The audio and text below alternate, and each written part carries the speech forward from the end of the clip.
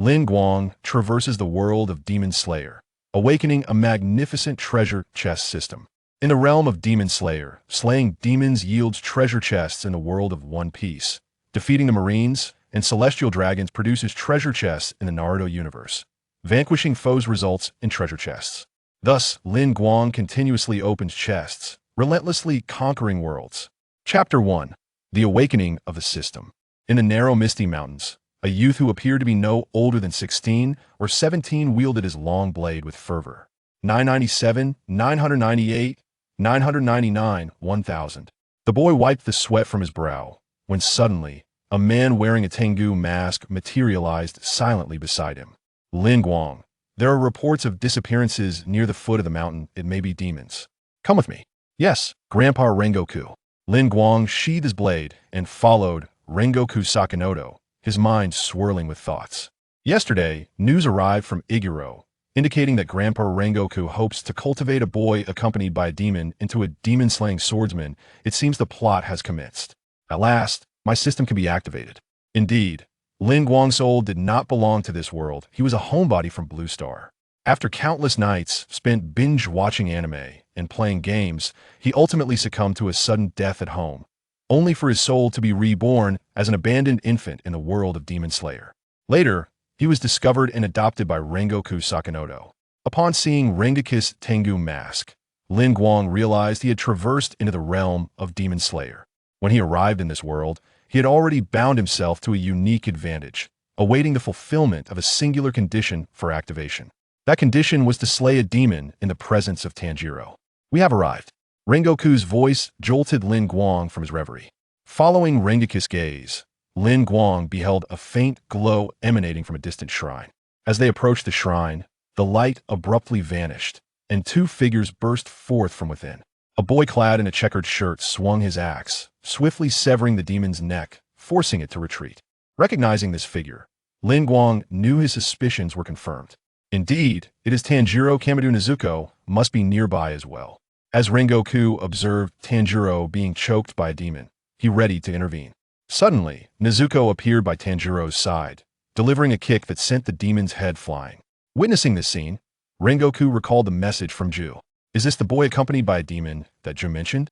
At that moment, the headless demon engaged in combat with Nezuko, while the severed head sprouted arms, ensnaring Tanjiro. Rengoku refrained from intervening, but Lin Guang could no longer contain himself. This was the perfect opportunity to activate his system. With his mouth slightly parted, he inhaled deeply. Breath of water. Fourth form. Tidal wave. Blue splashes erupted from the blade, cleaving the demon's body in two, rendering it immobile, while the demon's severed head lost consciousness as its body succumbed to death. Tanjiro released the axe, and it fell to the ground, effectively pinning the demon's head down. At that moment, Tanjiro's voice resonated in Lin Guang's ears. Are you a member of the Demon Slayer Corps? Lin Guang shook his head. My name is Lin Guang. I am not yet a member of the Demon Slayer Corps, but one day I will join. Tanjiro replied, I am Tanjiro, and this is my sister Nezuko. I believe you will undoubtedly become a member of the Corps. Thank you. But let us first deal with the demon, Lin Guang said as he approached the demon's head, which had sprouted arms on the ground. At that moment, the unconscious demon regained its senses. What has happened? Why has my body suddenly died? Upon seeing Lin Guang beside Tanjiro, the demon bellowed, Hey, you little brat, you're the one who killed my body, aren't you? Come here. I will eat you. Lin Guang drew his Nichiren blade and swiftly severed the demon's neck, stating, I hope you do not become a demon in your next life. The piercing scream shattered the silence of the sky. Amidst the cry, the demon dissipated into the air. A mechanical voice echoed in Lin Guang's mind. Host has slain a common demon. The multiverse treasure box system has been activated. Current world demon slayer. Kimetsu no Yaiba, the host has a certain chance of obtaining treasure chests with each demon kill. System activation reward. 1 beginner's treasure chest. Lin Guang smiled faintly, finally activated. Tanjiro, witnessing this extraordinary scene, stepped back in astonishment, his face a picture of fear. Well done. A man wearing a Tengu mask appeared silently beside them. You have mastered the breathing technique thoroughly. Facing demons without a hint of hesitation, you have performed admirably. Upon hearing the voice of Sakanji Urokadaki, Lin Guang's mind withdrew from the system. Grandfather Urokadaki. Lin Guang smiled gently and stepped behind him. Subsequently, Kadaki turned to Tanjiro. I am Sakanji, Kadaki. You must be the one introduced by Jutomioka, correct? Feeling a surge of nervousness at Lin Guang's address, Tanjiro replied, yes, I am Tanjiro Kamadu, and my sister is Nezuko. Kadaki's tone suddenly grew stern. Tanjiro, what would you do if your sister were to harm innocent people? Tanjiro paused, momentarily struck. Observing his reaction, Kadaki felt a pang of disappointment. But Lin Guang unexpectedly interjected, I would personally slay her, then take my own life in atonement. Kadaki was visibly pleased upon hearing Lin Guang's words. Chapter 2. The Frozen Fruit. Upon hearing Lin Guang's declaration, Tanjiro's gaze hardened. I will never allow such a thing to happen. If Nezuko ever harms innocent people, I will kill her and then take my own life in atonement. Only then did Kadaki nod in satisfaction, though he continued to impart his wisdom to Tanjiro. Subsequently, Kadaki Sakanji escorted the two individuals to lay the deceased civilians to rest. Once everything was concluded, he spoke again. Now allow me to assess your suitability to become a demon slayer. Carry your sister on your back and follow me. With that, Kadaki set off at a brisk pace. Lin Guang smiled and said, Tanjiro, do not lag behind. I firmly believe your sister will revert to her human form. With that encouragement, Lin Guang also took off running. Inspired by Lin Guang's words, Tanjiro's resolve solidified after securing Nezuko on his back. He followed closely behind Lin Guang and Kadaki. As dusk fell, Kadaki and Lin Guang halted before a small dwelling. Tanjiro, drenched in sweat, collapsed onto the ground. Does this mean I have gained your recognition? Kadaki opened the door, removed his headscarf, and replied, the test is only just beginning. Let us ascend the mountain. After placing Nezuko in a shaded corner of the room, Tanjiro followed Kadaki deeper into the misty mountains, leaving Lin Guang to tend to Nezuko. Lin Guang glanced at Nezuko beside him, offered a gentle smile, and immersed himself in the system. Open the novice treasure chest. With his command, the novice treasure chest vanished, revealing a blue fruit and a black ring in his hand. Frost fruit. Originating from the world of One Piece, it eliminates the side effects of devil fruits.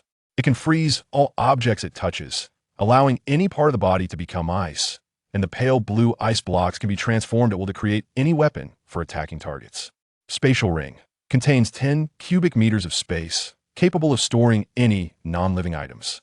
The Admiral Akiji's devil fruit. This power is practically a bug in this world, Lin Guang remarked as he took a bite, discovering the fruit to be not only palatable but also slightly sweet, with a refreshing chill. Truly a product of the system, it is indeed a premium item. After consuming the frost fruit, a chilling aura began to emanate from Lin Guang.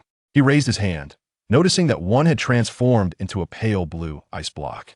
Elementalization of the body, immune to all physical attacks. How formidable. Suddenly, a soft whimper interrupted Lin Guang's thoughts. He realized that ice had formed in parts of the room, and the biting cold had disturbed the slumbering Nezuko.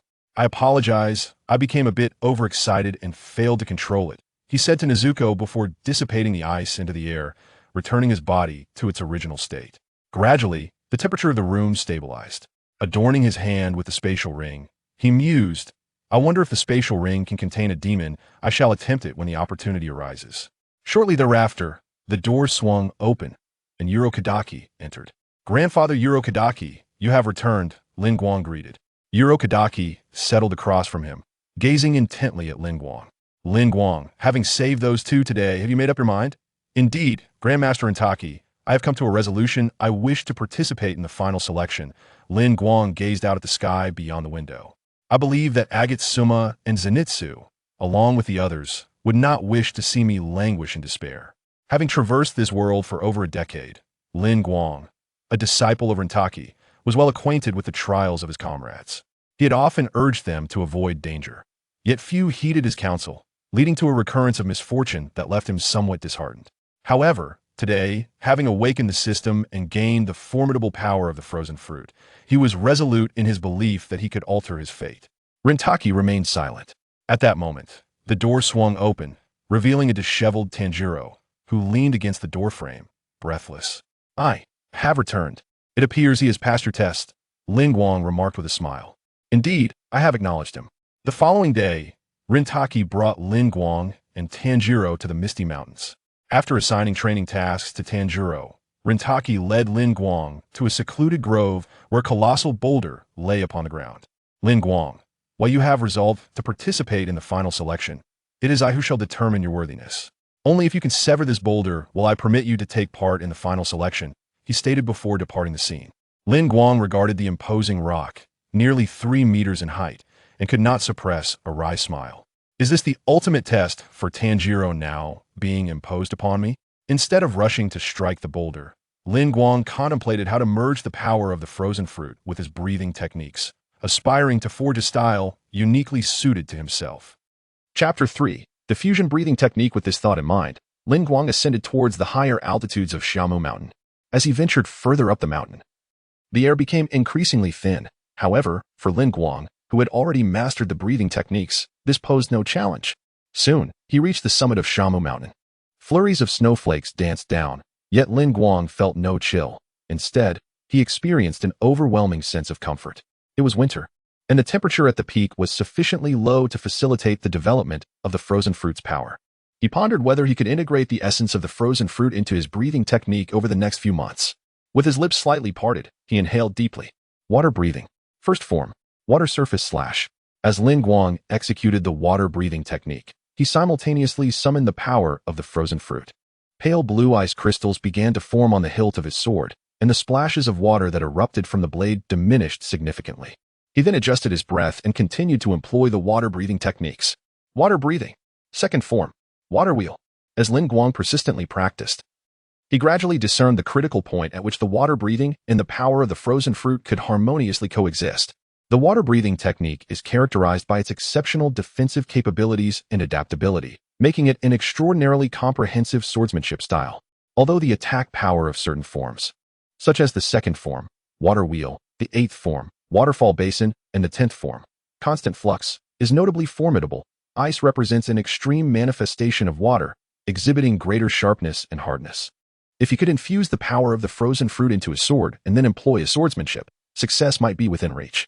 With this thought, Lin Guang closed his eyes and opened his mouth slightly, inhaling deeply before slowly raising his sword to deliver a forward slash. The pale blue ice blade glided through the air, emanating a chilling aura. Indeed, it is possible. Thus, I have created a breathing technique best suited to me, ice breathing. As time passed, a year had gone by. Perhaps due to Tanjiro's persistent inquiries about techniques following each training session, as well as Lin Guang serving as his sparring partner, Tanjiro managed to master water breathing in the remarkably short span of a year. Throughout this time, Lin Guang continually honed his swordsmanship and ice breathing. Ice breathing. First form, ice blade slash. White frost crystallized upon the blade, exuding a chilling essence. As Lin Guang's blade descended, a massive boulder split in two, still emanating wisps of cold air from the sword. This was not the first time Lin Guang had cleaved a boulder. After his initial success, he had incorporated this act into his training regimen, thereby refining his unique ice-breathing technique. Stowing away his sword, Lin Guang gazed toward another area. Curious whether Tanjiro had also managed to cleave a boulder, he decided to investigate.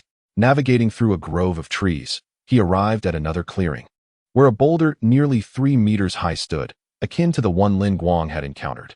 Tanjiro stood before the boulder, seemingly engaged in a duel with an unseen opponent. Lin Guang had been aware of this scenario for 3 months. Those two, Kaneo and Zenitsu, do they not worry about me? Lin Guang sighed, shaking his head in slight exasperation. When Lin Guang discovered this situation, he attempted to reach out to Kanroji and Shinobu, but to no avail, which left him feeling quite frustrated and somewhat envious of Tanjiro.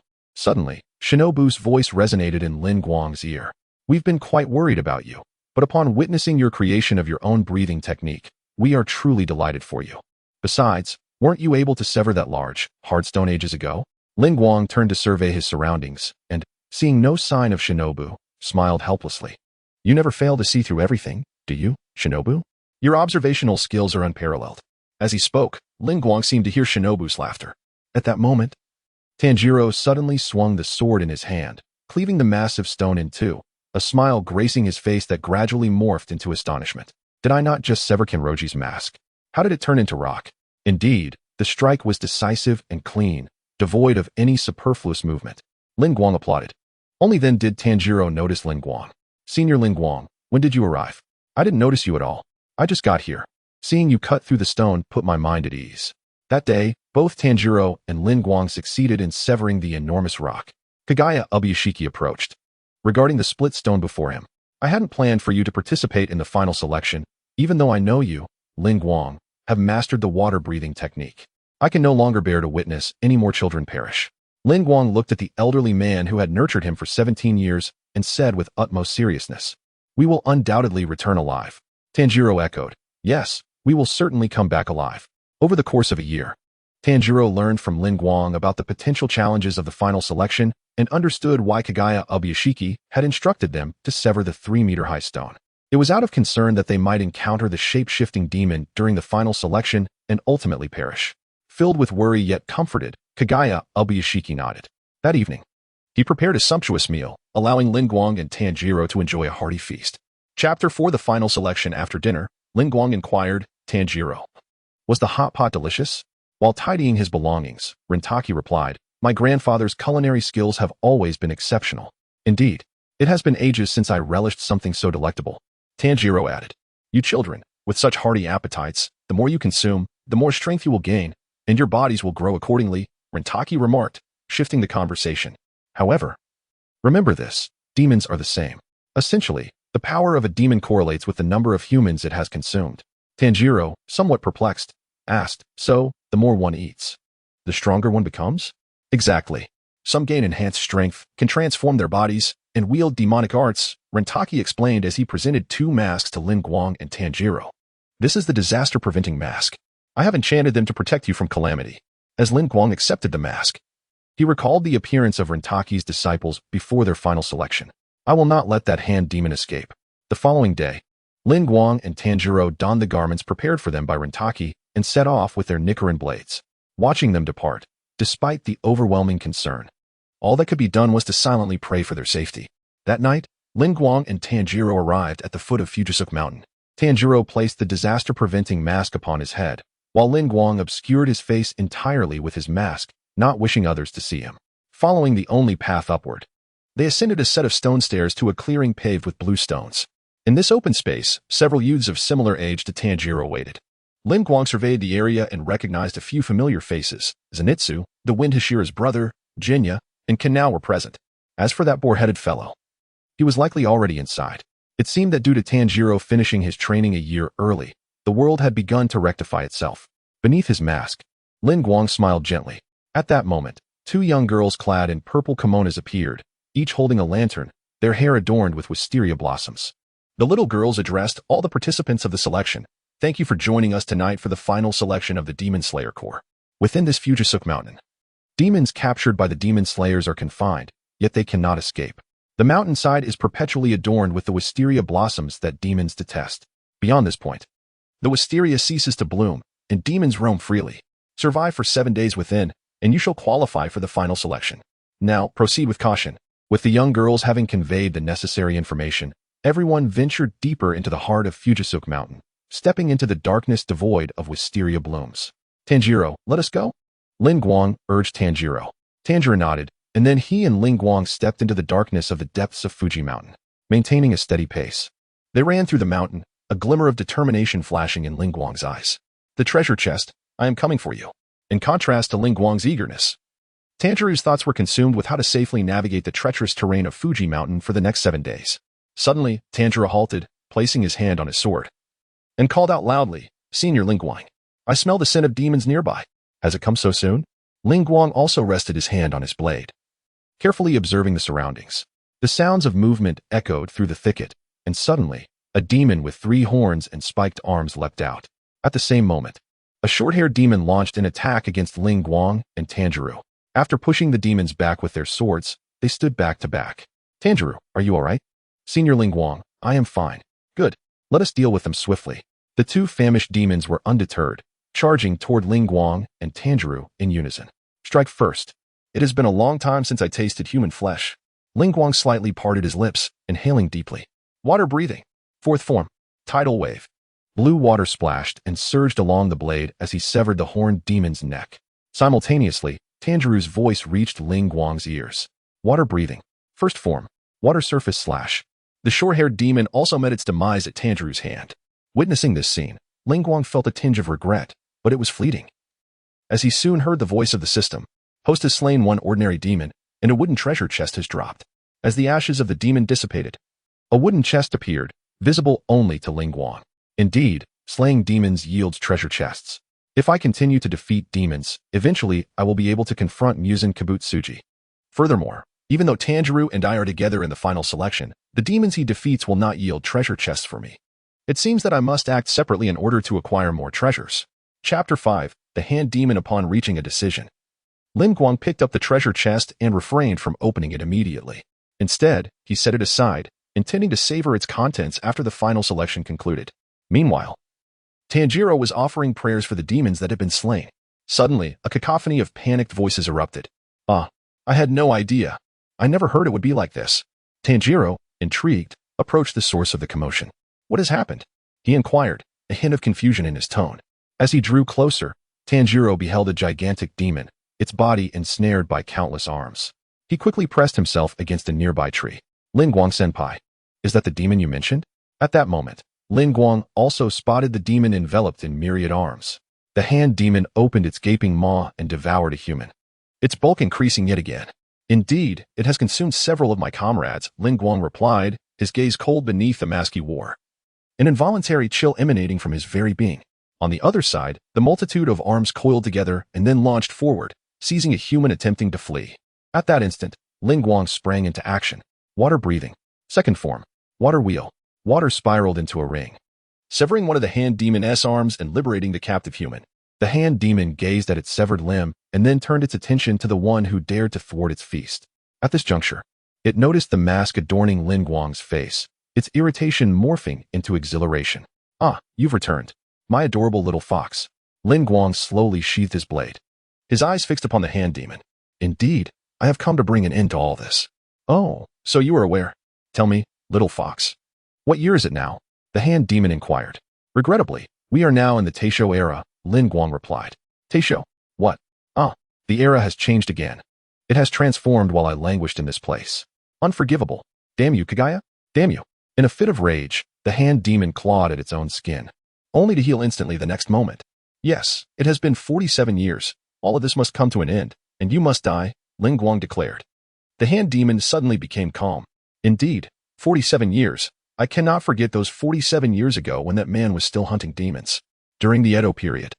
In the KO era. Impossible. There should not be a demon that has lived so long. This place should house only those who have devoured a few humans. Those demons slain during the selection, and those that kill one another, just. The individual saved by Lin Guang looked at the hand demon. Disbelief etched upon his face. The hand demon spread its numerous hands, proclaiming, Yet I have survived, trapped within this wisteria prison, having consumed perhaps 50 lesser demons. 11, 12, 13, and you are the 14th disciple of Kaguya that I have devoured. Ha ha ha. I had long since resolved to slay all of that man's disciples. Let me think. The most memorable among them must be those two, particularly the strongest with the rare hair color. He possesses flesh-toned hair and bears a wound upon his mouth.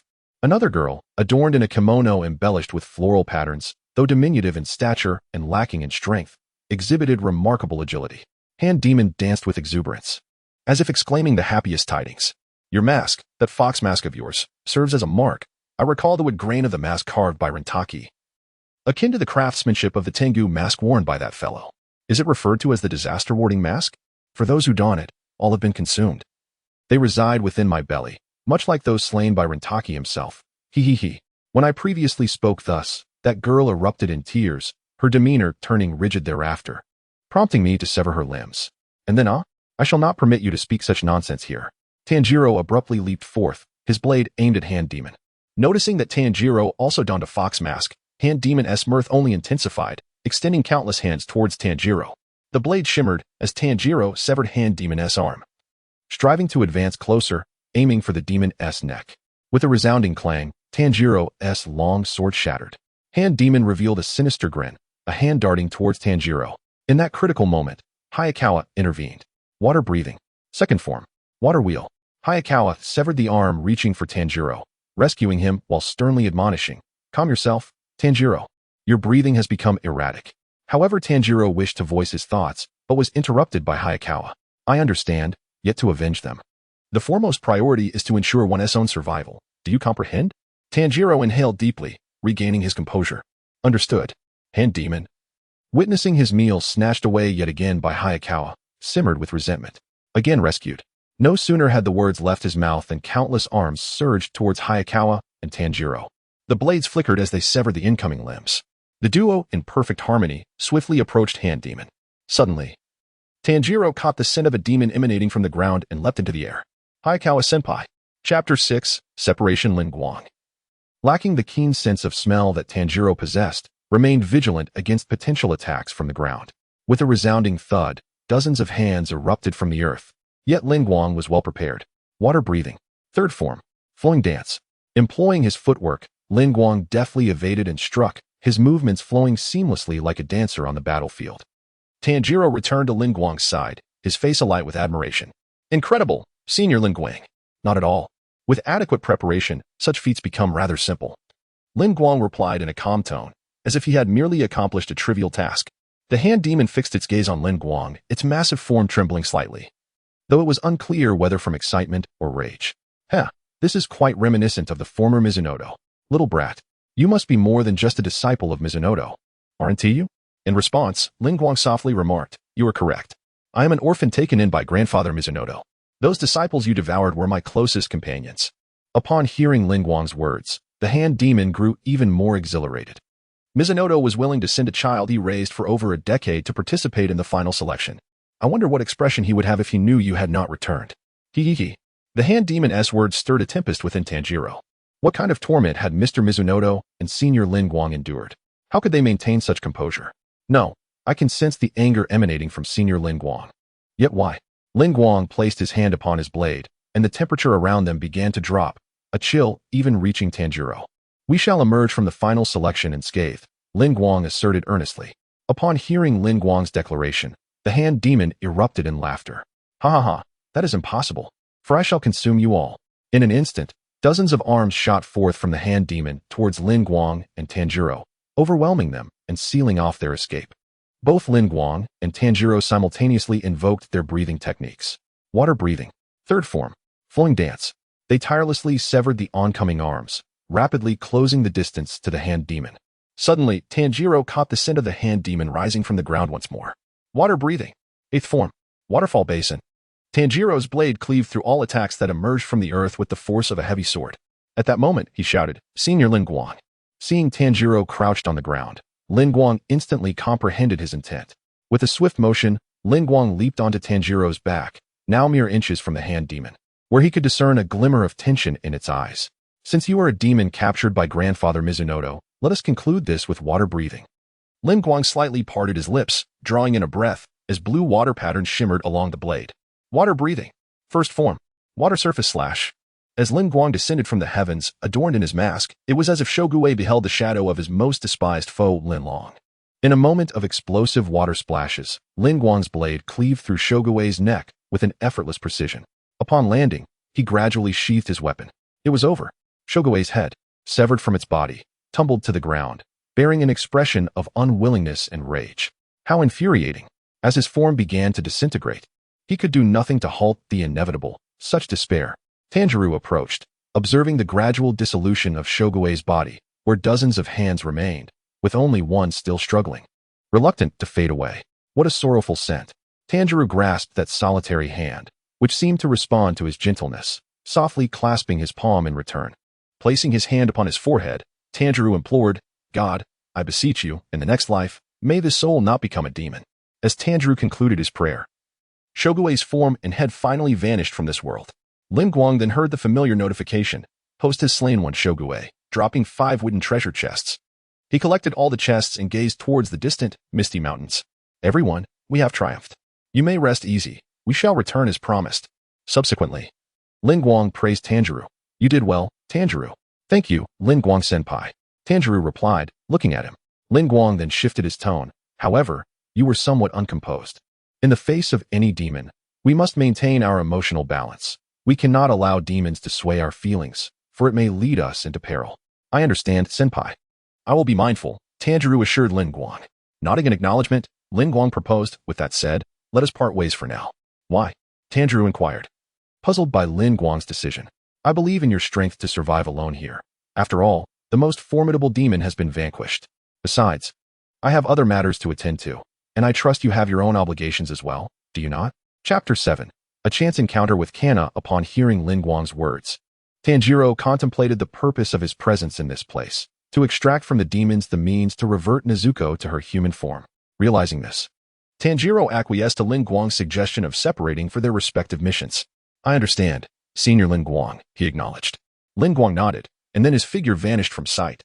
As Tanjiro gazed at the spot where Lin Guang had disappeared, he touched his nose, noting that there was no scent emanating from Lin Guang. However, upon approaching, he felt a chill in the air. Could it be a result of Lin Guang's mastery over the breath of ice? A faint smile crossed Tanjiro's lips as he departed from that place. Meanwhile, Lin Guang traversed the woods with agility, quickly attracting the attention of the demons. He dispatched 12 demons in quick succession, even severing the neck of one without employing any breathing techniques. As a result, Lin Guang's treasure chest count reached 16. Watching the demons he had slain gradually turn to ash and dissolve into the air without yielding any treasure, Lin Guang began to understand the correlation between a demon's strength and the likelihood of treasure appearing. It seemed that the more formidable the demon, the greater the treasure it would yield. As dawn approached, the demons lurking in the depths were compelled to retreat. Observing the rising sun, Lin Guang smiled gently. It appears I can afford a brief respite. As night fell, the demons of Fujisaki Mountain commenced their activities. A long-haired demon stealthily approached the resting Lin Guang and launched a sudden attack. Lin Guang, mouth slightly agape, inhaled deeply. Breath of ice. First form. Ice blade slash. The frigid blade swept across the long-haired demon's neck, severing it cleanly. The demon's head and body instantaneously transformed into 2 chunks of ice, which then shattered in the air, dispersing like twinkling stars. With night upon him, Lin Guang felt invigorated and began to navigate through the woods. Over the course of the night, he vanquished several more demons and collected a few wooden treasure chests. By the 4th night of the final selection, Lin Guang encountered a familiar figure. Breath of flowers. 4th form. Crimson blossom attire. Kana's blade traced a peculiar arc from below, accompanied by a flurry of red petals. With a single strike, she severed the demon's arm, and with a swift follow-up, she decapitated it. Lin Guang stepped forward with the intention of claiming the demon's head, but Kana offered him no opportunity, prompting him to silently lament. What a pity. However, upon catching sight of Lin Guang, who wore a fox mask, Kana gave him a fleeting glance before turning away and walking off. Witnessing her reaction, Lin Guang helplessly removed his mask and called out, "Little Kana, it has been a year since we last met. Do you not remember me?" During the years Lin Guang was under the care of Shinobu, he learned that Shinobu would leave every 2 years during the onset of winter, yet he was unaware of the destination. It was only by chance that Shinobu brought Lin Guang along on one such journey, revealing that he visited the Demon Slayer Court to confer with the Lord, accompanied by the former Hashira. Upon learning of this, Lin Guang accompanied Rin Taki almost every time he visited. After the establishment of the Butterfly House, Lin Guang took to visiting it regularly, leaving quite an impression on Kanaiho. When Kanaya heard that familiar name, she turned to gaze at Lin Guang's visage, and soon his appearance merged with her memories. After a brief silence, Kanaiho produced a coin and tossed it into the air. Quick as a flash, Lin Guang snatched the coin from her grasp and remarked, "Why do you still rely on a coin for decisions? Did I not mention that you should voice your thoughts directly?" Taken aback by the sudden loss of her coin, Kanaiho felt momentarily disoriented. Noticing her confusion, Lin Guang gently patted her head and said, "You are here for the final selection. I presume you haven't informed Shinobu yet." With her head bowed and words failing her, Kanaiho sensed Lin Guang's unwavering gaze upon her. Reluctantly, she confessed, "Sister Shinobu is unaware of my participation in the final selection. I came here secretly." Expecting reproach from Lin Guang, Kanaiho was pleasantly surprised when he instead praised her, saying, "I knew it. Well done, little Kanaiho. This must be your first decision made independently, am I right?" Reflecting seriously, Kanaiho looked up at Lin Guang and replied, "It seems I didn't use the coin for the final selection. This should be considered my own decision." "That is splendid. Just continue this way. However, remember to explain everything to Shinobu upon your return. She has been quite worried about you," Lin Guang said with a smile. Seeing his sunlit grin, Kanaiho gently nodded. "Yes, I understand." For the next 3 days, Lin Guang primarily accompanied Kanaiho. Unfortunately, the demons she vanquished did not yield any treasure chests for him, which left him somewhat disheartened. Moreover, by the final day, Lin Guang had scarcely encountered any demons at all. As he surveyed the more than 40 wooden chests within the system space, he began to wonder if he had indeed eradicated all the demons atop Fujisawa Mountain. Time flew by, and the 7 days of the final selection had come to an end. Chapter 8. Selection concludes Lin Guang and Kana, who traversed through a sea of wisteria, arriving at the familiar clearing. Presently, there were a dozen individuals gathered there. Apart from my wife Zenitsu and the unyielding Jinya, all were individuals Lin Guang had rescued. As Lin Guang emerged, those he had saved approached him one by one. "Thank you for saving me. May I inquire your name?" "I was so frightened at the time that I forgot to ask," one said. I feel a bit embarrassed having been rescued thrice," another admitted. "Well, I am fortunate. I was only rescued once, which indicates I possess some strength," chimed in a third. "I was saved by this girl beside me. Since you all acted together, are you perhaps comrades?" Upon hearing their gratitude, Lin Guang smiled subtly. "Though my primary objective was the treasure chest, the sensation of saving others is rather gratifying." At that moment, Tanjiro stepped forward and spotted Lin Guang surrounded by the crowd, calling out loudly, "Lin Guang senpai." Upon hearing Tanjiro's voice, Lin Guang addressed the gathered individuals. "We shall all be members of the Demon Slayer Corps in the future. It is only right that I lend a hand." He then added, "Now that my companion has called for me, I must take my leave." The crowd, hearing this, readily parted to allow him passage. As Lin Guang and Kana, who emerged from the throng, Tanjiro observed with surprise, noting that the girl appeared to be the only female participant in this final selection. Could it be that Lin Guang senpai's situation is? "Tanjiro, you seem a bit disheveled," Lin Guang quipped, noticing Tanjiro's disarray. Embarrassed, Tanjiro scratched his head and replied, "Yes, I encountered a bit of trouble. I ran into a few demons, but I couldn't extract any information. Communication was utterly impossible." He sighed, feeling somewhat dejected. Lin Guang offered a gentle smile and placed a hand on Tanjiro's shoulder. "I believe there will be a solution." "Yes." Tanjiro nodded vigorously. "Welcome back." A soft voice chimed as the two little girls from earlier emerged from beneath the wisteria trees. The girls stepped forward and continued, "Congratulations to all of you. It is truly wonderful to return safely. So what should we do next? Where are our swords?" At this moment, Jinya, growing impatient, interjected, "Where are the swords?" Lin Guang observed Jinya thoughtfully and smiled gently, noting the similarity in temperament to his brother. "First, we will distribute the uniforms to each of you. We will measure your sizes and then engrave your ranks. There are 10 ranks in total: A, B, C, D, E, F, G, H, I, J. Currently, you all hold the lowest rank, Aoi." The two little girls spoke in unison, addressing the group. Feeling overlooked, Jinya's impatience grew. "Where are the swords?" "Today. You may select the Tamashii steel to forge your blades, but the process will take 10 to 15 days to complete. Before that," the white-haired girl on the left clapped her hands twice. Under the wisteria tree, a multitude of crows took flight, circling the sky for a brief moment before each alighted upon the shoulder of their chosen master. Henceforth, these crows, known as SG, shall accompany you. "Crows? Are these not sparrows?" My wife, Zenitsu, gazed in bewilderment at the little sparrow perched on his shoulder. Lin Guang, observing the obedient crow on his own shoulder, could not resist reaching out to stroke it. This is no jest. Inosuke Hashibara forcefully cast aside his crow, striding furiously towards the two young girls. "The crows are of no concern. Bring me a sword. A sword. Right now. The sword of the Demon Slayer Corps. The color change blade. Do you hear me?" Inosuke exclaimed with exasperation, and then seized the white-haired girl by her hair, gripping it tightly. The girl, however, displayed no signs of emotion, remaining as still as a wooden figure under Inosuke's grasp. Witnessing such outrageous behavior, Tanjiro felt a surge of anger and was about to intervene, only to find that Lin Guang had already stepped forward. "Hey, I recall you are the brother of Kaneo Tsuyuri, right? Isn't this behavior rather inappropriate?" Lin Guang firmly grasped Inosuke's hand, applying a slight pressure. "Ah." Inosuke clutched his wrist, glaring at the masked man who had dared to lay hands on him. "Who are you?" "I am Lin Guang, a disciple of Sakanji Urokadaki," Lin Guang replied, removing his mask. Inosuke glared fiercely at Lin Guang, committing his appearance to memory. "Have you finished saying what you needed to say?" At that moment, the black-haired girl spoke up. Noticing that Lin Guang and Inosuke had ceased their conversation, she pulled down the red cloth that had been draped over the table and continued, "Now, please select your Tamashii steel from this side. To vanquish evil demons and to safeguard your blade, the steel must be chosen by each of you." Upon hearing this, Lin Guang, accompanied by Kanai and Tanjiro, proceeded to select the steel. Chapter 9.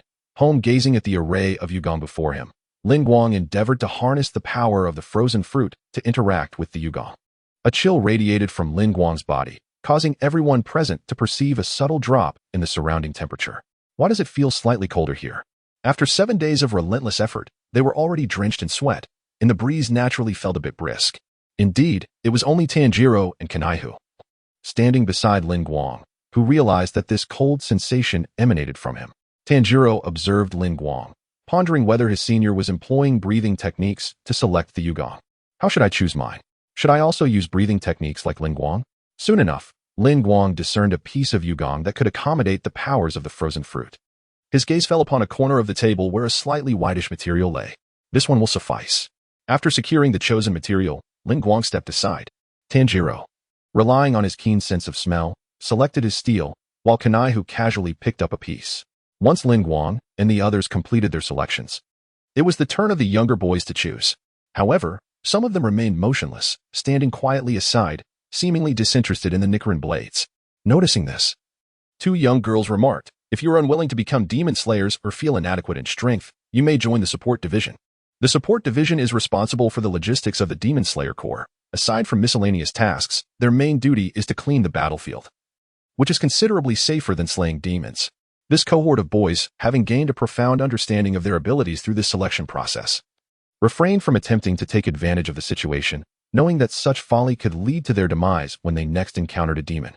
Upon hearing the two young girls mention the logistics department, the boys sighed in relief.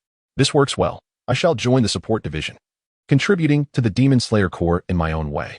Thus, a group opted for the support division, while a small portion, imbued with a mysterious confidence in their abilities, chose to join the Demon Slayer Corps. Half an hour passed, and the selection for the Demon Slayer Corps officially concluded, with the youths gathered at Fujisui Mountain gradually dispersing. Subsequently, Lin Guang bid farewell to Tanjiro and Kanaihu, and they parted ways. Lin Guang and Tanjiro prepared to return to the Misty Mountain, awaiting the swordsmith to deliver their specially crafted Nichiren blades. By the time they arrived at Misty Mountain, night had fallen. As they approached the small wooden cabin of Urokadaki, the door burst open with a bang, revealing Nezuko emerging from within. The moment Tanjiro laid eyes on Nezuko, the weight of a year's worry lifted from his heart. "Ah, Nezuko, you're awake." Nezuko rushed towards Tanjiro upon seeing him. The siblings embraced, and Tanjiro, overwhelmed with emotion, began to weep uncontrollably. "Why did you suddenly fall asleep? And why did you not wake up? I thought you were going to die." For 2 long years, Tanjiro suppressed his emotions, but at this moment, they erupted before Nezuko. Coincidentally, Kanroji Mitsuri witnessed this scene. After exchanging glances with Tanjiro, she set down the firewood in her hands and approached the siblings. With a smile, Mitsuri said, "We've returned." She embraced Tanjiro and Nezuko tightly, and beneath her mask, tears streamed down her face as she murmured, "You both have returned safely." The fact that Tanjiro and Nezuko survived together, that the tragedies of Kaneo and Shinobu did not befall them, completely unshackled Mitsuri's heart. Having learned that nearly all of her disciples did not survive the final selection, Mitsuri had inquired about the situation at Fujisaki Mountain and discovered that a demon seemed to be specifically targeting her students. However, due to the regulations of the Demon Slayer Corps final selection, she was unable to intervene in the matters at Fujisaki Mountain, leading her to bear the burden of guilt alone. Ultimately, the return of Tanjiro and Nezuko became the key to unlocking her own shackles. After bathing and changing, washing away the fatigue of 7 days and enjoying a hearty meal, Mitsuri inquired about the final selection. Tanjiro and Nezuko, in perfect harmony, chose not to mention their separation. Upon hearing that they had vanquished the aberrant demon, the chains binding Mitsuri's heart dissipated entirely. "Is it true? You have defeated the aberrant demon?" "Yes." Tanjiro and Mitsuri replied in unison. "At last, your return is truly remarkable." Mitsuri felt a profound sense of relief and lavished praise upon Tanjiro and Nezuko. Then, Mitsuri continued, "There are many types of demons, and those capable of wielding blood demon arts are classified as special abilities. In the future, you may find yourselves battling such demons." Mitsuri smiled and declared, "No matter the type of demon, I will eradicate them all." Chapter 10, the unveiling moment. Upon hearing Lin Guang's words, Tanjiro felt compelled to add, "Well, of course, exceptions like Nezuko aside." Lin Guang succinctly articulated what Tanjiro wished to express. Tanjiro gazed at Lin Guang, his heart stirred. Indeed, his senior was both gentle and formidable. "I aspire to be like you, Senior Lin Guang," Tanjiro proclaimed with gratitude. Witnessing this scene, Kagaya Ubuyashiki smiled softly. "Haha. Battling those extraordinary demons will undoubtedly prove far more challenging than anything encountered thus far, but I have faith in you. You shall prevail." At this, Tanjiro interjected, I believe Nezuko is unlike other demons. Is it perhaps due to that blood demon art?" Kagaya Ubuyashiki promptly dismissed Tanjiro's notion, stating, "No, that is not the case. It likely does not pertain to blood demon arts. This is merely my conjecture. Nezuko may be relying on sleep to restore her strength, abstaining from consuming human flesh. Hearing this, Tanjiro felt a flicker of joy within. The next day, Lin Guang ascended to the summit where he practiced the breath of ice. And then he entered the system. System, initiate the unboxing. Ding. Detected that the host currently possesses 48 wooden treasure chests. Shall all be opened? Open them. With Lin Guang's command, the system's voice reverberated in his mind. Ding. Opening wooden treasure chest. Congratulations to the host for obtaining a small strength potion X1. Ding. Opening wooden treasure chest. Congratulations to the host for obtaining a small stamina potion X1. Ding. Opening. Ding. After over 40 notifications, Lin Guang felt momentarily dazed, managing to grasp only the contents of the initial few chests while the remainder eluded him. Once he regained his composure, he instructed the system. From now on, if I open more than 10 chests, please summarize the rewards and inform me afterward. Ding. Setting. For treasure chests opened exceeding 10. Report the summarized rewards afterward. Setting successful. Upon hearing this, Lin Guang exhaled in relief. Phew system. You just overwhelmed me with so many notifications that I could not catch them all. Please tell me directly what I have acquired. Subsequently, the system's voice echoed once more. Ding. This time, the host opened a total of 48 wooden treasure chests and obtained 5 small strength potions, 2 small intelligence potions, 8 small stamina potions, 5 small speed potions, 1 frost feather cloak, 18 men's garments, and 9 women's garments. Small strength potion slightly enhances strength. Consuming an excessive amount will render the effect void. Small stamina. Stop. I assume the rest is similar. There is no need for further elaboration. Lin Guang interrupted the system. Surveying the acquired items, Lin Guang felt a twinge of frustration. It seemed the wooden treasure chests yielded little of value. While the men's garments were tolerable, what was the purpose of the women's clothing? At this moment, Lin Guang discovered that among the rewards, only the frost robe was distinctly categorized. He took out the frost robe and immediately felt a slight chill, accompanied by an exquisite smoothness. The white robe was adorned with subtle blue frost patterns, enhancing its overall elegance. Then, the system's voice resonated. Frost robe, a robe etched with frost designs, possessing a faint ability to diminish the perception of enemies. Upon seeing the robe's effects, Lin Guang's eyes sparkled with excitement. He had unexpectedly unveiled a remarkable item. Satisfied, he donned the white robe, remarking that although the system did not specify the extent of the perception reduction, the mere ability to impair enemy awareness was astonishing. Just imagine. In a battle against demons, if their perception of Lin Guang were to wane, he could deliver a surprise strike, potentially severing a demon's neck with ease. Nodding in satisfaction, he calculated that the total number of items precisely equated to the number of treasure chests. It seemed that the odds of obtaining valuable items from wooden chests were rather slim, as nearly 50 chests yielded only 1 worthwhile item and 20 potions. Nevertheless, he considered it acceptable. After all, wooden chests were typically dropped by ordinary demons, and such rewards were commendable. In due time, he would confront those demons wielding blood arts or even the 12 Kazuki to see what treasures they might bestow.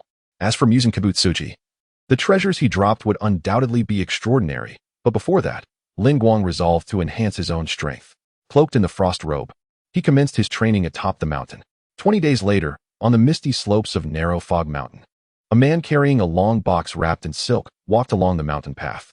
He was clad in a brown kimono adorned with a sun motif, topped with a bamboo hat, from which numerous wind chimes dangled. As the gentle breeze stirred, the chimes produced a melodious sound. The man ambled leisurely through the narrow Fog Mountain until he arrived at the small wooden house of Sakanji Yurokadaki. Tanjiro was outside, tidying up, and he looked up to see the approaching man. Chapter 11. The black and white Nichiren blade. As soon as Tanjiro uttered a couple of words, the man before him introduced himself with enthusiasm. I am Kanetetsu, the craftsman who forged the blades for Lin Guang and Tanjiro Kamado. Upon hearing this, Tanjiro stepped aside and said, I am Tanjiro Kamado. Please, come in. He then called out into the room, Senior Lin Guang, the swords have arrived. I've heard. Lin Guang replied as he emerged, a hint of confusion in his expression. Wasn't it supposed to be completed on the 15th? Why has it taken 20 days? However, both Tanjiro and Lin Guang observed Kanetetsu sitting with his back turned, retrieving a long box from behind him, preparing to unveil its contents. This is the Nichiren blade. Crafted by me, he declared. Noticing that the man had no intention of entering, Tanjiro felt somewhat helpless and continued, please come inside. Allow me to brew you a cup of tea. Kanetetsu remained steadfast in his refusal to enter, muttering to himself. The materials for the Nichiren blade can be sourced from the mountains closest to the sun, utilizing scarlet sand iron and scarlet ore to forge iron that absorbs sunlight. Indeed? Tanjiro replied, aware that the sunlight mountain basked in sunlight all day long. At that moment, Kanetetsu stood and pointed towards the distant sun, inside the wooden cabin. The elder Sakanji Urokadaki sighed in exasperation, muttering, "This man remains as obstinate as ever." Suddenly, Kanetetsu turned and thrust his face closer to Tanjiro and Lin Guang. Startled by the grotesque mask adorning Kanetetsu's face, Tanjiro instinctively took a step back, while Lin Guang showed no reaction. One is the child of the scorching sun and the other, a user of the breath of ice. What an extraordinary combination, fire and ice, Kanetetsu remarked, pointing incredulously at them. No, I am the son of Tanjiro and Aoi. Tanjiro quickly clarified and explained. That is not what I meant. Kanetetsu retorted, gesturing towards Tanjiro's hair as he continued. Your hair and eyes are both red. In families engaged in fire-related work, such children are often regarded as auspicious. With that, Kanetetsu poked Tanjiro's cheek with his finger. Tanjiro, feeling somewhat exasperated by the attention on his face, replied, Is that so? I had no idea. Your blade might very well turn red. Kanetetsu exclaimed with excitement. Then turned to Lin Guang, adding, And as for you, the developer of the breath of ice, I wonder what color your blade will become. Well, we shall find out shortly. Can Mr. Kanetetsu come inside now? Lin Guang said with a smile. Of course. I believe Urokadaki is also eager to see the colors of your blades, isn't he? Kanetetsu called out to the interior of the cabin. From within, Urokadaki responded with a solemn acknowledgement. Only then did Kanetetsu enter the wooden cabin, carrying the completed Nichiren blades, with Tanjiro and Lin Guang following closely behind. Upon entering the wooden cabin, Steel Grave settled beside Kanroji Mitsuri, while Lin Guang and Tanjiro took their seats opposite them. Just as Tanjiro intended to brew some tea, he noticed Steel Grave handing a blade to each of them. Tea can wait. Quickly draw your swords, he urged. The Nichiren blade, also known as the color-changing sword, transforms its hue according to its wielder. Upon hearing this, Lin Guang and Tanjiro unsheathed their Nichiren blades. Moments later, Tanjiro's golden blade began to darken from the hilt, gradually turning pitch black. In contrast, Lin Guang's sword transformed into a pristine white. The change in Lin Guang's blade was within Steel Grave's expectations, as he was a swordsman who employed the breath of ice. Thus, a white or pale blue blade was entirely plausible. However, the sight of Tanjiro's blade morphing into black elicited an involuntary exclamation from Steel Grave, clearly not the outcome he had anticipated. Black? Is it black? Kanroji Mitsuri, on the other hand, remained remarkably composed, murmuring softly. Noticing Steel Grave's astonishment, Tanjiro felt a surge of anxiety. Is black not good? Is it ominous? Kanroji Mitsuri then elucidated. Not necessarily, it's just uncommon to see such a deep black. Lin Guang's blade turning white is also a first. Perhaps it relates to his mastery of the breath of ice. Unable to contain himself, Steel Grave erupted in frustration. I had hoped for a vibrant crimson blade. How vexing. Without warning, he leaped onto Tanjiro, locking him in a tight embrace. Ouch. Mr. Steel Grave, please calm down. How old are you? Tanjiro, out of respect for the swordsmith, dared not retaliate, enduring Steel Grave's antics, though the consequences fell solely upon him. To Tanjiro's surprise, Steel Grave unabashedly replied, I am 37. Chapter 12. The initial assignment. Observing the scene, Lin Guang smiled faintly, twirling the Nichiren blade in his hand, feeling its seamlessness. He then sheathed the blade and bowed in gratitude to the Steel Master, expressing, I am sincerely thankful for the Nichiren blade you have forged for me. Upon hearing Lin Guang's words, Steel Master released Tanjiro, turning his gaze toward Lin Guang. Uncertain about the nature of the chosen Tamashii steel, he remarked. The usual temperatures for forging swords are insufficient to melt it. Only amidst the molten scarlet sand iron and scarlet ore can this Tamashii steel be melted. Without that, I would have doubted the possibility of forging your blade. Steel Master's eyes, peering through his mask, seemed to scrutinize Lin Guang for any uniqueness. Upon Steel Master's commentary, Lin Guang felt a twinge of surprise. He had merely infused a hint of the ice fruit's power into the Tamashii steel. To think it could endure for so long. With a gentle smile, he expressed his gratitude once more. I truly apologize for the trouble, Steel Master. I merely employed the breath of ice while selecting materials to find a suitable blade, unaware it would cause you such a significant inconvenience. Steel Master shook his head, replying, It is of no consequence. In the realm of sword forging, there are no trivial troubles. I am simply delighted to be able to create a blade that complements your breathing technique. Your reassurance brings me peace, Lin Guang responded. Meanwhile, Tanjiro gazed at the amiable Steel Master, struggling to reconcile him with the man who had just attempted to restrain him. At that moment, two crows flew into the wooden cabin. Lin Guang, Tanjiro Kamado, I bring you the directives of the Demon Slayer Corps. Tanjiro was momentarily astonished at the crow's ability to speak. Ah, they can talk. In contrast, Lin Guang and Sakanji Urokodaki remained remarkably composed. Proceed to the town in the northwest. There, young girls have been vanishing every night. Uncover the demon lurking there and eliminate it. Lin Guang and Tanjiro Kamado, exercise utmost caution. This marks your initial task as demon slayers. After delivering the mission, the two crows flew out of the cabin. Having received the assignment from the Demon Slayer Corps, Lin Guang and Tanjiro took a day to rest before donning their uniforms the following morning. Lin Guang adorned his uniform with the frost haori obtained from the treasure chest, while Tanjiro retained his distinctive black and green checkered coat. Once they were dressed, Sakanji Urokodaki inquired, "Are you ready?" "Yes, we are prepared, Grandfather Urokodaki," they replied in unison. Standing before Sakanji, the two spirited youths evoked a sense of growth in him. "Very well. Come here. Before you embark on your mission with the Demon Slayer Corps, I wish to impart some important information." Upon hearing this, Lin Guang and Tanjiro sat down, attentively listening. The Nichiren blade in your possession changes color according to its wielder, with each hue possessing distinct attributes. However, those whose blades turn black or white are exceedingly rare, and the specifics remain largely unknown. Due to the scarcity of knowledge on this matter, some have asserted that swordsmen unable to distinguish themselves bear black blades. Upon hearing the words of Sakanji Urokodaki, Tanjiro did not succumb to despair. Although uncertain of his fate within the Demon Slayer Corps, he resolutely declared, "I will undoubtedly restore Nezuko to her human form." Urokodaki, having observed Tanjiro's response and his performance throughout the past year of training, began to believe that this young man might indeed discover a means to transform demons back into humans. "Indeed, I share your belief," Urokodaki replied, then added, "Now, take this." He pushed a small wooden box toward Tanjiro. "This is a box designed for carrying your sister during the day. Crafted from a remarkably lightweight wood known as mist spruce, it has been coated with rock lacquer on the exterior, enhancing its sealing properties and strength. Thank you so much." Tanjiro expressed his gratitude with a bow before lifting the box. The moment he grasped it, he was astounded by its lightness. "It's so light. So incredibly light, Urokodaki-san." He then approached Nezuko and gestured for her to enter the box. Obediently, Nezuko crawled into the box like a little caterpillar. Finally, Urokodaki turned his gaze to Lingo. "Lingo, your aspirations have always been directed towards the elite of the Demon Slayer Corps, yet I still wish for your safety above all else."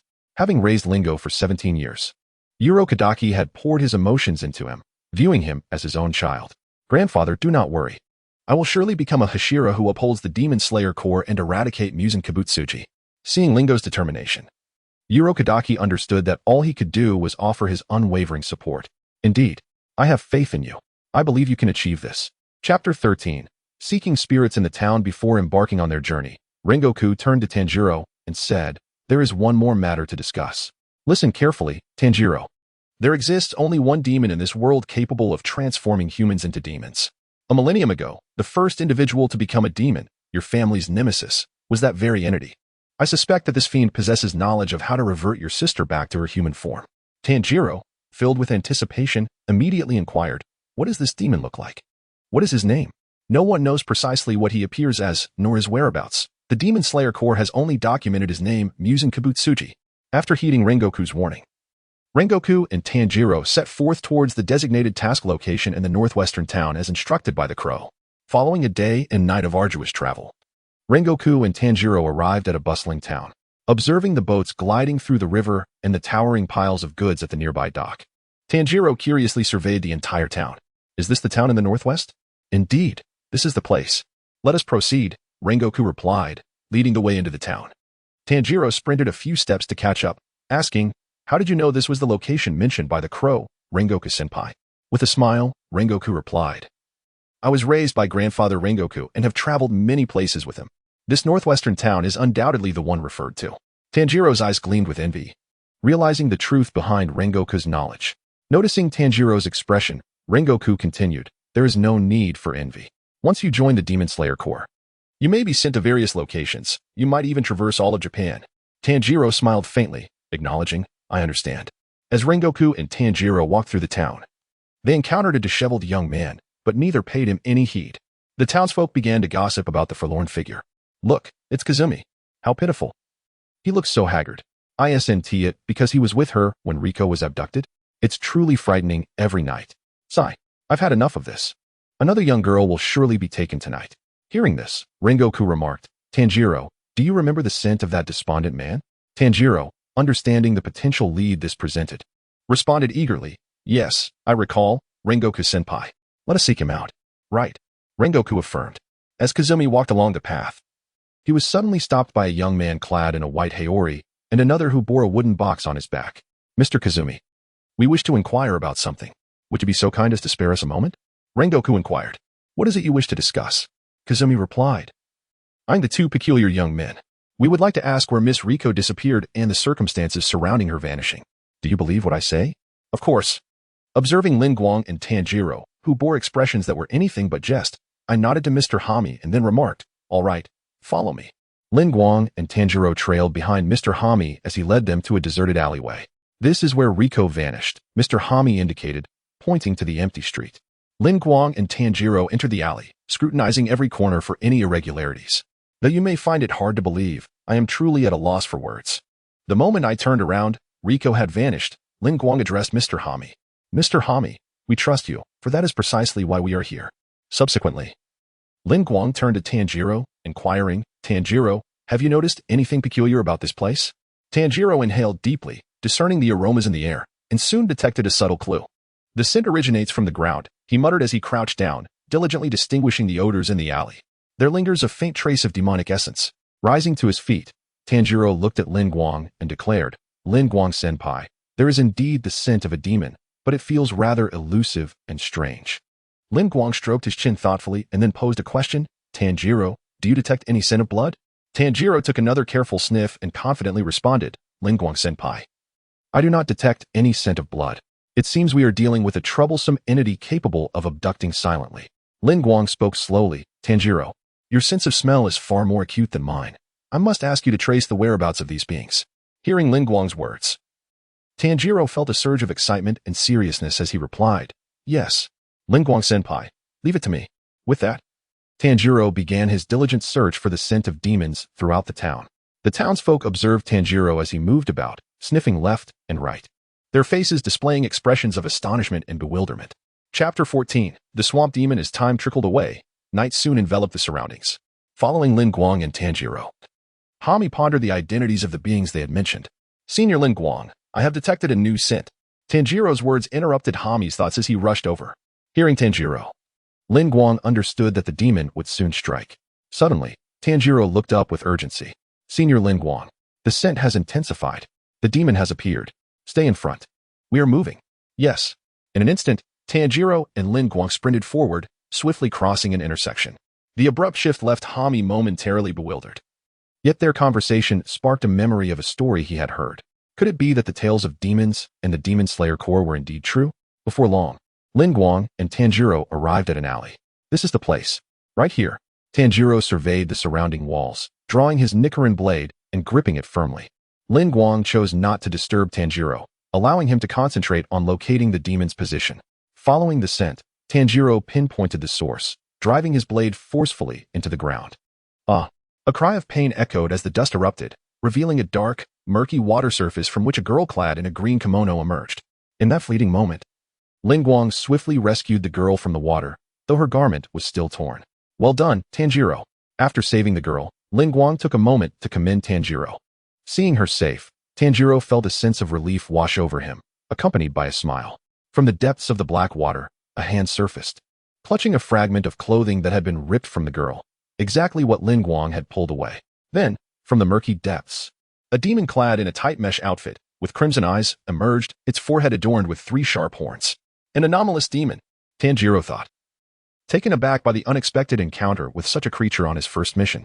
The abducted girls must be nearby, Tanjiro inquired. Meanwhile, the swamp demon, half submerged, began to heal the wound on its arm inflicted by Tanjiro, emitting a chilling grinding sound in anger. And there are 2 more questions I wish to ask you.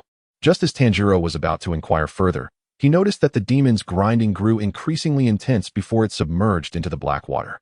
At that moment, Hami, arriving late, caught sight of the demon's half-exposed form and displayed an expression of shock. That creature. Indeed, it is a demon, Lin Guang confirmed. To think such a thing truly exists, she wouldn't Hami gazed at Lin Guang, fear evident in his eyes. Lin Guang offered no reply but entrusted the girl in his arms to Hami. Mr. Hami, please hold this girl and stand aside. We shall protect you. Having taken the girl from Lin Guang's hands, he stood not far away. Observing Lin Guang beside Tanjiro felt reassured about their safety and began to focus intently on the demon before him. The creature could emerge from the ground, the walls, or even the seemingly empty air. However, this demon was unable to conceal its scent during its lurking phase. I must inquire about Muzan Kibutsuji and find a way to restore Nezuko to her human form. Following the scent of the swamp demon, Tanjiro located its position. Water breathing. Fifth form. Just as Tanjiro was about to unsheath his blade, 3 shadowy figures suddenly emerged from the ground, 3 identical swamp demons, each with a varying number of horns on their foreheads. 3 demons. Tanjiro crouched and leaped to evade their assault. Yet, the 3 swamp demons were not inclined to let him go. At that moment, Lin Guang intervened. Ice breathing. First form. Ice blade slash. The white blade swept through the air, trailing flakes of snow, and severed the arms of the 3 swamp demons that reached for Tanjiro. The demons' arms were lopped off, causing them to retract into the black water, vanishing without a trace.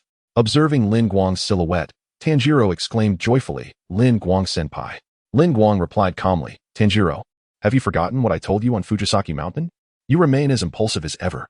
Tanjiro, feeling ashamed, responded, "I apologize for my recklessness, Lin Guang senpai." Lin Guang spoke slowly. "I understand your desire to restore your sister to humanity, but I hope you can concentrate entirely on combat when facing demons. Watch closely how I handle this. Now, go protect Mr. Hisui and the others." "Understood, Lin Guang senpai." Tanjiro gripped his Nichiren blade, standing beside Hisui. Wary of the swamp demon, Lin Guang, wielding his Nichiren blade, stood in the center of the alley, attuned to the moisture in the air. Due to the effects of the ice fruit, I could sense the humidity, indicating that where the moisture was denser, the swamp demon would appear. I found it. Chapter 15. Capturing the swamp demon breath of ice. Second form. Flying star ice blade. A gust of frigid wind swept through, as a white blade carved an arc of icy blue, effortlessly severing the entire left shoulder and arm of the swamp demon.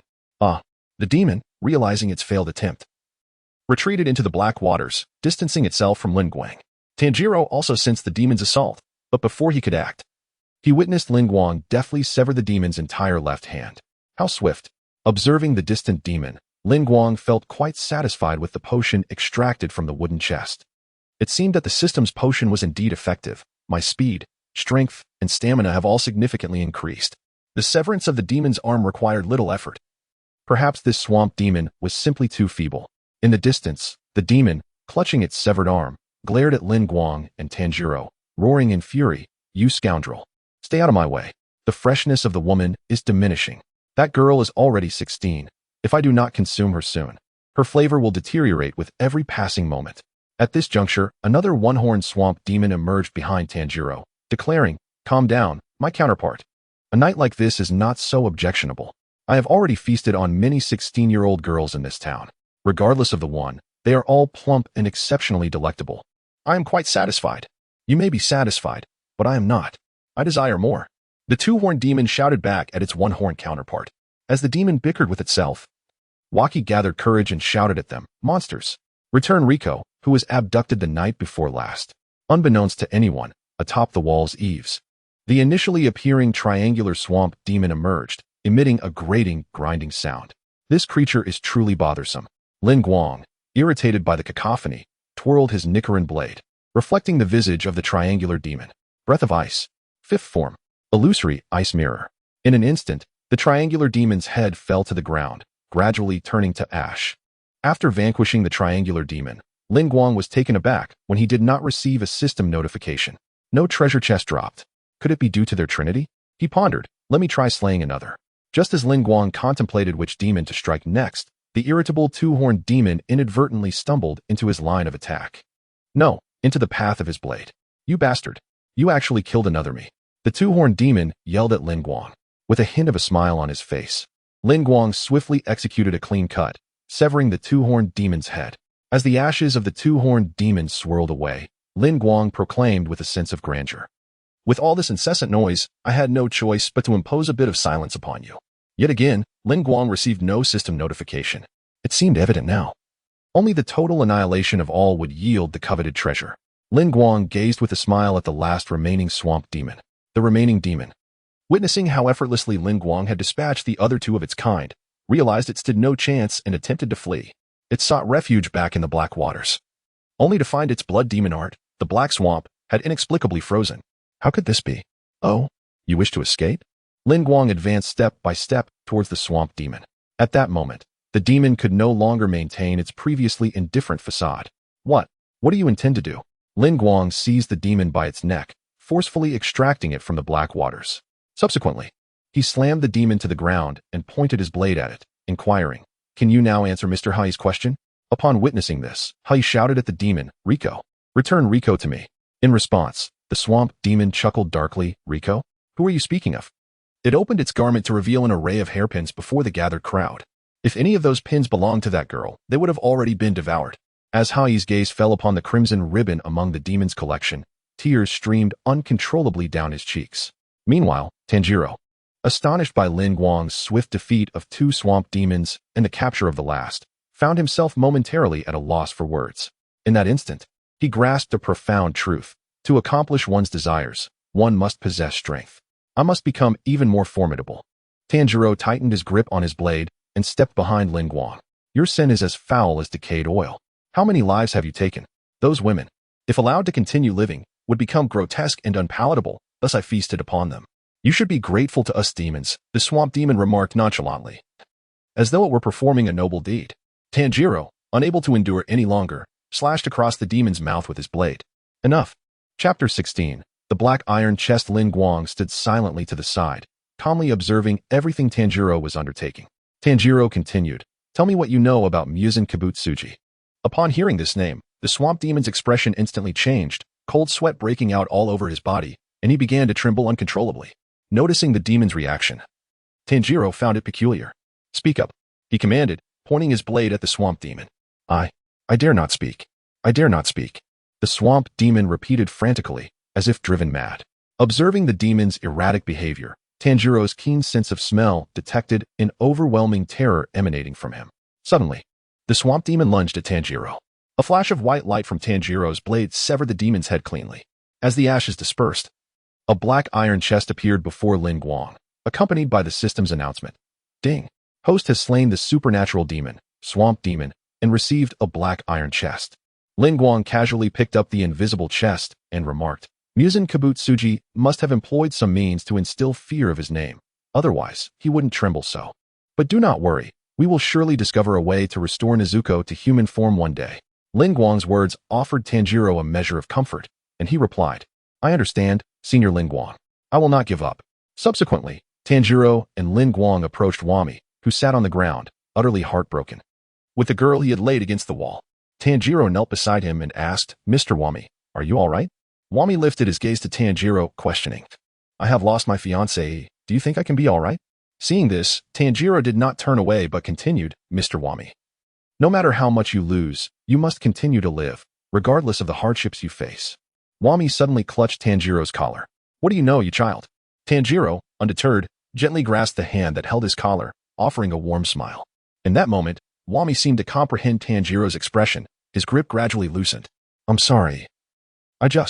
It's all right," Tanjiro said softly. At that moment, Lin Guang stepped forward to Wami, placing a piece of torn cloth in his hands. "I tore this from the demon I defeated. It should contain something belonging to Miss Rico. Please keep it safe." Wami accepted the item and unfolded it before him. Upon seeing the butterfly-shaped hairpin, he broke down into tears. "Tanjiro, let us go," Lin Guang said. As the sun rose slowly, Lin Guang and Tanjiro departed toward its light. Watching their retreating figures, Wami suddenly awakened to his surroundings and called out to Tanjiro, "I'm sorry. I said some terrible things earlier. Please forgive me. I am truly sorry." Upon hearing this, Tanjiro halted his steps and turned to bid farewell to Waki, saying, "Mr. Waki, I entrust that woman to you." With that, Tanjiro hastened to catch up with Ringu. As they traversed the narrow paths of the town, Tanjiro, having witnessed the suffering inflicted upon humanity by Muzan Kibutsuji during their recent battle, found his motivation transformed. No longer was he merely seeking vengeance against Muzan. He had elevated his purpose to a noble cause, fighting for the sake of humanity against this malevolent being. The two found a suitable spot to rest. Planning to devise their next steps come dawn, Ringa delved into the depths of the system, System, let us open the box. Ding. Detected that the host currently possesses one black iron treasure chest. Would you like to open it? Open it. In Ringu's mind, the black iron chest gradually unfurled, and a blue eye emerged, soaring directly into Ringu's body. Ding. The black iron treasure chest has been opened. Congratulations, host. You have acquired the Spirit Eye. Spirit Eye, a basic superpower that bestows extraordinary dynamic vision, allowing the host to perceive the speed of any object at half its actual velocity, along with the ability to see spirits and other unseen entities. Well, is this truly what the black iron chest yields? Ringu marveled. Although the system labeled it as a basic superpower, it was undeniably invaluable to him. As Ringu opened his eyes, his thoughts shifted, transforming his black irises into a brilliant blue. Through his enhanced vision, he observed the leaves falling from the trees in a slow, mesmerizing dance, allowing him to discern the intricate patterns upon them.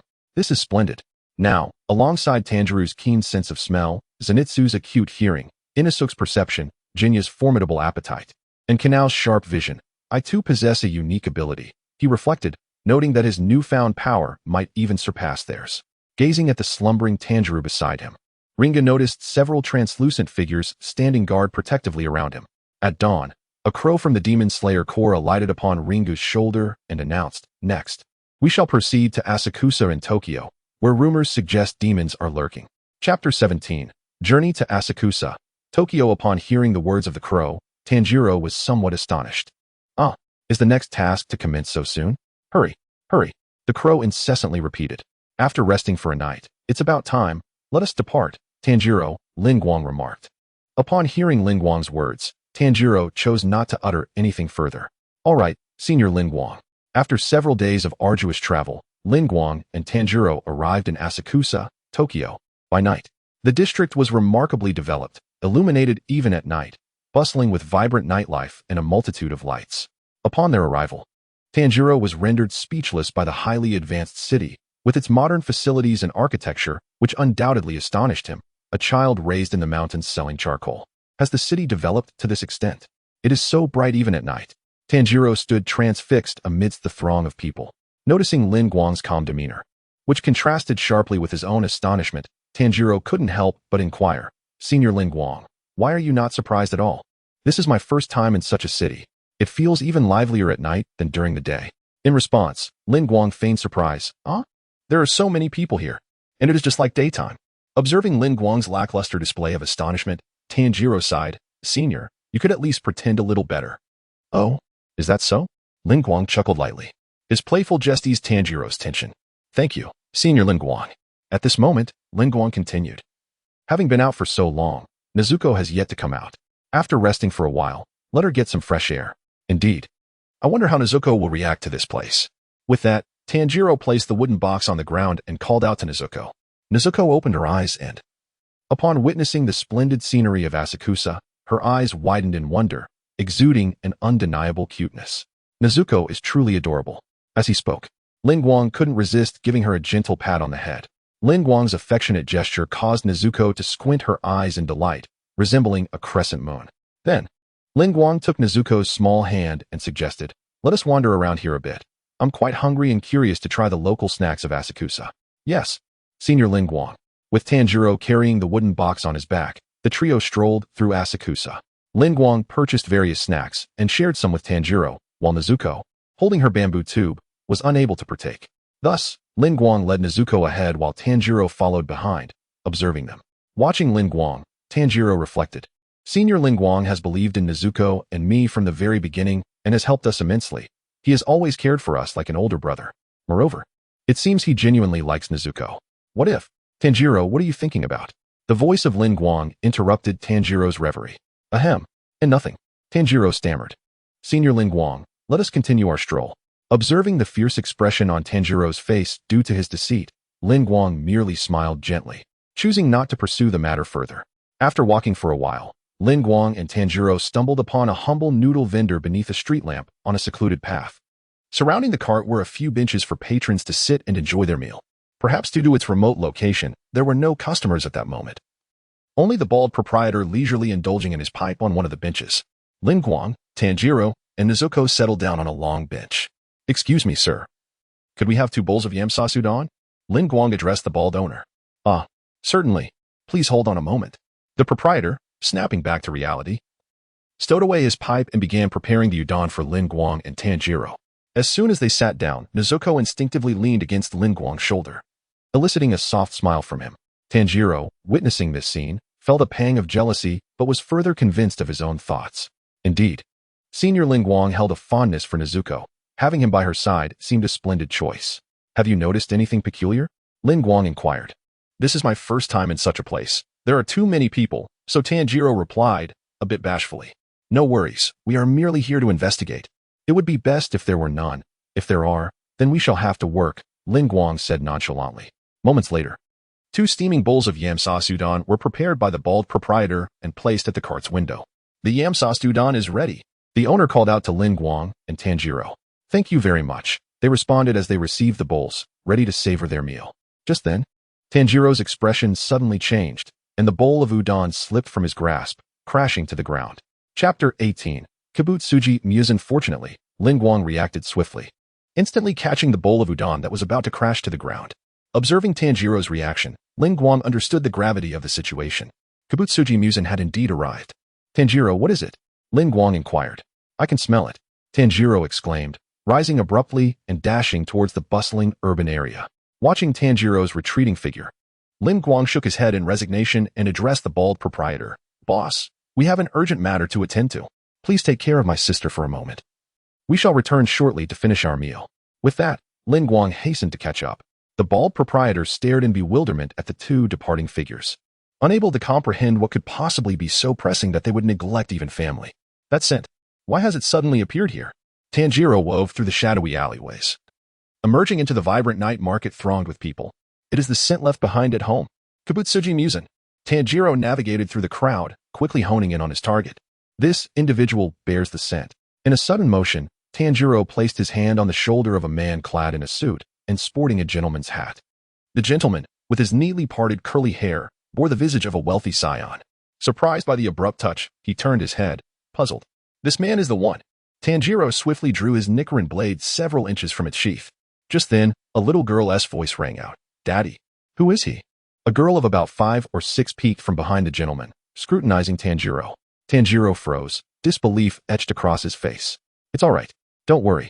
Kibutsuji Muzan reassured his daughter. This man is masquerading as a human.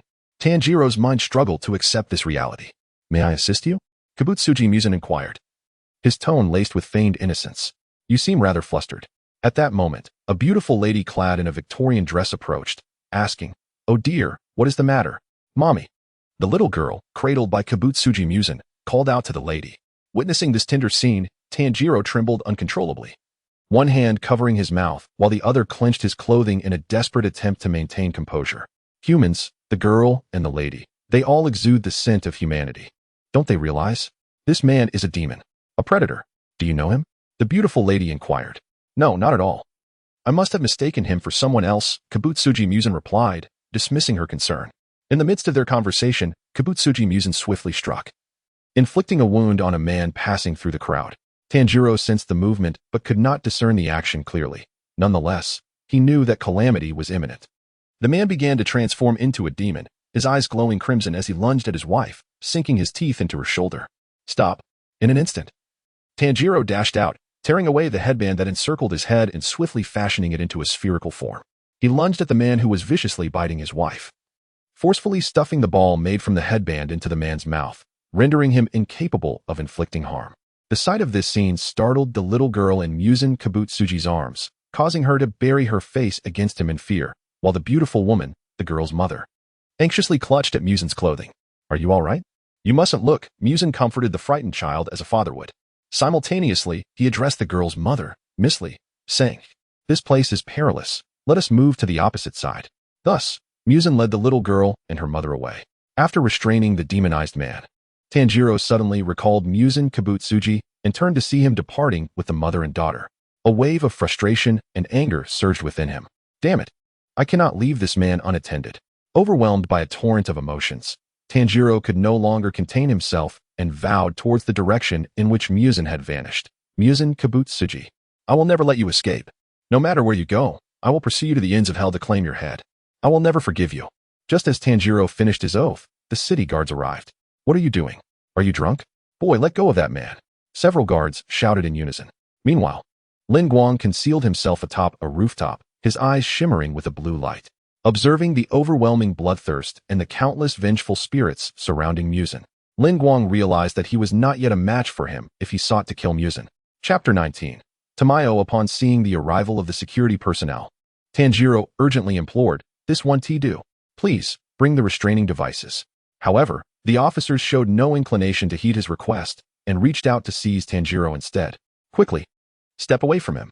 Halt. No one but myself can subdue this individual. With no other recourse, Tanjiro resorted to verbal persuasion. At that moment, a familiar voice echoed in his ears. "Hey, Tanjiro, have you forgotten that I'm here too?" Overjoyed to hear this, Tanjiro exclaimed, "Hinakami, you've come. Please help me. This person. I know. I've seen everything. I want to allow that man a chance to act," Hinakami declared, advancing step by step. "Who are you? If you resist any further, I want to hold back," one of the officers threatened, raising his baton. If that is the case, then there is no choice." Hinakami sighed, readying to make a move. Suddenly, swirling patterns enveloped the area. Bewildering blood. The aroma of visual fantasies. Whoa, what are these patterns? What is happening? I can't see anything. Gradually, the voices of the officers faded away. What is this fragrance? Is someone attacking? This is bad. The unexpected scent made Tanjiro's senses heighten. "Hinakami, and there are demons." "I know, just keep an eye on that man," Hinakami reassured him, gazing at the man and woman in kimonos who emerged from the floral haze. "Even when faced with those who have transformed into demons, you still refer to them as humans. And you intend to assist him? Then allow me to assist you as well," the female demon remarked. Tanjiro found himself perplexed by the intentions of the two demons. Yet with Hinakami present, he refrained from voicing his doubts. Hinakami nodded slightly in gratitude towards the female demon. "Then I shall rely on you, Miss Tamayo." Upon hearing this, both Tanjiro and Tamayo were taken aback. Yashiro immediately shielded Tamayo, exclaiming, "Lady Tamayo, you must leave. This person may pose a threat to you." Tamayo ignored Yashiro's warning, instead fixing her gaze upon Hinakami and inquired, "How do you know my name? I once overheard matters regarding Miss Tamayo while at the house of Ubuyashiki. Today, witnessing you come to aid, I surmised as much," Hinakami explained. Understanding dawned upon Tamayo as she replied, I see. Well then, I appreciate your assistance, Miss Tamayo. We have matters to attend to and shall see you again shortly." Of course. With that, Hinakami entrusted the demonized man and his wife to Tamayo before departing. Meanwhile, after leaving the pair of mother and daughter, Muzan Kibutsuji entered a narrow alley. After dispatching a few unruly drunkards, Muzan summoned two of his subordinates. "Bring me the head of that demon slayer adorned with the Hanafuda-like decorations on his ears, understood?" "Yes, as you command." As they journeyed back, Tanjiro silently trailed behind Ringwang. At that moment, Ringwang spoke, "I am aware of your unspoken questions. Feel free to inquire." Upon hearing Ringwang's words, Tanjiro replied, "Senior Ringwang, those two individuals are demons." "But why didn't I intervene?" Ringwang seamlessly completed Tanjiro's unfinished thought. Tanjiro nodded in acknowledgement, not denying it.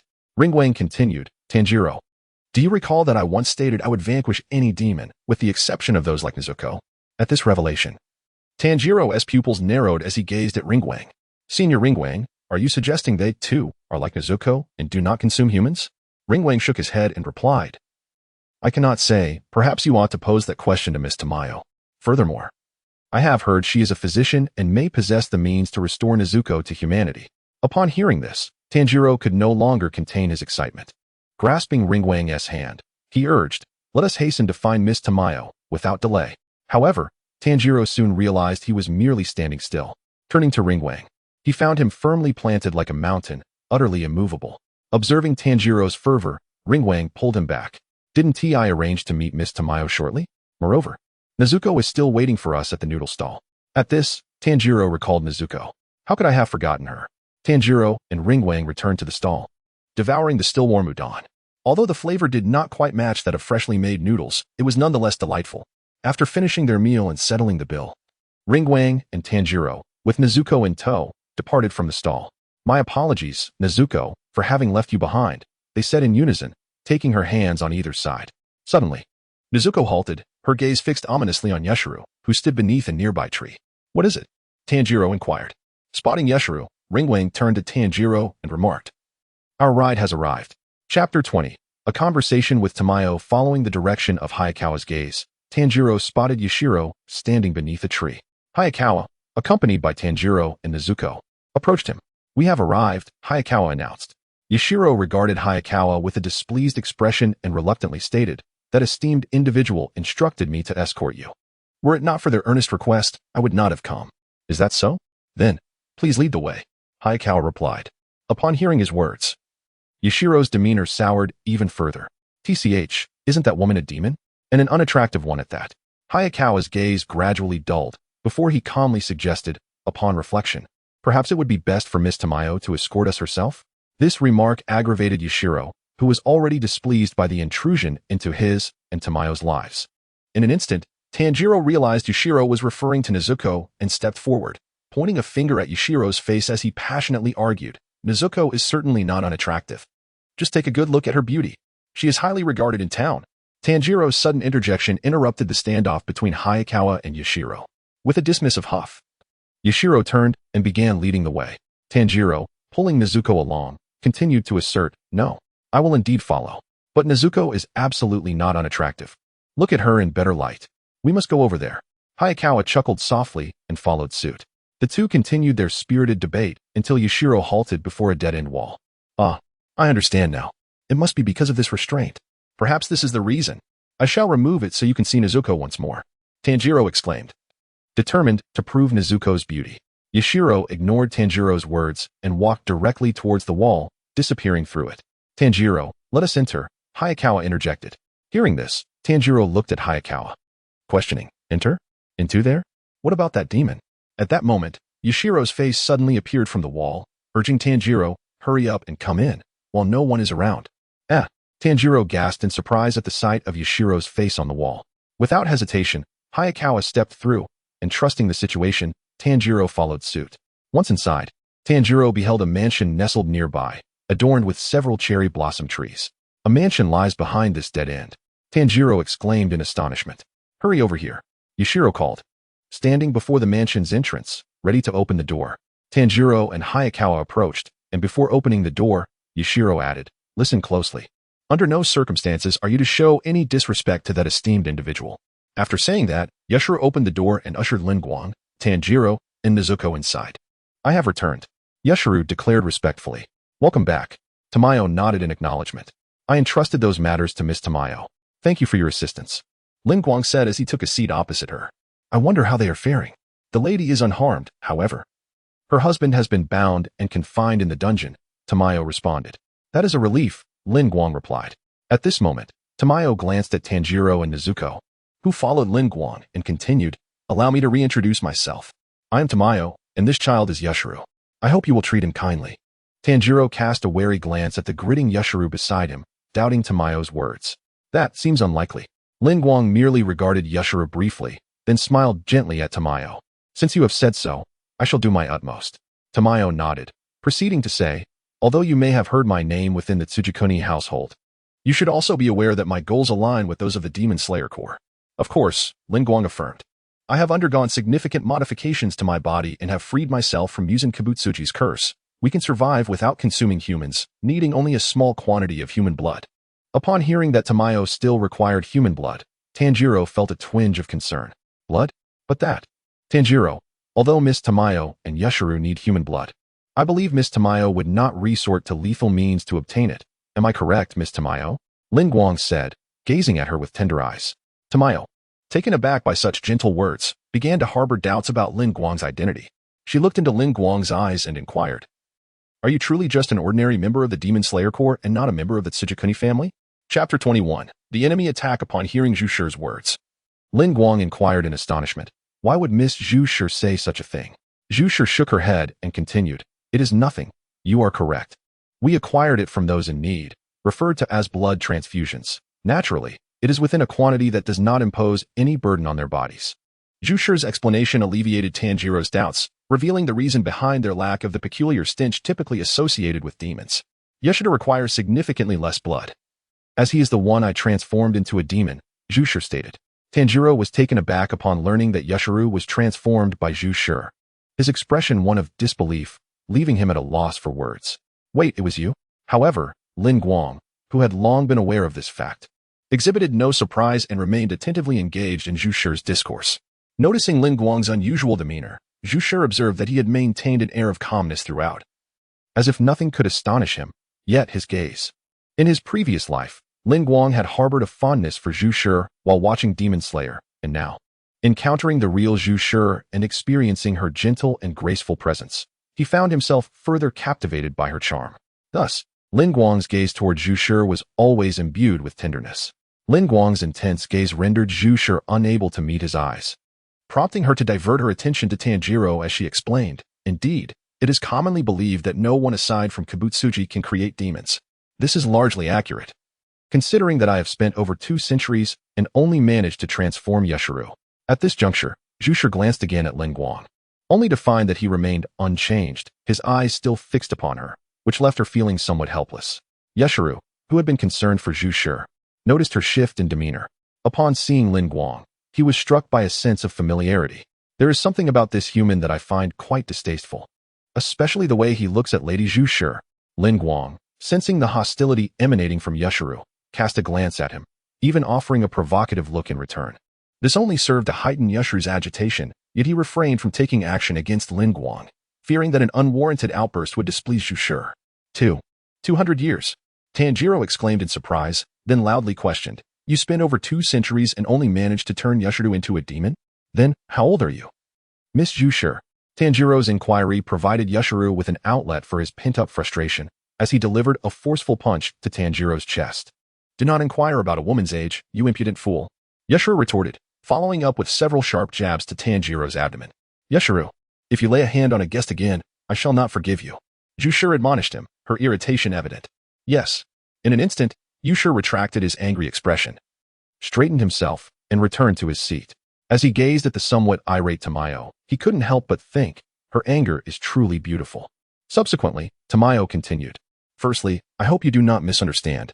I do not wish to increase the number of demons. I will only consider such actions for those suffering from terminal illnesses or grievous injuries, those whose time is running out. Moreover, I shall always inquire whether the individual desires to continue living as a demon." Without a moment's hesitation, Riku declared, "I believe you." Tanjiro, relying on his keen sense of smell, discerned that Tamayo was speaking the truth, and thus asked, "Miss Tamayo, is there a way for someone who has already become a demon to revert to being human?" Tamayo looked at Tanjiro and Nezuko, and slowly replied, "You wish for that girl to return to humanity, correct? She appears to be somewhat unique. May I inquire further?" Tanjiro recounted Nezuko's circumstances in full to Tamayo. After a moment of contemplation, Tamayo spoke softly, "There exists a method to transform a demon back into a human." Upon hearing this, Tanjiro felt as though the long-sought answer he had been searching for had finally unveiled itself. He forced himself to regain composure and asked, "Might you share this information with me? Regardless of the nature of wounds or ailments, there is invariably a remedy or treatment. Currently, although there is no method to convert demons back into humans, I wish to ascertain that treatment. For this, I have a request of you." During her conversation with Tanjiro and Riku, Tamayo's intuition told her that they would undoubtedly become pivotal figures in transforming the world. Thus, she yearned to entrust her hopes to them. If only Nezuko could be restored to humanity, she would be willing to do anything. "That is not a problem, please, speak." Noticing the intensity in Riku's gaze, Tamayo instinctively averted her eyes before continuing, "To create the healing remedy, we require a substantial amount of demon blood. I have 2 requests of you. First, please allow us to examine Nezuko's blood. Second, if possible, please collect blood from those demons with a stronger lineage of Muzan Kibutsuji." The latter request would prove to be exceedingly brutal, as demons with a closer affinity to Muzan's blood possess formidable strength. Acquiring blood from such demons would not be an easy feat. Even so, would you agree to this request? Upon hearing this, Riku and Tanjiro exchanged glances, seemingly reaching a consensus. Riku spoke, "If Miss Tamayo can develop the remedy, I believe many more lives could be saved." Tanjiro added, "For that reason, we are willing to assist Miss Tamayo." Upon hearing their words, Tamayo was momentarily taken aback, then a look of gratitude graced her features as she remarked, "Indeed. However, I have one condition." Riku's sudden mention of a condition gave Yusha an uneasy feeling. Both Tanjiro and Tamayo looked at Riku with curiosity. Tamayo understood that her request was challenging, and thus felt Riku's condition was reasonable. Tanjiro was perplexed by Lin Guang's statement and was about to inquire further when he was preempted by Jiye's words. "What are your conditions?" Jiye asked. In response, Lin Guang turned to her with a smile and declared, My conditions are quite simple. I hope Miss Juye will grant me the opportunity to pursue you." The moment these words were uttered, the entire room fell into a stunned silence. Tanjiro gazed at Lin Guang in disbelief, as if seeing him for the first time. At that moment, Yusha realized what was happening and intended to reject Lin Guang's proposal on the spot. However, he soon discovered that his blood demon art had been compromised, prompting him to instinctively protect Juya. "Get down," he shouted. Almost simultaneously, 2 handballs burst through the wall, wreaking havoc in the living room. Wherever the handball struck, destruction ensued. The lights in the room shattered, plunging the surroundings into darkness. Chapter 22: The Handball Demon and the Arrow Demon under the guidance of Yashiro. Tanjiro had successfully shielded Nezuko. Lin Guang drew forth his white Nichiren blade, and with a focused thought, declared, "Spiritual Eye, activate." A cerulean luminescence swirled within Lin Guang's gaze, causing the velocity of the 2 handballs to decelerate significantly in his perception. Simultaneously, he discerned the presence of arrows colliding chaotically with each handball. Ice breathing. Second form. Flying Star Ice Blade. With a speed akin to a shooting star, Lin Guang executed a swift slash, severing one of the handballs before it could alter its trajectory, shattering it effortlessly. The other handball, upon striking the wall, redirected toward Lin Guang's head. However, Lin Guang remained unfazed, for the direction and speed of the handball were unequivocally clear to him. Ice breathing. Fourth form. Shadowless Ice Spike. The fourth form of ice-breathing, Shadowless Ice Spike, was conceived by Lin Guang, inspired by the inherent transparency of pure ice, rendering its shadow nearly imperceptible. This technique was particularly adept for ambushes. In an instant, Lin Guang's blade, moving with such swiftness that it appeared devoid of shadow, pierced through the second handball. The 2 destroyed handballs transformed into a mist of crimson, dissipating into the air. Lin Guang, gripping his Nichiren blade, addressed the exterior of the mansion. "Tanjiro, prepare for battle. Demons have come knocking." Upon hearing this, Tanjiro unsheathed his black Nichiren blade, adopting a stance ready for combat. Outside the Tsuguko mansion stood a male and female demon. The male demon, seemingly blind and clad in monk's robes, wore a necklace of large prayer beads, resembling an ordinary person, yet his palms bore eerie eyes. Beside him, the female demon appeared normal at first glance, but in the next moment, 2 handballs manifested in her hands, identical to those that had attacked Lin Guang and his companions. "Yahaba, it seems there's a formidable presence within the house. Someone has destroyed my balls." The female demon, known as Shizamaru, exclaimed to the male demon. Yahaba responded, "Shizamaru, as members of the 12 Kazuki, we must not disappoint our master. It is truly vexing to be interrupted at such a critical juncture." Lin Guang emerged from the shattered wall, his expression one of impatience. "Ha!" Shizamaru discarded her outer garment, pulling apart her upper clothing, playfully gazing at Lin Guang, as if to say, "How amusing, how delightful. To be slain by one of the 12 Kazuki is indeed an honor." 12 Kazuki? Tanjiro was bewildered by Shizamaru's words. "Let me explain," Tsuguko interjected. "The 12 Kazuki are the direct subordinates of Muzan Kibutsuji." Observing Yahaba and Shizamaru outside the mansion, Tanjiro felt an acute tension throughout his body. Murmuring to himself, "Their scent is distinctly different from any demon I have encountered thus far. Is it because they are members of the 12 Kazuki? Such a potent aroma. It feels stifling even in my lungs." At that moment, Shizamaru noticed Tanjiro. Upon seeing the Hanafuda earring adorning Tanjiro's ear, she remarked, "The demon hunter adorned with floral patterns on his ears must be you. Am I your target?" Tanjiro expressed his surprise. Upon realizing that the other party was indeed after him, he turned to Tamayo and urged, "Miss Tamayo, please retreat to a place where you can conceal yourself. They are after me." However, Tamayo showed no intention of leaving. Instead, she replied, "Mr. Tanjiro, do not concern yourself with us. Fight with all your might. We do not require protection. After all, we are demons." "Miss Tamayo, if you say such things, it will truly upset me. Please, for your own safety, ensure you remain unharmed, all right?" Lin Guang interjected, a hint of dissatisfaction in his voice. How could a human be together with a demon? Yabashira, witnessing Lin Guang and Tanjiro alongside a demon, found it incomprehensible. "Nevertheless, let us finish this." From both sides of Shizamaru's body, 2 additional arms sprouted, increasing the number of handballs to 6. The 6 handballs were hurled simultaneously toward Lin Guang, constantly altering their trajectory as they approached him. Lin Guang slightly parted his lips and inhaled deeply. Breath of Ice. Third form. Frenzied Blade Ice Shatter. This technique, derived from the second form of the Breath of Ice, swiftly tore apart the enemies before him with rapid slashes. As the 6 handballs reached Lin Guang, they were instantly shredded into pieces. Seeing all the handballs destroyed, The handball demon produced 6 more with its 6 arms and launched them at Lin Guang once again. However, these balls met the same fate as their predecessors, shattering upon nearing Lin Guang and inflicting no harm whatsoever. This is the extent of their combined strength. One is merely a brute throwing balls, while the other is a blind demon that can alter directions. Did Kibutsuji select you as part of the 12 Kazuki with blind eyes? Lin Guang mocked.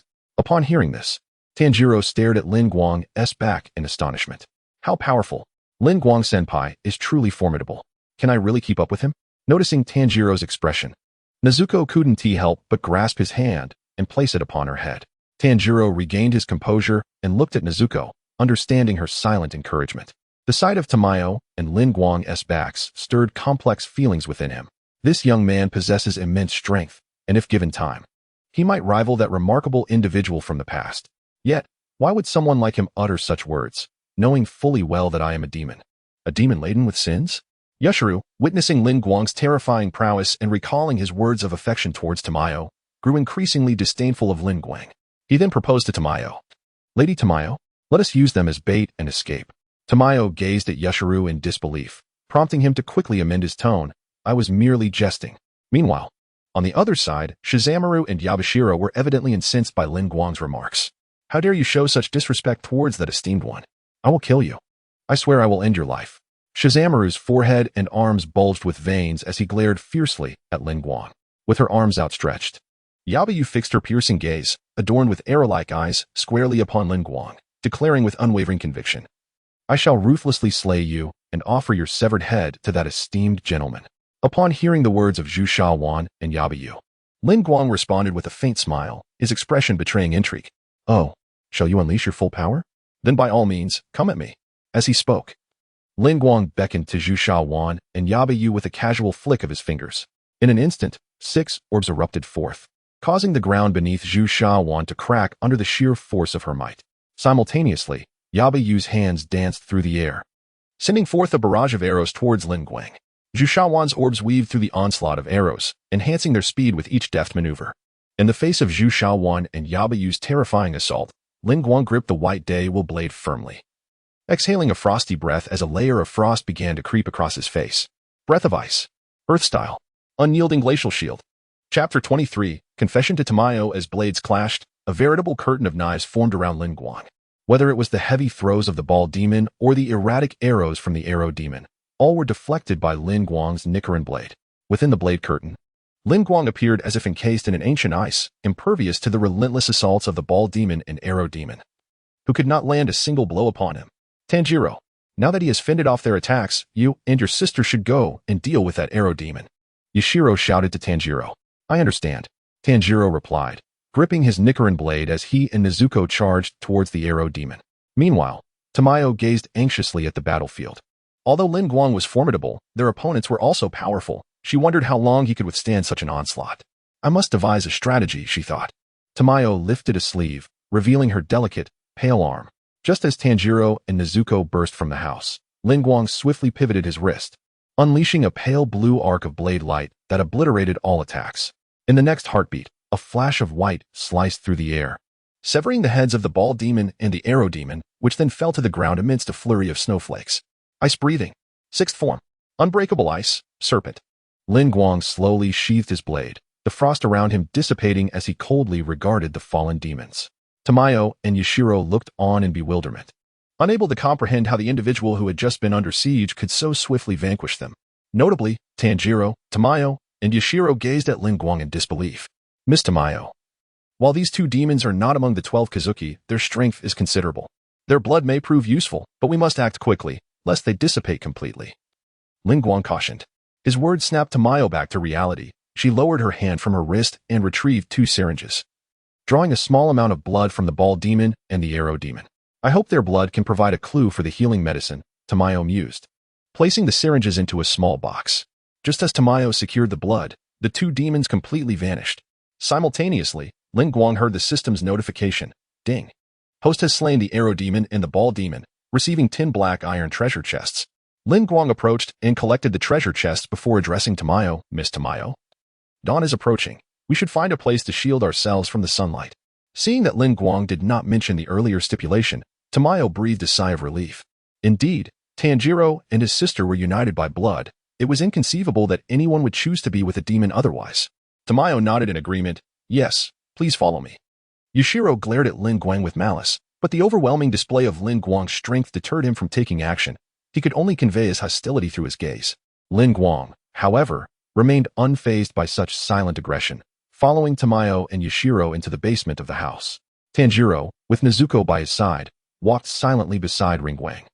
His head bowed. However, Lin Guang did not notice Tanjiro's unusual demeanor. Upon reaching the basement, Nezuko dashed to Juya and embraced her tightly. Witnessing this scene, Yushiro felt an immediate wave of discomfort. You. Release Lady Juya at once. How rude. Stop, Yushiro, it's all right. Juya's calming words halted his actions. Upon hearing her, Yushiro promptly transformed into a compliant figure. Yes, Lady Juya. Yet, to everyone's surprise, Nezuko reached out to pat Yushiro on the head, feeling her hand resting on him. Yushiro stiffened, momentarily at a loss for words. Please, stop. Juya, cradling Nezuko, inquired, Mr. Tanjiro, what has come over Miss Nezuko? Is everything all right? Regaining his composure, Tanjiro gently smiled. No need to worry, it's fine. I believe Nezuko sees you both as akin to family. Juya appeared taken aback and puzzled. Family? But hasn't Nezuko been conditioned to perceive humans as family? Yet we are demons. Tanjiro replied with a hint of joy. However, Nezuko has identified you both as humans, which explains her behavior. I was previously concerned about Nezuko being influenced, but it seems she still possesses self-awareness, which is wonderful. Before he could finish, a tear fell from the corner of Juya's eye. Seeing Miss Juya in tears caused Tanjiro to panic. I'm sorry, Nezuko. Quickly, step away.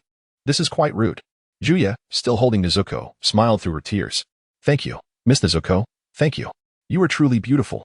At the sight of Juya's smile, Lin Guang couldn't help but commend her. His words, however, reignited Yushiro's hostility, which Lin Guang chose to disregard. Once Juya's emotions settled, Nezuko released her embrace and returned to Tanjiro's side. At that moment, Lin Guang approached Juya and said, Miss Juya, since you have taken the blood from those two demons, can I assume you have agreed to my terms? This statement left everyone momentarily stunned. Yushiro was the first to react, positioning himself protectively in front of Juya. With a wave of his hand, Lin Guang conjured walls of ice that ensnared Yushiro within. This astonishing spectacle once again reshaped Tanjiro's understanding of the situation. Juya, seeing Yushiro trapped in the ice, expressed her concern. Yushiro, rest assured, he will be fine. I merely wish to prevent him from interrupting us. Moreover, I would never harm him for your sake, Lin Guang reassured her. Now, can you truly consider my proposal? Upon hearing that Yushiro would be unharmed, Juya felt a sense of relief, her gaze toward Lin Guang imbued with complexity. You know, I am a demon. Lin Guang embraced Juya's slender waist, the distance between their faces diminishing in an instant, allowing them to feel each other's breath. I have heard your tale, and I am acquainted with your past. I even know the burdens you carry. Yet, upon beholding you, I find myself indifferent to whether you are a demon or what your history entails. Even if you have, in the past, succumbed to the will of Kibutsuji Muzan and harmed humans, I remain unconcerned. If anyone dares to accuse you of guilt, allow me to bear that burden on your behalf. If your desire is to seek vengeance against Kibutsuji Muzan, then I shall take his life for you. You need only to be yourself. If Nezuko's actions melted the icy shell encasing Juya's heart, then Lin Guang's commanding yet tender words shattered the defenses that had stood for centuries within her. Centuries ago, afflicted by a terminal illness, Juyi transformed into a demon under the deceit of Kibutsuji Muzan, compelled to take the lives of her husband and child in a state of uncontrollable fury, leaving an indelible mark upon her soul and rendering her unable to forgive herself. Yet today, someone has offered to shoulder all of that for her, leaving Zhu Yi in a state of profound shock. However, the kind-hearted Zhu Yi did not wish for Lin Guang to bear the burdens that were never his to carry, and thus she sought to reject his offer. Zhu Yi lifted her gaze to meet Lin Guang's eyes, her voice trembling with compassion as she began, Lin Guang, I. But her words were cut short as Lin Guang leaned down to kiss her. Witnessing this, Tanjiro covered Nezuko's eyes, repeatedly whispering, You mustn't look. Meanwhile, the immobile Yushiro, encased in ice, could only collapse helplessly to the ground upon witnessing the scene. Chapter 24. Another unboxing. Lin Guang whispered softly into Zhu Shi's ear, From this moment on, you shall be mine. With that, he departed from the basement, leaving behind a parting remark. Yu Lang will emerge in an hour. You need not worry about him. I shall take my leave now. Lin Guang, wait for me. Tanjiro exclaimed, hastily placing Nezuko into a wooden box before pursuing Lin Guang's retreating figure. Zhu Shi was utterly unprepared for Lin Guang's kiss. By the time she realized what had transpired, he was already gone, gazing upon the unconscious Yu Shi lying encased in ice. A hint of distress crossed Zhu Shi's mind. How could such a person exist? Unbeknownst to her, as she uttered these words, her expression bore a smile. Meanwhile, Lin Guang and Tanjiro had departed from Asakusa, Tokyo. They found a suitable place to rest for the night. Lin Guang closed his eyes and immersed his consciousness within the system. System, initiate the unboxing. Ding. Detected that the host currently possesses 10 black iron chests. Would you like to open them all? Indeed, let us proceed with a 10-fold opening. With a command from Lin Guang, the image of 10 black iron chests materialized in his mind, and they simultaneously burst open, emitting a dazzling array of lights. Ding. The host has opened 10 black iron chests, obtaining Power Potion 2, Intelligence Potion 1, Stamina Potion 2, Agility Potion 2, Ninjutsu, Shadow Clone Technique, and Marine 6 Styles, Soru 2, Shadow Clone Technique, a fundamental ninjutsu from the Naruto universe, allowing the user to create an identical clone using chakra. The clone dissipates upon taking damage. Marine 6 Styles, Soru, originating from the One Piece universe. It is a physical technique employed by the Marines that transcends human limits, utilizing a series of rapid foot strikes against the ground to achieve high-speed movement. Observing the 7 newly acquired potions and 3 scrolls within his spatial ring, Lin Guang smiled gently. The Shadow Clone Technique and Sara. These are indeed valuable assets. The gleam in Lin Guang's eyes reflected his delight at the rewards. He had not anticipated that the black iron chests could yield potions. With a soft smile, Lin Guang retrieved one of the scrolls from his spatial ring. Noticing the scroll bore the image of 3 small figures, he pondered, 3 individuals? Could this be the Shadow Clone Technique? With a mere thought, he activated it. The scroll, adorned with the 3 small figures, transformed into stardust that gradually dispersed. Instantly, the method for performing the Shadow Clone Technique appeared in Lin Guang's mind, accompanied by a surge of pale blue energy coursing through his body. Channeling this pale blue energy into his right hand, Lin Guang watched as it gradually enveloped his palm. So this is chakra? I did not expect learning ninjutsu would grant me chakra as well. As Lin Guang finished his thought, the chakra surrounding his hand dissipated in an instant, leaving him acutely aware that the chakra within him had completely vanished or, rather, had been exhausted. It appeared that the amount of chakra he had could only be utilized once. He wondered how long it would take to replenish. Lin Guang gazed thoughtfully at the remnants of chakra within him. In less than 5 minutes, Lin Guang's chakra, recently depleted, had completely replenished itself. The rapid recovery time suggested that he could utilize it more frequently during battles, a revelation that left him quite satisfied. Subsequently, Lin Guang retrieved the remaining 2 scrolls from his spatial ring, contemplating the effects of using the shave technique. One scroll dissipated like that of a Shadow Clone Technique, while the other, the Navy 6 Forms, shave scroll, remained in Lin Guang's hand. At that moment, the system's voice resonated. Ding! The host has mastered the Navy 6 Forms, shave. This scroll can no longer be used. Upon understanding that he could only apply the technique once, Lin Guang was taken aback, pondering what to do with the remaining scroll.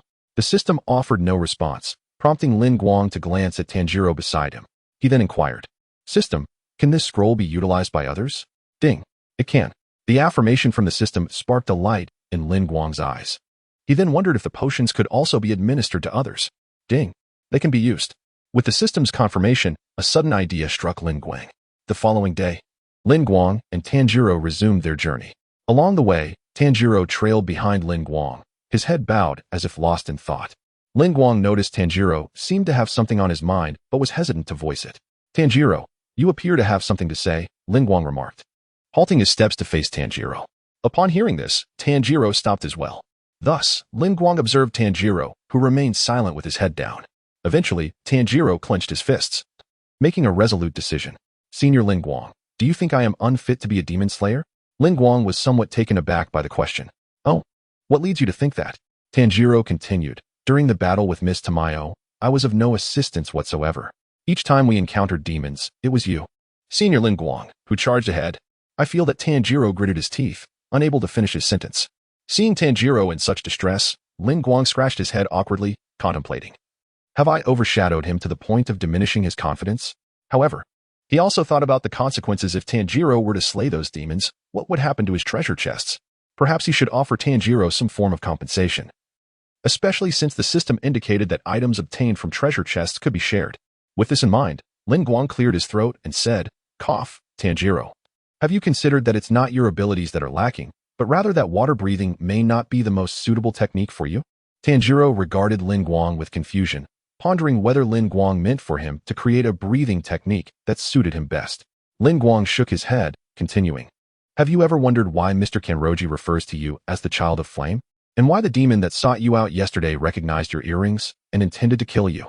Is it conceivable that your ancestors had some interaction with the Demon Slayer core, or even that they may have once been a part of it?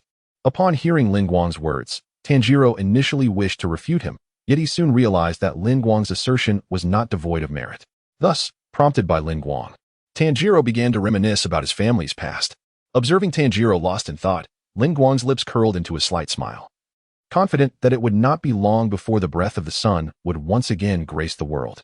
Our family has been engaged in charcoal burning for generations. How could we possibly have any connection to the Demon Slayer core? Furthermore, Lin Guang suggested that the breath of water may not be suitable for me. What other breathing techniques should I adopt? Breathing techniques, the earrings, breathing weight. I recall having inquired about this with my gravely ill father just as Tanjiro endeavored to piece together his memories. The cawing of a crow interrupted his contemplation.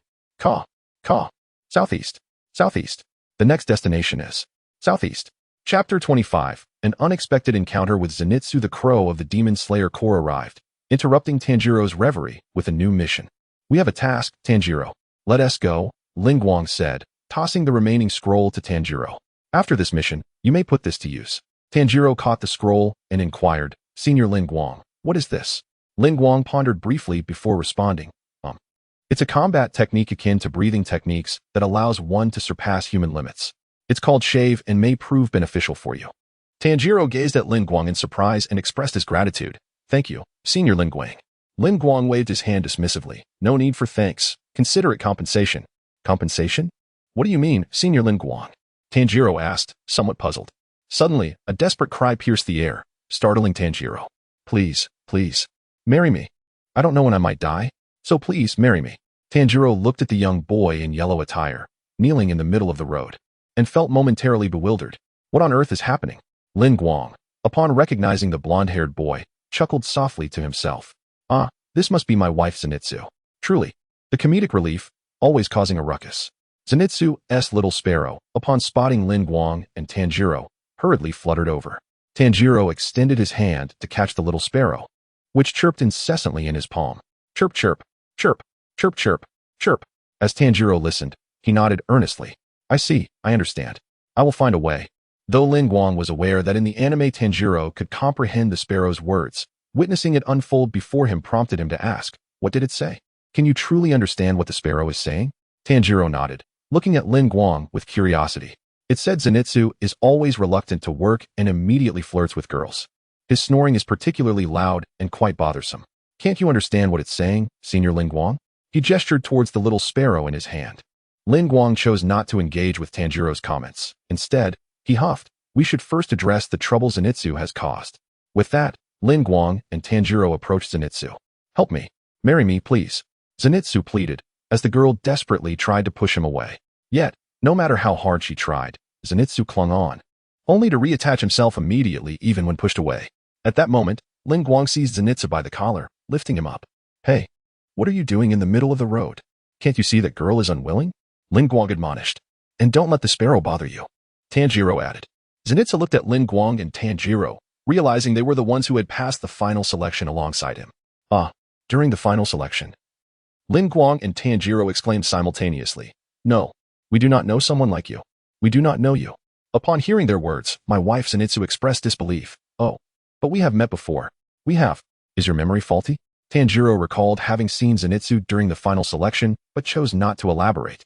Instead, he approached the girl and kindly said, all right, it's all over now. Please feel free to return home. The girl, relieved to finally receive assistance, expressed her gratitude. Thank you very much. Hearing Tanjiro's words, Zenitsu grew anxious, struggling against Lin Guang's grip. Hey, don't interfere. That girl is going to marry me. She likes me. In response, Lin Guang swiftly struck Zenitsu on the head. Hey, behave yourself. The girl approached and, without hesitation, slapped Zenitsu. While Lin Guang stepped back to give her space, the girl thanked Lin Guang and began to unleash a flurry of punches on Zenitsu. Ouch, that hurts. Stop. Please stop. The girl continued to hit Zenitsu, growing angrier with each blow, which only intensified her strikes. Tanjiro was taken aback by the girl's ferocity and hurriedly intervened. "See, calm down." The girl pointed at Zenitsu, shouting, "When did I ever say I liked you? I merely spoke to you because you seemed unwell sitting on the ground." Zenitsu, in astonishment, retorted, "What? You weren't worried about me because you liked me? I already have a fiancé. So that is absolutely impossible. If you're feeling well, then everything is fine, right? Goodbye." The girl coldly denied his claims. As she turned to leave, Zenitsu attempted to plead, "Wait, hold on." Lin Guang, somewhat exasperated, remarked, "Honestly, you should just stop. No girl will ever like you behaving this way." This statement struck Zenitsu like a bolt from the blue, leaving him momentarily paralyzed before collapsing to the ground. "Hey, are you all right?" Seeing Zenitsu faint, Tanjiro rushed to check on him. Lin Guang was surprised that his casual remark could wield such power. Not long after, Zenitsu slowly regained consciousness. "You're awake. Are you okay?" Tanjiro inquired with concern. Upon opening his eyes, Zenitsu saw Tanjiro and immediately sat up, gripping his clothing. "Why are you interfering with me? This doesn't concern you." Tanjiro was taken aback by Zenitsu's reaction, observing him with the gaze reserved for peculiar creatures.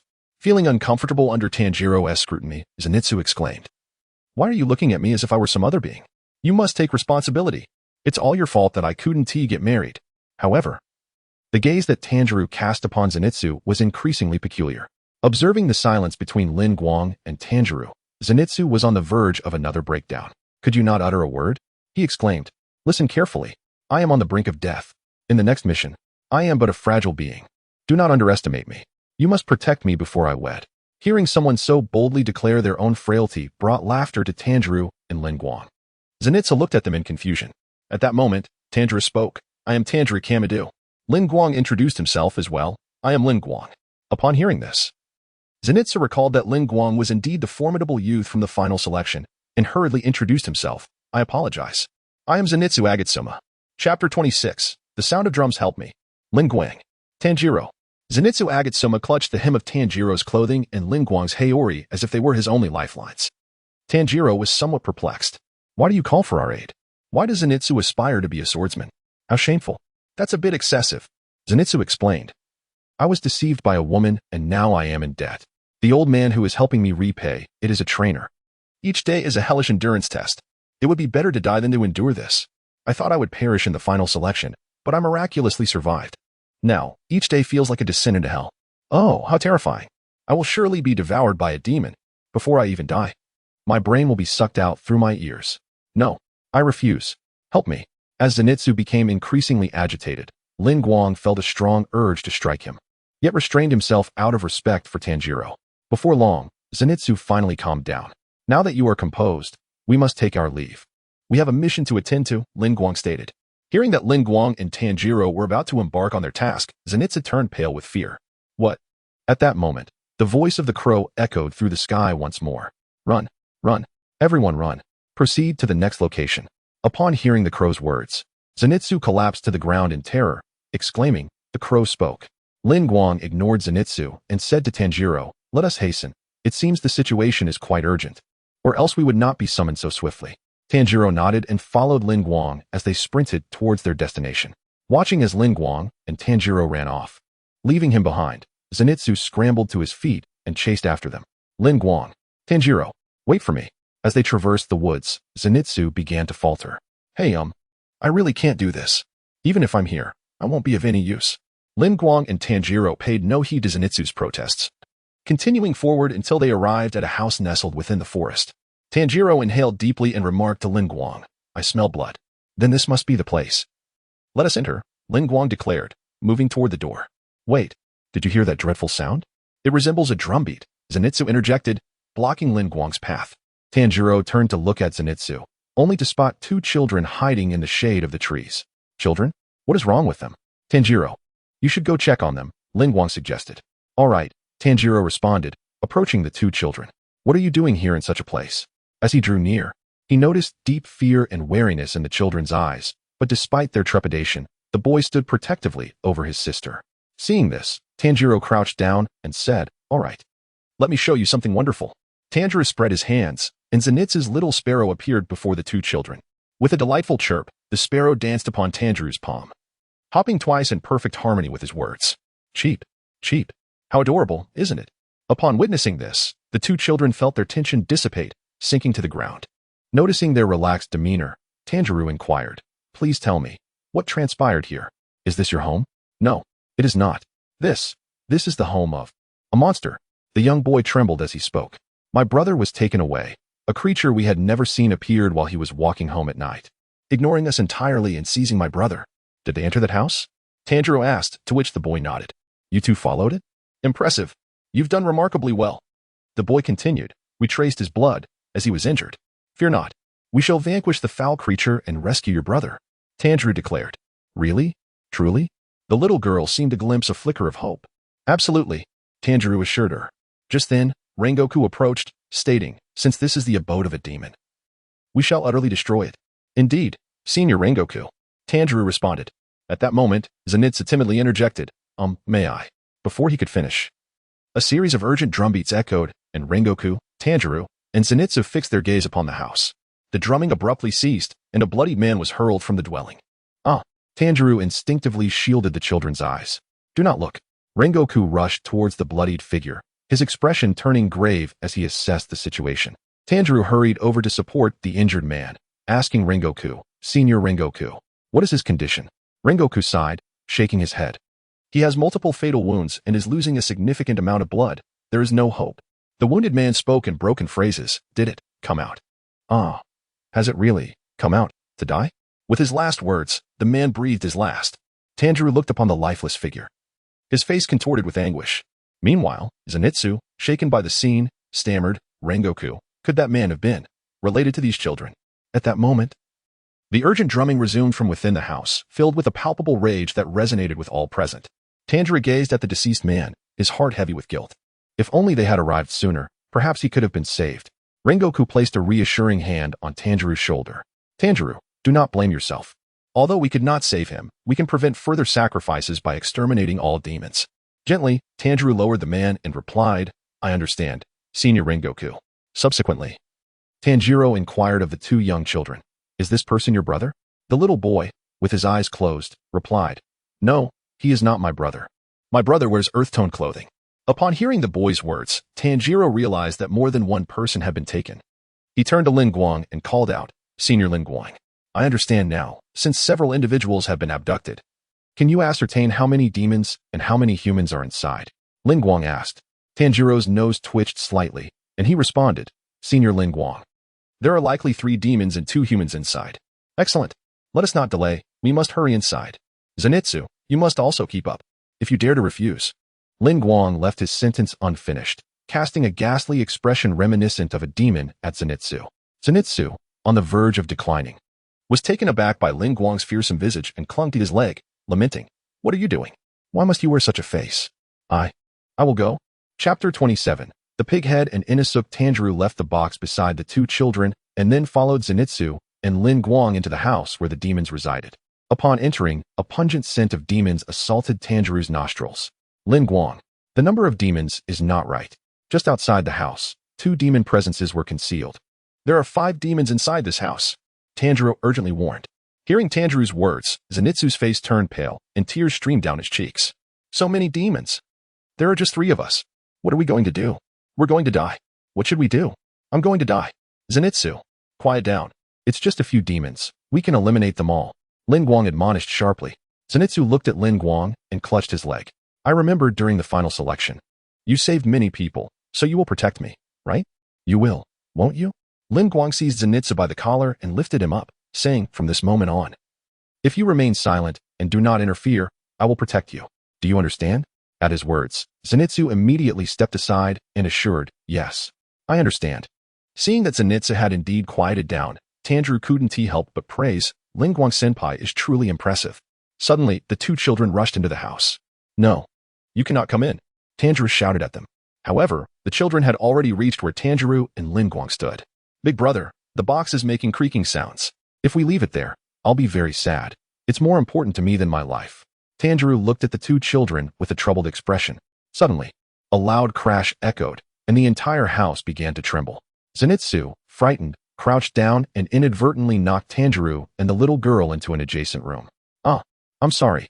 I didn't mean to." At that moment, a drumbeat resounded, and Tanjiro vanished in an instant. just as Zenitsu was about to scream. He caught sight of Lin Guang's gaze and immediately covered his mouth. Seeing that Zenitsu had not cried out, Lin Guang said, "Among these demons, there is likely one that can manipulate this room. Be careful not to get separated." He emphasized his warning with a pointed look at Zenitsu. Zenitsu nodded, covering his mouth, indicating he would stay close. "Zhaozi, Zhaozi," the little boy cried anxiously upon seeing his sister disappear. Hearing the boy's voice, Zenitsu quickly grabbed his arm. "No, we cannot make too much noise. If the bad guys hear us, we'll be in trouble." Then, Zenitsu turned to Lin Guang and suggested, "Why don't we go outside first?" Seeing Zenitsu's distressed demeanor, the little boy asked, "Why go outside? Do you want to save only yourself? Is it not a source of shame to constantly speak of death? Do you not feel embarrassed to grasp someone younger than yourself? What purpose does the blade at your waist serve?" Each inquiry from the young boy pierced the heart of Zenitsu Agitsuma like a sharp arrow. Zenitsu collapsed to the ground, overwhelmed by the boy's piercing words. Witnessing the boy's mockery of Zenitsu's cowardice, Rengoku chuckled softly. "Indeed, well said. Now that you are all here, make sure to stick together. Parting ways could lead to peril." As he concluded, Rengoku cast a deliberate glance at Zenitsu. Hearing Rengoku's words, Zenitsu narrowly avoided fainting and hastily nodded in agreement. Rengoku opened a door, and as he stepped inside, a drumbeat resonated. Alarmed, as Rengoku attempted to retreat, he found himself pressed against the wall. Gazing at the wall behind him, Rengoku felt a mix of exasperation and amusement. It seemed they had indeed been separated. Yet this also freed him from the need for caution. With his arms crossed, he declared, "Ninjutsu, Shadow Clone Technique." In a burst of energy, a doppelganger identical to Rengoku appeared beside him. "You take that door and see if you can trace the demon's whereabouts," he commanded his clone, who drew the Nichiren blade from his side and proceeded in the indicated direction. As the clone departed, Rengoku continued onward, passing through another door. He entered a corridor and soon heard the sound of rapid footsteps. "Charge," came a voice. As a figure donned in a wild boar mask barreled towards Rengoku without any intention of veering aside. The boar's head lunged directly at Rengoku, attempting to knock him off his feet. With a resounding crash, Rengoku raised his hands to block the impact, then pushed back with force, sending the boar-headed figure stumbling. The figure looked at Rengoku and exclaimed, "Who are you?" "I am Rengoku of the Demon Slayer Corps," he replied. "Ah, impressive. It's my first time being flung away by a human." Barely finishing his sentence, the boar-headed figure charged at Rengoku, wielding blades in both hands. With a swift motion, Rengoku evaded the attack. "Hey, boarhead, the Demon Slayer Corps does not permit drawing weapons against allies. My name is Inosuke Hashibara," he declared, sheathing his blades and throwing a punch at Rengoku. "Since you want to let me use my swords, let us brawl barehanded." Rengoku effortlessly dodged Inosuke's onslaught. Although he recognized Inosuke's combative nature, Rengoku had no desire to engage further. He had demons to slay and treasures to uncover. Seizing an opportune moment, Rengoku grasped Inosuke's arm and hurled him away. With a thunderous crash, Inosuke crashed through a door, landing on the floor. "I have no time to fight you here. We'll settle this after we eliminate the demons in this place." Inosuke sprang back to his feet, calling out to Rengoku, "Who cares about that?" With that, he charged at Rengoku once more. As the sound of a drum reverberated, the room underwent yet another transformation, and Inosuke vanished before Lin Guang. Following this, a fragment of memory surged into Lin Guang's mind. Had the doppelganger disappeared? Lin Guang reflected on the situation witnessed by his avatar, then broke into a gentle smile.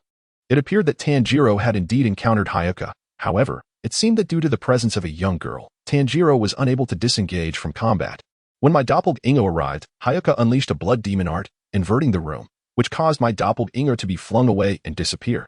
Yet, before my doppelganger vanished, the room shifted, and Tanjiro remained oblivious to the fact that it was my doppelganger. However, the room transformed once more, leaving me to wonder where Hyuka had retreated to now. Just as Lin Guang finished his thought, a heavy sound of footsteps approached. Why does everyone insist on intruding into others' homes? It is infuriating. Wretched pests. Truly detestable. Chapter 28. Xiang Kai upon seeing the figure slowly approaching the door. Lin Guang's lips curled into a smile as he softly remarked, "Indeed, speak of the devil, and he shall appear." Boom, boom.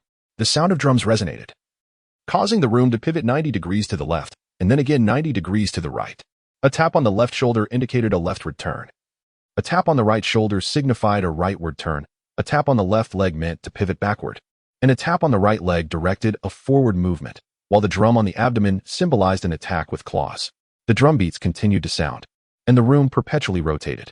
Lin Guang adeptly maneuvered within the confines of the room, deftly evading Xiang Kai's assaults. Observing Lin Guang's constant movement, Xiang Kai found himself increasingly frustrated, as no matter when he attacked, Lin Guang always managed to evade. A bead of sweat trickled down Xiang Kai's brow. Damn it! How infuriating. I must quickly consume the rare blood. With this thought, Xiang Kai hastened his drumming. Boom, boom, boom, boom. Yet, regardless of how Xiang Kai manipulated the room, he could not lay a finger on Lin Guang. At that moment, Lin Guang suddenly inquired, "What is your name?" Xiang Kai paused for a moment, then replied, "Xiang Kai. Xiang Kai, I shall not allow you to continue your carnage. I will eradicate you," Lin Guang proclaimed. Raising the white sun blade, he wielded towards Xiang Kai. "I must obtain the rare blood and return to the 12 demon moons. Begone, you wretched insects. Now beat the drums." In an instant, Xiang Kai's hands moved so swiftly that they were nearly invisible. The entire room spun rapidly, intertwining with claw strikes. However, through Lin Guang's azure gaze, everything slowed down considerably. Every intention of Xiang Kai to strike the drum was crystal clear to Lin Guang, allowing him to evade Xiang Kai's attacks in advance. All assaults were deftly dodged, and Lin Guang adjusted to the room's rotations effortlessly. What should I do? Should I concede? Seizing a fleeting moment of Xiang Kai's pause, Lin Guang capitalized on the opportunity. Shave. Breath of Ice. Second form. Flying Star Ice Blade. Snowflakes began to cascade as Lin Guang was no longer in the room but had appeared behind Xiang Kai. "Xiang Kai, your blood demon art is indeed formidable, but my blade is swifter." As Lin Guang's words echoed, a crimson line appeared on Xiang Kai's neck, while Lin Guang's blade remained untouched by a single drop of blood. The technique Shave, part of the Navy's 6 forms, enhances speed, and the second form of Lin Guang's Ice Breath is the swiftest technique. The fusion of these two techniques rendered Lin Guang's speed nearly instantaneous. This was why, although Lin Guang severed Xiang Kai's head, not a trace of blood stained his weapon. With a resounding thud, Xiang Kai's head tumbled to the ground. Shortly thereafter, he addressed Lin Guang. "Young one, answer me. Is my blood demon art impressive?" Lin Guang gazed at Xiang Kai's severed head and replied, "The ability to alter and rotate the spatial orientation is indeed a remarkable blood demon art. If you could expand your control over a larger area, you might even rank among the top in the 12 demon moons. Is that so?" With Lin Guang's acknowledgement, Xiang Kai felt a sense of relief. "In the end, I require a small sacrifice from you. For it is my beloved who seeks this research material, and I cannot afford to disappoint her." With that, Lin Guang produced a blood extraction knife crafted by Yu Shilang and tossed it towards Xiang Kai. A vial of blood was swiftly collected within the glass tube embedded in the knife's handle. Lin Guang retrieved the blood extraction knife and could not help but commend Yu Shilang for his skill. It was indeed quite effective, though I surmise he must have been reluctant when he presented it to me. At that moment, Lin Guang imagined Yu Shilang's unwillingness, yet compliance due to Tamayo's influence. Meow. A calico cat with a small box appeared at Lin Guang's feet. This feline had been transformed into a demon by Yu Shilang and served both Tamayo and Yu Shilang. Lin Guang placed the blood-filled extraction knife into the wooden box on the cat's back and instructed, "Be sure to inform Yu Shilang to take good care of Tamayo for me." Shortly after, accompanied by a meow, the little cat vanished from Lin Guang's sight. Gazing at the remnants of Xiang Kai, Lin Guang mused to himself, "Truly, the former Lower Moon 6 has proven resilient to have lasted this long. However, it is time for you to dissipate." As Xiang Kai completely faded away, the system's voice echoed in Lin Guang's mind. "Ding. Host has slain the former Lower Moon 6, Xiang Kai, and obtained 1 bronze chest and 2 black iron chests." Surprised by the chests that had dropped, Lin Guang pondered, "Can even a former Lower Moon yield a bronze chest? What treasures might the current Lower Moon possess?" Seeing that the system remained silent, Lin Guang abandoned the quest for answers. "Well, I shall discover the truth once I defeat the current Lower Moon." He secured the chests and circled the house twice, finding no other demons, and noted that Tanjiro and Zenitsu were absent as well. It appeared that the remaining demons had been vanquished by Tanjiro, Zenitsu, and Inosuke. Alas, my precious chests. Perhaps I should part ways with Tanjiro? Lin Guang contemplated, but ultimately dismissed the notion. "I will wait until I have dealt with the Lower Moon 5 at Mount Spider." As he strolled, lost in thought, Lin Guang soon emerged from the house. The moment he stepped outside, he saw Tanjiro gripping Inosuke's shoulder and delivering a fierce headbutt. "Calm down a little." Observing this scene, Lin Guang inferred what had transpired, but still feigned ignorance as he approached Zenitsu to inquire about the situation. Meanwhile, Tanjiro's headbutt landed with a resounding crack on Inosuke's head. My beloved Zenitsu clutched his head, fear and disbelief written across his face. That sound. Surely, his skull remains intact? Inosuke staggered back a few steps, regaining his balance, but his boar mask fell away, revealing a visage more delicate than a girl's. Upon seeing Inosuke's face, Zenitsu was taken aback. What? A woman? Oh, that face. What did you say? Do you have an issue with my appearance? Inosuke retorted, visibly displeased. Upon witnessing the scene, Zenitsu could not help but comment, what a repulsive individual. Despite having such well-developed muscles, his face resembles that of a girl. Noticing Zenitsu's persistent gaze upon his visage, Inosuke felt a surge of irritation. What are you staring at my face for? He exclaimed. And no, I'm not looking. Zenitsu hastily scurried away, even seeking refuge behind the young girl, Cheiko. I have no objections to your appearance. It's quite neat and fair-skinned, which I find rather appealing. Tanjiro offered an objective compliment regarding Inosuke's looks, inadvertently treading cautiously to avoid offending him. I will slay you. Inosuke retorted fiercely. Come at me. Hearing Tanjiro's words, Rengoku chuckled heartily. Tanjiro, you remain as straightforward as ever. Upon seeing Rengoku approach, Tanjiro inquired, Rengoku-senpai, how come? Before he could finish his sentence, Inosuke abruptly bypassed Tanjiro and strode towards Rengoku. Hey, we haven't finished our fight yet. Let's continue. Suddenly, Inosuke collapsed, frothing at the mouth. Witnessing Inosuke's fall, Zenitsu panicked. Oh no. Has he died? Tanjiro, slightly embarrassed, touched his nose and replied, he is not dead. It's likely just a concussion, considering I struck him with all my might. Huh? Chapter 29. Zenitsu gazed at Tanjiro with a look of sheer terror. How frightening. How could Tanjiro's head be so resilient that it bled not a drop? That wild boar had clearly lost consciousness. At that moment, Lin Guang remarked, in terms of headbutts, I doubt anyone can rival Tanjiro. His head is akin to granite. Senior Lin Guang, you may be overstating it, Tanjiro said, feeling a bit bashful. Then, Lin Guang, taking on the role of commander, instructed, all right. Once Tanjiro has settled Inosuke, we shall bury all those who have fallen. Yes. Before long, Inosuke awoke. Wow. Let us settle this once and for all. Zenitsu, who was moving stones, turned pale upon seeing Inosuke regain consciousness. Wah. He is awake. Zenitsu dropped the stone and dashed towards Lin Guang and Tanjiro. Inosuke pursued closely behind, clamoring for a showdown. Upon seeing Tanjiro, Zenitsu instinctively hid behind him, while everyone else looked at Inosuke in bewilderment. What are you all doing? Inosuke questioned. Pointing at Lin Guang and the others, Tanjiro patiently explained, we are burying the deceased.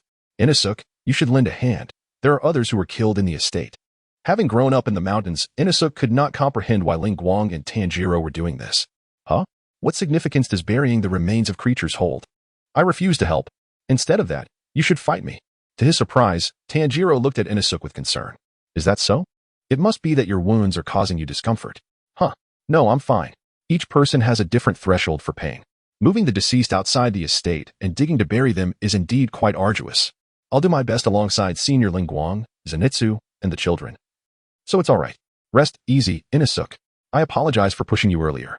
What? Don't underestimate me. Whether it's 100 or 200. I can bury them all. I will bury more than anyone else. Seeing Tanjiro and Inosuke's conversation unfold in such a disjointed manner, the others couldn't help but chuckle. Haha. Inosuke turned to Lin Guang, glaring fiercely. What are you laughing at? Nothing. I merely thought of something amusing. Since you claim you'll bury more than everyone else. Let us begin. Lin Guang waved his hand. Of course. With Inosuke's assistance, they swiftly laid to rest all those who had perished. Tanjiro and Zenitsu prayed for the departed. While Inosuke persistently butted his head against a tree trunk, Lin Guang examined several vials of potions within the spatial ring, contemplating how to administer them to Tanjiro and the others. At that moment, a crow circled overhead. Hurry down the mountain. Hurry down the mountain. Did the crow just speak? Stop pondering. The children, having experienced the events of the day, had completely given up on thinking. Thus, Lin Guang and Tanjiro, along with their companions, descended the mountain. Inosuke, upon noticing their departure, rushed forward to obstruct their path. Hey, where do you think you're going? We haven't determined the victor yet. You must be exhausted. It's best to head down the mountain for now. What? I'm not tired at all. Let's settle this once and for all. With that, Inosuke charged down the mountain, and soon they reached the base. It was time to part ways. In a moment of desperation, Zenitsu clasped a young boy named Masakazu tightly. No, Masakazu cannot leave. He is strong. He must protect me. Witnessing Zenitsu's antics, Tanjiro, exasperated, tugged at Zenitsu, attempting to pry him away. Masakazu is reluctant, isn't he? Don't abandon me. Tanjiro's temper flared at this. Enough of this nonsense. With that, he delivered a swift strike to Zenitsu's neck, rendering him unconscious.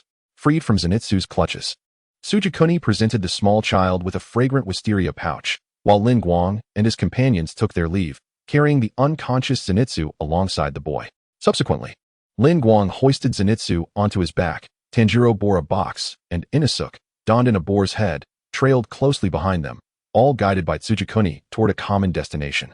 I will find an opportunity to surpass you both. Inosuke continued to proclaim his desire for competition, seemingly oblivious to Lin Guang and Tanjiro's names. Frustrated by Inosuke's incessant reference to him as you, Tanjiro exclaimed, I am not you. My name is Kamadu Tanjiro. Lin Guang chimed in, and I too have a name. I am Lin Guang. Remember it well? Inosuke nodded, pointing at Tanjiro and Lin Guang, declaring, Fishcake Kyuhachiru. Li Gong, I will defeat you both. Upon hearing the names Inosuke shouted, Lin Guang ceased his struggles, while Tanjiro continued his resistance. Fishcake Kyuhachiru? Who is that? It's you. It's someone else. Zenitsu. Unable to endure the bickering between Tanjiro and Inosuke while being carried, cried out, Ugh. It's so noisy. Thus, the trio continued their noisy debate until exhaustion brought them to a halt. Observing the commotion between Tanjiro and the others, Lin Guang had already determined how to allocate the medicinal supplies. As night fell, the four arrived before a door adorned with wisteria flowers. The family crest of the wisteria. Tsujikuni announced, Stop. Rest. Those who are injured must rest until they recover. Hearing this, Tanjiro was taken aback. Wait, we can rest. Ha ha ha. Still with the ha ha ha. Tanjiro felt somewhat speechless. Inosuke, standing nearby, suggested, Let us just eat this guy. Huh. Tsujikuni paused for a moment before hastily fleeing. Lin Guang smiled gently and remarked, A bit of rest would be beneficial. Although Tanjiro and I are relatively unscathed, Inosuke has dealt Zenitsu a significant blow. And Tanjiro's headbutt has even injured Inosuke, possibly causing a fracture. A respite is indeed warranted. Subsequently, Lin Guang approached the door, and just as he reached it, it swung open. Welcome. As the midnight hour approached, Lin Guang spoke, I apologize for the intrusion. Tanjiro echoed, My apologies for the disturbance. Zenitsu, upon seeing the elderly woman emerge, was struck by a sense of foreboding, exclaiming, Ghosts. We're dealing with ghosts. Hey, Tanjiro admonished Zenitsu. In contrast, Inosuke approached the old woman with an unfriendly demeanor, demanding, Who are you? Tanjiro, visibly anxious, glanced at Inosuke and then cast a pleading look towards Lin Guang, who offered a reassuring gaze in return. The old woman remarked, You must be demon slayers, are you not? Inosuke poked at the elderly woman's frizzy hair, scoffing. You seem rather feeble. Yet, the old woman's composure was unshaken by Inosuke's rudeness. She merely stepped aside and invited, Please, come in. Thank you for your hospitality. Lin Guang expressed once more, following the old woman into the residence. Tanjiro followed suit, while Zenitsu remained silent in fear and Inosuke, dismissive, entered the Wisteria family estate. Chapter 30. The Wisteria family, please come this way. The elderly lady beckoned Lin Guang and his companions to the bathroom. Upon opening the door, they witnessed her kneeling at the entrance, saying, Please change into new clothes. Lin Guang and his companions entered the bathroom with their fresh garments, ready to indulge in a rejuvenating bath. I want to be the first in the tub, Inosuke exclaimed, swiftly shedding his clothes and leaping into the water with a splash. Tanjiro, with a gentle smile, remarked, Well done. Inosuke has been a great help. Let us all unwind. Upon noticing Tanjiro's calm demeanor, Inosuke, feeling a bit miffed, began to splash about. Lin Guang merely glanced at the scene before redirecting his attention. After a brief wash, the four emerged and approached the room, only to find the elderly lady waiting at the door. It's time for your meal, she announced. Thank you, Lin Guang replied, taking a seat at the edge of the dining table. She is a monster. Lin Guang-senpai. That old lady is a monster. Her speed is extraordinary. She must be a demon. Zenitsu shouted in alarm. Tanjiro swiftly silenced him with a gentle tap on the head, bringing instant quiet. After their meal, Lin Guang handed each of Zenitsu and Inosuke a small vial. This is an oral medicine given to me by a very kind doctor. You both have sustained injuries, so please drink it promptly. Zenitsu, upon hearing that it was an oral remedy, obediently swallowed his dose. Soon, warmth enveloped him, making him feel light as if embraced by a gentle maiden. Inosuke, upon hearing this, bit off the cork and downed the entire vial in one gulp. I feel like I'm on fire. I'm brimming with energy now. Let us settle this once and for all, he declared, pointing at Tanjiro. Without hesitation, Tanjiro firmly declined. No. Inosuke's frustration seemed palpable, as if smoke might escape from his ears. Finally, Lin Guang tossed a vial to Tanjiro, who observed it with curiosity. Lin Guang-senpai. I'm not injured. This isn't a medicine for wounds, it's juice I concocted. Give it a try and see how it tastes, Lin Guang teased him. Thank you, Lin Guang-senpai. Tanjiro expressed his gratitude before opening the vial and taking a sip. Lin Guang senpai, it seems to lack flavor. It's merely sweet, Tanjiro commented, holding the bottle aloft. Upon seeing this, Lin Guang murmured softly, that shouldn't be the case. Could I have made an error? Tanjiro, overhearing, felt a bead of sweat trickle down his forehead. Lin Guang senpai, what exactly do you want me to drink? And nothing at all, just a little treat for you. And remember to use that scroll, Lin Guang said, patting Tanjiro on the shoulder. Trusting Lin Guang, Tanjiro sensed no deceit and chose to remain silent. All right, I understand. Lin Guang senpai. Subsequently, the four of them made their way to the resting room. As the door swung open, the elderly woman was, as ever, kneeling at the entrance. Please, lie down, she urged. Suddenly, the apparition of the monstrous old lady reappeared, just as Zenitsu was about to utter a word. He was abruptly silenced by a sharp rap on the head from Tanjiro. Taking advantage of the moment, Inosuke swiftly claimed a bed against the wall. First come, first served. I shall sleep here. Lin Guang cast a glance, deciding against contesting for a bed, and casually chose one before lying down.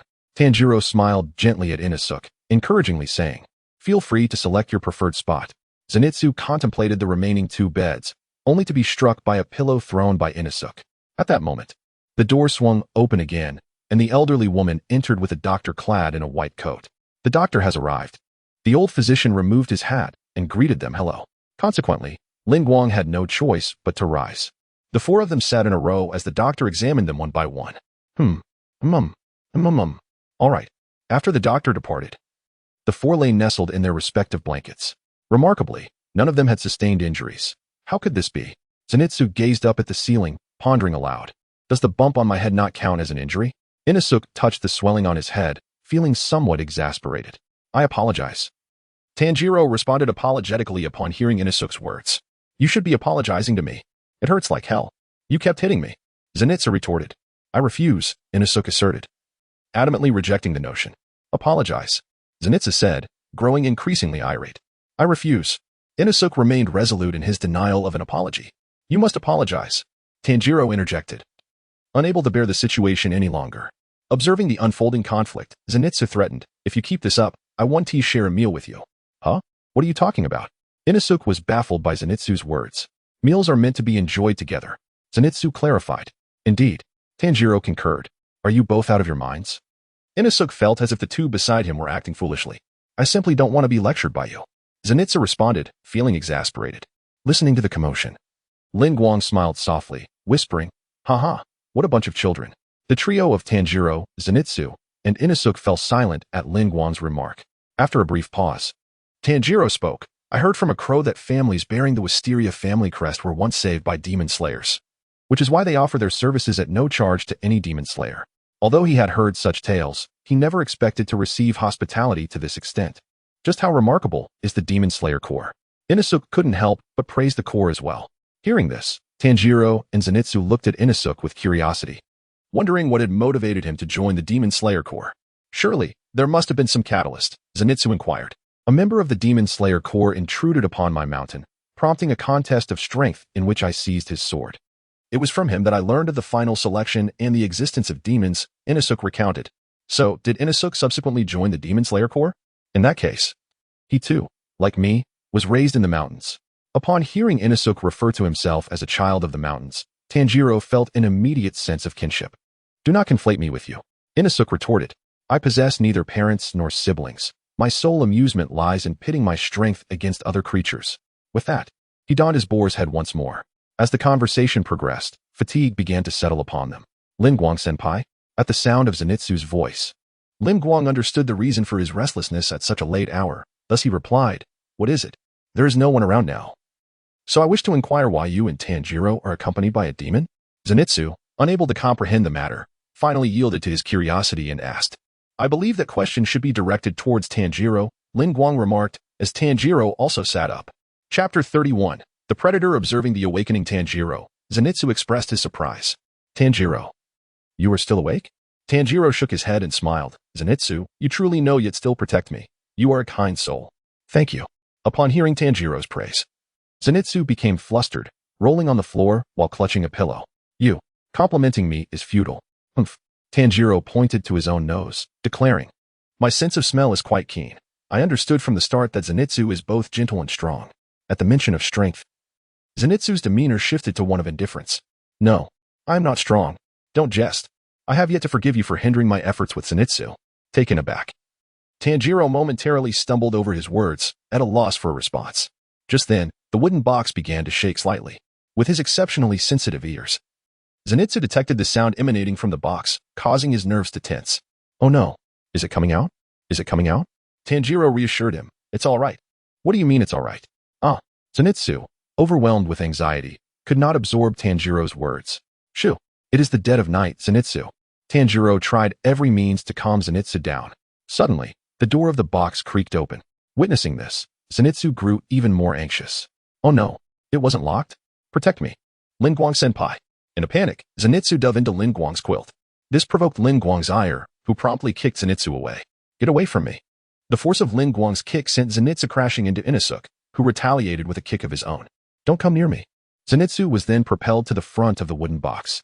At that moment, the door slowly opened, revealing a small hand with sharp nails. It's out. Zenitsu scrambled on all fours to the wardrobe, flinging it open and hiding inside. Soon after, Nezuko emerged, her body returning to its normal size.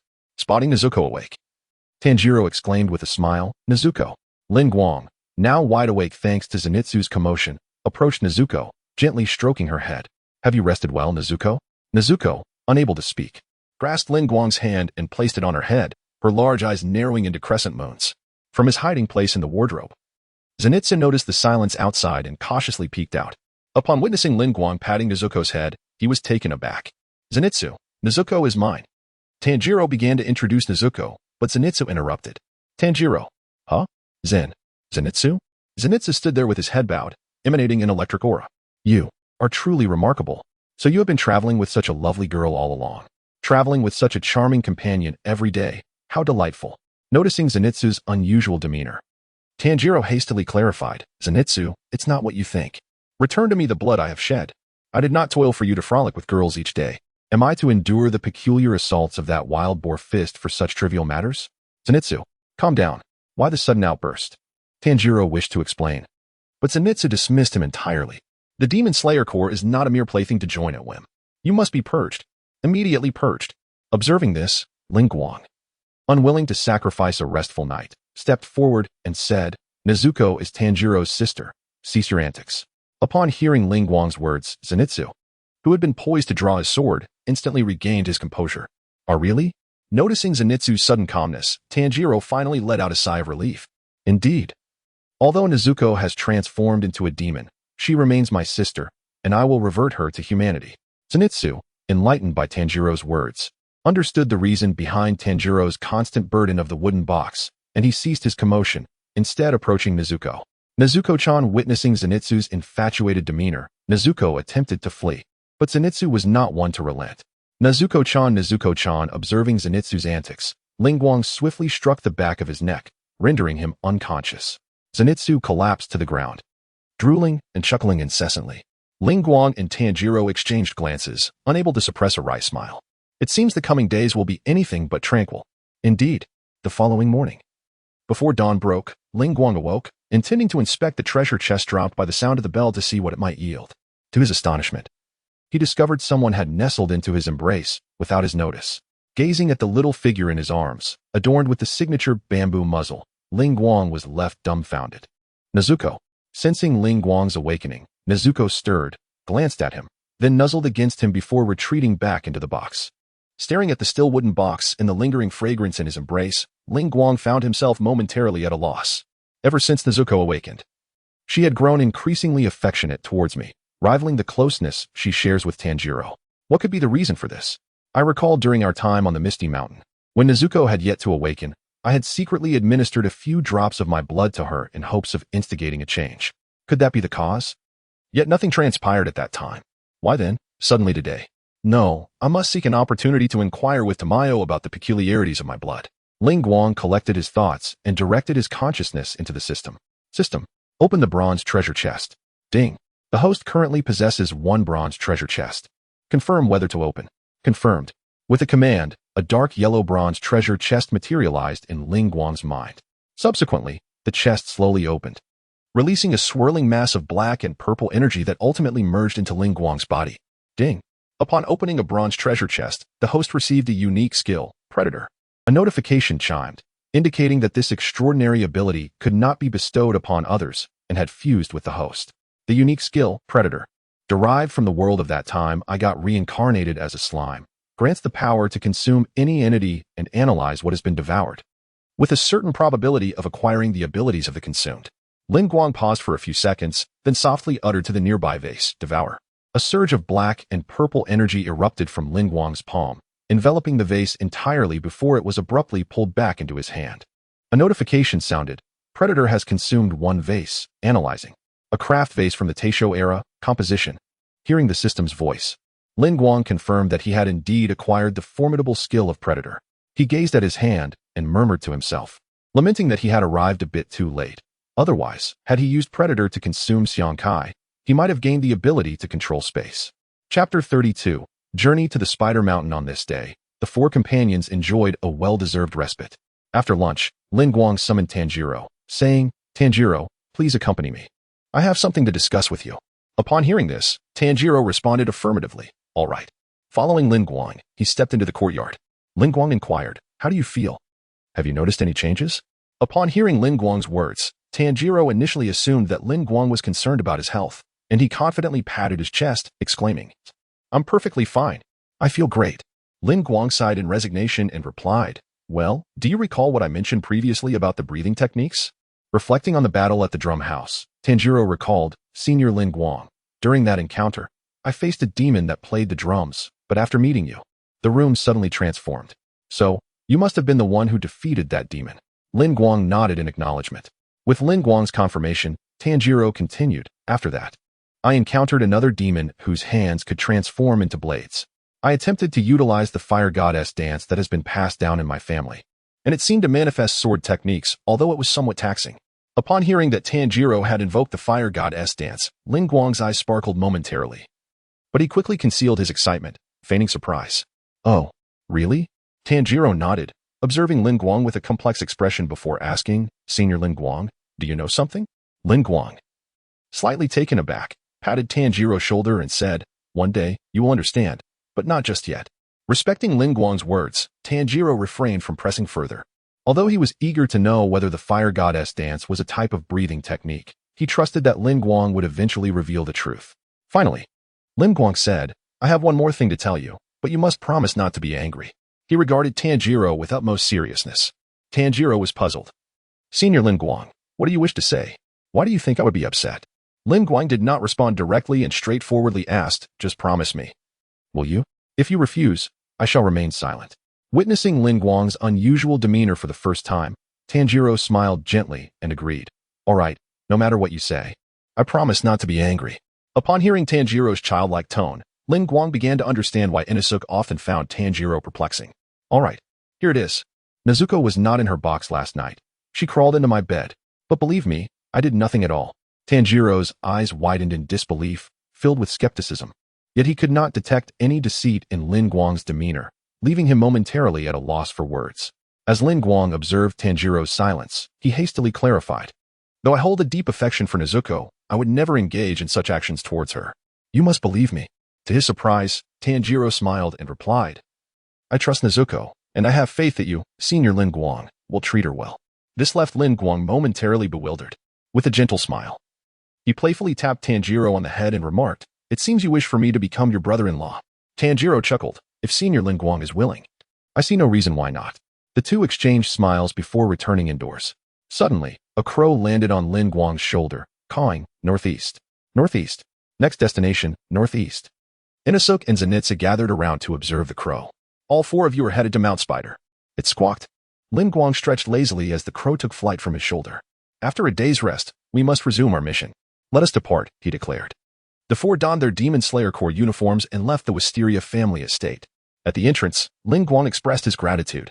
"Thank you for your hospitality." Tanjiro and Zenitsu bowed slightly in acknowledgement. The elderly woman accepted their thanks and then produced a flint. "Allow me to strike a spark," she said. "Thank you immensely." Lin Guang, Tanjiro, and Zenitsu turned their backs, while Inosuke, unaware of the woman's intentions, leaned in closer to the flint. With a crack, sparks flew, startling Inosuke back a couple of steps. "What are you doing, old lady?" he exclaimed. Seeing this, Tanjiro and Zenitsu each grabbed Inosuke, one holding him back and the other shielding the elderly woman. "Have you lost your mind? This is a spark to ward off misfortune, as we are about to embark on a perilous task," Zenitsu explained, allowing Inosuke to calm down. The elderly woman continued, "No matter the circumstances, live with pride, and may fortune favor your endeavors." After bowing in gratitude, the trio sprinted towards Mount Spider. "Pride? Fortune? What do those mean?" Inosuke queried, perplexed. Tanjiro pondered before responding. "Well, your question indeed presents a challenge to explain. Pride is a profound understanding of one's position, ensuring one does not feel shame for it, and conducting oneself appropriately, perhaps," he added, "and the elderly woman is praying for our safety." After Tanjiro's explanation, Inosuke remained confused. What does it mean to understand one's position? What is this about feeling shame? What constitutes appropriate behavior? Why is that old woman praying for our safety? She is a complete stranger. Why does she care? Faced with Inosuke's unending inquiries, Tanjiro decided to cease his explanations. Noticing Tanjiro's silence, Inosuke called out, "Hey, you need to clarify this." Lin Guang, with a hint of resignation, remarked, "Why do you ask so many questions? It would be far better to reach Tainzism Mountain sooner." With that, he quickened his pace, prompting Tanjiro to follow suit. Observing their acceleration, Inosuke, unwilling to be outdone, declared, "I will not be defeated."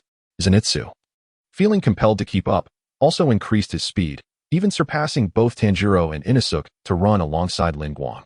Casting a glance at Zenitsu, Lin Guang understood. It seemed that Zenitsu had overheard the conversation he had with Tanjiro in the courtyard and was now eager to prove himself. Lin Guang offered Zenitsu a subtle smile before hastening his pace once more. Surprised by Lin Guang's unexpected burst of speed, Zenitsu, unwilling to concede, pushed himself to match it. Thus, before the sun dipped below the horizon, the four arrived at the base of Tainzism Mountain. Lin Guang exchanged a discreet nod with Zenitsu and Tanjiro. He administered an agility potion to Zenitsu, whose speed had indeed improved significantly. As for Tanjiro, he received a stamina potion, and despite the journey, he exhibited no signs of fatigue, indicating its effectiveness. Regarding Inosuke, he was given a strength potion, yet the immediate results were not apparent. Time would reveal his performance in the ensuing battles. With a faint smile, Lin Guang gazed towards the ominous and foreboding Tainzism Mountain. Chapter 33, Ascending the Mountain Weight. "Can we pause for a moment?" Zenitsu suddenly declared with utmost seriousness. Tanjiro and Inosuke exchanged puzzled glances. "Zenitsu, what is the matter?" Tanjiro inquired with concern. Zenitsu was seated on the ground, clutching his knees, tears streaming from the corners of his eyes. "It's terrifying. As we approach our destination, the fear intensifies." Inosuke, noticing Zenitsu's cowardice, couldn't help but mock him. "Look at this guy, sitting down like a pathetic creature." In response to Inosuke's taunt, Zenitsu shot back defiantly. "I don't want to hear it from you, Brahead. Can't you feel anything from that mountain before us?" At that moment, Ringu spoke up. "This mountain may seem ominous, but we are members of the Demon Slayer Corps. If demons lurk here, we must eradicate them. I believe both Tanjiro and Inosuke share this sentiment. Besides, your cowardice is hardly appealing to any girl." While Zenitsu was unable to absorb the first part of Ringu's statement, the final remark struck a chord. He sprang to his feet, retorting, "It's just climbing a mountain. Let us go." Suddenly, Tanjiro gazed at the ominous Tan Spider Mountain with a grave expression. "What is that scent?" He dashed toward the mountain, prompting Ringu to follow suit. Inosuke, sensing something amiss, joined them, and Zenitsu, fearful of being left behind, hurried after them. Upon reaching the mountain's entrance, they discovered an injured member of the Demon Slayer Corps lying on the path. The injured warrior, upon seeing Tanjiro and Ringu, was filled with a flicker of hope. "Help me." Tanjiro hurried to the fallen comrade. "Are you all right? What happened?" Just as he reached out to assist the soldier, the individual was suddenly yanked upward as if seized by an unseen force. Chafe. With a thunderous crash, the ground was indented by Ringu's foot, and in the next instant, he appeared beside the injured member. A flash of his blade severed the tendrils ensnaring the soldier, and Ringu swiftly rescued him. Tanjiro and Inosuke rushed over, witnessing Ringu's timely intervention. "Ringu-senpai." Ringu nodded, retracting his white Nichiren blade, and inquired, "Now tell us, what transpired here?" Ringu was already aware of the events concerning Tan Spider Mountain. His question aimed to elucidate the situation for Tanjiro and the others. The injured demon slayer recounted. "We received a message from the crows. 10 of us arrived here, but inexplicably, the team members began to turn on one another, as if manipulated by some unseen force. After hearing the soldier's account, Tanjiro offered words of reassurance. "It's all right. Leave the rest to us. Subsequently, Ringu entrusted the injured warrior to Zenitsu. Zenitsu, I understand your reluctance to ascend the mountain. Therefore, I shall entrust this injured comrade to you. You may remain here at the base until our return. Zenitsu paused momentarily, observing as Lin Guang placed the wounded demon slayer in his care. Lin Guang, leading the way, spoke softly. According to the words of that team member, our adversary is a demon capable of manipulating humans with threads. However, we cannot ascertain if there are other demons among them. This will be a fierce battle. Are you prepared? Inosuke thumped his chest confidently, proclaiming, no problem. I shall lead the charge. You can tremble in my wake. Tanjiro, with unwavering determination in his gaze, declared, Lin Guang senpai, let us set forth. Lin Guang smiled gently and dashed into the forest, ascending the mountain, with Inosuke and Tanjiro closely following. Zenitsu gazed at the injured individual beside him, recognizing that Lin Guang had left him behind for his own good, yet he felt an inexplicable discomfort in his heart. Meanwhile, Lin Guang and his companions had entered the Spider Mountain. After a brief passage, Inosuke discovered that he had unwittingly become ensnared in a mass of spider silk. What is this? Tanjiro glanced at the translucent threads clinging to Inosuke's hands, and then noticed the trees around them were draped in webs. Spider webs, he realized. Inosuke, irritated, flung off the strands. It's all spider silk. How vexing. Lin Guang surveyed the webs surrounding them and remarked, the previous demon slayer was controlled by these transparent threads. Some of these spiders may very well be manifestations of a demon's blood demon art. Be cautious. Inosuke, dismissive, retorted, TCH. Then let us just exterminate all these spiders. Tanjiro interjected. That won't suffice. There are too many spiders. Simply eliminating the smaller ones is futile. We must slay the demon that controls them. Lin Guang nodded in agreement. Precisely. Let us proceed and see if there are any survivors within. With that, the trio continued onward. Gradually, they spotted a demon slayer hiding behind some grass and approached him. Lin Guang gently tapped the man's shoulder, triggering an instinctive defensive strike from the highly agitated slayer. With swift reflexes, Lin Guang seized the man's wrist. We are here to assist you. Upon hearing the voice of a fellow human, the tension in the demon slayer's heart eased slightly. I am Lin Guang of the Q rank. These two are Tanjiro Kamado and Inosuke Hashibara, he introduced himself. Upon hearing their ranks, the man expressed his dissatisfaction. Q? Why not a Hashira? A few Qs are of no significance. Offended by the disdain directed at them, Inosuke disregarded any notion of decorum and landed a punch squarely on the demon slayer's face. Enough noise. If you claim to be without significance, then your very existence is devoid of meaning. Inosuke, let him go, Lin Guang instructed. Inosuke cast a disdainful glance at the demon slayer before him. Yet he ultimately heeded Lin Guang's instruction to release his grip. Upon witnessing Inosuke's compliance, Lin Guang continued. We have rescued a fellow member down the mountain and are now aware of the situation here. The revelation that someone had already been saved brought a sigh of relief from the man. Lin Guang then turned to the demon slayer and inquired. You have yet to disclose your name. My name is Murata, he replied, and my rank is. Before he could finish, a series of unsettling creaks echoed around them. Instantly, Lin Guang and his companions became alert, scanning their surroundings. Mr. Murata, do you recognize that sound? Tanjiro inquired. It is this very sound. Once we hear it, the team members begin to turn on one another, Murata responded, his expression fraught with tension. Gradually, a group clad in Demon Slayer uniforms encircled them. Chapter 34, The Mother of Spiders at the foot of Mount Nadagumo. Zenitsu gazed at the injured resting nearby, feeling a wave of despondency wash over him.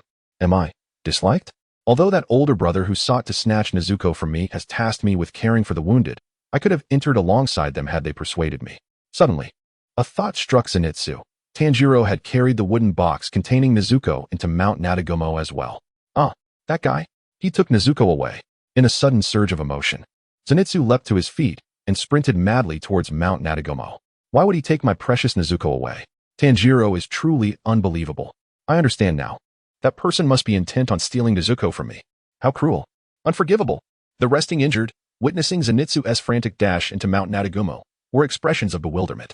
Meanwhile, within the mountain, a group clad in Demon Slayer uniforms moved stiffly, wielding their blades as they glanced at Lin Guang and his companions.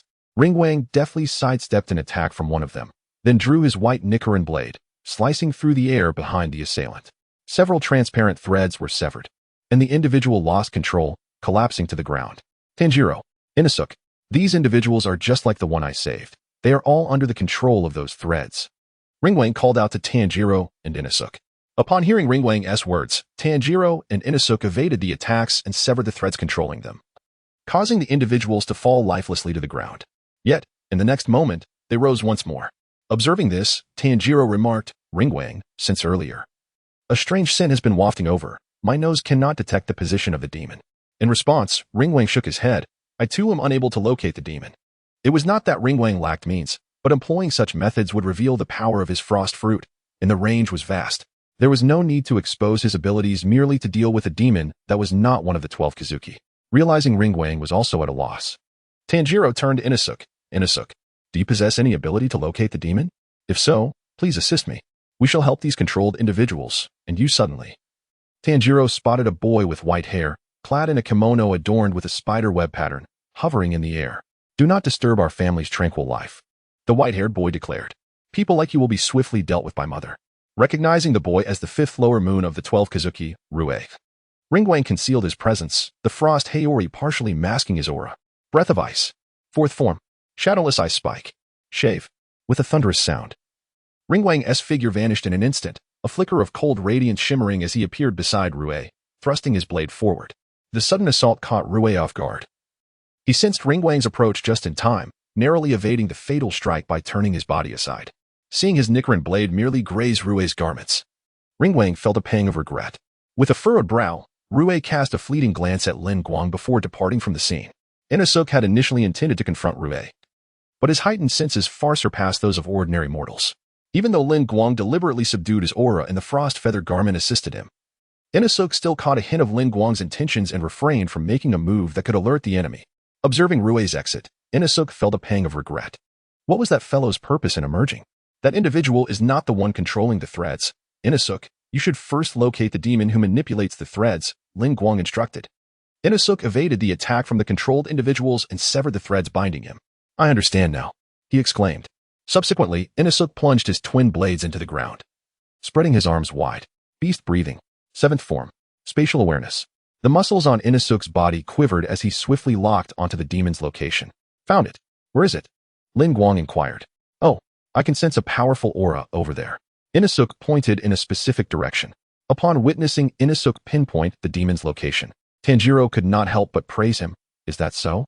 Impressive, Inosuke." Inosuke felt a momentary lightness from Tanjiro's compliment, but the sudden flash of a blade brought him back to reality, prompting him to dodge the attack. "Damn it. If we don't find a way to deal with these foes, we cannot progress." At that moment, Lin Guang suddenly stated, "One person can remain here. The movements of those being controlled are simple. Just be wary of the threads." After deflecting an enemy, Tanjiro said, "Inosuke and Mr. Murata should accompany Senior Lin Guang. I'll handle things here." Suddenly, Murata, as if ignited by a cosmic explosion, blocked several of the controlled demons. "Leave this to me. You all advance." Inosuke, perplexed by Murata's actions, remarked, "You've soiled yourself, yet you still speak?" Even the typically good-natured Murata was incensed by Inosuke's words. "Who soiled themselves? You, wretched boar. I'm not speaking to you. Be quiet. Though you've witnessed my embarrassing side, I am still a swordsman of the Demon Slayer Corps. I will find a way to resolve this, so wait for me." "Then it's in your hands," Lin Guang said, departing in the direction Inosuke had indicated. "Thank you very much. Let us go, Inosuke." Tanjiro expressed his gratitude before pulling Inosuke along in Lin Guang's wake. As Lin Guang and the others ventured deeper, the threads surrounding them multiplied. "Damn it, what are these vexatious threads?" Inosuke exclaimed, repeatedly swinging his arms to shake off the encroaching threads. Just then, another figure obstructed the path of Lin Guang and his companions. "No, don't come any closer. Who brought high-ranking individuals here? Otherwise, I will kill everyone," pleaded a female team member, her body ensnared in threads, tears streaming down her face, her eyes filled with terror. Witnessing this scene, Lin Guang slightly furrowed his brow and softly asked, "Can I leave this to you?" Tanjiro nodded gently and whispered, "No problem, Senior Lin Guang." Subsequently, Lin Guang's figure vanished into the shadows. The girl, under manipulation, perceived Lin Guang's departure as a quest for a higher-ranked swordsman and felt a semblance of relief. Meanwhile, deep within the confines of Mount Spider, a voluptuous female demon perched upon a stone, her cascading white hair flowing like a waterfall behind her, draping over the rock. "Oh, have you gone to summon reinforcements? But will you be able to defeat me? The closer you draw, the thicker and more resilient the threads become, and the puppets will grow increasingly formidable." Suddenly, a child's voice echoed through the air. "Mama." Upon hearing this voice, the female demon felt not joy, but a profound sense of dread. This voice belonged to the lower moon 5, Rue, whom she had encountered previously. You have one, haven't you? Chapter 35, Cooperation and Sealing. The beautiful specter gazed at Lei, her eyes betraying an uncontrollable fear, her body beginning to tremble slightly. Lei, she continued. Isn't it taking a bit too long? If we don't hurry, I shall inform father. The specter hastily replied. I can do it. Mother can protect you. So please, do not tell father. Then make haste, Lei coldly retorted before departing. Once Lei had left, the specter appeared to breathe a sigh of relief, panting as if she had narrowly escaped a calamity. At that moment, a human voice echoed behind her. Good evening, lovely Mother Spider. Startled, the Mother Spider turned abruptly, finding a youth clad in a white frosty cloak standing before her. When did he arrive? How did this human appear here without my threads detecting him? I cannot summon my puppets. Am I doomed? The Mother Spider's expression shifted from panic to fear, ultimately surrendering. Just kill me, she uttered, as threads began to sever from her hands, adopting a posture of resignation. This way, I shall find liberation. Unexpectedly, the youth spoke slowly. Do you wish to escape this life of perpetual dread? I can assist you. The Mother Spider was taken aback by his words. She scrutinized him, certain he was a member of the Demon Slayer Corps. You are not one of them, are you? Why would you help me? The youth did not respond directly, but continued. Not only can I free you from your current state of fear, but I can also liberate you from Kibutsuji's curse. Will you not consider it? A flicker of displeasure crossed the Mother Spider's exquisite face upon hearing his proposition. You are merely an ordinary human. How could you possibly achieve such a feat? Do not jest with me. In a swift motion, she conjured a massive headless puppet behind the youth. The puppet wielded colossal golden blades, which it swung toward him with lethal intent. What I say is the truth. As the words left his lips, a transformation began. His hair gradually turned snow white from root to tip, and his pupils shifted to a crystalline ice blue. Ice time. A chilling aura spread forth, instantly freezing the headless puppet into a solid block of ice. With a mere snap of his fingers, the frozen puppet shattered, erupting into countless icy particles that dispersed into the air. Witnessing this extraordinary display of power, the Mother Spider panicked. Are you also a demon? No. I am human. Otherwise, I could not have survived to join the Demon Slayer Corps. The youth advanced step by step toward the Mother Spider, who, upon realizing the surroundings had transformed into a frigid prison, found herself unable to escape. Upon your inquiry regarding my decision to assist you, I find you to be rather manageable, thus suitable to become my subordinate. As for the second reason, it is perhaps a matter of desire, Lin Guang gently articulated. Upon hearing Lin Guang's words, Mother Spider felt a modicum of reassurance. However, controlling this territory is the 12 Kazuki, and you.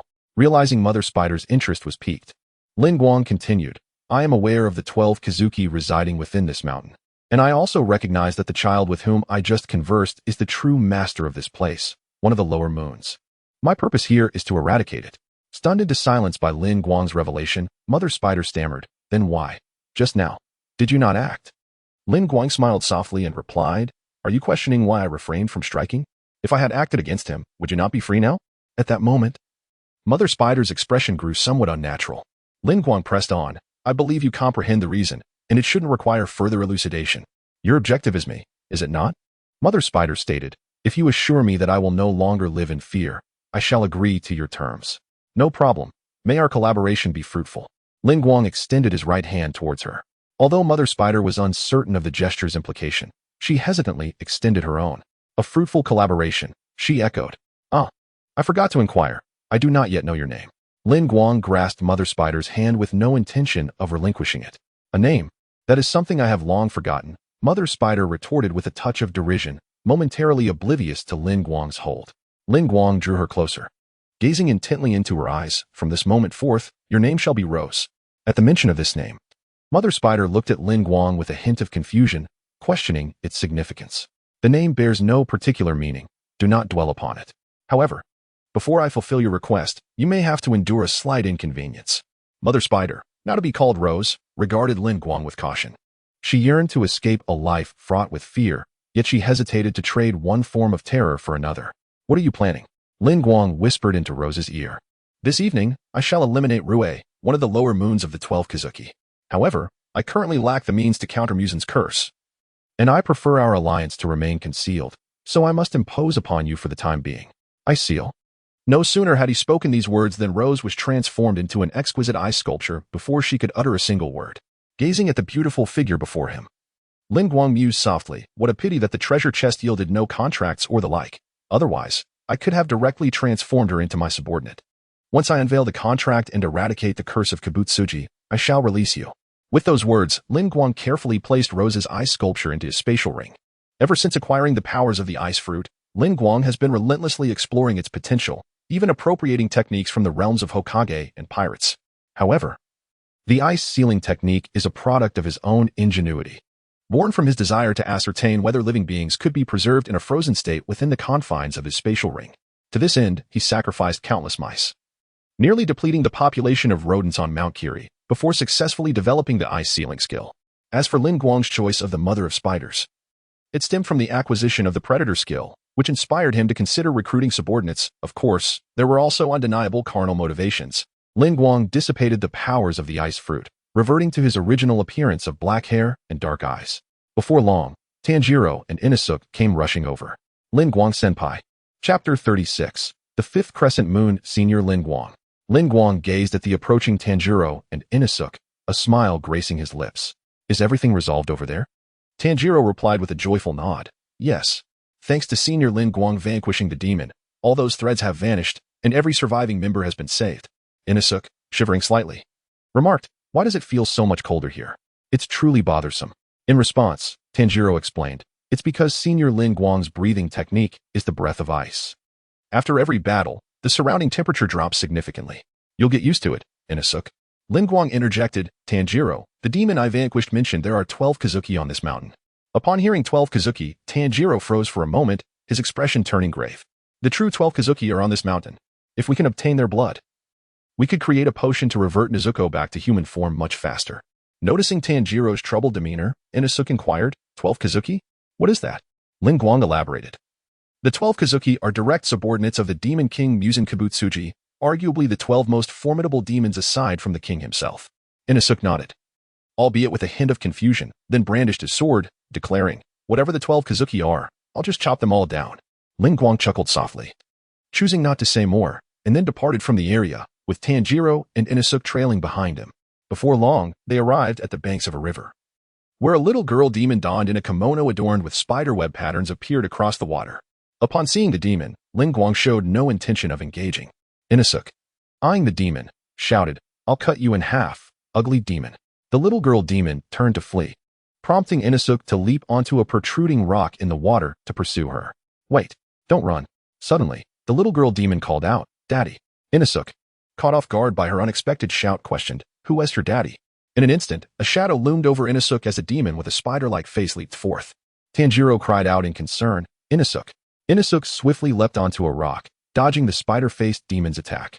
However, the demon quickly appeared before him.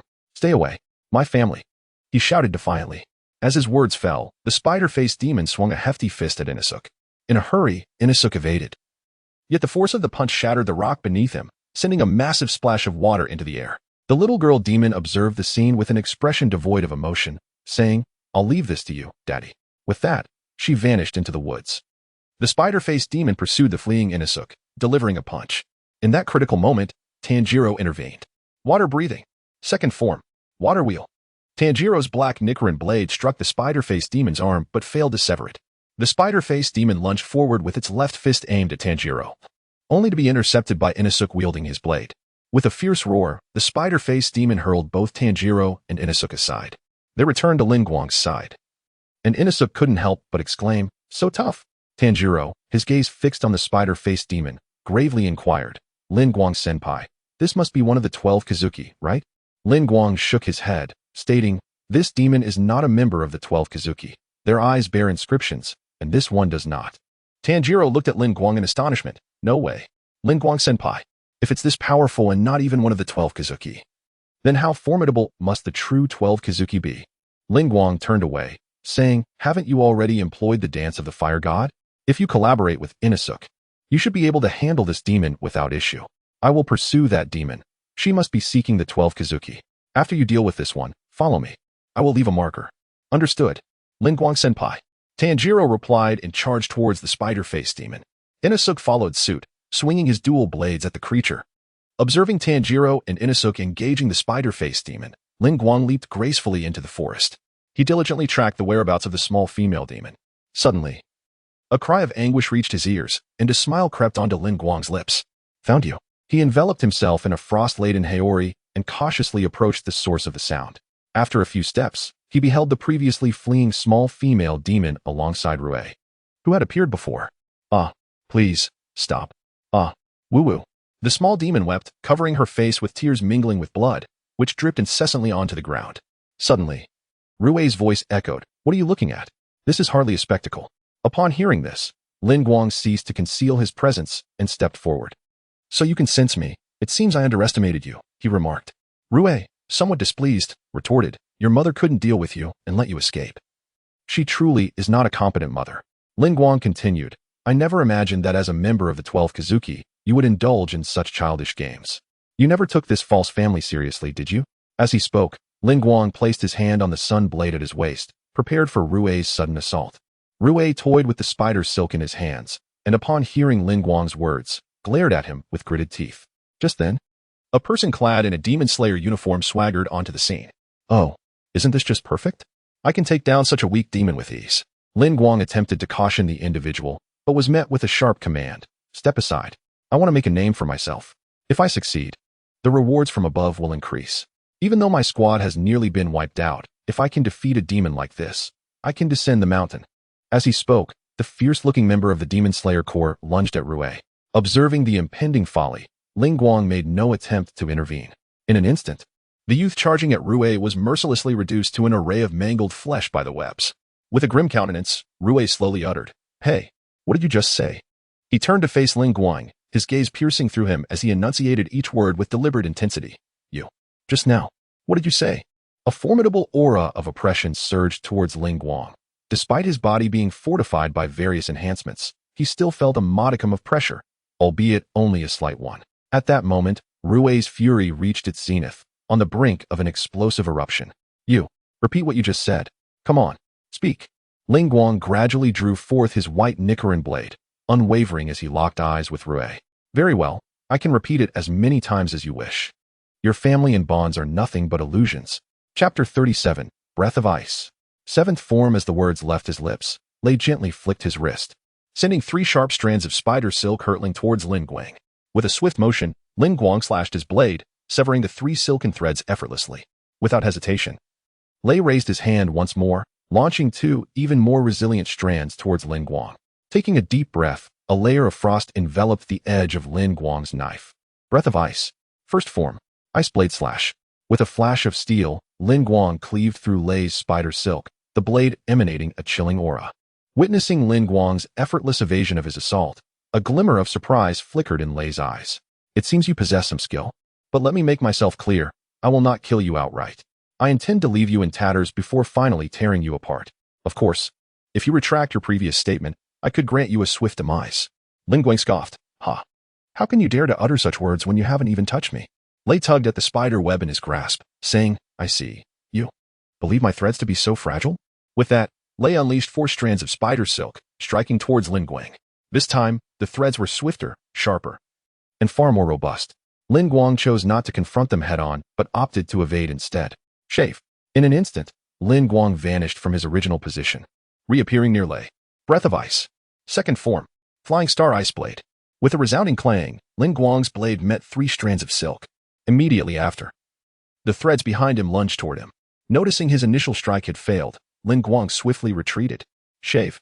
Once more, Lin Guang's figure disappeared, leaving Lei's strands striking nothing but empty air. The little ghost beside him gasped in astonishment at Lin Guang's speed. Such incredible swiftness. If I were to face this man, I would surely meet my end.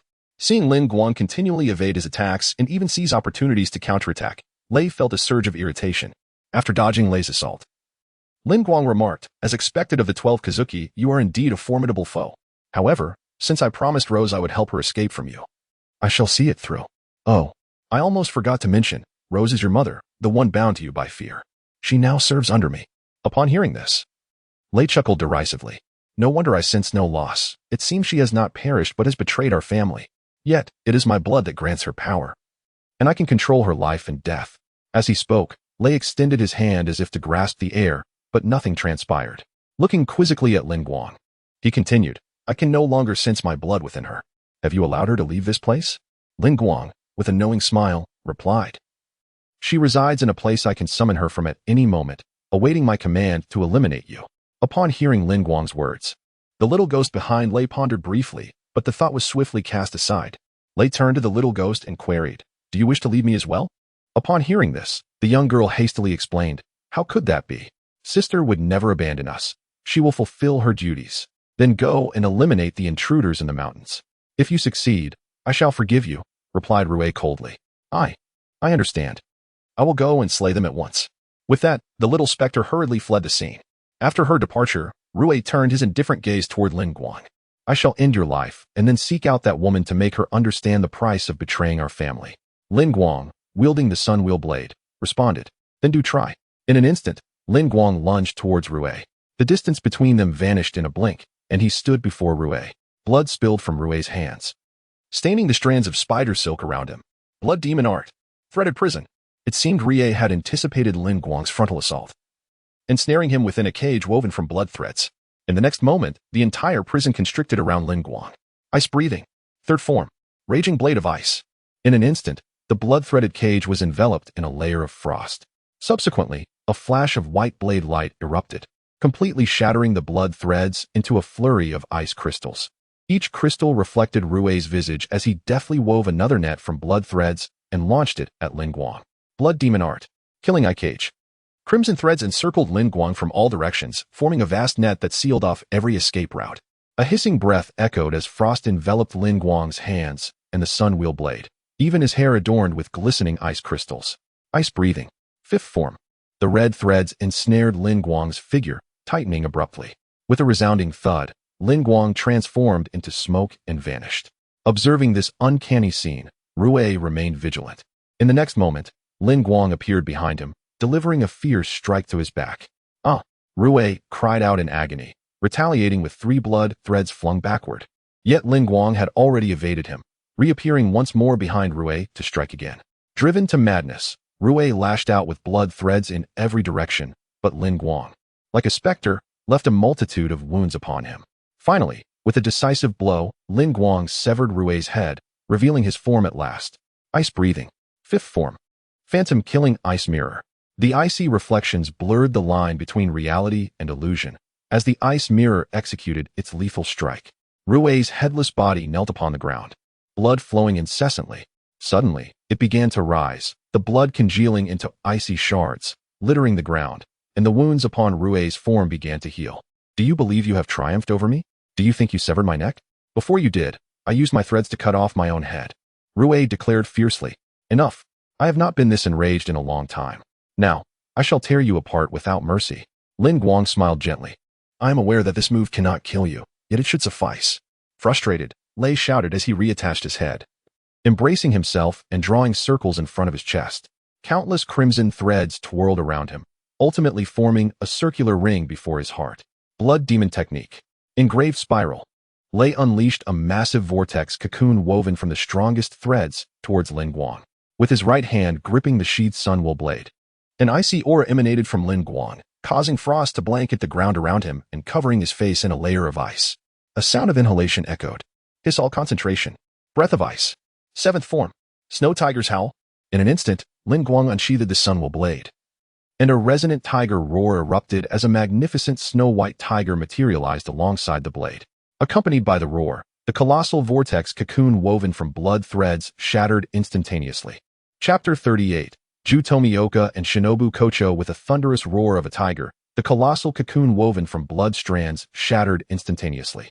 In the blink of an eye, a gleaming blade traced a brilliant arc as the snow tiger engulfed Rui dissipated, revealing Lin Guang behind him. Rui's head fell to the ground, and his body began to disintegrate uncontrollably. Lin Guang drew forth a blood-collecting blade and pierced Rui's corpse.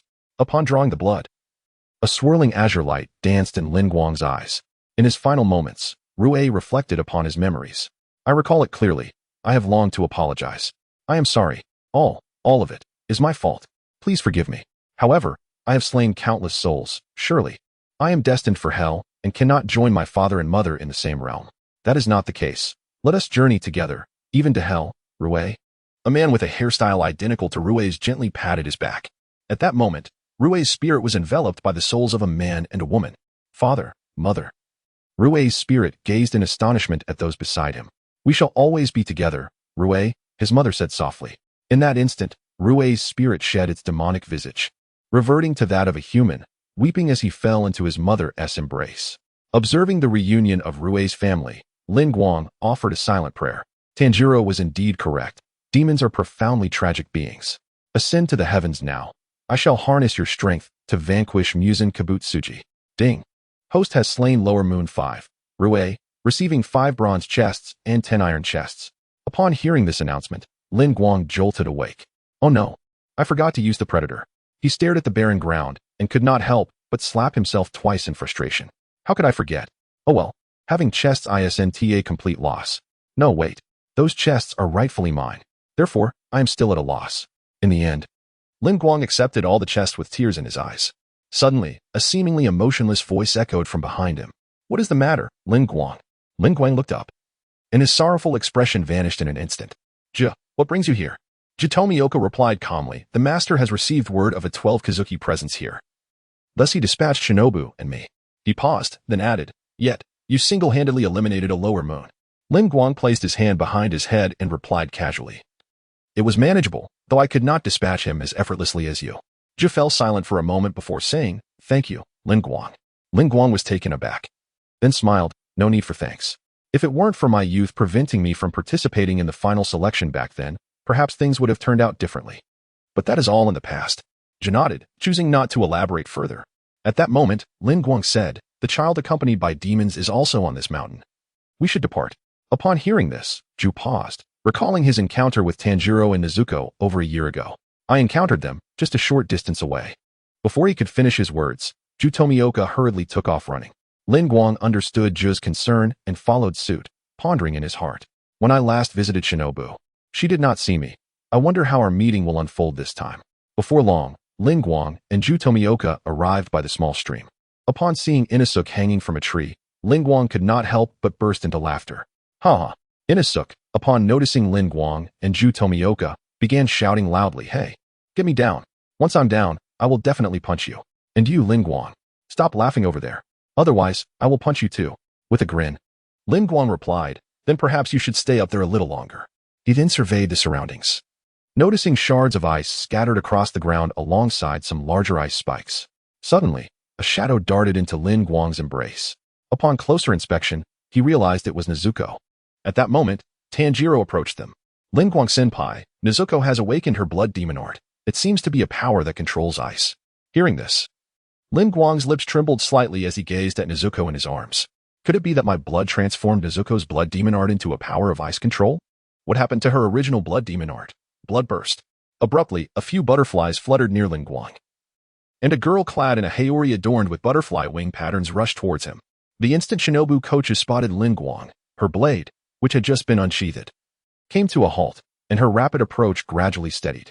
Lin Guang looked at the beautiful girl before him and gently remarked, Shinobu, it has been quite some time. Shinobu, gazing at Lin Guang's familiar yet unfamiliar visage, maintained her gentle smile and spoke in a soft voice. It has indeed been a while, Lin Guang. Are you aware that you are currently harboring a demon? It is quite dangerous. Shinobu, are you still angry with me? Lin Guang suddenly interjected. Tanjiro looked on, astonished, as if he had discovered a new world. Shinobu continued to smile at Lin Guang. No, I am truly not angry at all. Lin Guang handed Nezuko to Tanjiro, instructing, keep your sister close to Zhu. Do not wander off. Understood? Tanjiro looked at Lin Guang, unsure of what to say, while Nezuko gazed at him, bewildered by his request. Suddenly, Shinobu drew her sword, thrusting it towards Nezuko. In an instant, Lin Guang unsheathed his Nichiren blade, blocking Shinobu's attack. Zhu, Tanjiro, I leave the rest to you. Zhu nodded, and Lin Guang's focus returned to the confrontation with Shinobu. Shinobu, it has been a long time since we practiced together. Your thrusts still possess great force. Shinobu regarded Lin Guang and Zhu with a hint of resignation in her eyes. Lin Guang, you are now a member of the Demon Slayer Corps. Do you not realize that this is a violation of the regulations? Lin Guang, wielding the Nichiren blade, gazed into Shinobu's eyes and spoke, I understand. Yet those siblings are different. Thus, I implore you to lend me your ear as I elucidate. Shinobu regarded Lin Guang, her mind swirling with countless inquiries. Why had he once declined to join the Demon Slayer Corps alongside her? What had compelled him to join now? Why had he kept his affiliation a secret after becoming a member? And why, at this juncture, did he choose to protect a demon? These questions threatened to overwhelm her composure, yet a voice of reason within urged her to maintain the serene smile her sister cherished. I have no desire to linger here. And currently, you cannot impede my resolve. With that, Shinobu's figure danced gracefully, swiftly arriving before Lin Guang. At that moment, the voice of Tsujikuni echoed forth. Attention! Attention! A message from headquarters. Capture Tanjiro and Nezuko and return them to base. Seize Tanjiro, clad in a checkered haori, with a wound on his forehead. And the demon girl. Nezuko, who clutches a bamboo stalk. Chapter 39. The spoils. Lin Guang and Butterfly Shinobu retrieve their Nichiren blades. After instructing the members of the Hidden Core to bind Lin Guang, Butterfly Shinobu cast him a final glance before turning away and departing. With a resigned smile, Lin Guang observed as Tanjiro and Nezuko were escorted away by the logistics team of the Hidden Core. Tanjiro looked at Lin Guang, a hint of despair in his voice as he inquired, Lin Guang-senpai, it seems that a swordsman accompanied by demons will never be acknowledged, will they? Understanding that Tanjiro and Nezuko would be safe, Lin Guang reassured him, do not worry, they will be fine. Although Tanjiro recognized Lin Guang's attempt to comfort him, he felt a wave of gratitude. Thank you, Lin Guang-senpai. After Tanjiro followed the members of the Hidden Core away, Lin Guang approached Ju Tomioka. Ju, I presume that my grandfather and you have already vouched for Tanjiro and the others? Ju looked at Lin Guang, confusion evident in his eyes as he asked, Lin Guang, what are you trying to imply? Nothing much. I merely wish to be included as well. After all, even if my grandfather and you vouch for them, there may still be dissenting voices, Lin Guang replied. Ju spoke in a low tone. Let us discuss this further when we meet with Lord Shinazugawa. With that, he turned and departed. Just as Lin Guang intended to follow, he suddenly noticed a warm glow illuminating the horizon. The sun had risen. Perhaps this ray of sunlight would bring me good fortune. As he kept pace with the Hidden Core, he immersed his consciousness in the system for a box opening. System. I am ready to open the boxes. Ding. The host currently possesses 5 bronze chests and 12 iron chests. Would you like to open them all? Let us start with 10 iron chests to set the mood, and then proceed with the rest, Lin Guang commanded. Ding. 10 iron chests have been opened. Congratulations. The host has obtained 1 strength potion, 2 intelligence potions, 2 stamina potions, 1 speed potion, Navy 6 styles, iron block, Navy 6 styles, moonwalk, and 2 portions of ordinary shinobi chakra. The 2 portions of ordinary shinobi chakra flowed directly into Lin Guang's body, transforming the once feeble chakra, akin to a fragile hair, into something robust and powerful. He no longer feared the inadequacy of chakra for the shadow clone technique. Unleashing a dozen clones in battle should pose no issue. A gentle smile graced Lin Guang's face. The remaining potions were stored within his spatial ring, while the 2 Navy 6 styles transformed into scrolls and joined them. To avoid detection, Lin Guang chose to mentally access his spatial ring and utilize the scrolls for iron block and moonwalk. The 2 scrolls shimmered like starlight before vanishing into the ring. Knowledge of the techniques and their applications flooded Lin Guang's mind, and he felt a slight enhancement in his physical capabilities. Having now mastered 3 of the Navy 6 styles, he felt equipped to contend with upper moons, though he still sensed a degree of mental fragility. He hoped to uncover something related to mental fortitude soon. A brief analysis led Lin Guang to discern the core of his greatest weakness. Although Lin Guang possesses the ice fruit, rendering him impervious to mental invasions while transformed into ice, he remains susceptible to such assaults in his ordinary state. System, unlock all remaining treasure chests, Lin Guang commanded. Ding. The host has opened 5 bronze chests and 2 black iron chests. The host has acquired Purification of the Curse, a slave contract, shadow clone technique, a portion of Jonin Chakra, a Mind Link Potion 1, and a Speed Potion 1. Purification of the Curse, a low-level skill that cleanses the body of all negative effects. Cooldown, 48 hours. Note, weakness caused by stamina depletion cannot be purified. Slave contract. Originating from a Western fantasy world, this contract restrains the slave. Once signed, it binds the slave to the master's will. Shadow clone technique. From the Naruto universe, a B-rank ninjutsu capable of creating tangible clones with independent thoughts and offensive capabilities. Jonin Chakra. Derived from the Naruto realm. This grants the host the chakra capacity of an ordinary Jonin. Mind Link. A low-level skill that allows the user to perceive everything within a 10-meter radius. Upon witnessing the treasures from the bronze chests, Lin Guang was overwhelmed with emotion. Indeed, the bronze chests are incomparable to the black iron and wooden ones, yielding nothing but valuable items. In the next moment, the skills and chakra surged into Lin Guang's being. Mind Link. Lin Guang promptly endeavored to test the skill. Within a 10-meter radius, every detail was perceived by him. Even the fleeting glances that Butterfly Ninja cast in his direction did not escape his notice. Feeling an inexplicable sense of anxiety as Butterfly Ninja occasionally glanced his way, he reassured himself.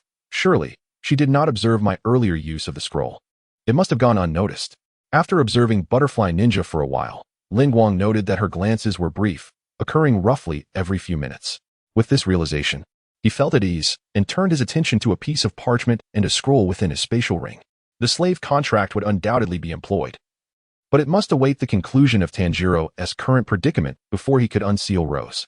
As for the scroll of shadow clone technique, Lin Guang utilized his mind link to ascertain that those around him were not particularly focused on him, aside from the members of the hidden department escorting him.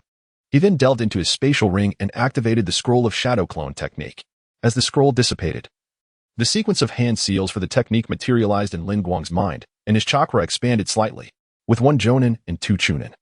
Along with the meager chakra provided by the 2 techniques, his chakra reserves now surpassed that of an average jonin, though he lamented the limited ninjutsu at his disposal. Nonetheless, with the treasure chest system in place, he could simply open more chests in due course. Finally, Lin Guang inquired about his skill, Purification of the Curse. System. Can purification of the curse be used on others? Ding. Yes. Upon hearing the words, a glimmer of light appeared in Lin Guang's eyes. Could the curse purification truly cleanse Muzan Kibutsuji's curse? The system remained silent for a moment, leading Lin Guang to believe it was not possible. When suddenly the system's voice resonated. Ding. Purification is indeed possible. Lin Guang felt a surge of astonishment mixed with apprehension. He had not anticipated that the curse purification could effectively cleanse Muzan's curse, yet he remained uncertain whether this purification would significantly weaken Muzan's formidable strength. This question could only be addressed during his next mission when he would attempt to capture a demon for testing. Just then, the headquarters of the Demon Slayer Corps came into view. As Lin Guang gazed upon the entrance, a wave of nostalgia washed over him. It was hard to believe that he had only visited this place once in the past 2 years, and yet here he was again, having joined the Demon Slayer Corps. Subsequently, Lin Guang entered the headquarters, following closely behind Ju and Shinobu, and made his way into the estate of the Kamadu family. There, 6 individuals awaited him in the courtyard. Thus, all 8 Hashira of the Demon Slayer Corps, with the exception of the Wind Hashira, had gathered. Chapter 40. The pillars, the steadfast foundation of the Demon Slayer Corps, consist of the 9 most formidable swordsmen. To ascend to the rank of pillar, one must either slay over 50 demons or single-handedly vanquish 12 of the 12 Kazuki. Achieving one of these feats grants the title of pillar. The current 9 pillars of the Demon Slayer Corps are as follows. Water Pillar, Jitomioka, a user of water breathing. Insect Pillar, Shinobu Kocho, a practitioner of insect breathing. Sound Pillar, Tenjin Yuzui, who employs sound breathing. Wind Pillar, Sanemi Shinazugawa, a wielder of wind breathing. Mist Pillar, Michiro Takido, adept in mist breathing. Flame Pillar, Kayajiro Rengoku, master of flame breathing. Love Pillar, Mitsuri Kanroji, who utilizes love breathing. Rock Pillar, Jiomi Himejima, a user of rock breathing. And Snake Pillar, Iguro Abanai, who practices snake breathing.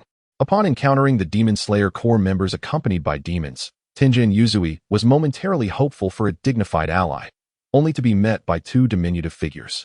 A gentle breeze stirred the diamond chain adorning Yuzui's forehead, producing a soft clinking sound.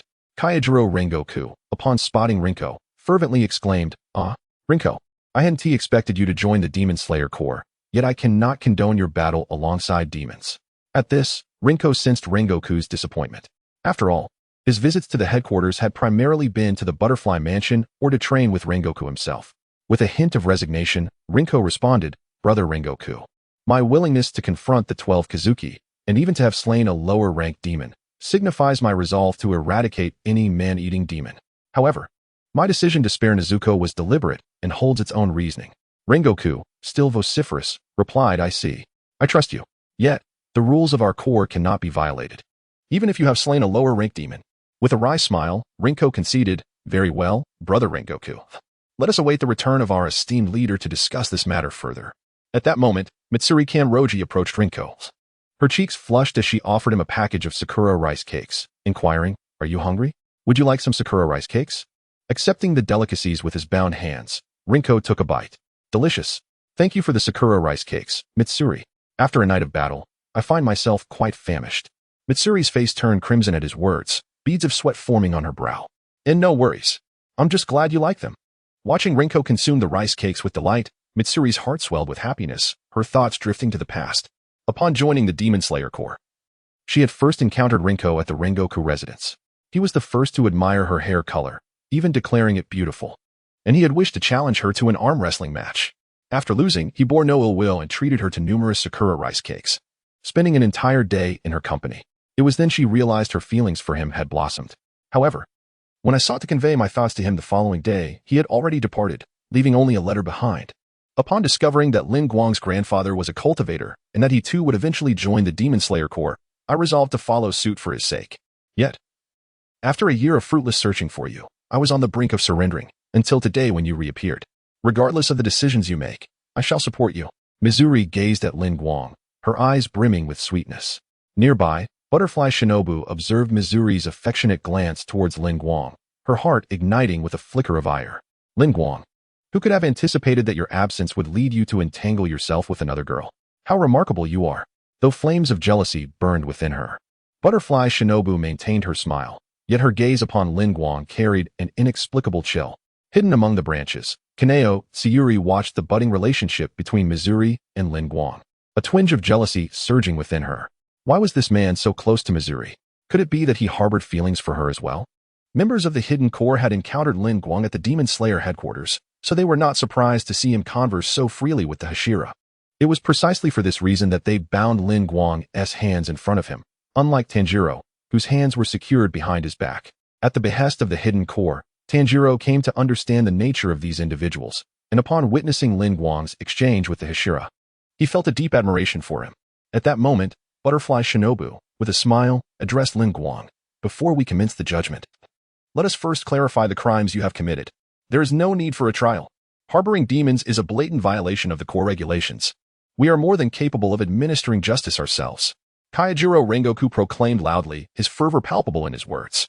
Yuzui Tenjin, adorned in his flamboyant manner, gazed down upon Lin Guang and Tanjiro, declaring, "Those who shelter demons shall be executed alongside them. Allow me to execute them in the most magnificent fashion. I shall ensure their blood splatters everywhere in the most glorious display imaginable."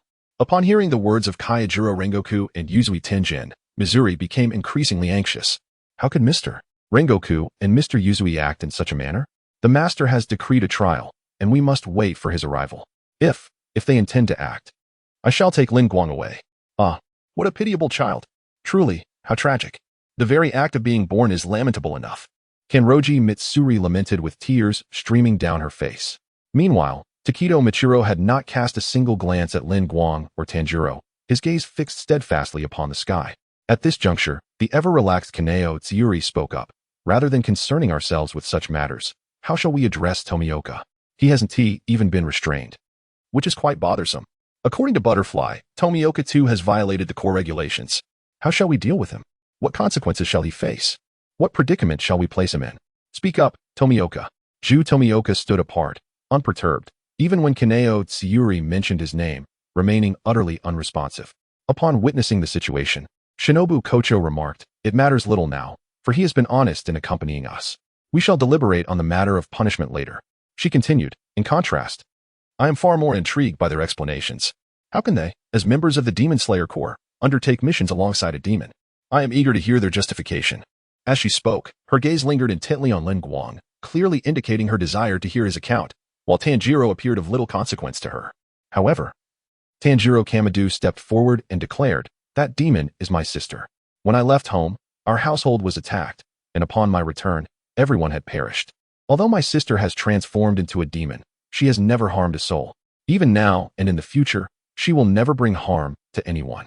Ihei Kobane, pointing at Tanjiro with a cold demeanor, retorted, "Do not utter such absurdities. In the end, protecting one's family is merely a natural instinct. Your words are utterly unconvincing, and I shall not believe them." A wave of laughter erupted, and the Hashira turned to see Lin Guang laughing heartily. "Absurdities, you say? What a delightful jest. You speak with such bravado while knowing nothing of the truth. If you seek evidence, then I shall present it to you." Chapter 41. Takedo Michiro Iguro Abanai cast a fierce glance at Lin Guang, his heterochromatic eyes glinting menacingly. Unperturbed by Abanai's gaze, Lin Guang continued, "During the final selection, which I undertook alongside Tanjiro, we participated in a mission in Asakusa, Tokyo. There, Tanjiro and Nezuko aided in the evacuation of the injured and helped me restrain a demon. Admittedly, the injured individual who was unconscious did not witness the event and thus cannot provide evidence. However, later at the Muzan's mansion, Nezuko assisted Tanjiro in vanquishing 2 demons, safeguarding a young human girl from their clutches. Inquire around, and you shall discover the truth. Furthermore, in the recent battle at Mount Natagamo, Nezuko played a pivotal role in aiding Tanjiro and Inosuke, slaying the formidable lower rank 5 of the 12 Kizuki. All of this serves as irrefutable evidence. The Hashira regarded Lin Guang in silence, for his claims could be easily substantiated. Any counterarguments at this juncture would only serve to undermine their credibility. Finally, Lin Guang declared, "You may doubt my words, but Lord Ubuyashiki cannot be ignorant of the truth. Otherwise, this trial would not be unfolding as it is today, would it?" Upon hearing this, the Hashira began to concede, acknowledging the validity of Lin Guang's assertions. Tanjiro gazed at Lin Guang, tears welling in his eyes. "Lin Guang-senpai," he thought, "you are standing against the Hashira for Nezuko and me. I must do something. I cannot allow you to bear this burden alone." He shouted, "My sister can fight alongside me. She can serve as a member of the Demon Slayer Corps and battle to protect humanity." Just then, a man with a wild shock of white hair entered the courtyard, his tone exceedingly unfriendly. This man, exuding an aura of aggression, bore visible scars across his face, chest, and abdomen. He was none other than the most ferocious of the Hashira, Takedo Michiro. Is that the fool leading the demon team? What is his intention? An undercover member hurriedly approached, frantically calling out to Michiro, "This will complicate matters for me, Lord Takedo. Please, put down that box." As Michiro brandished the box containing Nezuko, Shinobu's smile vanished. "Mr. Takedo, please do not act recklessly." However, Michiro paid no heed to Shinobu's plea and turned to question Tanjiro. "What do you mean by demon? A little brat like you? Joining the Demon Slayer Corps? To fight for humanity? Such nonsense is inconceivable. Fool." With that, Michiro reached for his Nichiren blade at his waist, drawing it with one hand, aiming to pierce the wooden box. Witnessing this familiar scene, Tanjiro desperately struggled to free himself in an attempt to save Nezuko. But Lin Guang acted first. With a sudden motion, he severed the ropes binding his hands. Immediately, Lin Guang swiftly drew his Nichiren blade and charged towards Muzan Kibutsuji with a speed so rapid it was nearly imperceptible. The clash of their blades resonated with a sharp clang. Lin Guang and Muzan's swords met in a fierce confrontation. Muzan, observing Lin Guang, realized that due to his one-handed grip on the sword, he was gradually being overpowered by Lin Guang's strength. This little fellow possesses some power, but with that, Muzan flung a wooden crate containing Nezuko away. Upon witnessing this, Lin Guang swiftly diverted his attention from Muzan. In a flash, Lin Guang leaped high, catching the crate that held Nezuko. Muzan's attack followed in swift succession. Breath of wind. Fourth form. Rising dust storm. 5 blades of wind slashed upward toward Lin Guang and the crate containing Nezuko. "You little creature protecting a demon. You shall perish alongside it." Lin Guang, cradling the crate containing Nezuko, remained utterly unperturbed. Shave. The fusion technique of Moonstep and Shave is swift as shave itself, yet enhancing mobility in the air. Lin Guang's figure vanished, the 5 wind blades dissipating into the horizon, while Lin Guang had already appeared behind Muzan, his sword poised at Muzan's back. Although Lin Guang had visited the Demon Slayer Corps headquarters numerous times with Shinobu Kocho, he had seldom interacted with Muzan, partly due to Muzan's notoriously volatile temperament, and partly because the thought of Muzan potentially harming Nezuko filled him with a sense of aversion. If one cannot distinguish between benevolent and malevolent demons, then I see no reason for you, Muzan, to hold the rank of Hashira. Witnessing this scene, all the Hashira displayed expressions of astonishment. Tanjiro felt a wave of relief wash over him. He was saved. Thankfully, Lin Guang was there. Although Lin Guang had entrusted him with Shave, his own body could not replicate Lin Guang's stunning agility. Indeed, he realized he needed further training to ensure Nezuko's safety. How did he achieve this? He evaded Muzan's 5 attacks in midair. Even the seasoned combatants failed to perceive the little one's movements. The ever-pensive Kaneo was utterly astonished. Shinobu Kocho observed the entire encounter, which concluded in less than 10 seconds, and it seemed Lin Guang had emerged victorious. Her tranquil demeanor shattered as surprise washed over her. Had he truly grown so powerful since their last meeting? Was his promise to avenge my sister genuine? Mitsuri, her eyes sparkling with admiration, blushed as she gazed at Lin Guang. As expected of Lin Guang. How incredible! He has even defeated Mr. Muzan. Meanwhile, the speedster Tenjin Yuzui discerned a hint of brilliance. This little one is truly magnificent. If I am not mistaken, he employs a remarkably swift and elegant footwork, and his explosive speed surpasses even my own flamboyant style. Just then, 2 identical white-haired little Lolas exclaimed in unison, The master has arrived. Following this, another man emerged from within the room, sporting shoulder-length hair parted in the middle, with the most striking feature being the scarred visage that marred half of his face. This man is the leader of the Demon Slayer Corps, Kaneo Tsuki. "Ah, my beloved children. You have arrived." He gently addressed everyone outside the courtyard as he stepped out of the house.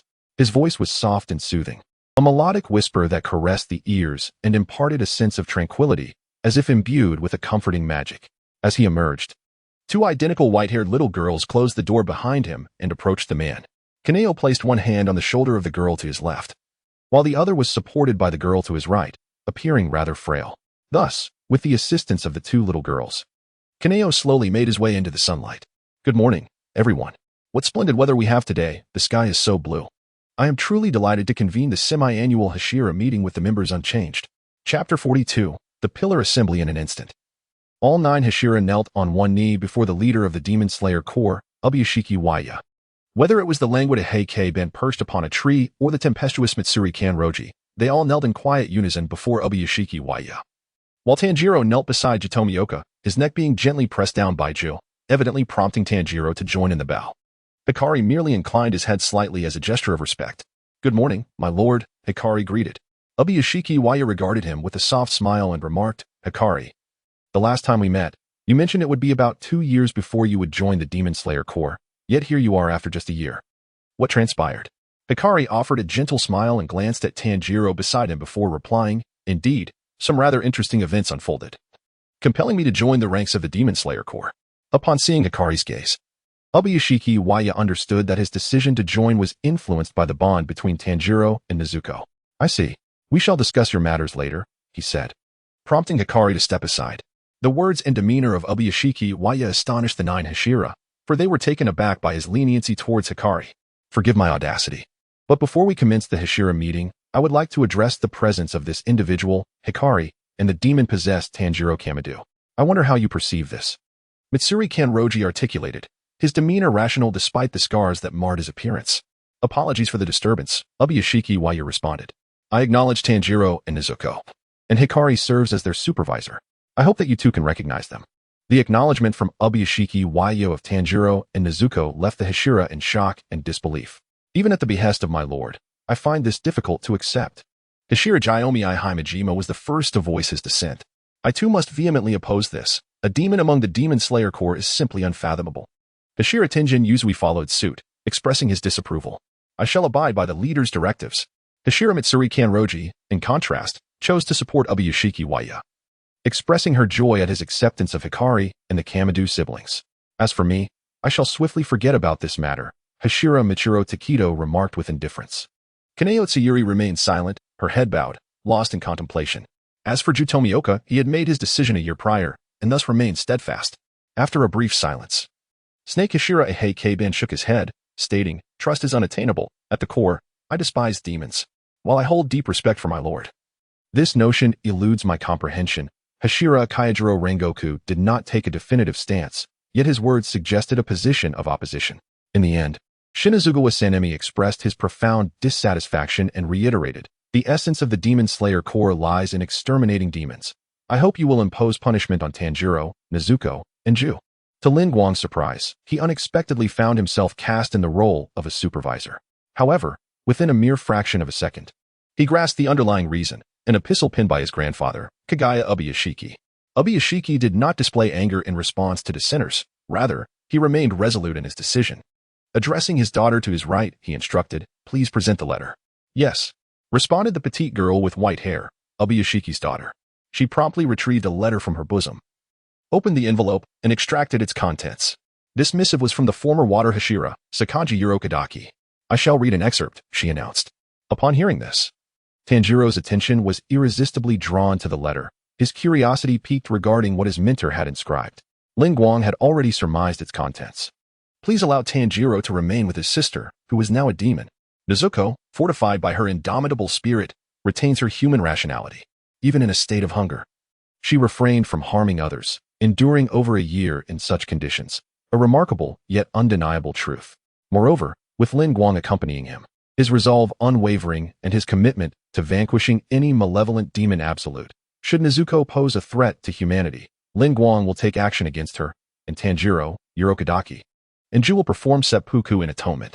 Upon the conclusion of the reading, Lin Guang bowed his head in contemplation. Just as I suspected. Grandfather Urokadaki regards me as his cherished grandson, hence his reluctance to involve me fully in this affair, bestowing upon me the role of a supervisor. Yet, he is willing to stake his life for Tanjiro and Nezuko. How selfish and yet noble. A faint smile graced Lin Guang's lips. This was the first time in 17 years that he felt a sense of belonging, a bond stemming from family ties. Tanjiro, too, was taken aback by the lengths to which Urokadaki and Ju had gone.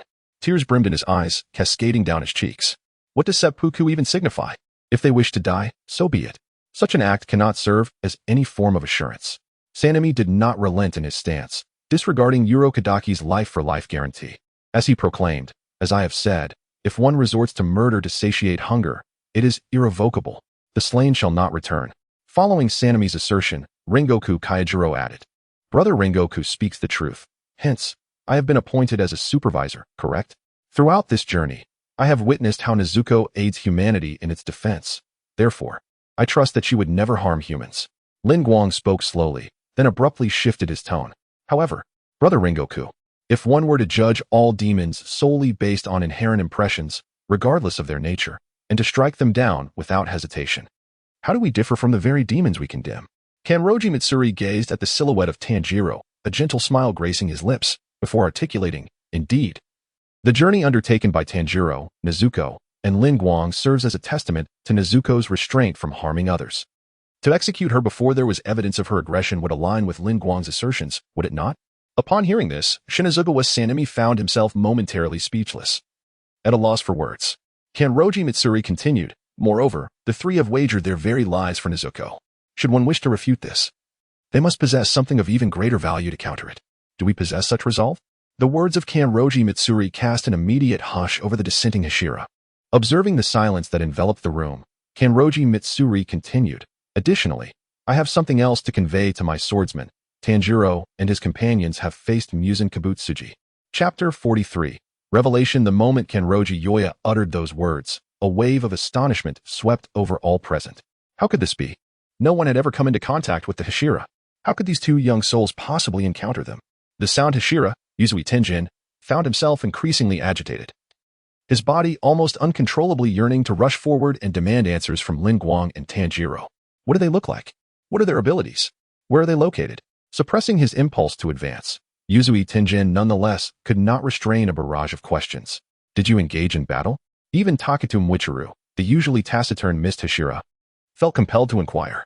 Kaneo Shimizu, with a sudden force, struck the ground with his fist and then questioned, What is Kibutsuji up to? Have you located his lair? Answer me quickly. Silence. I asked first. Let's start with Kibutsuji's abilities. Yuzui Tenjin, irked that Kaneo had interrupted, brusquely demanded quiet. Lin Guang, arms crossed, coldly remarked, If you wish to know, then wait until you all calm down. Kaneo, frustrated by Lin Guang's reticence yet restrained from acting against him in front of their master, could only glare intensely. You insufferable brat. Kanroji Yoya observed the escalating chaos and raised a finger to his lips, signaling for silence. At this gesture, the Hashira fell silent, and both Kaneo and Yuzui Tenjin ceased their quarrel immediately. Kibutsuji is indeed pursuing Lin Guang and Tanjiro, though his motives may be merely to silence them. I have caught a glimpse of Kibutsuji's tail for the first time and do not wish to let go. I fear something unforeseen has occurred with Nezuko. Do you all understand? I do not understand, Master. If they were human, perhaps we could show mercy, but demons are different. We, the Demon Slayer Corps, have fought with unwavering conviction, and countless lives have been sacrificed for this cause. Therefore, I cannot agree. Though Kaneo had retreated, his desire to eliminate Nezuko, a demon, remained steadfast. I see. For someone like you, unless you witness it with your own eyes, you will never believe anyone, will you? Lin Guang fixed his gaze on Kaneo. And? Kaneo shot back defiantly, his eyes still brimming with ferocity. Then let Nezuko prove it to you, shall she? Lin Guang replied coldly. Very well. Allow me to demonstrate the ugliness of demons. Kaneo drew his Nichiren blade, pointing it menacingly at Lin Guang. Now, hand over the demon in your possession. Lin Guang regarded him with a look of incredulity. I will not surrender her to you. Moreover, we are in the sunlight. Or do you wish for Nezuko to perish under its rays? Kaneo glanced respectfully at Kanroji Yoya, saying, Master, I beg your forgiveness for my rudeness. With that, Kaneo leaped into the shadows of a building where sunlight could not reach. Hey, Is this all right, you brat? Lin Guang slightly bowed to Obuyashiki Yoya, apologizing for his impoliteness. Subsequently, he entered the house carrying a wooden box containing Nezuko. Muzan Shimi observed Lin Guang with a smirk, exclaiming, "Hey, you can hand over the box to me now. Can't you?" Lin Guang set the wooden box down and calmly replied, "No need. We can open it right here." Muzan Shimi dismissively retorted, "It matters not. A demon cannot resist the scent of blood. I shall demonstrate just how grotesque these creatures truly are." Lin Guang was aware that Muzan Shimi's confidence stemmed from his own rare blood. However, Lin Guang and his companions were not unfamiliar with rare blood, rendering him indifferent to the threat. He then slowly opened the box and addressed Nezuko. "Come forth, Nezuko. Let us prove that you mean no harm to humanity." Nezuko emerged from the box, drawing the attention of all present. Upon seeing Nezuko, Muzan Shimi immediately slashed his own arm, blood gushing forth. "Come and feast, demon. This is the blood of your favorite human," he taunted. "What is the matter, demon? Come on. You desire it, don't you?" Blood dripped steadily from Muzan Shimi's arm. Yet Nezuko remained unresponsive, as if oblivious to the scent of blood. She turned her small face away, completely disregarding him. Witnessing this, a look of astonishment crossed the faces of nearly everyone present. "What is happening?" Obuyashiki Yoya inquired of his daughter. Though his eyesight was impaired, rendering him unable to discern clearly in dim light, he nonetheless grasped the situation. The demon girl had turned away, showing no reaction even with a bloodied arm before her. Obuyashiki Yoya's daughter recounted the events to him in detail. After hearing her account, Obuyashiki Yoya concluded, "Thus, it can be established that Nezuko will not attack others." At this, Tanjiro let out a sigh of relief. Faced with the undeniable evidence, while Muzan Shimi acknowledged that Nezuko meant no harm, he remained unyielding toward all demons. He returned to the ranks of the Hashira, choosing not to look at Lin Guang and Nezuko again, fearing the resurgence of his murderous intent. Nezuko nestled against Lin Guang's waist, affectionately rubbing against him, prompting Lin Guang to gently pat her head before guiding her back into the box. Witnessing this scene, Mitsuri's feelings for Lin Guang deepened. He is truly so gentle. Will he treat me like this in the future? Is that appropriate? Though Shinobu observed Nezuko's harmlessness, she clenched her fists at the sight of Nezuko in Lin Guang's embrace. "Tanjiro, even so, there will surely be those who cannot accept Nezuko. You must prove that henceforth she can fight alongside the Demon Slayer Corps." The esteemed Obuyashiki Yoya offered a word of encouragement to Tanjiro, urging him to confront the 12 Kizuki. In doing so, you will earn the recognition of others, akin to that bestowed upon Lin Guang, and the weight of your words will transform. Yoya's words instilled a newfound resolve within Tanjiro, who declared fervently, "I, Nezuko, and I shall surely vanquish Muzan Kibutsuji. Together, we will sever the chains of sorrow." Observing Tanjiro, who seemed invigorated as if fueled by a surge of energy, Obuyashiki Yoya could not help but smile benevolently. He then gently advised, "At present, you cannot achieve that. First, you must defeat one of the 12 Kizuki." Tanjiro, suddenly awakened by Obuyashiki Yoya's insight, felt an unprecedented wave of embarrassment wash over him, rendering him momentarily flustered, yet he managed to muster a response. "Understood." Chapter 44. The pillar meeting Kanroji Mitsuri was instantly amused by Tanjiro's embarrassed demeanor, yet she restrained herself from laughing aloud, her expression adorably endearing. "No, I mustn't laugh," she repeatedly reminded herself in her mind. Butterfly Shinobu, observing Tanjiro, lowered her head and chuckled softly. Rengoku Kaijiro, upon hearing Tanjiro's words, significantly altered his impression of him. Indeed, he has a good heart. Lin Guang also couldn't help but chuckle at Tanjiro. Ha ha ha. However, Tanjiro, upon hearing Lin Guang's laughter, felt so embarrassed that he could have dug 3 rooms and a hall into the ground with his toes. Obuyashiki Yoya turned to Lin Guang and said, "Lin Guang, I entrust Tanjiro and Nezuko to you from now on. I believe you will fulfill your supervisory duties admirably." Lin Guang, suppressing his smile, nodded and replied, "No problem." Obuyashiki Yoya continued, "The Hashira of the Demon Slayer Corps undoubtedly possess exceptional talents, but they have all undergone rigorous training, honed their skills, and traversed numerous crises to confront the 12 Kizuki. Thus, the Hashira earn respect and privileges, and Lin Guang must be mindful of his manner of speaking." Upon hearing this, Lin Guang replied, "I understand." Subsequently, Obuyashiki Yoya addressed Shinizuga with Sanemi, and Sanemi, "Do not be too harsh on the younger ones." Sanemi knelt on one knee and responded, "Understood." Tanjiro's matters were concluded for now, and he was permitted to take his leave. "Lin Guang, you stay behind for a moment," Obuyashiki Yoya stated, intending for Tanjiro to rest first. Tanjiro and Inosuke had both battled the spider demon, although Inosuke could sever the demon's arms with all his might. He found it impossible to cut through its neck, especially after the demon had shed its skin, making it all the more formidable. Consequently, Both Tanjiro and Inosuke had sustained considerable injuries, yet Inosuke remained as spirited as ever, not at all despondent like in the anime. Seizing the moment after hearing the Lord's words, Butterfly Shinobu interjected, "Then let the Kamadu siblings be taken care of by my estate for the time being." With that, she clapped her hands and commanded, "All right, please take them away." Following her orders, two members of the stealth team emerged, one carrying Mizuko's wooden box on his back, while the other forcibly hoisted Tanjiro, and together they departed. After Tanjiro and the stealth team left, Ubuyashiki Yoya continued, "Now, let us commence the pillar meeting." Ubuyashiki Yoya stepped into the room, followed by the 9 Hashira, with Lin Guang trailing behind them into the chamber. Once seated, all the Hashira fell silent, awaiting Ubuyashiki Yoya's words. Ubuyashiki Yoya spoke gently. "The first matter concerns Lin Guang." At his words, all eyes turned toward Lin Guang, who, rather than feeling flustered by the attention, remained composed and met Ubuyashiki Yoya's gaze steadily. "My lord," he addressed him. At that moment, Kanroji remarked, "You have manifested the breath of ice and vanquished the lower moon 5 during the recent incident at Mount Natagomo. Hence, I believe you are worthy of becoming a Hashira of the Demon Slayer Corps." Upon hearing Ya's words, Hayakawa Lin offered a gentle smile. When Ya mentioned his name, Lin had already anticipated what he would say. Lin expressed his gratitude, saying, "Thank you, my lord. It is truly an honor." The reactions of those present to Lin's ascension as the new Hashira varied. Mitsuri Kanroji turned her head away, unable to look at Lin. Although she still felt a tinge of displeasure towards him, she acknowledged his strength. Yuzui Tenjin stroked his chin and remarked, "A new wielder of a breathing technique. Quite splendid indeed, and you even delivered a dazzling blow to Mitsuri. I acknowledge your prowess." Shinobu Kocho squinted her eyes into a narrow line and smiled at Lin, saying, "Congratulations, Lin." Mitsuri blushed and exclaimed, "Lin, congratulations." Despite being blind, Kaneo Tsuyuri sensed Lin's formidable presence. "It is indeed fortunate for the Demon Slayer Corps to have a powerhouse like you among its ranks." Rengoku Kejiro looked at Lin with joy, stating, "Lin, you have barely joined the Corps, yet you've already encountered Muzan Kibutsuji and the 12 Kazuki. You possess quite the allure. I feel envious." Iguro Abanai regarded Lin with the gaze of a rival, thinking, "How infuriating. This person has become a Hashira, which means I will see Mitsuri every day." Takedo Michiro stared at Lin with a dazed expression, asking, "What was your name again?" "I'm sorry, I just forgot." In response, Lin replied with a hint of exasperation, "Lin."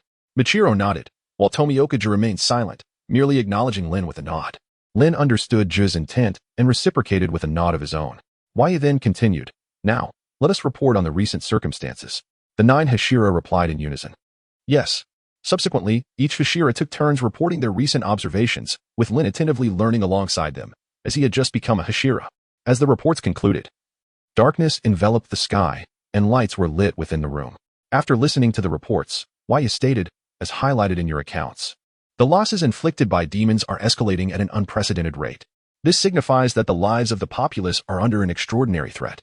I believe we must increase the number of Demon Slayer Corps members. What are your thoughts?" In response, Mitsuri was the first to speak. "The incident at Mount Natagomo has made it abundantly clear that the quality of our members has diminished alarmingly, rendering them nearly ineffective." Shinobu then raised a concern. "With an increasing number of members, it becomes ever more challenging to manage. The times have drastically changed. For those who join due to the tragic loss of a loved one, or those who possess exceptional bloodlines as demon hunters, it is cruel to expect others to match their resolve and fortitude. The lamenting island of Himejima has also taken into account the challenges associated with enhancing the quality of its members." Kanroji Mitsuri remarked, "Indeed, however, the significant movements made by the lower moon signify that Muzan is likely not near Mount Natagomo." Lin Guang nodded in agreement, stating, "Precisely, during our time in Asakusa, when Tanjiro discovered Muzan, he immediately transformed an individual into a demon, causing chaos. Consequently, we were unable to pursue Muzan and locate his lair." Lin Guang continued in his thoughts, "Although I am aware that Muzan's hideout is Infinity Castle, it remains uncertain when he might be present there." Upon hearing this, Kanroji Mitsuri smiled gently and replied, "Indeed, if Muzan possesses something he wishes to conceal, he will skillfully divert our attention, which is truly exasperating. Nevertheless, the demons are currently indulging in their consumption of humans, gaining strength, and clinging to existence, even for those who have already perished. We are left with but one course of action. The Hashira present here are undoubtedly the most elite assembly of swordsmen since the initial breathing of the Sengoku era." Subsequently, Kanroji's gaze slowly swept over the crowd, uttering a name for each individual he beheld: Yuzui Tenjin, Rengoku Kaijuro, Kochu Shinobu, Kanroji Mitsuri, Takata Michiru, Himejima Kumei, Kanroji Mitsuri, Iguro Abanai, Tomioka, and Lin Guang. My swordsman, I eagerly anticipate your vigorous endeavors. Chapter 45. The trio still wounded upon the conclusion of the Hashira meeting. Some of the Hashira returned to their residences, while others were dispatched on missions to eliminate demons. Lin Guang, however, was retained by Ubuyashiki Yoya. Ubuyashiki Yoya remarked, currently, the regions afflicted by demons in Japan are already overseen by Hashira, thus there are no areas designated for you at this moment.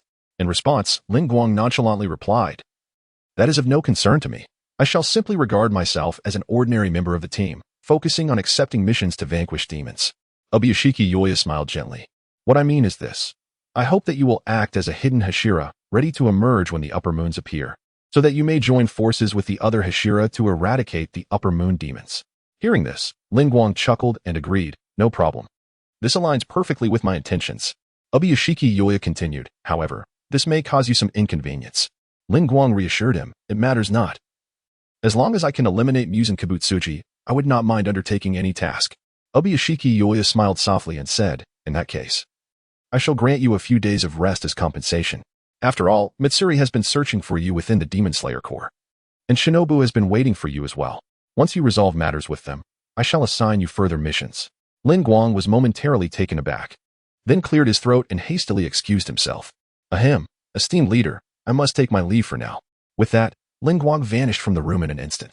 As he walked along the path to the Demon Slayer Corps headquarters, Lin Guang sighed. I truly do not comprehend the leader's intentions. How can he jest in such a manner? Suddenly, a girl's voice called out from behind him. Lin Guang. Turning around, he discovered it was Mitsuri Kanroji. Yes? Mitsuri, do you require my assistance?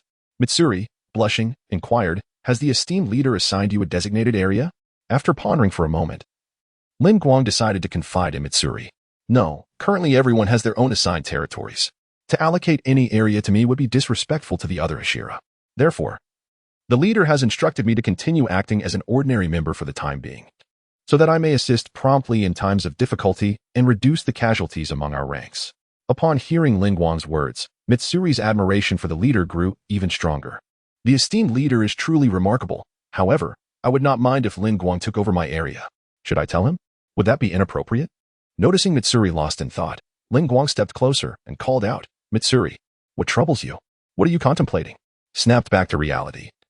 Mitsuri found Lin Guang mere inches away, causing her face to flush crimson and beads of sweat to form on her forehead, leaving her feeling somewhat dizzy. So close.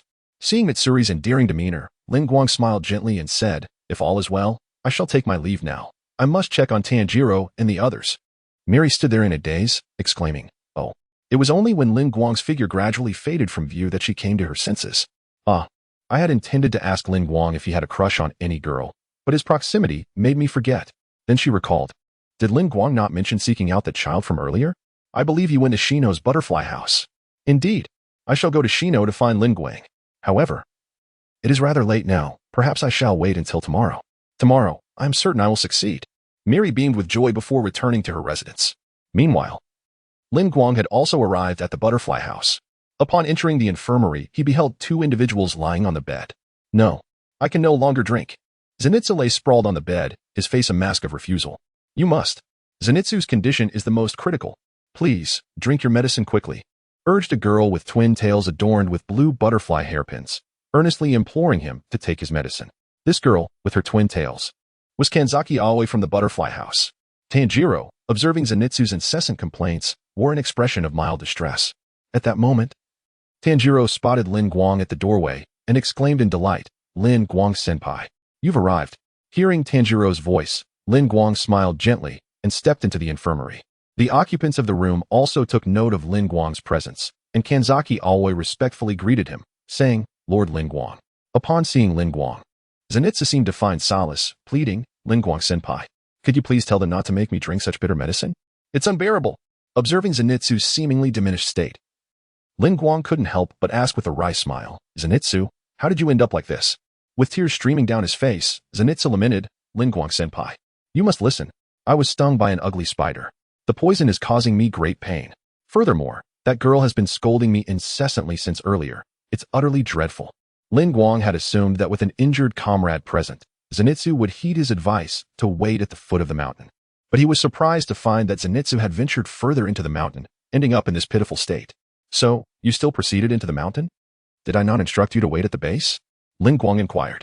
Tanjiro, sensing the peculiarity of the situation, chimed in. Indeed. Zenitsu. Did Lin Guang senpai not tell you to remain at the foot of the mountain? In response to Tanjiro's question, Zenitsu shouted back, it's all your fault. If you hadn't brought Nezuko into the mountain, dragging a girl into such a terrifying place, what were you thinking? Observing Zenitsu's agitated demeanor, Lin Guang and Tanjiro exchanged glances, both letting out a resigned sigh. Noticing their mutual reaction, Zenitsu questioned, what expression is that? Am I wrong in what I said? Lin Guang addressed Kanzaki Aoi. Please ensure that Zenitsu takes his medicine on time every day. Kanzaki Aoi readily agreed. Of course, it is our responsibility. Suddenly, a flurry of footsteps echoed from outside the door, and the ward door swung open with a crash, revealing Inosuke before Lin Guang. Hey, are you here? Come and face me in a duel. Inosuke exclaimed with fervor. From behind him, the voices of two children interjected. Inosuke-san, your injuries haven't healed yet. You mustn't engage in vigorous activity. Who cares about that? Inosuke retorted. Lin Guang, Ta and I have vanquished that formidable demon together. So let us duel. Lin Guang glanced at the two little girls behind Inosuke, their faces filled with distress, and replied, once your injuries have healed, I shall fight you. You promise? Inosuke pointed at Lin Guang, demanding affirmation. Lin Guang nodded and then gestured towards the two little girls, saying, indeed, I do. But you must pledge to heed their words until you are fully recovered. Only then will I engage in a duel with you. No problem. Inosuke declared confidently. Lastly, Lin Guang turned to Tanjiro and said, Tanjiro, strive to grow stronger, for that is the only way you can protect Nezuko. Upon hearing Lin Guang's words, Tanjiro nodded earnestly and replied, I will, Senior Lin Guang. Indeed. Chapter 46, Misunderstanding resolved upon departing from the infirmary, Lin Guang immediately activated his telepathic abilities. Soon, he pinpointed the location of Butterfly Shinobu and a smile graced his lips. He had found her. In an instant, Lin Guang vanished from sight, reappearing before a laboratory. He opened the door and beheld Butterfly Shinobu diligently engrossed in her work. Is that you, Aoi? Why are you still here so late? Upon hearing the door creak open, Butterfly Shinobu initially thought it was Kanazaki Aoi. However, when she turned and saw Lin Guang, her movements momentarily faltered. Setting aside the concoction she was preparing, she smiled gently and inquired, Lin Guang, what brings you here? Noting the state of Butterfly Shinobu, Lin Guang adopted a troubled expression. Shinobu, I have something to discuss with you. Upon hearing this, the smile on Butterfly Shinobu's face gradually faded. Lin Guang continued, this is not the place for such a conversation. Please, follow me. With that, he stepped out of the laboratory and into the courtyard of the Butterfly Mansion.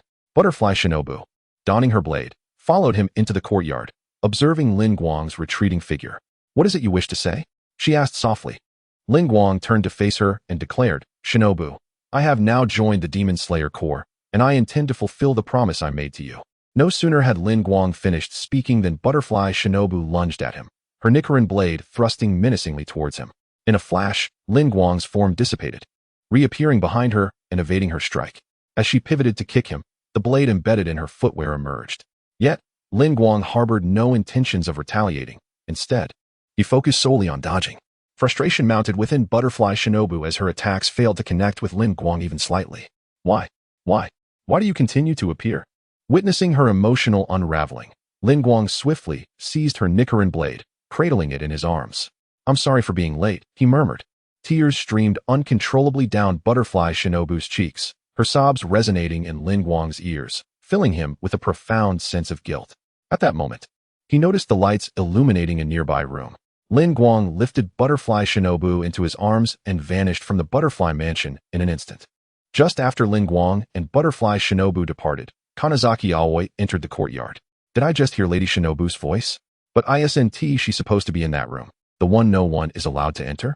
Meanwhile, Lin Guang had brought Butterfly Shinobu to the summit of a mountain. As her emotions began to stabilize, she forcefully extricated herself from his grasp.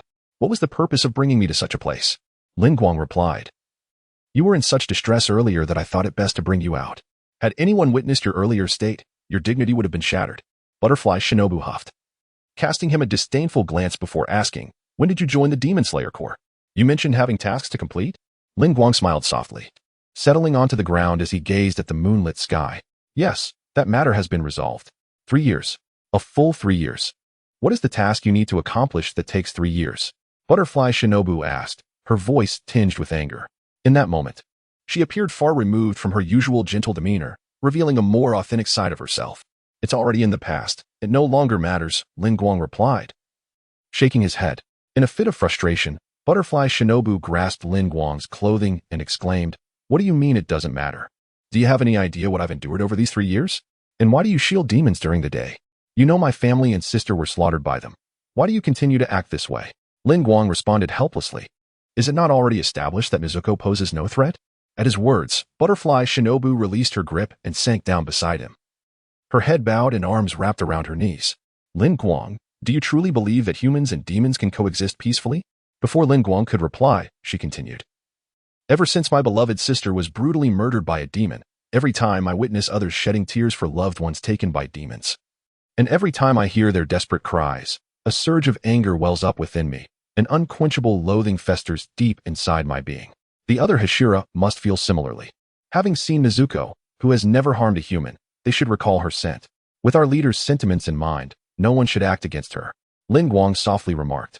I understand. But even so, Shinobu, you cannot forgive demons, can you?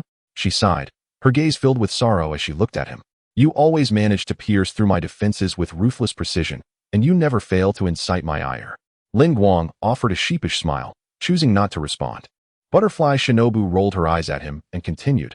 However, it was my sister's wish to coexist harmoniously with demons, and I must carry that legacy forward. If there exists a way to deal with pitiable demons without resorting to violence, I must contemplate it further. I desire to maintain the smile that my sister cherished.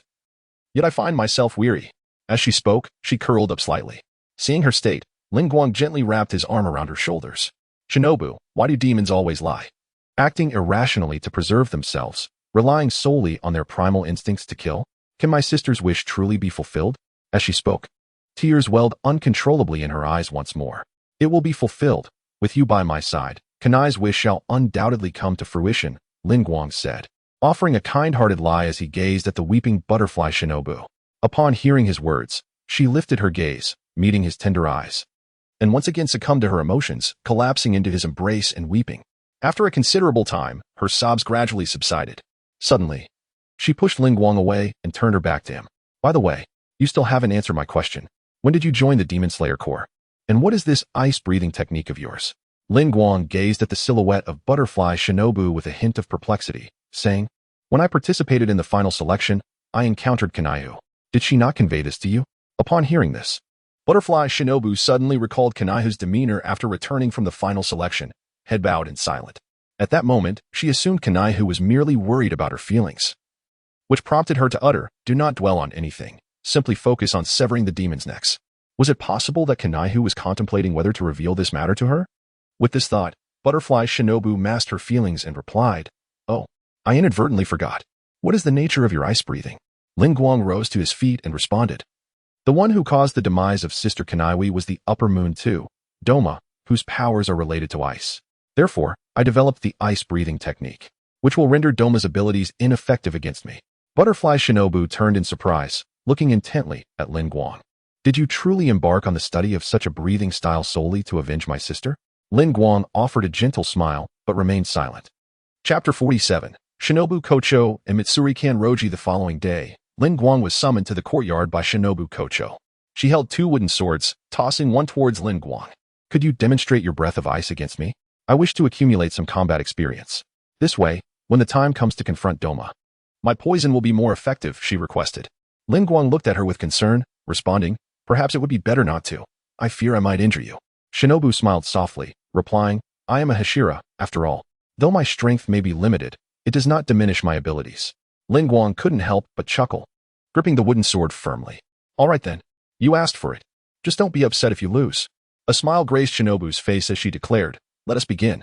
No sooner had she spoken than she charged at Lin Guang. He refrained from using the body flicker technique, but activated his mental connection. The moment Shinobu made her move, Lin Guang sensed it. He raised his wooden sword to parry her strike.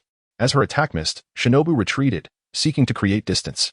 Seizing the opportunity, Lin Guang advanced, aiming to capture her. However, Shinobu's agility was remarkable. With a swift turn, she evaded him. Their bodies intertwined, and Shinobu positioned herself behind Lin Guang, lunging at him once more. Breath of Ice. First form. Ice Blade Slash. A layer of frost enveloped her wooden sword, prompting Lin Guang to swiftly counter with a strike of his own. A sharp crack echoed as their swords clashed, and Shinobu, leveraging the momentum, seemed to soar into the air. At that moment, a lively voice rang out from the courtyard. "Shinobu, I've come to play." Mitsuri Kanroji entered the butterfly mansion, drawn by the sounds of battle. Rushing to the courtyard, she arrived just in time to witness Shinobu's aerial maneuver. Observing the duel between Lin Guang and Shinobu, Mitsuri recognized that they were sparring with wooden swords, indicating a training exercise. Moreover, since Lin Guang's Breath of Ice was a new technique, all the Hashira were curious about him. Mitsuri watched Shinobu in midair, a hint of envy sparkling in her eyes. As expected of Shinobu. How impressive. Meanwhile, Shinobu capitalized on her descent to execute a sword technique. Dance of the Butterfly. Tease. Lin Guang, sensing her intent, prepared to counter. Breath of Ice. Third form. Raging Ice Cleave. A series of sharp sounds resonated as Lin Guang's wooden sword successfully blocked all of Shinobu's strikes. Simultaneously, the temperature around them dipped slightly due to Lin Guang's technique. When Shinobu prepared to unleash her breath once more, she felt a chill in her lungs. Yet she pressed on with her sword technique. Dance of the Dragonfly. Compound a hexagon. In an instant, a flurry of swift stabs, faster than a butterfly's dance, surged towards Lin Guang. With his wooden sword held defensively, a thin layer of frost crept across Lin Guang's face, and the surrounding temperature plummeted. Breath of Ice. Sixth form. Immutable Ice. Turtle. A chill began to permeate the surroundings, causing Butterfly Shinobu to feel as though her movements had slowed slightly. However, in an instant, her flurry of 6 strikes was completed, yet all were effortlessly parried by Lin Guang. Suddenly, a sense of imminent danger washed over Butterfly Shinobu. Breath of Ice. Second form. Unbreakable Glacial Serpent. In a heartbeat, the wooden blade in Lin Guang's hand transformed into an offensive stance, striking towards Butterfly Shinobu at an astonishing angle. She raised her weapon to block Lin Guang's attack, yet for some inexplicable reason, her body reacted a fraction slower than usual. With a sharp crack, the wooden blade was sent flying from her grasp. The outcome was clear. "I've won again," Lin Guang declared with a grin. Ignoring his proclamation, Butterfly Shinobu focused her gaze on the ground, where she discovered a delicate layer of frost forming, only to quickly dissipate under the sun's warmth. Understanding the source of her discomfort during the battle with Lin Guang, she pondered the revelation. At that moment, Kanroji Mitsuri rushed over, picking up the wooden blade that had fallen from Butterfly Shinobu's hand, her eyes sparkling with excitement. "Shinobu, Lin Guang, may I have a turn as well?" Seeing Kanroji Mitsuri approach, Butterfly Shinobu smiled gently and inquired, "Mitsuri, what brings you here?" With a blush adorning her cheeks, Kanroji Mitsuri responded, "I heard that Lin Guang became a Hashira in a shorter time than Mr. Taketu, so I came to see for myself." Arriving just in time to witness the spar between Shinobu and Lin Guang, she exclaimed, "Lin Guang is truly impressive. He managed to counter all of your attacks, Shinobu." Mitsuri casually fabricated a reason while simultaneously complimenting Lin Guang. "Of course, I am quite powerful now," Lin Guang replied cheerfully. "This time, I absolutely will not lose in an arm wrestling match against you, Mitsuri." Upon hearing his words, Kanroji Mitsuri's excitement bubbled forth. "Lin Guang, are you challenging me to an arm wrestling match?" Butterfly Shinobu, curious about their newfound camaraderie, asked, "Mitsuri, when did you become so close to Lin Guang?" "About a year ago," Kanroji Mitsuri stated candidly. "When I first joined the Demon Slayer Corps, I met Lin Guang at Mr. Rengoku's home. He lost to me in an arm wrestling match and treated me to an abundance of Sakura rice cakes." Butterfly Shinobu was taken aback by her revelation. "A year ago." She covered her mouth in surprise, casting a glance at Lin Guang. He showed no signs of evasion, instead responding with a cheerful smile. "When I came to headquarters with Grandpa Kagaya a year ago, I intended to seek you out, but you weren't interested in seeing me. So I went to find Brother Rengoku, and that's when I met Mitsuri." Kanroji Mitsuri nodded in affirmation. Then, with a gentle smile, Butterfly Shinobu remarked, "I see. So, Lin Guang, will you still challenge Mitsuri to an arm wrestling match?" Just as Lin Guang was about to reply, a crow swooped down from the sky, landing on his shoulder. "Caw, caw. There are reports of suspected demon attacks in the southwestern village.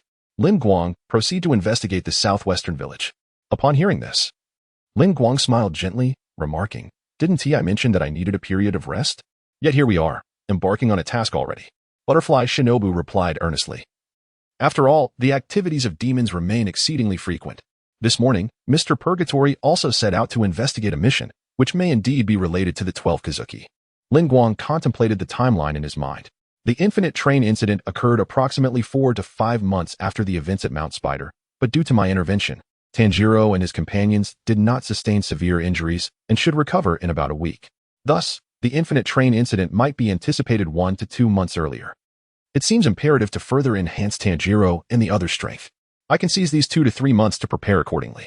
With a gentle smile, Lin Guang said, "Yes, I understand. During my absence, I entrust Tanjiro and the others to your care. They possess immense potential, so please ensure you train them diligently."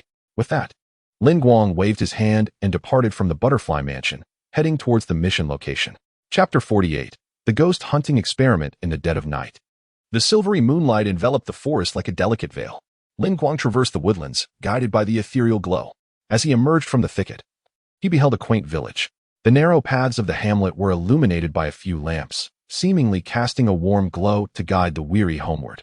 Lin Guang activated his psychic senses to explore the village, yet found no trace of spirits. Upon exiting the village, he arrived at a crossroads, pondering where a ghost might be lurking. At that moment, a man approached from the opposite direction, burdened with several rabbits, evidently just returned from a hunt. As the man passed by Lin Guang, he suddenly turned and called out, "Hey, if you're on your way, I would advise against taking that path. This one is safer." He gestured towards the road behind him. Feigning curiosity as a traveler, Lin Guang inquired, "Why is that?" The man replied, "Lately, that road has been plagued by wild beasts at night. Several lives have already been lost. If you must proceed that way, do exercise caution." With that, the hunter continued into the village, and Lin Guang expressed his gratitude to the man's retreating figure before venturing down the path fraught with danger. As Lin Guang walked along the trail, he suddenly sensed an ominous presence drawing near from behind. "Come and see. Who has lost their way?" A chilling, grotesque voice echoed from the shadows. In an instant, countless strands of black silk enveloped him. Abruptly, the dark threads constricted violently, as if attempting to ensnare him. Lin Guang's hand grasped the sun-wheel blade, its white edge gleaming ominously in the moonlight. In a flash, all the encircling black threads were severed. A shriek pierced the air. "Ah, my beautiful hair." Turning to confront the source of the voice, Lin Guang beheld the remaining strands retreating back to a tree, where a ghostly figure lay in wait. With a thunderous crash, the hair ghost leapt down, clutching its severed locks. Its countenance twisted in rage as it fixed its gaze upon Lin Guang. Now, Lin Guang discerned the true form of the hair ghost. It sported long, flowing black hair that brushed the ground, a single horn sprouting from its forehead. Despite its feminine physique, its voice was exceedingly grating. "How dare you sever my beautiful hair? I shall take your life." The hair ghost spread its arms wide, its tresses seeming to come alive, surging towards Lin Guang. Undeterred, Lin Guang charged forward into the mass of hair. Shave. In an instant, he vanished, reappearing before the hair ghost. Breath of ice. Third form. Frost blade unraveled. The white blade flickered, severing all the hair at its roots while also dismembering the ghost's limbs. The hair ghost wailed in agony as its severed limbs rapidly sprouted flesh. Seeing Lin Guang towering above, the hair ghost suddenly trembled in fear, pleading for mercy. "Do not kill me. Please, spare my life. I shall never consume humans again. I implore you, spare my life." Lin Guang retracted the sunwheel blade, a slight smile gracing his lips. "If you could render me a favor, I might contemplate your plea." With that, Lin Guang placed his finger upon the brow of the hair demon. "It is merely a small experiment. There is no need for anxiety." As his words fell, Lin Guang silently intoned, "Purification of the curse." His finger emanated a verdant glow, and the hair demon erupted into agonized screams, its entire body trembling uncontrollably. Before long, the hair demon ceased its cries, its hair and limbs regrowing anew. Simultaneously, hidden within the neon shadows, Kibutsuji Muzan suddenly sensed a fragment of his blood entirely slipping from his grasp. "Another demon has escaped my control. Tsuguko. That little girl. With this, it marks the third. What on earth is happening?" The hair demon knelt upon the ground, gasping for breath, and gradually, its form began to transform. Its once black hair deepened into a more profound shade. Observing this metamorphosis, Lin Guang furrowed his brow slightly. "Speak to me of Kibutsuji Muzan's whereabouts." "Hiki. Haha." The hair demon erupted into laughter as it gradually rose, veins bulging ominously as it gazed at Lin Guang. "Though I am unaware of your actions, I can sense that the oppressive gaze of Kibutsuji Muzan has vanished, and his blood has wholly transformed into my strength. I shall repay you well. You shall become the essence that fortifies my power." The hair demon clasped its hands before its chest, and in an instant, countless strands of hair shot forth like steel needles in a downpour. Blood demon art. 1,000 blades of hair. Witnessing the onslaught of the hair demon, Lin Guang adopted a defensive stance with the sun wheel blade, an aura of frost emanating forth, freezing the hair demon's assault into crystalline shards. Breath of ice. Land style. Unbreakable ice. Turtle. The hair demon's attack, upon meeting Lin Guang's counter, transformed into ice crystals and shattered entirely. Enraged by the spectacle, the hair demon exclaimed, "What nonsense! In my current state, I could rival even the 12 Kazuki. How could I possibly fail to vanquish a mere member of the Demon Slayer Corps?" Blood Demon Art. Blade of Hair. The hair demon's locks merged, forming dozens of razor-sharp blades that sliced toward Lin Guang. Breath of ice. Land style. Unbreakable ice. Serpent.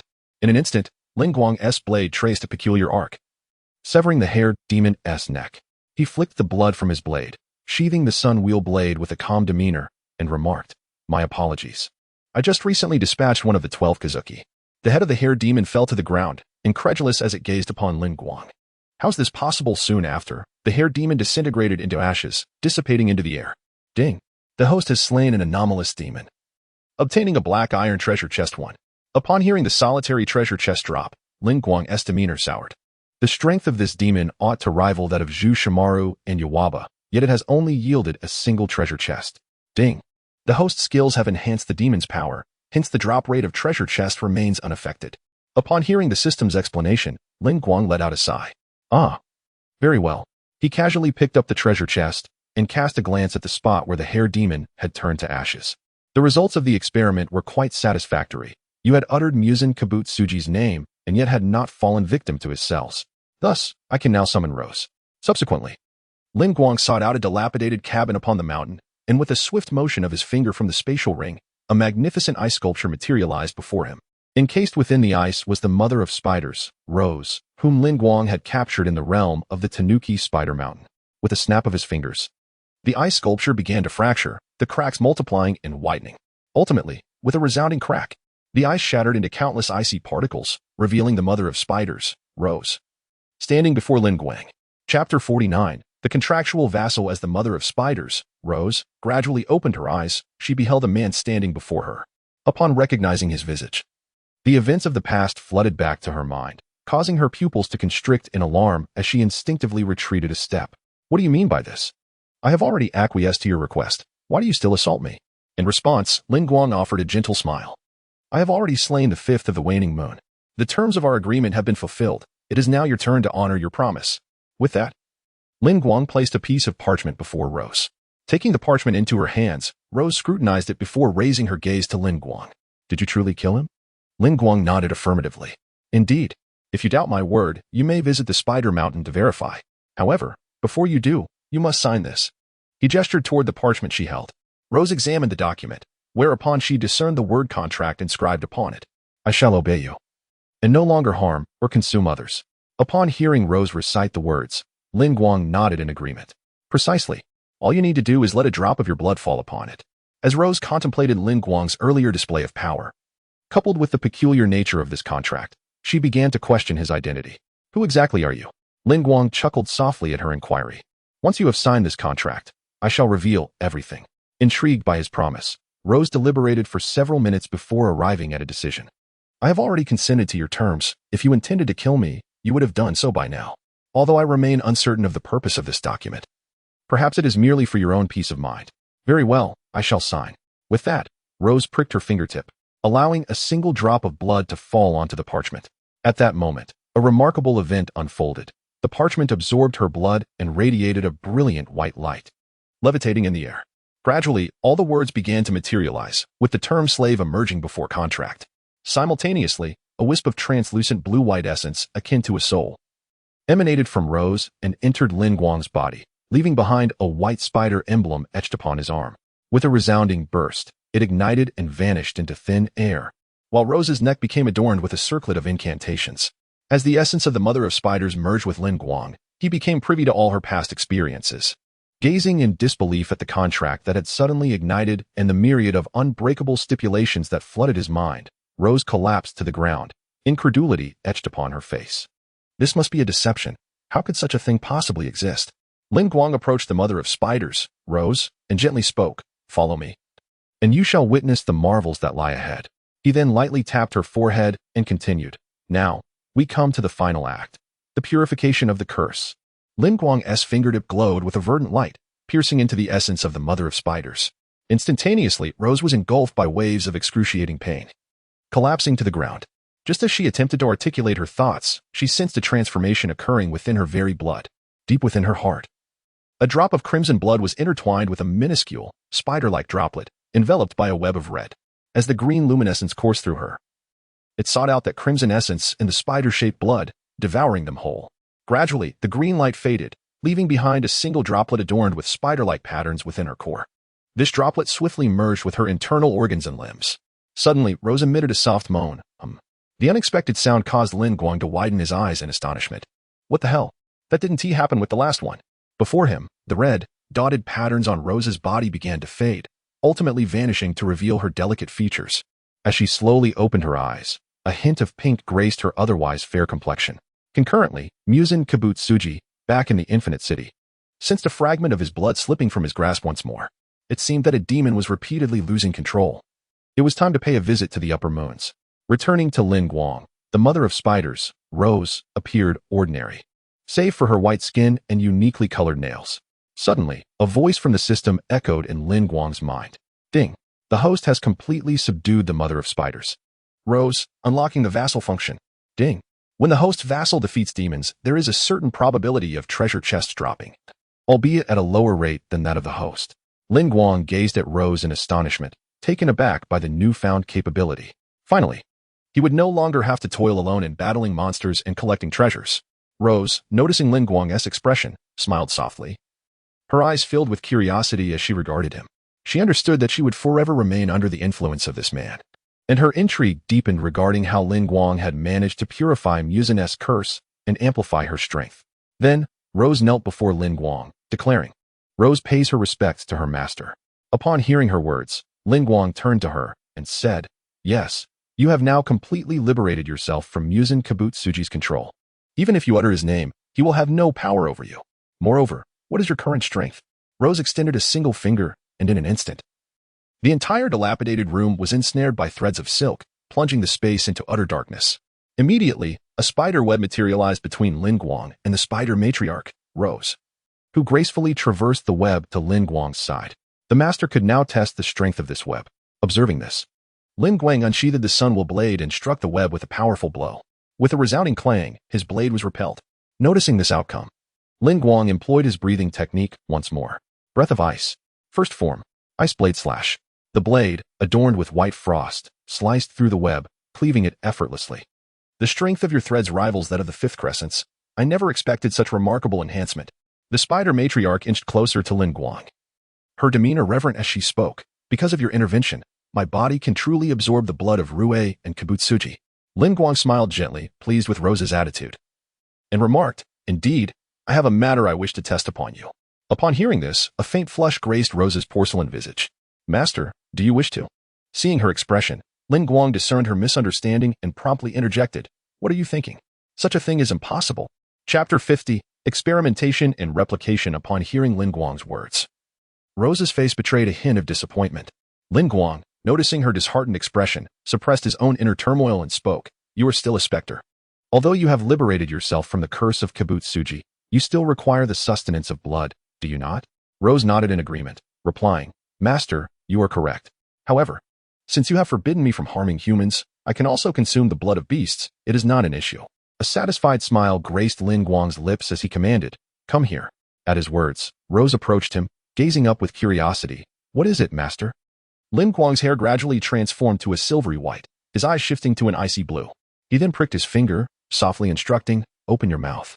Surprised by his actions, Rose inquired, Master, what are you intending to do? Irritated, Lin Guang retorted, Why are you asking so many questions? Hurry up.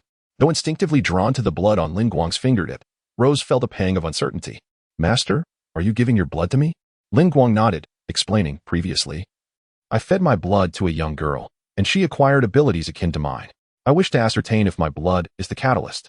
Rose's astonishment deepened at his revelation. Is that truly the case, master? Lin Guang scoffed lightly. Do I have any reason to deceive you? Furthermore, you should hurry.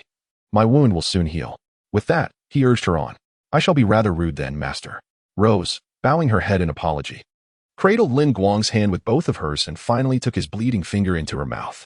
Lin Guang was taken aback by her directness, his thoughts drifting, warm and rather pleasant, as he felt the gradual extraction of his blood, and upon sensing that approximately 1 to 200 milliliters had been consumed, he declared, "That should suffice." Reluctantly, Rose released his finger, even giving it a gentle lick before parting. "Master, your blood is cold and slightly fragrant. It is quite delectable." In response, Lin Guang gave her a sharp rap on the head. "Who asked you for such commentary?" Rubbing her head, Rose replied with a hint of grievance. "I did not sense anything else." Perplexed by her response, Lin Guang stroked his chin thoughtfully. "Could it be that I have misjudged? Yet that seems unlikely. There must be some underlying issue." Glancing at Rose, he concluded, "All right, it is getting late, and dawn approaches. I shall assign you a task." As Rose sat attentively before Lin Guang, she inquired, "Master, what is the task you wish to bestow upon me?" Lin Guang spoke slowly. "From this moment forth, any malevolent spirit encountered must be eradicated. Should you encounter members of the Demon Slayer Corps, assist them if possible, but if you come across formidable warriors from that faction, the only course of action is to flee. Do you understand?" Upon hearing this, Rose nodded, affirming, "Rose understands." Observing her response, Lin Guang turned and approached the entrance of the dilapidated shack, at which point all the threads were swiftly retracted by Rose. "Remember, your life belongs to me. No demon or any other being can take it away," Lin Guang remarked as he departed from the small abode. Rose stood frozen within the shack, watching Lin Guang's retreating figure, her lips curling into a beautiful smile. Suddenly, she felt the blood coursing through her veins growing increasingly cold, and a sense of drowsiness enveloped her. Truly, the master's blood is potent. Having absorbed merely a fraction, I already feel a chill pervading my body. And it seems as though this blood seeks to consume me. Clutching her abdomen, Rose staggered out of the shack, catching sight of a glimmer in the horizon, indicating the dawn was approaching. In light of this, she dashed into the woods, seeking a cave, where she thoroughly sealed the entrance with spider silk and stones, her face now adorned with a layer of frost. After completing this task, Rose lay down on the ground and succumbed to a deep slumber. Meanwhile, Lin Guang felt only a slight chill from the spider tattoo on his arm, devoid of any other sensations. He traversed through a small village, crossed a vast expanse of woodland, and climbed a mountain, ultimately returning to the butterfly mansion. Upon entering the courtyard, Lin Guang activated his spiritual perception, swiftly locating Shinobu Kocho's position. Upon reaching the medical room, he found Shinobu perusing her notes while holding a cup of water infused with wisteria. Lin Guang abruptly seized the cup from her hands and discarded its contents, stating, "You should refrain from drinking this in the future." Shinobu regarded Lin Guang with a gentle smile. "Lin Guang, you've returned. It seems this mission was quite effortless." Lin Guang replied, "With me around, you need not consume such things. Trust me, will you?"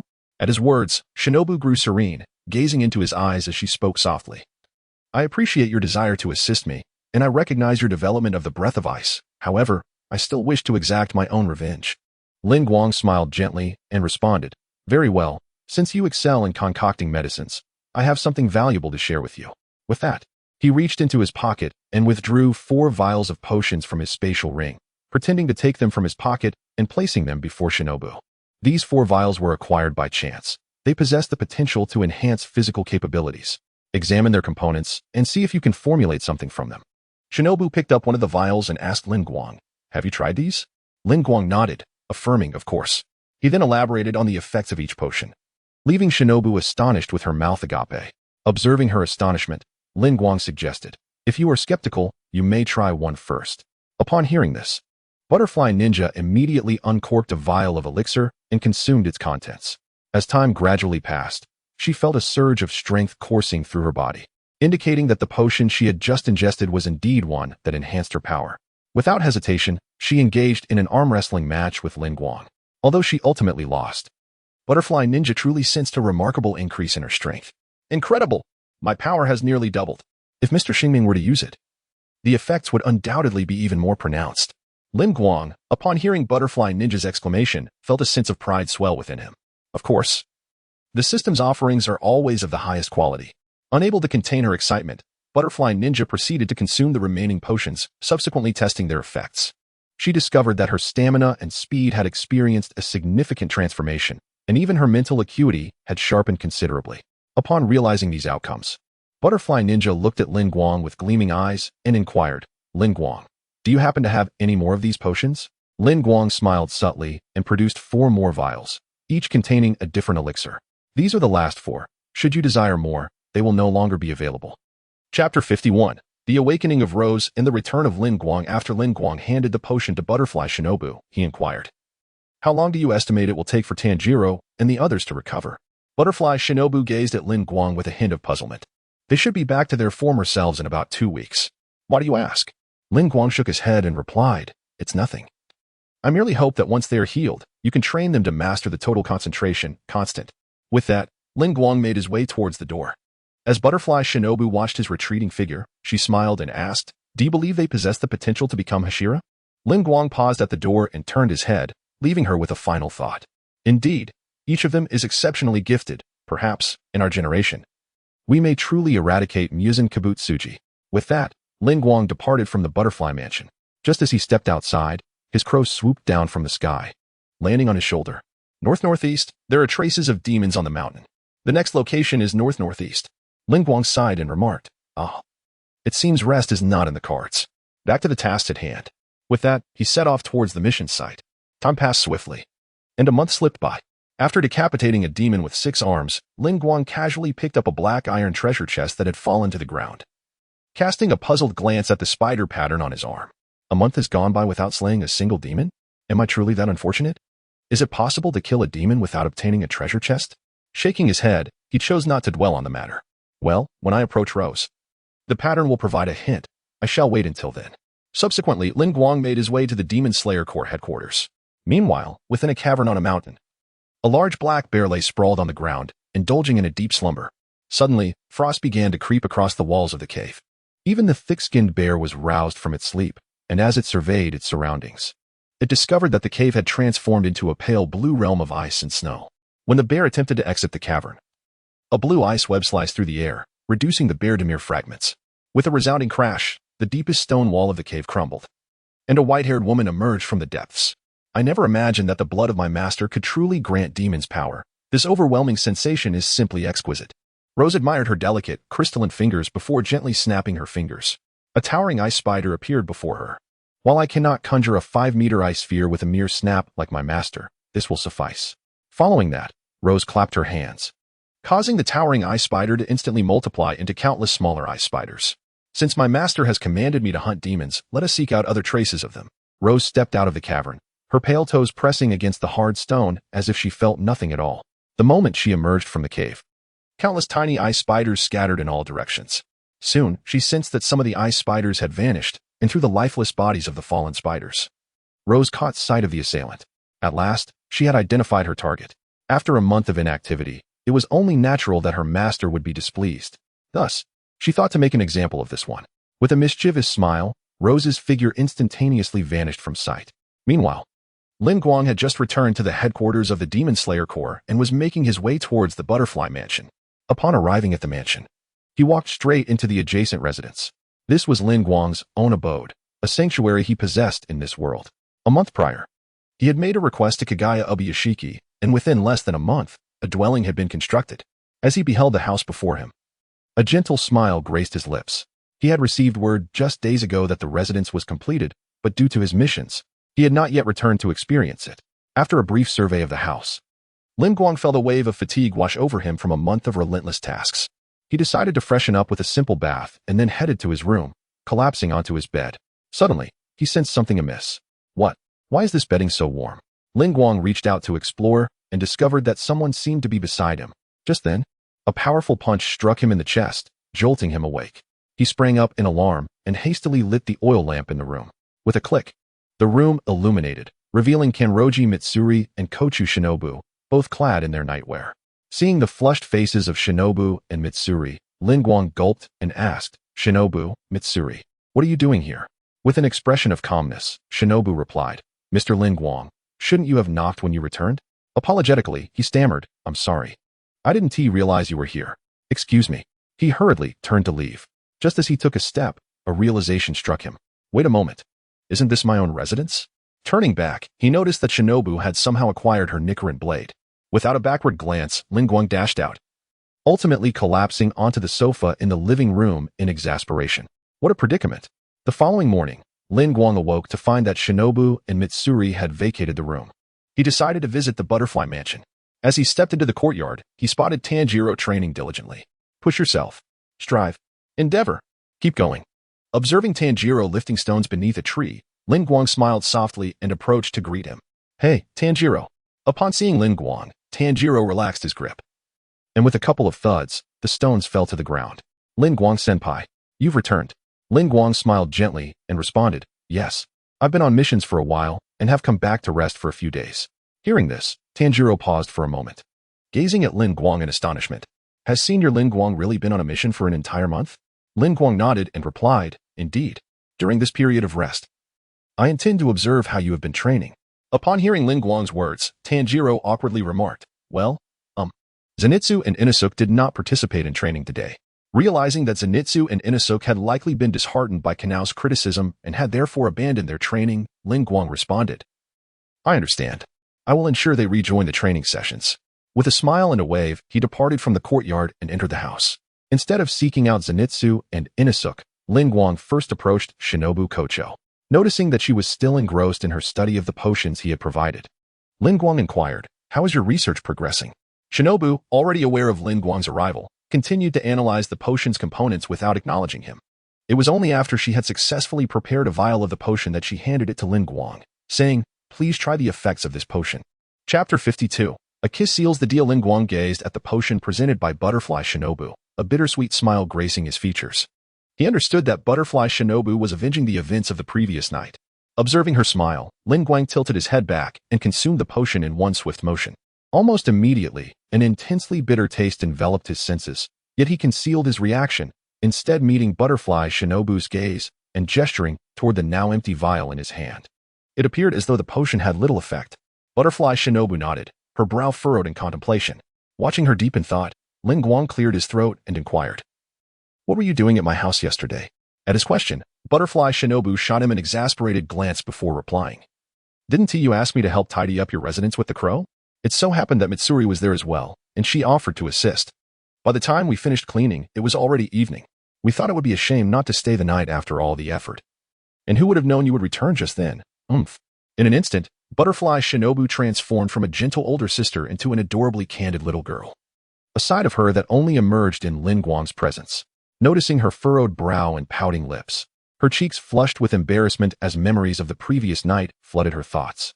This endearing display stirred something within Lin Guang, compelling him to wrap his arms around Butterfly Shinobu's waist and lift her chin, capturing her lips in a fervent kiss.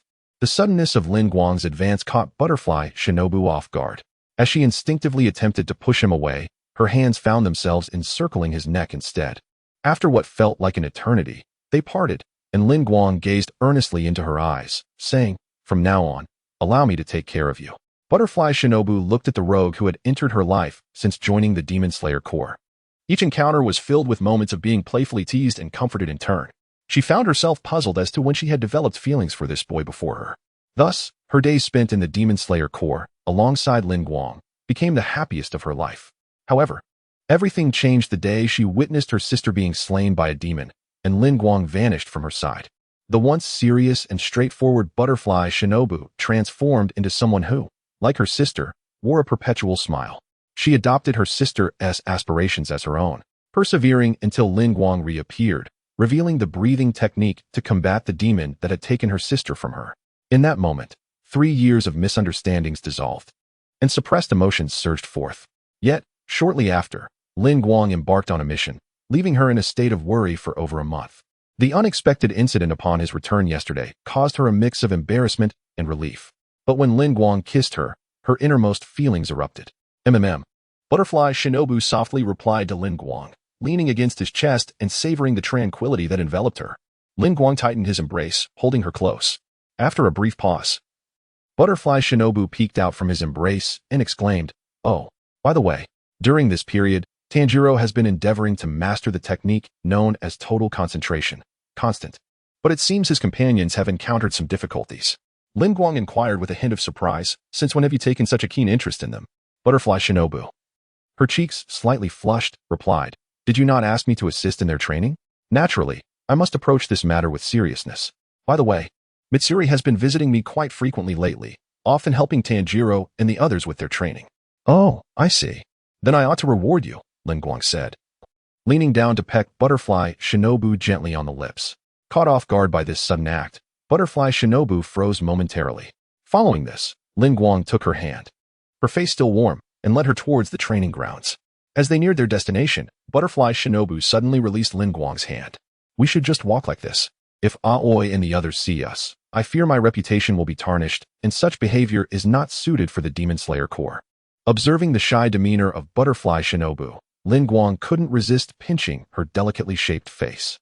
Very well, I shall heed your words. Butterfly Shinobu swatted Lin Guang's hand away and shot him an irritated glance. However, Lin Guang remained undeterred, tempted to tease her further. Butterfly Shinobu, evading his mischievous hand, pushed open the door to the training room, prompting Lin Guang to follow suit reluctantly. Upon entering, they were greeted by Zenitsu and Inosuke, who were questioning Butterfly Shinobu about Tanjiro's recent activities. Patiently, she explained, Tanjiro aims to master a technique called total concentration, constant, which involves maintaining a focused breath for 24 hours, leading to a significant enhancement in basic physical abilities. Zenitsu and Inosuke exchanged glances, both visibly perplexed, as it was evident they had not grasped the concept. With a smile, Butterfly Shinobu suggested, let us give it a try. Under her guidance, Zenitsu and Inosuke attempted to practice total concentration, constant. However, it wasn't long before both collapsed onto the ground. This is impossible. I can't do it, Zenitsu exclaimed, unable to endure even a short attempt. Just then, Tanjiro entered the room. Butterfly Shinobu glanced at him, and then turned to Zenitsu and Inosuke, saying, perhaps it would be better for Tanjiro to explain how to achieve this. After a brief discussion with Tanjiro, she urged him to instruct Zenitsu and Inosuke on the method. Upon learning of their desire to master total concentration, constant, Tanjiro readily agreed. He then settled in front of Zenitsu and Inosuke, stating, if I do not maintain a high level of concentration, I cannot sustain total concentration for an entire day. However, both of you can certainly do it. He proceeded to elaborate on the necessary steps to achieve the technique. Meanwhile, Butterfly Shinobu turned to Lin Guang and remarked, it seems that child, Zenitsu, has been quite shaken by recent events. Lin Guang chuckled, replying, it is primarily because you have nurtured Kocho Kane to such an exceptional standard. Kaneo raised her chin with pride and exclaimed, of course. She then continued, it seems we need to provoke those two little ones a bit. Lin Guang nodded in agreement and said, indeed, let us proceed. Approaching Tanjiro, Lin Guang spread his hands in a gesture of resignation and remarked, well, this is not so much a fundamental skill as it is a rudimentary one. While it is indeed expected to be achievable, mastering it requires considerable effort. Kaneo echoed Lin Guang's sentiments. Casting a glance at Inosuke, Lin Guang added, although it is taken for granted that one should be able to accomplish this, I assumed Inosuke would easily grasp it. Yet, it appears he cannot do so at this moment. No matter, if it cannot be done, then so be it. Chapter 53. The infinite train begins. Upon hearing Lin Guang's words, Inosuke expelled 2 bursts of air from the nostrils of his boar mask. Of course I can do it. Don't underestimate me. Do you believe I could break your ribs? Meanwhile, Shinobu seized Zenitsu's hand. Please give it your all, Zenitsu. I am your staunchest supporter. In an instant, Zenitsu's face flushed a vibrant red, akin to that of a monkey's rear, his spirit soaring with enthusiasm. Yes. Inosuke and Zenitsu dashed into the courtyard, one racing along the wall while the other gathered stones beneath the trees, with Tanjiro cheering for both. Kanaho, who had been in the courtyard, observed this scene with an expression devoid of any change. Upon their arrival, Lin Guang and Shinobu also spotted Kanaho. Shinobu approached her with a smile. Kanaho is from the same cohort. Would you like to join us? Lin Guang then stepped closer, patting Kanaho on the shoulder. Come, tell brother Lin Guang if you wish to join them, even though you are already quite extraordinary. Kanaho gazed at Lin Guang helplessly. Knowing that each time he inquired while patting her shoulder, she was compelled to voice her thoughts. Otherwise, he would not let her go. Noticing her silence, Lin Guang sighed and gently ruffled her hair. Little Kanaho, do you remember when I said that the heart is the true source of power?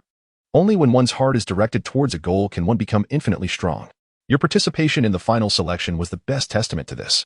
Afterward, Lin Guang lightly patted her once more before departing the courtyard. Shinobu, with gentle words, reassured Kanaho, it's all right. You need not heed his words. Just continue as you are. With that, Shinobu also exited the courtyard, only to find Lin Guang leaning against the entrance. Are you speaking ill of me again? Lin Guang chuckled. Shinobu huffed. Humph. Not at all. She continued. Sister has already given Kanaho a coin to make her decision. Why persist in this manner? Lin Guang softly replied. It is perilous for one to only follow orders without their own thoughts. I merely wish to prevent a day when something befalls Kanaho. and you find yourself regretting your inaction. Upon hearing Lin Guang's concerned words, Shinobu felt a flush rise to her cheeks and earnestly declared, "I will ensure Kanaho's safety." Lin Guang nodded, "I understand. Lastly, I have acquired some potions that I previously gave you. Please keep a portion for your research and distribute the remainder to Tanjiro and the others." With that said, Lin Guang retrieved a small wooden box filled with various attribute-enhancing potions. Over the past month, he had been assigned tasks involving supernatural demons, resulting in the acquisition of 19 black iron treasure chests.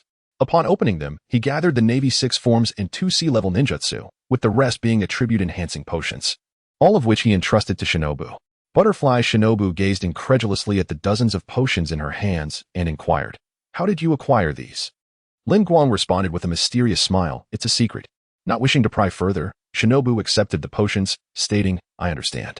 Observing her lack of questions, Lin Guang could not contain his curiosity and asked, "Shinobu, don't you truly wish to know?"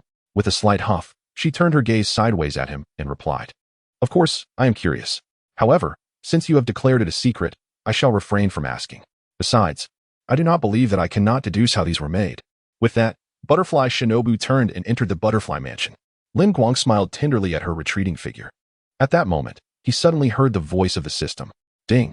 The host's subordinate, Mother Spider Rose, has slain the Lower Moon 3, Sick Leaf, resulting in the acquisition of 2 bronze chests and 12 black iron chests.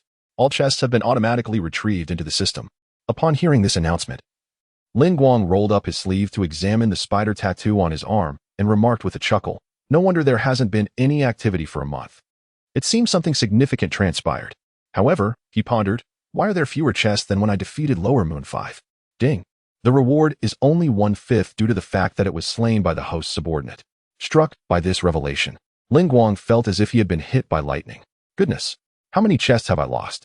This is an enormous setback." After lamenting his misfortune, he continued, "Nonetheless, it was quite effortless. I merely lay at home and received chests. How delightful." He then returned to his residence to open the chests. "Well, enough of the chatter. Let us open them all at once." Ding! The host has opened 2 bronze chests and 12 black iron chests, receiving the following rewards: telepathy, poison resistance, and 12 potions. Ding! The system detects that the host already possesses telepathy, merging it to grant the advanced ability, mind perception. Mind perception, a primary skill that allows the user to sense all entities within a radius of 100 meters. Poison resistance, a low-level skill that provides a degree of resistance against any form of poison. Upon seeing the 12 additional potions in his spatial ring, Lin Guang could not help but smile wryly. "I just gave those potions to Shinobu, and now I have another 12. When will this cycle end?" The reason Lin Guang refrained from utilizing these potions was that his body had nearly reached its limit. Consuming more would be akin to drinking water. Thus, he decided to set all the potions aside. As night fell, all the Lower Moon demons in Infinity City were summoned by Muzan. Both Rue and Sick Leaf had been slain. One was Lower Moon 5, and the other Lower Moon 3. The only inquiry he wished to make was, why are the Lower Moon demons so weak? Time passed swiftly, and 2 months elapsed. During this period, Lin Guang undertook numerous missions. And in conjunction with the demons slain by the Mother of Spiders, Rose, he produced over 20 vials of potions. These potions were cleverly incorporated into meals shared with the other Hashira, courtesy of the butterfly Hashira and Lin Guang's various stratagems, significantly enhancing their strength. However, over the course of the past 2 months, Lin Guang had not encountered a lower-ranked demon. Sensing this development, he surmised that Muzan had likely eradicated the lower ranks. Yet he was fortunate enough to have a single lower-ranked nightmare remaining, offering a chance to farm for more resources. Standing by the window, Lin Guang spoke softly when suddenly his crow alighted upon his shoulder. The victims of the Infinity Train had increased, with over 40 individuals reported missing. Renowned for his prowess, Rengoku Kaijiro was already en route to the western region to converge at the scene. Hearing the commotion, Butterfly Shinobu approached with gentle concern, inquiring, "Are you preparing for another expedition?" Lin Guang embraced her tenderly, replying, "Yes, this time the casualties seem considerable, likely linked to the 12 Kazuki. Perhaps we may even encounter an upper-ranked demon." Resting her head against Lin Guang's chest, Butterfly Shinobu murmured softly, "Please be cautious. I cannot bear to lose my most cherished person." Chapter 54. The Flame Pillar. Kaijiro Rengoku. Lin Guang offered a gentle smile before speaking. "You are well aware of my strength, and I assure you, I shall not perish for your sake." Upon hearing this, Shinobu Kocho's cheeks flushed, and she promptly pushed Lin Guang away, choosing to disregard him. Observing Lin Guang donning his uniform, Shinobu approached and assisted him in putting on his frost-hued haori, carefully adjusting his attire. Be cautious along the way, she implored. Lin Guang bestowed a soft kiss upon her forehead, replying, I understand. He then departed from the estate, making his way to the residence of Yoya Tsujikuni. By the time Lin Guang arrived at Yoya's abode, dawn had already broken. Bowing slightly upon encountering Yoya, he greeted. My lord. Yoya Tsujikuni regarded him with a gentle tone, inquiring, Is there something amiss? Lin Guang responded, I hope to accompany Tanjiro Kamado, Zenitsu Agatsuma, and Inosuke Hashibara on this mission. Yoya lowered his head with a slight smile and whispered a few words to his daughter, who subsequently excused herself from the room. Yoya continued, I have dispatched Tanjiro and the others to partake in the mission aboard the Infinity Train. Would you kindly share your reasoning for recommending Tanjiro? Lin Guang smiled softly, shaking his head as he replied, There is no specific reason. It simply would be more efficient with his assistance. Since you have already given the order, I shall take my leave and await them on the Infinity Train. With a slight bow, Lin Guang vanished from Yoya Tsujikuni's residence. Shortly after Lin Guang's departure, Yoya Tsujikuni received a visit from Shinobu Kocho, who knelt before him, stating, My lord. I hope you will allow Tanjiro and the others to accompany Lin Guang. Yoya chuckled softly at her request. Oh, Lin Guang has also expressed a desire for Tanjiro to join him. Might I hear your reasons for recommending him? Shinobu, taken aback by the coincidence, felt her cheeks warm as she recounted the circumstances surrounding Tanjiro. Yoya listened attentively, responding, Indeed, considering his sister, who was transformed into a demon yet refrains from harming others, and his encounters with Muzan Kibutsuji, it seems that Tanjiro may be destined for such a path. I believe Lin Guang shares your sentiments. Shinobu lowered her gaze, concealing her blushing face, murmuring, perhaps. By evening, Lin Guang had arrived at the Infinity Train. With his heightened senses, he quickly attuned himself to the entire train, soon locating Kaijiro Rengoku. As he approached the compartment where Kaijiro resided, he was greeted by the latter's boisterous voice exclaiming, Delicious. Upon opening the compartment door, Lin Guang was met with the sight of Kaijiro's striking hair. He walked over and settled into the seat beside the flame pillar. Brother Rengoku, he called out. Kaijiro Rengoku beheld Ringwo and exclaimed, Ringwo, what brings you here? Do you have a mission? Ringwo nodded and replied, Indeed. Tsujikuni has sent orders indicating an increase in the victims of the Infinity Train, and I have been assigned to investigate alongside you, Rengoku and I. Ah, I see. Understood. Would you care for something to eat? As he spoke, Kaijiro placed a bento before Ringwo.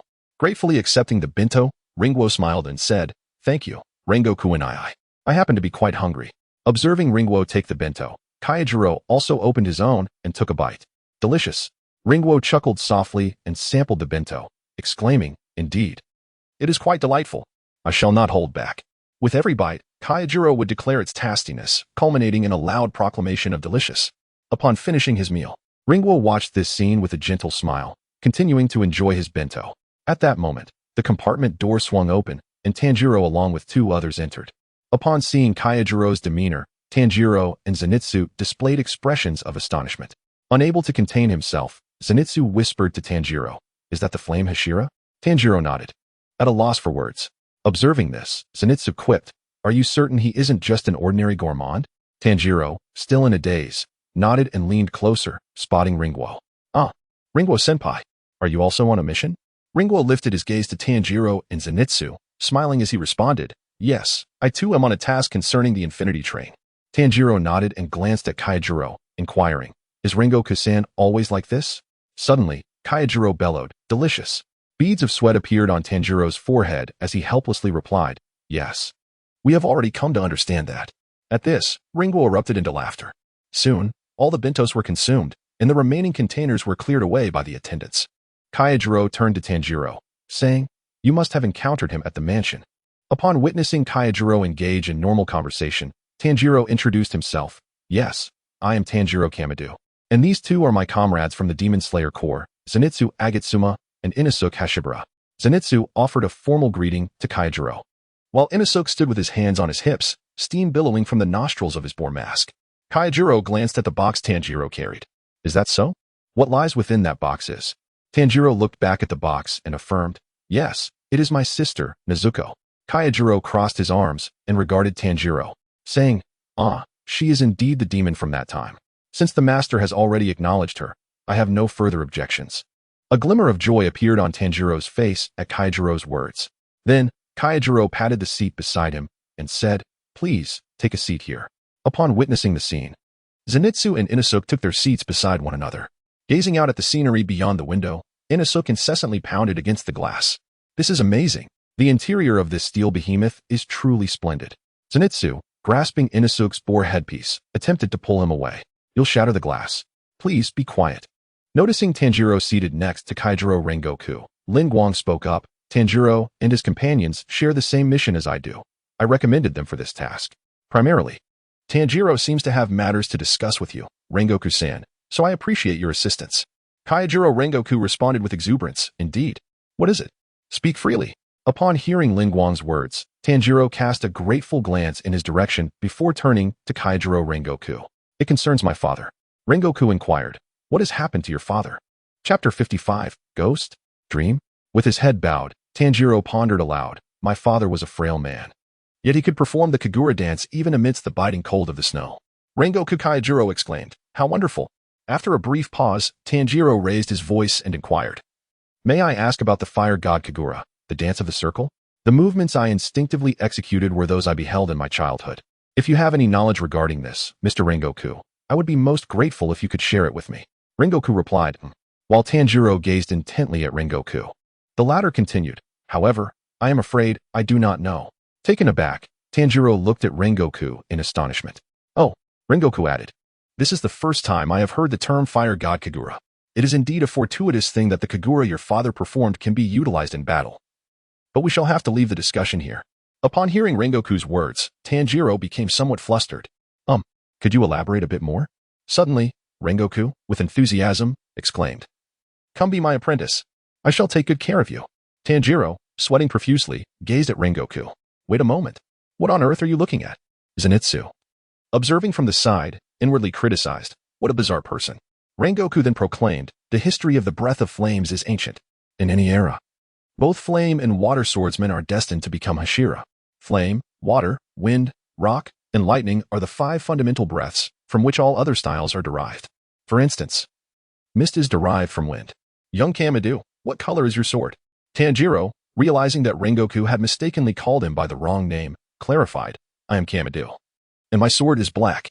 "A black sword? That poses a challenge." Rengoku chuckled. Upon hearing that Tanjiro's sword was black, Rengoku expressed surprise. Tanjiro, puzzled by Rengoku's remark about it being a challenge, asked, "Is it really a challenge?" Rengoku responded, "I have never encountered a black sword wielder who became a Hashira. And I have heard that no one knows which field a black sword wielder should pursue." Then, with great vigor, Rengoku declared, "Come train with me. You can rest assured." No. And what exactly are you looking at?" Tanjiro sighed, his gaze fixed on Rengoku, a smile gracing his lips. At that moment, Rengoku cautioned, "It is perilous. We cannot ascertain when a demon might appear." Hearing Rengoku's words, Zenitsu looked at Rengoku and Kamadu in disbelief. "Surely, demons can appear on this train?"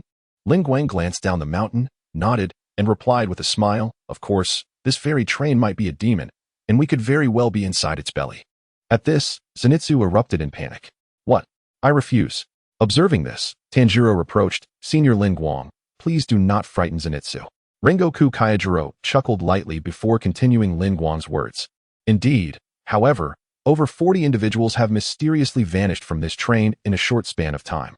We dispatched several swordsmen, yet all have vanished without a trace. Hence I, as the Hashira, have come personally."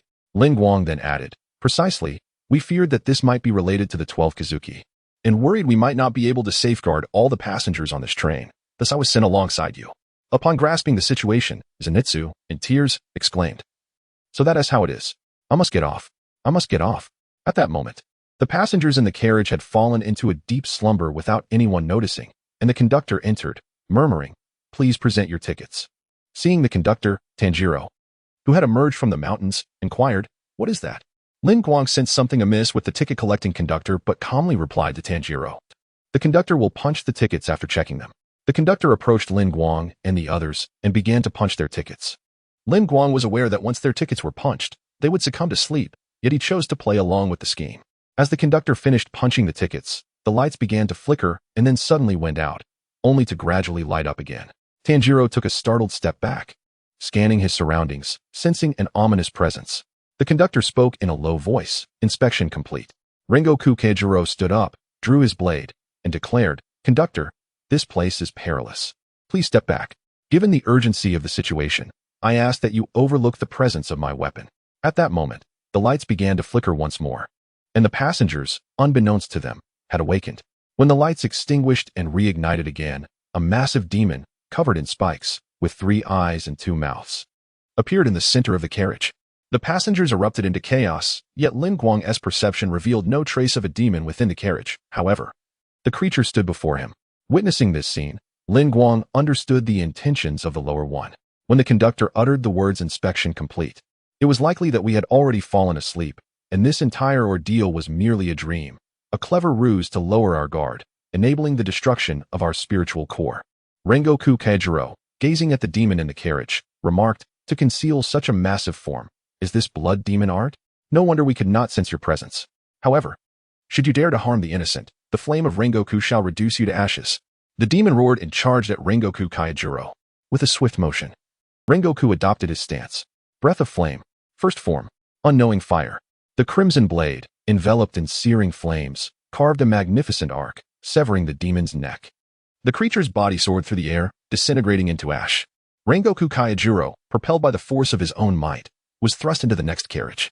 Upon witnessing this scene, Lin Guang's eyes narrowed into a mere line, and he swiftly transcended the realm of purgatory. He then declared, "Brother Purgatory, since you have vanquished this specter, allow me to take charge of the remaining one." With that, Lin Guang proceeded into the next carriage. Within the carriage, a ghastly figure with unnaturally elongated limbs was poised to strike at an unsuspecting human. "Hey, you hideous creature, your adversary stands right here," Lin Guang proclaimed. In an instant, he charged forward, evading the creature's grasp as 2 arms sprouted from its sides, reaching for him. Seizing the opportunity, Lin Guang rescued the human. "The train and the rear are secure. You may go now," he advised. At that moment, Rengoku, Kyujiro, and Tanjiro, along with others, arrived on the scene. The elongated-armed demon then turned its gaze upon Lin Guang. With the sunlit blade in hand, Lin Guang surged towards the grotesque entity. Breath of ice, first form, ice blade slash. Chapter 56, The Waning Crescent. Dream of nightmares. Snowflakes drifted down like delicate blades, severing the neck of the long-handed demon. It transformed into ice crystals, which then shattered completely, disintegrating into fine ash. In stark contrast to the fiery blaze of Kaijiro Rengoku, Lin Guang emanated a serene chill. They exchanged knowing smiles. Kaijiro exclaimed, "Is this the breath of ice?" "Quite impressive." Lin Guang responded with a gentle smile. Tanjiro and Zenitsu, seemingly astonished by the ease with which they accomplished their task, leaped in joy. Kaijiro, witnessing their exuberance, felt a surge of happiness as well. Yet, a hint of vigilance lingered in Lin Guang's gaze. As everyone returned to their seats, fatigue soon enveloped them. A subtle smile graced Lin Guang's lips as he swiftly succumbed to slumber. Upon awakening, he found himself surrounded by enchanting figures, Shinobu Kocho and Mitsuri Kanroji on his left, while Rose and Tamayo graced his right, creating a harmonious tableau. Observing this scene, Lin Guang murmured, "What a splendid sight. However, I shall strive to realize it, not merely through dreams." In an instant, a formidable surge of mental energy radiated outward, obliterating the dreamscape. Lin Guang sensed something being tied around his wrist. "Is it the wrist where the rope is fastened?" inquired a girl adorned in a yellow and purple kimono. "Indeed, do not forget the caution," he advised, replied another girl in a green kimono. Soon, all wrists were bound with ropes, and the countdown commenced. 1, 2, 3, 4, 5, 6. As Lin Guang noted that all those fastening the ropes had succumbed to sleep, he slowly opened his eyes. "There's no need to count. I am not asleep." His voice resonated in the ear of a boy clad in a black kimono. "What?" The boy gazed at Lin Guang, despair evident in his eyes. Lin Guang untied his wrists and declared, "From the very beginning, I knew I was dreaming. Thus, I shattered the illusion and awoke." The boy looked at Lin Guang with hopelessness, muttering, "Why? Why couldn't you just sleep peacefully? I too wish to dream beautifully." With that, he drew a sharp dagger and lunged at Lin Guang. However, the boy's movements appeared painfully slow to Lin Guang, who effortlessly seized the dagger from his grasp. Binding the boy with the very ropes he had used, he silenced him with a cloth. Desiring beautiful dreams is not wrong. The error lies in harming others to indulge in them. Reflect on that, Lin Guang said, casting the boy into the corner of the carriage. Turning around, Lin Guang was startled to see Kaijiro suddenly rise, gripping a girl by the neck. At that moment, Nezuko tumbled out from the box due to the train's jolt. Nezuko peered from her seat, noticing the others in slumber. Upon spotting Lin Guang, she approached him, nuzzling against his arm repeatedly. Lin Guang smiled softly and gently stroked Nezuko's head. Subsequently, Lin Guang gestured towards the ropes in the hands of Tanjiro and the others, then inquired, "Nezuko, do you possess the ability to destroy those ropes?" Upon hearing this, Nezuko nodded and led Lin Guang to Tanjiro's side, placing her small hand upon the ropes. With a resounding explosion, the ropes ignited entirely, sparing Tanjiro from any harm. Lin Guang gazed at Nezuko in astonishment. When did she learn such explosive blood techniques? And how could she control ice as well? Nezuko, noticing Lin Guang's surprise, stood before him with a smile, seemingly seeking praise. Lin Guang affectionately ruffled Nezuko's hair and remarked, "As expected of you, Nezuko. You're truly remarkable." After Nezuko chuckled and incinerated all the ropes, she approached Tanjiro and gently nudged him, yet he remained unresponsive. Observing this, Nezuko looked at Lin Guang with confusion. Lin Guang stepped forward, affectionately patting Nezuko's head once more, and reassured her, "It's all right. Tanjiro will awaken soon. Stay here and watch over them while I step outside for a moment." With that, Lin Guang opened the door and exited the carriage, watching Lin Guang leave without her. Nezuko's brows furrowed in apparent discontent, leading her to headbutt Tanjiro with a firm thud. Meanwhile, Lin Guang reached the rooftop of the train and spotted another figure standing there. This individual had medium-length black hair, the tips dyed a vibrant pink, with slightly longer blue-green ends. Their cheeks bore 3 large yellow squares and 3 smaller ones, and they were clad in a long black coat paired with white striped trousers. Lin Guang recognized that this being was not human, but a demon, specifically the first of the lower ranks among the 12 Kizuki. "Yum. Ah, you're awake? Good morning.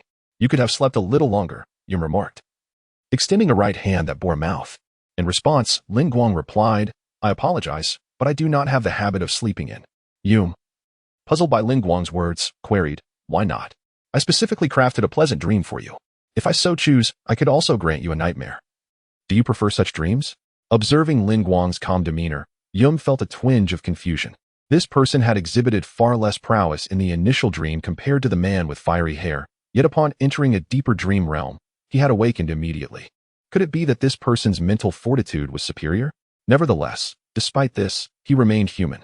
It was well known that humans possess an intense desire to experience joyful dreams and indulge in whimsical fantasies. Therefore, he would surely not be able to resist. Lin Guang slowly drew his Nichiren blade, stating, "Well, considering the passage of time, it should be about that moment." Yum was bewildered, questioning what Lin Guang meant by time and about that moment. Just then, another figure leaped onto the rooftop, Tanjiro, who had just regained consciousness. "Lin Guang-senpai." Hearing Tanjiro's voice, Lin Guang replied without turning his head, "You have finally awakened. The passengers in the carriage are entrusted to you. If the battle draws too close, the train may derail. Do you understand?" Tanjiro acknowledged with a nod and returned to the carriage. At the very moment Tanjiro entered, Dream Demon's gaze fell upon Tanjiro's ear ornaments. In that instant, a look of bliss washed over Dream Demon as he spread his arms wide, exclaiming, "How fortunate I am to have this opportunity come so swiftly. It feels like a dream, for soon I shall be granted even more of Lord Muzan's blood. After growing stronger, I shall challenge the Upper Moon Demons to a blood battle of exchange." Lin Guang tightened his grip on the Nichiren blade and softly declared, "Then I shall slay you in the manner you adore most." With that, a layer of frost began to creep up his Nichiren blade. Breath of Ice. Second form. Flying Star Ice Blade. Dream Demon extended his right hand, the mouth on the back of his hand aimed at Lin Guang. Blood Demon Art. The Whisper of Forced Slumber. He intoned, "Sleep now." Chapter 57. The Dream of Death. Lin Guang surged forward without diminishing speed, charging towards the Dream Demon. Sensing something amiss, the Dream Demon executed a swift backflip to create distance. Yet, Lin Guang's velocity suddenly escalated once more. In an instant, before the Dream Demon could react, Lin Guang had reached him and severed his neck with a single stroke. Ineffectual? Why? The Dream Demon's head fell upon the train's roof. Its eyes filled with bewilderment as it gazed at Lin Guang. Lin Guang slowly sheathed his blade and remarked at the head, curious as to why I remained unharmed. "Are you?" "Apologies, but prior to my departure, I had already blocked my ears, so I did not hear what you just uttered." As he spoke, Lin Guang gestured to his ears, within which lay a shard of ice crystal that effectively sealed them. Lin Guang understood that the Dream Demon's method of inducing slumber relied on 2 approaches. One, using sound to compel sleep, and the other, utilizing sight to enforce unconsciousness. However, regardless of the tactic employed, Lin Guang harbored no fear, for he possessed mental perception. Even with his eyes closed, he could discern the Dream Demon's location. Should he inadvertently succumb to sleep, his formidable mental strength would allow him to shatter the confines of the dream. The dream demon chuckled softly at Lin Guang's words. Oh, so you prepared in advance. However, what you severed is not my true form. While you slumber, I have already fused with this train. As he spoke, dark crimson flesh erupted from the dream demon's neck, enveloping an entire train compartment, while the flesh undulated in the wind like a writhing worm. Well, since you cannot hear me, I shall feast upon a few souls for your viewing pleasure. The dream demon, along with the flesh beneath his neck, melded into the train compartment. Yet Lin Guang remained unmoved, softly murmuring, I'm afraid you won't be able to consume a single person within this carriage. Even in my absence, Tanjiro and the others can handle you. However, for the sake of my treasure, I will not entrust your head to them. Then, Lin Guang suddenly called out, Hey, Rengoku, the passengers inside are yours to handle with Tanjiro and the others. I shall seek out this demon's neck. In Lin Guang's perception, Rengoku Kyujuru had already awakened. Rengoku, traversing the carriage, heard Lin Guang's voice and responded loudly, Leave it to me. You go ahead. He raised his sword above his head, crouching slightly as he declared, I never imagined that while I dozed off, matters would unfold in such a manner. As a Hashira, I find this utterly unacceptable. I wish I could dig a hole and bury myself.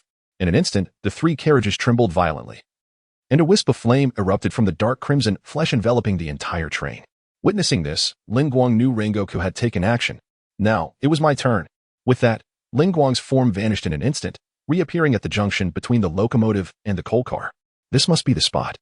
Lin Guang raised the blade in his hand and swiftly severed the entire roof of the train's front. The conductor, startled by Lin Guang's sudden appearance, exclaimed with a look of terror, Who are you? Hurry, get out of here. Ignoring the conductor, Lin Guang lightly grazed the floor with his knife. Hey, I have found your vital point. Suddenly, a mass of dark crimson flesh erupted from the control panel, transforming into countless bloody hands reaching out towards Lin Guang. Ice breathing. Third form. Rending ice. In an instant, Lin Guang's Nichiren blade sliced through the air, cleaving the encroaching hands into pieces. The entity known as Yin Ming let out a mournful wail, its cries resonating throughout the train. Lin Guang cast a glance at the conductor beside him, recognizing the potential for betrayal, and remarked, You are quite a nuisance here. Please step aside. Upon hearing Lin Guang's words, the conductor, gritting his teeth in defiance, drew a dagger from behind and lunged at Lin Guang. Do not disturb my beautiful dreams. Lin Guang sidestepped the conductor's attack and swiftly struck the blade against the conductor's neck, rendering him unconscious as the dagger fell from his grasp into the abyss outside. At that moment, the ground erupted with a multitude of bloody hands, eager to consume the fallen conductor. With a flash of his blade, Lin Guang severed these hands, hoisting the unconscious conductor onto his shoulder before leaping out of the front of the train, calling out, Tanjiro. Upon hearing Lin Guang's voice, Tanjiro vaulted from the door to the rooftop. Lin Guang senpai? Lin Guang tossed the conductor to Tanjiro. Take him back and ensure he does no harm. Do not let him fall prey to the demons. Understanding that Lin Guang had encountered the same threats from those who sought to ensnare them in dreams, Tanjiro's animosity towards Yin Ming deepened. Understood, Lin Guang senpai. Suddenly, the front of the train sprouted countless dark crimson masses, enveloping Yin Ming's neck and forming a bull-like shape. As Lin Guang charged towards the front once more, a thick pillar of flesh arose, covered in numerous eyes, each inscribed with the word dream. Blood demon art. Induce slumber. In an instant, Lin Guang shut his eyes and swung his blade, cleaving through the flesh pillar before him. Even if you close your eyes to evade my blood demon art, you see nothing, how can you hope to strike me? With those words, a multitude of bloody tendrils surged forth, all converging on Lin Guang. Ice breathing. Third form. Rending ice. A chilling aura enveloped the area, slowing the movement of the flesh tendrils. In that fleeting moment, Lin Guang unleashed a flurry of strikes. Each tendril was instantly frozen into ice, shattering into fragments that dissipated into the air. Impossible. You cannot see anything. How could you possibly execute such precise slashes? As Yin Ming grew increasingly frenzied, for massive flesh tendrils erupted from beneath Lin Guang, launching him into the air. A slight smile graced Lin Guang's lips, as if he had anticipated this all along. Have you exhausted your tricks? Then you may as well perish. Moonstep. Suddenly, Lin Guang's right foot seemed to tread upon the air as if it were solid ground. Utilizing the moonstep to adjust his stance, Lin Guang once again employed the Navy Six styles. Razor. With a powerful thrust of his legs, his body traced a sharp trajectory through the air. Breath of ice. Seventh form. Snow tiger's howl. At the moment Lin Guang unsheathed his white sunwheel blade, a resonant tiger's roar echoed, and a magnificent snow-white tiger adorned with icy blue patterns materialized alongside the blade. With a fierce roar, for robust bloodied tendrils were instantly reduced to mere fragments. Witnessing this scene, Ming hastily compressed countless pieces of flesh to shield his neck. Yet, these gruesome remnants were swiftly encased in a block of ice. In the next instant, the snow tiger, propelled by Lin Guang's blade, lunged at the icy crystal, shattering it in an instant as Lin Guang's sword cleanly severed Yan Ming's neck. Chapter 58. The emergence of Enmu. In the fleeting moment when Lin Guang severed the neck of the nightmare, a piercing scream erupted, reverberating with an intensity that was almost unbearable. Countless tendrils of flesh expanded and erupted within the carriage, lashing out toward humanity. Yet, valiant guardians were present in every compartment, thwarting the nightmare's attempts to devour even a single soul. The entire train, as a consequence of Lin Guang's formidable strike, combined with the fierce protective onslaught from Rengoku Kaijuro, and the nightmare's desperate thrashing before its demise, ultimately derailed, veering off its tracks. As the train came to a halt, Lin Guang landed gracefully on the ground, gazing at the grotesque mass of flesh adorned with a single eye. He withdrew a blood-collecting knife from his bosom and plunged it into the pulsating mass. In no time, the knife was filled with crimson essence. After retracting the knife, Lin Guang crouched, observing the nightmare. The ability to manipulate dreams was indeed an impressive skill. The nightmare extended a grotesque hand, formed of flesh, reaching out towards Lin Guang. He extended his own hand, softly uttering, "Farewell, Predator." A swirl of dark energy materialized in the palm of his hand, swiftly engulfing the nightmare. Soon after, the voice of the system echoed in the air. Ding. Predator has devoured Lower Moon 1. Enmu, acquiring the skills. Dream creation, forced sleep. Ding. Host has slain Lower Moon 1 Enmu, receiving 1 silver chest and 10 bronze chests.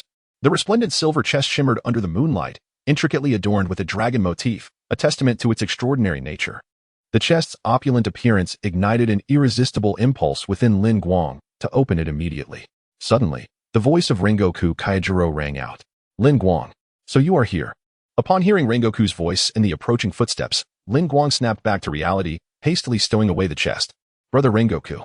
Rengoku approached Lin Guang, patting his shoulder, his rooster-like eyes gleaming as he remarked, "Well done.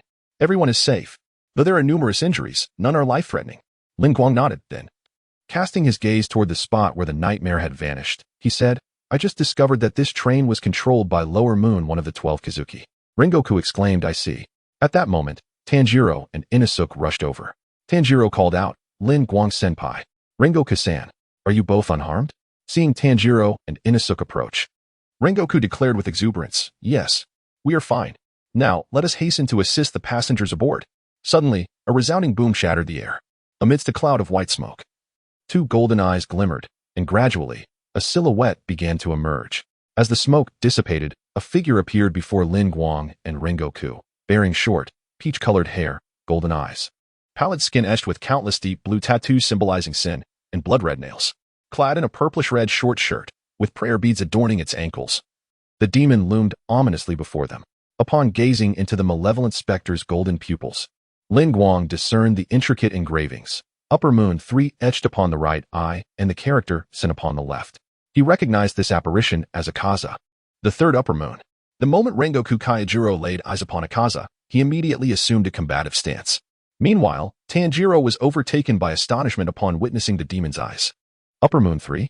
What brings it here? As Akaza's gaze fell upon Tanjiro and the distinct earrings adorning his ears, he identified his target and allowed a slight smile to grace his lips. With a thunderous roar, Akaza lunged toward Tanjiro, his fist aimed directly at the boy's head. In an instant, Rengoku Kaijuro unsheathed his blade. Breath of Flame. Second form. Rising Crimson Flame. The scarlet Nichiren blade carved a graceful arc, manifesting into a resplendent flame crescent. Akaza's fist was cleaved in twain by Rengoku's strike, the blow disrupting Akaza's assault. The demon swiftly leapt back, creating distance between himself and the Hashira. In a heartbeat, Akaza's severed arm rejoined seamlessly, leaving no trace of injury, save for a few droplets of blood. "Such a fine blade," he remarked, licking the blood from his hand. Rengoku Kaijuro, his expression grave, regarded Akaza. Such rapid regeneration and overwhelming demonic aura. This is what it means to be an Upper Moon? At that moment, Lin Guang interjected. "Why do you seek to harm Tanjiro? Is it an order from Muzan Kibutsuji?" Akaza promptly refuted, "No, I simply believe they would hinder my conversation with you." With an impassive gaze, Rengoku Kaijuro replied, "What could we possibly discuss? Though this is our first encounter, I find you utterly detestable." Akaza chuckled, "Is that so? I too harbor a disdain for feeble humans. Their weakness makes me feel nauseated." Lin Guang slightly turned to Tanjiro and Inosuke, instructing. You two should evacuate the passengers from the train. This confrontation is mine and Rengoku's to handle. Understanding their presence would serve as a burden. Tanjiro and Inosuke departed without hesitation. With the departure of Tanjiro and Inosuke, Rengoku Kaijuro felt a sense of relief and continued to address Akaza. It appears our standards for evaluating matters differ greatly. Observing the retreat of Tanjiro and Inosuke, Akaza refrained from interference. His interest peaked as he surveyed Lin Guang and Rengoku Kaijuro. I have a rather intriguing proposition. Would you consider becoming demons yourselves? He proposed with an air of delight. In unison, Lin Guang and Rengoku Kaijuro declared, impossible. Yet, Akaza did not display anger at their refusal. Instead, he appeared genuinely pleased, stating, it is evident that you possess great strength. You must both be Hashira. At that moment, Lin Guang and Rengoku Kaijuro radiated a distinct aura of fighting spirit in Akaza's eyes. The fighting spirit of Kaijuro Rengoku blazed with fervent intensity, akin to flames in a passionate inferno, while the fighting spirit of Lin Guang exuded a chilling aura reminiscent of ice. The fiery man's energy was remarkably refined, approaching the pinnacle of its potential, whereas the man radiating coldness, though slightly less polished, was not far behind his counterpart. Kaijuro Rengoku fixed his gaze upon Akaza and declared, I am the flame Hashira, Kaijuro Rengoku. The ice Hashira, Lin Guang. Lin Guang simply stated. Upon hearing their introductions, Akaza revealed his own name. I am Akaza, Kaijuro, and Lin Guang. Allow me to elucidate why you cannot ascend to the highest realm. Because you are but mortals, destined to age and perish.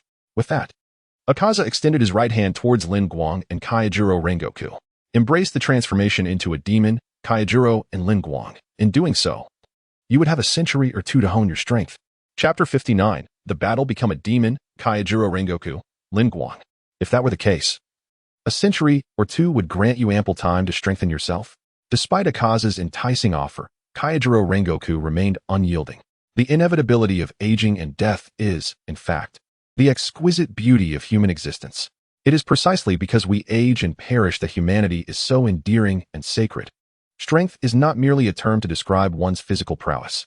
That departing youth is not weak. Do not dare to belittle him. I shall reiterate, our values diverge significantly. Regardless of the rationale, I shall never become a demon.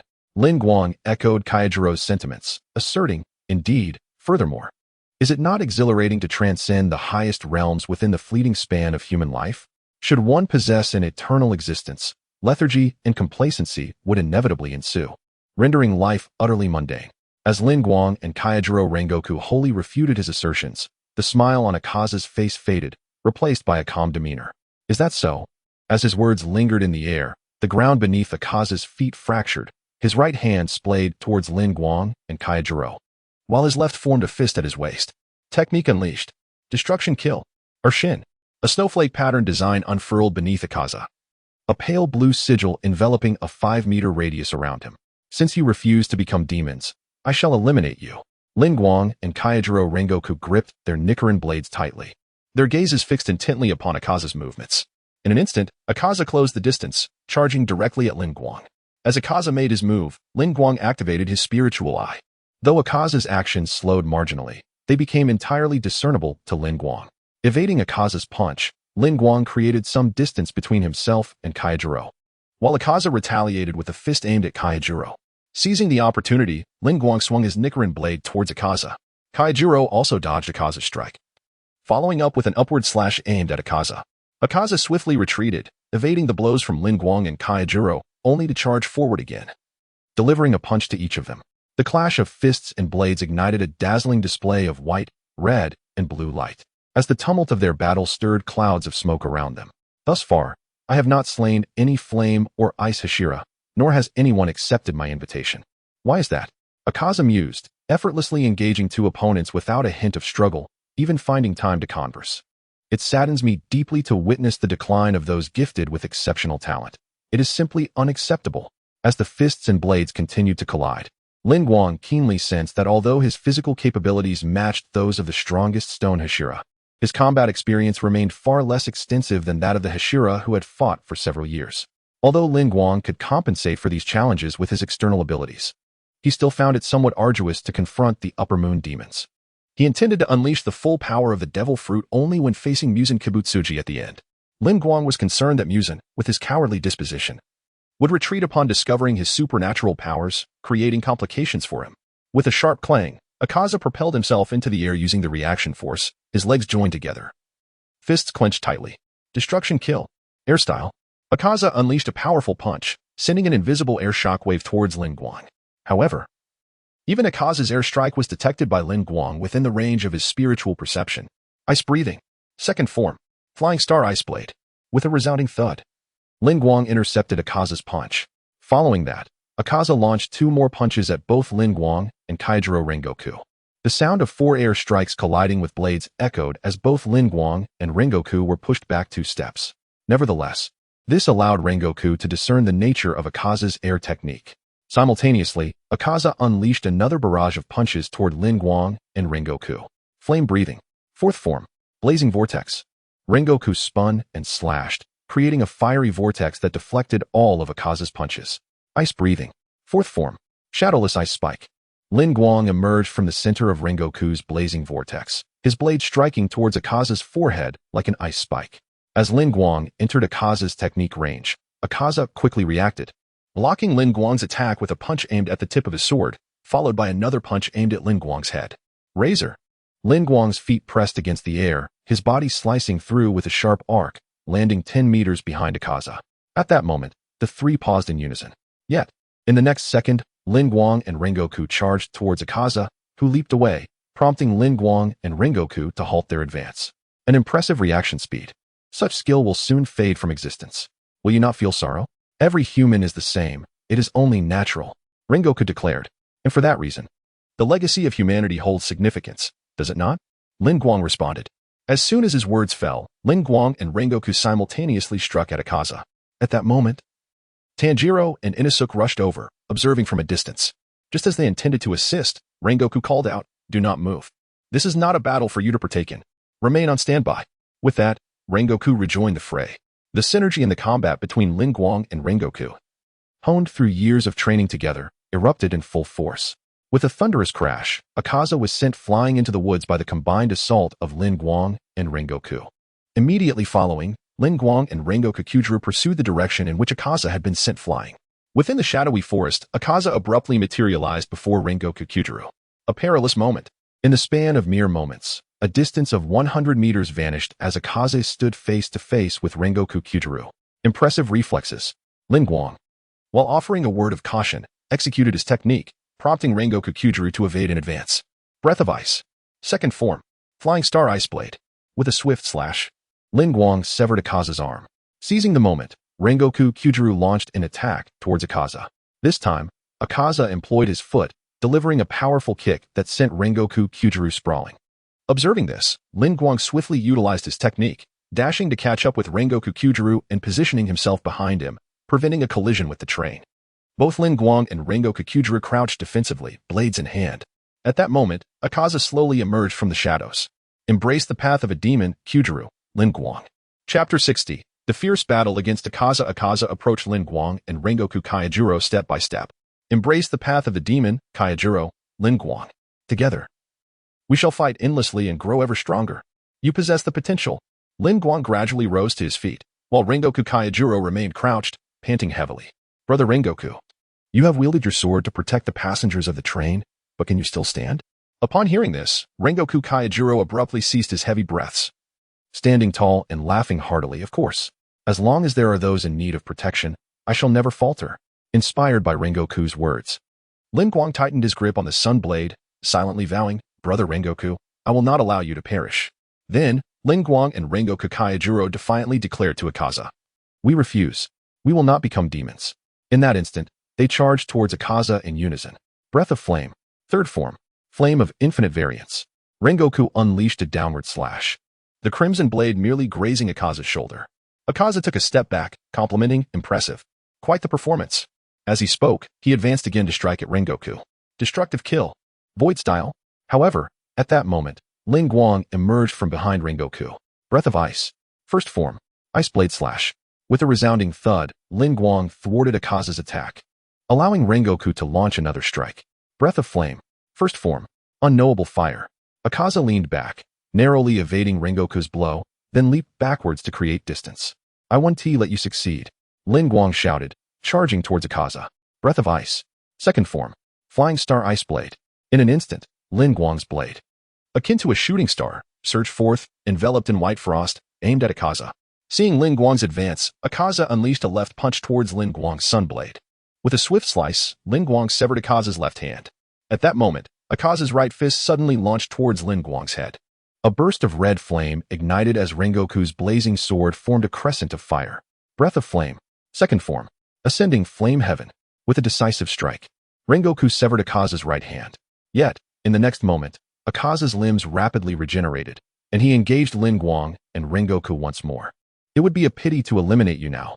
Your bodies have yet to reach their peak. Lin Guang and Rengoku collided repeatedly with Akaza.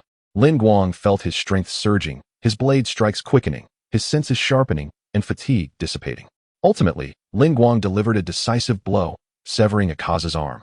As Akaza retreated, his gaze towards Lin Guang brimmed with astonishment. To think you could grow stronger in battle. Embrace the demon's path, Lin Guang. As he spoke, Akaza's arm regenerated instantaneously, and he charged toward Rengoku, their fists meeting with a resounding clash. In a year or two, your techniques will become even more refined, with greater precision. Seizing the opportunity presented by Akaza, Rengoku swung his crimson blade, striking with fervor. Breath of Flame. Third form. Flame of Wondrous Reality. Sensing the attack from behind, Akaza swiftly lifted a leg from below, targeting Rengoku's head. Destructive Killing. Foot Technique. Crown Splitter. With a clang, Rengoku's blade struck Akaza's foot, the powerful recoil forcing him to retreat. Meanwhile, Lin Guang capitalized on the opening in Akaza's defense, launching his own assault. Breath of Ice. Third form. Frigid Blade's Release. After kicking Rengoku away, Akaza swiftly regained his stance, facing Lin Guang directly. Destructive Killing. Chaotic Technique.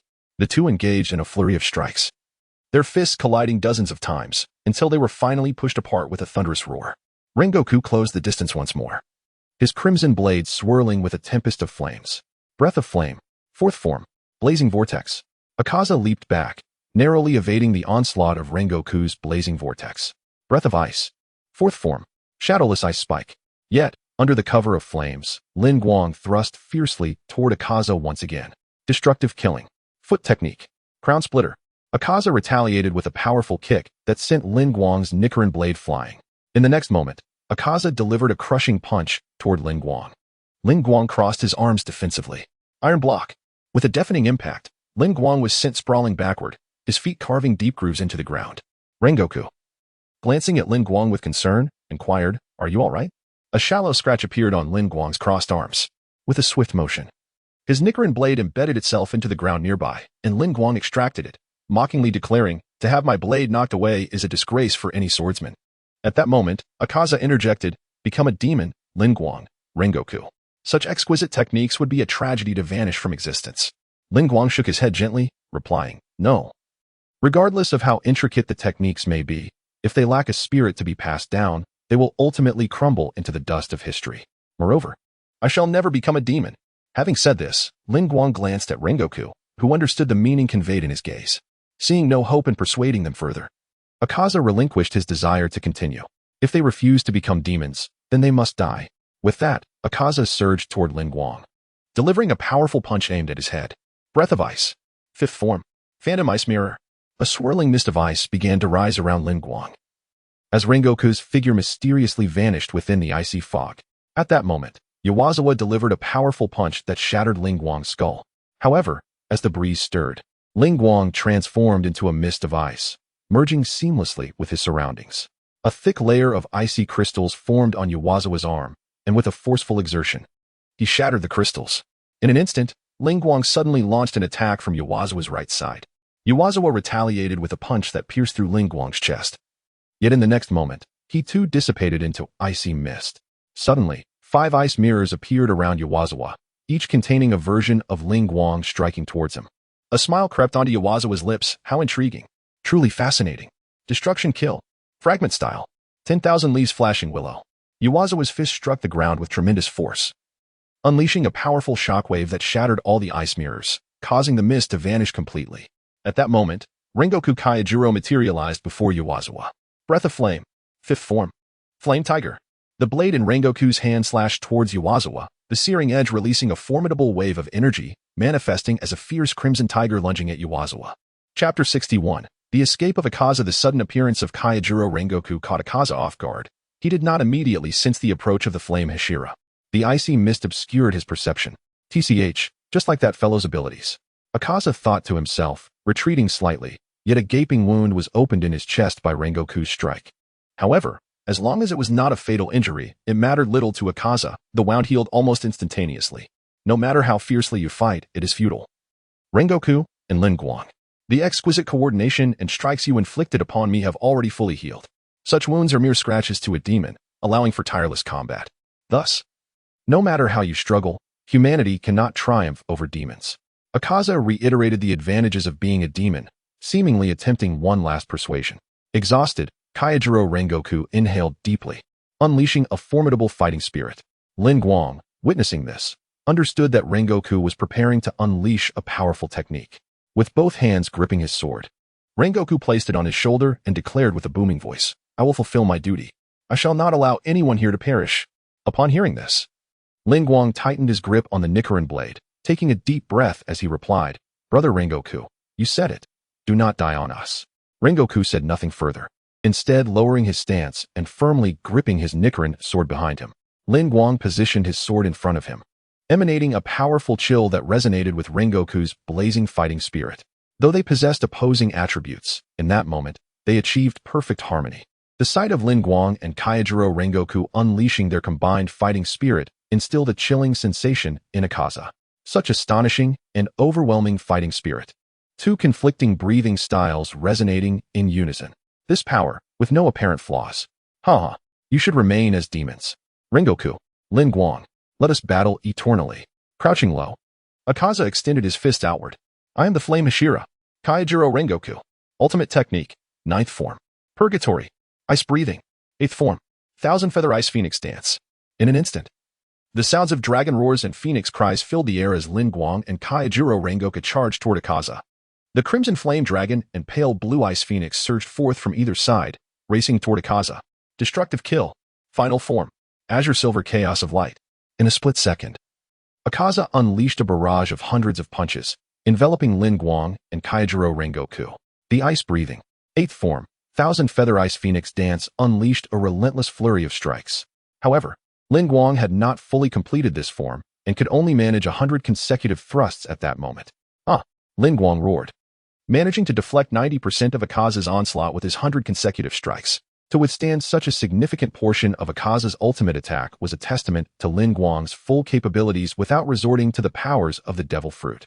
Meanwhile, Rengoku's immensely powerful 9th form Purgatory was mitigated by the remaining dozen punches, sending both Lin Guang and Kaijuro Rengoku hurtling backward.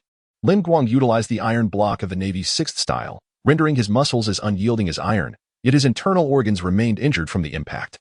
Kaijuro Rengoku also sustained grave injuries from Akaza's attack. Akaza addressed Lin Guang and Kaijuro, stating, "You need not meet the same fate as those Hashira who perished before you. Embrace the path of a demon as I have, Lin Guang, Kaijuro." Lin Guang rose once more, while Kaijuro, drained of energy and severely wounded, could only prop himself up with his Nichiren blade. At that moment, a warm light illuminated the horizon. Realizing that dawn was approaching, a shroud of fear enveloped Akaza, prompting him to flee without a glance back. Following Akaza's retreat, Kaijuro coughed up blood and collapsed to the ground. Lin Guang had no intention of pursuing, for his primary objective was to rescue Kaijuro. Subsequently, he feigned exhaustion and fell to the earth as well. Upon witnessing both Lin Guang and Kaijuro down, Tanjiro and Inosuke emerged from their shock, hurrying to their side. Lin Guang senpai, Mr. Rengoku. This fierce battle left Lin Guang, after acquiring the system, feeling fatigued for the first time. As he lay on the ground, he heard the voices of Tanjiro and Inosuke, then smiled gently before slipping into slumber. When Lin Guang awakened once more, he discovered himself in a solitary sick room within the butterfly mansion. After unwrapping the bandages from his body, he chuckled, saying, "I never imagined I would one day appear at the butterfly mansion as an injured person." At that moment, the door to the sick room swung open, revealing Shinobu Kocho, who entered with a tray. Upon seeing Lin Guang awake, the tray slipped from her grasp, tears cascading down her delicate cheeks. Shinobu collapsed into Lin Guang's embrace, softly weeping. "You nearly frightened me to death. Do you realize that? If anything were to happen to you again, I truly wouldn't know what to do." In response, Lin Guang gently held Shinobu and whispered in her ear, "I was merely exhausted. There is no need for such concern. Emerging from Lin Guang's embrace, Shinobu playfully pinched his face and said, "Do you truly wish to be injured?" Lin Guang, realizing the humor in her words, quickly pleaded, No, I was wrong. I shall never dare again." Upon witnessing Lin Guang's submission, Shinobu released his face. "It is rather remarkable. When you were brought back, you bore only minor injuries, whereas Mr. Rengoku's wounds were severe, 3 broken ribs. He will require several months of rest to recover, while you, on the same day, appeared unscathed, merely asleep." Lin Guang embraced Shinobu, stating, "After all, Kaijiro Dano employed numerous sword techniques after the train derailed. Otherwise, we could not have prevailed against the Upper Moon Demon. Yet, as a Hashira, one must prioritize the safety of others, and thus I believe Mr. Rengoku acted rightly." Shinobu replied, "Indeed." Lin Guang smiled softly and added, "I do not believe Kaijiro Dano was in the wrong. It is merely regrettable that we could not capture the Upper Moon Demon." Having spoken, Lin Guang playfully nibbled on Butterfly Shinobu's lips before releasing her. Suddenly, as Lin Guang launched a surprise attack, Butterfly Shinobu was about to retaliate when a voice echoed from outside the room. "Lord Shinobu, what has happened?" Aoi Kanzaki rushed to the doorway, her gaze falling upon the scattered food on the floor before glancing inside the room. At that moment, Butterfly Shinobu had regained her usual composure and remarked, "It is nothing. I merely came to deliver food when the door unexpectedly swung open, causing the tray to fall. Lin Guang has now awakened and feels no discomfort. I shall bring another dinner shortly." Aoi Kanzaki nodded in acknowledgement, saying, "Yes, Lord Shinobu." Subsequently, she tidied up the mess before closing the door, murmuring in confusion, "Both Lord Shinobu and Lord Lin are Hashira. How could they not catch the tray if it fell? Perhaps I am overthinking it." Chapter 62, Emotion and Entrustment. The words of Kanzaki Aoi were keenly absorbed by both Lin Guang and Kochu Shinobu. With a slight arch of her elegant brows, Kochu cast a fierce glare at Lin Guang. At that moment, the hospital room door swung open once more, revealing Tanjiro before Lin Guang and Kochu. "Lin Guang-senpai, you are awake," Tanjiro exclaimed. Upon seeing Tanjiro, Lin Guang greeted him warmly. "Ah, Tanjiro, you appear to be in good spirits." Tanjiro rushed to Lin Guang's side and, bowing his head, apologized. "I'm so sorry, Lin Guang-senpai. I was too weak and couldn't assist you and Rengoku-san." Lin Guang offered a gentle smile and reassured him. "It's quite all right. Your performance this time was commendable as well. You ensured that the passengers in one car were not devoured by the demon. That is indeed impressive." Tanjiro suddenly lifted his head and declared, "I will strive to become stronger, Lin Guang-senpai. I will be strong enough to assist you." Lin Guang smiled slightly and replied, "Yes, I believe in you." After Tanjiro departed, Kochu Shinobu suddenly recalled something and regarded Lin Guang with a kindly expression. "I seem to remember something. On the day you were carried back after fainting, Mizunoto also came to see you, appearing quite concerned for your well-being." In response, Lin Guang nonchalantly remarked, "Oh, is that so? After all, Mizunoto and I share a good relationship. It's only natural for her to visit me." No sooner had Lin Guang spoken than a knock echoed from outside the door. I'm coming in." The door opened to reveal Kanroji Mitsuri, clad in her alluring uniform, holding a tray, her cheeks flushed with embarrassment. "I heard from Aoi that Lin Guang has awakened, so I brought dinner for you," she said bashfully. Upon seeing the mountainous heap of rice and an array of dishes on the tray Kanroji brought, Lin Guang was nearly moved to tears. Kochu Shinobu, noticing the delightful spread, found it quite endearing and remarked with a smile, "Mitsuri, have you brought the entire kitchen with you?" Kanroji Mitsuri blushed and replied, "And no, I just thought all of this looked so delicious, so I brought it along." As she spoke, a hint of saliva escaped her lips, quickly concealed. Lin Guang observed Kanroji Mitsuri's demeanor with a gentle smile and said, "Mitsuri, if you wish to eat, please join me. I certainly cannot finish all of this alone. And Shinobu can partake as well." Kanroji Mitsuri's eyes sparkled with joy as she asked, "Really? Can I truly dine with Lin Guang?" Lin Guang nodded affirmatively, of course. He then turned to Kochu Shinobu and added, "Shinobu, you should join us too." Hearing Lin Guang's invitation, Kanroji Mitsuri eagerly looked at Kochu Shinobu, who smiled softly and agreed. "All right, let us enjoy this together." With that, Kanroji Mitsuri gleefully hugged Kochu Shinobu's arm, exclaiming, "Yay, Shinobu, you are truly wonderful." Afterward, Kanroji Mitsuri retrieved 2 sets of chopsticks from behind her and handed one to Kochu Shinobu. Without delay, she began to relish the meal. Upon witnessing Kanroji Mitsuri bringing her own utensils, Lin Guang couldn't help but chuckle. Soon, the trio devoured the bountiful feast laid before them, naturally. With the presence of the voracious Kanroji Mitsuri, it was impossible to leave any food uneaten. Once Mitsuri confirmed that Lin Guang was unharmed, she felt a wave of relief wash over her. After sharing a delightful dinner with Lin Guang, she was filled with joy and bid farewell to both Lin Guang and Shinobu Kocho. Subsequently, Lin Guang entered Shinobu's room, where she conducted a thorough examination of his health.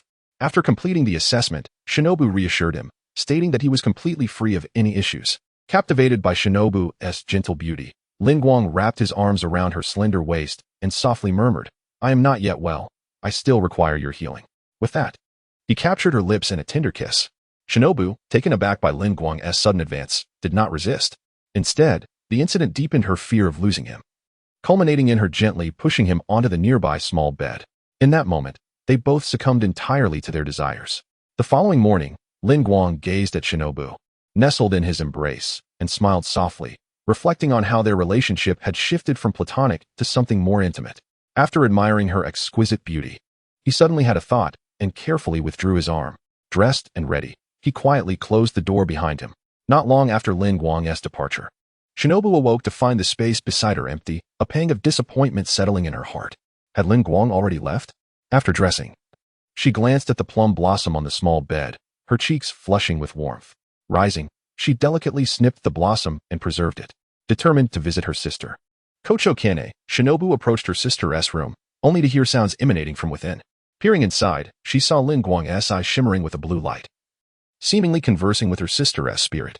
Just 10 minutes prior, Lin Guang spoke to the smiling soul before him. "Kane, you needn't worry. Shinobu will always have me by her side." Though he had long been aware of Shinobu's feelings for Kane, witnessing their union brought him joy. "With your care, I can rest easy," Kane's spirit replied with a smile. Kane continued, "However, you must ensure that Shinobu never feels wronged.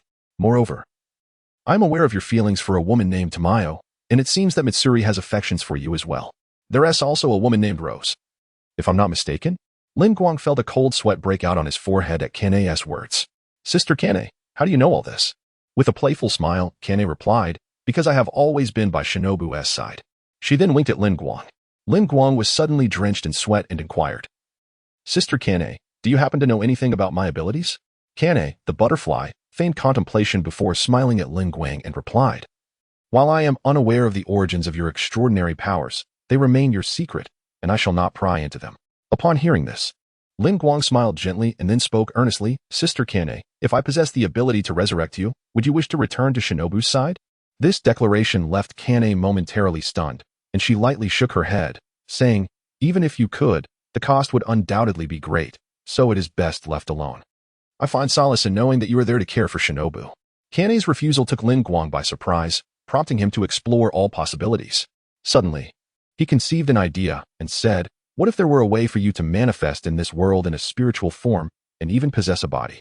At this, Kane felt a flicker of intrigue, but sensing someone approaching, she softly said, "Shinobu is coming. Let us discuss this later." With that, Kane's figure faded into the shadows, disappearing without a trace. "Sister Kane, trust me. I promise I will make it happen." Lin Guang made his final vow. At that moment, Shinobu appeared at the door, having overheard Lin Guang's last words to her sister. Chapter 63. Restoration and report. Lin Guang had not activated his psychic perception, thus remained oblivious to the presence of Shinobu Kocho at the door. It was only when he prepared to depart that he caught sight of her standing there. With tears glistening in her eyes, Shinobu rushed into Lin Guang's embrace, rising onto her toes to plant a kiss upon his lips. After a lingering moment, their lips parted, and Lin Guang gazed at the bashful Shinobu in his arms, softly remarking, "It may not be appropriate to behave this way in front of Sister Kane." With a blush adorning her cheeks, Shinobu retorted, "Regardless, Sister already knows. She wouldn't mind even if she sees us kissing." Enchanted by Shinobu's adorable demeanor, Lin Guang held her even tighter. However, such tender moments are often fleeting. Kagaya, perched by the window, announced, "The master has sent word. Lin Guang is to meet with the master upon awakening." At the sound of Kagaya's voice, Shinobu reluctantly exited Lin Guang's embrace, though she longed for the comfort of his chest. Yet, duty within the Demon Slayer court took precedence. After delivering her message, Kagaya took flight. Watching Kagaya depart, Lin Guang murmured, "It seems the master wishes to inquire about upper rank 3.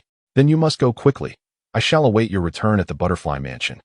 Shinobu said gently. Lin Guang nodded, placing a soft kiss on her cheek before leaving the Butterfly Mansion. As Lin Guang walked away, Shinobu turned to gaze at the photograph of her sister, Kane, and said softly, "Sister, your dream has been realized in Lin Guang. with him by my side. I believe I shall find happiness. Meanwhile, Lin Guang arrived at the courtyard where the last Hashira meeting had convened, waiting for Yoya Shinjiro. Soon, two white-haired little girls announced. The master has arrived. Yoya Shinjiro emerged as usual, moving slowly. Good morning, Lin Guang, he greeted. Lin Guang bowed slightly, replying, Good morning, master. Yoya Shinjiro smiled gently and continued, I am relieved to see you unharmed. Your well-being has been a concern. I appreciate the master's care, Lin Guang replied. To which Yoya Shinjiro nodded before saying, I summoned you today to inquire about upper rank 3. Although I have heard some accounts from Tanjiro and the others. Their understanding of the upper rank's abilities is limited, so I wish to hear your perspective. Upon hearing this, Lin Guang recounted his encounter with lower rank 1, Inmyu, and how he vanquished him, as well as the details of his battle with upper rank 3, Akaza, while clearly elucidating Akaza's abilities. My breath of ice has yet to be fully developed, but I am confident that once it is, I will be capable of defeating an upper rank demon alone. Yoya Shinjiro nodded appreciatively. I understand. I look forward to your performance. With this intelligence, should the other Hashira encounter upper rank 3, they will have a significantly greater chance of victory. I believe the long-standing enmity of centuries will come to an end in our generation. As he spoke, Yoya Shinjiro's excitement was palpable. However, it was not long before Hoshikuji Waya regained his composure and remarked, You and Kaijiro have both worked hard on this mission. It would be wise to take a few days to rest. After Lin Guang acknowledged this, he departed from the Demon Slayer Corps headquarters and returned to the Butterfly Mansion. Upon arriving in the courtyard of the mansion, Lin Guang observed Tanjiro and his companions diligently training. The 3 young attendants of the Butterfly Mansion were perched upon the backs of Tanjiro and his friends, who were performing push-ups in response to a whistle. Zenitsu repeatedly lamented that he was on the verge of collapse, yet persisted resolutely, while Tanjiro and Inosuke naturally continued without much need for encouragement. This experience had illuminated the disparities they faced, prompting them to strive for improvement. After completing their push-ups, Tanjiro rushed to Lin Guang. Are you preparing for another mission? Lin Guang-senpai? Lin Guang shook his head and replied, No, I merely reported the situation regarding Upper Moon 3 to our lord. He has advised me to take a few days of respite. I see. By the way, Mr. Rengoku has awakened. Do you wish to visit him, Lin Guang-senpai? Just as Tanjiro finished speaking, a robust voice echoed from within the room. Delicious. Upon hearing this, Lin Guang smiled gently and said to Tanjiro, Continue your training. Tanjiro nodded and resumed his exercise. As Lin Guang approached the infirmary, he opened the door to be greeted by the spirited voice of Kaijiro Rengoku. Delicious. Observing Rengoku heartily enjoying his meal, Lin Guang chuckled and remarked, Brother Rengoku, seeing you in such high spirits puts my mind at ease. Rengoku, noticing Lin Guang's entrance, exclaimed, Lin Guang, you appear to have recovered. Lin Guang settled beside Rengoku and recounted, After that strike, the sun rose, and Akaza fled in disarray. I, too, was utterly exhausted and fainted, ultimately failing to keep him at bay. Rengoku nodded thoughtfully, affirming, Indeed. No worries. Next time, we shall surely vanquish him. After visiting Rengoku, Lin Guang proceeded to Shinobu's room, where he found her engrossed in her research on the medicinal concoctions she had developed. Observing her diligence, Lin Guang gently embraced Shinobu from behind, resting his head on her shoulder. How is the research progressing? Shinobu, already aware of Lin Guang's presence, gently placed her hand atop his.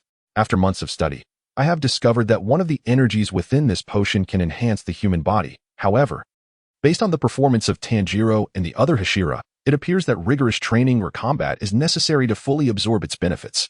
Upon hearing this, Lin Guang comprehended why his physical prowess had surged during the battle with Akaza. While he felt no such enhancement against ordinary demons, it was indeed due to this phenomenon.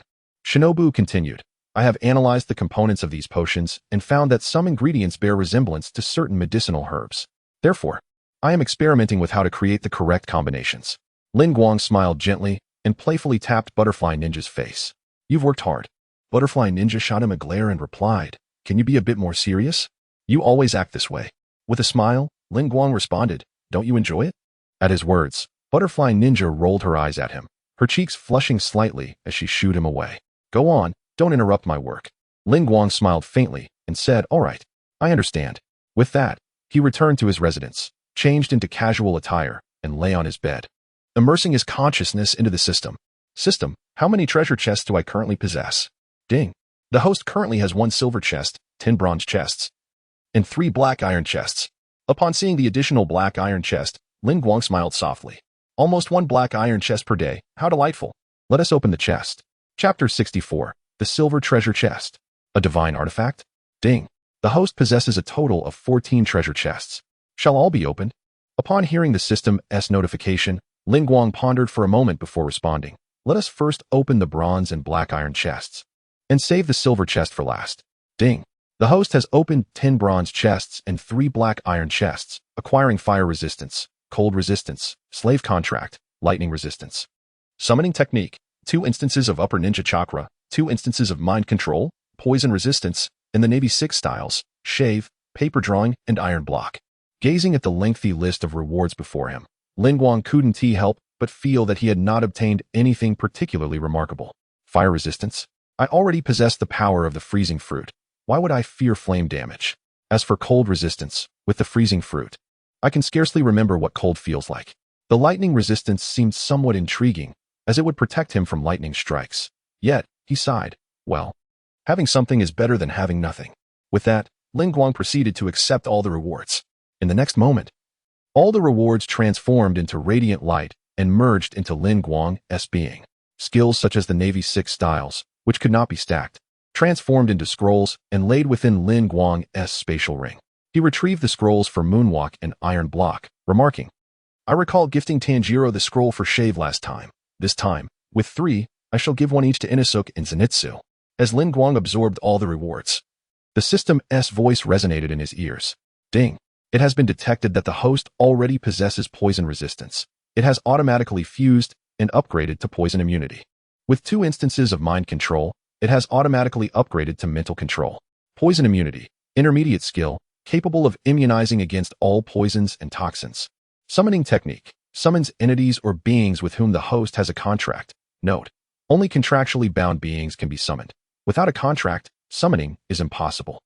Mental control, intermediate skill, utilizing mental prowess to control objects or any beings with mental strength inferior to that of the host, possessing the ability to forcibly search, erase, and alter the memories of any beings with lesser mental strength. Poison immunity is quite a valuable skill, if memory serves. Both Upper Moon 6 and Upper Moon 2 employ poison, making this rather practical, Lin Guang remarked. As for the summoning technique, I can only summon contracted beings, and the only one I have a contract with is Rose. This means I can summon Rose at any time. Following the image in his mind, Lin Guang traced his finger through the air, conjuring a palm-sized summoning array. Just as it was nearing completion, he abruptly halted his finger, and in the next moment, the summoning array shattered into starlight, dissipating into the air. Lin Guang refrained from completing the summoning array because he was currently situated within the heart of the Demon Slayer Corps, and Rose was a demon. Her appearance would undoubtedly incite an assault from the Demon Slayer members. Thus, he abandoned the idea of finishing the summoning array. Moreover, he was merely curious to ascertain how much energy the summoning array would consume and whether it had practical applicability. With each stroke, he could sense a slight depletion of both mental and physical energy. For him, the consumption was not excessive, which was acceptable. Finally, Lin Guang turned his attention to the newly acquired mental control. This skill appears rather trivial, as it can only exert control over beings with weaker mental fortitude. However, I believe my mental strength is among the most formidable, surpassed only by Kibutsuji Muzan. Besides individuals like Tanjiro, who possess the protective souls of their family, I should be virtually invincible. Lin Guang contemplated this notion, yet ultimately dismissed it with a faint smile. System, unlock the silver treasure chest, he commanded, steadying his thoughts. As his words echoed, a silver treasure chest materialized in his mind, adorned with an intricate engraving of a silver dragon. The chest opened slowly, revealing a cascade of vibrant colors within Lin Guang's consciousness. At that moment, he harbored a singular thought. This time, he was destined to acquire something extraordinary.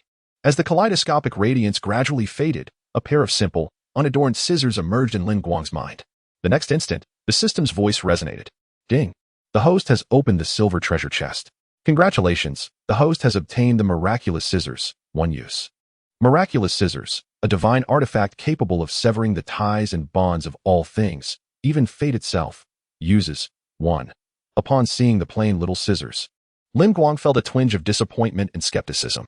However, after hearing the system's description, he could only express 2 words towards the scissors, impressive. Once Lin Guang regained his composure, he suddenly realized that the utility of this item seemed unclear. Although these scissors were indeed formidable, capable of severing connections and bonds, was it truly meant for cutting the ties between Nezuko and Tanjiro? That seemed implausible. Aside from the bond between Tanjiro and Nezuko, He could not recall anyone else with such deep connections. Alas, possessing a divine artifact without a means to utilize it left him somewhat disheartened. Lin Guang pondered for a moment before placing the miraculous scissors into his spatial ring. Well, I suppose I shall wait until a suitable occasion arises to retrieve them. Finally, Lin Guang inquired, System, do you know from which treasure chest the spirit-possessing physique can be obtained? Ding. Physique-related abilities can only be acquired through silver chests and higher-level chests. The system still withheld information regarding the treasure chests beyond the silver one, yet Lin Guang had enough insight to deduce what lay beyond silver. Ah, I see. He mused. The ability he envisioned to allow Kane Kochu to manifest in a spiritual form while possessing a corporeal body was akin to the spirit-possessing physique found in Soul Land. A spirit possessor is a person who can harbor a departed soul, and the spirit dwelling within them is referred to as a guardian spirit. Lin Guang sought to employ this method to bring Kane Kochu back to the side of Shinobu Kochu. Of course, he had also contemplated other alternatives, such as the forbidden technique of Edo Tensei from the Naruto universe. However, this method required a living sacrifice, which Lin Guang knew Kane would never willingly accept, even if the sacrifice were a demon. After all, Kane's ideal was for humans and demons to coexist harmoniously. Other methods of resurrecting individuals that Lin Guang could contemplate were undoubtedly beyond his current capacity to unlock from treasure chests. However, he remained optimistic that he would eventually acquire the means to do so. With a sigh, Lin Guang expressed a tinge of regret, lamenting, if only I had known. I would not have let Iwazuo depart. Otherwise, given his rank, he would certainly have dropped several silver chests. Subsequently, Lin Guang glanced out the window and noted that night had fallen, prompting him to activate his spiritual sight. It was nighttime, and he anticipated that Sister Kanahui would soon arrive. No sooner had he thought this than a melodious voice called out, Moses, Moses, is Xiaoguang home? Following the sound, Lin Guang turned to see a corner of a garment peeking out from the door. Sister Kanahui, I see you. Please come out, he called. The enchanting Kanahui emerged from behind the door, a cheerful smile adorning her face as she said, I didn't expect to be discovered by Xiaoguang. You are truly remarkable. Chapter 65. Farewell. Rose upon encountering the gentle and considerate butterfly Kanaho, Lin Guang couldn't help but chuckle with a hint of resignation. Sister Kanaho, I am no longer a child. As butterfly Kanaho approached Lin Guang, intending to stroke his head, her hand merely passed through him. Witnessing this, a flicker of sadness appeared in her eyes. Lin Guang, perceptive to her emotional shift, smiled and reassured her, Sister Kanaho. There will come a day when you can truly touch both Shinobu and me again. Shaking her head, Butterfly Kanaho repressed her sorrow and smiled back at Lin Guang, saying, It's all right. Just knowing that you can see me and converse with me brings me great contentment. Lin Guang firmly countered her sentiment. That is not the case. If Sister Kanaho were truly satisfied, you wouldn't have appeared tonight, would you? Indeed, when I heard you say I could continue to protect Shinobu, my heart was stirred. However, Butterfly Kanaho was interrupted by Lin Guang. There is no however. Since I have the means to make it happen, I implore you to believe in me, all right? Seeing the earnest expression on Lin Guang's face, Butterfly Kanaho recognized his genuine desire to consider her feelings and strive for her sake. As she observed Lin Guang's passionate determination, she found it difficult to refuse him any longer. Very well, I believe you. However, I am aware that Shinobu has long harbored resentment regarding my demise and harbors thoughts of avenging me against the demon responsible. I will wait until Shinobu has completely let go of this matter, or until she achieves her vengeance, at which point I shall depart. If you cannot fulfill this within that time frame, I shall truly leave. Butterfly Kanaho acquiesced to Lin Guang. Knowing that the ability to see spirits and wield supernatural powers over ice was clearly beyond the capabilities of an ordinary demon slayer. Thus, she resolved to remain and watch over Butterfly Shinobu and Lin Guang, giving herself a glimmer of hope, as she deeply loved her sister, Shinobu. Upon hearing this, Lin Guang pondered. Achieving vengeance meant confronting the Upper Moon demons at the decisive battle in Infinity City, but prior to that, they had to contend with the events at the Flower Street and the Swordsmith Village, involving 3 Upper Moon demons. Defeating a Lower Moon demon could yield a silver treasure chest, and Upper Moon demons would undoubtedly provide even greater rewards, increasing the likelihood of obtaining a spirit vessel physique. Therefore, there was a chance. With this thought in mind, Lin Guang nodded in agreement. All right, it's settled then, Sister Kanaho.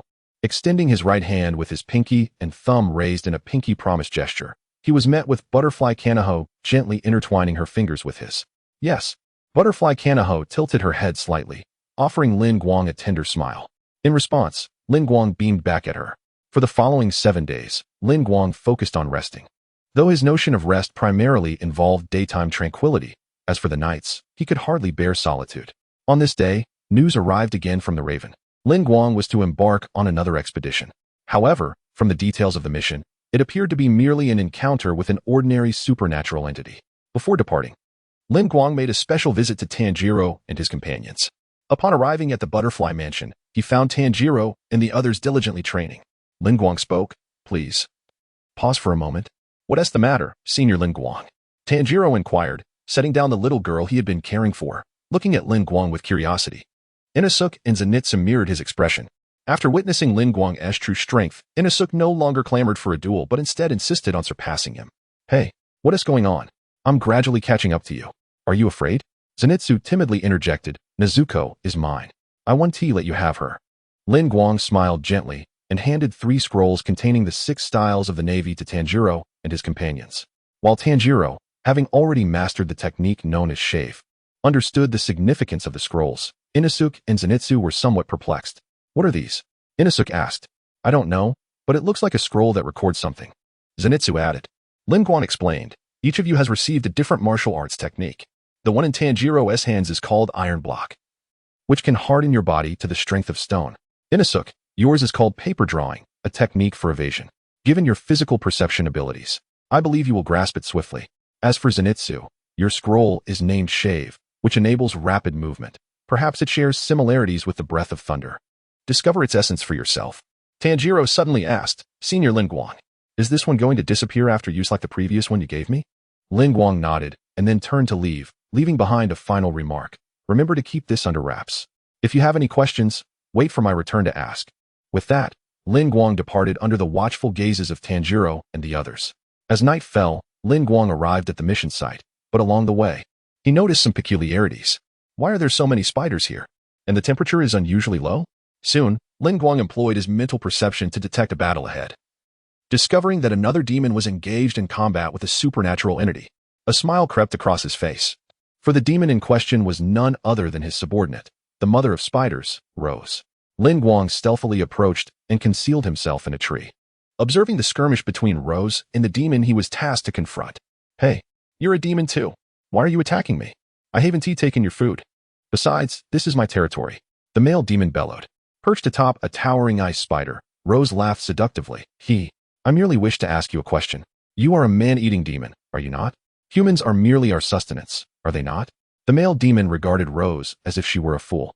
In an instant, Rose's azure eyes glinted with a fierce light, and she coldly declared, if that is the case, then perish. Blood demon art. Heavenly net. Rose leaped gracefully from the ice spider, her delicate feet landing softly upon the ground. In an instant, a radiant web-like glow emanated from beneath her feet, enveloping a 50-meter radius around her. Subsequently, Rose gently snapped her fingers, summoning 3 ice spiders, each towering at the height of a person, to encircle the male ghost. As he attempted to flee, he found himself utterly immobilized. The 4 ice spiders spun ethereal, pale blue threads, encircling the male ghost in a tight embrace.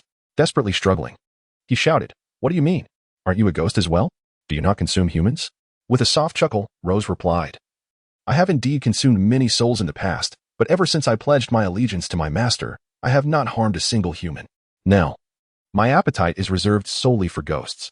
With another snap of her fingers, the 4 ice spiders lunged at the male ghost, swiftly encasing him in a solid block of ice before feasting upon him. Lin Guang, perched upon a tree, watched in astonishment. What on earth are these ice spiders? He marveled. Once the ice spiders had devoured the male ghost, they erupted in a dazzling explosion, scattering into a myriad of ice crystals that merged into the azure web pattern on the ground. Lin Guang observed the web, noting that nearly 1/5 of it had transformed into a deep crimson hue. At that moment, Rose retracted her blood ghost technique and knelt in the direction of Lin Guang. I pay my respects to my master, she intoned. Chapter 66. Securing the victory. Upon noticing Lin Guang's presence, Rose gracefully descended from her perch upon the tree and approached him. How did you know I was here? Lin Guang inquired, a gentle smile gracing his lips as he regarded Rose, who knelt before him. Rose lifted her gaze, her eyes alluring as she replied, I sensed your arrival the moment you stepped into this place. Thus, I took the liberty of dispatching this specter before your arrival, so as not to delay you. Lin Guang's eyes fell upon her attire, recognizing it as the same garb she had worn on Spider Mountain. He then produced 2 elegant dresses from his spatial ring and handed them to her. Now that you are my subordinate, it seems rather uncomfortable for you to remain in your previous attire. After you change, you may dispose of that old outfit. Yes, master, Rose replied, accepting the garments. Observing Lin Guang's slightly envious demeanor, she felt a surge of joy within her. How delightful it was to discover that her master could feel jealousy. It rendered him all the more charming. If it pleases you, master, I am willing to do anything. Unbeknownst to Rose, all her thoughts were heard by Lin Guang, leaving him with a twitch at the corner of his mouth. What kind of servant have I acquired, who is constantly scheming to seduce her master? He mused, bemused.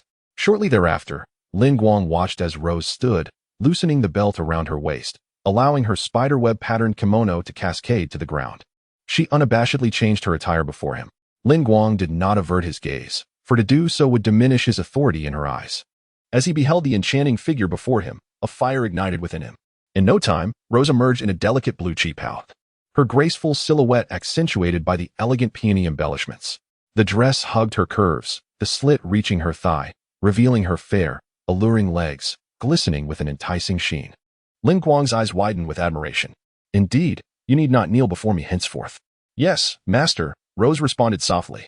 Curious, Lin Guang then asked, when did you acquire the power to manipulate ice? Rose replied candidly, it was after consuming a drop of your blood. Following your departure, I fell into a deep slumber. One might say I was digesting the power of your essence.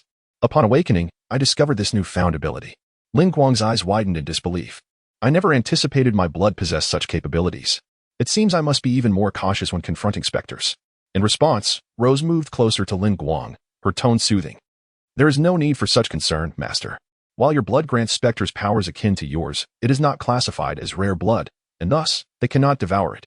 Lin Guang nodded thoughtfully, then settled onto the ground as he continued. Do you handle every specter in the same manner as you just did? Upon seeing Lin Guang take a seat, Rose knelt behind him, resting his head upon her chest and beginning to massage it. Lin Guang did not refuse Rose's tender ministrations, slightly concealing a certain pyramid, and listened as she spoke. Indeed, at first, I was uncertain about how to vanquish the demons, and after battling the lower moon 3 for quite some time, I discovered that if I froze the demon and then shattered it, I could absorb it through my blood demon art. Since then, I have consistently employed this method to eliminate the demons.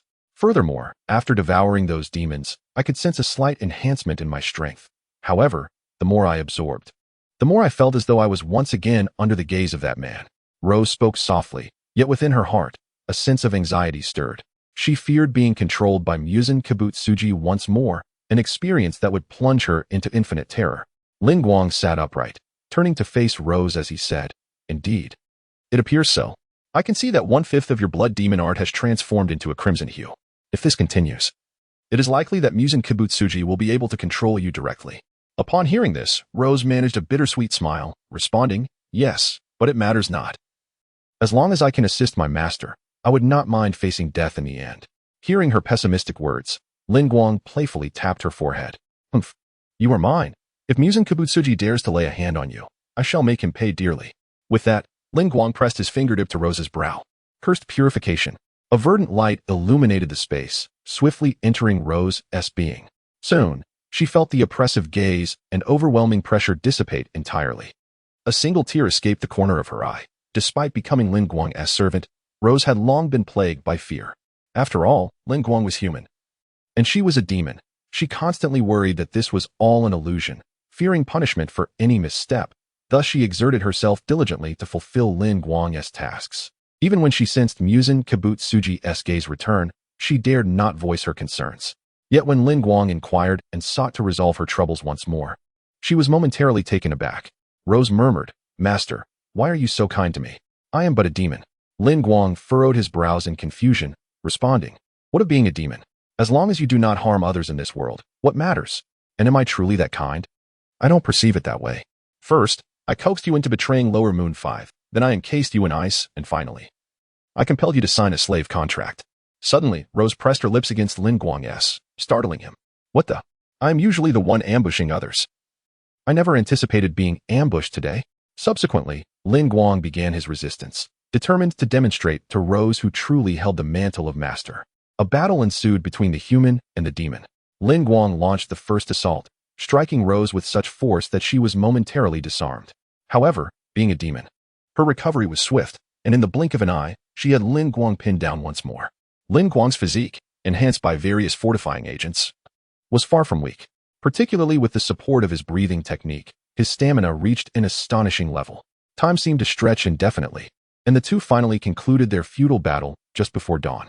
Nestled between two towering trees, within a colossal, pale blue cocoon, Rose snuggled beside Lin Guang, her gaze reminiscent of tranquil waters as she reflected on the day's skirmish. Exhaustion enveloped her. Despite her formidable strength, she ultimately succumbed before Lin Guang. Following this event, Lin Guang came to understand Rose's motivations behind her actions. A gentle smile graced his lips as he remarked, "Ah, I never imagined you would ultimately prevail." Rose, with a charming smile, playfully traced circles on Lin Guang's chest with her finger. "It was bound to happen sooner or later, as your devoted little servant. It's only natural for me to offer myself willingly." Lin Guang playfully swatted Rose's behind and said, "Come on, get up. The dawn is approaching, and I certainly do not wish for my little servant to encounter any mishap." Chapter 67. The flower street begins with a sultry call. Rose gracefully withdrew all her threats. Lin Guang, impeccably attired, emerged from the woods, while Rose, clad in nothing, tenderly wrapped her arms around his waist, whispering, "How I wish I could boldly remain by my master's side forever. One day, I shall conquer the sunlight," Lin Guang replied. At that moment, a faint glimmer appeared on the horizon. For the first time, Rose yearned for the sun's rays as she caught sight of a beam of light. Yet, resigned to her fate, she softly murmured in Lin Guang's ear, "Master, I must depart." Lin Guang nodded gently. Rose released her grip, and the light blue threads danced in the air as she donned her attire, soon vanishing into the shadows of the forest. At that instant, Lin Guang's spiritual perception detected the presence of a Tsugumi crow that had been observing them. Mental control. In an instant, Lin Guang seized control of the crow and delved into its memories from the previous night.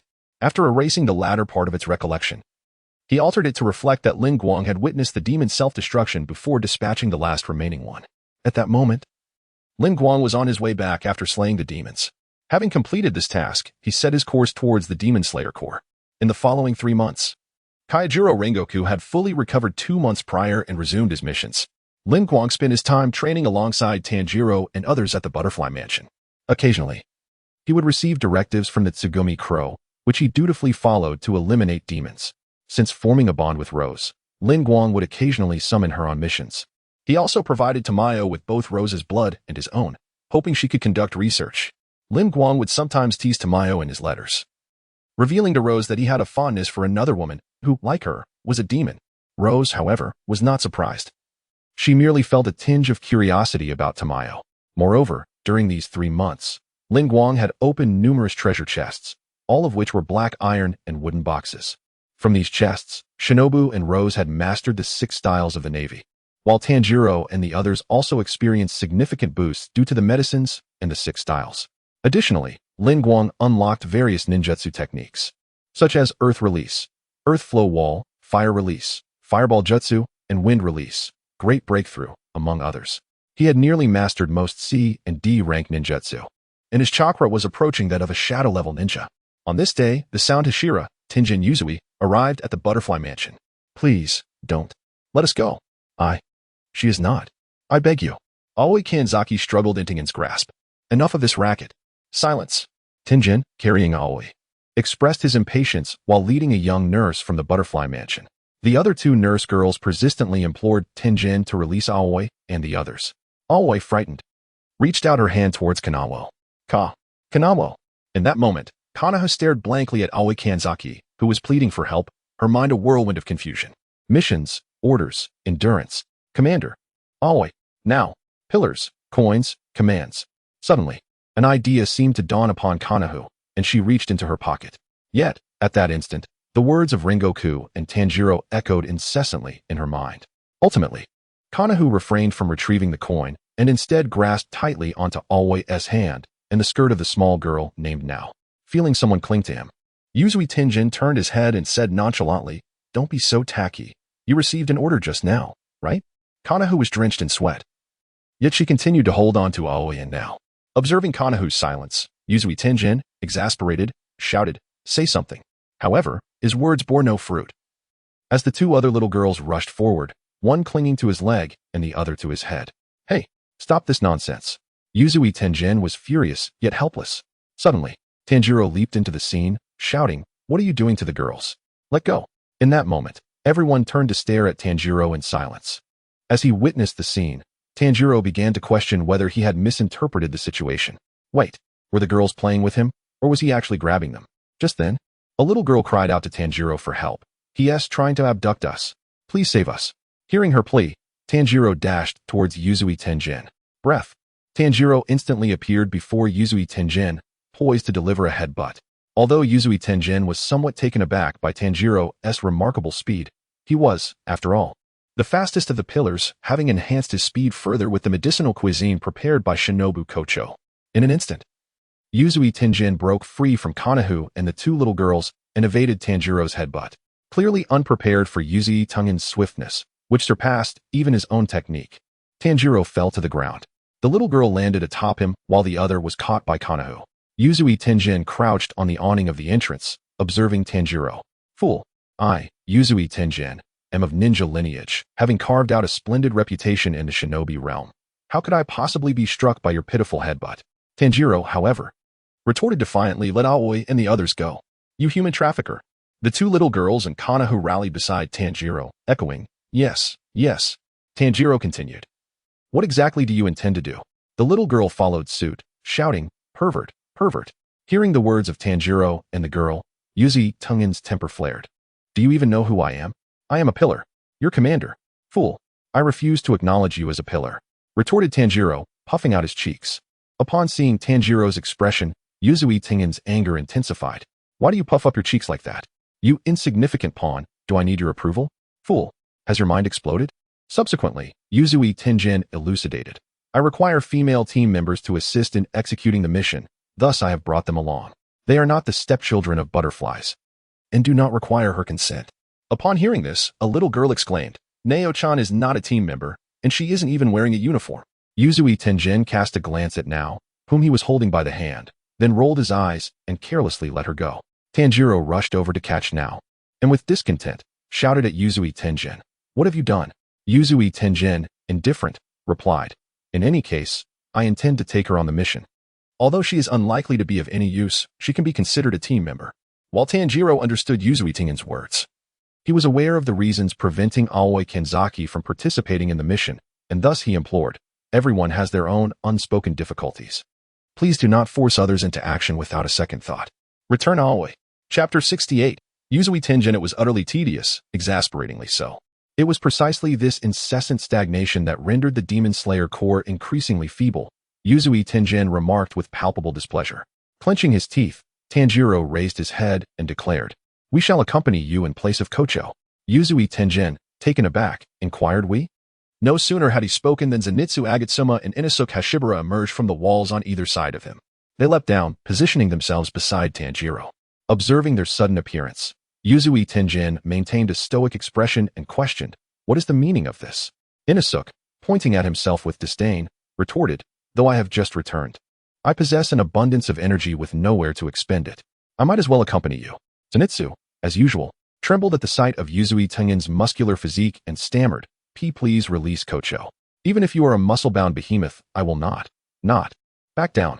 Yuzui Tenjin scrutinized Tanjiro and his companions before nonchalantly responding, "Is that so? Then let us proceed together." At that moment, Lin Guang stepped out from the shadows and greeted Yuzui Tenjin. "Hey, Tenjin, are you off on a mission?" Yuzui Tenjin nodded affirmatively, indeed, feigning curiosity. Lin Guang moved closer and inquired, "Might I ask where this mission is taking you?" Upon seeing Lin Guang's inquisitive demeanor, Yuzui Tenjin leaned in and whispered, "To the dazzling and decadent realm of Neon, the den of demons, the Flower District. Have you ever been?" As Lin Guang processed the mention of the Flower District, he recalled the demons concealed therein, the twin Upper Moon demons, Daki and Jitaro. Although no members of the Demon Slayer Corps perished in that confrontation, it had left the Sound Hashira severely injured, unable to continue in battle. Overall, it hardly seemed worth Lin Guang's while to embark on such a journey. However, in order to secure the presence of Kane Kocho, he needed to obtain a special physique from a silver treasure chest, which could only be acquired from Upper Moon demons. Thus, Lin Guang found his motivation. With a grin, he sheepishly scratched his head and said, "I must admit, I have never been there. Why not take me along?" I have no tasks at the moment, and it would be a splendid opportunity for me to witness it. Yuzui Tenjin flashed a mischievous smile and replied, no problem. But once we arrive, you must absolutely obey my commands, as must all of you. He gestured toward Tanjiro and his companions. Lin Guang readily agreed, of course. I shall follow your lead on this mission. Seeing Lin Guang's enthusiastic acceptance, Yuzui Tenjin relinquished Kanazaki Aoi and led Tanjiro and the others outside. Lin Guang then approached Kene Kocho, gently stroking her head as he said, you did splendidly just now. Always follow your heart's desires in the future, understood? Kene looked at Lin Guang, her gaze suddenly imbued with vibrancy, and nodded softly. Lin Guang smiled faintly before stepping out of the door. Hearing Yusui Tian Yuan informed Tanjiro and his companions about the location of their mission. Tanjiro, taken aback upon hearing a place he had never encountered, innocently asked, Flower Street? Meanwhile, Zenitsu's face flushed crimson at the mention of Flower Street, and he stammered, that's the one. You all don't know? Where? Sai. You really don't know? Tanjiro and Inosuke exchanged bewildered glances at Zenitsu, who, with a crimson face and beads of sweat, struggled to find the words to explain. Observing this scene, Lin Guang couldn't help but tease, has Zenitsu been to Flower Street? I have merely heard of it. I never expected that Zenitsu, being younger than I, has already visited such a place. Zenitsu, upon hearing Lin Guang's words, became even more flustered. At that moment, Yusui Tian Yuan suddenly declared, listen closely. I am a deity. Lin Guang is my priest, and you are nothing but trash. First and foremost, engrave this in your minds. If I command you to become dogs, then you shall become dogs. If I command you to become monkeys, then you shall become monkeys. You must bend your backs and rub your hands, discerning my emotions, wholeheartedly pleasing us. Once more, I declare, I am a deity. Lin Guang is my priest. Yusui Tian Yuan struck a pose he deemed impressive and flamboyant, emphasizing his point to Tanjiro and the others, while Lin Guang appeared considerably more relaxed, although Lin Guang instructed them to heed his commands during the mission. Yusui Tian Yuan still held a deep respect for Lin Guang's prowess, especially since Lin Guang had previously confronted an upper moon demon. Tanjiro, being the earnest child he was, naively inquired, could you elaborate on what kind of deity you are? And which deity does Senior Lin Guang serve? Lin Guang chuckled heartily and replied, let us defer to Tian Yuan's explanation. Yusui Tian Yuan regarded Tanjiro with satisfaction, his eyes gleaming with approval. Excellent question. You have great promise. Witnessing this exchange, Zenitsu appeared dazed, incessantly critiquing in his mind. Yusui Tian Yuan continued, I am the deity of grandeur, the god of festivals. Lin Guang is my priest. He conveys my will to you. Inosuke, encountering someone similar, greeted, I am the king of the mountains. Greetings, god of festivals. Upon hearing this, Yusui Tian Yuan looked at Inosuke with disdain. What are you saying? How revolting. Yusui Tian Yuan's words provoked Inosuke's ire, but fortunately, Tanjiro intervened to restrain him. Observing the commotion, Lin Guang stepped in, saying, enough of this nonsense. We have a mission to attend to. Inosuke paused at Lin Guang's words, though he remained visibly disgruntled. Yusui Tian Yuan, unwilling to prolong the encounter with Inosuke, promptly turned and declared, there's no time for games. We must depart. Follow me. No sooner had he spoken than Yusui Tian Yuan dashed forth like an arrow released from a bow. Witnessing this, Lin Guang followed suit, skillfully employing the technique of Shuanpa to keep pace with Yusui Tian Yuan. The trio, standing still, found their vision obscured by the dust kicked up by Tenjin Yuzui and Lin Guang. By the time they regained their senses, Lin Guang and Tenjin Yuzui had transformed into mere silhouettes, no larger than sesame seeds. Observing the distant figures of Lin Guang and Tenjin Yuzui, Zenitsu could not contain his excitement, exclaiming, how fast? They've already run so far, they're just tiny specks now. In awe, Inosuke trembled as he pointed towards Lin Guang and Tenjin Yuzui, stating, this is the power of the god of festivals and the festival priest. To which Tanjiro clarified, no, he is a Hashira, known as Tenjin Yuzui. Senior Lin Guang has also ascended to the rank of Hashira. Zenitsu, in a state of urgency, shouted, hurry, let's chase after them. Upon hearing Zenitsu's words, Tanjiro and Inosuke sprang into action as well. As the three departed, Kenzaki Aoi and the three little caretakers called out, please be careful. Safe travels. The five of them arrived in the grand city where the flower district is located, securing 3 rickshaws to carry them towards the Yoshiwara flower district. That night, Lin Guang and his group also reached the Yoshiwara flower district. Chapter 69. Entering the Yoshiwara flower district. The Yoshiwara flower district, a realm where the vanity and desires of men and women intertwine. A city of night filled with love and hatred, a place capable of ensnaring men and a playground that irresistibly attracts spirits. 3 rickshaw pullers ushered Lin Guang and the 5 companions into the heart of Yoshiwara. Upon entering, Yuzui Tenjin emphasized sternly, "Listen carefully. Do not engage in any conspicuous behavior. We are merely here to assess the situation, and absolutely no one is permitted to disembark." Just as Yuzui Tenjin uttered the prohibition, Zenitsu could hardly contain himself and leaped down, followed closely by Inosuke. In a bid to retrieve his companions, Tanjiro had no choice but to dismount as well. Observing that all 3 had jumped out, Lin Guang kindly reminded Yuzui Tenjin, "Tenjin, it appears they have all exited the rickshaw." Upon hearing this, Yuzui Tenjin turned to find that Tanjiro and his comrades were indeed absent from the vehicle. Gazing at the empty rickshaw, he felt a surge of frustration. Those pesky brats. Reluctantly, Lin Guang and Yuzui Tenjin settled the fare and began searching the flower district for Tanjiro and the others. Fortunately, they did not wander far, and Lin Guang and Yuzui Tenjin soon spotted Tanjiro and Inosuke. "Stop right there. And you, the blonde kid, don't move," Yuzui Tenjin shouted at the trio.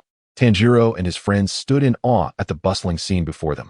While Tanjiro, having previously witnessed the vibrancy of Asakusa in Tokyo alongside Lin Guang, was only slightly astonished, Inosuke was overwhelmed by the sheer number of people surrounding him. "What is this? There are people everywhere." As he surveyed the throng, beads of sweat formed on Inosuke's forehead, and he charged forward with reckless abandon. "Charge!" Inosuke barreled into the crowd, eliciting gasps from those nearby. "The lion dancers have gone mad." Upon witnessing Inosuke plunge into the throng, Yuzui Tenjin shouted with fury, "Hey, calm down, you fool." He delivered a solid blow to Inosuke's head, rendering him unconscious. However, upon returning, he discovered that Zenitsu had vanished once again. "Hey, where did that blonde-haired kid go?" Yuzui Tenjin inquired of Lin Guang. Lin Guang shook his head, indicating he was unaware, as he had been engrossed in observing the Yoshiwara flower district. Given that it was his first time exploring such a place, in a fit of anger, Yuzui Tenjin entrusted Inosuke to Lin Guang and set off to locate Zenitsu. Meanwhile, Zenitsu meandered through the crowd until he was suddenly called out by a lovely older sister. "Hey, the boy in the yellow clothes." Following the voice, Zenitsu spotted 3 beautiful older sisters standing at the railing on the 2nd floor. "Come closer. We have some treats for you." As he gazed up at the enchanting older sisters, Zenitsu's face flushed crimson, and he shyly covered his face. "Come on, this way, this way." Unable to contain his elation, Zenitsu dashed toward the staircase. There are numerous beautiful sisters around. At that moment, the voice of Yuzui Tenjin suddenly emerged from behind Zenitsu. "How annoying. It is far too early for you." With that, Yuzui Tenjin delivered a powerful blow to Zenitsu's head, rendering him unconscious, and then dragged him away from the throng. After returning with Zenitsu, Yuzui Tenjin guided Lin Guang and Tanjiro through the vibrant flower district, remarking, "Observe closely. Here, one sleeps during the day, but at night it radiates brilliance, making it an ideal refuge for demons." Upon hearing this, Lin Guang nodded in understanding, while Yuzui Tenjin continued. "The majority of women who become courtesans do so out of poverty or to settle debts, yet, conversely, their basic needs are secured. If fortune smiles upon them, they may even be purchased back by wealthy patrons. The courtesans are stratified. The highest tier is known as the oi, a unique class of women who are not only strikingly beautiful, but also intelligent and talented, cultivated with great effort and expense by the establishments they represent." Tanjiro comprehended the basic circumstances of the Yoshiwara flower district. "I see." Subsequently, Yuzui Tenjin turned and declared, "All right. We have observed enough. Let us depart."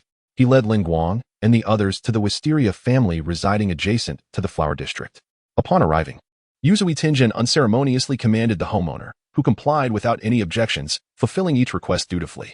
Yuzui Tenjin and Lin Guang's group temporarily rested in a room, where the homeowner prepared some snacks, which Inosuke eagerly devoured. "Once you infiltrate the flower district, your first task is to locate my wife, while Lin Guang and I will gather information on the demons." Yuzui Tenjin instructed the trio before him. At this, Zenitsu, who was sipping hot tea, froze momentarily, then erupted in outrage. "What a scam. Please, do not jest. You cannot possibly send your subordinates to find your wife." "Huh, you're misunderstanding something, you blonde brat." Yuzui Tenjin retorted sharply, his tone growing hostile. "No, I must speak out." Zenitsu insisted vehemently. Lin Guang covered his face and said to Zenitsu, "Zenitsu, you've got it all wrong." Zenitsu, pointing at Yuzui Tenjin, exclaimed, "How could I be mistaken, Senior Lin Guang? That peculiar man certainly cannot attract any woman.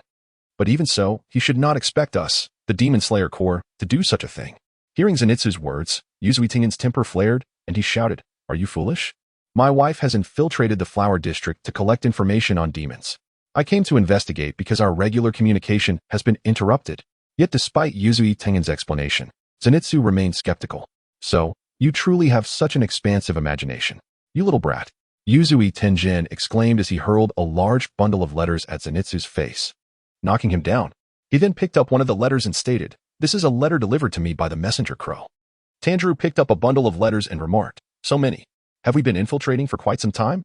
Upon hearing this, Yuzui Tengen proudly declared, "After all, I have 3 wives." Suddenly, Zenitsu sat up, his expression transforming into one of fury. 3 wives. How could you possibly have 3 wives? Are you joking? Yuzui Tengen could no longer tolerate Zenitsu's outburst and delivered a powerful punch to his stomach, rendering him unconscious. Do you have any objections? Seeing Zenitsu's self-inflicted predicament, Rengoku could only helplessly cover his face. Soon after, the group organized the letters and analyzed their contents. The letters repeatedly cautioned against drawing too much attention upon arrival. Tanjiro weakly remarked while glancing at the letters. In response, Yuzui Tengen shouted angrily, "That's exactly why I warned you all." Tanjiro awkwardly smiled, and then turned to Yuzui Tengen, asking, "What exactly should we do?" Yuzui Tengen cast his gaze elsewhere and replied, "Of course, we must disguise ourselves." Chapter 70. Infiltration. I can only endure and dress a bit more plainly, mused Yuzui Tengen, expressing his resignation before he mentioned his wives. All 3 of my wives are exceptional kunoichis. I have long believed that the flower district serves as an excellent hideout for demons. However, during my time as a patron, I found no trace of them. Hence, I have instructed them to infiltrate the areas inaccessible to guests. He then extended 3 fingers, indicating that he had already pinpointed 3 suspicious establishments. You are to search for my wives and gather intelligence at these locations: Tohoya's Suma, Ajimoto's Maki, and Kayagaku's Hinajiku. Upon hearing this, Inosuke, scratching his ear in disbelief, remarked, "Your wives are likely all dead." Lin Guang, exasperated, covered his face once more. Without hesitation, Yuzui Tengen delivered a powerful punch, rendering Inosuke unconscious. Just then, the door swung open, revealing the owner carrying a basket of clothing. "Apologies for the interruption. Here's the item you requested," the owner stated. Yuzui Tengen expressed his gratitude before the owner departed. The group of 5 soon donned their new attire, and Yuzui Tengen promptly instructed, "Lin Guang, you shall disguise yourself as a patron and investigate these 3 establishments, while I will pose as a human trafficker and deliver them to these venues." Lin Guang nodded, though inwardly he chuckled ruefully, thinking, if the shinobi were to discover this, I would surely meet my demise. Alas, I shall explain later. He then glanced at the disguises of Tanjiro and the others, which alleviated his spirit slightly. Subsequently, Yuzui Tengen led the transformed Tanjiro and his companions away from the Wisteria family. Not long after their departure, Lin Guang also made his way to the flower district. As he traversed the streets, his mind wandered. If memory serves me correctly, the Upper Moon 6, Daki, has likely transformed into the courtesan Warabaheim of Kayagaku, and has established a lair beneath the flower district, specifically for the purpose of hoarding her so-called food. While I am now aware of Daki's whereabouts for the sake of the hostages, it would be prudent not to alert her just yet. Since Yuzui Tengen mentioned we should first visit Tohoya, I shall proceed there. Having made up his mind, Lin Guang headed toward Tohoya as directed by Yuzui Tengen. As he approached the establishment, he noticed a throng of people gathered and moved closer. Upon nearing, he discerned Yuzui Tengen's voice. That is the courtesan parading through the streets. It is Tohoya's Kyoka, the highest-ranking courtesan enticing patrons. Truly splendid. At that moment, Yuzui Tengen spotted Lin Guang amidst the crowd. He nodded in acknowledgement, and Lin Guang returned the gesture with a subtle nod before advancing toward Tohoya. Zenitsu, upon seeing the courtesan, misinterpreted the situation entirely. "Wife? Could she be your wife? How could your wife be such a stunning beauty? This is outrageous. And there are 3 others. Are they all such beauties?" Yuzui Tengen, infuriated, struck Zenitsu in the face with a fierce blow, exclaiming, "She is not my wife." However, Lin Guang was unable to witness this scene. Following the shopkeeper, he entered the establishment known as Shirhu House, where an elderly matron greeted him with a beaming smile. "Oh, this guest appears unfamiliar. What sort of young lady are you seeking?" she inquired. "Well, I recently saw the courtesan Rue Xia parading through the streets, and I heard she is associated with your establishment. May I inquire about her?" Lin Guang feigned excitement as he spoke. Upon hearing Lin Guang mention the renowned courtesan Rue Xia, the matron's face beamed with pride. "You are referring to Rue Xia, our most celebrated courtesan at Shirhu House. Alas, she is already reserved by another patron and will be attending to him shortly." Might I suggest another lady? Our other courtesans are equally delightful. Feigning disappointment, Lin Guang replied. Very well. I recall there is a courtesan named Suma here. Please summon her. With that, he lifted his teacup and took a sip. The matron beside him appeared somewhat distressed and, with an apologetic demeanor, said, I sincerely apologize, but Suma, she was redeemed a couple of days ago, so. Upon hearing the matron's words, Lin Guang pretended to be enraged, slamming his teacup onto the table, causing tea to splash everywhere. What? I sought the courtesan Ruesia, and you say she is unavailable. Fine, I asked for Suma, and you tell me she has been redeemed. Are you toying with me, matron? Lin Guang feigned an intention to leave, opening the door, only to find a woman standing at the entrance. Excuse me, I hear you're looking for me? It was none other than the courtesan Ruesia, returning from her stroll. Lin Guang, having noticed the soft footsteps at the door, had anticipated someone else's arrival but did not expect it would be Ruesia. Fortunately, he quickly adapted, displaying genuine excitement, and exclaimed, Matron, is this the guest you mentioned who would be attending to someone?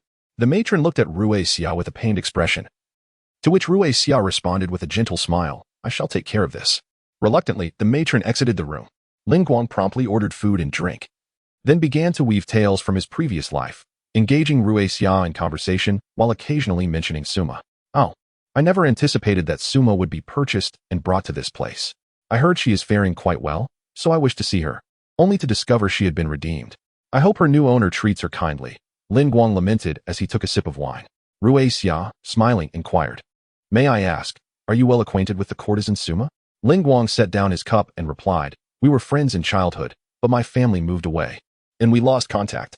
I happened to hear she was sold here, so I thought I would come to see her, only to find alas. With that, he downed another cup of sake, expressing his regret. Is that so? Since you know Suma, allow me to share some information about her, Ruesia said. Noticing that Lin Guang's demeanor seemed sincere. Intrigued, Lin Guang looked at Ruesia as she continued, Suma was not redeemed, rather, she escaped. Lin Guang remarked, Has Suemo truly fled without settling her ransom? That seems implausible. I recall her to be of a different character. Yet, her diary suggests otherwise. He sighed, waving his hand dismissively, it matters not. Since Suemo has indeed escaped, it appears we are fated never to meet again. Let us continue our revelry with drink. With that, Lin Guang raised his cup and began to drink alongside Li Xia. After a few cups, encouraged by the courtesan Li Xia, he employed a breathing technique to redden his face, feigning intoxication, and ultimately succumbed to slumber atop the table. Shortly thereafter, the courtesan Li Xia called out, Madam, this guest has indulged a bit too much and has already fallen asleep. No sooner had she spoken than the door swung open, revealing the elderly matron who had just been with them. It seems this guest is quite unable to hold his liquor. Nevertheless, it is fortuitous, for another guest has just arrived. You may attend to them while I summon someone to tidy this place. Li Xia smiled gently. Thank you for your assistance. Chapter 71. Investigation. After Rika left Lin Guang's chamber, the old matron called out, Where is the new servant Tansy? Summon her to assist the guest to rest, and then tidy up this place. Lin Guang, who was sprawled on the table, wore a faint smile. Tansy was indeed a pseudonym for Tanjiro. Disguised as Tansy, Tanjiro had infiltrated Shido House and was summoned for cleaning duties, arriving at Lin Guang's room. Upon seeing Lin Guang, Tanjiro momentarily froze, and then he heard the matron instruct him, From now on, your tasks will involve cleaning and assisting inebriated guests. Hurry along. Yes. Tanjiro replied and moved closer to support Lin Guang, who leaned in and whispered in his ear, Do not be startled. I am feigning intoxication. Just help me along. Tanjiro nodded gently and, following the matron's guidance, escorted Lin Guang to a resting area. Along the way, Lin Guang whispered again, Sumire has received news. The matron mentioned that Sumire was purchased by someone, while that courtesan Rika claimed she escaped. If the opportunity arises, you might inquire with Rika. Perhaps she could provide further information. Tanjiro subtly nodded in acknowledgement, and Lin Guang resumed his active slumber. Once Lin Guang was settled, Tanjiro was called away for other tasks. Meanwhile, Lin Guang, feigning sleep, activated his mental perception.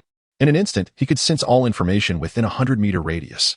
Soon, he located Muxabound in the Ajimoto house, but he could not find Hinitsuru or Sumire. Additionally, Lin Guang discovered that nearly every brothel had a hidden passage beneath, with some establishments featuring very small secret tunnels. Although he had not located the people he sought, he had gathered crucial information. Finding Daki's granary should not pose a significant challenge. With this thought in mind, Lin Guang feigned sleep to avoid alarming Daki's belt demon. The following day, Lin Guang departed from Shido House and returned to the Wisteria family. So, what have you discovered? Yuzui Tenjin inquired immediately upon Lin Guang's arrival, revealing his deep concern for his wife. Lin Guang recounted the information he had shared with Tanjiro the previous day. Upon hearing this, Yuzui Tenjin was convinced that there must be a demon lurking within the Flower District. Tonight, shall I visit Kayagaka House or Ajimoto House? Lin Guang asked.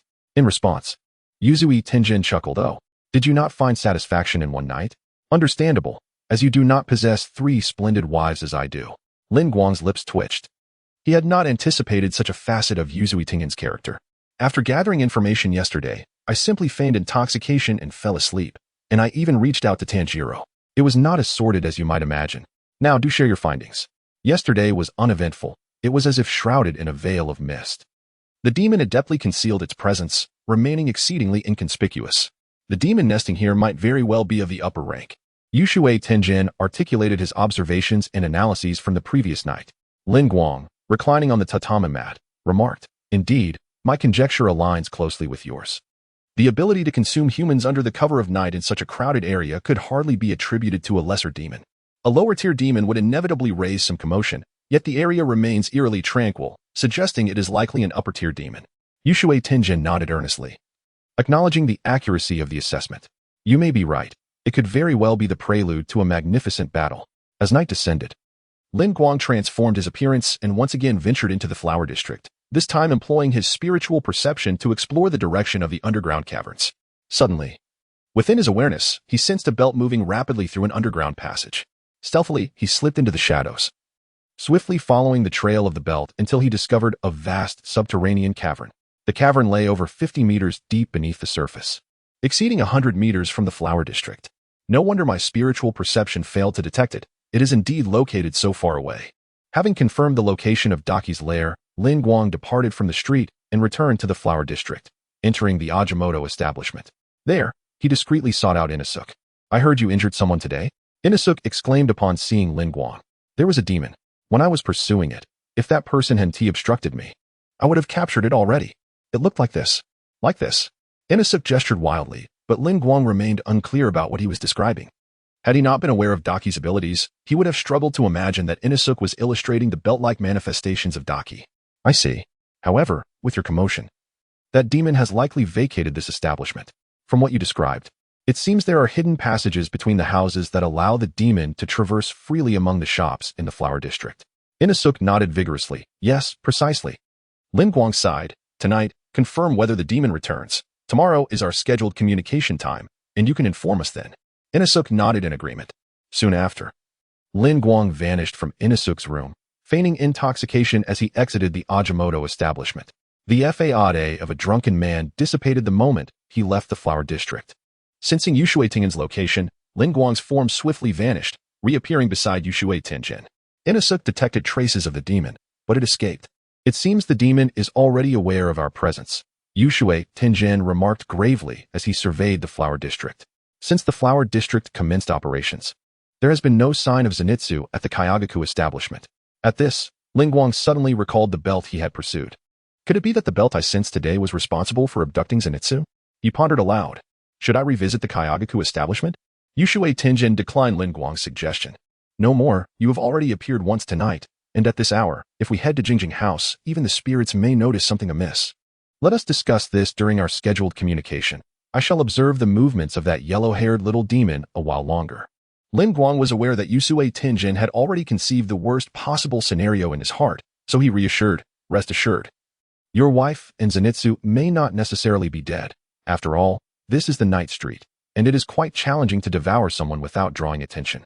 With that, Lin Guang departed from the rooftop. On the third day, at dawn, Lin Guang and Yusui Tenjin arrived at the designated meeting point. Tanjiro and Inosuke had already arrived, with Inosuke incessantly speaking to Tanjiro, who appeared unable to comprehend.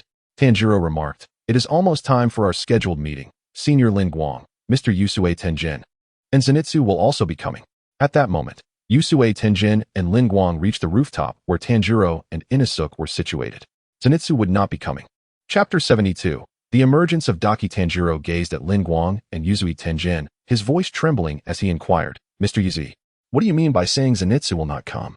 He acknowledged his shortcomings, confessing that his desperate desire to save his wife had led to several erroneous judgments. "Zenitsu is currently missing," He vanished last night. Leave this place. Your ranks are too low. If the demons here are of the upper moons, you stand no chance. Consider the missing as dead, and I shall handle the subsequent matters alone. Yuzui Tenjin expressed regret over his miscalculations that resulted in the disappearance of his wife and subordinates, urging Tanjiro and Inosuke to depart. Upon hearing this, Tanjiro hastily replied, "No, Mr. Yuzui, we..." But before he could finish, Yuzui Tenjin interrupted, "Do not feel ashamed. Those who survive are the victors. Do not let this opportunity slip away." With that, Yuzui Tenjin vanished. Seeing Yuzui leave abruptly, Tanjiro sadly asked Lin Guang, "Is it because we are of the lowest rank that Mr. Yuzui does not believe in us?" Lin Guang shook his head and softly replied, "No. You should understand that Yuzui Tenjin comes from a ninja background." Exchanging glances, Tanjiro and Inosuke nodded in understanding. Lin Guang continued, "Mr. Tenjin was indoctrinated from a young age with the belief that all individuals are mere tools. He does not wish to embody that notion, which is why he speaks of the missing as if they are already deceased. His reluctance to involve you is, in truth, an act of protection." Tanjiro responded, "I understand, Senior Lin Guang." As for Inosuke, Lin Guang interjected, "I am already aware. I visited Inosuke's shop last night and gathered information." He added that he had conveyed the news to Yuzui Tenjin. Now that Zenitsu is missing, we must rely on Inosuke to sense any direct passageways or caves. He must inform us immediately upon any discovery, understood? Inosuke thumped his chest, assuring, "No problem, leave it to me." Tanjiro nodded, stating, "I will finish my investigation at my shop tonight. If I find anything, I will promptly inform you, Senior Lin Guang." At this, Lin Guang smiled gently before disappearing from the rooftop, quickly locating Yuzui Tenjin through his mental perception. Yuzui Tenjin was currently concealed atop the roof opposite Kayagaka House. Lin Guang appeared beside him. "What are your plans?" he asked. "Hizakura and Zenitsu were the first to go missing, both at Kayagaka House. So I intend to question the owner directly tonight." Yuzui Tenjin kept a watchful eye on the goings-on at Kayagaka House, responding to Lin Guang's inquiry with an air of nonchalance regarding Lin Guang's sudden appearance. Lin Guang continued, "I heard that the proprietress of Kayagako House committed suicide a few days ago. I suspect it is more complex than it appears. She likely discovered the identity of a demon and was subsequently thrown to her death. Yes, a demon is masquerading as a person, likely a courtesan, lurking within Kayagaka House."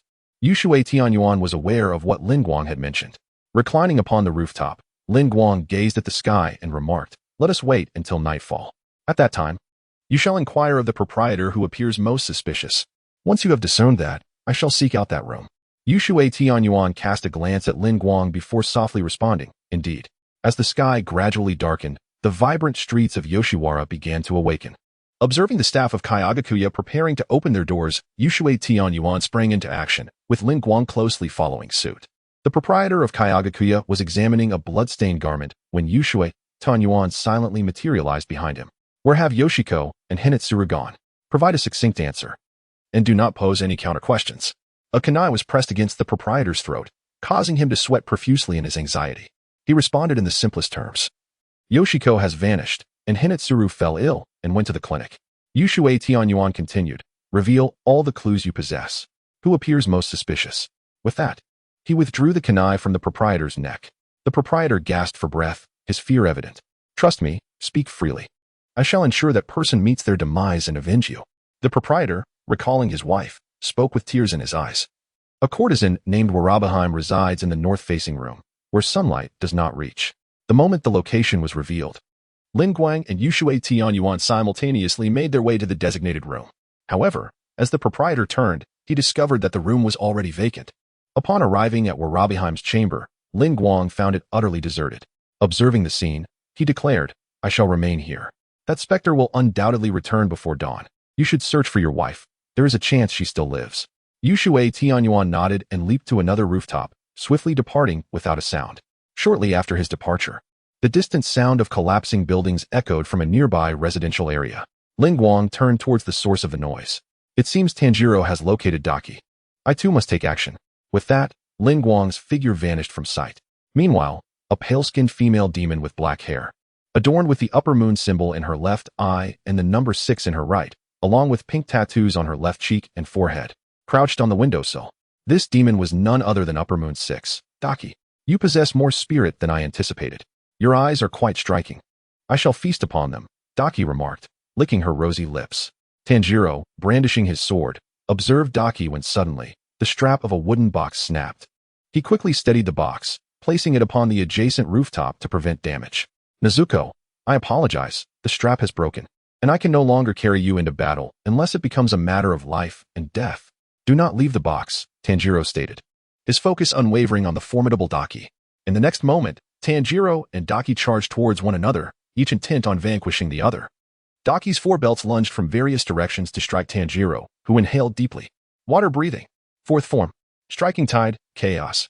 The black Nichiren blade, adorned with azure waves, slashed towards Daki's belts, skillfully utilizing the force of her attacks to pivot in midair, deflecting her strikes while severing the section of the belt associated with the courtesan koi. Daki, however, quickly discerned Tanjiro's true intention and retaliated with a powerful punch, sending him sprawling. She landed before him, observing him with a predatory gaze. Much like a cat toying with its prey, your aerial maneuvers were commendable, and you managed to beautifully sever the part where koi resides. While somewhat unsightly, it possesses an endearing quality. You are rather charming, akin to a dying mouse. Chapter 73. The appearance of the prodigious Taro with a thunderous roar akin to the crack of lightning. Lin Guang cast his gaze towards the distant cloud of dust. Yuzue Tenjin had located Daki's lair. Thus, it was time for me to make my move. Subsequently, Lin Guang turned his attention to Daki, who was engaged in combat with Tanjiro not far off. These bothersome pests are utterly infuriating. What is that noise? What on earth are they doing? Over there. At the Ojaya, I wonder how many of you are here. 4, perhaps? I won't tell you. 2 Lin Guang materialized behind Tanjiro, echoing his words in unison.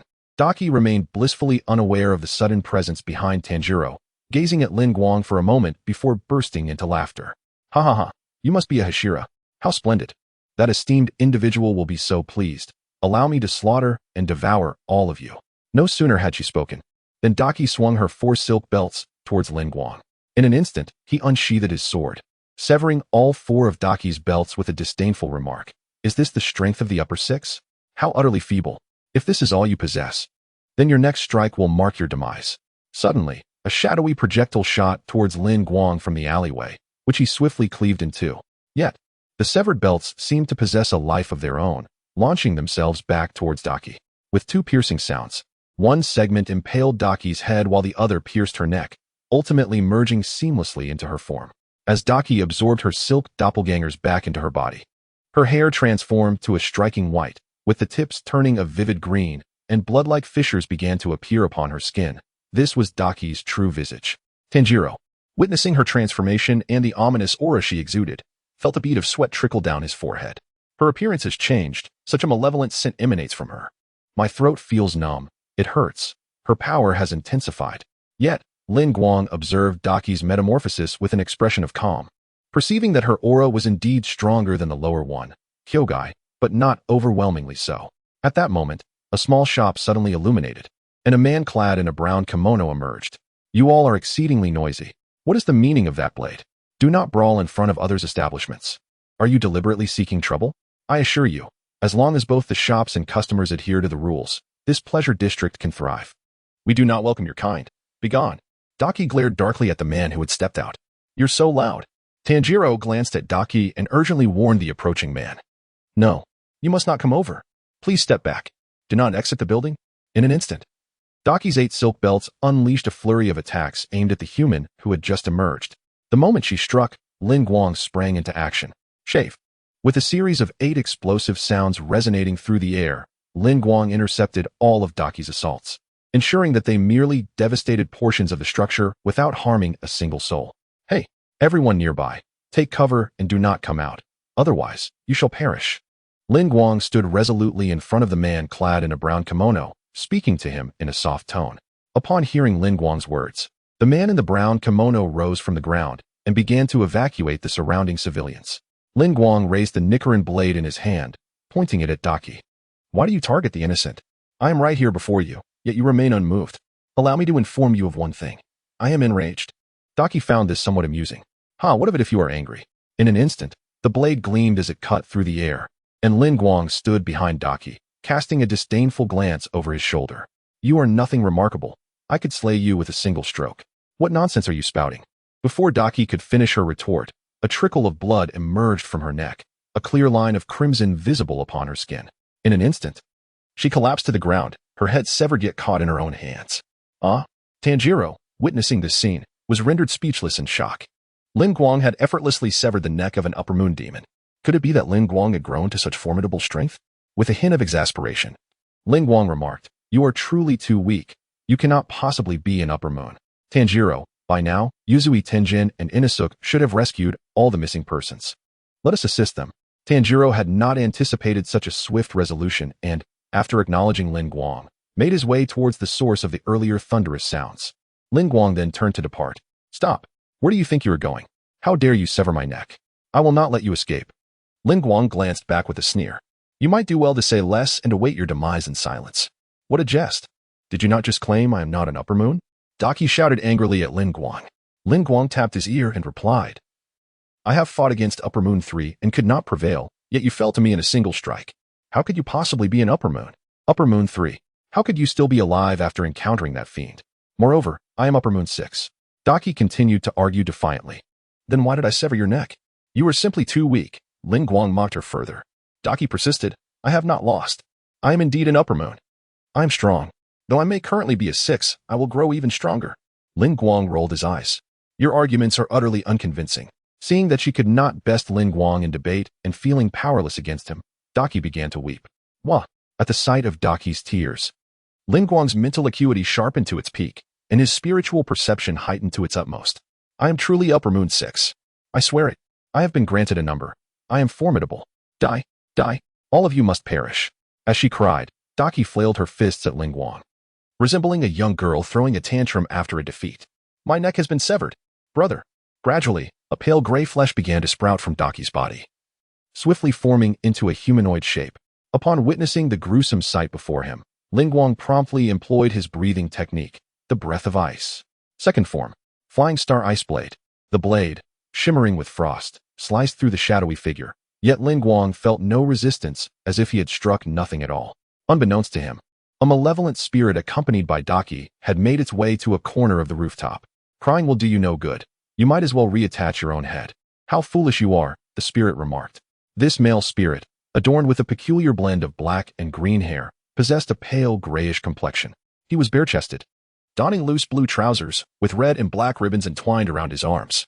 He crouched before Daki, assisting her in securing her head, his elongated tone attempting to console her. Upon the emergence of this spirit, Lin Guang realized that his strategy had borne fruit. By demonstrating his overwhelming strength before Daki and swiftly severing her head, he aimed to provoke her further with sharp words, ultimately compelling her brother, the formidable Kibutsuji Muzan, to reveal himself. Thus, the Upper Moon 6. The twin demons, Daki and Jotaro, had fully manifested. Chapter 74. The appearance of Yuzui Tenjin, Breath of Ice. Fourth form, Shadowless Ice Spike. In an instant, Lin Guang's figure vanished, and the Nichiren blade in his hand thrust towards Jotaro from a shadowy angle. Jotaro's yellow-brown eyes turned towards the direction of Lin Guang's attack, and in a heartbeat, his body responded. With a swift motion, Lin Guang arced through the air, landing atop a nearby rooftop. Not bad at all. He halted his assault, clearly harboring murderous intent.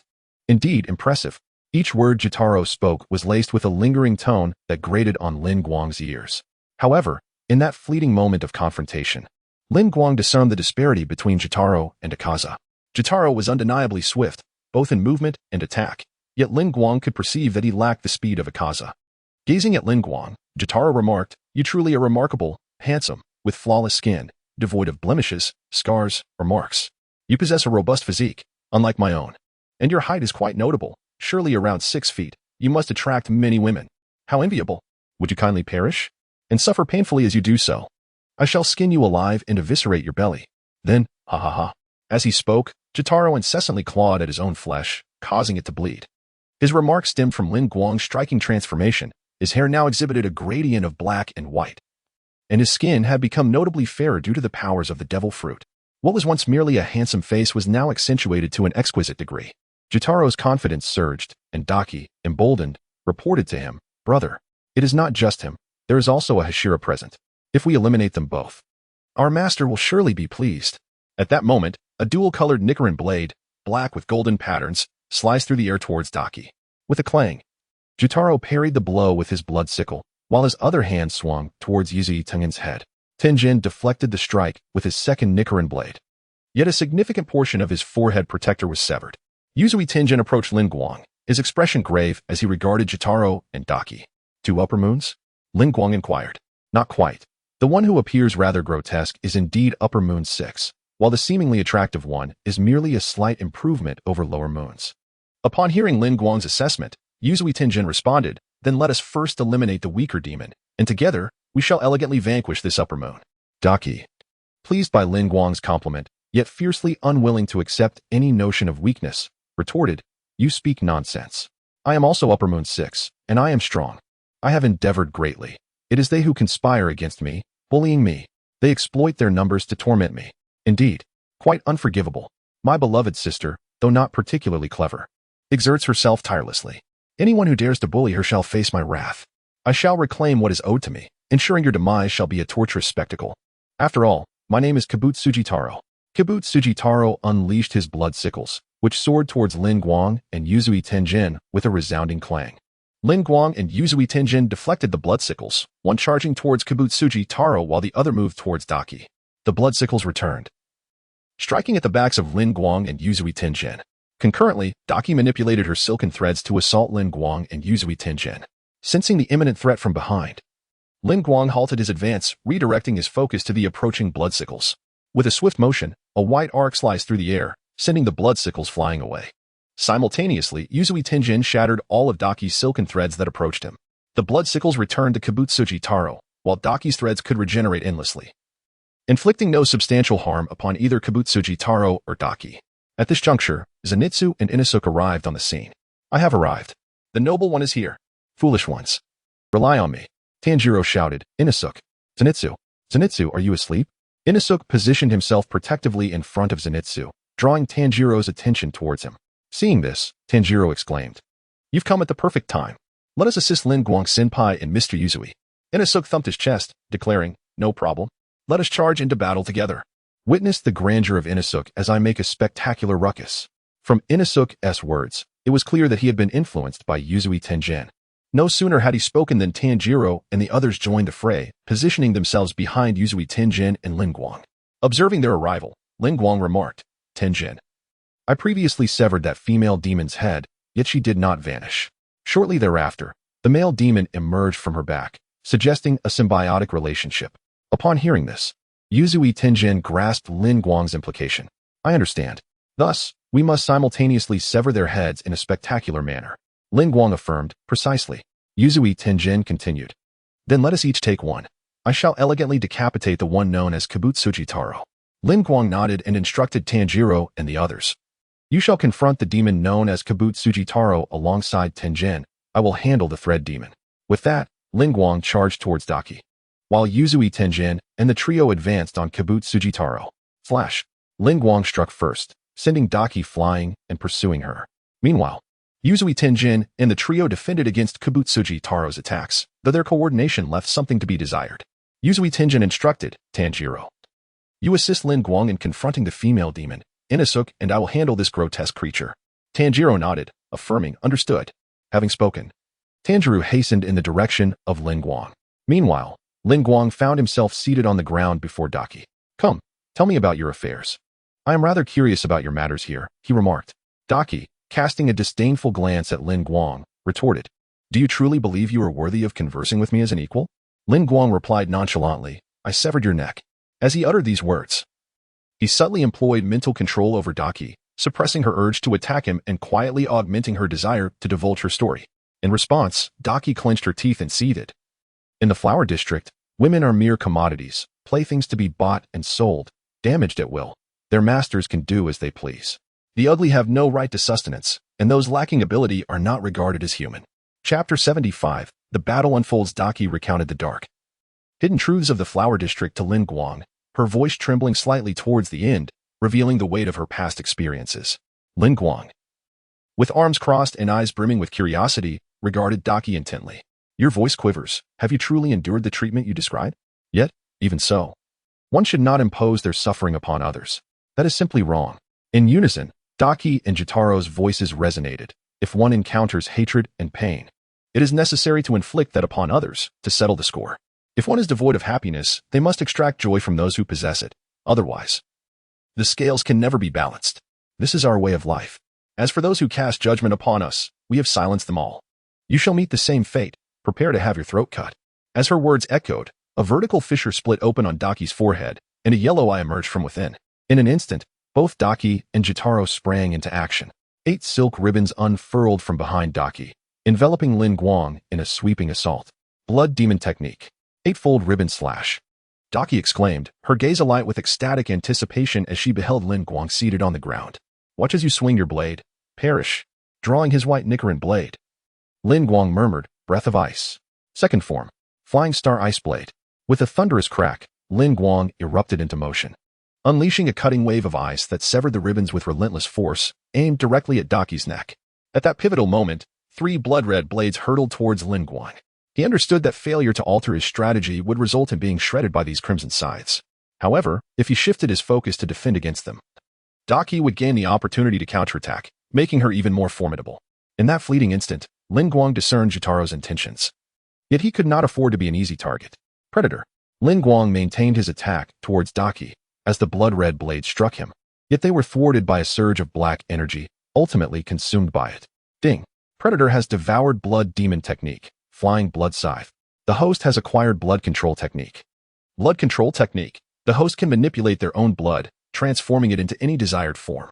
Jotaro, baffled by how Lin Guang nullified his scythe, could only command Daki's body to retreat as she extended her arms to block Lin Guang's blade.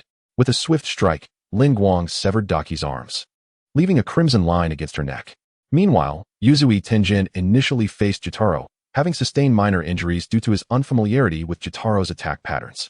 Inosuke and Zenitsu struggled to coordinate effectively against Jotaro, lacking synergy with Yuzui Tenjin.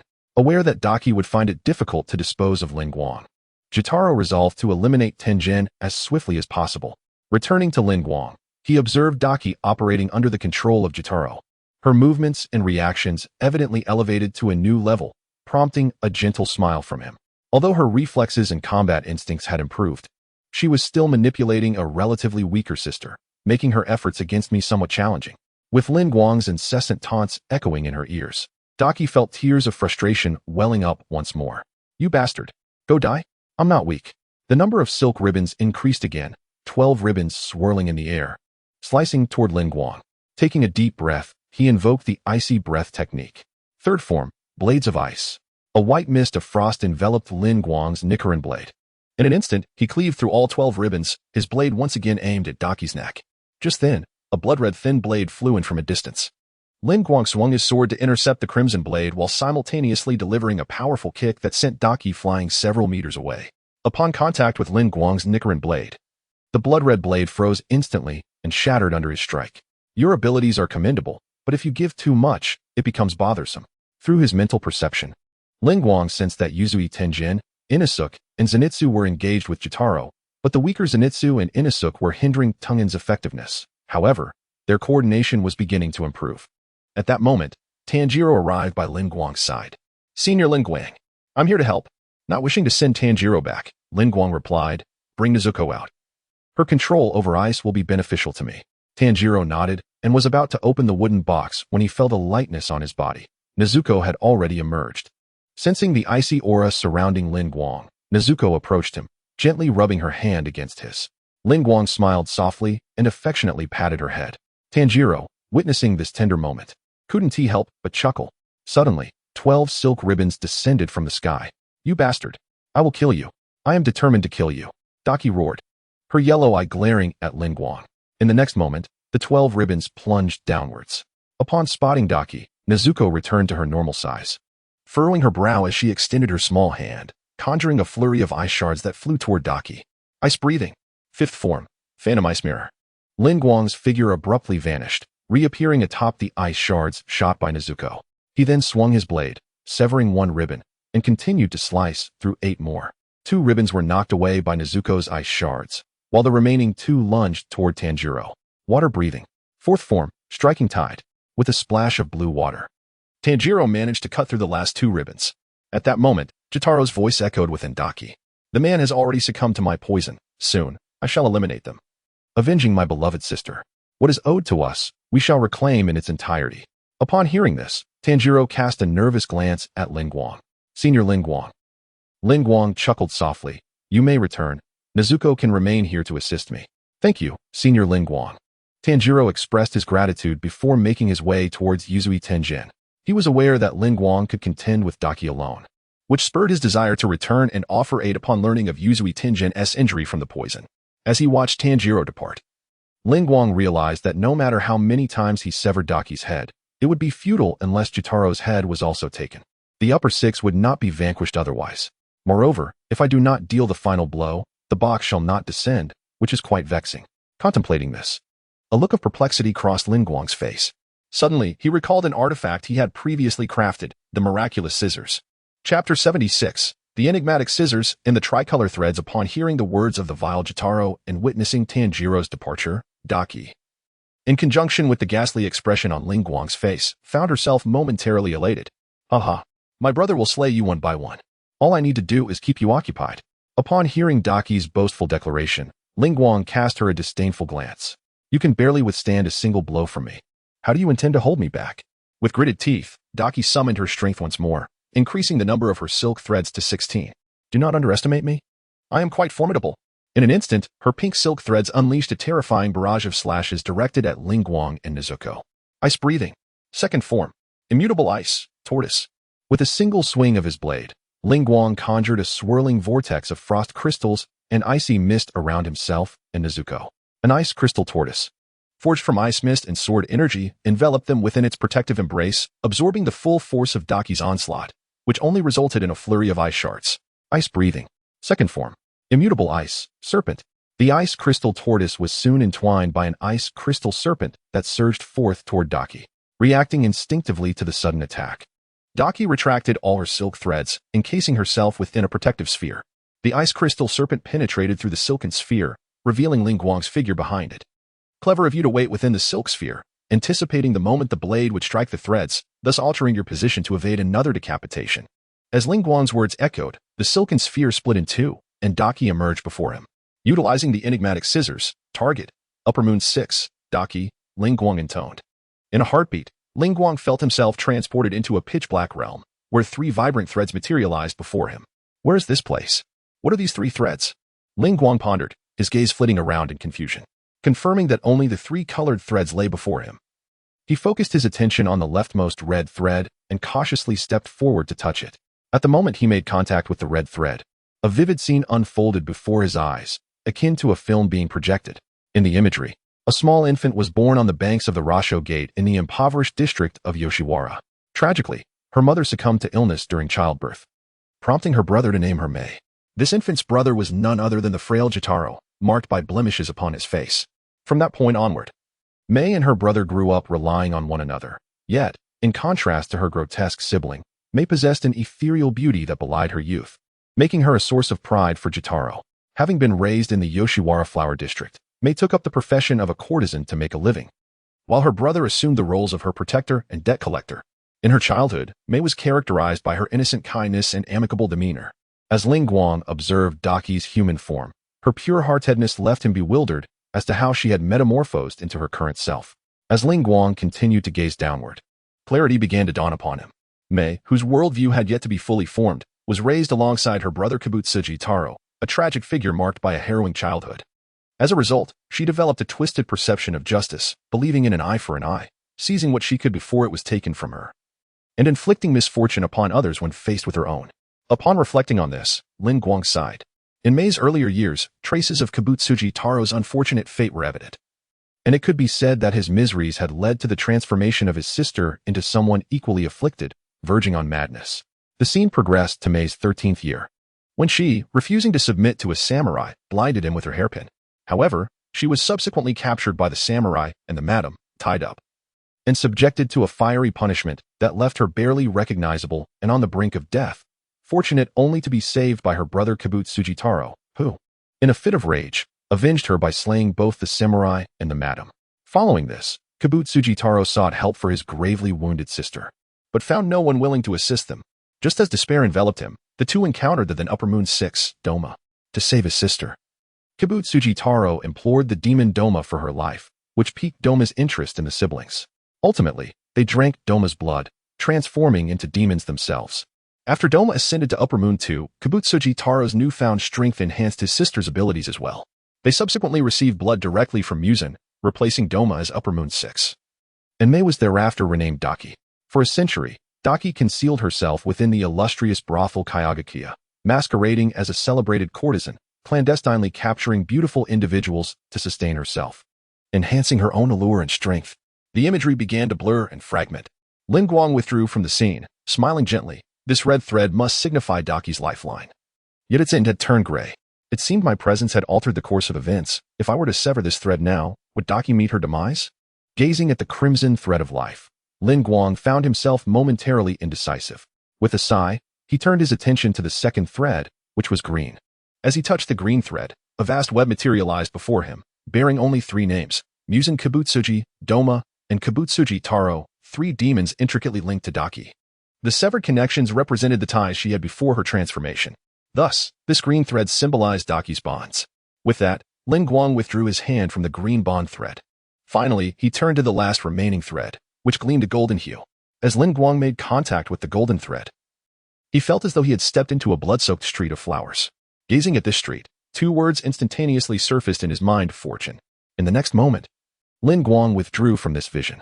The golden thread symbolized fortune, and the path it led to was a sanguine world, suggesting a life born within the flower street, stained by its crimson hue, and ultimately meeting death amidst the same. Lin Guang sighed deeply, once again confronting the 3 threads before him. He pondered the significance of these strands and the mystical scissors. He understood that the enchanted scissors could sever any of the 3 threads. Yet the outcome of each severance would differ, embodying the very essence of the scissors' enchantment. The red thread of life, the green thread of bonds, and the golden thread of fortune. How shall I proceed to make my choice? Chapter 77. The white paper, the crimson thread of life, the verdant bond, and the golden thread of fortune. How shall I choose among them? Lin Guang pondered deeply as he gazed at the 3 strands before him. Should I sever the thread of life, it would mean that Daki might perish immediately, or perhaps die at the point of severance. Would that count as my act of killing? Would history be altered? If I were to cut the bond thread, Daki's situation would likely become detached from Muzan Kibutsuji and the deeply intertwined Jotaro, significantly reducing the potential for a unified existence. Thus, the Upper Moon 6 would become an easier challenge. Conversely, if I were to sever the thread of fortune, Daki's fate would be eradicated. She might perish in her childhood by fire, never to become a demon, leading to an unpredictable shift in history regarding who the Upper Moon 6 might be. After contemplating these 3 potential outcomes, Lin Guang arrived at a decision. At that moment, the seemingly ordinary magical scissors transformed into a pair crafted from resplendent crystal. Holding the multi-hued scissors, Lin Guang approached one of the strands. With a decisive snip, the thread snapped, and the wondrous crystal scissors dissipated into starlight, vanishing from Lin Guang's grasp. Simultaneously, he felt a force pulling him away from the dark realm of threads. Slowly, Lin Guang opened his eyes. With a thunderous roar, the ribbons behind him shattered into icy crystals. Daki sat upon the ground, beads of sweat dotting her forehead. Her third eye inexplicably vanished, gasping for breath, murmuring incoherently. What has happened? Why do I feel as though I have lost something of utmost importance? What have I truly lost? Upon seeing Daki, Nezuko instinctively raised her hand to summon icicles. Lin Guang halted her motion with a gesture and approached Daki directly. As she beheld the familiar feat before her, Daki looked up at Lin Guang. In that fleeting moment, he swiftly covered her eyes, exerting mental control. Instantaneously, Lin Guang seized control of Daki. His mental energy penetrated her consciousness, revealing fragmented gray memories before his eyes. Each fragment bore the silhouette of a dark figure, underscoring the significance of this presence to Daki. At that moment, Lin Guang's mental force swept through her mental space, shattering every memory fragment it touched into oblivion. Gradually, Daki's mental realm brightened, resembling a pristine sheet of white paper. Let a drop of blood fall upon this paper, Lin Guang instructed, producing a piece of parchment. Under his influence, Daki squeezed out a drop of blood, which fell upon the slave contract. The contract ignited and turned to ash, while a circle of runes appeared around Daki's wrist, mirroring a pink plum blossom mark that formed on Lin Guang's arm. He then declared, from this moment forth, your name shall no longer be Daki. You shall be Lin Mei.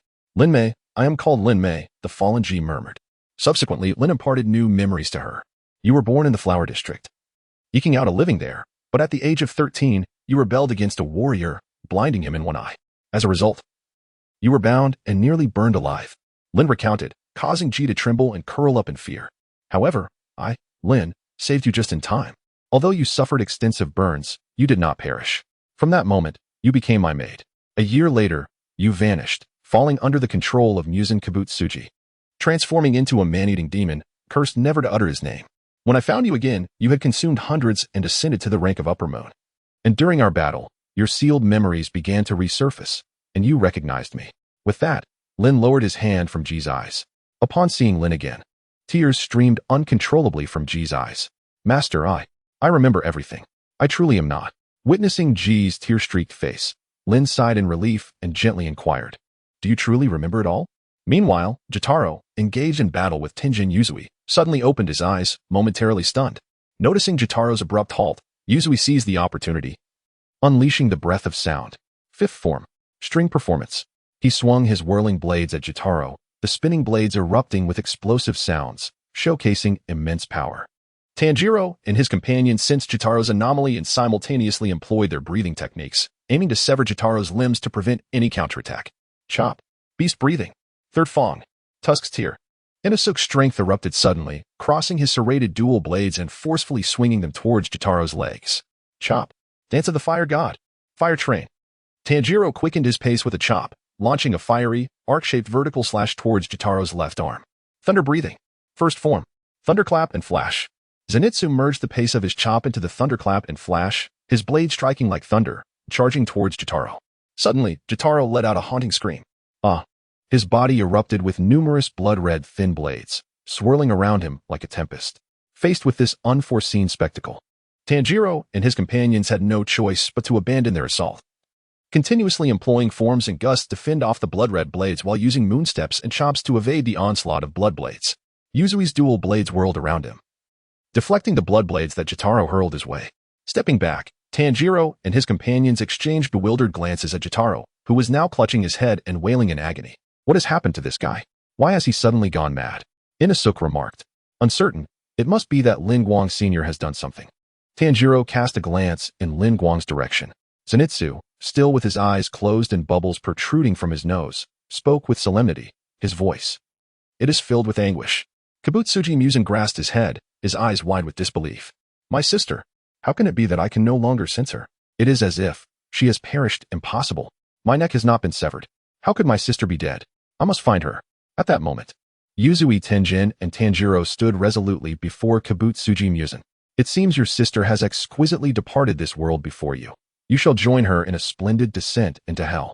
Yuzui Tenjin wielded his dual blades, his expression exaggerated, yet the veins on his arms bulged, indicating that he was far from jesting. He truly intended to deliver a fatal blow to Kibutsuji Muzan. Chapter 78. Lin Mei as Lin Guang listened to the words of the fallen princess, which mirrored his own narrative. He let out a sigh of relief, gently wiping the fine beads of sweat from his forehead.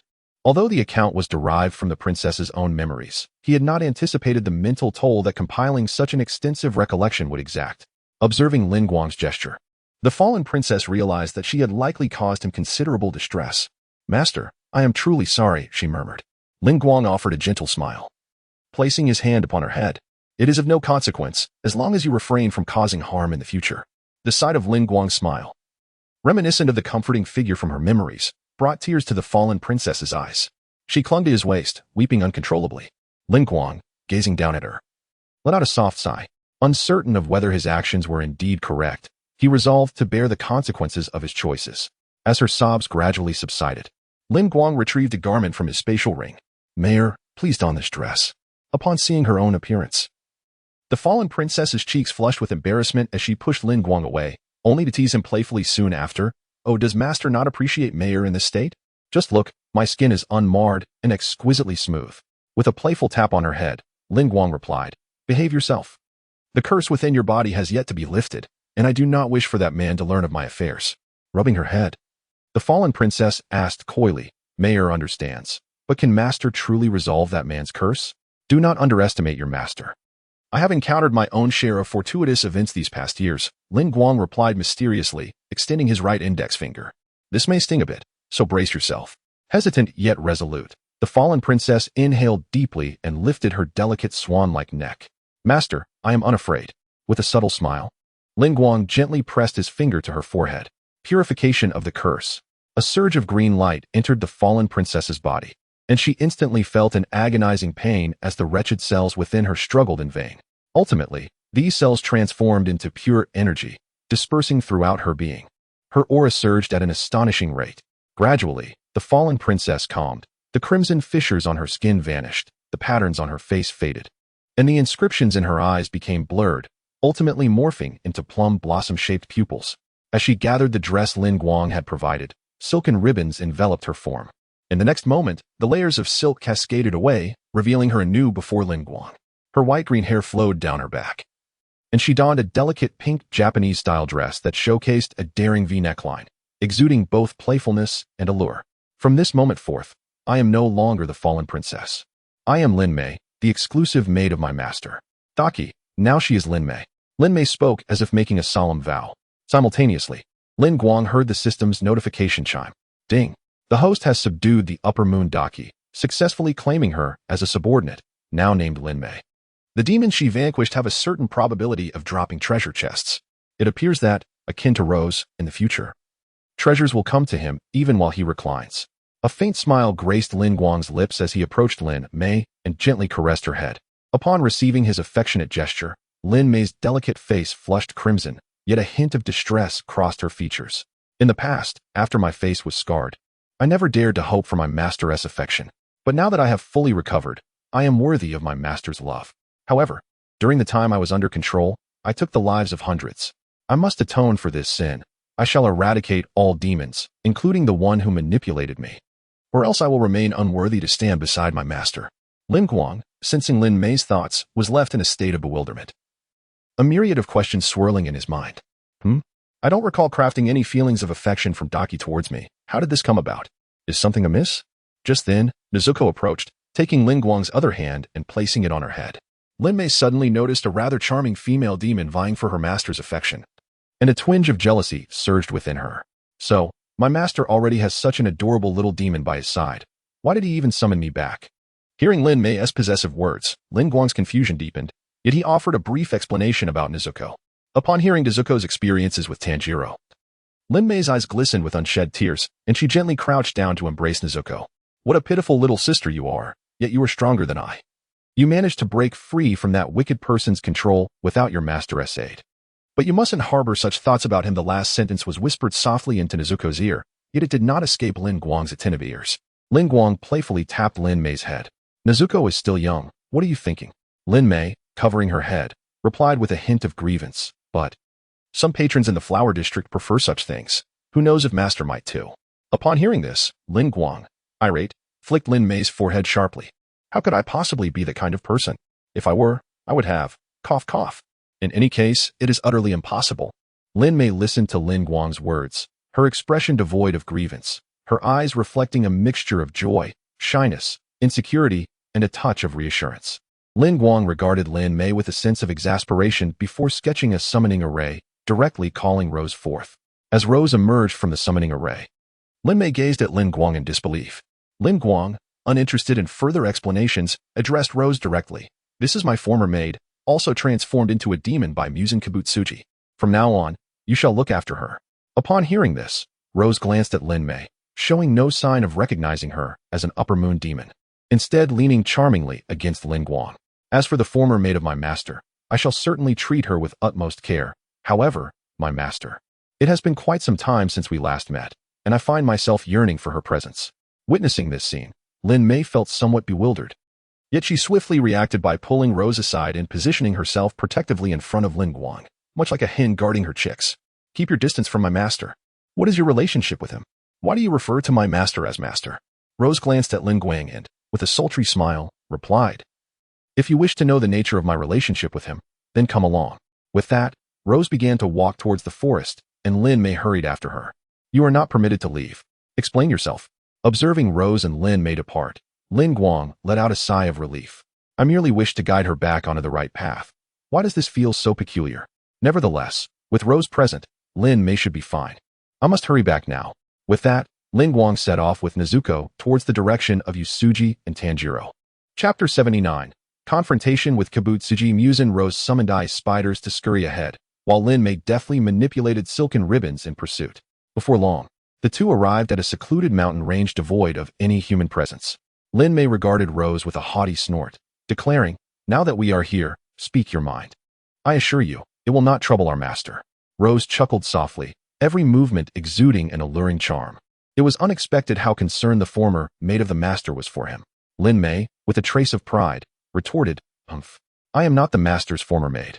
I have always been his maid. By the timeline, you ought to address me as sister."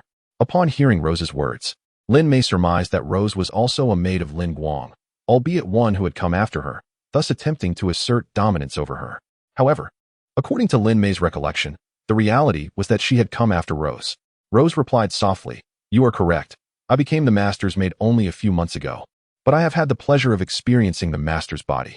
With that, Rose delicately licked her lips, evoking thoughts of unspeakable matters. "What?" Lin Mei exclaimed in shock. "I cannot believe that after leaving the master for several years, you've managed to steal a march on me.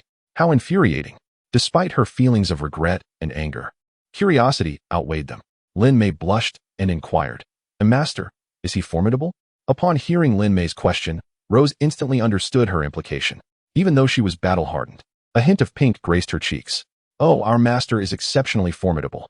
In that moment, the two women appeared to find a shared topic of interest, and they began to chat animatedly, with Lin Guang at the center of their conversation. Time passed, and with one possessing practical experience and the other theoretical knowledge, they engaged in mutual exploration and discussion, occasionally gasping in astonishment. "Really? Can it be played that way?" Rose asked in disbelief. Lin Mei, her cheeks flushed, replied, "Yes. It's all from what I've secretly observed in the pleasure quarters." Rose licked her lips and suggested, "Next time, let's try it with the master. Perhaps we can surprise him. Of course, if I get a taste, you shall certainly have your share." Lin Mei huffed lightly and mimicked Rose, licking her lips as she said, "As long as you bring me along next time." Rose patted her chest confidently. "Of course, that is no problem." Following this exchange, the bond between the two women quickly blossomed into a close friendship. Rose also learned of Lin Mei's experiences, likely understanding Lin Guang's intention to have Lin Mei accompany her.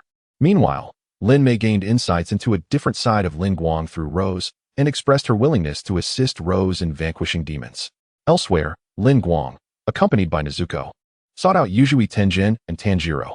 Along the way, Lin Guang suddenly shivered, sensing that someone was keeping an eye on him with ill intentions. "Regardless of who harbors intentions towards me, I shall face any adversary that comes my way with unwavering resolve. With the support of my system, I fear nothing." Lin Guang felt an overwhelming surge of confidence, bolstered by the presence of his system. Upon his arrival, he found Yuzui Tenjin and Tanjiro embroiled in a fierce struggle against the frenzied Jotaro. This savage Jotaro fought relentlessly, exchanging wounds with the two warriors, leaving them with various minor injuries.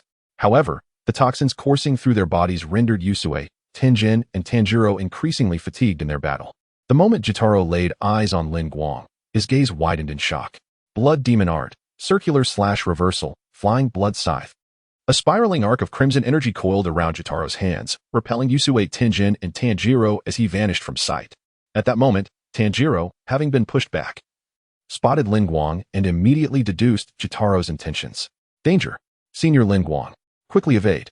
With a resounding clash, Lin Guang parried Jotaro's twin blood scythes with his blade. The enraged Jotaro shouted, "You bastard! What have you done to my sister?" In response, Lin Guang offered a faint smile and declared, "Your sister, Daki, is already dead." Lin Guang spoke the truth. Daki had indeed perished, yet Lin Mei still lived, rendering Lin Guang's words accurate. Upon hearing Lin Guang's proclamation, the others displayed expressions of joy. Yuzui Tenjin laughed heartily. "Lin Guang, I intentionally left the weaker female demon for you, yet it has taken you this long to deal with her? How utterly unremarkable." Lin Guang, engaged in a relentless clash with Jotaro's blood scythes, retorted teasingly, "I did provide you with 3 formidable allies. Have you elegantly dispatched him yet?" Yuzui Tenjin chuckled. "Huh, my score is complete. Even without your arrival, I could have gracefully severed his head." With that, Yuzui Tenjin joined the fray. Suddenly, the pressure on Jotaro multiplied exponentially. Having completed his score, Yuzui Tenjin adeptly exploited every opening in Jotaro's attacks, while an aura of cold enveloped Lin Guang. Each time Jotaro's blood blades met Lin Guang's weapon, they shattered into icy fragments. Jotaro, fixated on the two before him and haunted by thoughts of his missing sister, unleashed a torrent of blood blades. "You shall all perish." Blood demon art. Flying blood scythe. In that fleeting moment, Lin Guang and Yuzui Tenjin exchanged glances, and Lin Guang instantly grasped Yuzui Tenjin's intent. Yusue sought to use his score to create an opening for Lin Guang to attack, for he had succumbed too deeply to the poison and lacked the strength to sever Jotaro's neck. Sound breathing. Fourth form. Resonant slash of the void. A cacophony erupted as Yusue Tenjin wielded his twin blades with fervor, deflecting every blood blade and ensnaring Jotaro's twin scythes. Ice breathing. Seventh form. Snow tigers howl shattering the void. The surrounding icy mist and frost crystals coalesced into a snow tiger, its blood-red ice shards lending it an air of ferocity and savagery. With a fearsome roar, the snow tiger swiftly severed the head of the brothel keeper. Lin Guang emerged behind the brothel keeper, and moments later, the head tumbled to the ground, still calling out, "My sister, where are you? Have you forsaken your brother?" In response, Lin Guang softly murmured, "She may have already been reborn. The sins she bore will be repaid in other forms."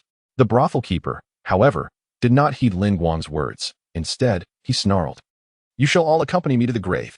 From his decapitated body, a fortified version of the circular slash, the flying blood scythe, was unleashed, effortlessly reducing all structures within a 20-meter radius to rubble. Chapter 80. After the war in the midst of the ruins, Tanjiro and his companions lay exhausted, while Lin Guang and Nezuko stood by Tanjiro's side. "That was close. We nearly fell into the clutches of that fiend," Lin Guang jested, glancing back at the weakened trio. "I'm so tired. My body feels so heavy," Tanjiro mumbled weakly. "What has happened to me? How did I wake up in this state? My head is spinning." Zenitsu wailed. Inosuke sprang up, thumping his chest with bravado. "You all must become as strong as I am to withstand the toxins." Yet, as he spoke, dizziness overtook him, and he collapsed onto the debris. Observing this scene, Lin Guang chuckled softly and turned to Nezuko. "Nezuko, please assist them in dispelling the poison." Nezuko nodded and approached Tanjiro, extending her small hand. In an instant, Tanjiro was enveloped in a pink flame, the demon's poison incinerated by Nezuko's explosive blood. He immediately felt his strength returning. Following this, Nezuko repeated the process for Zenitsu and Inosuke, restoring them to their former selves. "I'm starving. Bring me something to eat," Inosuke exclaimed, leaping to his feet. Zenitsu suddenly appeared in front of Nezuko, his body resembling a limp noodle. "Nezuko-chan, you saved me." Seeing this, Nezuko hurriedly ran to hide behind Lin Guang, glancing back at Zenitsu with trepidation. Suddenly, a heart-wrenching cry echoed through the air. "No, don't die. I can't bear to lose you. Tengen-sama, we barely survived that brutal battle. We triumphed over the upper moon demon. Please, don't leave us."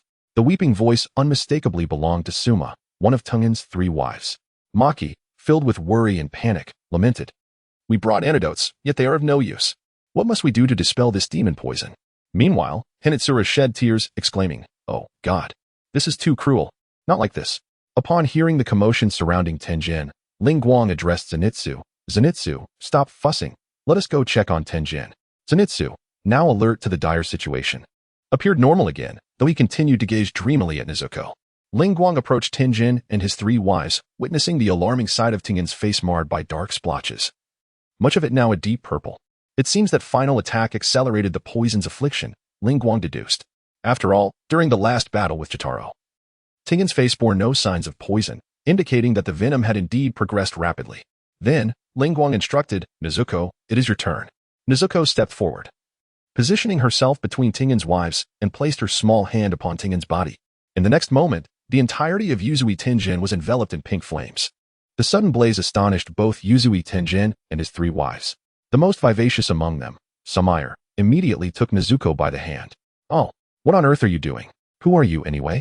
Yuzui Tenjin, seated within the pink flames, remarked, "Regardless of the circumstances, this cremation seems rather hasty. I am not yet deceased. So why has the fire been ignited? I suspect you, Lin Guang, harbor ill intentions." Lin Guang, echoing Yuzui Tengen's sentiments, retorted, "And what ill intentions do you believe I possess?" At that moment, the pink flames surrounding Yuzui Tenjin gradually extinguished, restoring his strength. Realizing this, Yuzui Tengen's mind became a whirlwind of confusion. What on earth is happening? Has the poison been dispelled? Upon hearing Yuzui Tengen's voice and witnessing his well-being, his 3 wives rushed into his embrace. Well, observing this scene, Lin Guang's face was etched with exasperation. "Alas, I am aware that Nezuko's blood demon art only harms demons and spares humans, and can even nullify the blood demon arts of others. Thus, I decided to test it on Tanjiro and his companions, and it proved true. Yet, I came to rescue you, only to be misunderstood, which saddens me." As he spoke, Lin Guang feigned a sorrowful expression. Yuzui Tenjin stared blankly at Nezuko and Lin Guang, bewildered.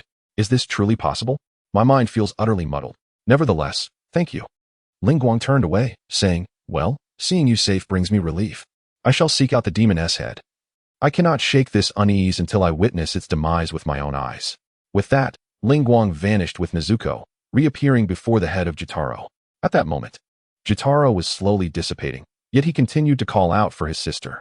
Sister, where are you? Did we not vow to never part? Witnessing Jotaro's despair, Lin Guang unsheathed a blood-sucking blade. Your sister may have already been reborn, and the burdens she bore will be repaid in other ways. In her next life, she shall find happiness. With that, Lin Guang absorbed Jotaro's blood using the blade before sheathing it once more. Jotaro, hearing Lin Guang's words, managed a faint smile. Though I do not comprehend how you severed the bond between my sister and me, if what you say is true, I hope you will care for her well. With those final words, Jotaro completely vanished into the ether, and a system notification chimed in response. Ding! The host has slain Upper Moon 6, Jotaro, yielding 5 silver treasure chests. In an instant, 5 silver treasure chests appeared before Lin Guang, and to his surprise, there were no bronze chests this time. However, as his primary goal was the silver chests, the absence of bronze ones was acceptable. Lin Guang collected all the chests, gazing in the direction of Jotaro's departing spirit. One could indeed say he was a worthy brother. It seems he has sensed something. However, I am no saint, and I cannot possibly save so many souls. In the end, Lin Guang appeared to have an epiphany and silently added a caveat in his heart, except for the beautiful ones. With that said, Lin Guang initiated a mental control over his raven and transformed the image of subduing the fallen princess, now known as Lin Mei, into a scene where he severed her head and encased it in ice through his swordsmanship, rendering them unable to be together. Finally, he rushed to the side of Yusui Tian Yuan to jointly vanquish the lustful demon, Kayataro. Having accomplished all this, Lin Guang cast a glance at Nezuko and gently caressed her head. Nezuko, let us depart. Taking her hand, Lin Guang guided Nezuko back to Tanjiro's side. At that moment, Ihei Kobain also arrived, albeit fashionably late. Chapter 81. The Gathering of the Upper Moons, is that so? Humph, the 6th one. Despite being the lowest among the upper moons, to have defeated an upper moon is indeed commendable. It would not be remiss to commend you both. Iguro Abanai observed Lin Guang and Yuzui Tenjin with a tone laced with sarcasm, particularly directed at Lin Guang. Lin Guang smiled gently, regarding Iguro Abanai, and said, Are you envious of us, Iguro Abanai? Iguro Abanai glared at Lin Guang with palpable disdain. Envious? Indeed, you are envious of our ability to confront the upper moon demons. Envious that we swiftly vanquished the upper moon without affording you a chance to participate. Most importantly, you are envious that I had the opportunity to engage with 2 upper moon demons. Lin Guang showed no deference to Iguro Abanai, brazenly provoking him. Iguro Abanai's gaze bore no concealment of animosity and disgust. This person is truly insufferable in every regard. Why would Mitsuri be fond of such a fellow? The way Mitsuri looked at Lin Guang was a gaze that Iguro Abanai had never dared to dream of. With a sneer, Iguro Abanai remarked, What nonsense are you spouting? I merely think that you require my assistance against a mere upper moon, which is utterly pathetic. Lin Guang understood that arguing was futile, as Iguro Abanai had never faced an upper moon and thus could not comprehend their true prowess. He gave Iguro Abanai a light pat on the shoulder. The small white snake coiled around Iguro's neck eyed Lin Guang warily, emitting a threatening hiss. However, Lin Guang paid no heed to the pet's menace and softly said, I hope you can utter such words when you confront an upper moon.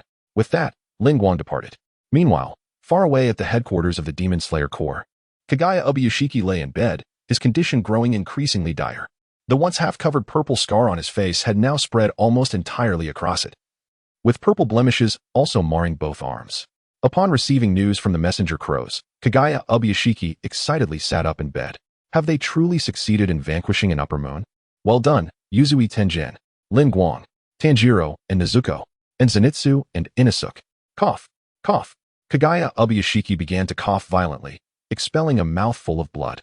His devoted wife, Kane, stood by, supporting him and wiping the blood from his lips with a towel. The 2 messenger crows reporting the news observed Kagaya Ubuyashiki's bloody cough, expressing concern with their calls. 100 years. The stalemate that persisted for a century has finally shifted. Kane, Kagaya Ubuyashiki grasped his wife's hand, his excitement palpable. Do you understand? This is a harbinger. A monumental shift in fate is upon us. This ripple will expand, causing great tremors across the entire surface, ultimately alerting that man, Muzan Kibutsuji. We must eradicate you, the sole blemish upon our clan, during this generation. With that, Hoshikuji Yuza began to cough violently, causing a commotion within the house. Cough, cough. Father, quickly, boil some water and fetch the medicine and a cloth. Meanwhile, within the Infinity Castle, a demon with short, peach-colored hair, golden eyes, and pale skin, adorned with countless deep blue tattoos representing sinners, crimson nails, and dressed in a purplish-red shirt, appeared. This demon, known as Akaza, had previously engaged in an intense battle against Rengoku Kyujiro and Lin Guang throughout the night. Suddenly, the sound of a pipa echoed, and the surroundings of Akaza shifted dramatically, ultimately revealing a female demon with long black hair that obscured her eyes. This female demon was Nakeim, a close aide to Muzan Kibutsuji. The pipa continued to play, and soon, a pattern jar materialized in the adjacent space. A voice emanated from within the jar. Is that not Lord Akaza? Following this, a bizarre demon emerged from the jar, entirely white with yellow eyes, green lips, adorned with purple fins atop its head, its mouth positioned where its eyes should be, and small arms protruding from various points of its head. Oh dear, seeing you in such robust health brings me immense joy. It has been nearly 90 years since we last met. The eyes located on its forehead and mouth bore the markings of Upper Moon and 5, identifying it as Gyako. The 5th Upper Moon. Gyako jested, I was beginning to worry that you might have been slain by demon slayers. My heart was heavy with concern, rendering me unable to eat or drink. How terrifying. Truly terrifying. Just a brief period apart, and Gyako has become unrecognizable. On the staircase, an elderly man with eyes devoid of numbers, a swollen forehead, and 2 horns protruding from his head, resembling a ghastly figure, clutched the railing in fear. This elderly man was Han Tengaku, the 4th Upper Moon. Ignoring Gyako and Han Tengaku, Akaza inquired of Nakeim, Pipa girl, has Lord Muzan yet to grace this place with his presence? Nakeim replied, he has not yet arrived. Akaza then asked, and what of the 1st Upper Moon? Surely he has not been slain? Nakeim did not respond, but instead plucked the strings of her pipa once more. Oh, do calm yourself, Lord Akaza. A hand rested upon Akaza's shoulder from behind. You wouldn't be so unconcerned for me, would you? I am constantly mindful of everyone's safety. A male demon with white hair and multicolored eyes.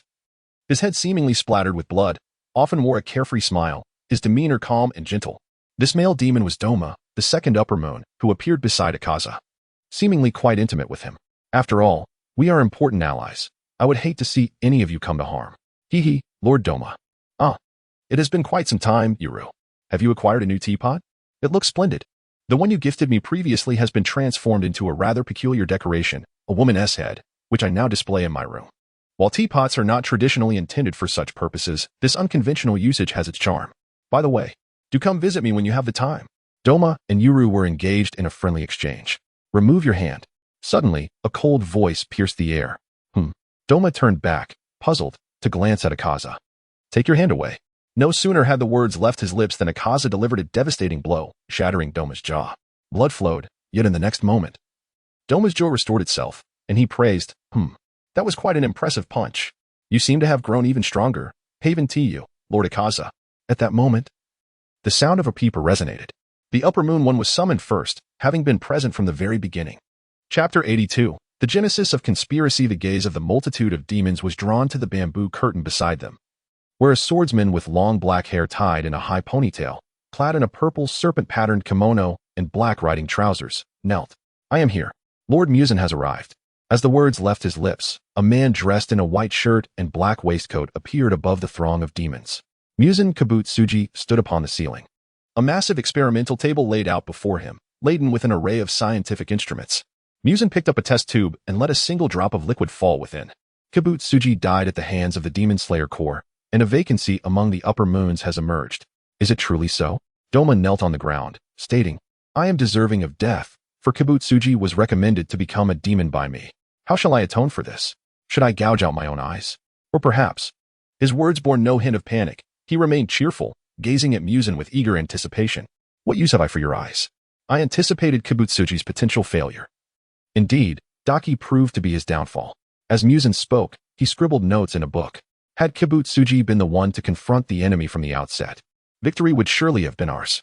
After poisoning the foe, he could have awaited their demise in comfort. Alas, that is now in the past. It is eternally tiresome. The demons possessing the greatest semblance of humanity are always the first to fall. Very well, I harbor no further expectations of you. Doma, still with a smile, replied, Why do you speak such sorrowful words? Have I ever let you down? Muzan did not cast a glance at Doma, continuing to manipulate the test tube in his grasp. The Tsujikuni clan continues to survive, and as for the blue spider lily, it is needless to say it has been centuries. And yet it remains unfound. I truly begin to question the very purpose of your existence. As he spoke, Muzan's fury surged. My lord, please calm your wrath. Hantengu fell to his knees, pleading. Akaza knelt with one knee on the ground, bowing his head in silence. The upper one also lowered his head, stating, My lord, your words leave me speechless. The Tsujikuni have skillfully concealed themselves. Doma's smile faded, and he sorrowfully lamented. It is my fault for lacking in the skills of exploration and discovery. What shall we do now? Suddenly, Jotaro shouted, Lord Muzan, unlike them, I possess vital information that can aid you. Just recently. Muzan abruptly interjected, I despise change. In an instant, Jotaro's head was in Muzan's grasp. Changes in circumstances. Physical transformations, emotional fluctuations. Any form of change fundamentally signifies degradation, a decline. I only favor the unchanging, the eternal state of perfection. With that, Muzan cast aside Jotaro's head. It seems that previously, due to your esteemed positions among the upper ranks, you had been indulged excessively. I now advise you to strive with greater fervor henceforth. Yuhua, after confirming the authenticity of the intelligence, proceed alongside Hantengu. Lastly, do keep an eye out for an individual named Lin Guang. Should you encounter him, bring back his head. As soon as Muzan Kibutsuji's words faded, the sound of a pipa echoed, and a door abruptly closed, marking his departure from Infinity Castle. Hantengu knelt on the ground, proclaiming, Yes, yes, I shall heed your orders. Suddenly, Doma interjected, Lord Yuhua, what intelligence have you obtained? I wish to accompany you. Yuhua was momentarily at a loss for words. This. Doma, with a grin, picked up Yuhua's head and inquired, Could you share it with me? Do tell. Akaza approached Doma from behind, who seemed oblivious to his presence. In an instant, Akaza unleashed a punch, shattering half of Doma's skull. Has Lord Muzan issued a command to you? Disappear at once. With a swift motion, an unseen blade severed Akaza's fist. The upper rank one appeared beside Akaza. Akaza, your actions are excessive. At that moment, Doma's head restored itself, and he nonchalantly remarked, It's of no concern, Lord Kokushibo. I am utterly indifferent. Kokushibo replied, My words are not intended for your benefit. I simply worry that such disorder may lead to a rift in our hierarchical relations. Ah, I see. Doma seemed to grasp Kokushibo's meaning. Kokushibo continued, Akaza, if you are dissatisfied, you may request a blood battle for position among the upper ranks. Doma, still smiling, responded, Oh, do not say that. Even if Akaza were to make such a request, he would not stand a chance against us. Upon hearing Doma's words, Akaza fell silent. Doma persisted. I transformed into a demon only after Akaza, yet I was the first to ascend, which inevitably stirs feelings of imbalance within him. Please extend him some understanding. I intentionally refrained from avoiding him out of consideration for his feelings. It was merely a jest, and such banter fosters camaraderie. His words were imbued with a distinct air of Versailles, complemented by Doma's beaming smile, evoking a desire to strike him. Yet Kokushibo remarked, Those in elevated positions must navigate their roles with grace. There is no need to nitpick the lower ranks. Akaza, I trust you understand my intent.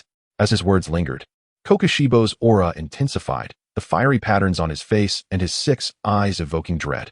Akaza's brow furrowed, yet he acknowledged Kokushibo's sentiment. Of course, I shall personally ensure your demise. Kokushibo, unfazed by Akaza's declaration, responded, Is that so? Then continue to strive. With that, Kokushibo departed from the alternate realm of Infinity Castle. Upon witnessing the departure of Kagaya, Doma cheerfully bid farewell, then turned his gaze towards Akaza. He felt as though he had failed to successfully interject into the dialogue between the two formidable beings, but truly, he was overthinking it. Lord Akaza. Desiring to escape the vexatious voice of the demon, Akaza departed from the alternate realm of Infinity Castle. But I have yet to finish my words, Lord Akaza, Doma exclaimed, just as a door closed behind him. At that moment, Tamayo propped her head up with her small hands and said, Please transport me and Hantengu to the same location. Doma was about to respond when suddenly, the sound of 2 pipa strings resonated, and both Tamayo and Hantengu vanished from the alternate space of Infinity Castle. The vast expanse of Infinity Castle was left with only Nakime and Doma. Doma raised his hand and waved to Nakime, saying, Sister Nakime, would you kindly send me to their location? Nakime replied coolly, I must decline. In the next instant, the sound of the pipa echoed, and Doma found himself back in his paradise cult. Meanwhile, Lin Guang returned to his residence, facing the scrutinizing gaze of Shinobu Kocho. Chapter 83, The Scrutiny of Shinobu Kocho. Pray tell, what have you been up to in the entertainment district? Is there, anything to discuss? Shinobu Kocho, with her arms crossed and a playful smile adorning her face, gazed at Lin Guang, her eyebrows raised in mock skepticism.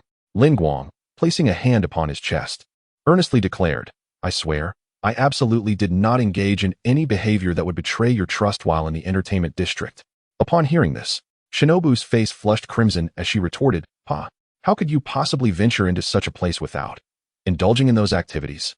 With a gentle smile, Lin Guang stepped closer and embraced Shinobu, who found herself unable to escape his grasp. I already have you. How could I possibly seek out such distractions? Besides, this mission was perilous. I even collaborated with Tenjin Yuzui to vanquish the Upper Moon 6. Upon mention of the Upper Moon 6, Shinobu ceased her playful banter with Lin Guang, although she remained perturbed by his visit to the entertainment district. The knowledge of his safe return from a treacherous mission brought her immense joy. I know, and just the fact that you returned unscathed makes me happy. So, I won't dare to wish for more. Lin Guang tightened his hold around Shinobu and whispered softly in her ear, in truth, you may indeed wish for more. For you are my beloved. Whatever your heart desires, I shall fulfill it. Upon hearing this, Shinobu pondered briefly before blushing furiously and responding, that is what you say. Lin Guang nodded, looking deeply into Shinobu's beautiful eyes and affirming, indeed, it is. Then, you should find another, she stammered, her cheeks aflame with embarrassment. However, even with his increased intellect, Lin Guang struggled to decipher what Shinobu meant by another. Little Shinobu, what do you mean by another? He inquired. At his question, Shinobu's face turned an even deeper shade of red, yet she persevered in her explanation. You should find me a sister. You are far too fierce alone, and I cannot satisfy your needs by myself. With that, she buried her face into Lin Guang's embrace, never having anticipated she would utter such words. Realizing the implication, Lin Guang erupted into laughter. Ha! Little Shinobu, do you wish for me to emulate Tenjin Yuzui? That hardly seems appropriate. Though he jested, his heart soared with happiness. Shinobu, breaking free from his hold, blushed as she declared, that is permissible, but it must be with my consent.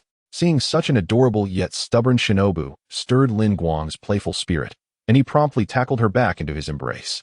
Since you have been so wonderful to me, I feel compelled to reward you. Today, you may take on the role of the night. With a rosy hue gracing her cheeks, Shinobu defiantly replied, do I need your permission for that? I already am. In that moment, the room was suffused with the essence of spring, delightfully intoxicating. Their playful skirmish lasted only until the early hours of the night, as one party soon conceded defeat. The following morning, a series of knocks echoed through Lin Guang's abode. Knock, knock, knock. Moshi Moshi, is Senior Lin Guang home? Early in the morning, Tanjiro arrived at Lin Guang's residence. Upon hearing Tanjiro's voice, Lin Guang awoke and, noticing the still sleeping Shinobu beside him, smiled gently, thinking how playful and inexperienced she was. After dressing, Lin Guang made his way to the entrance of the residence. Tanjiro, what brings you here? Lin Guang senpai, I have something to discuss with you. Tanjiro hesitated. I seem to have dreamed of our ancestors, and it appears that one of them took in a swordsman. His voice carried a hint of sorrow. Seeing Tanjiro's expression, Lin Guang surmised the source of his melancholy and stepped aside to invite him into the residence. Please, come in. Tanjiro nodded and followed Lin Guang into the living room. Upon entering, Tanjiro caught a whiff of the familiar scent within the abode.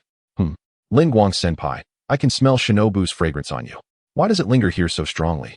Mixed with some unusual scent? Realizing that Tanjiro had detected Shinobu's aroma, Lin Guang chose not to acknowledge it directly, maintaining a subtle air about the matter. Share your dream with me, he encouraged. Returning to his thoughts, Tanjiro began recounting his dream. After he finished, Lin Guang remarked, it appears your family indeed had connections with the Demon Slayer Corps, allowing the sun-breathing technique to be passed down. Based on your description, the swordsman in your dream must be the legendary strongest swordsman of the Corps, Yoriichi Tsujikuni. While I cannot fathom why you dreamt of events from the Sengoku period, perhaps this is a fortuitous sign for you. Do not dwell on it. Continue your training and strive to strengthen yourself. With Lin Guang's words of encouragement, Tanjiro straightened up. Invigorated. Yes, I understand, Lin Guang senpai. I shall train right away. With that, he shouldered Nezuko's wooden box and departed from Lin Guang's residence. Shortly after Tanjiro's exit, Shinobu appeared and seated herself beside Lin Guang. Tanjiro has a keen sense of smell. He must have figured out our situation, she said with a hint of concern. Lin Guang embraced Shinobu's slender waist reassuringly. Do not worry, Tanjiro will not speak indiscriminately. Besides, I believe the entire Demon Slayer Corps has likely known about the relationship between the two Hashira, the ice and insect pillars, for some time now. Shinobu shot Lin Guang a glance. Sighing softly, I hope it does not negatively impact the core. Gently inhaling the sweet fragrance emanating from Shinobu, Lin Guang reassured her, there will be no repercussions. You need not fret. Suddenly, Shinobu's face flushed, and she pleaded, I can't take this anymore. You should go find Mitsuri instead. Taken aback for a moment, Lin Guang was momentarily caught off guard. In that instant, Shinobu gracefully slipped from his embrace. I can see that Mitsuri has feelings for you. And I support it. With that, she hastily departed Lin Guang's residence, returning to the Butterfly Mansion. Observing the retreating figure of Butterfly Ninja, Lin Guang could not help but let out a resigned laugh. I never intended to do anything, so why did he flee? At that moment, a small brown cat appeared before Lin Guang, carrying a tiny wooden box. With practiced ease, Lin Guang retrieved a letter from the box, a correspondence from Tamayo. The letter conveyed that, due to Lin Guang's collection of blood samples from the 12th Kizuki, Tamayo had successfully restored the humanity of a man forcibly transformed into a demon by Muzan in Asakusa after conducting her research. Moreover, through the analysis of Nezuko's blood composition, Tamayo surmised that Nezuko might possess the potential to overcome the demon's fatal weakness, sunlight. Lastly, the letter alluded to an analysis of Lin Guang's blood, albeit in a few hasty lines. Expressing a desire to meet him, after incinerating the letter, Lin Guang murmured softly, I wonder what Yushiro will be like when he sees me this time. Chapter 84. Meeting Tamayo after Lin Guang had made the necessary preparations, he left a letter for Shinobu Kocho and proceeded to the address indicated within. Following 2 days of arduous travel, Lin Guang finally arrived at the specified location. At that moment, within a small residence cloaked in illusion, Tamayo turned to Yushiro and remarked, considering the time, Lin Guang should be arriving shortly. Yushiro, please go outside to greet him. Lady Tamayo, are you truly intent on meeting him? After the disrespect he showed you last time, shouldn't we keep our distance? Yushiro's instinctive aversion to Lin Guang's presence resurfaced, recalling the previous encounter. Upon hearing this, Tamayo reflected on Lin Guang's past actions and words, responding calmly, he may have acted impulsively before. I doubt he will repeat such behavior this time.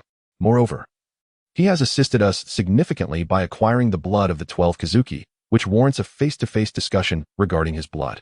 Although Yushiro harbored a dislike for Lin Guang's arrival, he nonetheless acquiesced to Tamayo's wishes. Understood, I shall bring him in. Just then, Lin Guang effortlessly traversed the illusion and arrived at the doorstep, knocking on the door. Yushiro had sensed Lin Guang's approach upon his crossing of the illusion and clenched his teeth in frustration. Upon hearing the knock, Tamayo glanced at Yushiro. That fellow has arrived, Yushiro stated. Recognizing that the fellow referred to Lin Guang, Tamayo set down what she held and said, Yushiro, let us greet our guest. Yes, Lady Tamayo. As Lin Guang stood at the entrance, the door soon swung open to reveal Tamayo and Yushiro welcoming him. Upon seeing Tamayo's still enchanting and gentle visage, Lin Guang smiled and said, Tamayo, it has been a long time. Tamayo, reminded of Lin Guang's audacious actions from months prior, felt a fleeting blush cross her cheeks before she replied, Mr. Lin Guang, please come in. As Lin Guang approached her side, he suddenly wrapped his arm around Tamayo's waist and swiftly leaned down to capture her delicate lips. Yushiro, taken aback by Lin Guang's brazen act, shouted, Release Lady Tamayo at once. Ignoring him, Lin Guang reached out, ensnaring Yushiro once more within a crystalline prison. Tamayo, too surprised by Lin Guang's boldness, momentarily forgot to resist, allowing him to pry her mouth open. It was not until several minutes had passed that Lin Guang finally released Tamayo. Leaning close to her ear, he whispered, If you address me so formally again, the duration will not be so brief next time, understood? Tamayo nodded gently, evidently still reeling from the recent events. Observing her flustered demeanor, Lin Guang smiled slightly and stepped further into the residence, saying, Aren't you going to inform me about my blood? Let us discuss it inside. His tone suggested an air of ownership over the space. At this moment, Tamayo finally processed the events that had just transpired, casting a complex gaze upon Lin Guang before gently nodding. Observing this, Lin Guang proceeded to enter the living room, snapping his fingers to release Yushiro from his icy prison. Given his intention to be with Tamayo, Lin Guang chose to temper his behavior towards Yushiro. Once liberated, Yushiro approached Tamayo and remarked, Lady Tamayo, I had warned you. Such an impudent individual, devoid of decorum, should not be permitted an audience. Lin Guang, from the living room, called out, Are you not coming in? With a sigh, Tamayo replied, Let us proceed inside. Noting Tamayo's demeanor, Yushiro refrained from further comment, silently trailing behind her while casting venomous glances at Lin Guang, as though wishing to slay him with a stare. Witnessing Yashiro's reaction, Tamayo found herself at a loss for words, turning her gaze towards Lin Guang, the instigator of this turmoil. 2 centuries prior, Tamayo had transformed the gravely ill Yashiro into a demon, and since then, he had steadfastly remained by her side. Tamayo was aware of Yashiro's feelings for her. However, she could not abandon the memories of her deceased husband and children. Their unspoken understanding had fostered a semblance of peace until Lin Guang's arrival shattered the delicate balance. Lin Guang, in a brazen and unreasonable manner, indelibly etched an unforgettable memory into Tamayo's heart, stirring the tranquil waters of her emotions that had remained undisturbed for centuries. With a gaze laden with complexity, Tamayo looked at Lin Guang and sighed resignedly, saying, "You provided a portion of your blood, and through observation and analysis, we discovered that your blood possesses the ability to transition between ice and liquid. Yet, during the observation of this transformation, no peculiarities were noted. It seemed as if this ability was inherent to you. Thus, it is merely a power I inherently possess, unrelated to demons, correct?" Lin Guang interjected, echoing Tamayo's sentiment. She nodded gently and continued, "Yes. Subsequently, we analyzed another vial of blood you provided, which you claim belongs to a demon that ingested your blood. Am I right?" Upon hearing this, Lin Guang understood she was referring to Rose and nodded in affirmation. With Lin Guang's confirmation, Tamayo elaborated. "We found that this blood appears to have the capacity to crystallize water into ice. A mere drop can transform an entire barrel of water into ice cubes. This ability is likely derived from the absorption of your blood. Similarly, we observed a comparable phenomenon in Miss Nezuko's blood. So could it be that you were correct in your conjecture? Upon discovering my ability to control ice, I, driven by curiosity, secretly fed Nezuko a few drops of my blood," Lin Guang interjected, preempting Tamayo's conclusion. With Lin Guang's explanation, Tamayo finally grasped the unique circumstances surrounding Nezuko's blood. "In our investigation of Miss Nezuko's blood, we discovered that the composition of her blood has undergone multiple transformations. Although Miss Nezuko has yet to regain her self-awareness, it is highly probable that she will overcome the demon's fatal weakness, sunlight. Furthermore, I suspect that even if she ultimately reverts to human form, she may possess the ability to control ice, akin to yours. While her powers may not match yours in strength, it would nonetheless grant an ordinary person a semblance of superhuman abilities." Upon hearing this, Lin Guang was somewhat astonished, realizing that his blood harbored such capabilities. Zhu Shi also expressed her astonishment, reflecting on a legendary swordsman from a millennium ago, who seemed to be the arch-nemesis of Muzan Kibutsuji. It is remarkable that, 1,000 years later, another extraordinary individual has emerged. Lin Guang offered a gentle smile, choosing not to engage with Zhu Shi's words, but instead mischievously remarked, "Having concluded our discussion about me, let us turn our attention to your matters." Chapter 85, Lodging and Unboxing. Upon hearing Lin Guang's words, Yu Shilang immediately positioned himself in front of Zhu Ye, glaring at Lin Guang with malice. "Now that you've said your piece, you may leave. You are not welcome here." Lin Guang, however, paid no heed to Yu Shilang and stood up resolutely. Noticing Lin Guang rise, Yu Shilang instinctively took a step back. Fearing that Lin Guang might imprison him once again within an icy crystal cage, Lin Guang offered a gentle smile and reassured him, "Fear not, I shall not harm you." At this, Yu Shilang felt a flush of embarrassment. How could he falter before his rival? It was utterly inexcusable. Choosing not to mock the flustered Yu Shilang further, Lin Guang stretched languidly and remarked, "After 2 days of travel, I find myself somewhat weary. I shall rest here for the night." With that, he made his way towards one of the bedrooms. Upon entering the room, Lin Guang collapsed onto the bed. The journey had not truly exhausted him. It was merely an excuse to linger a while longer. His intention in lying down was to access the system and unlock the treasure chest dropped by the defeated Kajima Taro. System, initiate the unboxing. Ding. The host currently possesses 5 silver chests, 2 black iron chests, and 4 wooden chests.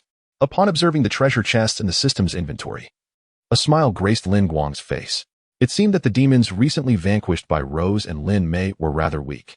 However, it was only natural, as the events at the Swordsmith village were imminent, leading up to the grand finale at Infinity Castle. Moreover, Purgatory Kaiser had survived the train incident. And in the Flower District, Yuzui Tenjin had only suffered poisoning, retaining both hands and eyes, thus preserving his formidable strength. This accelerated the extermination of demons. But time was slipping away from Lin Guang. With the information gleaned from the obtained treasure chests and the Demon Slayer core, Lin Guang understood that the final confrontation would not be delayed for long. Consequently, his opportunity to keep Butterfly Kane by his side was dwindling. Putting such thoughts aside, he resolved to open a treasure chest. "Let us unveil a silver chest." As the words left his lips, a silver chest slowly opened in Lin Guang's mind. followed by the system's announcement. Ding. The host has opened a silver chest and received flowing Sakura-grade armament haki. Flowing Sakura-grade armament haki, originating from the world of One Piece, it is one of the 3 classifications of haki. This haki enhances both defense and attack power, capable of capturing the fluid bodies of nature-type entities. The flowing Sakura grade allows for the external manifestation of armament haki or elevating specific parts of the body to their utmost potential, even resulting in extraordinary phenomena. A surge of black energy enveloped Lin Guang's body, and he felt as though his control over it had reached its zenith, instilling within him a fleeting sensation of invincibility. Yet, he quickly regained his composure, refusing to lose his rationality despite the newfound power. The contents of the first treasure chest were quite satisfactory. Now, he wondered what the next chest might yield. Ideally, it would bestow upon him the spirit medium physique. System, let us open another silver chest. As Lin Guang's voice faded, yet another silver treasure chest slowly opened in his mind. A surge of sanguine light manifested within his consciousness and seamlessly integrated into his being, followed by the resonant sound of the system. Ding. Host has opened a silver treasure chest, acquiring the 3-Tomo Sharingan. 3-Tomo Sharingan, one of the 3 great ocular techniques from the world of Naruto, it is a bloodline limit of the Uchiha clan. Capable of awakening through intense emotional stimuli and progressively evolving through single Tomo, double Tomo, 3-Tomo, Mangeki Sharingan, Eternal Mangeki Sharingan, and Rinnegan. Ding. Detection of the host possessing a spiritual eye, fusion and upgrade of the 3-Tomo Sharingan is in progress. In an instant, Lin Guang felt a searing pain in his eyes as the power of the frozen fruit and chakra coursed into his gaze. The pain dissipated, replaced by a refreshing coolness. Soon after, the system's voice resonated again. Ding. Fusion successful. The 3-Tomo Sharingan has merged with the spiritual eye to become the Mangeki Sharingan. At that moment, Lin Guang's eyes glimmered a pale blue, devoid of the ominous crimson hue characteristic of the Sharingan, adorned with a blue pattern resembling a 6-pointed shuriken. Within his mind, he discerned the abilities of the 2 eyes. The left eye possessed the ability known as Frost Descent, while the right eye held the power called Snow Burial. In the realm of his spirit, Lin Guang gently touched his eyes and remarked, "With my current chakra, manifesting Susanoo should pose no challenge. Alas, I have yet to acquire the spirit hosting physique. I hope the final 3 chests prove more fortuitous." Taking a deep breath, he declared, "Let us open another silver treasure chest." With his command, another silver chest slowly opened in his mind, revealing a radiant golden light within his spiritual space. Wow. A golden legend. Ding. Host has opened a silver treasure chest, acquiring the skill Blink. Blink. Originating from the game world League of Legends, this summoner skill enables instantaneous teleportation to any location within a 5-meter radius. The golden light infused Lin Guang's being, prompting a wry smile. Blink, though limited to a short distance, could indeed alter the tide of battle, and unlike mere speed, it was a spatial teleportation, truly a golden legend. Yet, it fell short of his desires, leaving a slight discomfort. Lin Guang cast his gaze towards the last 2 silver treasure chests in the system, inhaling deeply once more. Single draw miracle. Grant me a silver treasure chest. I refuse to believe I cannot obtain what I seek. Following Lin Guang's command, yet another silver treasure chest opened in his mind, this time revealing a dim gray substance, devoid of any radiance. Ding. Host has opened a silver treasure chest, acquiring the spirit hosting physique. Spirit hosting physique. Originating from the world of Tomb Guardian, this unique constitution allows for the hosting of souls, effortlessly attracting spectral entities. The souls residing within the host are known as guardian spirits, capable of protecting the host and growing alongside them. In the next moment, the grayish entity seamlessly entered Lin Guang's body, leaving him no time to intervene. Upon sensing the emergence of a new ethereal guardian space within him, Lin Guang realized that this nebulous form was indeed the guardian sanctuary. Although it had manifested, his intention was to bestow this gift upon Shinobu Kocho. What should he do now? Contemplating this dilemma, he felt a wave of frustration wash over him. Never mind, he thought, I shall simply summon another. System. Open the final silver treasure chest for me. With Lin Guang's command, the last silver chest gradually unveiled itself. Ding.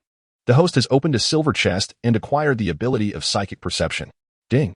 The system detects that the host already possesses psychic perception, which has now fused and upgraded to Mind's Eye. Mind's Eye, a mid-level skill that allows perception of all entities within a 1,000-meter radius. Nothing can hide from the awareness of the Mind's Eye. Upon learning of the final acquisition, Lin Guang could not help but smile wryly. Well, at least he had unlocked the essence of a spiritual host. He would ask Sister Kane if she would be willing to temporarily reside within him. Chapter 86. The complex heart of Tamayo. Tamayo and Yashiro opened the door to the bedroom where Lin Guang was resting. My lady. It appears he fell asleep as soon as he entered, and he seems to be in a deep slumber. Perhaps we should change locations for the night. Yashiro's eyes gleamed with hopeful anticipation as he gazed at Tamayo. Tamayo cast a glance at Yashiro and replied, there is no need for that. This place has yet to be discovered by Muzan Kibutsuji, so we can remain here for the time being. With that, she moved to cover Lin Guang with a blanket. However, sensing her intention, Yashiro suddenly positioned himself in front of her. My lady, I just remembered there is an experiment that remains unfinished, and I need your assistance with it.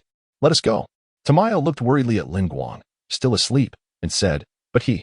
Yashiro hurriedly interjected, do not worry. He is a swordsman and can take care of himself. We must quickly attend to our experiment. We must hurry, lest we encounter danger. Upon hearing this, Tamayo reluctantly acquiesced and followed Yashiro to the underground laboratory. There, Yashiro began to inquire about various potions and serum changes, delaying for time. As moments passed, Tamayo discerned Yashiro's intentions. Yashiro, she called. Yes, my lady. Tamayo regarded Yashiro and suggested, daylight is approaching. Let us take a moment to rest. Certainly, my lady. As Yashiro gazed upon Tamayo's countenance, a wave of emotion swept through him. No matter her appearance, Tamayo was undeniably beautiful. Subsequently, Yashiro retreated to his room. After he left, Tamayo sighed and exited the basement, returning to Lin Guang's chamber. Seeing him in the same position, she approached and gently covered him with a blanket.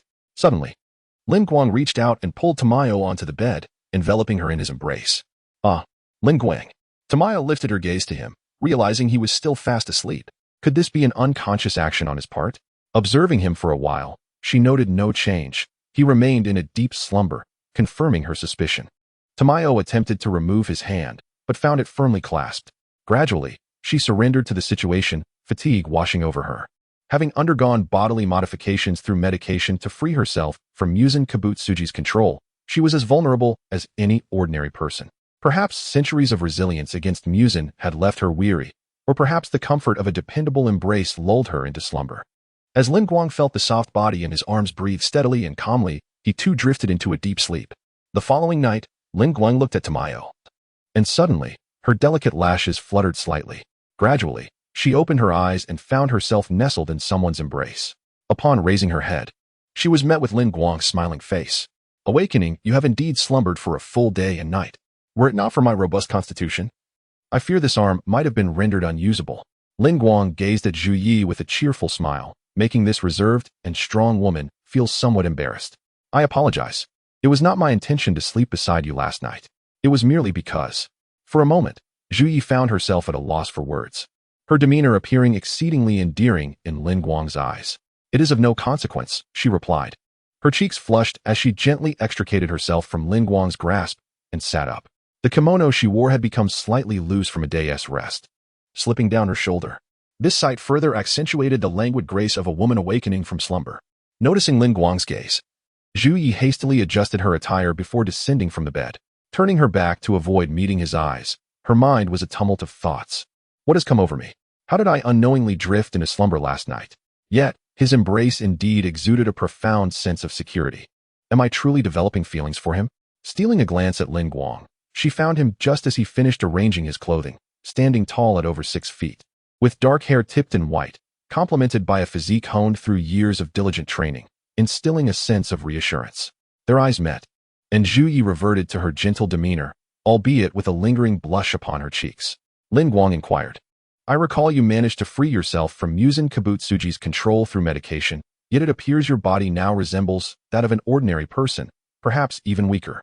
Zhu Yi nodded softly, responding, indeed, while my physical strength may not match that of an average individual, escaping Muzan's grasp is a worthwhile trait. Lin Guang smiled slightly and approached her, yet Zhu Yi instinctively took a step back, eliciting a chuckle from him at her nervousness. Why are you retreating? I have no intentions of harming you. With a flushed face, Zhu Yi replied, it's just that you always seem to approach so boldly. I truly do not comprehend why you are interested in me. Do you not have any girls you favor? With unabashed candor, Lin Guang replied, I do. At this, Zhu Yi felt a tinge of melancholy. But I have stated before that it matters not to me.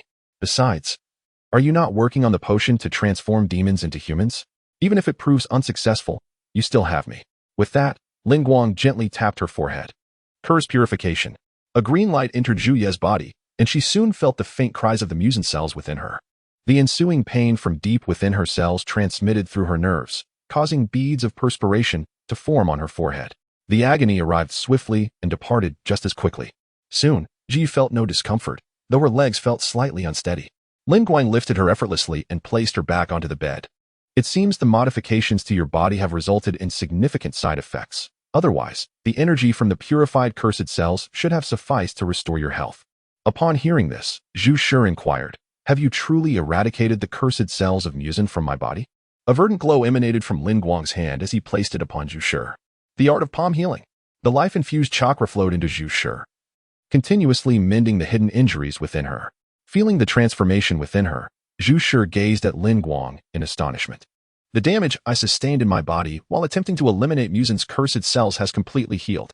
Lin Guang, I am acutely aware of my grave sins." Chapter 87.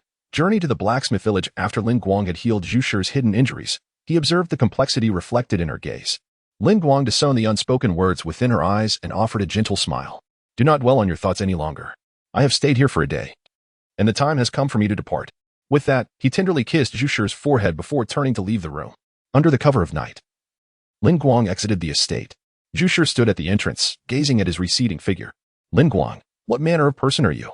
You possess an inexplicable power, reminiscent of that individual from years past, yet you are shrouded in greater mystery, more elusive than ever."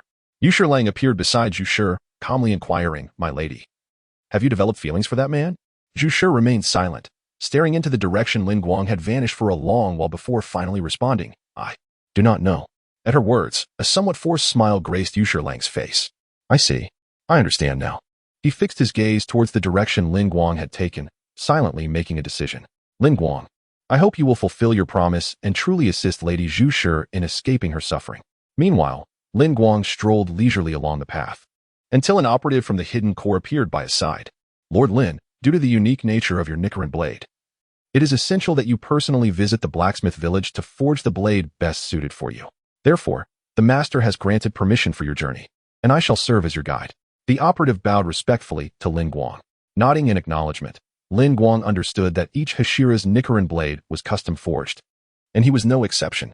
The operative continued, "As your guide, I cannot disclose my name, so I ask for your understanding. Please put on this blindfold." With a hint of nervousness, the operative produced a long, thick silk ribbon, fearing Lin Guang might take offense. Lin Guang smiled gently and replied, "No problem. I understand this is the custom. Let us proceed." Seeing no sign of displeasure from him, the operative sighed in relief. Soon, Lin Guang was enveloped in various protective measures. Amusement flickered within him, for even with his senses sealed, his innate ability allowed him to perceive everything around him. Thus, with his mind's eye open, he observed as he was led in alternating directions by numerous operatives, eventually arriving at the blacksmith village. The operatives carefully set him down and removed the black cloth blindfold. Lin Guang blinked, adjusting to the brightness as the visage of the blacksmith village unfolded before him. Nestled against the mountains, this village was concealed by cliffs and forests, resembling a steadfast fortress. Strangely, the radiant sunlight seemed to illuminate every corner of the blacksmith village. While Lin Guang surveyed the surroundings, he sensed someone approaching from behind, seemingly intent on surprising him. Lin Guang feigned ignorance, patiently waiting for the individual to approach before receiving a hearty slap on the shoulder. Turning to face his assailant, he found it was none other than Gang Taizhong. "Aha, you finally arrived. I have been devising countless methods to forge a blade suited to you. Yet, I could not find or that matched the jade steel you initially selected. Now that you are here, I can commence the forging." Without allowing Lin Guang a moment to respond, Gang Taizhong seized him and dashed toward his forge. However, he soon realized that the strength he had honed through his craft was insufficient to budge Lin Guang. Turning back, he saw Lin Guang's resigned expression. "Mr. Gang Taizhong, must you be in such a hurry? I traveled all night to arrive here. Surely I deserve a moment's respite." Gang Taizhong shot Lin Guang a disdainful glance and retorted, "Humph. You were carried here all the way. Do you think I am unaware? Come quickly. We must select or from the materials warehouse." Faced with the revelation of his own words, Lin Guang found himself at a loss. At that moment, another individual, adorned with an odd mask, approached them. "Pleased to make your acquaintance for the first time. I am the swordsmith Iron Cave's son, and our village chief wishes to meet you." Upon hearing Iron Cave Sen's words, Gang Taizhong slapped his forehead in realization. "Ah, I was so delighted to see Lin Guang that I inadvertently forgot the chief's instructions." Observing Gang Taizhong's demeanor, Iron Cave Sen spoke softly. The chief is concerned you might forget, which is why he instructed me to wait until Mr. Lin Guang arrived before coming to greet you. Gang Taizhong chuckled heartily. Then let us not delay. After meeting the chief, we shall proceed to forge. With that, he rushed deeper into the swordsmith village. Watching Gang Taizhong's exuberance, Iron Caveson offered an apology to Lin Guang. I apologize. Mr. Gang Taizhong's enthusiasm for forging is unparalleled in our village. Ever since assisting you with your blade, his fervor has only intensified. Lin Guang replied, It is of no concern. I understand that Mr. Gang Taizhong means no harm. Thus, Lin Guang accompanied Iron Caveson to the residence of the village chief. Inside the chief's abode, awaiting Lin Guang's arrival was a diminutive, masked elder seated upon a mat. Recognizing him as the village chief, Lin Guang offered a slight bow and said, Greetings, esteemed chief. It is an honor to meet you. The chief appraised Lin Guang before speaking. You are the newly acclaimed ice pillar, Lin Guang. Lin Guang nodded gently in affirmation. The chief continued, During your final selection, you chose a piece of jade steel, which is remarkably unique. I trust you are aware of this. Lin Guang nodded once more, understanding the chief's purpose for this meeting. The chief elaborated, This jade steel consumed an extraordinary amount of the gorilla crimson sand and gorilla crimson ore, far exceeding the usual quantities. Thus, I wish to inquire if there is something exceptional about this jade steel. Lin Guang, feigning deep contemplation, after a moment's pause, slowly articulated, When I selected the jade steel, I employed the breathing technique.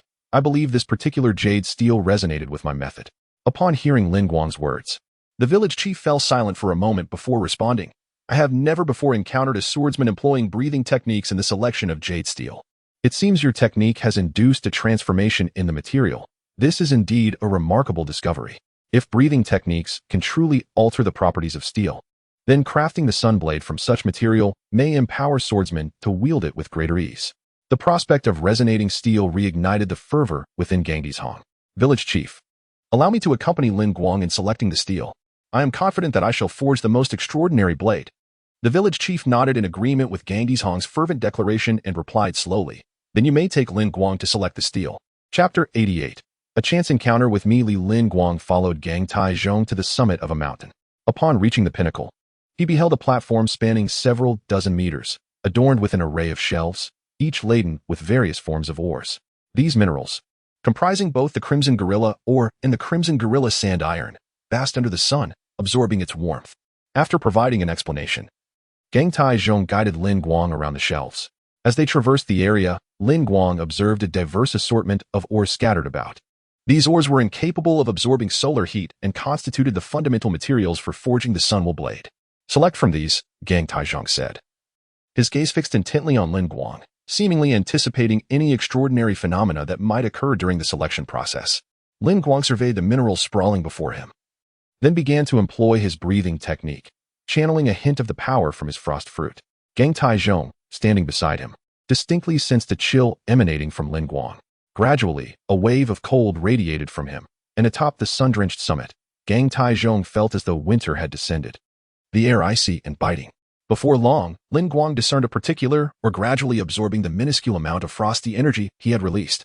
Upon locating the ore, he approached and picked up a pale blue mineral. This one, he declared. To Lin Guang's surprise, rather than expressing astonishment at his choice, Gang Taizhong chuckled softly. Haha, I knew you would select this or... Lin Guang regarded Gang Taizhong with curiosity, for his knowledge of ores was limited, leaving him perplexed as to why Gang Taizhong had made such a statement. This mineral had been discovered by the village over a decade prior. Due to its frigid properties, it maintained a low temperature year-round and was thus dubbed cold iron. However, the blades forged from it were notoriously brittle, leading to its dismissal as a useless or left atop the mountain. When I learned you were to become a Hashira, I intended to use this cold iron to craft your Sunwell blade. However, I wish for you to choose for yourself, hence the delay. It seems our choices align. Gang Taizhong stated, pride evident in his voice. With palpable excitement, he extended his hand and urged, quickly, hand me the cold iron. I shall forge your Sunwell blade at once. Lin Guang glanced at the cold iron in his hand, acutely aware that it was not yet suitable as a forging material. The ore, having been exposed to the sun for an extended period, had lost a significant portion of its chilling essence. If utilized in blade crafting now, the final product would be prone to breakage. Thus, Lin Guang refrained from handing over the cold iron. Although this ore resonates with my breathing technique, I sense that much of its cold energy has dissipated due to prolonged sun exposure. It cannot substantially enhance my technique. I believe it prudent to wait until the cold essence within the ore is restored before embarking on the forging process. For only then can we create a truly exceptional blade. Would you not agree? Upon hearing Lin Guang's refusal to relinquish the cold iron, Steel Tomb felt a surge of anger. However, after listening to Lin Guang's explanation, his agitation gradually subsided. Indeed, you are correct. I shall forge an exceptional blade. With Steel Tomb's agreement, Lin Guang exhaled a sigh of relief. Subsequently, Lin Guang took up temporary residence in the blacksmith village, devoting each night to infusing a portion of the frozen fruit's power into the cold iron. After 7 days, Lin Guang sensed that the chilling energy within the cold iron had been restored. He even noted frost beginning to crystallize on its surface, signaling that the time for forging had arrived. After lunch, Lin Guang made his way to Steel Tomb's abode. As he approached, he was met with a cacophony of furious roars. Impossible. Absolutely impossible. I will never forge another blade for that wretched brat. Moments later, Lin Guang witnessed the irate Steel Tomb emerging from the dwelling. Upon catching sight of Lin Guang and the cold iron in his possession, Steel Tomb's demeanor shifted dramatically to one of excitement. Lin Guang, is it time to forge the blade? Lin Guang nodded and presented the cold iron, now adorned with frost. The transformation left Steel Tomb's eyes wide with astonishment. Is this truly the same piece of cold iron from 7 days ago? Lin Guang chuckled playfully. Of course it is. Would I present you with a counterfeit? Steel Tomb suddenly turned serious, gazing intently at Lin Guang. I can sense the extraordinary nature of this cold iron, and I shall exert every ounce of my energy to forge it. Lin Guang smiled gently and replied, well then, I entrust my blade to your capable hands. Embracing the cold iron, Steel Tomb seemed impervious to its frigid touch, his fervor for forging eclipsing any discomfort from the cold. Observing this, Lin Guang inquired, by the way, when I arrived, I seemed to hear you shouting about something. Though he surmised it pertained to Tanjiro, Lin Guang recognized that due to his interference, Tanjiro's blade had not shattered on Mount Natagomo, nor had it been lost after the Mugen train incident.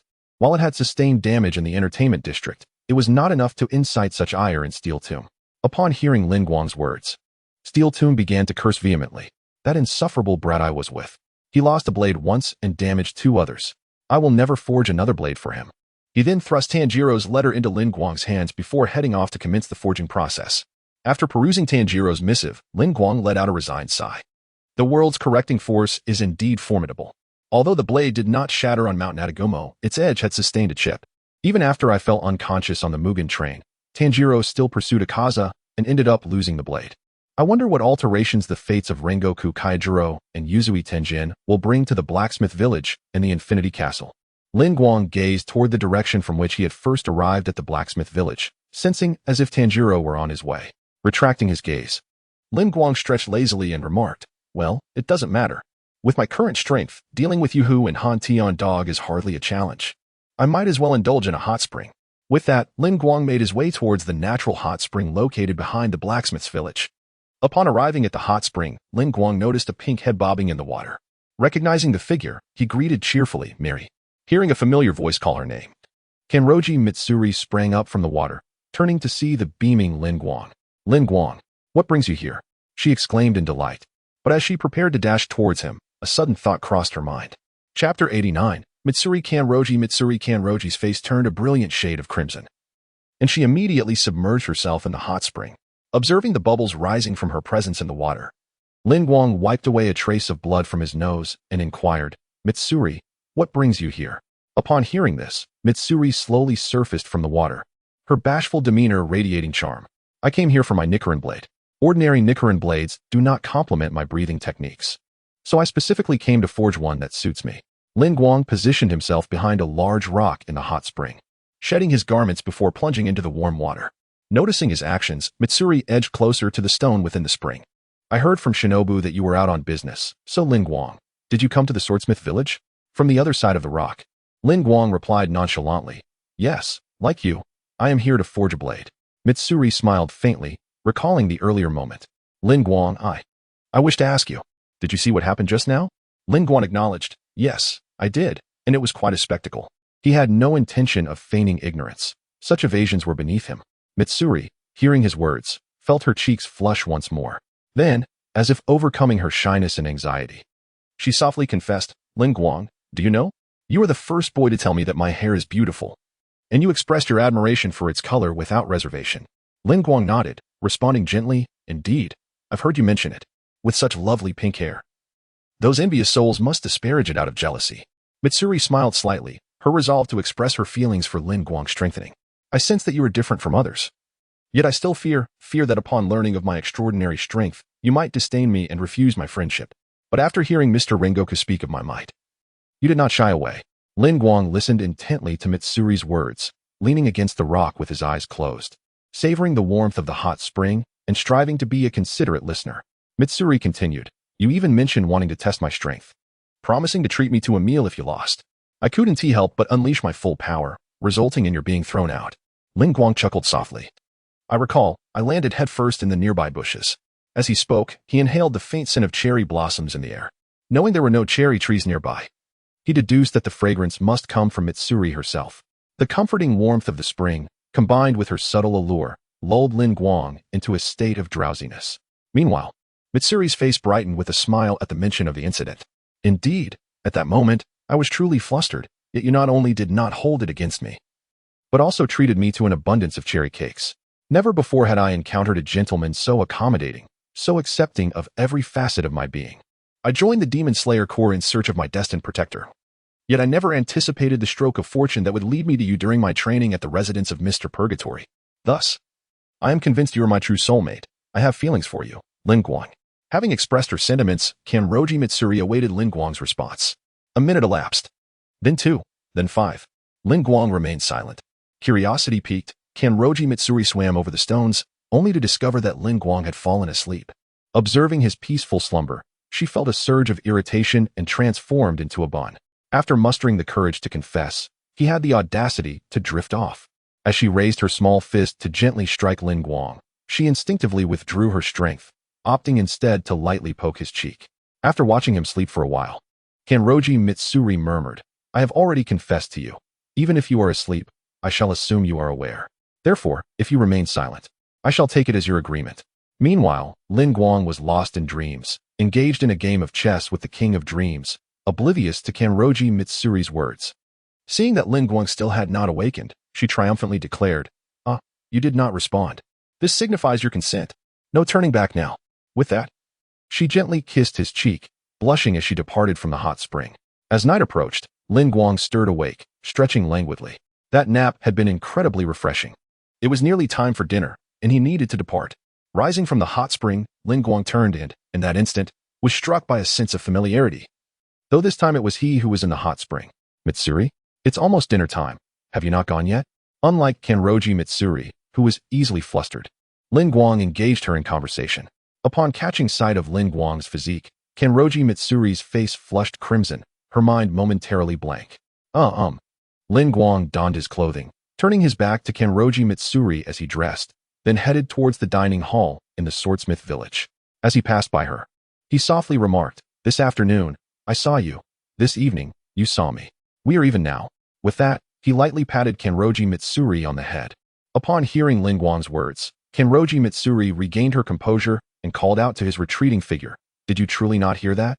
Lin Guang turned back, gazing at her with a puzzled expression. Hear what? In response, Kanroji Mitsuri anxiously waved her hands. And no, it's nothing. Dinner is ready, so I came to get you. Lin Guang was taken aback by Kanroji Mitsuri's unexpected behavior. Rather than rushing to the meal as she typically would, she had come to summon him. Huh? I recall you used to dash over at the mere mention of food. Why did it suddenly become like this today? Before Lin Guang could finish his sentence, Kanroji Mitsuri blushed and explained, It's because of you. I was worried you would feel dizzy from soaking in the hot springs since you fell asleep this afternoon, so I came to find you. With that, Kanroji Mitsuri hurriedly dashed towards the dining hall of the blacksmith village, stealing a glance at Lin Guang as she ran. Observing the retreating figure of Kanroji Mitsuri, Lin Guang smiled gently. I knew it. This is the little foodie Mitsuri I know. Following her direction, Lin Guang made his way to the dining hall of the blacksmith village. The moment he entered, he spotted Kanroji Mitsuri earnestly enjoying her meal. Upon noticing Lin Guang approaching, she shyly buried her face in her food, unable to meet his gaze. Chapter 90. Mitsuri Kanroji Lin Guang, engrossed in his own thoughts, served himself a bowl of rice and settled down opposite Mitsuri Kanroji. Observing her relish in the meal, he found that the food before him appeared considerably more appetizing. My Nichiren blade is about to be forged, and come that time, the villagers may not have time for you. Therefore, if you wish to temper your blade, you might have to wait a few more days. Lin Guang remarked, fully aware of the immense power contained within the cold iron he had selected. Understanding the challenges that lay ahead in the forging process, Mitsuri Kanroji gazed at him, puzzled, and inquired, "Why is that?" Lin Guang offered a gentle smile and replied, "You will understand tomorrow."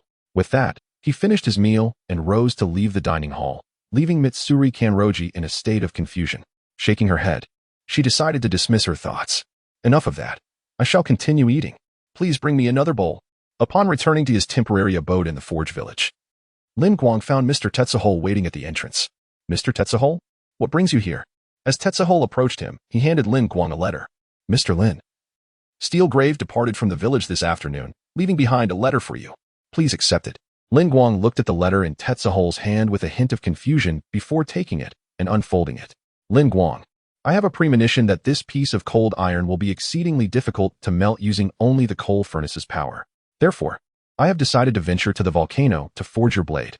I shall utilize the heat of the magma to melt this material and create an unparalleled sword for you." The brief letter conveyed Steelgrave's fervent dedication to the task at hand. It stated that Steelgrave had taken some villagers with him when he departed, and they only realized his absence that evening, meaning Lin Guang would have to wait a while longer for his blade. Lin Guang smiled slightly and tucked the letter away, saying, "No worries. It's merely an inconvenience to remain here." Tetsuhol quickly responded, "It's no trouble at all. After all, we are forging your blade. You are welcome to stay in the forge village until your sword is completed, so I shall not disturb your rest any further." With that, Tetsuhol took his leave. Lin Guang was surprised that Steelgrave had chosen to go to the volcano to forge the blade, murmuring softly, "Steelgrave has left the forge village. I wonder if Tanjiro will still be able to acquire the sword left by Yorichi Tsujikuni. Perhaps this is one of the unforeseen changes." Afterward, Lin Guang accompanied Mitsuri Kanroji in selecting materials, and nearly every day was spent playing and training with her until, 15 days later, another Hashira arrived in the village. As Lin Guang walked along the path of the forge village, a boy with long black hair, the tips tinged with mint green and an impassive expression, approached him. This boy was the mist Hashira, Michiro Takedo. As Michiro brushed past Lin Guang, he seemed to recall something and turned to say in a calm tone, "Lin Guang?" Hearing his name called, Lin Guang turned to face Michiro. "Michiro? What does he want from me?" Lin Guang inquired, "Mr. Takatum Michiru, did you summon me for a particular reason?" He had heard of Michiru's previous battle with Upper Moon 3 and the subsequent defeat of Upper Moon 6. With an expression devoid of emotion, Takatum Michiru replied, "Indeed." Lin Guang smiled gently, "That is somewhat accurate. However, it was only with the assistance of Mr. Tenjin that I managed to vanquish Upper Moon 6.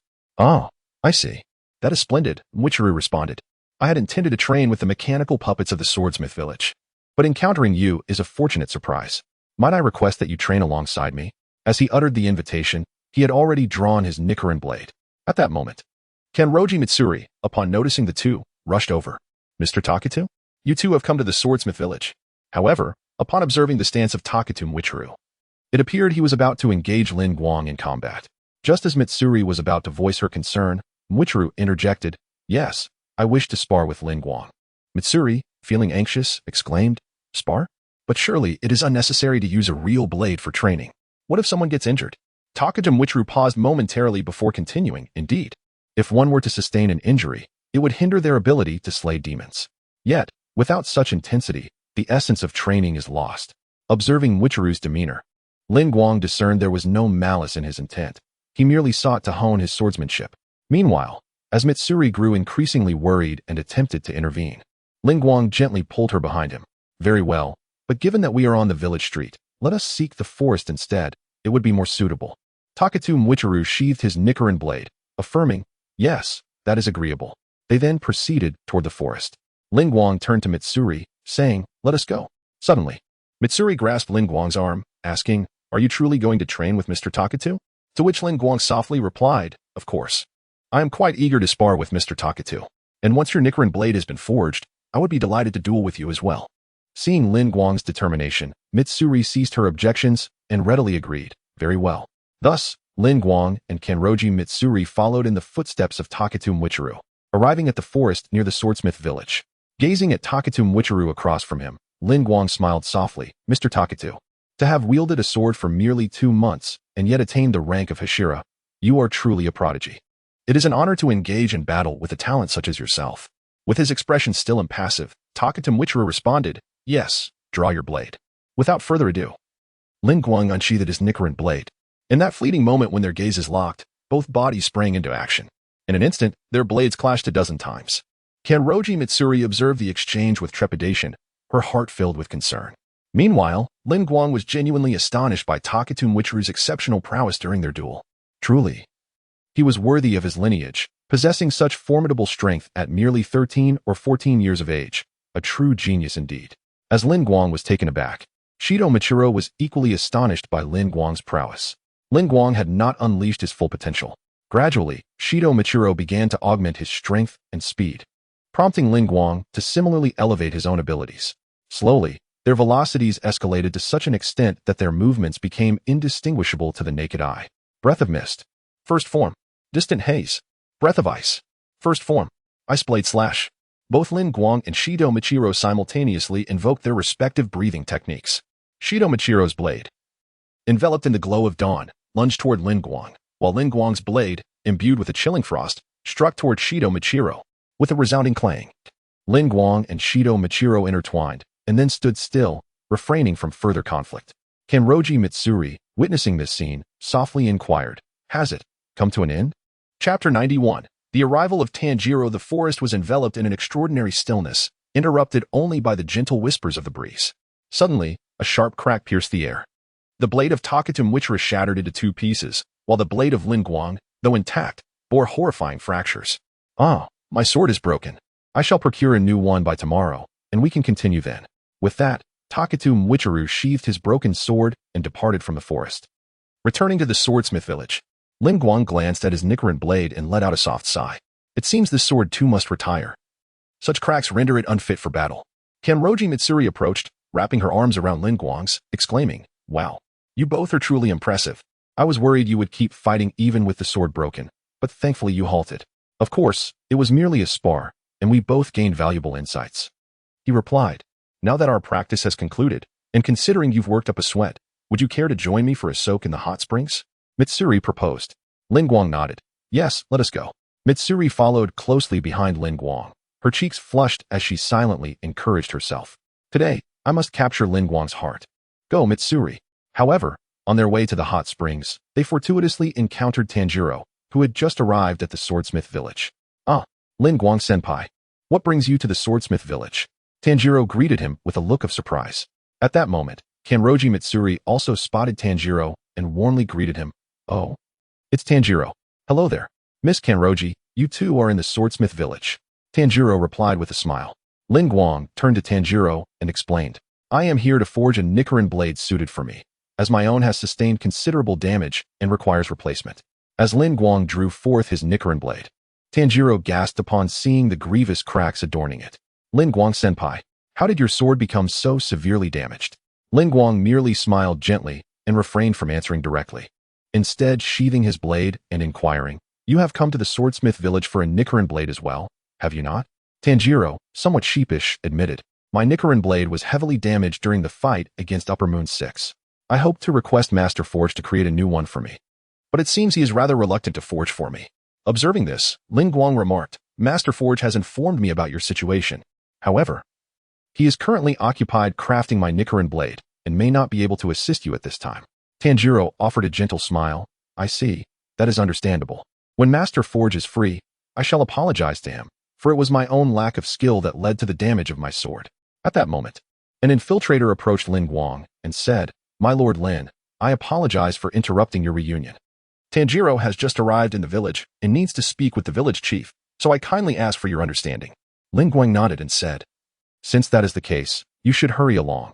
It would be unseemly to keep the village chief waiting." Tanjiro responded, "All right. I shall take my leave to pay my respects to the village chief." After bidding farewell to Lin Guang and Kanroji Mitsuri, Tanjiro followed the members of the Shadow Corps to the chief's residence. Observing Tanjiro's departing figure, Lin Guang furrowed his brow. Now that Tanjiro had arrived at the swordsmith village, the time of the impending attack on the village was drawing near. He pondered whether Mr. Kanetetsu would be able to forge my sword within this interval. Noticing the concern etched on Lin Guang's face, Kanroji Mitsuri inquired, "Is something troubling you, Lin Guang?" In response, Lin Guang gently shook his head and replied, "It's nothing. Let us go to the hot springs." As they traversed the path to the hot springs, they encountered a young man with a dark, rooster-like hairstyle and a scar that extended from his right cheek to the tip of his nose. Kanroji Mitsuri cheerfully approached him and greeted, "Hello. My name is Kanroji Mitsuri. What is your name? How old are you? What breathing technique do you use? I believe this is our first meeting. You are quite tall." Upon seeing this young man, Lin Guang instantly recognized him as the younger brother of the Wind Hashira, Shinazugawa Sanemi Shinazugawa Jinya. Jinya, taken aback by Mitsuri's enthusiasm, turned crimson and was rendered speechless. Due to his discomfort in interacting with girls, he hurriedly disregarded Kanroji Mitsuri and left in a fluster. Witnessing Jinya's silent departure, Mitsuri felt a wave of indignation and lamented. "Oh no, Lin Guang, did you see that? I greeted him first, and yet I was completely ignored. He is a Hashira, after all. How could he be so rude?" Lin Guang softly reassured her, "I know that person. Let us continue our conversation as we walk." Comforted by Lin Guang's words, Kanroji Mitsuri no longer felt aggrieved. All right. Lin Guang and Kanroji Mitsuri settled at either side of the stone structure in the hot spring, as they had done previously. "That young man is Shinazugawa Jinya. I encountered him during the final selection, as we were in the same cohort," Lin Guang remarked, sharing the details of the final selection with Kanroji Mitsuri. "Ah, so that is the case. He must be Mr. Shinazugawa's brother, but Mr. Shinazugawa mentioned he has no siblings." Kanroji Mitsuri mused, seemingly perplexed. Perhaps there is some estrangement between the brothers. It is truly disheartening. Ultimately, it is a matter between them, and we are unaware of the circumstances. It is something they must resolve on their own. After emerging from the hot spring and donning a bathrobe, Lin Guang declared, "Let us go. Dinner is likely to be served soon, and I have heard that today they are serving matsutake rice." Upon hearing about the meal, Kanroji Mitsuri became instantly excited. "Matsutake rice. Is that true?" She hastily donned her bathrobe and prepared to dash toward the dining hall. However, before she could take more than a few steps, Lin Guang pulled her back. "You little glutton, have you not the slightest concern about your disheveled attire being noticed by others?" Kanroji Mitsuri's face flushed a deep crimson, rendering her momentarily speechless. Once her garments were tidied, Lin Guang gently flicked Kanroji Mitsuri's forehead and remarked, "Now that's better. Let us be on our way." With that, Lin Guang proceeded towards the dining hall. Kanroji Mitsuri remained silent, following closely beside him, her previous haste having dissipated. Upon arriving at the dining hall, Lin Guang and Kanroji Mitsuri spotted Tanjiro. Chapter 92, Mitsuri's Departure. "Ah, Tanjiro, you have returned." "Yes. The village chief informed me about Mr. Kanedetsuka, so I intend to have a thorough discussion with him." "All right, then let us dine," Lin Guang said as he, along with Mitsuri Kanroji, took their seats at the dining table. Once the dishes were served, Mitsuri transformed from her previously bashful demeanor into that of a voracious eater. In no time, the bowls on the table were stacked high. Observing Mitsuri's impressive appetite, Tanjiro praised her. "Miss Kanroji, you truly have a remarkable capacity for food." Feeling somewhat shy at Tanjiro's compliment, Mitsuri replied, "Do I? To be honest, I haven't eaten particularly much today." "Indeed, I can attest that Mitsuri has consumed slightly less than usual today," Lin Guang interjected, raising his hand. Tanjiro nodded, lifting his bowl, and resolutely stated, "I too must eat more to grow stronger swiftly." At that moment, a small adorable creature suddenly emerged from beneath the table. Upon seeing Nezuko, Mitsuri and Nezuko began to engage with one another. The interaction between the two beauties, one grand and one petite, was utterly captivating. Then Lin Guang inquired, "Tanjiro, have you encountered Jinya Tsujikuni?" After a moment of contemplation, Tanjiro replied, "Yes, I have met him, though he seems somewhat difficult to communicate with." Lin Guang chuckled lightly. One could say they are indeed brothers, sharing the same temperament, making communication quite challenging. Hearing this, Mitsuri remarked, "My 5 siblings have always gotten along well. Yet it seems these 2 brothers hardly converse, which is rather peculiar and intimidating." Tanjiro suddenly realized that Jinya had not yet joined them for the meal, and he asked, "Has Jinya not come for dinner at all?" Lin Guang responded, "I suspect he will not be coming. The village always prepares his meals. Yet he appears to have never attended." With concern, Tanjiro said, "Is it truly all right? Perhaps we should prepare some rice balls to take to him." Mitsuri agreed enthusiastically. "That sounds like a splendid idea. Let us proceed with that." Lin Guang smiled gently, not hindering Tanjiro and Mitsuri's initiative. After inquiring about Jinya's room, Tanjiro and Mitsuri set off with the rice balls in hand. Initially reluctant to follow, Lin Guang found himself unable to resist Nezuko's insistence to accompany him and Mitsuri. Thus he reluctantly joined their endeavor. Mitsuri glanced at Nezuko, who was holding on to both of them, a smile blossoming on her face. "Wow. This scene truly resembles taking children out for an outing. It is simply delightful." At this moment, Tanjiro suddenly asked, "Miss Kanroji, What prompted you to join the Demon Slayer Corps? Upon hearing Tanjiro's question, Mitsuri became noticeably anxious, glancing at Lin Guang from time to time. Ah, me? Do you truly wish to know? Well, as she spoke, Mitsuri began to fidget, ultimately covering her face with her hands. I joined in search of my destined true love. Upon hearing Kanroji Mitsuri's words, Tanjiro felt a sense of unease envelop him. At that moment, he and his companions arrived at the room of Shinazugawa Jinya, only to find it empty, leaving both Tanjiro and Mitsuri feeling somewhat disheartened. Indeed, he was not in the room. Just then, a member of the Demon Slayer Corps approached Mitsuri. Lady Kanroji, your sword is nearly finished sharpening. May I request your presence at the workshop for the final adjustments?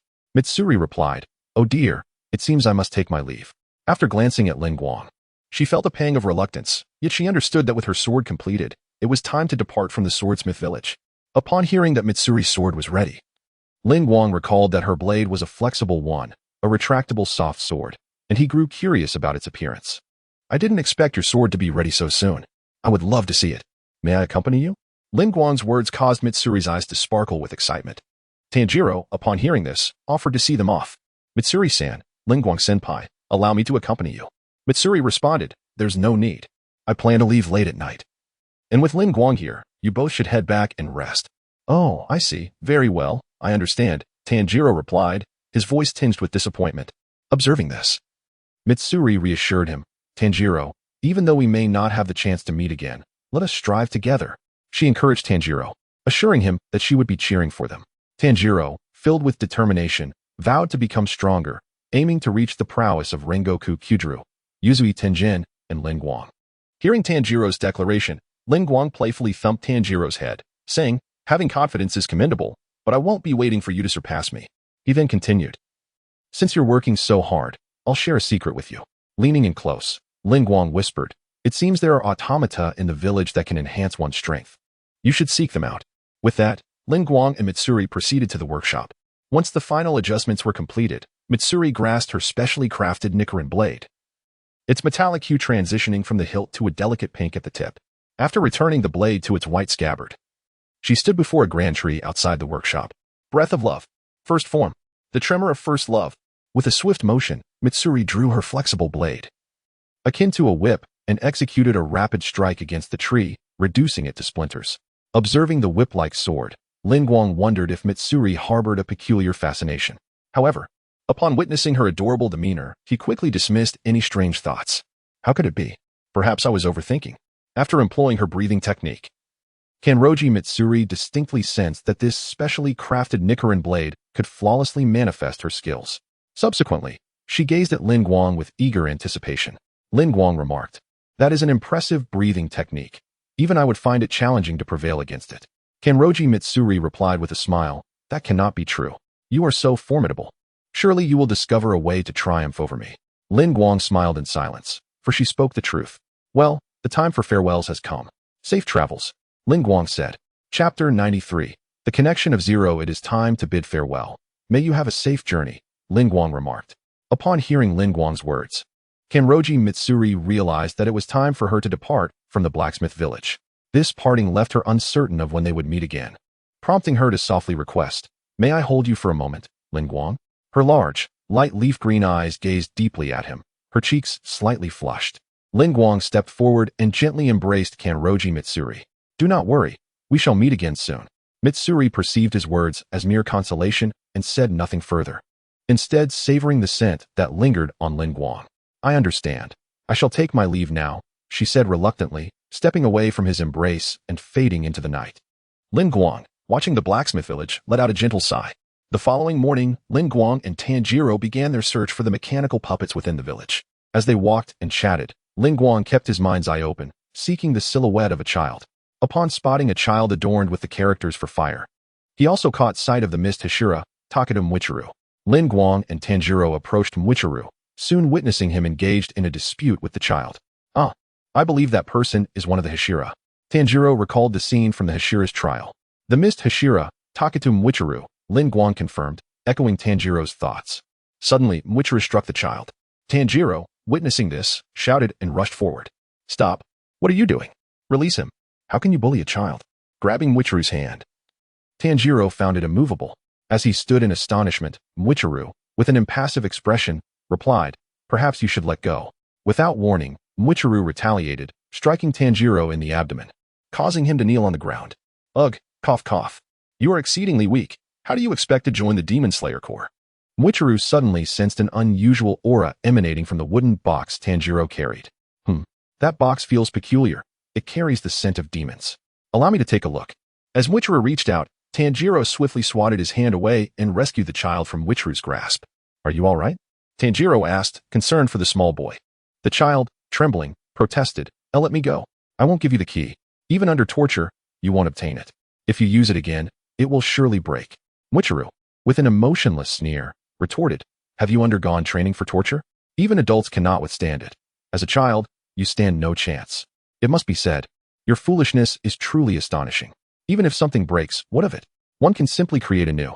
Are you aware that while you sulk over such trivial matters, countless souls have perished at the hands of demons?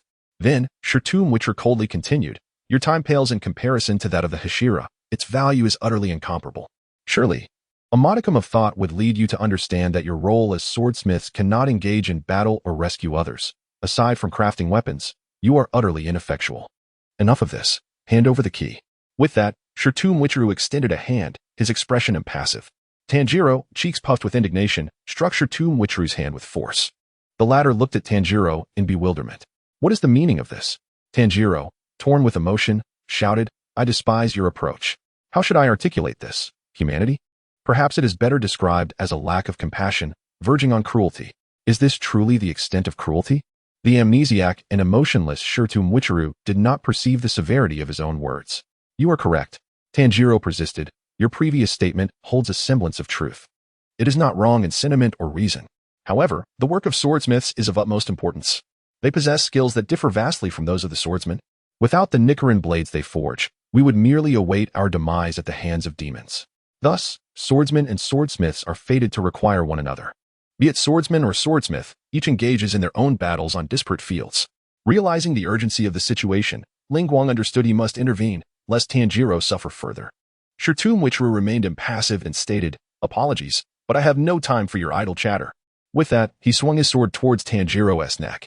At that moment, Lin Guang seized Shirtum Witcheru's wrist and said, Mr. Shirtu, let us converse civilly. Why resort to violence?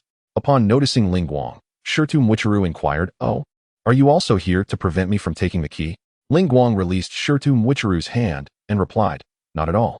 I am here to seek the automaton that enhances strength. Shirtum Witcheru, still expressionless, replied, I see. Then let us proceed together. With that, he disregarded Tanjiro and directly took the key from the small boy. Lin Guang turned to Tanjiro and said, Come along. This may prove beneficial for you. Thus, Lin Guang and Shirtum Witcheru set off in search of the automaton, and after a moment's hesitation, Tanjiro followed suit. While the boy who had lost his key angrily trailed behind them to the location of the automaton. After Shirtum Witcheru activated the automaton with the key, he approached Lin Guang. You may go first. My sword is broken, and I must wait several days for a new one. Upon hearing this, Lin Guang smiled gently. Very well, I shall take advantage of this. Lin Guang approached the mechanical puppet resembling Konikuzushi Yuruchi, drawing forth his cracked Nichiren blade. In the next instant, the puppet, with an appearance akin to that of Konikuzushi Yuruchi, launched 6 arms towards Lin Guang. He adeptly evaded the relentless onslaught, skillfully maneuvering to avoid the puppet's strikes. Throughout this fierce encounter, Lin Guang could faintly grasp the immense prowess of the legendary swordsman, Konikuzushi Yuruchi. The 6 mechanical arms moved with an impenetrable precision. Yet Lin Guang continually found openings to escape and retaliate. He understood that relying solely on his breathing techniques and physical prowess, without invoking any other abilities, would render him incapable of defeating the peak Konikuzushi Yuruchi of yore. Moreover, Lin Guang harbored a peculiar sensation that even with all his abilities unleashed, he could scarcely hope to prevail against Yuruchi. Contemplating this, he couldn't help but marvel inwardly.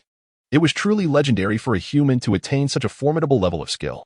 Chapter 94, The Exclusive Nichiren Blade. However, Lin Guang faced only a mechanical puppet, not the true Kagaya Yurichi, allowing him to navigate the confrontation with relative ease. After countless exchanges, the Nichiren blade in Lin Guang's grasp ultimately succumbed to the strain and shattered. In that moment, he seized the opportunity to extract the key from the mechanical puppet, bringing its movements to a sudden halt. Lin Guang sheathed the broken Nichiren blade and approached Takatu Michiro, saying, I believe that even from your vantage point, you have gleaned a fair amount of insight. Takatu Michiro nodded in agreement, replying, there has indeed been some gain. With that, he turned to depart. Lin Guang then addressed Tanjiro and the nearby Kotetsu. I trust you both have come to understand something from this encounter. Kotetsu gazed thoughtfully at the unmoving Yoriichi-type Zero in the distance. Tanjiro reflected on the battle between Lin Guang and Yoriichi-type Zero, feeling he had also obtained some valuable lessons. If possible, it would be beneficial for Tanjiro to train with the mechanical puppet in the days to come. Previously resistant to the idea of using the puppet for training, Kotetsu had now come to a realization. Tanjiro, please fulfill your promise. Train with Yoriichi-type Zero and become even stronger than that poker-faced brat. Upon hearing this, Lin Guang smiled faintly and took his leave. Under Kotetsu's encouragement, Tanjiro commenced his arduous training regimen. Meanwhile, after Kanroji Mitsuri's departure, Lin Guang found himself growing somewhat bored until the 7th day arrived. A muscular man, bare-chested, appeared at Lin Guang's doorstep. Ha ha ha, I have forged it. Lin Guang, you little rascal. I have crafted your blade. Come see how it turned out. Upon hearing that his blade had been completed, Lin Guang rushed to Steel Tomb's side. Really? Let me see it. Steel Tomb handed Lin Guang a wooden box containing the Nichiren blade. Ha ha ha. Go ahead and open it. I assure you, this Nichiren blade is the strongest I have ever forged. You must let it adorn your exquisite white. Lin Guang opened the box to reveal a Nichiren blade resting within, emanating a soft lavender metallic sheen, with the inscription Demon Slayer etched near the blade's edge. Beaming with pride, Steel Tomb proclaimed, the ore you selected, if not for the volcanic magma's heat, would have been nearly impossible to forge into steel. I brought back 70% of the village's Crimson Gorilla ore and Crimson Gorilla sand iron, ultimately refining it into pure Crimson Gorilla steel, which closely matched that piece of cold iron. Surprised, Lin Guang responded, 70%. Does that not hinder the supply of blades for the Demon Slayer core from the village? Steel Tomb dismissed the concern. Our village lacks many things, but we are never short of ore or sand iron, so you need not worry. Seeing that Steel Tomb appeared sincere, Lin Guang refrained from further inquiry.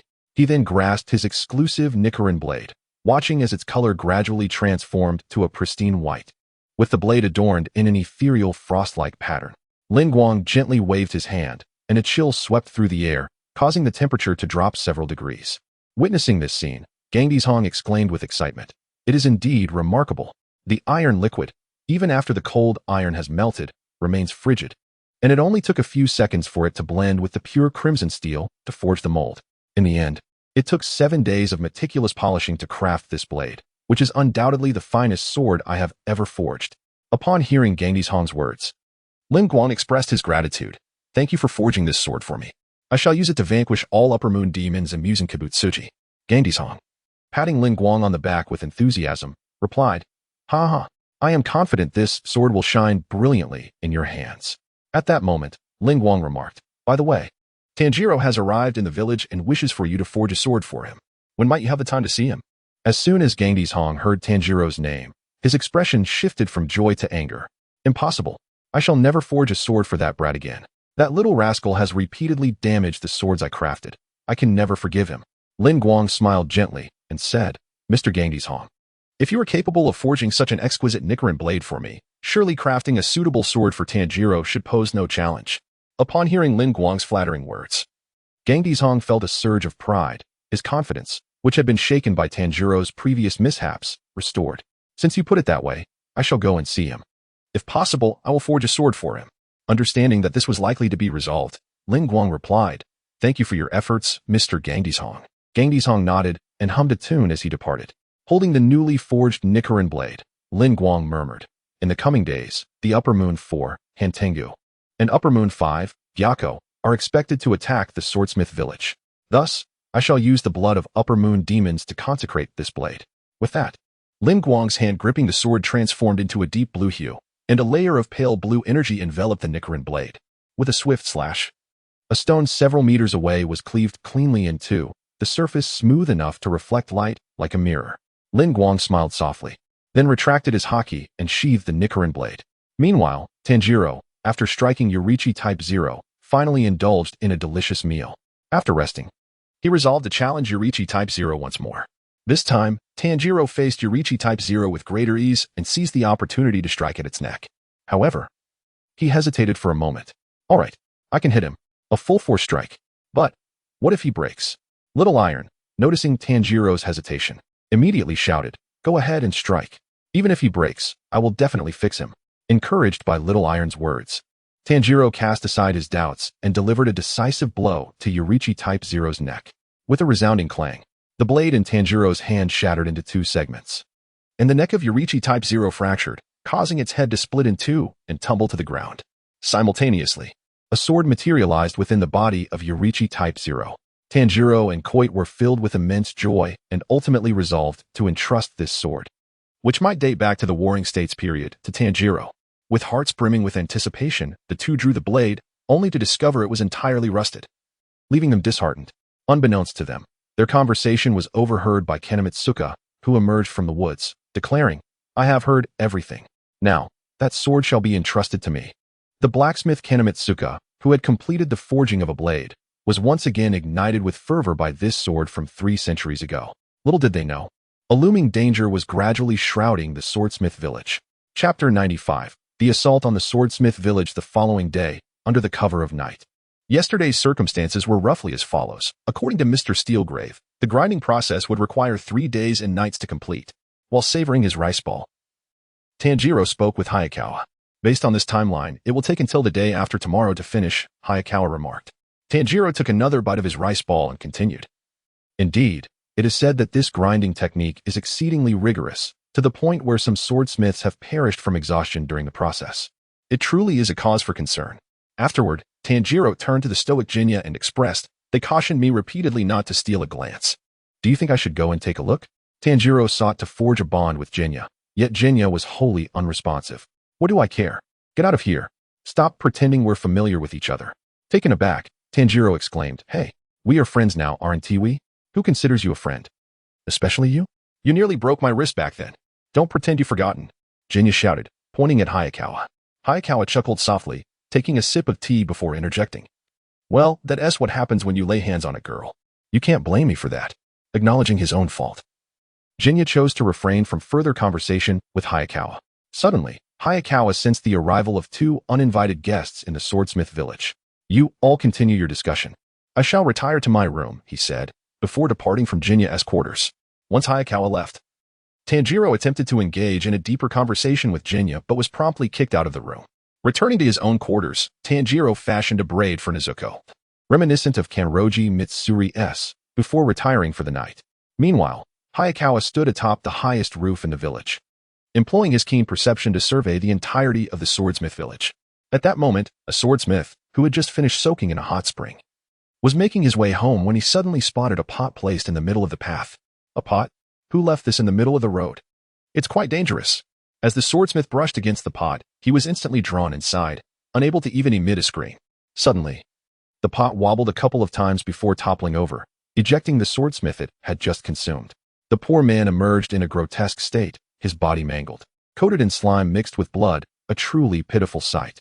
Next, a figure emerged from the pot, a creature named Tamayo, whose eyes, serving as mouths, bled as it exclaimed, "Disgusting. Truly revolting. It seems the swordsmiths residing in the deep mountains are indeed inedible. Nevertheless, this works to our advantage. If we obliterate this place, it will surely deliver a significant blow to the demon slayers." He.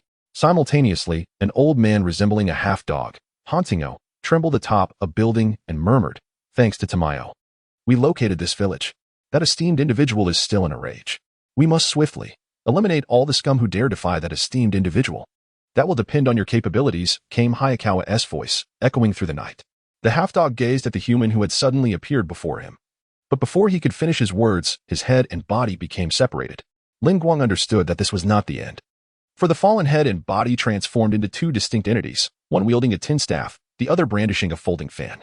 Lin Guang launched another attack, aiming his blade at the young half-dog holding the fan.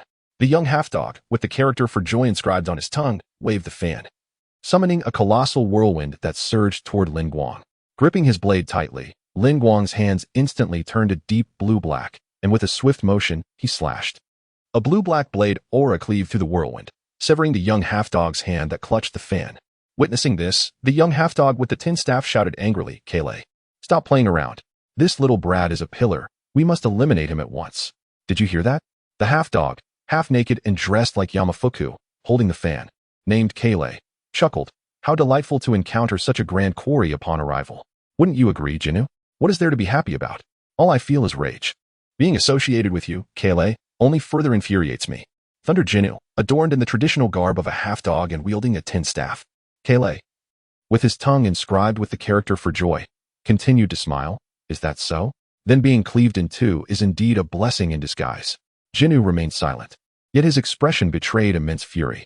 At that moment, a thick mist enveloped the area, and Shido Michiro glided forth from the fog, his sword stirring the haze. Breath of mist. Fourth form. Flowing slice. With a swift cut, he decapitated Jinu.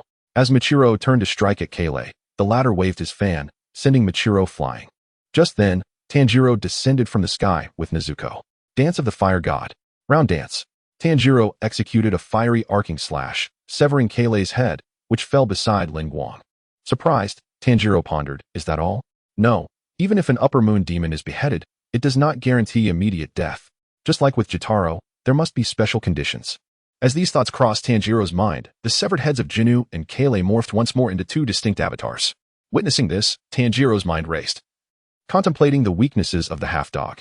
At that moment, a warrior clad in armor, brandishing a cross-patterned spear, and with the character for sorrow inscribed on his tongue, lunged at Tanjiro, unleashing a fierce shockwave. This shockwave was also sliced apart by Lin Guang's blade aura, but at the same time, another newly formed avatar emerged. A half-bird man, complete with wings and a lower body resembling a bird, and with the character for happiness inscribed on his tongue, seized Tanjiro with his talons, lifting him into the air. Kakaka. This is simply splendid. It has been ages since I've experienced such separation. Meanwhile, unbeknownst to anyone, Kaneo Tsuyuri had already positioned herself atop a roof. Her gun aimed at the demon that had captured Tanjiro. With a resounding shot, she fired. The formidable bullet pierced through the wings of the flying demon. Tanjiro and the airborne demon plummeted to the ground. Seizing the opportunity, the samurai-clad demon thrust a spear into the abdomen of Michiro Takedo.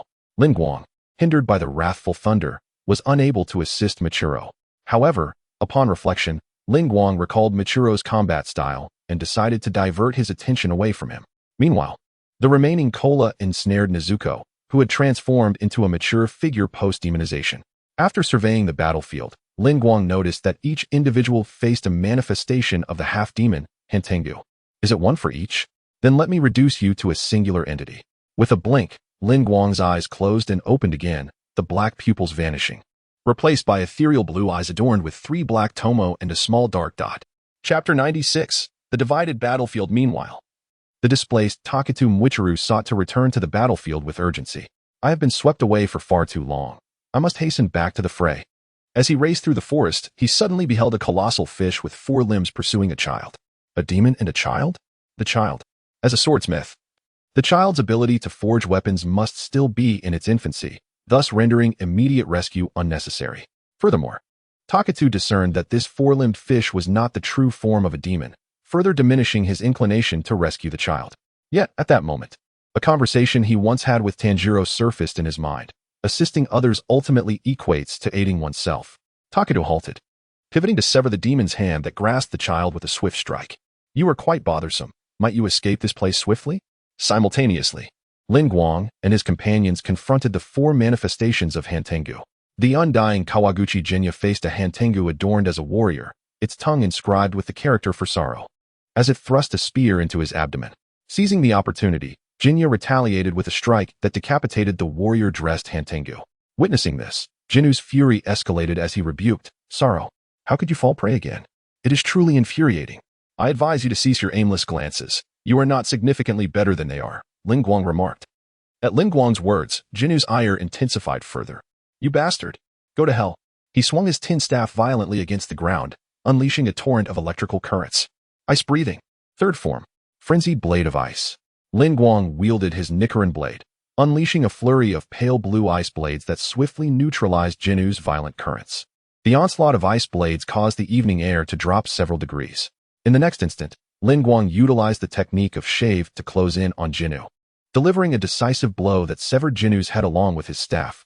Immediately, Lin Guang, employing his keen eye, located Hantengu's true form, which was concealed in the distant underbrush, resembling a frightened rodent.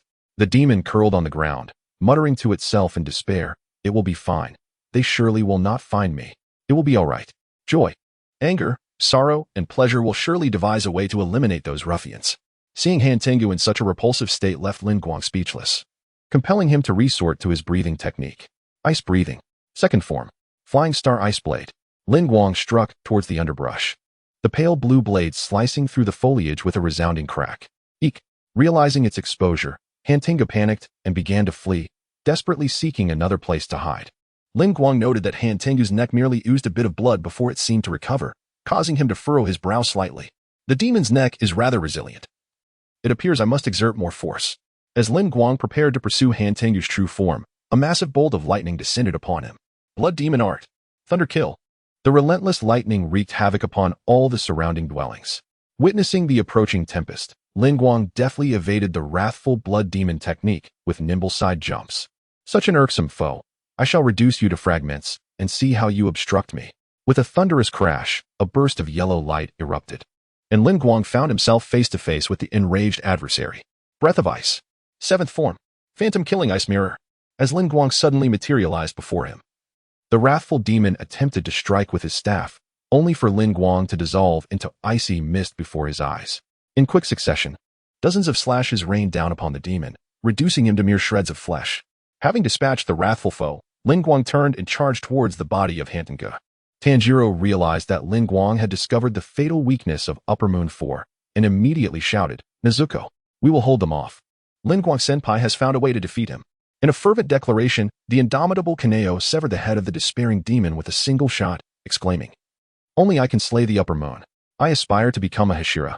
Nezuko delivered a powerful kick that shattered the jaw of the demon, while Tanjiro cleaved the legs and jaw of Han Tengu, who bore wings upon his back. Observing this scene, the recently revived wrathful demon erupted in fury. How exasperating. Kola and Sara always hold us back, and Eiju is utterly useless, unable to handle a mere child. Just as the wrathful demon intended to pursue Lin Guang, he was obstructed by the Tanjiro siblings. "Lin Guang Senpai, leave them to us." Lin Guang cast a glance at Tanjiro and Nezuko, noting that Tanjiro's sword now glowed a fierce crimson, scorched by Nezuko's blood. Recognizing this as the red blade, Lin Guang understood its significance as a bane to demons, albeit stained through other means. A faint smile graced his lips as he continued his pursuit, effortlessly catching up to the fleeing Han Tengu. Breath of Ice. Seventh form. Snow Tiger's Howl. With a swift motion, a magnificent white tiger emerged, its pristine fur and deep blue patterns lending it an air of life. As the snow tiger was poised to devour the true form of Han Tengu, a shadow abruptly appeared. Blood Demon Technique. Infinite Wood Tree. Countless colossal wooden dragons writhed and surged forth, sweeping towards the snow tiger. Despite the tiger's valiant struggle against several wood dragons, it was ultimately ensnared and torn apart by the remaining ones. To bully the weak is utterly detestable. A figure emerged, bearing several drums inscribed with the character for hatred. This youth, a demon emanating a presence far surpassing that of the four lower demons, was the embodiment of hatred, Zhang, the strongest avatar of Han Tengu. A convergence of all mixed emotions. Its essence was the result of wrath absorbing Sora, Kola, and Eiju, taking the form of Zhang Haku Ten. Simultaneously, the swordsmith village faced its own assault. Enormous fish monsters, carrying jars upon their backs, rampaged through the village, inflicting harm indiscriminately. Numerous homes were struck, and the swordsmiths fled in panic. Some attempted to resist with weapons, only to be effortlessly swatted aside by the monstrous creatures. At that moment, a breathtaking figure descended from the heavens. "I apologize for my tardiness. I shall swiftly annihilate them." In an instant, Mitsuri Kanroji wielded her specially crafted extendable blade, cleaving the monstrous fish creatures that terrorized the streets into fragments. These abominations, conjured by blood sorcery, were reduced to ashes and vanished without a trace.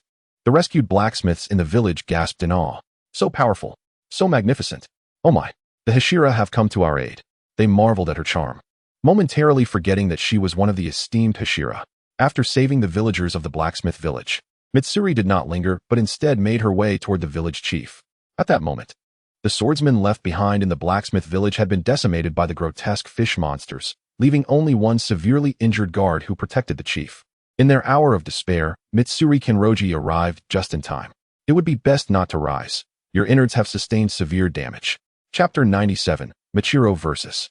"Tamayo, it is perhaps best not to rise, for your internal organs have sustained severe injuries."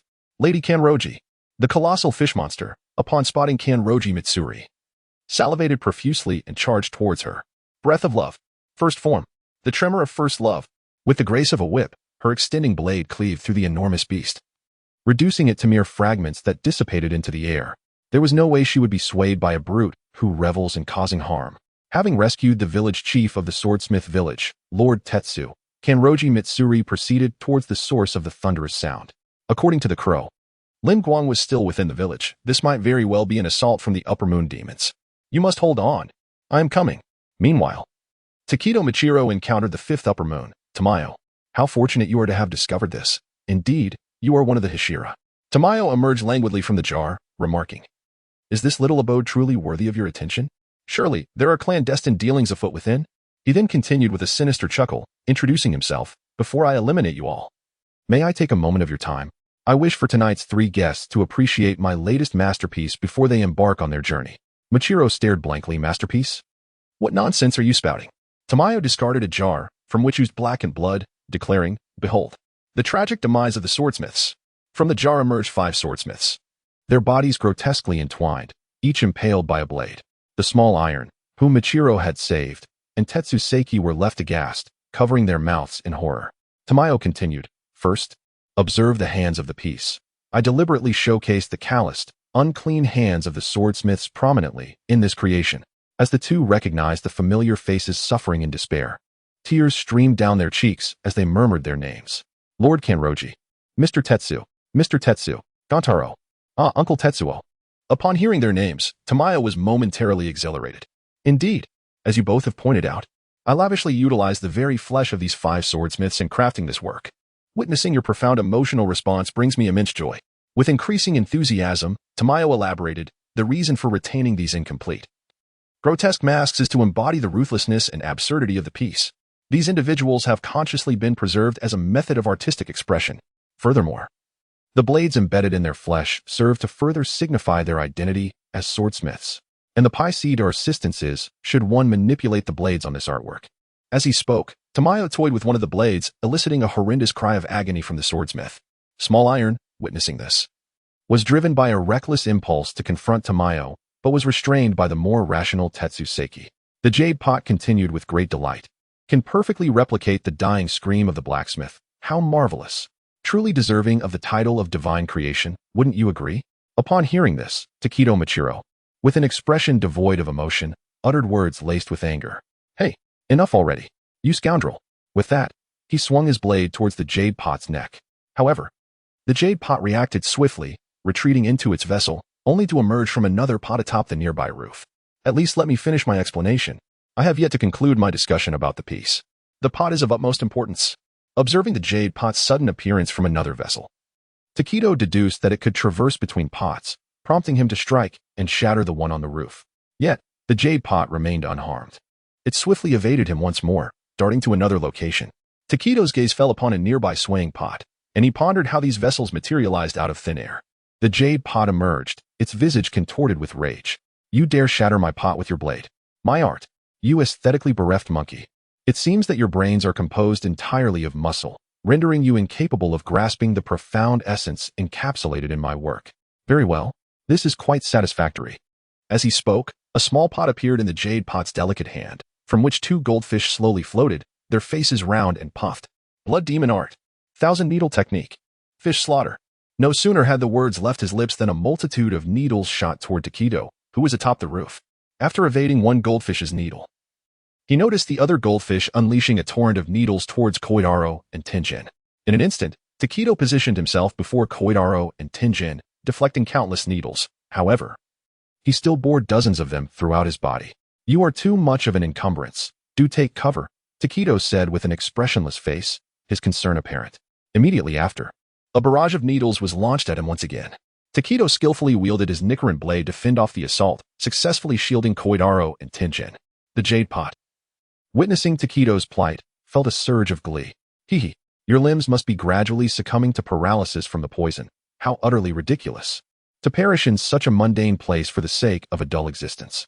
At this, fragmented memories began to surface in Takedo's mind. The jade pot then continued. "Even though you are so utterly inept, you are still one of the Hashira. One wonders what kind of masterpiece you will ultimately produce. It is truly exhilarating." With a misty haze surrounding him, Takedo swung his blade toward the jade pot. You are far too noisy. With a swift cut, Takedo failed to strike the jade pot. In my opinion, your ramblings are the truly tedious ones. The jade pot retorted angrily, tipping the small vessel in its hand, causing a deluge of water to envelop Takedo. Blood demon art. Water prison bowl. In an instant, Takedo was ensnared within the jade pot's blood demon technique. Meanwhile, on the other side, Lin Guang gazed upon the formidable avatar of the half-demon, the strongest incarnation, Zhengpa Tian. Countless wooden dragons encircled him, emanating an overpowering aura that sent shivers down one's spine. Zhengpa Tian extended his hand to command one of the wooden dragons, enveloping his form in a protective cocoon, thereby forming a colossal wooden sphere. What a band of nefarious villains. Observing Zhengpa Tian's act of self-preservation, Tanjiro hastily called out, "Wait." Zhengpa Tian fixed his gaze upon Tanjiro and replied in a deep voice. "What is it? Do you have any grievances regarding my actions? Nefarious villains?" His heavy voice, accompanied by an immense pressure, bore down upon Lin Guang and the others. Sensing Zhengpa Tian's oppressive force approaching, Lin Guang inhaled deeply, his expression turning gravely serious. As Lin Guang slowly raised his Nichiren blade, his own aura intensified. He pointed the blade at Zhengpa Tian and declared solemnly, "On what grounds do you label us as nefarious villains?" Chapter 98. The arrival of mealy Lin Guang pointed his blade at Zhengpa Tian. His voice deep and resonant. "On what grounds do you label us as heinous villains?" Under the gaze of Lin Guang's three-tomo azure Sharingan, the eyes gradually transformed into the image of a six-pointed shuriken. The temperature within a radius of 500 meters plummeted, and to their astonishment, snow began to fall from the sky. This was one of the abilities of Lin Guang's kaleidoscope Sharingan, Frost Descent. Upon activating the kaleidoscope Sharingan, the surrounding temperature rapidly decreased, reaching the point where snowflakes began to drift down. However, Tanjiro and Inosuke were unaware that this was the manifestation of Lin Guang's kaleidoscope Sharingan. They mistakenly attributed it to Zheng Potion's blood demon art. Zhengpa Tian, of course, recognized that such a power was not his own. Yet he found it hard to believe that a human could wield the ability to alter the weather. It is precisely because you bully the weak. Just moments ago, I witnessed you strike at a defenseless being, no larger than the size of a palm. His voice dripped with disdain. This is the epitome of malevolence. An act only a true fiend could commit. At these words, veins throbbed on Tanjiro's forehead. You dare call him a weakling the size of a palm? What nonsense! The scent that emanates from you reeks of blood. The number of humans you have devoured exceeds 100, perhaps even 200. Did they all commit some unforgivable sin that warranted their demise? In response, Lin Guang interjected, "Your worldview has become so utterly distorted that I doubt you can comprehend anything I say. It would be wise for you to descend into hell and seek atonement." No sooner had he spoken than Lin Guang charged towards Zhengpa Tian, with Tanjiro and the others swiftly following in his wake. Shave. Lin Guang and Tanjiro led the charge, severing any obstacles in their path. Nezuko raised her small hands into the air, with the snowfall augmenting her ice-controlling abilities. She sent shard after shard of ice spiraling towards Zhengpa Tian, aiding Lin Guang in clearing the way. Inosuke followed closely behind, slashing at the approaching wooden dragons while occasionally loading and firing at them. Yet he was soon ensnared by one of the wooden tendrils. With the weather in her favor, Nezuko managed to fend off the attacks of the wooden dragons. Witnessing this, Zhengpa Tian gritted his teeth and struck the drum behind him with fervor, causing the two wooden dragons to open their maws towards Lin Guang, Tanjiro, and Nezuko. Blood demon art. Thunderkill. Raucous roar. The wooden dragons unleashed devastating sound waves and bolts of lightning. The sound waves and electricity coursed through Lin Guang's form, followed by the shattering sound of ice. An ice mirror shattered in response. Tanjiro and Nezuko found themselves unable to nullify or sever Zheng Potion's assault and were thrust backward. Meanwhile, Lin Guang suddenly appeared in midair, seemingly walking upon the very air itself as he swiftly closed in on Zhengpa Tian. Breath of ice. Fifth form. Illusory ice mirror. An ice mirror materialized instantaneously behind Zhengpa Tian as Lin Guang's figure vanished and emerged from the ice mirror behind him. Blood demon art. Wooden dragon gale. With the resounding beat of a drum, a wooden dragon materialized above Lin Guang, and a powerful gust of wind surged towards him. At that moment, Lin Guang's blink skill had finished its cooldown. In an instant, his figure reappeared beside the wooden sphere, and with a swift stroke, he shattered it into pieces. Upon hearing the sound of the sphere's destruction, Zhengpa Tian, the genius, realized that Lin Guang's true objective lay within the sphere itself. "Ah, despicable villain," he exclaimed. Blood demon technique. Piercing strike. A wooden dragon emerged beside the shattered sphere, unleashing a barrage of colossal shockwaves from its maw. Lin Guang defensively wielded his Sunwell blade. Breath of ice. Landform. Immutable ice turtle. An ice crystal turtle materialized with a blink, its forelimbs a pale blue, its shell a deep blue, and adorned with several icy spikes atop its crystalline head. The ice turtle opened its mouth wide, swallowing all the massive shockwaves without fear. Suddenly, a cracking sound echoed as the wooden dragon's head was cleaved in two, splintering into numerous wooden fragments. How bothersome. Such a large monster. Due to Zhang Petion's interference, the true form of the half-dog was once again shielded by him, placed a short distance behind. Kanroji Mitsuri rescued the immortal Kaneo, casting a glance at Lin Guang. Upon seeing Kanroji Mitsuri's arrival, Lin Guang displayed no hint of surprise. Instead, he chuckled softly, "Mitsuri, I didn't expect to see you again so soon." Hearing this, Kanroji Mitsuri recalled Lin Guang's words from their parting days prior, as if he had anticipated this moment.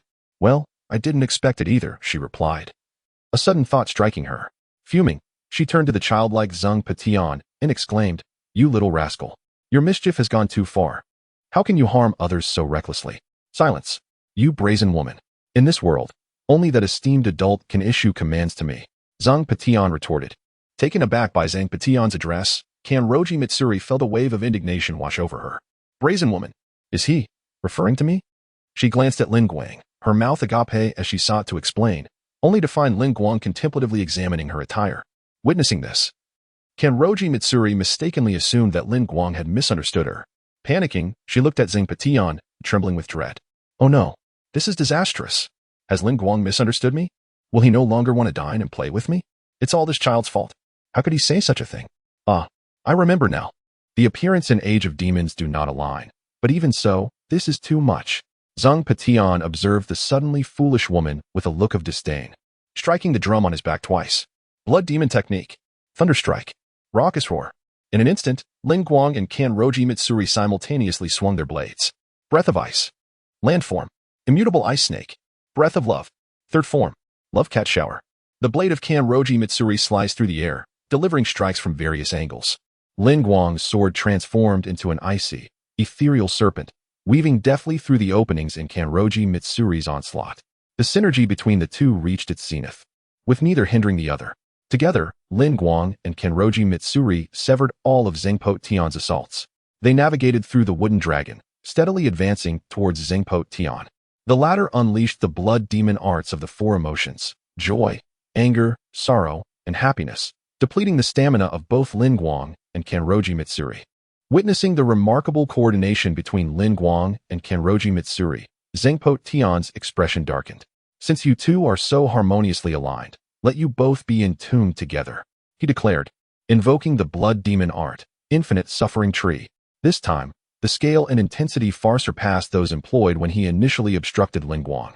Kanroji Mitsuri felt a flicker of anxiety at the vast expanse of the blood demon art, but upon glancing at Lin Guang by her side, she found renewed confidence. Breath of love. Fifth form. Heart's enchantment. Chaotic claws. Kanroji Mitsuri swung her blade, her body exhibiting incredible flexibility as she executed nearly a 180-degree backbend. While deflecting the attacks, her blade coiled around Zhang Petion's neck in an elegant embrace. Chapter 99. Decapitation of Hantengu. The blade wielded by Mitsuri Kanroji coiled around the neck of Hantengu, who displayed a cunning smirk. Noticing his expression, Mitsuri sensed something amiss. Does he seem to have an ulterior motive? Yet, it mattered not. As long as she could sever his head, all would be well. Hantengu opened his mouth and unleashed his blood demon art. Blood demon art. Frenzied soundwave. Breath of ice. Second form. Flying star ice blade. In an instant, as Hantengu initiated his blood demon art, Lin Guang swiftly struck, cleaving Hantengu's mouth in twain. The soundwave attack veered off course, flying away. With a decisive pull of her blade, Mitsuri spun it, and cleanly severed Hantengu's head from his body. Upon witnessing the decapitation, Mitsuri joyfully exclaimed, "Lin Guang, I did it. Together, we have vanquished an upper moon demon." However, Lin Guang, with a resigned gesture towards the distance, replied, "This is merely his clone. Severing his head is futile." Following his, Mitsuri indeed beheld Hantengu's form regenerating. "Ah, how can this be?" Lin Guang smiled gently and explained. "His true form is concealed within a wooden sphere. I initially aimed for that, but upon seeing you nearly fall victim to his trickery, I had to abandon that objective to come to your aid." Hearing this, Mitsuri felt a pang of guilt and said, "I'm sorry for being a burden to you." Lin Guang chuckled softly, showing no trace of reproach. "It's quite all right. My sole intention is to protect you from harm." Upon hearing his words, Mitsuri's adorable face flushed a deep crimson, as if imbued with renewed courage. "I understand. I will not be injured. I will entangle this demon's clone, and you can focus on slaying its true form." At that moment, Tanjiro and Nezuko chimed in. "We will assist Miss Kanroji in distracting him, Senior Lin Guang. You can proceed without worry." Michiro Takedo let out a scoff and added, "Though I aspire to be a Hashira, I acknowledge that I am not yet capable of severing his neck. I leave it to you." With that, Mitsuri, along with Tanjiro and the others, charged towards the rejuvenated Hantengu. Once troubled by her prowess as a girl, she felt reassured by the presence of a boy who neither despised nor feared her. A boy who was now protecting her. Though her heart swelled with happiness, she was determined not to become a burden. Fueled by the resolve to grow stronger and not be a liability, Mitsuri's movements became increasingly swift and fierce. Unbeknownst to her, a pink heart-shaped mark materialized on her left neck, near her collarbone. With the assistance of Tanjiro and the others, Mitsuri began to gain the upper hand against Hantengu. While Mitsuri and her comrades held Hantengu at bay, Lin Guang quickly focused his mind's eye on locating the true form of Hantengu. He observed a massive wooden sphere perched atop a winding tree, its gnarled branches reaching towards the sky. Lin Guang firmly placed his foot upon the tree trunk, propelling himself towards the summit of the towering wooden sphere. In an instant, countless vines erupted from the trunk, relentlessly whipping towards him. Growing increasingly impatient with these bothersome tendrils, Lin Guang unleashed his technique, Breath of Ice, third form, Raging Blade of Ice. In a heartbeat, he slashed forth with dozens of strikes, severing every vine and cleaving through the serpentine tree. As the tree crashed to the ground, Lin Guang sensed the rat-like form of Hantian-go making its escape. With a powerful surge, Lin Guang propelled himself to confront Hantian-go, his Nichiren blade aimed at the creature's core. "Surrender. No matter how swiftly you flee, you cannot evade my blade." As he spoke, his sword descended toward Hantian-go's neck. "I ask you, do you truly feel no pity for me? Do not bully the weak." Hantian-go's body suddenly swelled, transforming into a grotesque and fearsome visage, with the character for hate etched upon its tongue. This was Hantian-go's ultimate form, unleashed only in dire circumstances, capable of employing all blood demon arts except for the malevolencing Pation. Upon hearing this, Lin Guang lowered his gaze, a shadow crossing his face. "You are correct. One must not prey upon the weak." As he uttered these words, Hantian-go momentarily froze, its form beginning to shrink. Yet, Lin Guang abruptly raised his head, his tone resolute. "But you, who masquerade as weak while committing heinous acts, shall be vanquished. How dare you toy with me?" Hantian-go glared furiously, its body swelling once more to its original size, preparing to unleash its blood demon arts against Lin Guang. However, Lin Guang was swifter. Breath of Ice, fifth form, illusory killing ice mirror. In an instant, Hantian-go found its limbs and head severed, incapacitated and unable to wield its blood demon arts. Without hesitation, Lin Guang pivoted his blade. Breath of Ice, eighth form, Thousand Feathers Dance of the Ice Phoenix. A pale blue crystalline phoenix soared into the heavens, adorned with azure feathers and regal indigo eyes, proclaiming itself the sovereign of ice. The phoenix flapped its wings, unleashing a torrent of shimmering feathers that pierced through Hantian-go, ultimately penetrating its heart. The essence of Hantian-go, concealed within the heart of the hate demon, could not comprehend why, despite its desperate hiding, it could not escape Lin Guang's Nichiren blade. A headless body, no larger than a rat, plummeted to the ground. Lin Guang wiped the blood from his blade, sheathing the Nichiren sword as he regarded the fallen form of Hantian-go. The ability to manifest emotional avatars sounds intriguing, but I have already mastered the art of shadow clones. Such emotional fragmentation may lead to madness, thus, I shall forego it. Subsequently, Lin Guang produced a blood collection knife, never forgetting his duty to procure the blood of the 12 Kazuki for Tamayo. After extracting a vial of blood from Hantian-go, the creature dissipated into the ether. Ding. Host has slain Upper Moon 4. Hantian-go, awarded 7 silver treasure chests. Upon witnessing the recent decimation of the Upper Moon, Lin Guang was puzzled to find only silver treasure chests, devoid of any bronze chests or other varieties. He pondered, could it be that the Upper Moon demons exclusively yield silver chests?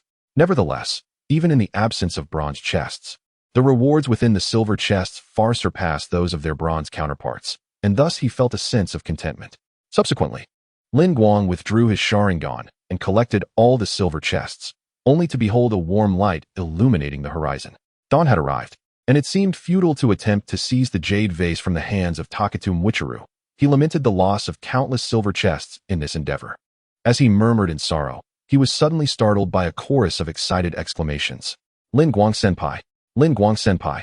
Following the sound, he turned to see Tanjiro and Nezuko sprinting toward him, bathed in the gentle morning sunlight. Chapter 100, The Conclusion. Homeward bound as the morning sun bathed the world in its golden glow, Tanjiro eagerly pulled Nezuko towards the light filtering through the trees. Upon seeing Nezuko illuminated by the sun, Lin Guang offered a gentle smile.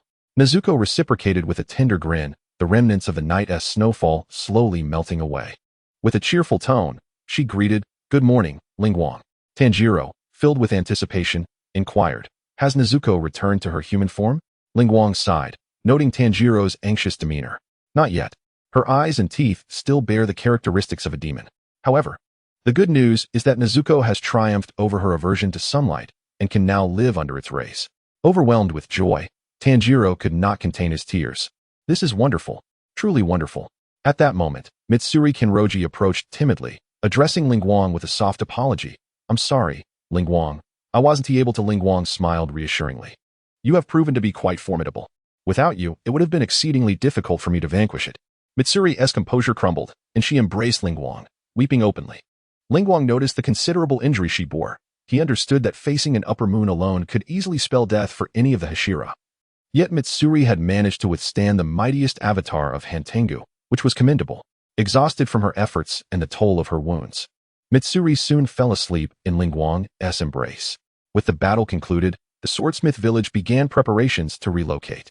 Tanjiro found himself once again fortunate enough to rest in the Butterfly Mansion's infirmary. Simultaneously, Mitsuri, Michiro Takedo, and the gravely injured Jinya Shinazugawa were also taken there to recuperate.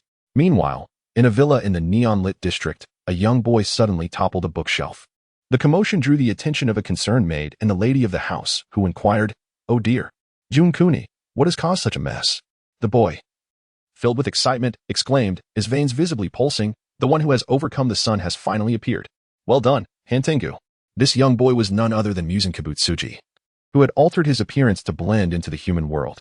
At that moment, Muzan felt no sorrow over the loss of his two subordinates. Instead, he was filled with exhilaration.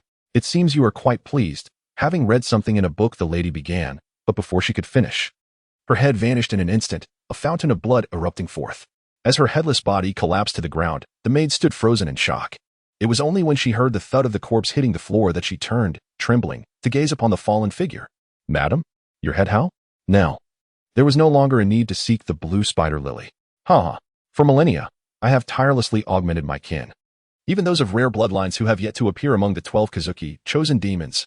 Muzan revealed his true form, unable to conceal himself any longer. "Once I consume that girl and integrate her essence within me, I too shall conquer the sun." The maid, witnessing Muzan Kibutsuji's panicked demeanor, exclaimed in terror, "Ah, a murderer! A monster! Master!" With a mere wave of his hand, Muzan reduced half of the maid's body to a gruesome spray of blood that stained every corner of the room. After slaughtering the family, he returned to the Infinity Castle to commence his sinister plans. Meanwhile, Lin Guang and his companions arrived back at the Butterfly Mansion. Upon learning that Lin Guang and his group had encountered two upper moons, Butterfly Shinobu's heart sank with dread. However, upon seeing that Lin Guang was unharmed, her anxiety dissipated. With a smile, Lin Guang announced, "I'm back." Like a bird returning to its nest, Butterfly Shinobu flew into Lin Guang's embrace, disregarding the presence of others. Holding him tightly, in her heart, a myriad of unspoken words coalesced into a singular sound, whom Lin Guang gently wrapped his arms around Shinobu, whispering softly in her ear, Now, there are eyes upon us, and others are injured. You need to tend to them." At his words, Butterfly Shinobu peeked out from Lin Guang's embrace. Upon seeing the concealed members around her, their eyes wide with urgency, she shot Lin Guang an exasperated glance. Emerging from Lin Guang's arms, Butterfly Shinobu smiled slightly. "Please, hurry and take the injured inside. Delaying their treatment would be unfortunate."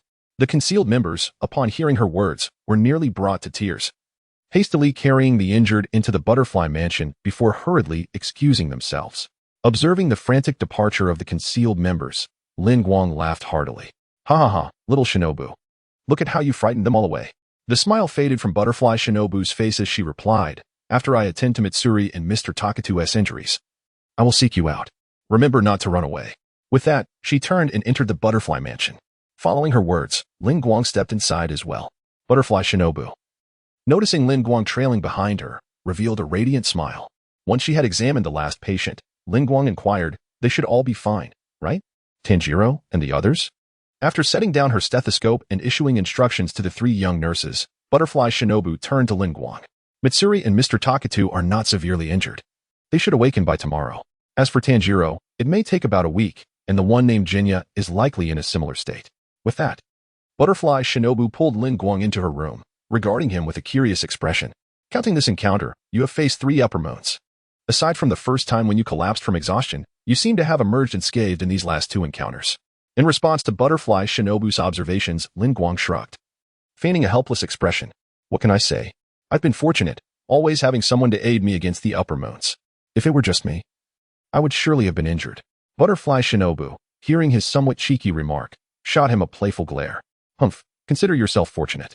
With that, Shinobu Kocho displayed a flicker of concern, gently leaning against Lin Guang's chest. "Why do you always encounter upper-rank demons? I truly worry that one day you might not be here, just like my sister." Sensing the subtle melancholy in her words, Lin Guang embraced Shinobu tenderly and reassured her. "Unless you choose to abandon me, I shall never depart. Furthermore, dear Shinobu shall soon reunite with Sister Kane." The latter thought lingered in Lin Guang's mind, for he had already awakened the spirit vessel physique. Had he not diverted to the swordsmith village on his way back from Tamayo's, he could have already facilitated Kane's reappearance before Shinobu. Activating his Azure Sharingan, Lin Guang beheld Kane, who stood watchfully beside Shinobu. He softly declared, after battling through the night, "I must return to rest." Chapter 101. Conversation. Upon noticing the subtle shift in Lin Guang's gaze, Butterfly Kanai realized that he had undergone yet another transformation. "Little Guang's words suggest he wishes to speak with me privately," she mused. Lin Guang, upon hearing Butterfly Kanai's remark, offered a faint smile without responding. Butterfly Shinobu, after hearing Lin Guang's words, reluctantly withdrew from his embrace.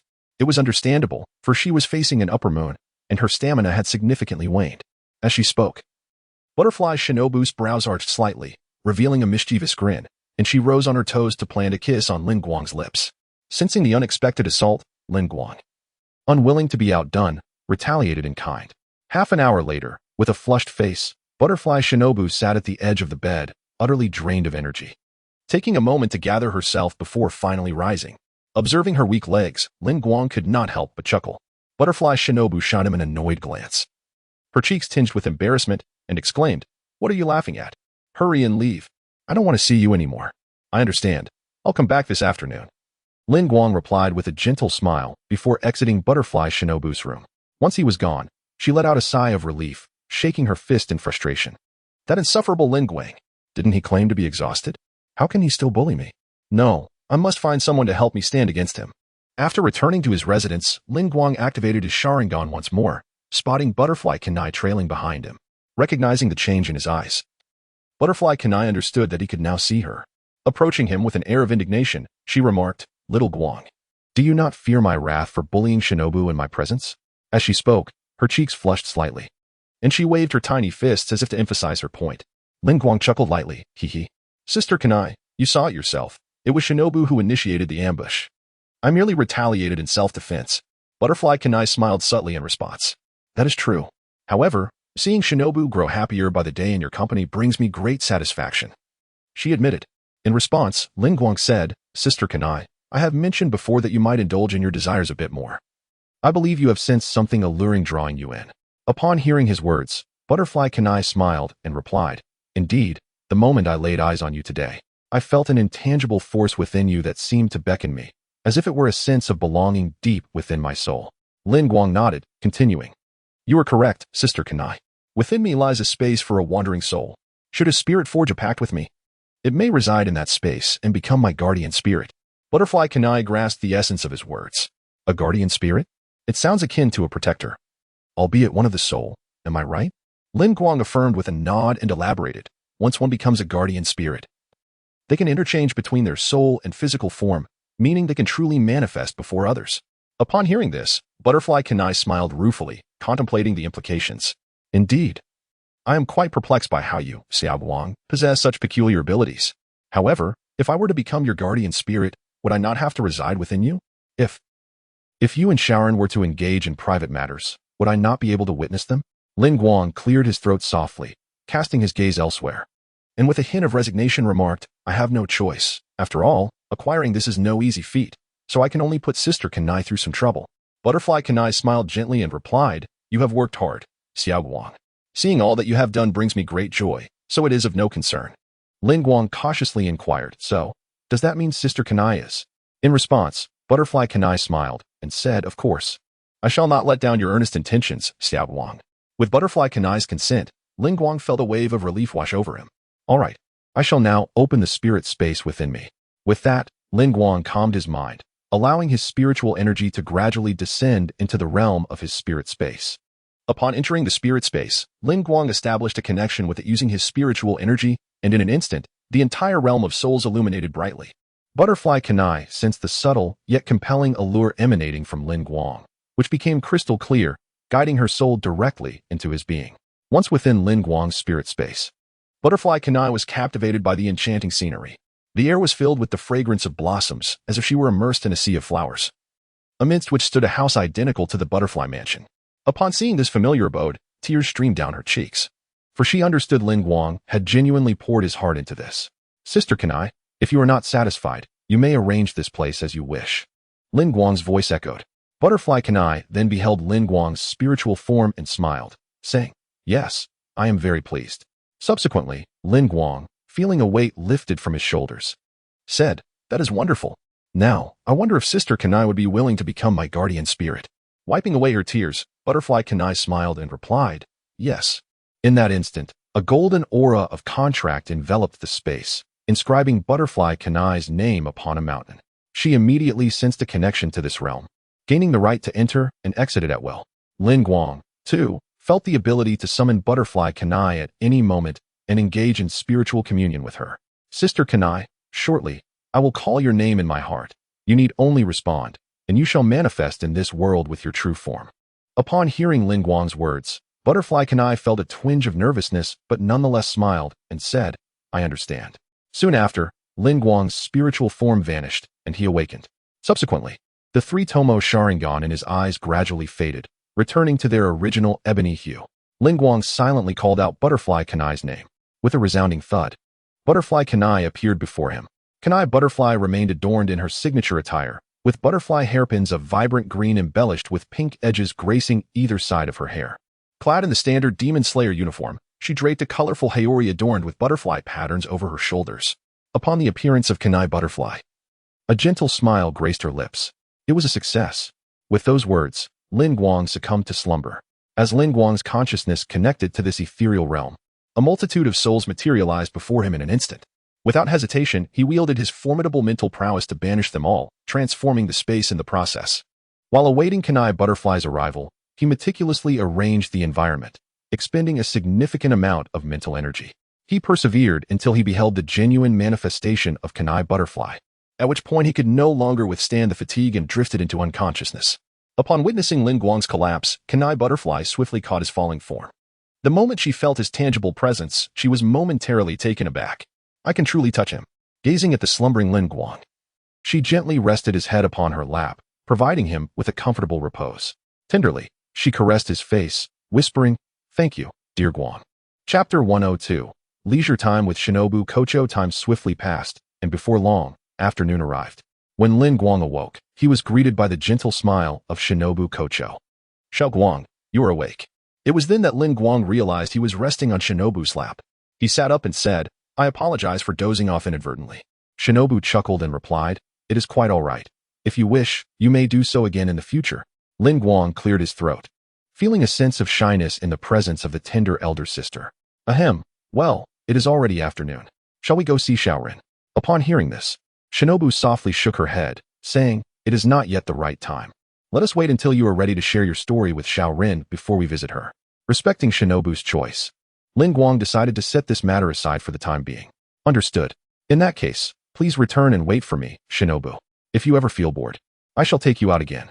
Shinobu smiled faintly, her form gradually becoming translucent before vanishing from Lin Guang's sight. After stretching his limbs, Lin Guang left the mansion and made his way to the butterfly mansion. Spotting Nezuko playing in the sunlight, Lin Guang smiled gently. To walk beneath the sun and bask in its warmth was a desire that all demons yearned for. Indeed, I never imagined that a demon could overcome sunlight. Nezuko is truly unlike any other. Unbeknownst to him, Shinobu had appeared behind Lin Guang, gazing at Nezuko in the courtyard, reflecting. If only other demons possessed such a kind-hearted nature as Nezuko, perhaps my sister's wish might come true. Hasn't it already? Lin Guang replied. At that moment, Nezuko approached Lin Guang and Shinobu, enveloping Shinobu in a warm embrace. Noticing her own diminishing aversion towards demons, Shinobu, recalling Lin Guang's earlier words, gently returned the embrace to Nezuko. Ah, you are indeed correct. After spending some time playing with Nezuko, Lin Guang and Shinobu sat nearby, observing her in the courtyard. Shinobu remarked, I sense that a great battle is on the horizon, and Nezuko will be at its center. Lin Guang concurred, you are right. Muzan Kibutsuji has been relentlessly searching for a means to overcome sunlight, so he will stop at nothing to acquire Nezuko. Shinobu continued, I wonder how our esteemed leader will strategize, especially as his condition worsens. Leaning back, Lin Guang supported himself with his hands and remarked casually, 3 of the upper moons have already been vanquished, and the lower moons lack the power to contend with us. Moreover, none of the Hashira have suffered casualties. Thus we are bound to prevail. Under the interference of Lin Guang, not a single member of the 9 pillars perished, while the 12 Kazuki suffered losses amounting to 70%. Coupled with the presence of Tanjiro and other destined protagonists, the Demon Slayer Corps stood unprecedentedly strong. You are absolutely right. Victory is assured, whispered Shinobu Kocho, gently resting her head on Lin Guang's shoulder. Lin Guang glanced at her and softly inquired, Shinobu, if one day your sister Kane were to appear before you, what would you think? Hearing his question, Shinobu smiled faintly.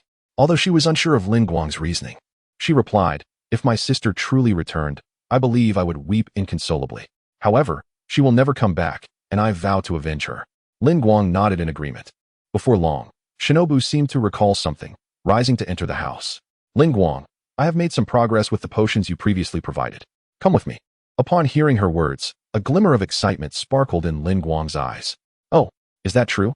Shinobu nodded gently, and the two made their way to her small laboratory. There, Shinobu produced a small vial of brownish-green potion and handed it to Lin Guang. Among the 4 potions you gave me, one was designed to enhance physical stamina. This particular potion is relatively easy to concoct, as many medicinal herbs possess restorative properties. After testing thousands of combinations, I managed to create this potion, which bears a somewhat similar effect. Would you like to try it? Lin Guang stared at the potion in his hand, bewildered. Have you tested this potion? Shinobu chuckled, no. That's why I came to you for a trial. Lin Guang froze. A trial? It may well lead to demise. Are you plotting to murder your husband? Seeing Lin Guang's dazed expression, Shinobu burst into laughter. Haha, I was only teasing. This potion has already been tested. It simply does not achieve the pronounced effects of the potion you provided. Moreover, it requires physical exercise to absorb its efficacy for any enhancement.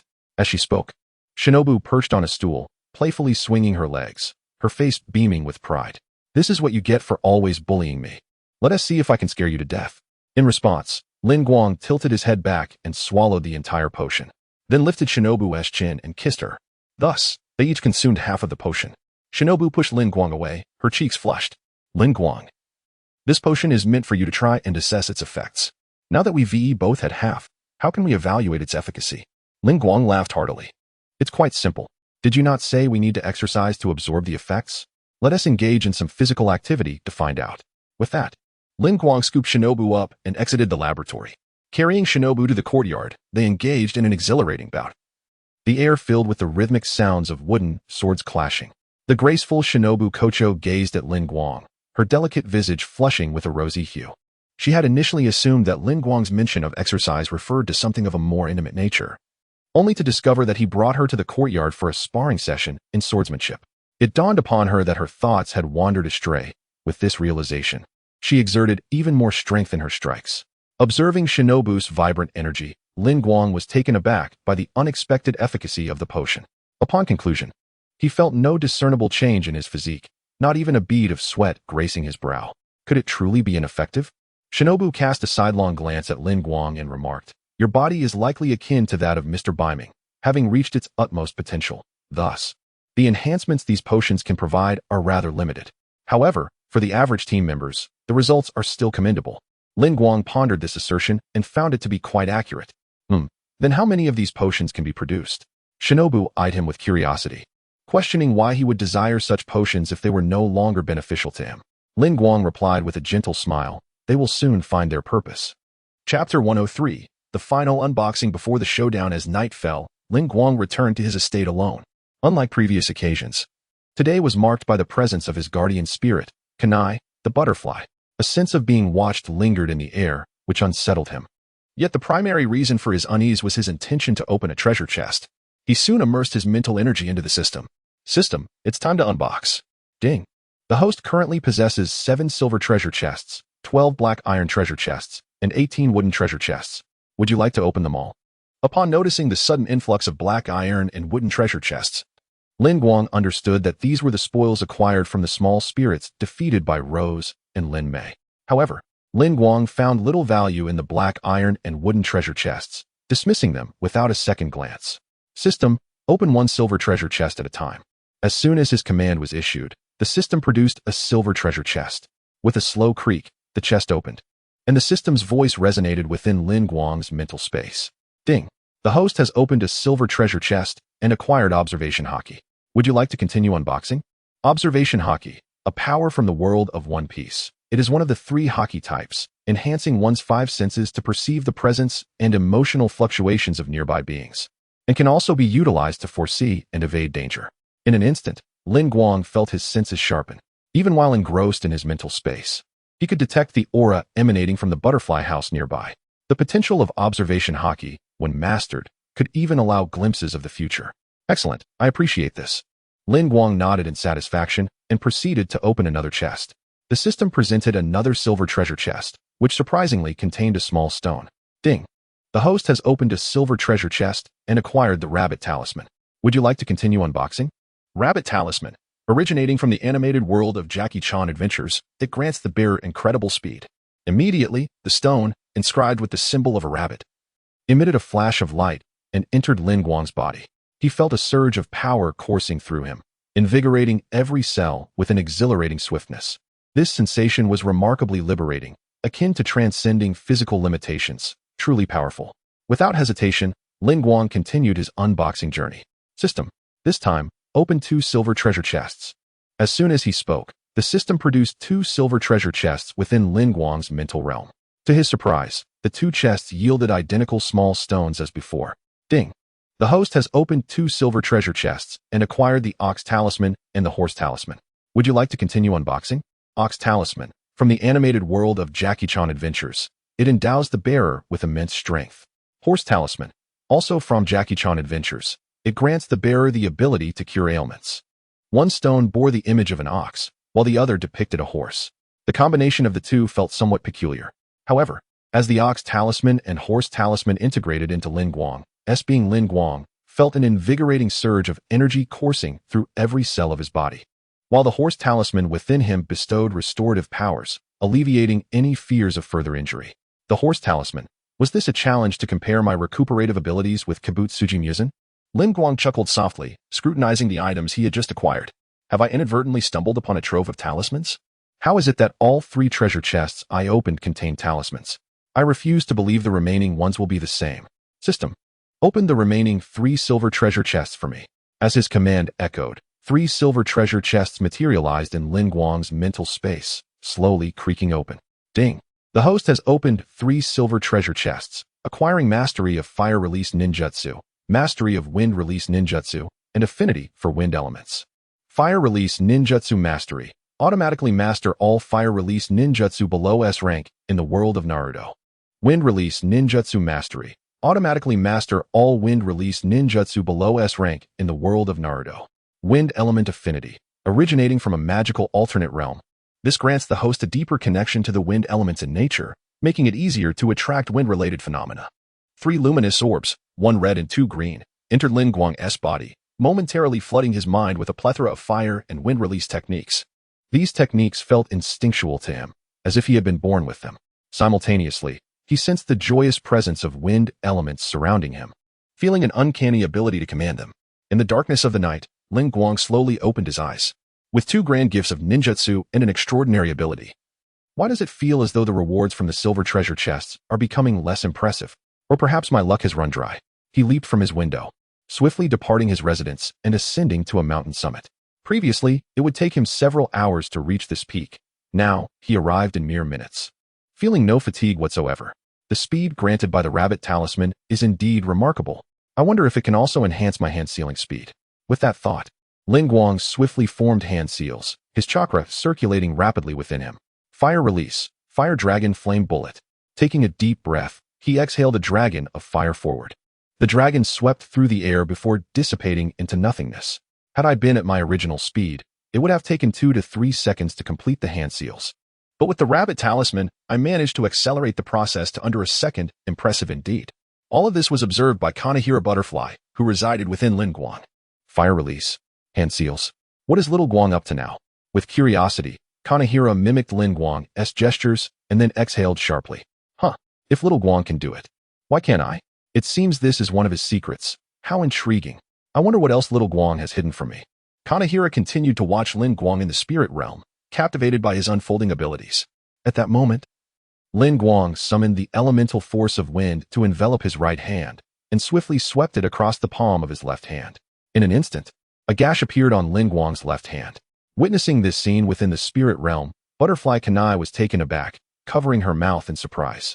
She could not comprehend why Lin Guang would inflict harm upon himself, especially with just a mere swipe of his hand, resulting in such a wound. Just as Butterfly Kanai was about to inquire, she noticed the injury on Lin Guang's palm slowly healing. This eerie ability of self-restoration astonished her once more. Who exactly is Lin Guang? Since he transformed into a spirit, I have observed such a remarkable change in him.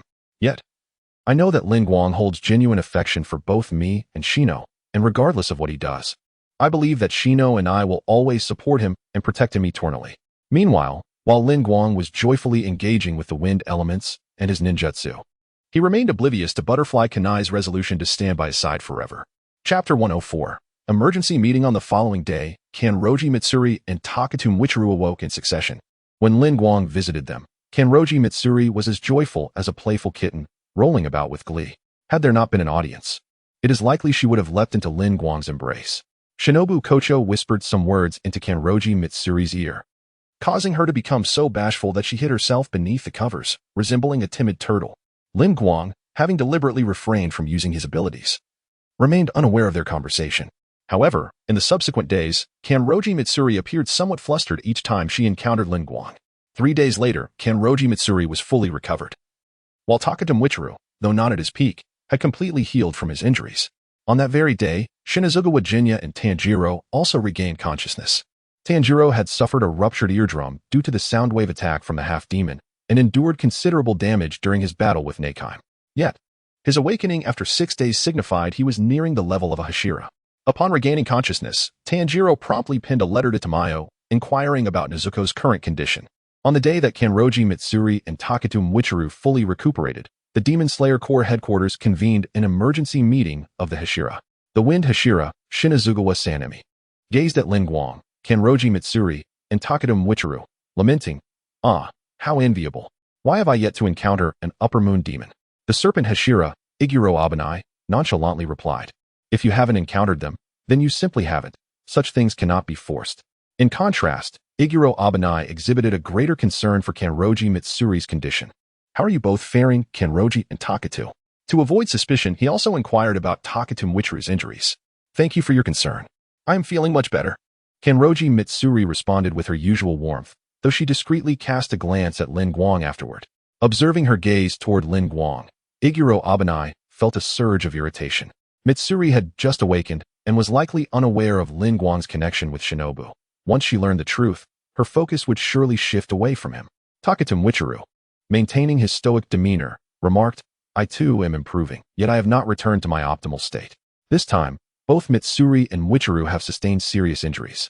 Yet their recovery has been remarkably swift. Has something extraordinary occurred?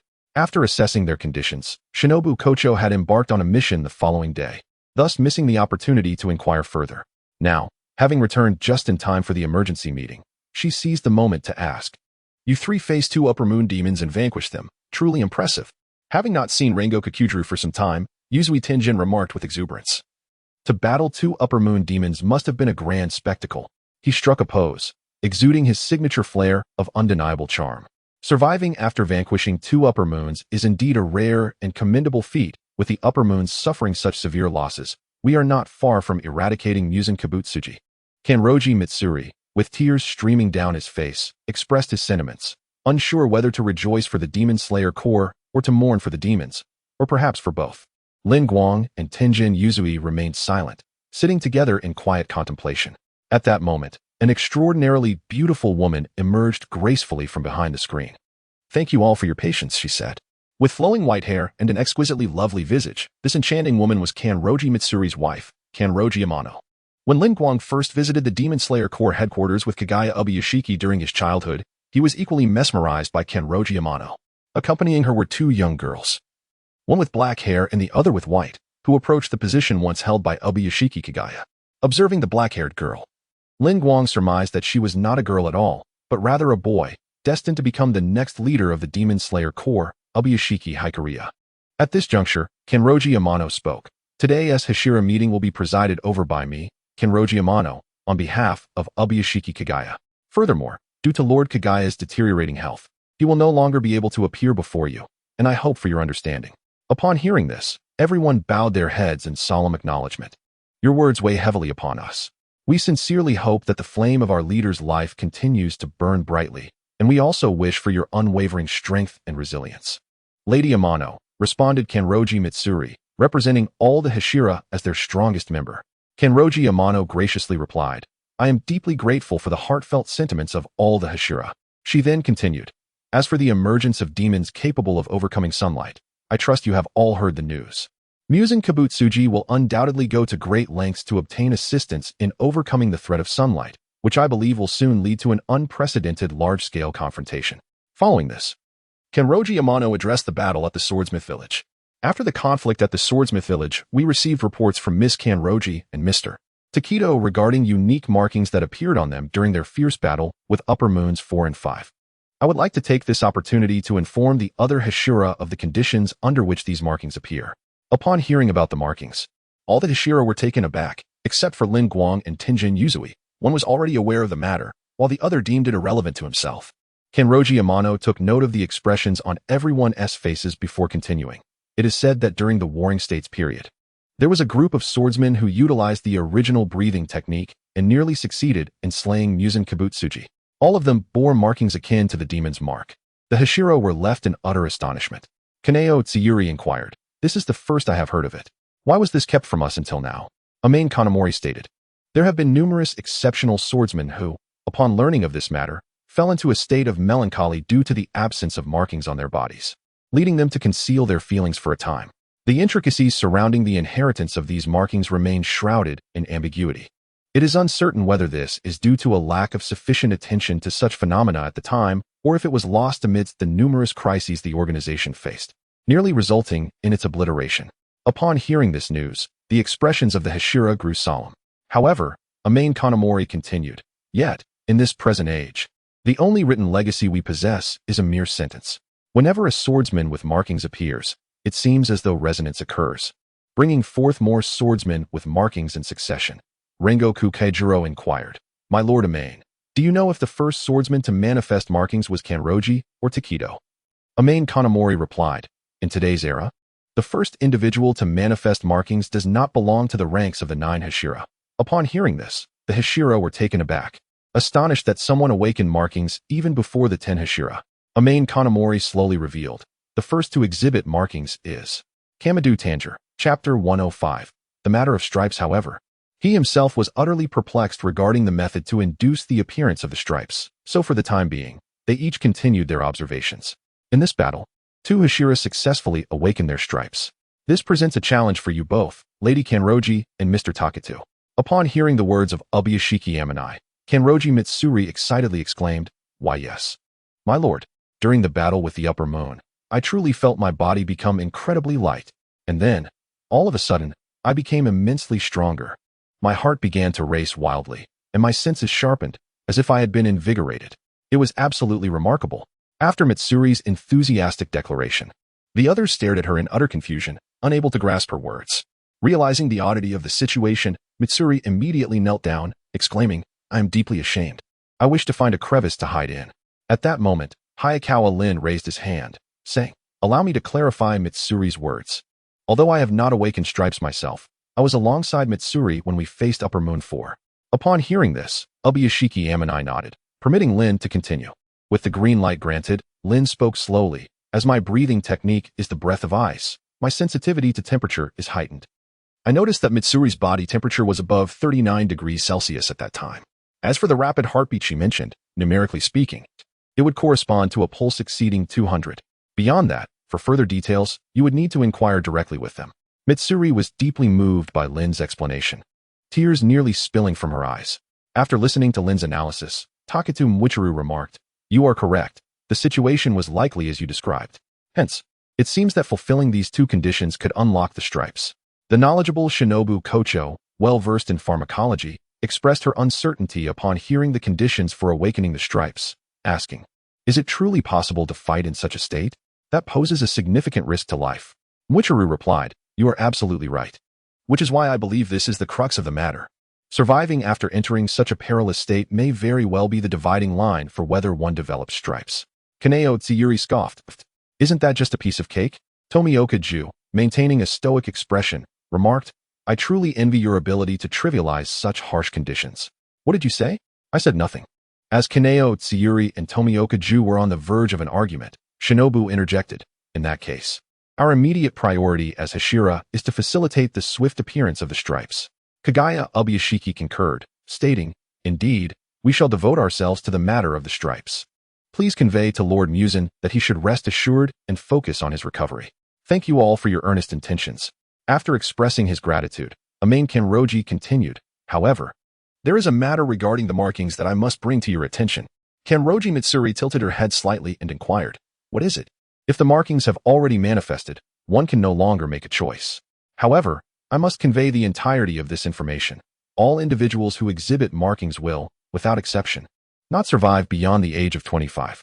With that, Amain Kenroji departed the meeting with the two children. "So, what will I become then?" Namu Amada Butsu.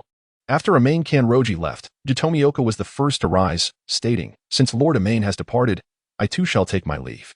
"Wait, this is rather disrespectful, isn't it? We still need to decide how to proceed together." Mitsuri Kenroji interjected, blocking Ju Tomioka's exit. Ju Tomioka, with a stoic expression, replied, "This does not concern me. You nine can deliberate amongst yourselves." Upon hearing this, Kaneo Tsuyuri glared disapprovingly at Ju Tomioka. "What do you mean it does not concern you? You are sorely lacking in the awareness expected of a Hashira. Or are you simply eager to abandon this crucial meeting to commence your specialized training for the markings?" Ju Tomioka remained silent, turning to leave the meeting. Shinazugawa Sanemi shouted angrily, "Damn it. Stop right there." Shinobu Kocho attempted to interject, but refrained. Knowing that Ju Tomioka was her beloved senior, and with the presence of Rengoku, it was not the time to speak out. At this juncture, Tenjin Yuzui remarked, "Ju, you should say something. Otherwise, your abrupt departure reflects poorly on you." "I am not like you. I shall take my leave," Ju Tomioka responded and attempted to exit. Upon hearing his words, Rengoku realized that Ju Tomioka was still haunted by past events and was about to speak, but was interrupted by Shinazugawa Sanemi. "This is quite vexing. I recall you saying the same thing before. Do you look down on us, Ju?" Sanemi abruptly stood, ready to confront Ju Tomioka. Kenroji Mitsuri hastily interjected, No fighting. Everyone, please calm down." Ju Tomioka disregarded the commotion and continued towards the exit. Observing his demeanor, Sanemi resolved to take action. "Stop right there." Rengoku sprang to his feet, blocking Sanemi's path. At the same time, Kaijiro Rengoku wielded his prayer beads, exuding an overwhelming aura that weighed heavily on everyone's shoulders. The group stared in astonishment at Kaijiro Rengoku. He spoke slowly, "Let us sit down and discuss this calmly. I have a proposal." Seeing their senior's anger, the group fell silent. Rengoku, for the first time, perceived the strength of Kaijiro Rengoku in comparison to the formidable power of the Upper Moon 4, Hantengu. Rengoku felt that Kaijiro Rengoku could likely defeat him even without the markings. Acknowledging Kaijiro Rengoku's words, Ju Tomioka reluctantly resumed his seat.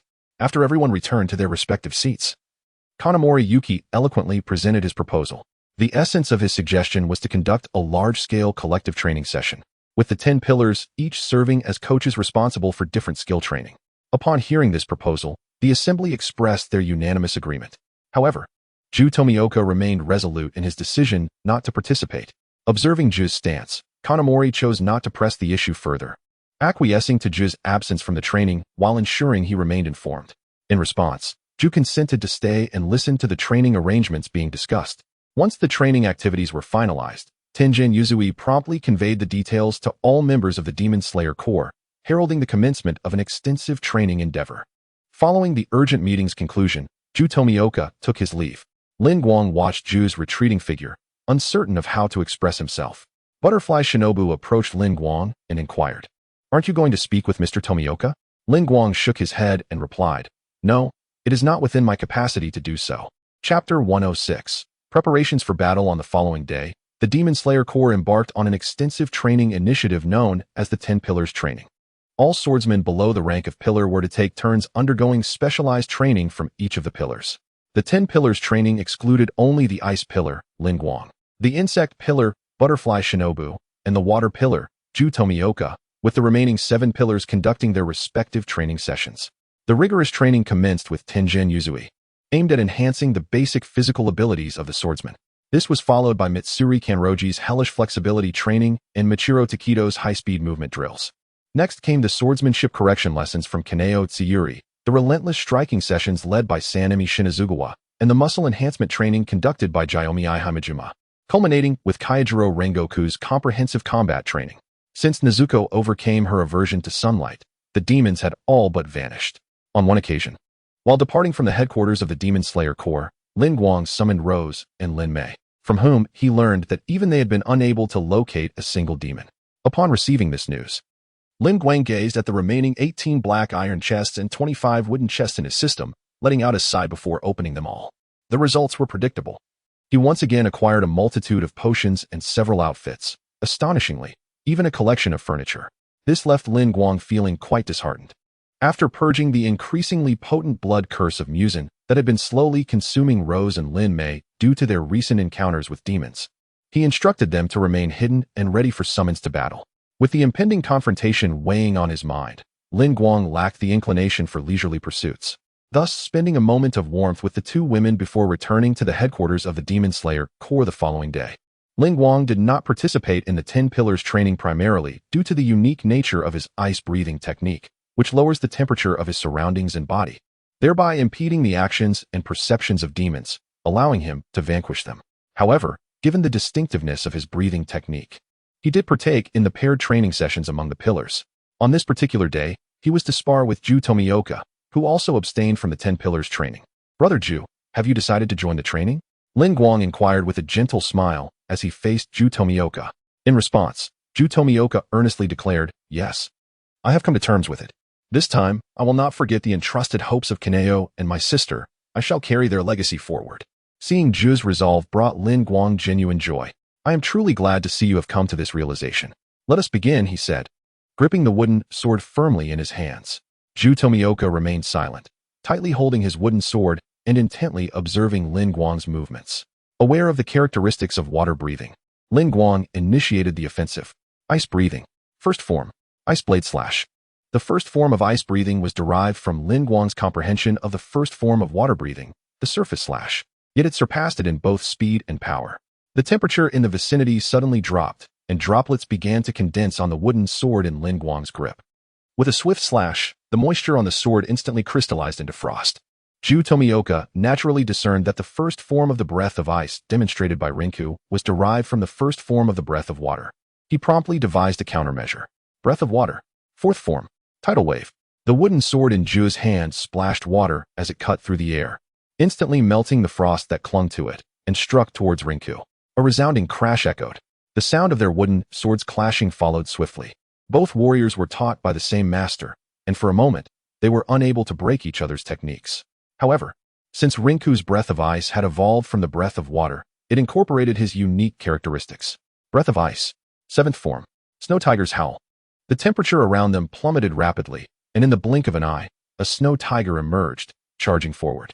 Breath of water. 10th form. Flowing stream. Ju's wooden sword spun, summoning a water dragon that coiled around him.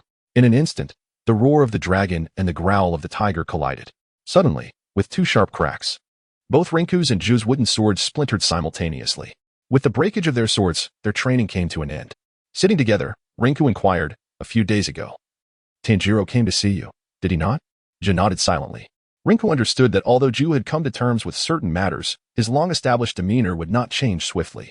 Thus, Rinka merely smiled gently and continued, "Indeed, only Tanjiro can bring about change in you, Ja." At this, Ja looked at Rinku in astonishment. "Did you prompt Tanjiro to seek me out?" Rinka shook his head and replied, "Not me. It must have been Lord Yuta.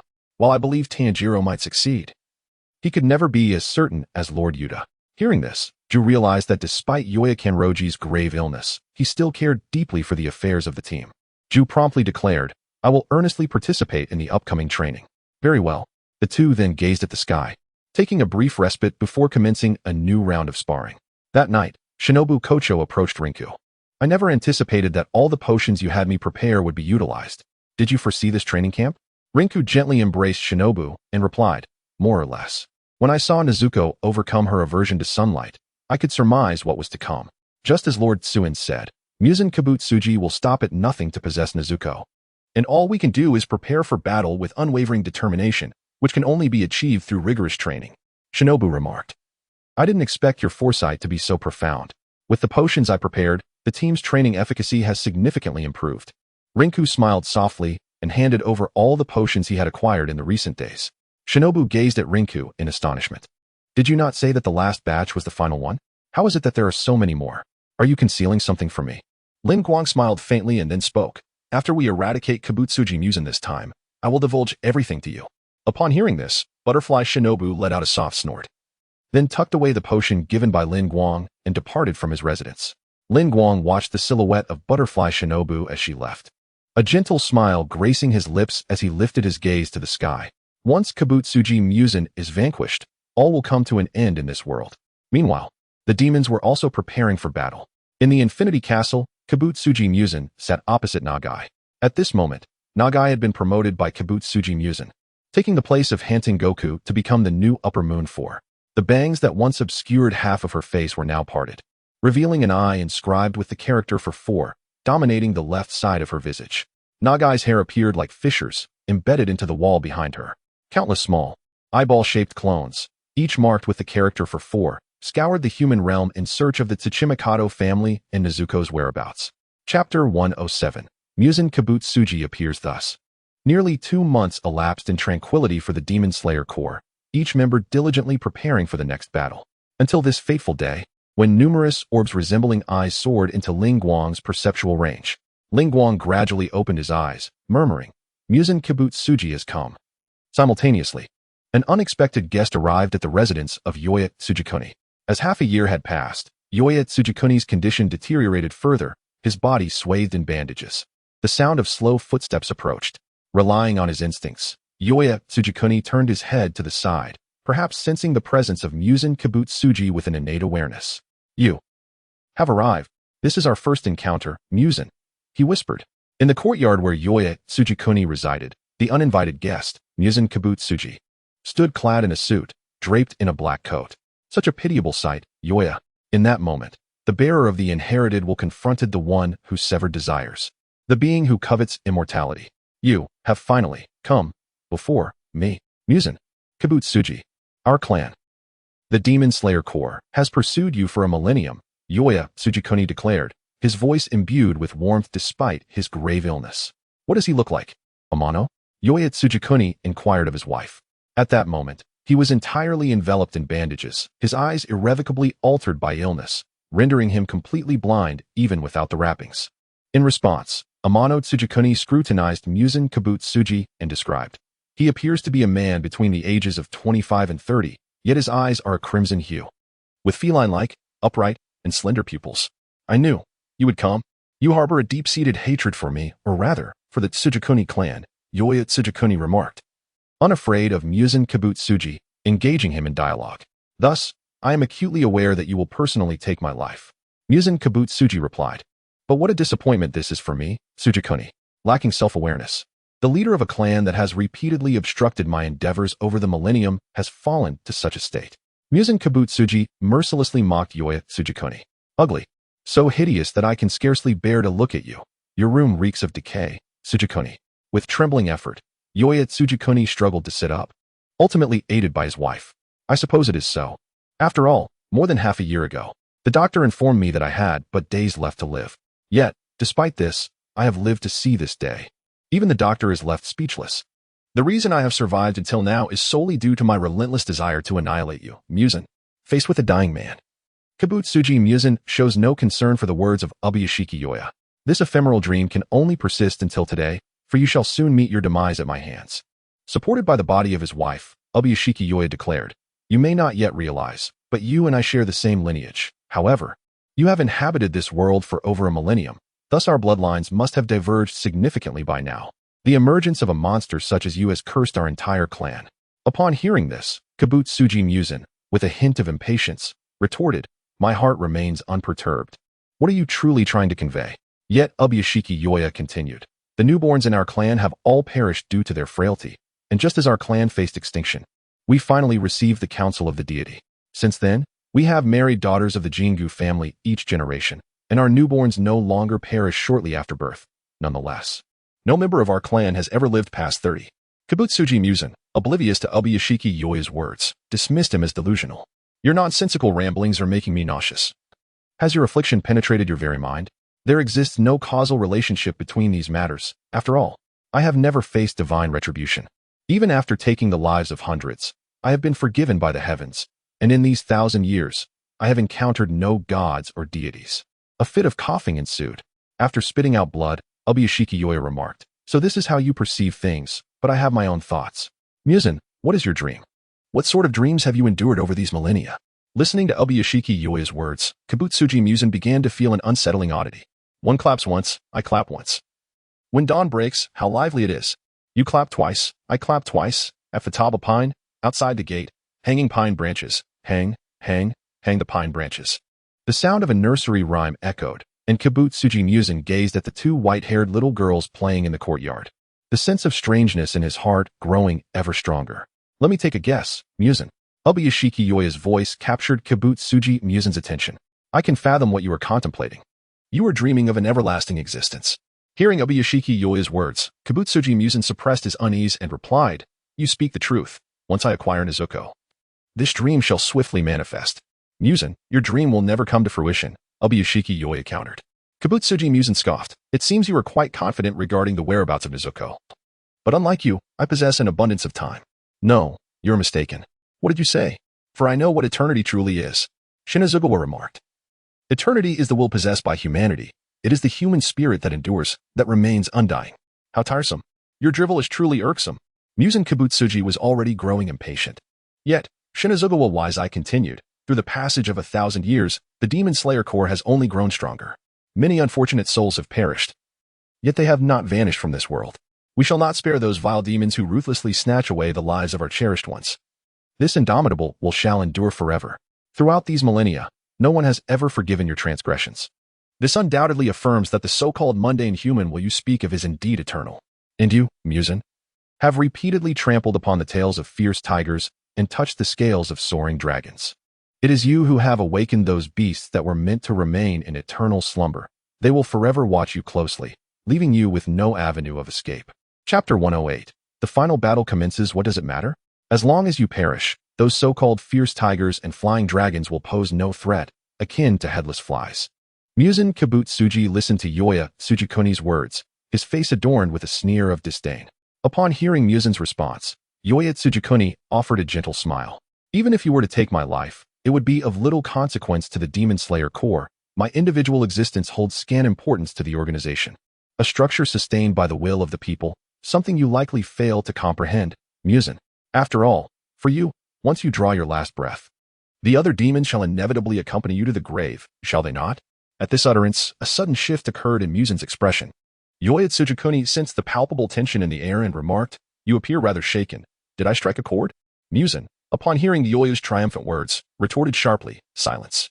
With this, he impatiently approached Yoya, looking down upon him as he was propped up by Kaname. Yoya, despite his blindness, gazed at Muzan without a trace of fear in the face of death. Instead, a smile graced his lips. Yes, that is sufficient. I have conveyed all I wish to say. May I present one final matter? Muzan regarded Yoya as one would a feeble insect, waiting for the latter's last words. Noticing Muzan's silence, Yoya continued, I have previously asserted my insignificance, which is indeed true, yet my demise shall not be without meaning. I consider myself fortunate to have garnered the admiration of the Demon Slayer Corps, particularly those who stand as pillars. This signifies that upon my death, the morale of the Demon Slayer Corps will soar to unprecedented heights. Muzan extended his claws, seemingly inquiring before delivering the final blow. Have you finished your ramblings? In response, a gentle smile reappeared on Yoya's face. I truly did not anticipate your patience in listening to my musings. Thank you, Muzan. Witnessing the smile upon Yoya's face, an unsettling sensation surged within Muzan. Just as Muzan prepared to strike down Yoya Tsujikoni, a tremendous explosion erupted from the entirety of Yoya's estate. At that moment, apart from Yoya's wife and 2 daughters, no one else remained within the premises. This indicated that the explosion had been meticulously orchestrated, suggesting that Yoya had foreseen Muzan's personal appearance at the headquarters of the Demon Slayer Corps.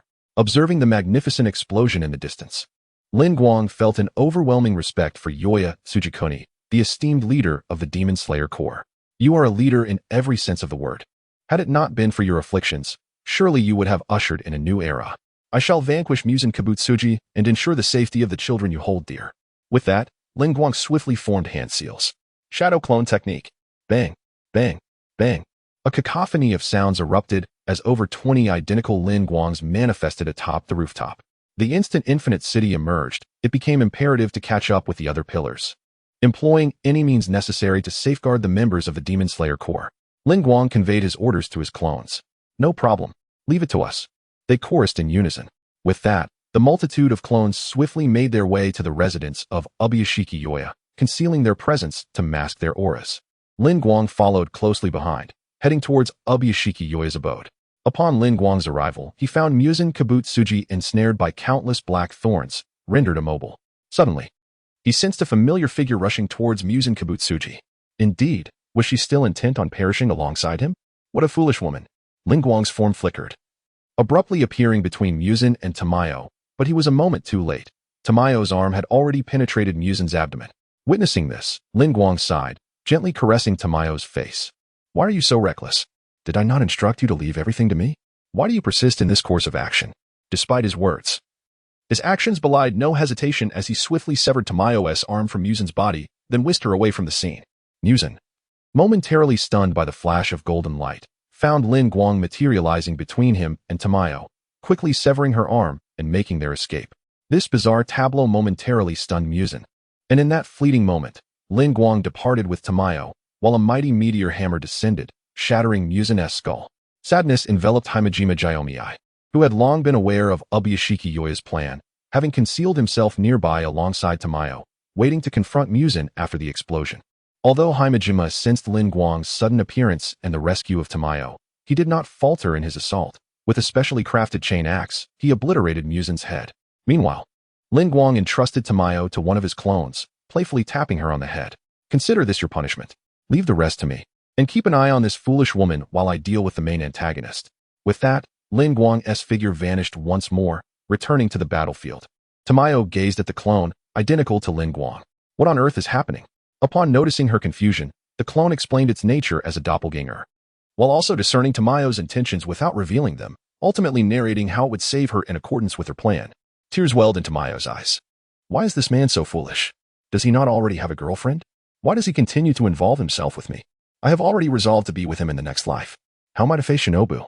When Tamayo was invited to the Demon Slayer Corps headquarters to collaborate with Shinobu on medicinal research, she learned of the relationship between Shinobu and Lin Guang. Moreover, due to Lin Guang's presence, Butterfly Shinobu has set aside her preconceived notions towards Tamayo, and as they collaboratively delve into the study of medicine, they have forged a deep and meaningful friendship. Thus, upon learning of the bond between Lin Guang and Butterfly Shinobu, Tamayo made her momentous decision. I trust that the main body must possess a method to resolve this matter, Lin Guang's clone remarked with a hint of jest. Meanwhile, Yashiro, who was also concealed by a technique of misdirection, relinquished his previous judgment of Lin Guang upon witnessing his act of saving Tamayo. I am confident that you will treat Lady Tamayo with kindness. After we assist her in vanquishing Muzan Kibutsuji, I shall entrust her future to you. On another front, when Lin Guang returned before Muzan Kibutsuji, Kanroji Mitsuri happened to block Muzan's assault. Additionally, the Hashira and Tanjiro arrived promptly. You beast! What have you done to our lord? Chapter 109. Infinite City. The first encounter with Doma, all the Hashira gathered, their hearts heavy with sorrow and indignation. Shinazugawa Sanemi shouted loudly, Attention! This man is Muzan Kibutsuji. Even if we behead him, he will not perish, except for Kaneo and Tanjiro. It was the first time all the Hashira witnessed Muzan Kibutsuji's true form. In an instant, all 10 Hashira unleashed their combat techniques, determined to vanquish Muzan Kibutsuji. However, the next moment, various doors began to appear beneath their feet, an expanse so vast that it enveloped the entire Demon Slayer Corps headquarters. Muzan Kibutsuji bellowed triumphantly. Do you truly believe you have cornered me? The place you are destined for is nothing but hell. You insufferable demon slayers. Tonight, I shall annihilate you all. As he fell through the door, Tanjiro roared, the one destined for hell will be you. You cannot escape. We will defeat you. Just as the door closed. Muzan Kibutsuji was incensed by Tanjiro's words. Let us see about that, Kamadu Tanjiro. Simultaneously, the clones of Mitsuri Kanroji concealed in the shadows invoked the power of the rabbit talismans, entering the infinite city. With a click, all doors and windows shut, vanishing from the Demon Slayer Corps headquarters. At that moment, Tamayo and Mitsuri's clone emerged from the darkness. Mitsuri's clone inquired, the medicine you injected into Muzan should not merely transform demons back into humans, correct?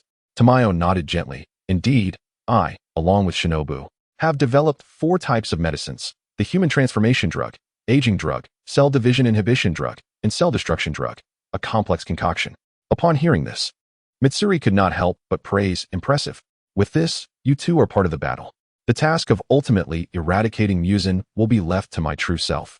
We shall remain vigilant outside for any injured souls that may emerge. Tamayo nodded in affirmation. Meanwhile, within the infinite city, Muzan Kibutsuji had transformed into a colossal mass of flesh, striving with all his might to decompose the human transformation drug. All those within the Demon Slayer Corps headquarters had entered the infinite city. Mitsuri's true self plummeted alongside Shinobu into the infinite city, where Mitsuri gracefully embraced Shinobu, employing the moonstep technique to safely land in a corridor.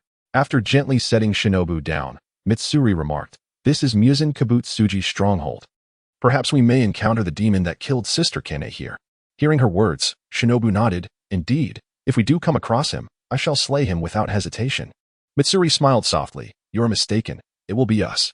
With that, Mitsuri took Shinobu's hand, and together they began to search for traces of demons within the infinite city. As they walked, a potent scent of blood wafted through the air. They exchanged glances and followed the direction from whence the odor emanated. In truth, Mitsuri's keen perception had already detected the location of Upper Moon 2, Doma. Her intent in bringing Shinobu along was to expedite their arrival at Doma's position. Lin Guang and Butterfly Shinobu pushed open an exquisitely adorned door, stepping inside to behold a lotus pond. Within the pond lay a network of interwoven walkways, upon which rested the lifeless bodies of numerous young women. A figure adorned with a lotus hat, possessing white hair and eyes that shimmered with all the colors of the spectrum, and whose visage appeared as though splattered with blood, was feasting upon the corpses. Doma lifted his vibrant, kaleidoscopic eyes to regard the arriving Lin Guang and Butterfly Shinobu, a delighted smile gracing his face. Ah, visitors have arrived. And one is a young girl. She appears so youthful and delectable. I must express my gratitude to Nezuko after this.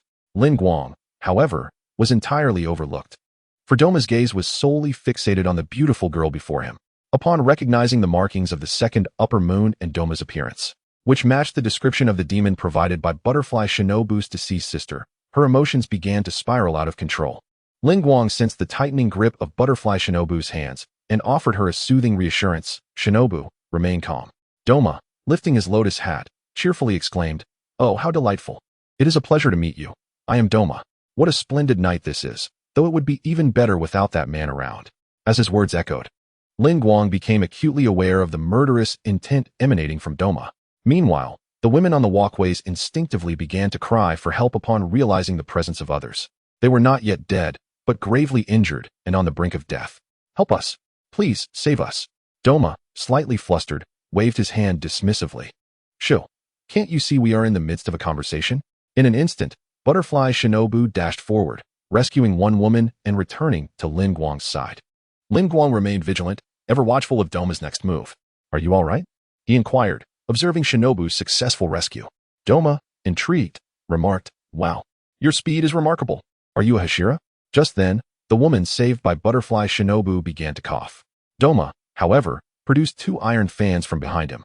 The moment Lin Guang saw Doma brandishing the fans, his Nichiren blade unsheathed with a swift motion, his hair transformed to a snowy white, and his eyes glimmered an icy blue. Clang!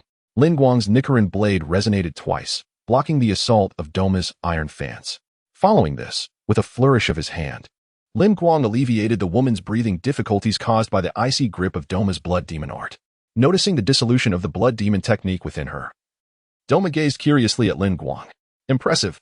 You have undone my blood demon art in an instant. Might I inquire how you accomplished such a feat? Once Butterfly Shinobu had settled the woman beside her, Lin Guang calmly replied, There is no need for that. After all, you shall meet your demise this very night. Doma, unfazed, brandished his pair of iron fans, stating, Allow me to introduce myself once more. I am Doma, the leader of the Eternal Paradise cult. It is my duty to ensure the happiness of my followers. Therefore, might I request that you return my devotees?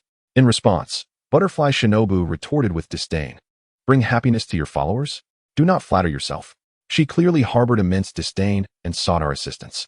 Upon hearing Butterfly Shinobu's words, Doma elucidated. This is precisely why I endeavor to rescue them. The inhabitants of this world are plagued by fear, sorrow, anguish, and the specter of death. Thus, I consume them all. In doing so, they may achieve eternal life alongside me, and I shall wholly absorb the thoughts and flesh of my followers, guiding them towards the most exalted redemption throughout the endless passage of time. Lin Guang remarked, To articulate cannibalism in such a noble light is a first for me. It is utterly revolting. Butterfly Shinobu concurred, exclaiming, Indeed. Are you in possession of sound reasoning? It is truly disgusting. Taken aback by the combined mockery of Lin Guang and Butterfly Shinobu, Doma momentarily faltered. However, he soon appeared to discern something, stating, I understand. Poor child. You must surely harbor memories you find difficult to relinquish. Do not hesitate. Speak freely, for I am all ears. Chapter 110. Confrontation with the Upper Moon 2. I understand now. Poor child, you must harbor memories that you cannot let go of. Do not hesitate to speak. I am all ears. Witnessing the feigned compassion of Doma, Shinobu Kocho's pent-up fury erupted at that moment. How dare you question me? You are the very fiend who harmed my sister, are you not? Do you not recall this Haori at all? Doma, with unwavering confidence, glanced at the Haori adorning Shinobu and immediately recalled a certain individual he had encountered before. It is that girl who wields the breath of flowers, is it not? She was both gentle and delightful. I truly wished to devour her. However, dawn was approaching, preventing me from fulfilling that desire. I remember it clearly. What a pity. As the last word escaped his lips, Shinobu's Nichiren blade pierced through Doma's left eye. Insect breathing. Dance of the bee's sting. A true thrust. Despite having his eye impaled, Doma continued to smile, praising, What a sharp thrust. I didn't even have time to block it with my hand. Following this, Doma brandished his iron fan, releasing ice crystals in the shape of lotus flowers. Blood demon art. Ice lotus leaves. Shinobu swiftly retreated. The chilling aura emanating from the ice crystal lotus flowers inexplicably evaded her upon contact. Suddenly, the ice crystal lotus flowers changed direction, turning towards Doma. Realizing that his own blood demon art had unexpectedly transformed into a counterattack against himself, Doma was momentarily bewildered. Yet, with rapid movements of his iron fan, he shattered all the ice crystal lotus flowers. Nonetheless, the frigid air from the ice crystals still made contact with Doma's body, freezing one of his hands into crystal. Shinobu was astonished to find that Doma's blood demon art had turned against him. Just then, Lin Guang spoke up, Shinobu, feel free to attack him. His blood demon art cannot harm you. Lin Guang fully unleashed his power, transforming the entire lotus pond into ice crystals, while simultaneously freezing the door completely. Confronted with such an anomaly, Doma's mind struggled to comprehend. How could a single person control their own blood demon art?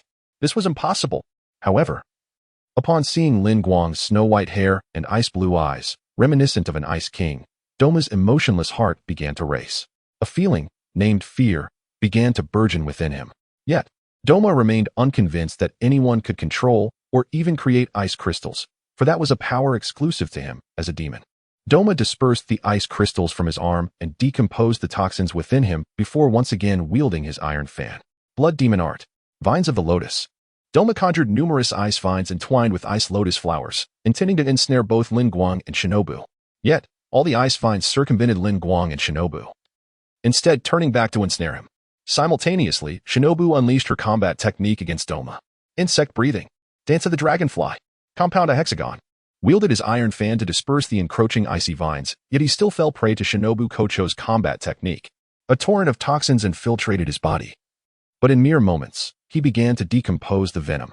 However, during that brief span in which he was neutralizing the toxins, Lin Guang swung his Nichiren blade towards him. Breath of ice. Third form. Frenzied blade of ice. In an instant, dozens of ice blades expertly evaded Shinobu and struck towards. Blood Demon Art, Withered Gardens Falling Snow, brandished his fan, and with a flurry of frost-laden attacks, he deflected the majority of Lin Guang's ice blades. Yet, he still sustained minor wounds from a few blades, which healed almost instantaneously. Breath of Ice? You are the Hashira who vanquished Kibutsuji Muzan and Han Tengu, are you not? However, it seems that there was no mention of any special abilities in the intelligence reports. You have hidden yourself quite well, remarked. Hearing this, Lin Guang lightly smiled. Indeed, if I were to reveal my unique abilities, wouldn't you demons be terrified enough to hide away? Chuckled heartily. I never anticipated that you had concealed such techniques while dealing with Akaza. Had you unveiled them then, perhaps my dear friend Akaza would have met his demise at your hands. Lin Guang replied, you were right. Yet, after my confrontation with Akaza, I realized that my body had not been honed to perfection. Thus, I utilized Akaza to refine my combat instincts and physicality. Unfortunately, when I intended to spare him, I found myself utterly exhausted. However, this time, I shall not let Akaza escape. With that, Lin Guang once again swung his Nichiren blade towards. Breath of Ice. Fifth form. Illusory Killing Ice Mirror. In a heartbeat, Lin Guang vanished from his original position, only to reappear right before, his speed surpassing even that of Shinobu. As Lin Guang approached, softly chuckled, the environment you've crafted is quite impressive. While it favors you, it is not without its advantages for me as well. Blood Demon Art. Frigid White Princess. Two colossal ice lotuses, shaped like young maidens, manifested beside. Due to his enhanced control, the situation did not devolve into chaos. The two giant ice lotuses exhaled freezing mist to launch a wide-range assault, as if aiming to encase Lin Guang in ice. Yet, the frost dissipated upon reaching him. In the next moment, four Lin Guangs appeared simultaneously. The two giant ice lotuses unleashed their freezing breath once more, eliminating two of the mirror images, while swung his iron fan to dispatch another two. Just then, amidst the flickering blade light, the two ice lotuses shattered, and Lin Guang severed hands. Shinobu, seizing the opportune moment created by Lin Guang, charged forward. Despite having his arms severed, maintained a smile, seemingly unfazed by the prospect of being slain by Shinobu. Blood Demon Art. Mist Lotus, Sleeping Lotus Bodhisattva. A colossal figure, resembling a bodhisattva in a meditative posture with hands clasped together, sat majestically within the confines of the room. The ice crystal bodhisattva swung its mighty arm down upon Butterfly Ninja with tremendous force. In an instant, Lin Guang unleashed a surge of power beneath his feet, rescuing Butterfly Ninja from the clutches of the ice crystal bodhisattva. With a resounding crash, the entire frozen lotus pond shattered under the impact of the bodhisattva's strike, filling the air with a chilling mist. Amidst this icy fog, Lin Guang waved his hand, causing the mist to settle upon the ground. Embracing Butterfly Ninja with one arm, he remarked, "What a magnificent ice crystal bodhisattva. This must surely be your ultimate technique." Upon hearing this, the curious Tong Mao, seated atop the ice crystal bodhisattva, inquired, "Oh, do you perhaps possess another hidden card?" Lin Guang offered a gentle smile and replied, "You must understand, we have come for vengeance today. How could we do so without our allies?" With that, he cast a glance at the Butterfly Ninja cradled in his arms, a mysterious smile gracing his face. "Sister Kanahui, is it not time for you to make your entrance?" Chapter 111. A reunion with Akaza as Lin Guang's true self battled against Doma alongside Shinobu Kocho. His clones valiantly rescued numerous members of the Demon Slayer Corps within the Infinite Castle. At that moment, one of Lin Guang's avatars trailed close to Tanjiro and Jutomioka. After vanquishing an unexpectedly emerged demon, it made its way toward Muzan's direction. Noticing the crow perched nearby, Lin Guang extended his hand, and the crow alighted upon his shoulder. In a hushed tone, Lin Guang addressed the young leader. "Little lord, you must have observed that in this peculiar castle, there are several of my clones." Hearing Lin Guang's words, the 8-year-old heir to the Demon Slayer Corps, Kenroji Kibutsuji, found himself in uncharted territory, lacking the experience to respond appropriately. Seeing that the crow remained silent, Lin Guang continued softly, "Consider this merely a combat technique, and out of respect for Lord Yoya, I shall strive to protect the members of the Demon Slayer Corps while eliminating Muzan Kibutsuji." "Indeed, Lord Lin Guang, I place my trust in you," came the voice of Kenroji Kibutsuji, brimming with confidence. Lin Guang's true self, engaged in battle with Doma, had his crow relay the vivid scenes directly into Kibutsuji's vision. Although he was uncertain as to why Lin Guang concealed such extraordinary abilities until Muzan's appearance, Kibutsuji chose to trust Lin Guang based on his attitude toward demons. Lin Guang smiled gently as the crow took flight from his shoulder to lead the way. Suddenly, a cacophony of splintering wood erupted. "What is this tremor? Ju, Lin Guang senpai. Halt. Stay calm." Lin Guang glanced upward and swiftly pulled Tanjiro back. With a thunderous crash, a familiar figure materialized before Lin Guang and Tanjiro. It has been a while. Lin Guang, Tanjiro Kamado. The newcomer was none other than Akaza, the Upper Moon 3, who had battled alongside Lin Guang and Kyojuro Rengoku during the events of the Mugen Train. With that, Akaza lunged toward Tanjiro. A weakling like you has survived until now? Remarkable, Tanjiro Kamado. A powerful punch hurtled toward Tanjiro's head. In that instant, Tanjiro's body reacted instinctively. Breath of fire. Fire dance. Executing an agile flip, Tanjiro evaded Akaza's onslaught and aimed a strike at his left arm. Breath of ice. Second form. Flying star ice blade. Understanding the implications of Akaza's words, Lin Guang recalled how Tanjiro had attempted to intercept Akaza after he had lost consciousness, likely uttering those very lines. Otherwise, Akaza would not have targeted Tanjiro so directly. Seeing Akaza attack Tanjiro, Lin Guang could not stand idly by. Flames and frost danced and intertwined as both Lin Guang and Tanjiro severed Akaza's arms simultaneously. Yet, in the next moment, Akaza's arms regenerated. A sweeping punch was launched once more toward Tanjiro, seemingly determined to obliterate the one who had brought him such disgrace. However, Tanjiro, who has cultivated his strength over time, has become exceedingly formidable. When faced with Akaza's renewed assault, he is able to make swift and decisive judgments. Dance of the Fire God. Mirage Rainbow. In an instant, Akaza's punch strikes a blazing inferno. Yet, Tanjiro returns to Lin Guang's side. At this moment, Lin Guang remarks, Akaza, do you see now? The so-called weakling you once spoke of is now capable of injuring you. Akaza gazes at Lin Guang, sensing a palpable aura of fighting spirit emanating from him, distinctly different from their previous encounter. The energy radiating from Lin Guang now possesses an ethereal quality, unlike the genuine chill that surrounded him before. Although he perceives this change, for Akaza, the ability to fight and grow stronger outweighs all else. You are indeed correct. He is no longer the frail youth he once was, and for that, I extend my respect. Unleash the technique. A snowflake-like pattern unfurls beneath Akaza's feet, a pale blue sigil enveloping his surroundings. The banquet has commenced. Let us begin. No sooner had he spoken than Lin Guang and Chitomiyoko launched their assault simultaneously. Water breathing. Third form. Flowing dance. Ice breathing. Fourth form. Shadowless ice spike. Ju moved with agility, his blade guiding a stream of azure water, graceful yet laden with peril.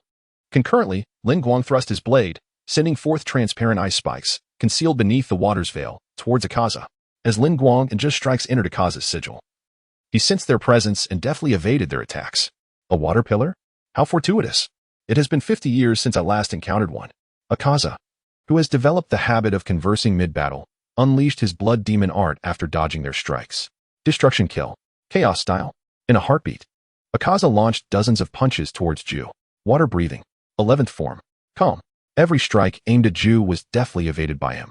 Excitement surged through Akaza as he witnessed an unprecedented combat technique. A new move I have never seen before. The water pillar I defeated long ago did not possess this skill. Akaza continued his onslaught against Ju, leaving an opening behind him. Ice breathing. Second form. Flying star ice blade. Lin Guang unleashed 2 ice blades, slicing towards Akaza's neck like shooting stars. Upon entering Akaza's sigil, the ice blades were sensed, and he swiftly turned, shattering them with a pair of punches. Dance of the Fire God. Flame dance. Tanjiro stealthily approached Akaza from behind, aiming to sever his legs and temporarily disable his evasion. Although Tanjiro's intentions were noble, Akaza would not allow him to succeed. Destruction kill. Foot style. Crown cut. He abruptly kicked upward with force, targeting Tanjiro's head with a powerful strike. Tanjiro retrieved his blade, using the hilt to deflect the kick from Akaza, yet he still sustained a minor injury. Blood streaming from his nose. He was pushed back, while Rengoku and Jai simultaneously launched their assaults, denying Akaza even a moment to breathe. Amidst the clash of fists and blades, Akaza found himself immensely intrigued by Jai. Such fluidity and finesse in combat. It is truly remarkable. What is your name? Pray, reveal it to me. I wish to engrave your name in my memory. Jai replied coldly. I possess no name worthy of sharing with a demon. Moreover, I despise conversing. Please refrain from engaging me in dialogue. Unfazed, Akaza continued cheerfully. Oh, is that so? So you detest speaking? How delightful. I, however, relish conversation. Even if I were to ask you 1,000 times, I would never tire of it. With that, Akaza parried Rengoku's attack and unleashed a powerful kick towards Jai, simultaneously invoking his blood demon art. Destruction kill. Foot technique. Flowing radiant light. Chapter 112. The three heroes battle Akaza, destructive kill, foot technique, flowing flash of light.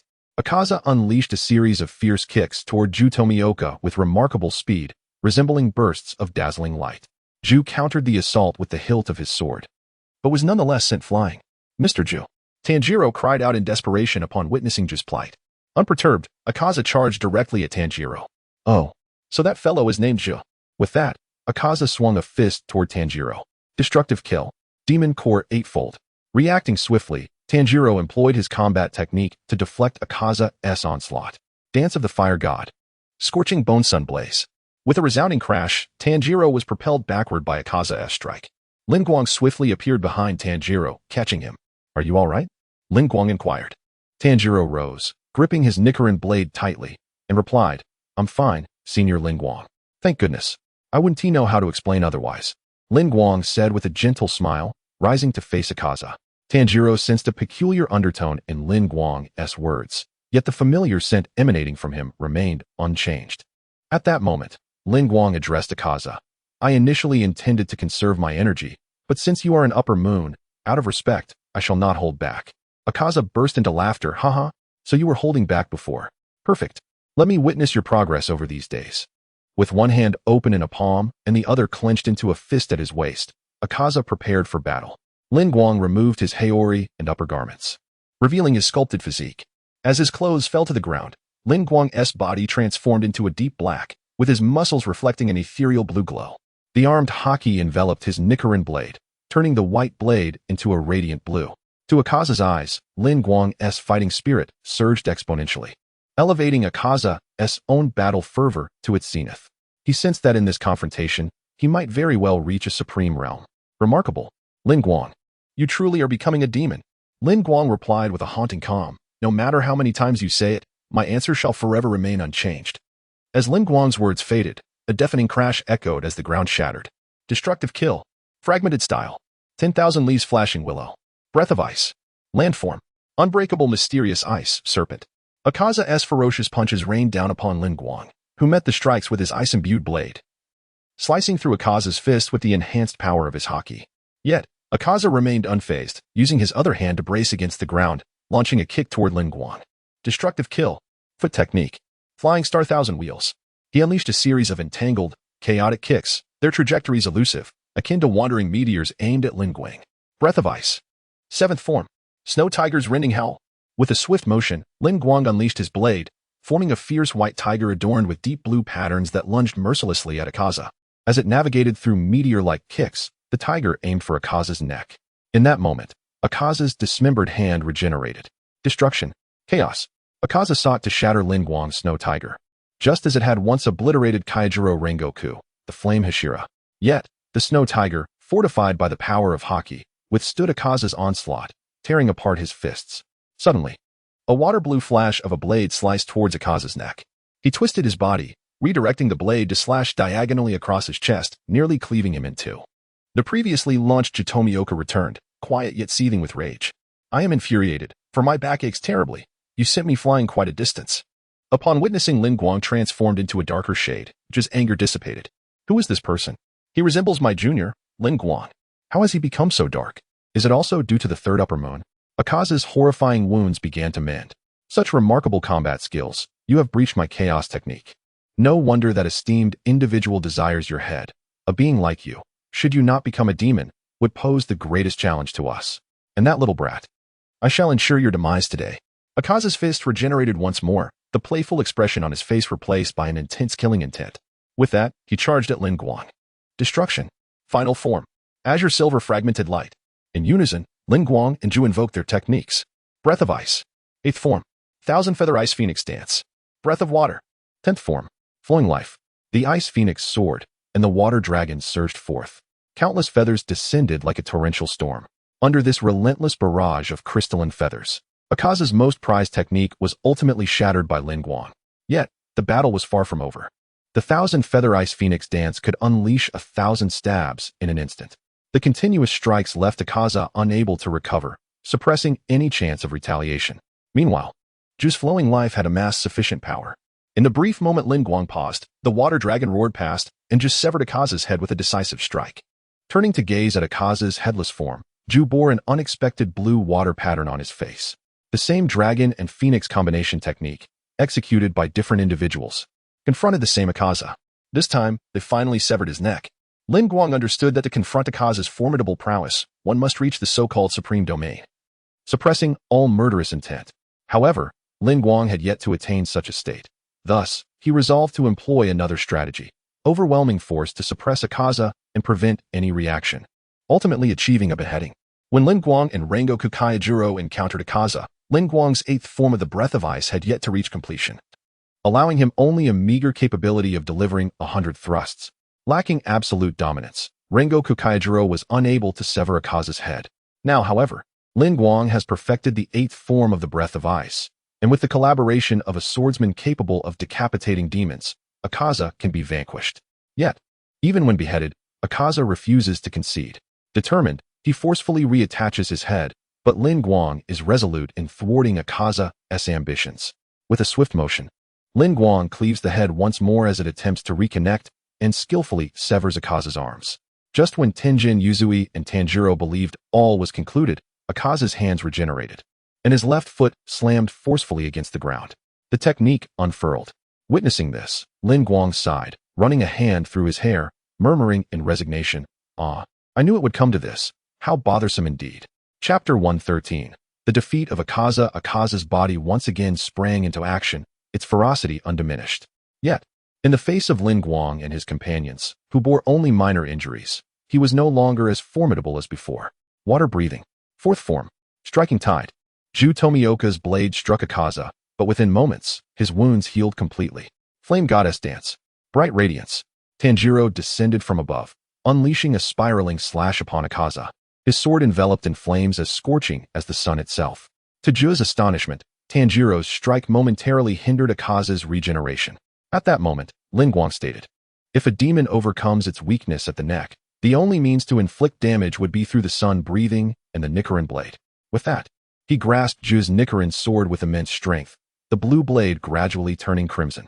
Then, Lin Guang handed Ju's sword back to him, saying, "Only with sufficient grip can the blade be turned red." Ju accepted his Nichiren sword, uncertain of why Lin Guang had used his weapon for demonstration. Yet he trusted his junior brother implicitly. With a resolute declaration, Ju charged forward, exclaiming, "I can do it too." Hearing this, Lin Guang smiled subtly, his pupils quietly transforming into the three-tomo Sharingan. A sorrowful spirit of a young girl gazed upon the ongoing battle, witnessing Akaza's relentless suffering. Eventually, when Akaza's headless form fell to one knee, the spirit could no longer restrain herself and reached out to grasp his hand. Observing this scene, Lin Guang halted Ju and Tanjiro, who were poised to continue their assault. "Enough. I believe he no longer wishes to continue living." Ju and Tanjiro exchanged puzzled glances, unable to comprehend Lin Guang's words. Just then, Akaza unexpectedly unleashed a self-destructive attack. Stunned by this sudden and incomprehensible turn of events, Ju and Tanjiro stood frozen. Lin Guang continued, as he once said, "Tanjiro, demons are tragic beings. Akaza's actions reveal his desire to end his own existence. Let him find release. It grants him a semblance of dignity in his final moments." Of course, the last sentiment was a thought Lin Guang kept to himself, for despite the distinction between human and demon, he held a profound respect for an adversary like Akaza. Akaza's battered body still struggled to heal, yet at that moment, he had already relinquished his will to live, for he had been defeated. Suddenly, Akaza's form knelt upon the ground. Lin Guang beheld a frail man and a robust middle-aged figure appear, ultimately revealing the young girl. Akaza raised his hands, his recovery ceasing, and ultimately, he disintegrated into ashes that scattered into the air. Tanjiro's keen nose detected the lingering sin of gratitude and sorrow emanating from Akaza. Although he could not perceive it as vividly as Lin Guang, his inherent kindness allowed him to empathize deeply. Eventually, Tanjiro and Ju Tomioka exhaled in unison, collapsing onto the ground. Lin Guang emerged from his shadowy guise and addressed Tanjiro, saying, "Tanjiro, with your acute sense of smell, you must discern my current identity." Leaning against the wall, Tanjiro shook his head and replied, "Well, I do catch a whiff of something peculiar, yet I cannot quite place it.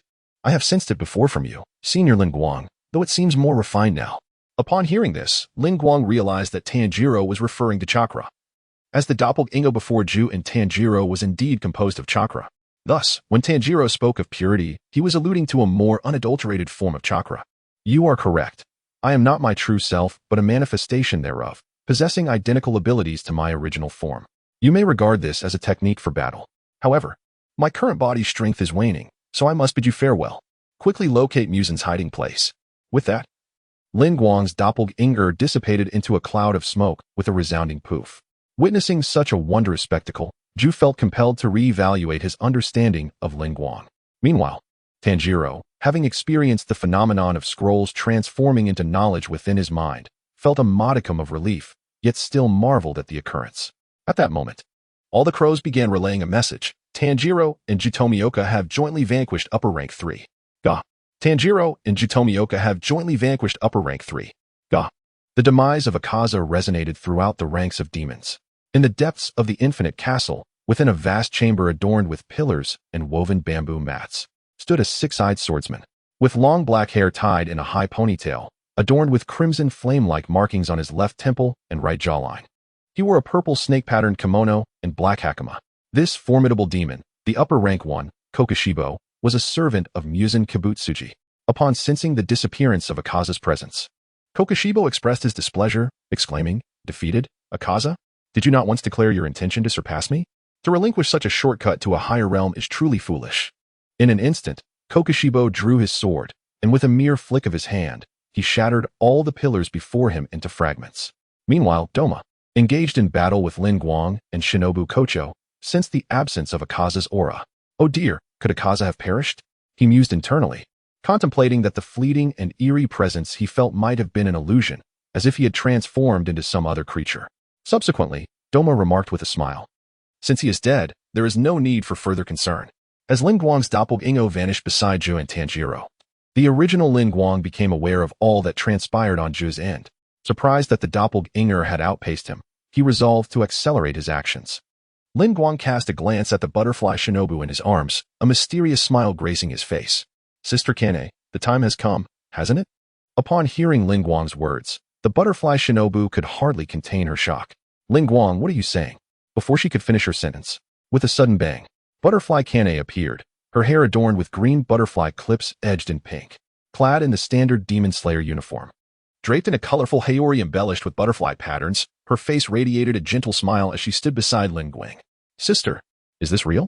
The butterfly Shinobu gazed at Lin Guang and Butterfly Kane in disbelief, her hands trembling as they reached out toward Kane. Observing the butterfly Shinobu's astonished demeanor, Kane extended her hand, gently grasping the trembling little hand of Shinobu. "It has been a long time, little Shinobu." The familiar voice and the tangible warmth of her hand made Butterfly Shinobu feel as though she were in a dream.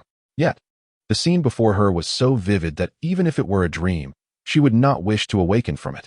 In a surge of emotion, the butterfly Shinobu threw herself into Kane's embrace, weeping uncontrollably. At that moment, Lin Guang interjected, "Little Shinobu, let us reminisce after we deal with that fiend." At his words, the butterfly Shinobu halted her tears, suppressing the myriad questions swirling in her mind, and gently nodded. The three then turned their attention to the figure of Doma, perched atop the ice crystal bodhisattva. Chapter 114. Understanding grudges. Tima gazed at the girl he had once grievously injured, yet who now stood before him, alive. As dawn broke, I distinctly remember believing she was beyond saving that day. How could she possibly be here now? No, her aura is peculiar. She is neither human nor ghost. What exactly is she? The ice crystal bodhisattva beneath Tima emanated a vast expanse of icy mist. Accompanied by this dense fog, the bodhisattva unleashed a colossal icy hand towards Lin Guang and his companions. With a thunderous roar, the mist was violently dispersed. It was then that Tima's ice crystal bodhisattva was caught by a gigantic white skeletal claw. Lin Guang, having activated his kaleidoscope, enveloped himself and his companions within a massive white ribcage, from which a skeletal arm emerged to intercept the bodhisattva's icy grasp. This unexpected occurrence once again reshaped Tima's understanding, as well as that of Shinobu Kocho. Butterfly Kane, smiling, remarked to Shinobu, "No matter what happens, it is not surprising for Lin Guang. Let us simply observe." Hearing her sister's words, Shinobu regarded Kane with confusion, pondering how it seemed her sister understood Lin Guang even better than she did. Moreover, how did her sister even arrive here? Countless questions flooded her mind. Despite the multitude of uncertainties within her, Shinobu recognized that their primary objective was to confront Tima. She nodded gently, sharing a knowing smile with her sister, which Kane understood perfectly. "After this is over, I will tell you everything, Shinobu." At that moment, Lin Guang addressed Tima. You seem to enjoy playing with Gundams. Let me indulge you. With that proclamation, the skeletal structure of his chest and one arm gradually became whole, while another skeletal hand and a skull sprouted, adorned with two small horns. The skeletal Susanoo formed, its bony fist raised to strike fiercely at Tima. Caught off guard, Tima was astonished to find that the white skeleton surrounding Lin Guang not only obstructed the icy mist, but was as unyielding as steel. However, upon witnessing Lin Guang summon Susanoo, Tima commanded his ice crystal bodhisattva to counter the skeletal Susanoo's fist. With a resounding crash, the arms of the bodhisattva were shattered by the blow. Another punch followed, aimed at the bodhisattva's head. Faced with such a formidable assault, Tima realized that his other blood demon arts would likely be ineffective. He had no choice but to retreat from the bodhisattva. A tremendous explosion erupted as Lin Guang's Susanoo obliterated the ice crystal bodhisattva. Tima narrowly escaped by leaping away, but in the blink of an eye, 3 figures appeared around him. Insect breathing, butterfly dance, mockery. In an instant, Shinobu's unique blades pierced Tima's body, creating 4 or 5 bloody wounds. Just as Tima swung his iron fan, Butterfly Kane materialized before him. Flower breathing. 4th form. Red flower attire. Kane wielded her pink Nicaran blade, slashing at Tima. Petals cascading around her, tracing a crimson arc. With a clang, the blade met the iron fan in a fierce clash. As the toxin injected into Doma by Shinobu began to take effect, dark purple spots emerged on his body. However, rather than spreading further, these spots gradually began to recede. At that moment, Susanoo seized Doma, rendering him immobile. Seizing this opportunity, Lin Guang activated the power of his kaleidoscopic right eye, Snow Burial. Doma, upon gazing into Lin Guang's enigmatic eyes, felt as though his insides had turned to ice. Coughing violently, he expelled a mouthful of bloody ice shards. Yet he could still sense his organs continuing to freeze. Lin Guang was not idle either. He delivered a lethal strike. Breath of Ice. 7th form. Snow Tiger's Howl. With a swift motion of his blade, a snow tiger emerged, roaring through the air, and severed Doma's head from his body, which fell to the ground. Shinobu and Kane stood on either side of Lin Guang's Susanoo. After placing them beside Lin Guang, Susanoo slowly began to dissipate. Lin Guang's eyes returned to normal, and as he closed his kaleidoscopic Sharingan, he felt a hint of fatigue in his eyes. Doma, devoid of emotions, lacked a strong desire to survive and ultimately faded into ashes in the air. Lin Guang understood that this battle had been so effortless, not because Doma was weak, but because his abilities were perfectly suited to counter Doma. Whether it was the power of the freezing fruit, the kaleidoscopic Sharingan, Susanoo, or even his somewhat undervalued immunity to poison, each was a distinct advantage against Doma. Ding. Host has slain Upper Moon 2, Doma, and received 9 silver treasure chests. Hearing the system's notification, Lin Guang smiled gently and collected all the silver chests. As Shinobu gazed at the dissipating Doma, she could hardly believe how easily they had dispatched Upper Moon 2, to the extent that she felt as though she were dreaming. She turned to Lin Guang and asked, Lin Guang, did we really win? Am I not dreaming? Lin Guang gently embraced Shinobu and reassured her, no, this is not a dream. Everything is real, including Sister Kane.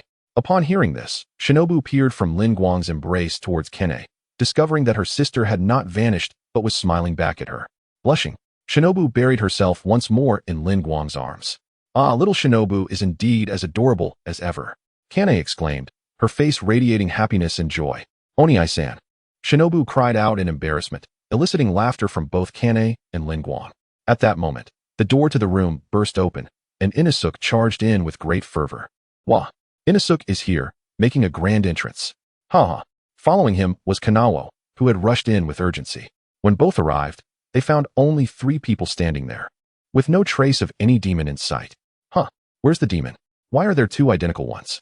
Inosuke stared at Shinobu being embraced by Rengoku, while Kanai stood beside them, his simple mind momentarily perplexed.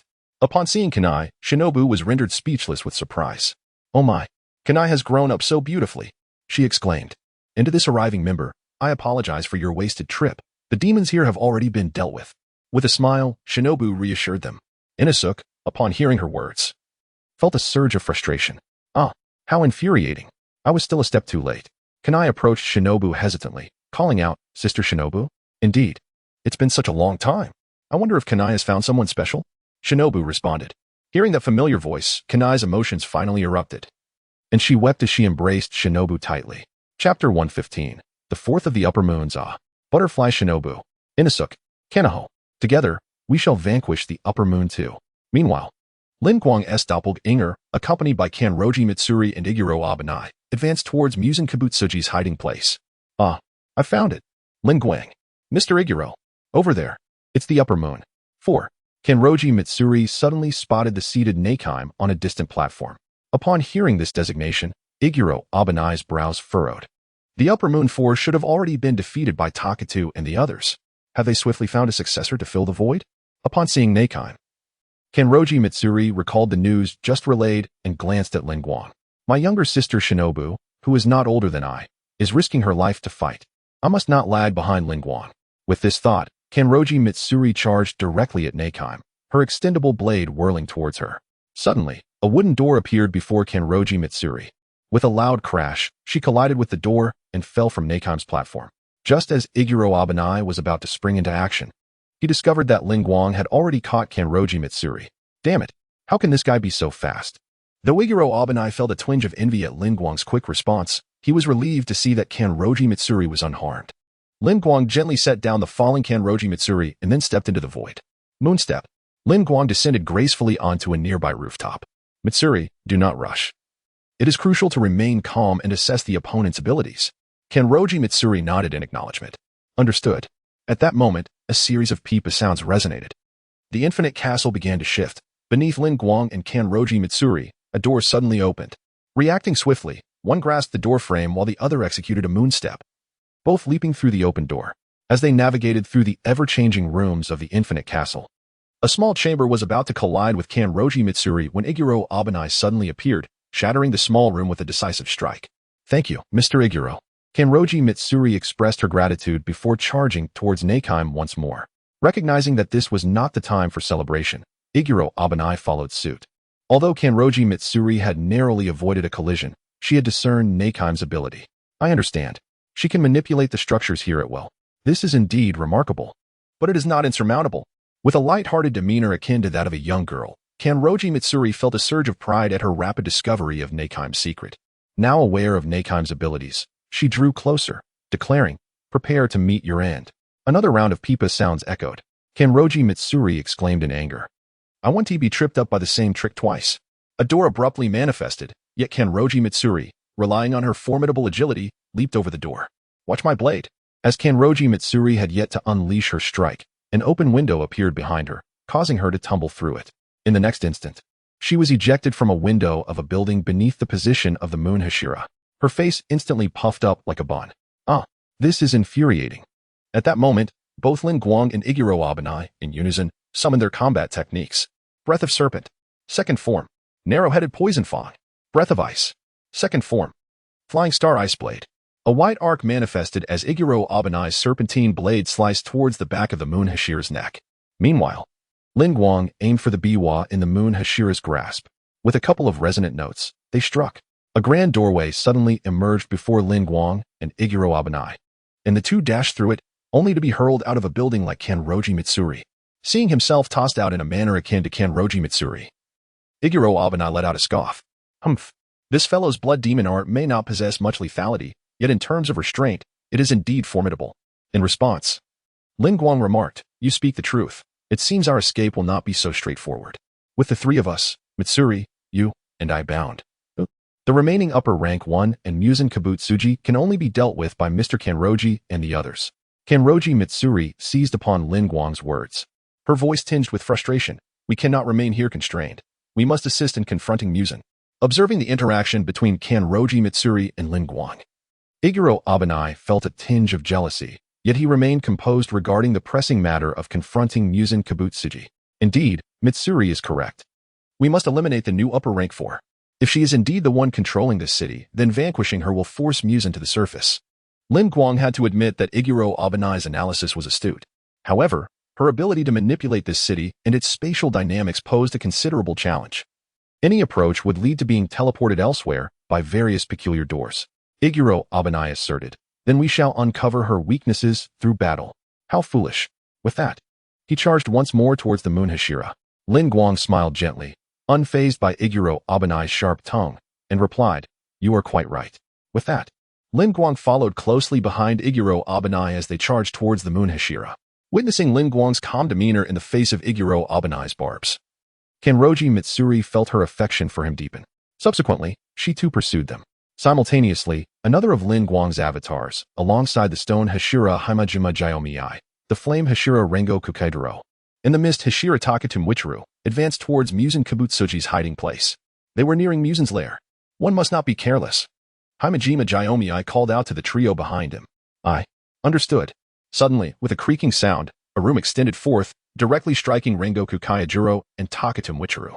Rengoku, Takatu, do not concern yourselves with me. Please, continue onward. Understood. We shall hasten to your side.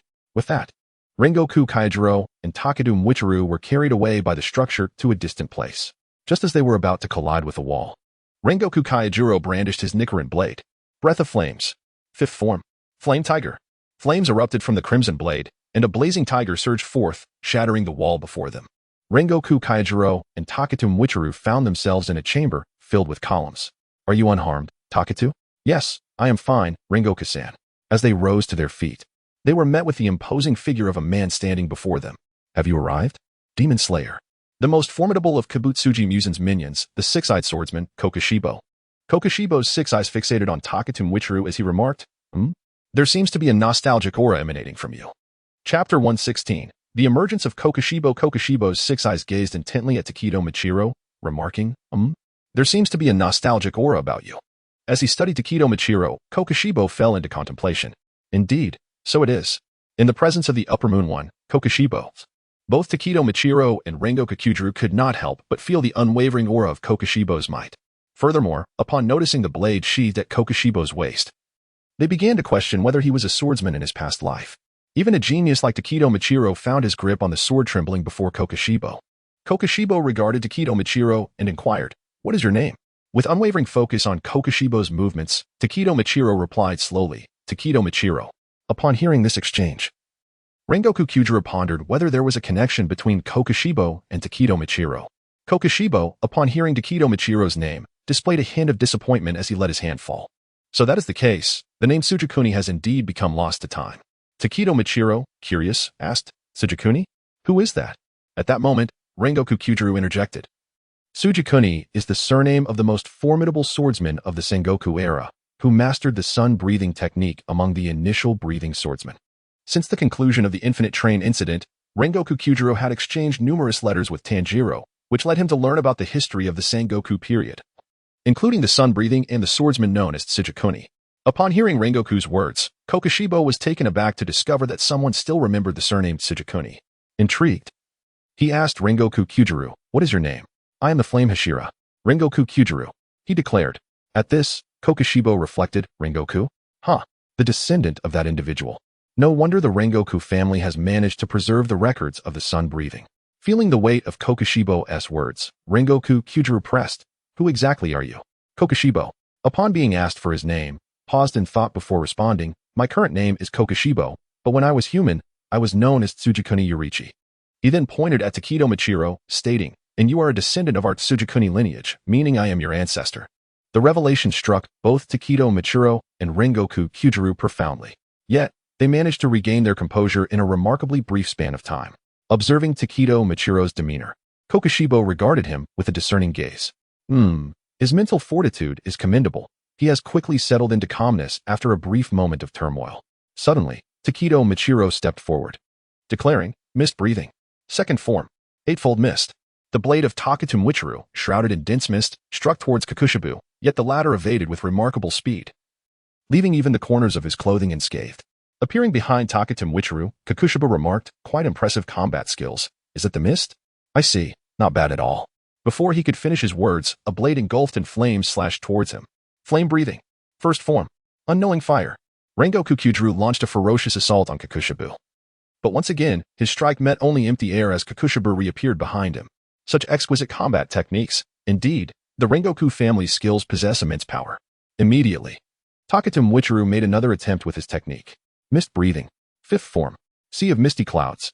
Accompanied by a thin fog, Takatum Wichiru unleashed a series of rapid slashes towards Kokushibo in a straight line. Rengoku Kyujuru also swung his blade, executing a technique aimed at Kokushibo. Flame breathing. Fourth form. Blazing flame vortex. A fiery vortex was unleashed as Rengoku spun forward, amplifying the power of his strike against Kakushibu. Mist enveloped the area, flames raged, yet Kakushibu remained unscathed. With 2 consecutive attacks proving ineffective, Takadu Mwichuru and Rengoku Kyujuru took a deep breath, urging their heartbeats to quicken, thereby raising their body temperatures. A pale blue cloud pattern manifested on the left side of Takadu Mwichuru's forehead and the right cheek, while 2 crimson flame patterns ascended from either side of Rengoku Kyujuru's neck to his face. Observing the patterns on their faces, Kakushibu was taken aback to see a patterned swordsman in this era as well. At that moment, Takadu Mwichuru executed his self-created technique. Mist breathing. 7th form. Haze. Instantly, the mist surged forth, obscuring the figures of Takadu Mwichuru and Rengoku Kyujuru, enveloping Kakushibu within its depths. Kakushibu had never witnessed such a technique from the Mist Hashira before. He evaded Takadu Mwichuru's attack amidst the thick fog, and upon witnessing such fluid and elegant combat skills, Kakushibu remarked, to engage without employing techniques would be utterly futile. Once more dodging Takadu Mwichuru's strike, Kakushibu placed his hand on the blade at his waist. Moon breathing. 1st form. Dark Moon. Night Palace. He executed a swift, invisible draw, leaving behind numerous crescent moon blades in the wake of his slash. Flame breathing. 5th form. Flame Tiger. A blazing tiger surged through the mist, intercepting the blade that was poised to strike Takadu Mwichuru. Although the Flame Tiger nullified Kakushibu's technique, the smaller crescent blades still inflicted several minor wounds upon Rengoku Kyujuru. Despite both Rengoku Kyujuru and Takadu Mwichuru activating their patterns, they remained on a different level compared to Kakushibu's speed. Witnessing his technique being countered by the 2, Kakushibu felt no surprise whatsoever. Knowing the formidable strength of the patterned swordsman, capable of withstanding his 1st form, Kakushibo was not taken aback. Upon witnessing the extraordinary talent of his progeny, he entertained the thought of transforming them into a demon, while the Flame Hashira was merely a target to be eliminated. However, before Kakushibo could unveil his intentions, a streak of white blade aura sliced towards him. Breath of Ice. 2nd form. Flying Star Ice Blade.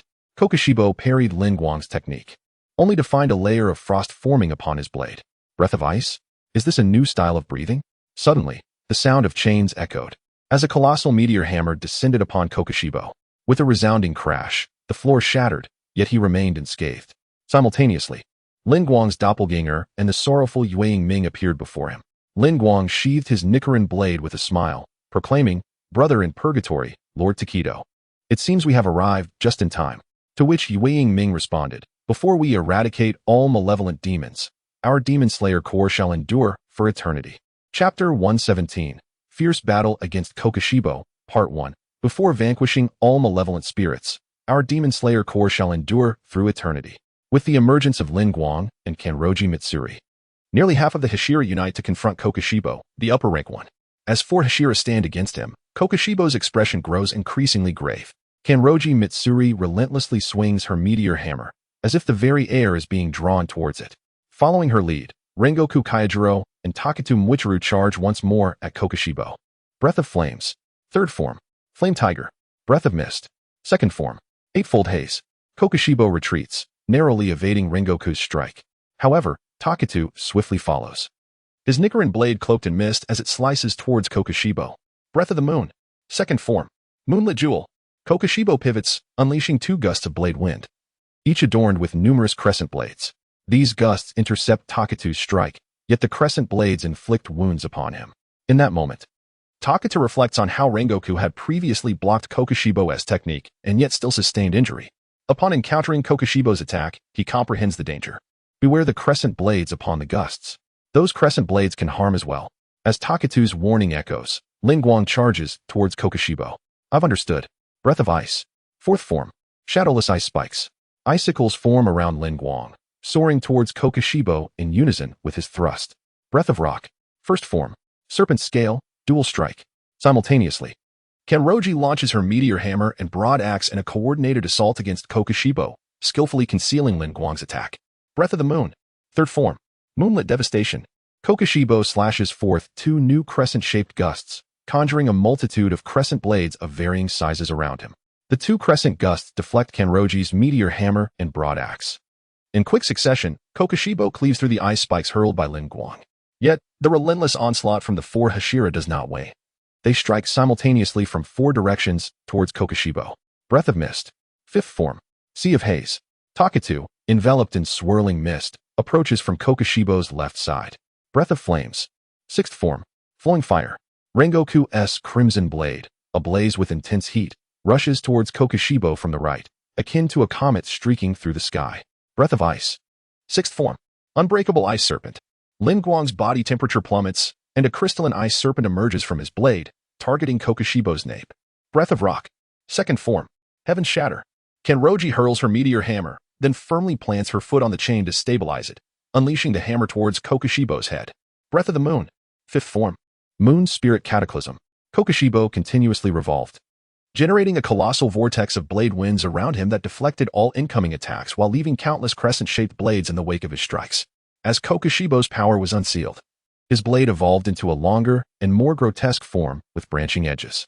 The combined assault of Mitsuri Kanroji, Rengoku Kyujuru, and the two Hashira was effortlessly repelled by Kokushibo. The onlookers were astonished that even their united effort was rendered futile against him. Observing this scene, the stoic Kanroji Mitsuri remarked, "I had intended to reserve this technique for the final confrontation with Muzan, but if we are to fall at your hands, what hope do we have against Muzan?" As he spoke, the gray-black rock-like patterns manifested on his arms.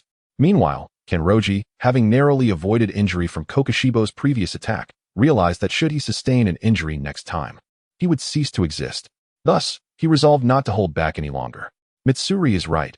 I can no longer afford to be lenient. Armament Haki, activate. His hands gradually transformed to a deep shade of black, and his white Nichiren blade morphed into a ghostly blue hue.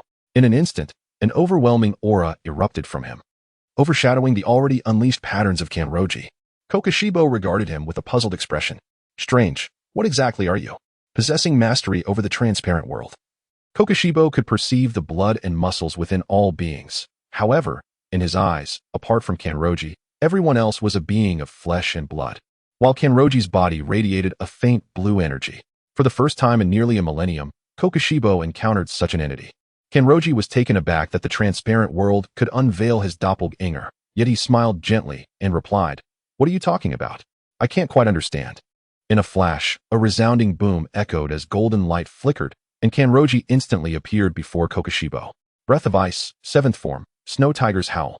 A white snow tiger, adorned with ethereal blue patterns and black pupils, seemed to come to life. With a deafening roar, the snow tiger shattered Kokushibo's garments and lunged at his neck. At such close range, Kokushibo was momentarily caught off guard, but his body instinctively retaliated with blade-like strikes. Clang, clang. The sound of metal echoed as Kanroji was forced back, crashing violently into a pillar, raising a cloud of dust. "Kanroji!"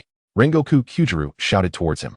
Due to the instantaneous nature of the flash, the others were unable to react. Even during their rigorous training sessions, few could keep pace, for very few could predict Kanroji's teleportation. "I'm fine, Rengoku," came Kanroji's voice from within the dust. Unbeknownst to them, as he approached Kokushibo, he had enveloped himself in armament Haki and swung his blade towards him.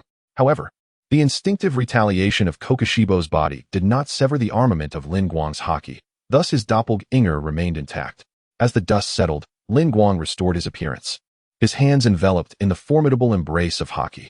He was reluctant for the newly arrived duo to witness his current state. At that moment, a whirlwind surged towards Kokushibo. Breath of Wind. First form. Dust Whirlwind Slash.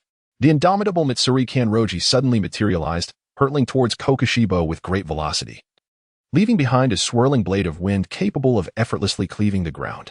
Yet, Kokushibo adeptly evaded the assault. On the path of Kokushibo's retreat, a resplendent figure awaited him. Breath of Sound. Fifth form. Reverberating Strings. Yuzui Tenjin wielded two rapidly spinning blades, accompanied by explosive sounds as he launched his assault on Kokushibo. Breath of Moon. Sixth form. Eternal Night's Solitude. Abyss. Kokushibo countered with a rapid series of cross slashes directed at Yuzui Tenjin, releasing multiple gusts of blade wind alongside a barrage of crescent blades. However, these crescent blades primarily struck the explosives hurled by Yuzui Tenjin. Chapter 118. Fierce Battle Against Kokushibo. Part 2. A series of explosive sounds echoed as Mitsuri Kanroji, bearing several wounds, retreated to Lin Guang's side. Is this truly the Upper Moon one? It is indeed exceptionally formidable, yet its appearance is rather unrefined, lacking any sense of grandeur. Mitsuri lifted his gaze, and aside from his inherent visage, a golden musical note manifested on his right cheek, harmonizing with the pattern upon his left eye, both complementing one another beautifully, leaving one to ponder which one truly constituted the mark. to contend with us, 6 Hashira. Even the upper moon one would surely be torn to shreds in an instant. The indomitable Kaneo Tsuyuri emerged, her eyes suffused with bloodshot veins. A green windmill pattern gracing her right cheek. Observing the continuous emergence of Hashira, Kokushibo began to lose his composure. Are the swordsmen of this era all marked warriors? They keep appearing one after another. It seems never-ending. Breath of the Moon. 7th form. Sorrow Mirror. Moon Reflection. Kokushibo wielded his evolved demon blade, unleashing a fan-shaped arc that generated 6 colossal shockwaves extending outward. As these massive waves surged forward, they were accompanied by numerous arc-shaped smaller shockwaves. The group retreated, distancing themselves from Kokushibo and evading the 6 titanic shockwaves. At that moment, Kokushibo swung his evolved demon blade once more. Breath of the Moon. 8th form. Moon Dragon Tail. A sweeping, expansive horizontal slash aimed to obliterate Lin Guang and his 5 companions. This technique was not only swift but also accompanied by countless colossal crescent blades, descending upon Lin Guang's group. However, they would not remain idle, awaiting Kokushibo's next assault. Breath of Ice. 8th form. Thousand Feathers, Ice Phoenix Dance. An ice crystal phoenix manifested behind Lin Guang, its feathers displaying a gradient from light blue to deep blue, with eyes of a profound azure, exuding an air of unparalleled nobility. As Lin Guang advanced, the ice crystal phoenix soared towards Kokushibo, its wings flaring dramatically, unleashing a torrent of deep blue ice crystal feathers aimed to engulf him. Breath of the Moon. 9th form. Descending Moon. Continuous Face.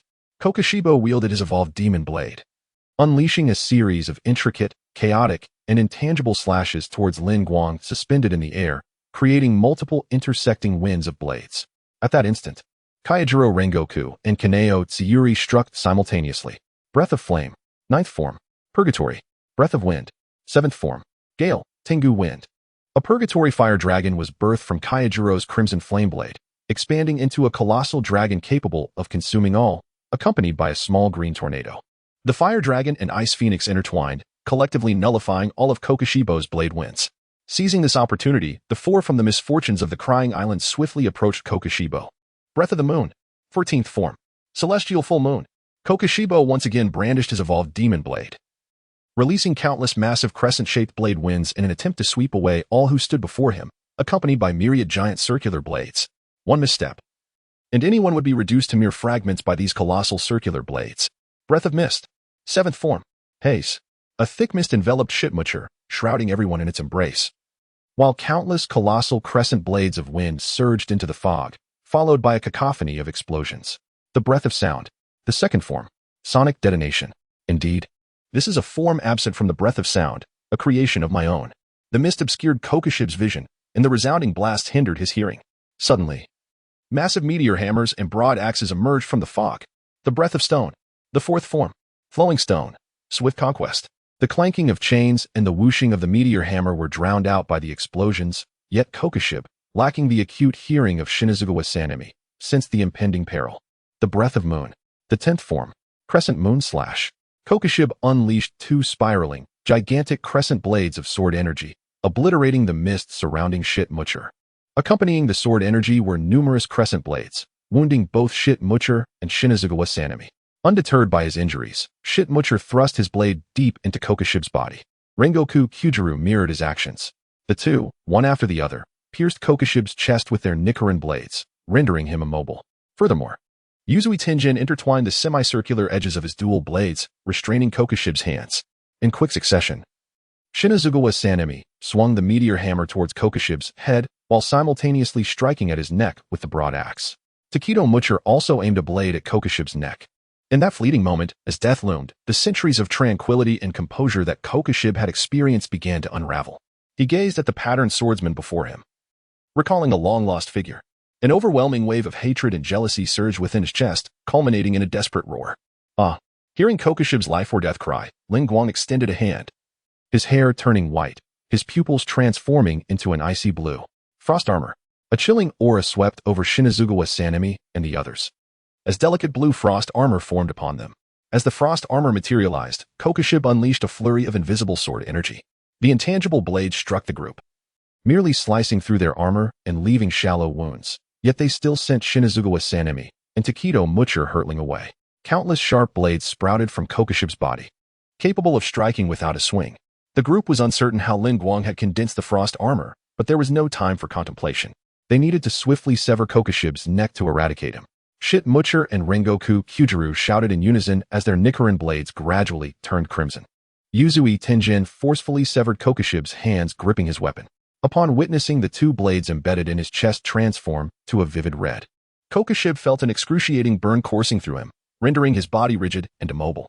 Naming Island's Hashigumi, alongside the indomitable Takedo Michiro, seized the fleeting opportunity when Kokushiba's body was momentarily rigid, launching their blades once more. Lin Guang, having withdrawn from the form granted by the devil fruit, felt his hair turn a shade paler. Yet, he remained indifferent to such trivialities, striking again at Kokushiba with unwavering resolve. Takedo Michiro's blade met Kokushiba's neck with a resounding clang, while Hashigumi's meteor hammer descended upon the same target, only to bend but not sever Kokushiba's neck. In the face of such humiliation, Kokushiba unleashed a furious roar. A primal scream echoed forth. Realizing their initial strike had failed to decapitate Kokushiba, Hashigumi swung his broad axe upward, creating a pincer attack with the meteor hammer. However, Kokushiba countered with blades protruding from his body, thwarting the axe's descent. Witnessing this, Lin Guang, alongside Yuzui Tenjin and Takedo Michiro, struck the meteor hammer in unison, lending their strength to Hashigumi. With a resounding clash, the meteor hammer and four blades ignited with crimson fury, ultimately severing Kokushiba's neck. Chapter 119. The annihilation of Kokushiba. The severed head of Kokushiba fell to the ground, blood gushing from the severed neck. An indomitable will and a fierce anger surged within his mind. This overwhelming determination stemmed the flow of blood from his neck. Witnessing this, Kenroji Mitsuri shouted, "Akaza, Shinobu, Tenjin, do not relent in your assault. Annihilate him completely." "Very well. I shall eradicate him from this world." "Understood. It is time to bring this magnificent battle to a close." With that, Shinazugawa Sanemi swung his Nichiren blade anew, unleashing his combat technique. Breath of Wind. 8th form. Initial Gale Slash. Sanemi's figure darted forward like the wind, and in an instant, he stood beside Kokushiba, spinning as he delivered a slash that unleashed a whirlwind. A grievous wound appeared across Kokushiba's chest and abdomen, nearly bisecting him. Immediately after, Mitsuri's blade followed suit, striking Kokushiba with tremendous force. Breath of Ice. 7th form. Snow Tiger's Howl. The Snow Tiger manifested once more, its powerful roar shattering the blades upon Kokushiba's form, tearing away a portion of his chest. As Shinobu and Rengoku retreated, Tenjin and Mitsuri simultaneously attacked Kokushiba. Breath of Sound. 6th form. String Resonance Explosion. Breath of Rock. 5th form. Rock Wheel Execution. As their blades withdrew from Kokushiba's body, his head began to regenerate. With a resounding crash, Tenjin and Mitsuri's strikes met only air, for Kokushiba, driven by an intense will to survive, transcended the boundaries of a demon, rendering his neck no longer a weakness and completing the regeneration of his head. However, the new head bore a monstrous visage, sprouting thorn-like tendrils and razor-sharp claws. The onlookers gasped in astonishment. He regenerated another head. The fiend. Unbelievable. Sanemi bellowed. Continue the assault. He has just been decapitated. His body must still be weak. Moreover, his regeneration speed pales in comparison to Muzan's. We must relentlessly attack his neck, commanded Mitsuri. Upon hearing her words, the group resumed their ferocious strikes against Kokushiba. Suddenly, his chest and abdomen began to collapse. Although the reason eluded them, they charged forward undeterred. Mitsuri hurled her meteor hammer, shattering Kokushiba's head with a single blow. In swift succession, Shinobu and Sanemi severed his arms, while Rengoku and Tenjin hacked away at his legs. Finally, Tenjin delivered the finishing blow, cleaving Kokushiba in two. As they beheld Kokushiba's disintegrating form, the group halted their assault. Truly worthy of the upper rank one. It took the combined strength of all 6 of us to vanquish him. Facing Muzan will undoubtedly be a battle of unprecedented grandeur. Yushui Tenjin sheathed his dual blades upon his back and exhaled deeply. We must depart. Only by vanquishing Muzan can we bring this to an end, he declared. As Akaza turned to him, stating, "We need to go." At this moment, Lin Guang interjected, "You may leave. I cannot accompany you." The group, preparing to depart, turned their gazes toward Lin Guang, perplexed by his words. Rengoku Kaijuro inquired, "Lin Guang, what do you mean by not being able to leave with us? Do you have unfinished business?" Yushui Tenjin added, "Hey, Lin Guang, don't tell me you're afraid of Muzan." Kaneo Tsuyuri cast a cold glance at Lin Guang, questioning, "What do you mean by that? Are you planning to flee?" In response, Lin Guang clarified, No, that is not my intention. I mean to say that the person before you is not the true me." He continued, however, I understand you may not believe my words, so let it be. With a gentle smile, he vanished in a puff of smoke. The suddenness of Lin Guang's departure left the others with expressions of bewilderment. Damn it! What is going on with that guy? Kaneo exclaimed, attempting to grasp the smoke but finding nothing. Ah, that magnificent exit resembles techniques from the shinobi world. Could it be that Lin Guang has wandered through the realm of ninjas? Yushui Tenjin mused, recognizing the artistry of the maneuver, which was indeed ninjutsu. Witnessing this peculiar display, Takedo Michiro recalled the frost armor that had emerged during his battle with Kokushibo. Do you remember the frost armor that appeared when we faced upper rank 1? He asked. Rengo Kakayajuro replied. Yes. That frost armor saved me from a fatal blow. Kaneo chimed in. Are you suggesting that the ice armor that shielded us was created by him? Takedo shook his head. I cannot be certain, but it is an odd occurrence, and only Lin Guang possesses the breath of ice, so it is plausible. But why would Lin Guang act in such a manner?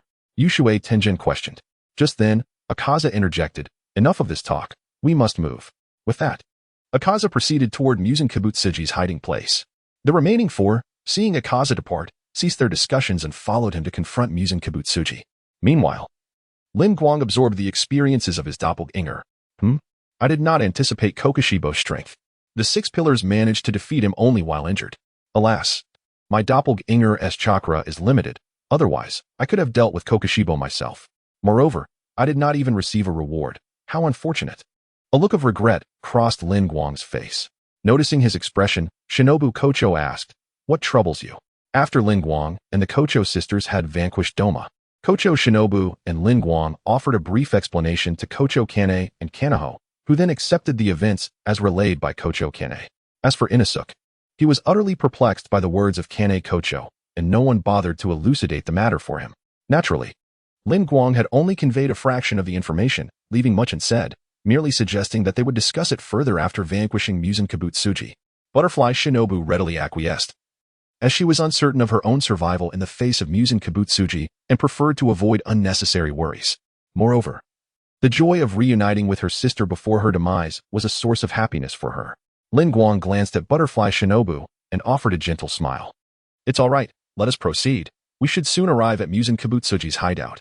Shinobu did not inquire further and followed closely behind Lin Guang. Before long, Lin Guang led Shinobu, Kane, and Inosuke to the edge of a precipice. Before them lay a seemingly bottomless abyss, in the center of which dangled a colossal flesh cocoon. At that moment, the group noticed that adjacent to the cocoon, 4 doors were ajar, each guarded by 2 or 3 of Lin Guang's doppelgangers. Alas! Chapter 120, Muzan emerges from his cocoon. Inosuke, upon witnessing the multitude of figures resembling Lin Guang, felt utterly disoriented. Alas! How can there be so many identical beings? And that entity? It must be the final monster within. With that, Inosuke unsheathed his dual blades, poised to leap down and strike at Muzan Kibutsuji encased in his flesh cocoon. At that moment, a resonant sound of the pipa echoed through the air. The positions of Lin Guang and his companions shifted instantaneously, leaving Inosuke to tumble into the void. What is happening? I understand now. That must be the demon's weakness. Charge ahead. With these words, Inosuke surged forward recklessly. Soon after, another wave of pipa notes resounded. The positions of Lin Guang and Shinobu fluctuated once more, until they suddenly materialized before Nezuko. The instant they beheld her, Shinobu and Kanai were ready to draw their swords. Just then, another voice belonging to Lin Guang rang out. There is no need for violence. She is already under our control. Hearing Lin Guang's words, Shinobu and Kanai noticed a boy standing behind Nezuko. Shinobu recognized this boy as Yashiro, who had always been in the service of Tamayo. Behind Shinobu and her companion stood yet another identical Lin Guang. The clone spoke. I have already subdued her, and I have come to understand the spatial layout of this infinite castle. Mitsuri and Kaneo have proceeded to Muzan's hiding place. This provided me the opportunity to bring you all here. Lin Guang nodded appreciatively, replying, Thank you for your efforts. With that, the clone transformed into smoke and vanished, transferring all knowledge regarding Nezuko to Lin Guang, along with the mental control over her. Lin Guang approached Yashiro, expressing, I am grateful for your willingness to assist us in confronting Muzan. Yashiro disdainfully turned his head away, unwilling to meet Lin Guang's gaze, yet retorted, I'm not aiding you. I am doing this for Lady Tamayo. Lin Guang offered a gentle smile, refraining from further comment, fully aware of Yashiro's current displeasure, which stemmed from his own actions. Therefore, he chose not to provoke him with harsh words. Standing silently behind Lin Guang, Shinobu understood that he was preparing to confront Muzan, though she remained unaware of the specific strategies Lin Guang had devised. Nonetheless, such details mattered little. All she needed was to trust and support him. Observing her sister, Kanai recognized that Shinobu had truly matured, a smile of satisfaction gracing her face. As Lin Guang readied to exert control over Nezuko to transport Muzan Kibutsuji out of the infinite castle, a fragment of memory surged within his mind. It seemed that Muzan had already decomposed the transformation serum. Upon hearing this, Shinobu gasped, "So soon?" Lin Guang nodded in affirmation, "Indeed. My clone should have already engaged Muzan in battle. The moment he emerged, he shattered one of my clones. I have witnessed his departure from that cocoon," Shinobu urged. "Then let us hasten to escort him to the surface." "Agreed," Lin Guang replied. On the other side, after emerging from the flesh cocoon, Kibutsuji Muzan was enveloped in blood and hair, with his limbs and lower body shrouded. His entire being sprouted a colossal maw adorned with sharp teeth, simultaneously regaining the primal instincts of a demon. Observing Lin Guang dissipating into smoke, a peculiar expression crossed Kibutsuji Muzan's face. "Smoke? A false form. Are you perhaps a ninja? I am unaware of your school of thought, and I did not witness you employing such skills during your battle with Hanten Goku and the others." Kibutsuji Muzan turned to behold the several clones of Lin Guang before him. In unison, the clones declared, "Then take a guess." With that, 4 of the clones activated their armed haki, unleashing various combat techniques upon Kibutsuji Muzan. Breath of Ice. 3rd form. Frenzied Blade of Ice. Breath of Ice. 5th form. Breath of Ice. Faced with such a multitude of assaults, Kibutsuji Muzan's expression remained utterly impassive. "If I cannot discern which one is your true self, then I shall eliminate them all." Kibutsuji Muzan's arms morphed into thorny whips, striking towards Lin Guang. At this moment, Kibutsuji Muzan was in dire need of human blood to replenish his strength. Thus he had no intention of sparing any of Lin Guang's manifestations. Fire Release. Great Fireball Technique. 4 Wind Release. Great Breakthrough. For the wind fanned the flames, and the fire borrowed the wind's might, giving birth to 4 massive fireballs that encircled Kibutsuji Muzan from all sides. Kibutsuji Muzan wielded his thorny whips, cleaving the fireballs in twain, resulting in a cataclysmic explosion. A resounding boom reverberated. Kibutsuji Muzan's body was marred by extensive burns, yet within a second, he fully recuperated. Though such minor injuries posed little threat to Kibutsuji Muzan, the searing pain of the flames reminded him of that person's scorching blade and combat techniques, with the vividly recalled figure igniting a furious wrath within him. Another explosion, a detestable foe akin to Ubuyashiki. With that, Kibutsuji Muzan once again swung his thorny whips. The speed of the whips blurred the air. But under Lin Guang's myriad perception abilities, the movements of the whips were rendered crystal clear. Boom. The surrounding walls were shattered by Kibutsuji Muzan's strikes. All of Lin Guang's clones deftly evaded the onslaught of the whips. In forced sleep, one clone suddenly addressed Kibutsuji Muzan. A wave of drowsiness surged into Kibutsuji Muzan's mind. Yet in the next moment, he cast aside the sensation of slumber. "Is this the ability of Yum? You have managed to harness the power of demons." "Indeed. This is the ability I acquired from the lower rank one of your 12 Kizuki, Yum. Quite useful, is it not?" Lin Guang Clone 1 remarked with a smile. At that instant, Lin Guang Clone 2 interjected. "And this? Lotus Leaf Ice. Vines of the Lotus." 4 or 5 lotus-shaped ice crystals accompanied by tendrils surged towards Kibutsuji Muzan. Kibutsuji Muzan swung his thorny whips, obliterating the ice crystals and vines, although flecks of ice crystals clung to the whips. Witnessing this scene, Kibutsuji Muzan's heart was thrown into turmoil. This is the ability of Doma. Does this fellow possess the ability to slay demons and acquire their blood demon arts? In truth, it is not the case. This is merely a mimicry crafted by Lin Guang using the freezing fruit, inspired by the abilities of Doma. If the chakra within his clones were sufficient, even the bodhisattva of water lilies could be summoned. Alas, Lin Guang's chakra is merely of the ordinary shadow rank, and the chakra within his clones is quite limited. At that moment, the infinite castle suddenly trembled, as a room came crashing down upon Kibutsuji Muzan. Caught off guard by the betrayal of Nakeim, Kibutsuji Muzan had not paid heed to her movements. However, as Nakeim launched her sudden attack, Kibutsuji Muzan contemplated another possibility. The individual before him had temporarily seized control of Nakeim using the power of nightmares. Just as Kibutsuji Muzan established a connection through the blood to Nakeim, Lin Guang's voice echoed in his ears. "Has the connection been made so swiftly? Yet it is too late, Kibutsuji Muzan. It's time for you to descend to the ground." Chapter 121. The 9 Pillars Battle Muzan so swiftly connected? Yet it is too late, Kibutsuji Muzan. You shall ascend to the surface. With a resounding roar, Kibutsuji Muzan was thrust from the ground, simultaneously causing the collapse of all surrounding rooms. Prior to expelling Muzan, Lin Guang had already ensured the safety of Shinobu Kocho, Kanayu, and the other Hashira along with the ordinary members of the Demon Slayer Corps. After launching Kibutsuji Muzan from the depths, Lin Guang extended his hand toward Nakheim. Softly uttering, "Predator," a sphere of dark energy manifested in Lin Guang's palm and swiftly engulfed Nakheim. Moments later, the voice of the system resonated. Ding. Predator has consumed Upper Moon 4. Nakheim, acquiring skill, alternate space. Ding. Host has killed Upper Moon 4. Nakheim, dropping 3 silver treasure chests. Upon Nakheim's demise, the entirety of Infinity Castle began to collapse. Sister Kanayu, you should return for now. Once I reach the surface, I will summon you. Lin Guang addressed Butterfly Kanayu. A gentle smile graced Kanayu's face as she gently shook her head. We are about to confront the final adversary, and I do not wish to retreat. I desire to remain by your side to assist you, Lin Guang. Lin Guang had initially intended for Butterfly Kanayu to return to the spirit world before hastily vacating the crumbling Infinity Castle. However, Kanayu's words presented a dilemma for him. Gazing upon the collapsing structure, Lin Guang clenched his teeth and declared, Sister Kanayu, I must insist.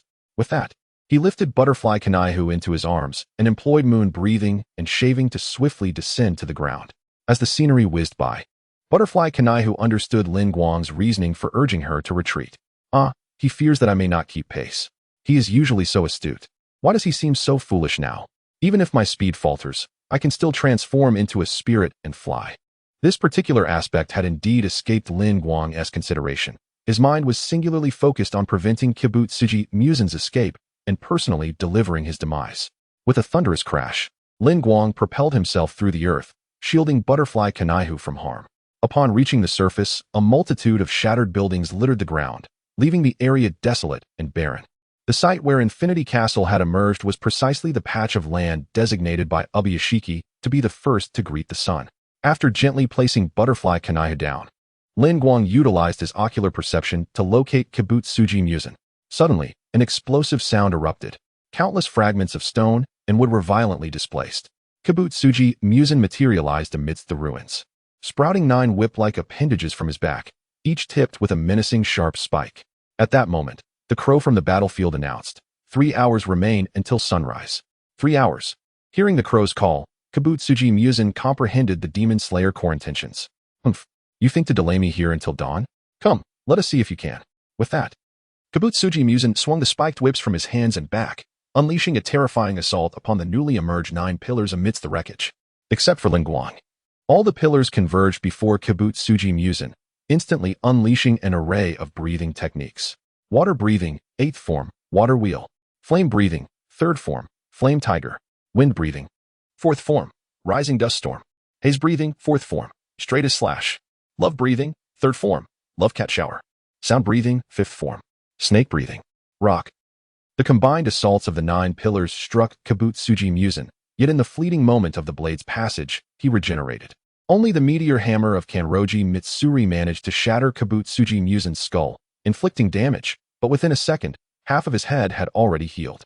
In the ensuing lull after the 9 pillars assault, Kibutsuji Muzan wielded his whip-like tendrils with menacing intent. Lin Guang, witnessing the reckless advance of the 9 pillars, anticipated the impending events.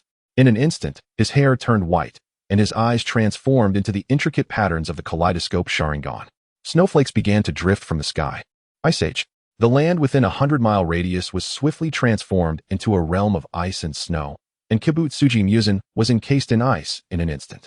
After narrowly escaping, the 9 pillars quickly distanced themselves from Kibutsuji Muzan.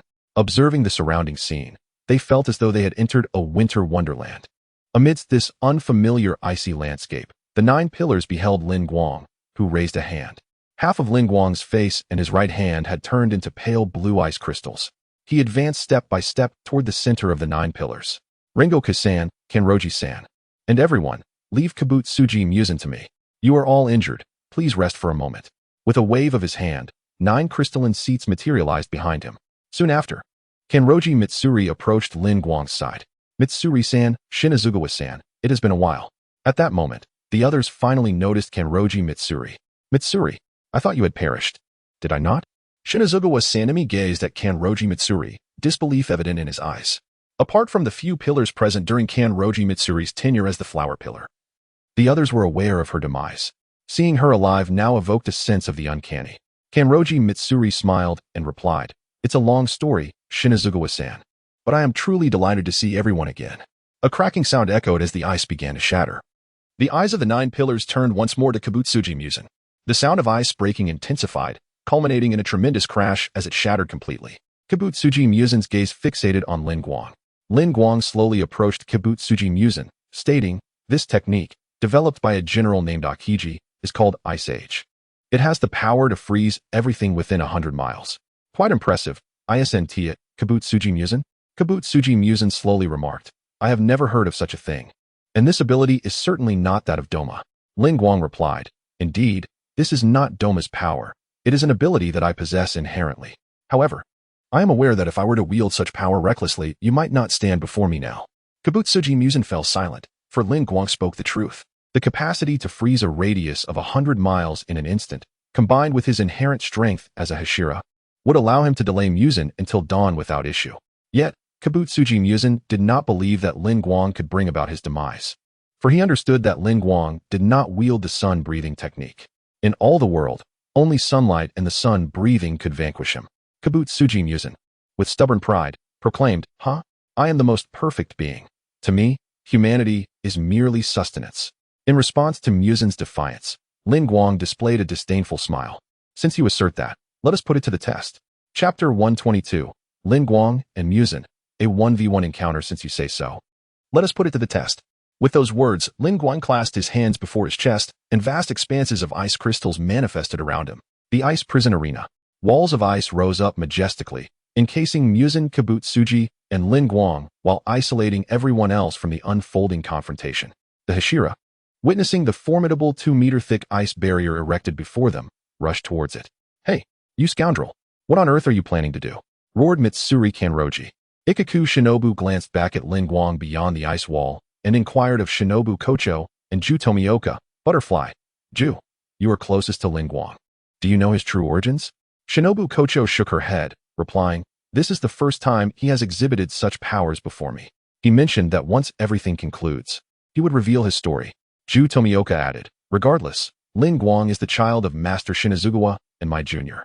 He fights to eradicate Muzan Kibutsuji." Ikaku Shinobu retorted sharply, "That sounds pleasant, but what if he inadvertently allows Muzan to escape?" Mitsuri Kanroji chimed in, "Indeed, if we cannot defeat that fiend ourselves, I would feel utterly ashamed before Lord Ubuyashiki. Are you not concerned as well?" Kayajiro Rengoku stated firmly, "In any case, we have no reason to let Lin Guang face Muzan alone." At that moment, a command from Kagaya Ubuyashiki echoed through the air. "All units, surround the ice structure Lin Guang has erected to prevent Muzan Kibutsuji's escape. The interior is to be managed solely by Lin Guang. Do not interfere."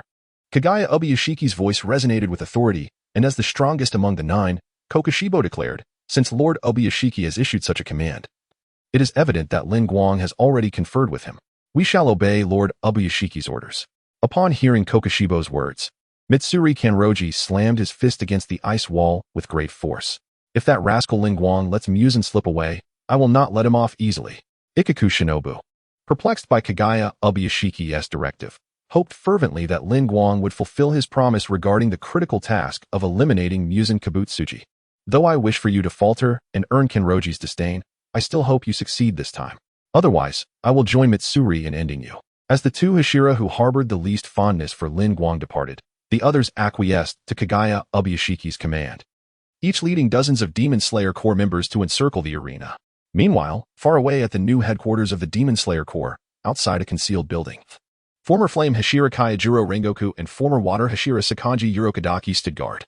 Upon witnessing the oncoming tide of ice crystals, they instantly readied themselves for battle. The ice merely froze nearby trees before halting its advance. From within, Kagaya Ubuyashiki's voice resonated, "Do not concern yourselves with the ice crystals. They shall not reach us here." Kayajiro Rengoku and Sakanji Urokadaki exchanged a knowing glance and replied in unison, "Understood." In the dimly lit chamber, Kanamitsu Ikari was drenched in sweat, relying on the blood demon art of Yashiro to survey the battlefield. How could it have come to this? Can Lin Guang truly succeed? Suddenly, he felt a warm hand gently rest upon his shoulder. Trust Lin Guang. Allow him to pursue his desires. Ever since Lin Guang had joined the Demon Slayer Corps, Kanamitsu Wise-Eye's attention to him had never wavered. Especially after the events at Mount Natagomo, when Lin Guang lacked the ability to control minds.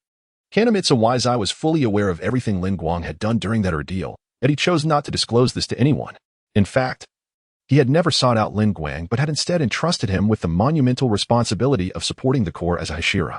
Reflecting on this later, Lin Guang comprehended the profound intent behind Kanemitsu Wise-Eye's actions. Hikari, upon hearing Wise-Eye's words, felt a flicker of reliance, even at the tender age of 8. Returning his gaze to the battlefield, he witnessed Lin Guang facing off against Muzan Kibutsuji. Muzan surveyed the arena, noting that there were no exits. The only avenues for escape lay above or below. Lin Guang noticed Muzan's subtle movements, but chose to remain silent. Muzan, I wonder if you recall the 2 demons who once eluded your control. At this, Muzan fixed a piercing gaze upon Lin Guang. I remember quite well. 3 demons did not perish at your hands. Their consciousness, embedded within the blood I left in their bodies, was eradicated. I was unable to even access their memories. Was that your doing? Contemplating Muzan's words, Lin Guang deduced the significance of the 3. 3? Oh, I see. One was part of my experiment. Though I ultimately ended its existence, so you shall not encounter it. However, the other 2 are still within your reach. With that, Lin Guang's fingers glided through the air, leaving a trail of pale blue light that coalesced into a summoning array. Subordinate summon. As the words left his lips, the array descended to the ground. The figures of Rose and Lin Mei gradually shifted from transparent to corporeal. This time, Rose donned another outfit provided by Lin Guang, yet it was also a qipao. The red, long qipao accentuated her exquisite curves, while ultra-sheer stockings adorned her legs, complemented by red stilettos that exuded an air of elegance intertwined with allure and sensuality. Lin Mei, on the other hand, remained clad in the light pink Japanese-style dress Lin Guang had previously gifted her, showing no signs of wear, a testament to how much she cherished this garment. Rose, Lin Mei, I pay my respects to you, master. Upon seeing the 2 women materialize, Muzan instantly recognized them as demons, yet he felt no semblance of control over them. He understood that these 2 were the very demons Lin Guang had abducted, and one of them appeared strikingly familiar to him. Lin Mei's white-green hair, complemented by her exquisite features, reminded Kibutsuji Muzan of something. He was astonished that the Upper Moon 6, Daki, had become her subordinate. How had she achieved such a feat? However, before Lin Guang could utter a word, the newly renamed Lin Mei glared at Kibutsuji Muzan with the intensity of a sworn enemy. So it was you. You transformed me into this wretched form and caused me to harm countless innocents. Today, I shall end your life to atone for my sins. As her words echoed, 12 delicate pink silks erupted from behind Lin Mei, soaring directly towards Kibutsuji Muzan. Huh, I knew you were the one who dragged Kyogai down. To think you even acknowledge humanity as your master. What a foolish being you are. Kibutsuji Muzan's whip-like appendage lashed out with tremendous force, severing Lin Mei's 12 silks and advancing towards her. Suddenly, a colossal ice spider materialized before Lin Mei, intercepting Kibutsuji Muzan's strike. Sister, do not be hasty. Together, we shall confront him. Chapter 123, An Invitation? Sister, do not be anxious. I shall confront him alongside you. Suddenly, an enormous ice spider emerged, thwarting Muzan Kibutsuji's assault. Muzan cast a glance at Rose. In his recollections, he had never encountered this woman before. However, upon seeing the ice spider, he recalled a lower-ranking demon he had once deemed promising. Although Muzan recognized Rose and Lin Mei's identities, he regarded these feeble demons as utterly inconsequential threats. To him, these 2 who revered humanity were hardly formidable. With this thought, Muzan unleashed a terrifying slash with the whips upon his back. Blood Demon Art. Threads of Fate. In an instant, thousands of ice-blue threads shot forth from behind Rose. Faced with the progenitor of demons, Muzan Kibutsuji, Rose maintained a cheerful demeanor. Yet her vigilance soared to its peak. The myriad threads, under Rose's control, not only withstood Muzan's assault, but also ensnared the 9 whips on his back. Blood Demon Art. Heart's Deceit Slash. At the moment Rose seized control of Muzan's whips, 18 pale pink ribbons emerged from Lin Mei's back. In a heartbeat, these ribbons unleashed a terrifying pink slash, seemingly destined to shatter Muzan's very form. Do you think you can control my threads? Such naivety. Muzan swung his whips, severing the threads that bound them. Yet, as he prepared to strike again, he found his whips and hands encased in ice. Just then, Lin Mei's attack arrived. The previously aimed strike that sought Muzan's body suddenly veered, targeting his frozen hands and whips. With a sharp crack, the sound of shattering ice echoed, and Muzan's whips and hands were severed. The 2 demons he once deemed insignificant had now inflicted upon him a profound humiliation. In an instant, the wound from his severed arm broke free from the ice and regenerated. Muzan swung his whips, intent on obliterating these two demons before him. At that moment, the colossal ice spider beside Rose spewed forth 3 streams of ice-blue liquid. Muzan dispersed the liquid with his whips, yet 2 of them were once again encased in ice, only to be shredded by Lin Mei's ribbons. Rose parted her crimson lips. Blood demon art. Frostbite phlegm. This ability could instantly freeze anything it touched, even stones, into shards of ice. As Muzan regenerated his hands, he regarded Rose and Lin Mei, realizing he had expended excessive energy in his attempts to decompose the aging potion. Upon emerging from its cocoon, Muzan Kibutsuji found himself utterly devoid of vitality, leaving him feeling unexpectedly beleaguered by these 2 diminutive adversaries. Suddenly, a realization dawned upon him. Despite the considerable depletion of his energy from the transformation, he should not be so easily thwarted by such trifling tactics. The substances that Tamayo had introduced into his system were undoubtedly more than one. Yet, at this moment, the arm he had assimilated from Tamayo rendered him incapable of discerning any remaining substances within its cells. With gritted teeth, Muzan fixed his gaze on Lin Guang. Abruptly, the crow once more announced to all members of the Demon Slayer Corps the time remaining until dawn. The sound echoed, merely 2.5 hours until sunrise. A wave of inexplicable agitation washed over Muzan upon hearing the announcement. Conversely, Lin Mei and Rose, upon facing Muzan, experienced an unexpected sense of ease. To their astonishment, they realized they could indeed confront him, and reflecting on the fear he had instilled in them previously elicited a hint of amusement. Unbeknownst to them, Rose had materialized an ice crystal fan, gently oscillating it before her chest. Lin Mei stood alongside Rose, her hands clasped behind her back, remarking, "It is all thanks to our master. Without him, we would remain ensnared by this fiend for an indeterminate time." She continued, "Let alone being able to handle this villain with such composure." In response, Lin Guang lightly tapped the heads of Lin Mei and Rose. "Ouch! Ah!" they exclaimed, covering their heads and casting reproachful glances at him. However, Lin Guang disregarded their expressions of grievance, admonishing them, "Even a tiger fallen in the plains remains a tiger. He may possess hidden trump cards we are unaware of. Do not underestimate him, understood?" Seeing Lin Guang's resolute demeanor, Lin Mei and Rose dropped their pretense, humbly accepting his counsel. Observing the taunts exchanged between Rose and Lin Mei, as well as the playful banter between them and Lin Guang, Muzan Kibutsuji experienced, for the first time, a sense of being disrespected. "You all deserve to perish," he seethed, as the whip sprouting from his back regenerated instantly, lashing out towards the trio. Yet, within Lin Guang's perception, he sensed that Muzan's assault was not limited to the whips from his back. There were also 8 additional whips emerging from his legs. The true lethal weapon of Muzan Kibutsuji lay in these 8 rapid whips, whose speed eclipsed that of the 9 whips from his upper body and the dual arm strikes, generating sonic booms capable of rending the earth asunder. Blood demon art. Heavenly web of death.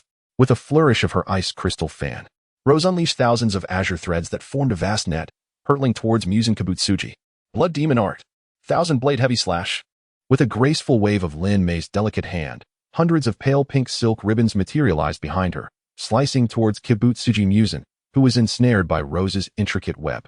An invisible sonic boom instantaneously shattered Rose's elaborate trap, and after severing countless ribbons, it continued its relentless advance toward Lin Guang and his companions.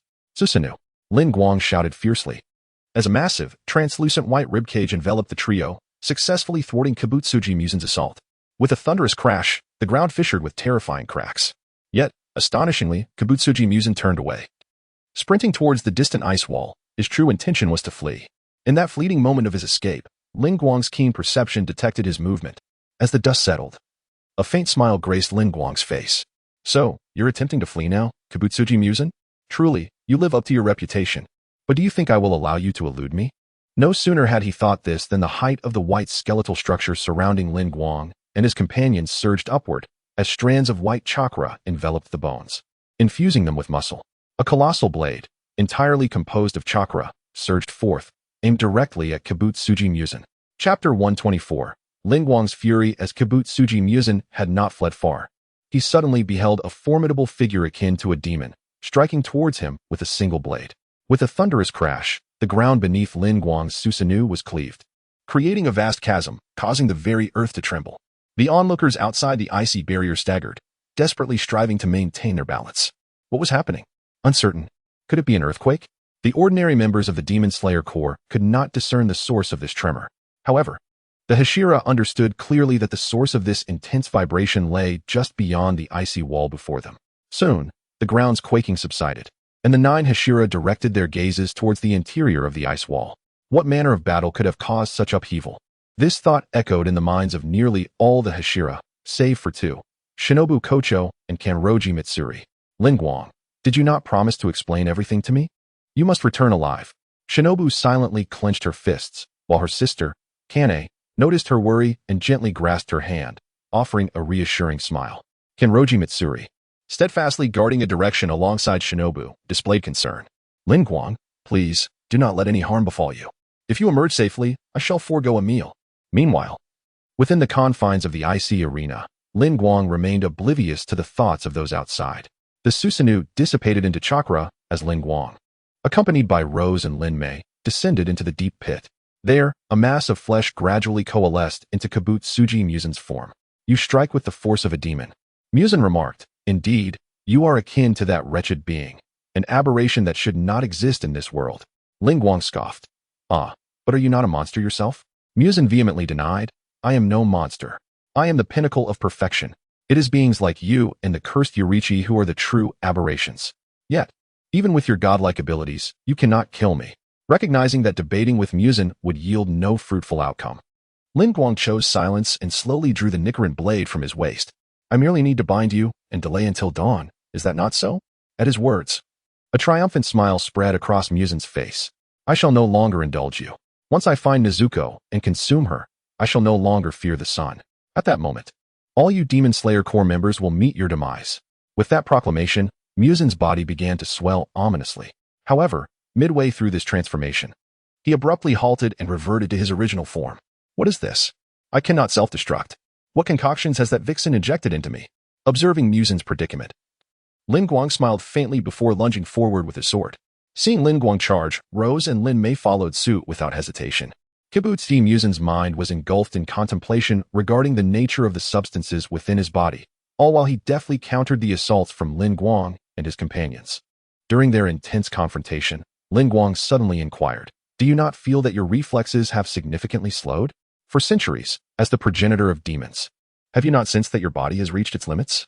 Muzan fell silent, his thoughts consumed with the desire to eliminate this man before him. Yet, he found himself incapable of executing this intent, and to his astonishment, he began to feel fatigue. Lin Guang continued, are you pondering how many types of drugs Shizue injected into you? Muzan's eyes widened, yet he remained speechless. He could feel Lin Guang's words gradually dismantling his mental defenses, compelling him to avoid engaging with anything Lin Guang said. Nevertheless, Muzan could not prevent Lin Guang's voice from resonating in his ears. You seem eager to know, so allow me to enlighten you. Initially intending to shut out all sound, Muzan could not resist Lin Guang's statement. If only I could identify the substances, I could devise a method to counteract them, but how could he possibly divulge this information? He must be toying with me. I must endure and focus on attempting to neutralize the drugs. There are still nearly 2 hours until dawn, which is ample time for me. Lin Guang continued, you should pay close attention. The substances within you are designed to revert you to human form, accelerate aging, and inhibit cellular division, along with, well, I shall withhold the last one from you. Just know that it is a composite of 4 different drugs. Upon hearing Lin Guang's words, Muzan unleashed a furious roar. You insufferable wretch. In that instant, countless scars erupted across Muzan's body, followed by a violent expulsion of blood. Observing the halted Muzan, Lin Guang softly remarked, it seems you have reached your limit. Muzan then emitted a powerful shockwave centered around himself, which rapidly expanded, engulfing the entire ice prison coliseum and sky above. Even the distant Kanroji and her sisters, separated by miles, were not spared from significant harm. Kanroji collapsed onto the table, blood pouring from his nose. The 2 Hashira guarding outside, upon hearing the commotion, rushed into the room. My lord, Kanroji, struggling to prop himself up, replied, I am fine. Pay me no heed. How is Lin Guang faring? The talisman has misaligned. I cannot see the situation clearly. Witnessing the injured Kanroji and his sisters, Rengoku Shinjuro felt a surge of disbelief. Muzan's attack has reached here? How is that possible? He should not have been able to detect our hiding place with only an hour and a half until sunrise. We cannot allow Muzan to escape. A flicker of doubt regarding Lin Guang stirred within Kanroji. Within the ice prison coliseum, Lin Guang, enveloped in the armor of Haki, shielded Rose and Lin Mei beneath his form. The lethal strike from Muzan Kibutsuji was so swift that Lin Guang scarcely had time to summon Susanoo to shield himself from the oncoming shockwave, forcing him to withstand the impact with his own body. Perhaps the events had unfolded with such unsettling ease that Lin Guang momentarily let his guard down, entirely forgetting that Muzan possessed such a hidden card. Gazing at the two souls cradled in his arms, he gently inquired, "Are you both unharmed?" Rose and Lin Mei stared blankly at him. To them, being demons afforded them a certain resilience against harm. Nevertheless, Lin Guang stood resolutely before them, instinctively shielding them, which left Rose and Lin Mei somewhat perplexed. Observing the dazed expressions on their faces, Lin Guang smiled softly, then rose to his feet, directing his gaze towards the departing Muzan Kibutsuji. Muzan Kibutsuji, do you think you can flee while the arena of ice and hell remains intact? Remember, only those who survive within the arena are entitled to leave. Our battle is far from over. Chapter 125. The end of Muzan. The battle between us has yet to conclude. Upon hearing Lin Guang's voice, Muzan Kibutsuji turned to face him. At this moment, Lin Guang's visage bore no trace of the warmth it once had. His countenance was as dark and foreboding as the bottom of a pot, accentuated by the ominous hue of his haki, rendering his expression inscrutable. Suddenly, Lin Guang sprang into action. In the blink of an eye, he lunged towards Muzan. All the tendrils attached to Muzan instinctively attacked Lin Guang, but the ethereal blue flashes of his blade severed each one with ease. Muzan staggered back, gasping for breath. Was he too fatigued to utilize his blood demon arts? At that moment, Lin Guang stood before Muzan, forming hand seals as he declared, "With this technique, I shall resolve our conflict, ensuring not to tarnish your esteemed identity as the progenitor of demons." Shadow clone technique. Bang, bang, bang. 3 identical Lin Guangs materialized beside him. Swiftly, the 3 clones dispersed, positioning themselves at the cardinal points to obstruct Muzan's escape. Muzan glanced at the surrounding figures and chuckled. "Another clone technique? It seems you have exhausted your trump cards." It was evident that Muzan was still utterly fatigued. Unperturbed by Muzan's mockery, Lin Guang silently activated his kaleidoscope Sharingan. Snowflakes once again began to drift from the sky, and the air's temperature plummeted to freezing. Taking a deep breath, Lin Guang and his clones prepared for the assault. The clone stationed to the north was the first to act. Breath of Ice. Second form. Immutable Ice. Body restraint. The first clone brandished the Nichiren blade, and a slow yet heavy footfall echoed. A chilling wind swept through, revealing a colossal ice crystal tortoise emerging behind him. Muzan felt an overwhelming pressure that forced his weary body to bend. The blade in the clone's hand descended slowly, yet its speed was so swift that it left an afterimage in its wake, striking Muzan with ferocity. The tortoise roared. Suddenly, with a thunderous crash, an ice monument encased Muzan within its frigid grasp. Summoning every ounce of strength, Muzan sought to break free from the icy confinement. In the face of impending death, the gaping maw on his chest unleashed a terrifying blood demon technique. A powerful shockwave erupted from within, shattering the ice statue. At that moment, the second clone, positioned to the west, brandished his Nichiren blade. Breath of Ice. Seventh form. Snow Tiger's Howl, Seal of the Beast. A massive ice crystal tiger soared forth, its chilling presence and murderous intent suffocating. The second clone's speed reached its zenith, transforming Muzan's tendrils, hands, and the fearsome maw that erupted with blood demon arts into mere shards of ice. As Muzan attempted to regenerate, he discovered that most of his body had been encased in ice. At this critical juncture, Lin Guang's final clone raised his Nichiren blade, adopting a piercing stance. Breath of Ice. Eighth form. Thousand-feathered ice phoenix stance. Heart's Judgment. The ice crystal phoenix re-emerges behind Lin Guang's third avatar, yet this time, it bears a distinct difference. A crimson orb pulsates within the body of the ice crystal phoenix, as if something is poised to ignite. Upon witnessing the phoenix, Muzan Kibutsuji's ancient fear of that man gradually transforms. He yearns to flee, but this time, escape is unattainable. With a resounding cry of the phoenix, Lin Guang's third avatar suddenly unsheathes his blade. In an instant, thousands of strikes pierce through Muzan's 5 brains and 7 hearts. A torrent of blood erupts from Muzan, his body intuitively recognizing that Lin Guang's final strike would truly annihilate him. A fervent desire to survive overwhelms Muzan's mind. No, I cannot perish. I am the epitome of perfection. I must endure. I shall survive. Muzan's flesh and blood writhe, swiftly breaking free from the icy confines. A colossal demon infant materializes before Lin Guang. The infant emits a shrill wail, causing all of Lin Guang's avatars to vanish, leaving only the man himself, seemingly impervious to the infant's cries. Meanwhile, the talisman within Lin Guang glows, granting him immense strength with effortless ease. The blade gradually turns crimson, though only halfway. The other half remains a frozen azure. Gradually, The red and blue hues of the blade begin to merge, ultimately transforming into a pure dark purple blade. Lin Guang swings the blade, his breath audible and distinct. Breath of ice. Ninth form. Frost Dragon Slash. Annihilation. A roar reverberates. The entire ice arena shatters into fragments, coalescing into a colossal dark purple dragon. The giant demon infant, transformed from Muzan, appears as mere meat on a chopping board before the dragon. At that moment, the giant infant glances at the dragon, and Muzan is instantly encased in ice. Following this, the dark purple frost dragon expels violet flames that envelop Lin Guang's Nicaran blade. The talisman within Lin Guang ignites, and in a heartbeat, he unleashes a flurry of nearly 10,000 slashes, each striking Muzan's vulnerabilities. With a sharp crack, the ice shatters and falls to the ground. Muzan's form disintegrates into chunks of flesh, lying atop the broken ice, gradually fading away. Lin Guang crouches down, regarding the remnants of Muzan that still possess some consciousness, and softly states, "From the very beginning, I knew that only the sun and the sun-breathing technique imbued with Yoriichi Tsujikuni's blade could slay you. But do you know why my breath of ice, derived from the water breathing, is capable of killing you?" Muzan, with a hint of curiosity, asks, "Why?" Lin Guang smiles gently and replies, "I want to tell you." Surprisingly, Muzan does not express anger. Instead, he remarks, "You may indeed be more talented than Yoriichi Tsujikuni. Without the markings, without the breath of the sun, you have still managed to bring about my demise." Thus, before he can finish his sentence, Muzan vanishes entirely. Ding! The host has vanquished the Lord of Demons, Kibutsuji Muzan, resulting in the acquisition of 1 golden treasure chest and 10 silver treasure chests. A notification chimes. The world's malevolent spirits have been eradicated. 1 world treasure chest has been dropped.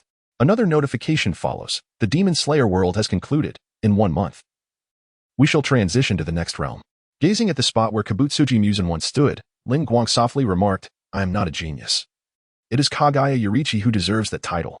I am merely a man endowed with an advantage." Rising to his feet, he looked towards the heavens and mused, "I did not anticipate the existence of another world. I wonder what experiences await me in the next realm." At that moment, Rose and Lin Mei approached Lin Guang. Rose commented, "In the end, it was indeed the master who took action. It seems we can never catch up to our master, no matter what." Lin Mei added, "Although Kibutsuji was ultimately slain by our master, the fact that I could not personally deliver the final blow leaves me somewhat dissatisfied." Suddenly, a warm radiance illuminated the horizon. The sun was about to rise. Chapter 126. The conclusion as the sun gradually ascended. Lin Guang's perceptive instincts sensed the approaching members of the Demon Slayer Corps from all directions. Upon hearing the cacophony of footsteps, Rose and Lin Mei realized that their companions were nearing. Rose exclaimed, "Master, your team is almost here, and the sun is about to shine upon us. We shall perish. It is so sorrowful." Lin Guang sternly tapped Rose on the head, admonishing her, "If you wish to cry, let true tears flow, rather than feigning distress." Lin Mei gently tugged at Lin Guang's sleeve. Having only recently regained her consciousness, she lamented the fleeting time with her master, feeling a twinge of regret. Yet, she was content nonetheless. Seeing the tears welling in Lin Mei's eyes, Lin Guang tenderly patted her head, saying, "What nonsense you speak. You are my little maid. I would never allow you to bid farewell so easily." Rose chuckled, covering her face. "Sister, I was merely jesting. Why did you take it to heart? Besides, Master surely has a plan, does he not?" As the sunlight drew nearer, Lin Guang ceased further discussion and clapped his hands. A wooden door materialized before the trio. Utilizing the skill he had acquired from devouring the sound demon, Lin Guang invoked a spatial anomaly. Spatial anomaly, a realm entirely controlled by the host, capable of manipulating movement and access through sound. However, this newly acquired skill only allowed for a limited space of 10 cubic units. "This is my exclusive domain," Lin Guang declared, "and without my permission, no one else may enter. Though it remains sparsely furnished, you shall have to endure for now." With that, he gently ushered Lin Mei and Rose inside. "Oh, I see. We must diligently arrange our home with Master," Rose declared, casting a flirtatious glance at Lin Guang. Lin Mei chimed in, "Master, you need not worry. We shall ensure our abode is well kept." Acknowledging her words, Lin Guang nodded. "As long as it remains devoid of peculiarities, all shall be well." He then clapped his hands once more, causing the wooden door to close and vanish instantaneously. At that moment, Lin Guang heard someone calling his name from afar. Lin Guang. It was Butterfly Shinobu and Mitsuri Kanroji, racing towards him, the sunlight casting warmth upon Lin Guang. Extending his arms towards Butterfly Shinobu, Lin Guang was unexpectedly met not with an embrace, but with a powerful punch to his abdomen. "Oof," he gasped as she scolded. "Why did you confront Muzan Kibutsuji alone? Do you not realize that if you perish, I shall be left in despair?" As she spoke, tears began to spill uncontrollably. Lin Guang, filled with compassion, wiped her tears away and enveloped her in an embrace, assuring her, "It is all right. It is over now. In the end, I emerged victorious." Meanwhile, Mitsuri Kanroji watched Lin Guang and Butterfly Shinobu with a mix of admiration and unspoken complexity, unable to articulate her feelings. Shinobu Kocho noticed the expression of Mitsuri Kanroji, swiftly stepping back from Lin Guang, and said, "Mitsuri, let us depart. We need not concern ourselves with this nefarious individual any longer." With that, Shinobu took Mitsuri by the hand and left. The remaining Hashira and Tanjiro approached. As they drew near, Tanjiro was assailed by an overwhelmingly foul odor. Muzan Kibutsuji had consumed countless souls, the scent of ash itself evoking profound discomfort. Contemplating this, Tanjiro felt a sudden reluctance to speak. The other Hashira recognized the familiar scent of a demon's demise, albeit this time it was far more potent. Upon confirming the obliteration of Muzan Kibutsuji, the members of the Demon Slayer Corps experienced a palpable sense of relief, akin to a reprieve from catastrophe. The members of the Secretive Division collected themselves and commenced the final cleanup of the battlefield. Kaneo Tsuyuri, having verified that Muzan was indeed vanquished by Lin Guang, cast a long, contemplative glance in Lin Guang's direction before turning to leave. Kaijiro Rengoku approached Lin Guang, clapping a hand upon his shoulder, and exclaimed, "Indeed, it is all concluded. Who would have thought that you alone would fell Muzan Kibutsuji? I shall treat you to sweet potato rice." Lin Guang replied with a smile. "Very well, it is settled. I shall certainly pay a visit to your home, Rengoku." After Rengoku walked away with a grin, Michiro Takedo turned to Lin Guang and said, "Thank you." With that, Michiro too turned and departed. Tenjin Yuzui smiled, giving Lin Guang a thumbs up, conceding, "It must be acknowledged that in this grand finale, you were the most magnificent, yet, let it be known that in all other instances, I remain the most splendid." Lin Guang was momentarily taken aback by Yuzui's words. Yet upon hearing the latter portion, he chuckled, "Indeed, I appreciate your praise." Yuzui laughed heartily and waved as he took his leave. Sanemi Shinazugawa glared at Lin Guang, stating, "I still find you rather disagreeable. However, I suppose we shan't have the opportunity to meet again." With that, Sanemi briskly exited, as if his continued presence would compel him to act. As the others departed, Jutomioka exhibited no reaction, instead walking directly to Lin Guang's side. "When time permits, let us return to visit our master." Agreed. Upon hearing Lin Guang's reply, Ju seemed satisfied and turned to leave. In the end, only Kagyuki and Lin Guang remained. Kagyuki solemnly remarked, "You have not betrayed Lord TKO's trust. Indeed, it was you who brought this to a definitive conclusion." Observing that Kagyuki lingered until the end, Lin Guang surmised what was to be said. "As I suspected, Lord TKO was already aware, yes?" The lord they referred to was not the newly appointed Kagaya Ubuyashiki, but the already fallen Waizai Ubuyashiki. "Lord Waizai believed that your joining the Demon Slayer Corps was to safeguard it. If that were true, then you would surely eradicate Muzan Kibutsuji, and indeed, you have accomplished this." Safeguard? Why did Lord Yosei express such sentiments? Lin Guang found himself perplexed. As he was merely engaged in the act of exterminating demons. Why then, was the term guardians invoked? Beiming Island Xingming remarked. "Perhaps it pertains to your mission alongside the purgatory on the infinite train, not only Beiming Island Xingming. But indeed all the Hashira were left somewhat bewildered after learning about the infinite train. They questioned why Lin Guang, who clearly possessed the strength to confront Akaza, had chosen not to do so and allowed Akaza to depart unimpeded. When Beiming Island Xingming received more profound revelations from Oyakata Ubuyashiki, he began to comprehend Lin Guang's actions. Furthermore, Lin Guang had safeguarded nearly all members of the Demon Slayer Corps and all the Hashira during their confrontation with Kibutsuji Muzan. In every perilous moment, it was Lin Guang who extended his hand in rescue. Lin Guang smiled and said, "Is that so?" Chapter 127. The thoughtful butterfly Shinobu with the demise of Muzan Kibutsuji. All the demons under his control perished instantaneously. This left Lin Guang feeling somewhat helpless, as he had hoped to collect one last wave of treasures. Following Muzan's death, the Demon Slayer Corps disbanded entirely, and everyone returned to their respective lives. On this particular day, Lin Guang found himself in his estate, facing Butterfly Shinobu and Mitsuri Kanroji. Observing the two women before him, engaged in light-hearted conversation, he sighed in exasperation. What a predicament this was. The previous night, after dining with Butterfly Shinobu, they had intended to partake in a beneficial physical activity, only for her to unexpectedly fall asleep. Upon waking the next morning, Lin Guang discovered Mitsuri Kanroji nestled in his embrace, and it appeared that he had been in a compromising position. Butterfly Shinobu glared at Lin Guang and remarked, "What is this? Aren't you going to take responsibility?"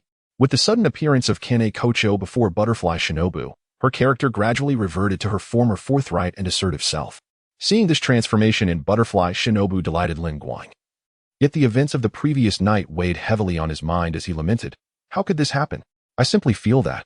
Butterfly Shinobu interrupted him, saying, "Well, that settles it then. You should know that Mitsuri has harbored feelings for you for quite some time. I truly don't understand what it is about you that captivates her, but you should revel in it." With that, Butterfly Shinobu took Mitsuri Kanroji's hand and declared, "Mitsuri, don't worry.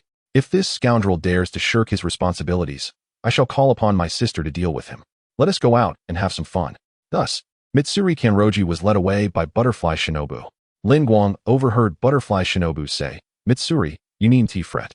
Perhaps he is secretly overjoyed." Mitsuri Kanroji replied, "Little Shinobu, do you think this is appropriate? And do you truly not mind?" Butterfly Shinobu gently responded, "Although that rascal Lin Guang often enjoys teasing, it is precisely because of his presence that I have emerged from the darkest depths. Merely being by his side brings me immense joy." Upon hearing this, Mitsuri Kanroji remarked, "It seems, little Shinobu, that you and Lin Guang share quite the tale. Yet, you are right. Lin Guang truly embodies his name, radiating light and warmth."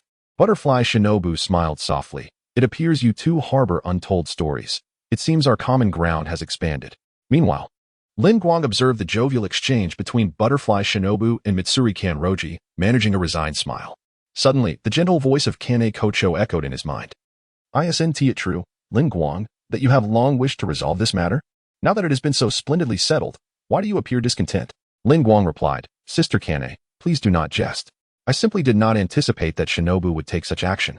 I thought she was merely joking when she spoke to me before. Moreover, dear Kane, why did you not awaken me last night?" Butterfly Kane smiled and replied, "After all, it is Shinobu's desire to pursue this endeavor. How could I bear to thwart her wishes? However, have you considered how to resolve the matter concerning your two attendants and Lady Tamayo?" Just then, there was a visitor at Lin Guang's residence. Knock, knock, knock. Upon rising to open the door, Lin Guang was greeted by the sight of Tamayo standing in the sunlight, her face adorned with a gentle smile. "You have returned to your human form." Before Tamayo could speak, Yeshuru suddenly appeared before Lin Guang. "Indeed, both Lady Tamayo and I have received the serum to revert to our human forms, thus she hastened to seek you out, not because I wished to." Lin Guang gazed at Yeshuru in surprise. "What do you mean by that?" Just as Yeshuru was about to elaborate, Tamayo called out his name, urging him to cease. Yeshuru. Hearing Tamayo's voice, Yeshuru for the first time did not comply with her request. "My lady, did you not choose to become human for his sake? Why then do you hesitate upon seeing him?" Without waiting for Tamayo's response, Yeshuru turned to Lin Guang and inquired, "Lin Guang, do the words you once spoke to Lady Tamayo still hold true?" To this, Lin Guang replied earnestly, "Of course." Hearing this, Yeshuru took Tamayo's hand and placed it in Lin Guang's. "Very well. I entrust Lady Tamayo to you, and I hope you will not disappoint her."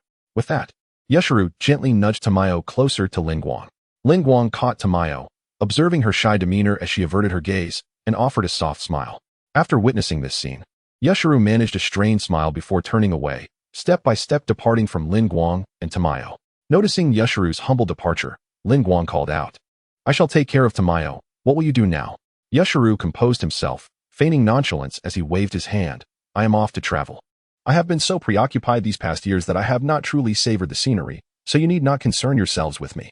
As he spoke, tears began to flow uncontrollably down his face, hidden from Lin Guang and the others. Watching Yeshuru's retreating figure, Tamayo felt a twinge of sorrow. After all, with 2 centuries of companionship, she knew Yeshuru well. Yet, without Lin Guang, the outcome might have been different.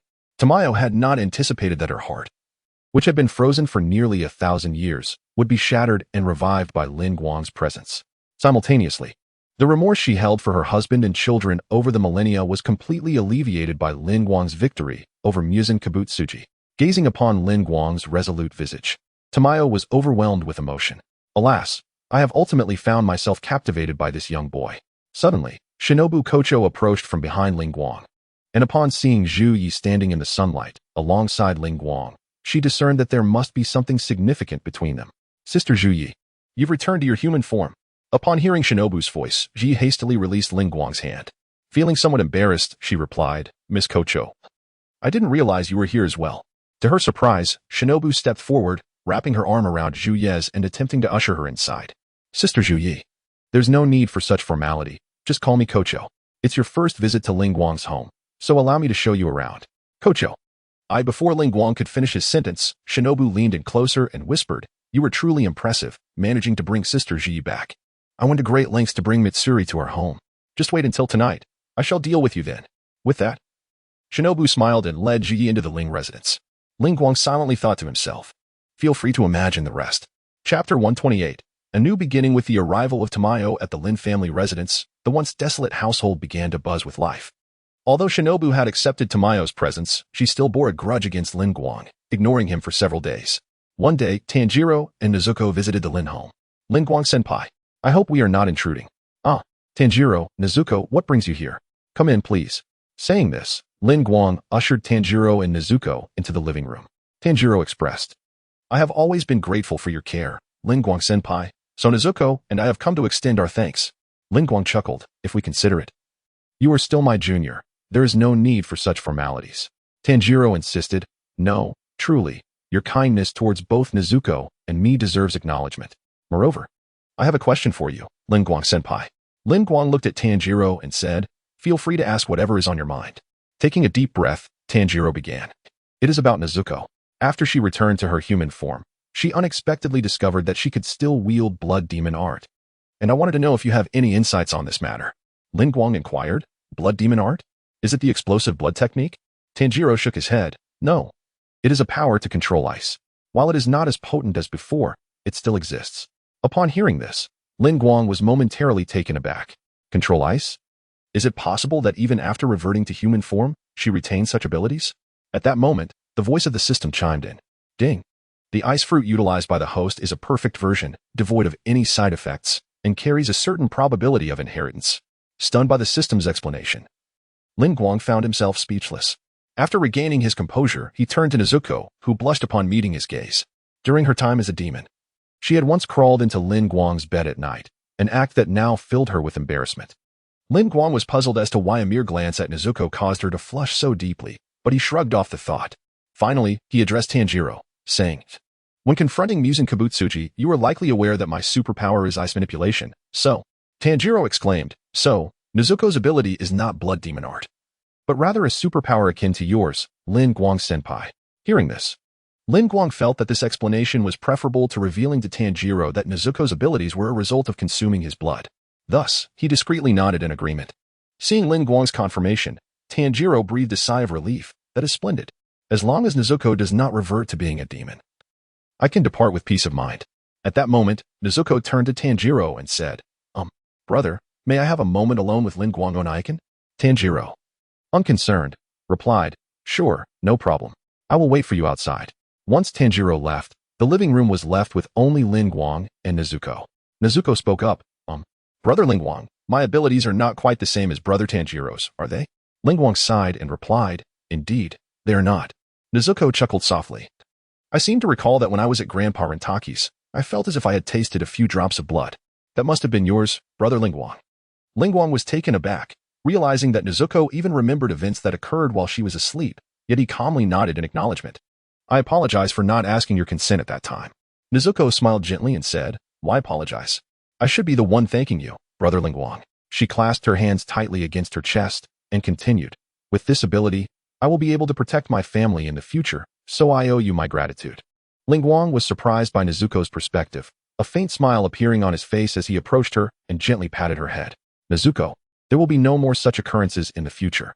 Nezuko smiled faintly and grasped Lin Guang's hand, saying, "I remember you have two lovely sisters as maidservants, right?" Upon hearing this, Lin Guang's smile instantly froze. Nezuko continued, "May I meet them?" Lin Guang was puzzled as to why Nezuko wished to meet Lin Mei and Rose. Yet he summoned the two ladies. Consequently, just like Tanjiro, Lin Guang found himself unceremoniously ushered out the door by Nezuko.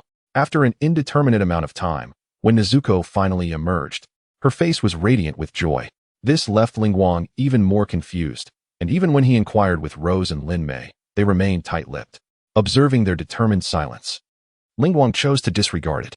The following day, after bidding farewell to Tanjiro and Nezuko, Lin Guang returned to Misty Mountain with Shinobu Kocho, Mitsuri Kanroji, and Tamayo to pay respects to Rentaki. Subsequently, he visited Kaijiro Rengoku and later accompanied Mitsuri to her home. Eventually, Lin Guang shared the matter concerning Rose and Lin Mei with Shinobu, which incensed her, leading her to ignore Lin Guang for several days. Ultimately, Shinobu decided to meet Rose and Lin Mei, who, upon encountering her, merely acknowledged their status as attendants with no further intentions. It was only then that Shinobu reluctantly accepted Rose and Lin Mei. On the eve of the deadline set by the system, Lin Guang disclosed his situation to Tamayo, Shinobu, and Mitsuri, announcing his impending departure to the next world. Upon hearing this news, while Mitsuri was somewhat surprised, both Shinobu and Tamayo were already mentally prepared, remaining quite composed. When Lin Guang inquired if they wished to accompany him, the three women readily agreed without hesitation. After a joyful day together, Lin Guang sent a letter to all his acquaintances, informing them of his decision to leave Neon and travel the world, hoping for a future reunion. He then brought Shinobu, Mitsuri, and Tamayo into his alternate space. Subsequently, Lin Guang declared, "System, proceed to the next world." Ding. The world of Demon Slayer has concluded, opening the time-space portal.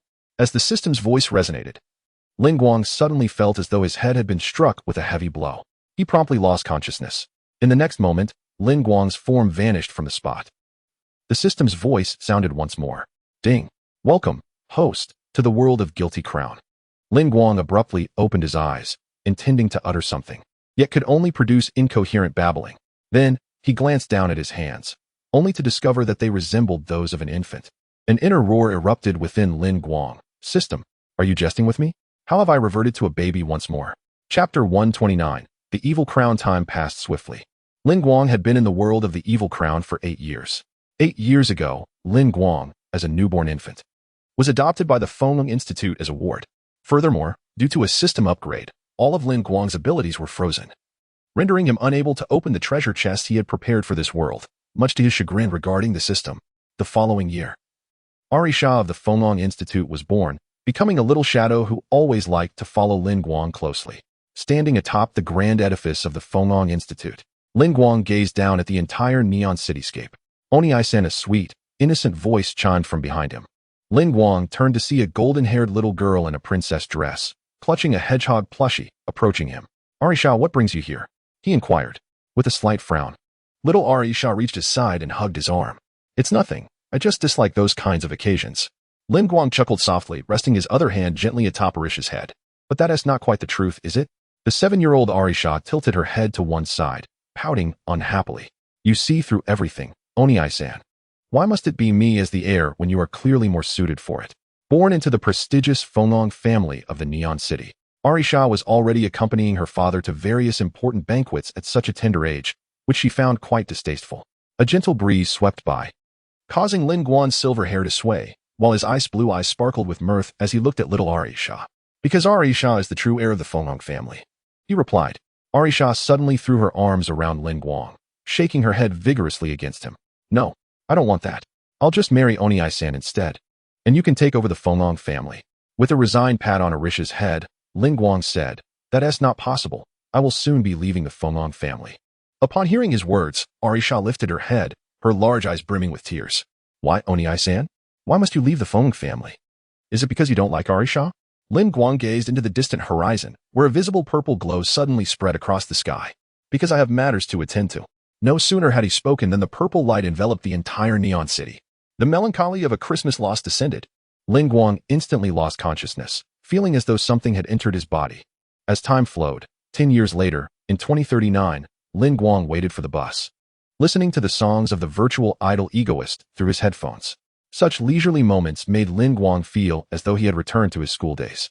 At that moment, a young boy approached him, head bowed, appearing rather disheveled and lacking spirit. The young boy tilted his head back and yawned, only then noticing Lin Guang beside him. "Oh, Sakamitsu, why do you look so drowsy?" Lin Guang remarked, removing his headphones.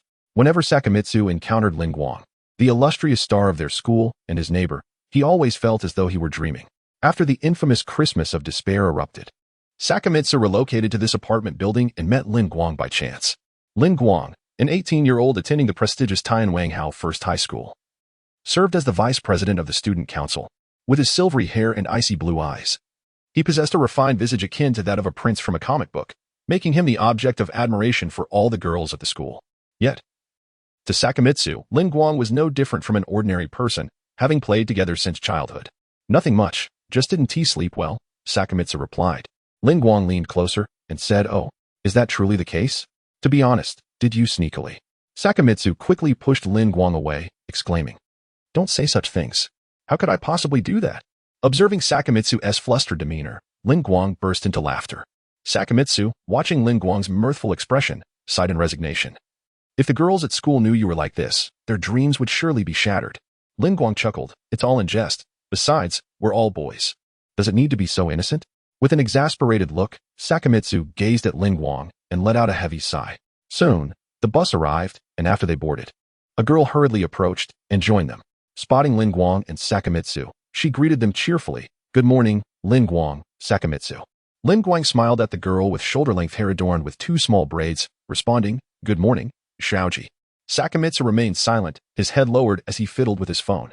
It was only when Lin Guang nudged him that he finally greeted, "Good morning, Kyoto." Kyoto Miki nodded lightly and stole a glance at Lin Guang's face, her cheeks unintentionally flushing. At that moment, Sakamitsu withdrew his phone and gazed out the window. Armed personnel roamed the neon-lit streets, with tanks parked ominously at the roadside. "It seems rather crowded today," Lin Guang remarked, observing the armed individuals outside, resting his hands behind his head. "Didn't you see the news? Well, I suppose with such a beautiful stepmother, how could you have the time for news?" Sakamitsu, exasperated, covered his face and feigned ignorance of Lin Guang. Unfazed, Lin Guang continued, "I heard there was a terror attack yesterday, right in the 24th district." At this, Sakamitsu and Kyoto Miki turned their gazes towards the pyramid-shaped buildings outside. 10 years prior, Neon had descended into chaos due to the sudden outbreak of the apocalypse virus.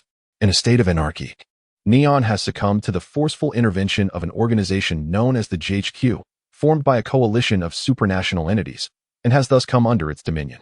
The district of Roppongi in Tokyo has become a sealed area. Subsequently, catalyzed by an event named Lost Christmas, Neon lost its substantive powers as an independent nation, being granted only the semblance of autonomy, which allowed the populace to briefly relish in a fleeting peace. Soon after, Lin Guang and his companions arrived at Tennisu First High School. During the intermission, Lin Guang made his way to his classroom. As he stepped into the school, the familiar sound of girls' screams echoed around him, something he had long grown accustomed to. Upon reaching the student council, he noticed Aratsuka Kanpaku biting her finger, quietly murmuring something by the window. "You wretched women, Oni-san is mine." Upon hearing the door creak open, Aratsuka instantly reverted to her usual demeanor. Turning to face Lin Guang, she greeted him with a smile. "Oni-san, you've arrived." Lin Guang offered a gentle acknowledgement before bowing his head to commence his work. Suddenly, a voice resonated in Lin Guang's mind. Ding. System upgrade complete. Chapter 130. The Unveiling of Abilities. Beep. System upgrade complete. Upon hearing the system's voice, Lin Guang was momentarily taken aback, causing the pen in his hand to fall onto the desk. Elisa, who had been watching him attentively, approached with a concerned expression and inquired, "Oni-san, what's wrong?" Lin Guang lifted his gaze, glanced around, and noticed that the other members of the student council had yet to arrive, prompting him to breathe a sigh of relief. "Elisa, I've told you before, don't call me that in public." Elisa pouted slightly, her face displaying visible displeasure. "It's all right. There's no one around now, is there?" No sooner had she spoken than the door to the student council swung open, and several members entered. Instantly, Elisa adopted a regal demeanor, chiding, "Why are you all so late? Let us get to work." Yes. The students hurriedly took their places, beginning to sort through school affairs and matters between students. Lin Guang rose from his seat and addressed Elisa. "I have a matter to attend to, so I'll step out for a bit. I'll leave these documents in your care." With that, he handed over several school documents to Elisa and promptly departed. After watching Lin Guang leave, Elisa returned to her desk with the documents in hand. Glancing at the papers, she leaned over her table, staring at the door through which Lin Guang had exited. "Oni-san, I already know what grandfather has tasked you with. When will you come back, I wonder?" Meanwhile, Lin Guang had made his way to the rooftop of the school. Observing the scene below, he spoke solemnly. "System, do you understand how I have spent these past 18 years? Beep. Affirmative. Would the host like to know the functionalities unlocked by the system upgrade?" At these words, a look of joy replaced Lin Guang's earlier frustration. "Yes. Beep. This system upgrade has unlocked the host's personal information and introduced a new method for treasure chest drops. Beep. The host currently resides in the world of Guilty Crown. For every GHQ robot defeated, there is a certain probability of acquiring a treasure chest. Each event resolved also carries a chance of yielding a treasure chest. Beep. The host's abilities have been unfrozen, and the hostess assets are no longer restricted." In an instant, Lin Guang felt a surge of strength coursing through his limbs. Suddenly, he sensed a peculiar sensation in his blood, as if tiny crystals were shattering within him, transforming into energy that continuously enhanced his physique. Shortly thereafter, Lin Guang perceived a connection forming with something beyond his comprehension. When he opened his eyes, he found himself within his own mental space. Before him stood a girl adorned in a judgmental attire, with pink hair embellished with purple crystals and striking red eyes. Upon seeing her visage, Lin Guang was reminded of the information he had instructed Elisa's subordinates to uncover regarding the Sakurami family, particularly the appearance of Sakurami Shina. Yet, he was acutely aware that the girl before him was not Sakurami Shina, but rather the manifestation of the apocalypse, possessing Shina's appearance and memories. Lin Guang was bewildered by the serendipitous connection he had forged with the viral consciousness. Who are you? No sooner had the words escaped his lips than the figure of the girl before him transformed into a violet crystal and shattered completely. In an instant, Lin Guang regained his senses, perplexed as to why he had connected with the viral consciousness and why it had disintegrated so abruptly. What could possibly be the objective of such an act? Ultimately, he shook his head, dismissing these thoughts, and gazed towards the towering iron spire that pierced the clouds. Surely, they would meet again, and all would be made clear then. Meanwhile, a certain blonde youth, drifting through human society, appeared to have stumbled upon something extraordinary. How intriguing! It was indeed fascinating that a human body could entirely withstand the apocalyptic virus. Such a revelation was truly captivating. At that moment, Lin Guang suddenly felt a chill run down his spine, as though he were being watched. The image of a self-proclaimed entity from the second outbreak of the apocalyptic virus flitted through his mind, a childlike figure. It seemed that this world would not be so easy to navigate after all. Lin Guang smiled faintly and cleared his mind. System, personal information, he commanded. Ding. System update reward. Mastery of all ninjutsu. Personal information activated. As the system's voice echoed in his mind, a series of small characters appeared above Lin Guang's eyes. Host, Lin Guang combat power. City-destroying level abilities. Freezing fruit. Breath of ice. Breath of water. Mental control. Mind's eye. Blink. Predator. Spirit host. Kaleidoscope Sharingan. Alternate space. Force sleep. Dream creation. Poison immunity. Lightning resistance. Fire resistance. Ice resistance. Navy 6 styles. Armament hockey. Observation hockey. Mastery of all ninjutsu. Ordinary shadow level chakra. Bull talisman. Rabbit talisman. Horse talisman. Wind attribute affinity affiliates. Rose. Lin Mei treasure chests. 1 golden chest. 19 silver chest cleared world. Demon Slayer. Kimetsu no Yaiba. Lin Guang chuckled softly, noting the update rewards. Yet, what use were they? With that, he proceeded to perform a Sichuan opera face-changing act. Concurrently, a wealth of knowledge regarding various attribute ninjutsu surged into his mind, including some bloodline limit techniques.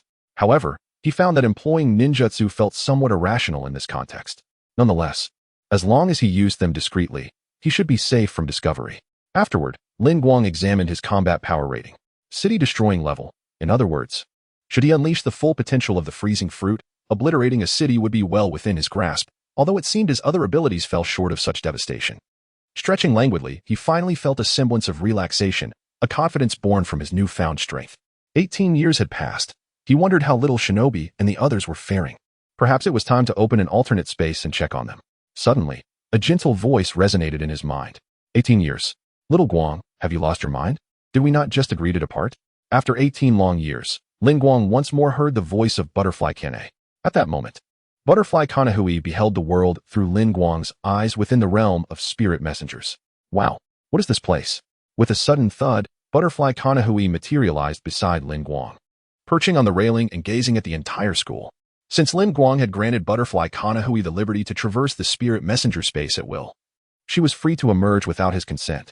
Lin Guang, is this truly another world? Everything you said is real. Butterfly Kanahui exclaimed, astonished as she stared at Lin Guang. He smiled gently, joining her at the railing to admire the entirety of Tianwanghao First High School. Indeed, I have never deceived you, Sister Kanahui, and it is true that we have not seen each other for 18 years. As Butterfly Kanahui looked at Lin Guang beside her, she tenderly embraced him, feeling a pang of guilt for having left him alone for 18 long years. Chapter 131. A long-awaited reunion. Lin Guang extricated himself and coughed lightly, saying, ahem. Well, I shall first go and check on Shinobu and the others. With that, Lin Guang clapped his hands twice, and a wooden door materialized before him. He stepped through it, closely followed by Butterfly Kanai. In Lin Guang's alternate space, after a month in this realm, rooms had been made available for everyone, enhanced with furnishings acquired from wooden treasure chests, creating an aesthetically pleasing environment. As for the clothing harvested from the chests, it had all been eagerly claimed by Shinobu and her companions. Upon entering the alternate space, Lin Guang observed Butterfly Shinobu engaged in conversation with Tamayo, while Kanroji Mitsuri was playfully frolicking with Lin Mei. Rose stood by, fully embracing her role as a servant. Upon noticing Lin Guang's arrival, Kanroji Mitsuri abandoned her playful antics with Lin Mei and rushed to him. "Ah Guang, how is it? Have we truly arrived in a new world? Are there many delicious foods here?" she eagerly inquired. Lin Guang smiled and replied, "Absolutely. There are countless delectable treats here. If time permits, I shall take you all to sample them." Upon hearing Lin Guang's words, Kanroji Mitsuri's eyes sparkled with excitement. At that moment, Butterfly Shinobu approached and asked, "So soon? You've barely brought us in, and we are already here?" Lin Guang responded, "If you doubt my words, you may ask Sister Kanai. She has just seen it for herself." Butterfly Kanai chimed in, "Indeed, what Lin Guang says is true. There are towering buildings here, and they shimmer in the sunlight." Suddenly, Butterfly Kanai looked upwards in contemplation and added, "Oh, and Lin Guang also mentioned he has resided in this world for 18 years. Upon hearing this, Lin Guang felt an overwhelming sense of dread. Indeed, at that moment, nearly everyone regarded him with peculiar expressions. Seeing this, Lin Guang hastily exclaimed, "Please, allow me to explain." "All right." Butterfly Shinobu chuckled, "Very well, I shall grant you an opportunity to explain." Though she smiled, the intrigue in her gaze was unmistakable. Taking a deep breath, Lin Guang began to recount his journey to the world of Guilty Crown, where he was transformed into an infant by a malevolent entity, with all his abilities sealed away. The girls could not help but laugh at the notion of Lin Guang being turned into a baby, though they managed to maintain their composure. However, as Lin Guang continued to narrate his experiences in this world, they began to believe his tale. After Lin Guang finished speaking, Butterfly Shinobu understood the nature of the world of Guilty Crown. "So, we currently lack identities and cannot navigate this world, correct?" she asked. Nodding, Lin Guang replied, "It's all right. This can be easily resolved. After all, I am the adopted son of the Tsugumi family. Acquiring identities for a few individuals should pose no issue. However, the upcoming period may be unstable, so I would prefer for you all to remain here for now." Upon hearing that Lin Guang is the adopted son of the largest conglomerate in Neon, the young ladies understood that he was merely a guest in his current situation and thus refrained from troubling him. She smiled and said to Lin Guang, "If possible, I would like to acquire some medical knowledge about this world, so I only require a few books on the subject." Butterfly Shinobu nodded in agreement, adding, "Yes, I am quite similar to Shai. Having some equipment and materials would be even better."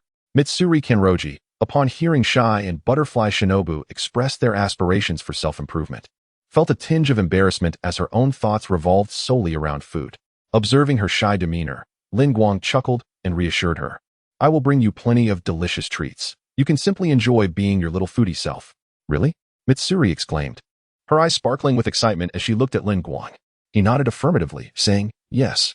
You are truly wonderful, Lin Guang." At this scene, Butterfly Shinobu sighed, "Lin Guang, you will spoil Mitsuri like this." Lin Guang smiled gently. With that remark, Mitsuri's cheeks flushed, and she hurriedly retreated to her room. Shai's exquisite youthful face also turned a deep shade of crimson, rendering her even more enchanting. "I shall return to my room as well," she stammered before departing, prompting the two young maids nearby to discreetly exit the living room, understanding that Lin Guang wished to converse with Butterfly Shinobu. At this moment, only Lin Guang and Butterfly Shinobu remained in the living room. Butterfly Shinobu found it rather astonishing. Why did they leave so quickly? Aren't we sisters? How can I be left alone? Just as Butterfly Shinobu contemplated returning to her room, Lin Guang pulled her back. "You naughty fellow, what do you intend to do?" she questioned, a hint of apprehension in her voice. Lin Guang's lips curled into a smile as he leaned in to kiss her. In that instant, 18 years of yearning poured forth. Half an hour later, Butterfly Shinobu's legs suddenly softened, nearly causing her to collapse. Lin Guang gently placed her on the sofa and whispered a few words into her ear. Her face flushed a deep red. Lin Guang smiled softly before departing from the alternate space. As she watched Lin Guang's retreating figure, Butterfly Shinobu, blushing, muttered, "Humph. You rascal. Always thinking about those naughty things." Through Lin Guang's whispered words, she came to believe that he had spent 18 years alone in the world of the Guilty Crown. Upon leaving the alternate space, Lin Guang returned to Tianwang Hao First High School. Subsequently, he took out a mobile phone and made a call. "Yes. Prepare those items and place them in the school's restricted area," he instructed. After ending the call, he headed toward his secret base with Sakuma Jitsuki. Meanwhile, on the other side, Arisa GH received a phone call. "What do you mean?" Oni-san isn't injured? Why are you asking this, Grandpa? The line went dead, and Arisa looked at her phone helplessly before sighing. Indeed, dear brother, you have complied with their directives and taken over the consortium's illicit dealings. Why must they treat you in such a manner? It seems I must assume control of the Fujiwara household sooner than anticipated, so that my brother may be spared from such tribulations. At this moment, Lin Guang had just arrived at the secret base when he was greeted by the sound of melodious singing emanating from within. Oh, blooming wildflowers! Could you possibly share with me? Lin Guang smiled gently and remarked, has Sakurazaka come so early? Is it possible he too has chosen to skip class? Upon entering, he beheld a young girl with soft pink hair seated on the ground, singing softly. Why do people always harm one another, engaging in ceaseless strife? Oh, flowers blooming with such radiant grace. Chapter 132, The First Encounter with Yuzuki Kiki. As Lin Guang gazed at Yuzuki Kiki's retreating figure, a sudden realization dawned upon him, a subtle smile curving his lips. It seemed that the activation of the system was invariably tied to the commencement of the narrative. Lin Guang silently intoned within his mind, open, third eye. In an instant, he perceived everything within a radius of 1,000 meters. Noticing that the armed personnel outside the school showed no signs of entering, Lin Guang deduced that they had yet to catch up with him. Thus, time was still on his side. He moved to a secluded corner. Shadow clone technique. With a resounding bang, a perfect duplicate of Lin Guang emerged beside him. He commanded his clone to attend to the bloodstains nearby. Once the clone departed, Lin Guang returned to the spot where he had discovered Yuzuki Kiki, quietly leaning against the wall, captivated by her enchanting song. As the melody concluded, he couldn't help but applaud. Who would have thought that I would be fortunate enough to be the sole audience to miss Kiki's personal performance? Upon hearing the sound of applause, Yuzuki Kiki suddenly turned around, surprised to find Lin Guang had appeared unannounced. She regarded him warily from the shadows. Lin Guang stepped forth from the darkness. At that moment, her mechanical pet glided out from behind, launching a rope with sudden force. Lin Guang deftly evaded the small robot's entangling rope. However, as the robot prepared to launch another, it abruptly malfunctioned and collapsed. Seeing that Lin Guang had not been ensnared, Yuzuki Kiki attempted to rise and leave the area, only to find herself unable to stand due to her injuries, and thus, she could only retreat. In her retreat, she accidentally collided with Sakuma's workstation, causing the computer screen to flicker to life.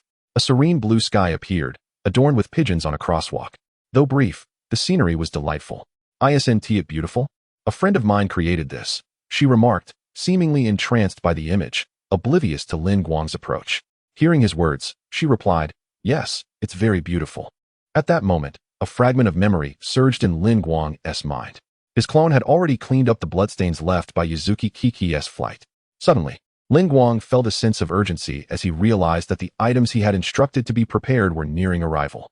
He draped his school uniform jacket over Yuzuki Kiki's shoulders and spoke softly, Miss Kiki, I must step out for a moment. Although I am unaware of how you came to be here, and it appears you're injured, you may rest assured. Only my friend and I are aware of your presence here. Oh, by the way, my friend is also an admirer of your music. With that, Lin Guang turned and exited the room. Outside the secured area, he awaited his subordinates. A man clad in a black suit approached him, presenting 5 communication devices. He also handed Lin Guang a vial of medication named Normation and a sealed vacuum tube containing a crystal of the apocalypse virus. Lin Guang stowed these items in his backpack and declared, very well, you may leave now. Yes, sir. After the man in black departed, Lin Guang turned to purchase some rice balls before returning to the secret base. Upon hearing the sound of the door opening, Yuzuki Kiki rose, ready to make a forceful escape. To her surprise, Lin Guang entered, carrying 2 lunchboxes. You've lost quite a bit of blood. You must be hungry now, he remarked. Kiki remained silent, though her stomach protested loudly. Gurgle in an instant, her cheeks flushed with a hue reminiscent of the evening glow. Lin Guang chuckled and said, as I thought, Miss Kiki, would you care for some rice balls? With that, he opened one of the lunchboxes and presented it to her, revealing 2 rice balls and some side dishes. Kiki accepted the lunchbox and softly expressed her gratitude. Arigato. Lin Guang smiled gently and sat beside her, opening his own lunchbox, which contained the same delightful assortment. Kiki paid no heed to why Lin Guang had chosen to sit next to her. Instead, she delicately picked up a rice ball and took a small bite. Observing her, Lin Guang also took a hearty bite of his rice ball. Delicious. I think mine has salmon in it. Would you like to try? He instinctively extended the rice ball towards Kiki. Tasty, she replied, glancing at her own rice ball before mimicking Lin Guang's gesture and offering him the one she had just bitten into. Lin Guang gazed into Kiki's innocent eyes, reminiscent of children sharing a treat. Although he was aware of her aloof demeanor, he found her unexpectedly endearing, especially since she didn't seem to retract her offering. He chuckled softly and took a bite of her rice ball. Suddenly, a loud clatter echoed. The lunchbox fell to the ground. There stood Sakuma Sho, having dropped his lunchbox in shock. Kiki, startled by the sudden appearance of a boy, attempted to rise, but Lin Guang pulled her back gently. He offered her a reassuring smile and said, "It's all right." Then, standing atop the railing, he called out to Sakuma, "Hey, Sakuma, what took you so long to arrive?" Sakuma hurriedly picked up his lunchbox and shouted at Lin Guang, "You rascal, have you gotten yourself a girlfriend? And you brought her here without telling me." With that, he turned to leave the secret base that once belonged to him and Lin Guang.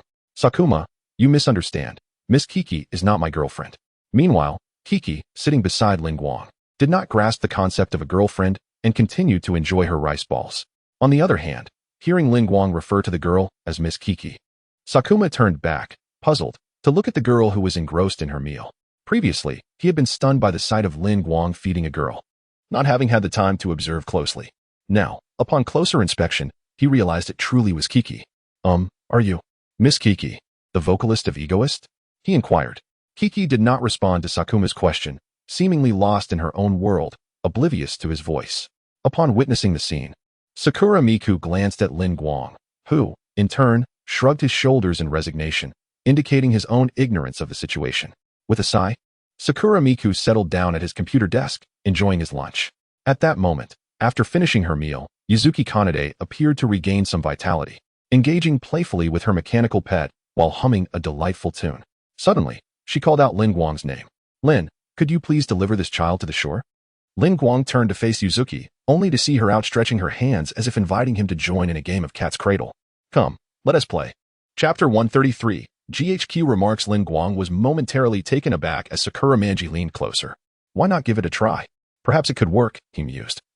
Recognizing that without attempting, success was impossible. To Lin Guang's surprise, something that originally belonged to Sakura Manji was now unfolding in his life. Nevertheless, he was destined to dismantle the funeral society eventually, especially since he could now acquire treasure chests by defeating GHQ's automatons. Upon seeing the floral cord in Yuzuki's hand, a vision of ruins engulfed in flames abruptly manifested before Sakura Manji, prompting him to instinctively take a step back. Meanwhile, Lin Guang approached Yuzuki, gently grasping the cord and forming a crown-like pattern. Witnessing this design, Yuzuki smiled. Suddenly, Lin Guang's expression shifted, and he rose to peer towards the door. Those bothersome individuals had finally tracked them down. Turning to Yuzuki, he offered a subtle smile and said, "Yuzuki, you should hide for a moment. Some troublesome guests have arrived." Yuzuki nodded and discreetly took refuge beside the electrical box on the second floor. Unaware of Lin Guang's words, Sakura Manji inquired, "Lin Guang, what are you talking about? Why does Miss Yuzuki need to hide?" Just as he finished speaking, the door was violently kicked open by a soldier. A dark-haired man, flanked by 7 or 8 soldiers, stormed in, guns raised towards Lin Guang and Sakura Manji. Instantly, the menacing barrels aimed at them caused Sakura Manji to crouch down in fear. Noticing Sakura Manji's reaction, Lin Guang sighed and addressed the dark-haired leader. "Hey, it is rather unreasonable for you to invade my territory without permission." The leader glanced at Sakura Manji, a derisive smile creeping across his face as he fixed his gaze on Lin Guang. "We are in pursuit of a criminal. Have you seen them? If you have and failed to report it, you are equally guilty, understood?" Under the pressure exerted by the dark-haired leader, Lin Guang's expression darkened, a terrifying aura emanating towards him and his soldiers. "Are you threatening me?" The leader was taken aback, astonished that a mere student could exude such a formidable presence. Coupled with Lin Guang's unique silver hair and icy blue eyes, the leader quickly deduced his identity. "You are the adopted son of the GNGF-ing family?" Lin Guang waved his hand dismissively. "I severed ties with the GNGF-ing family years ago. Refrain from mentioning that name." Upon hearing that Lin Guang was no longer associated with the GNGF-ing family, the leader's disdain only grew.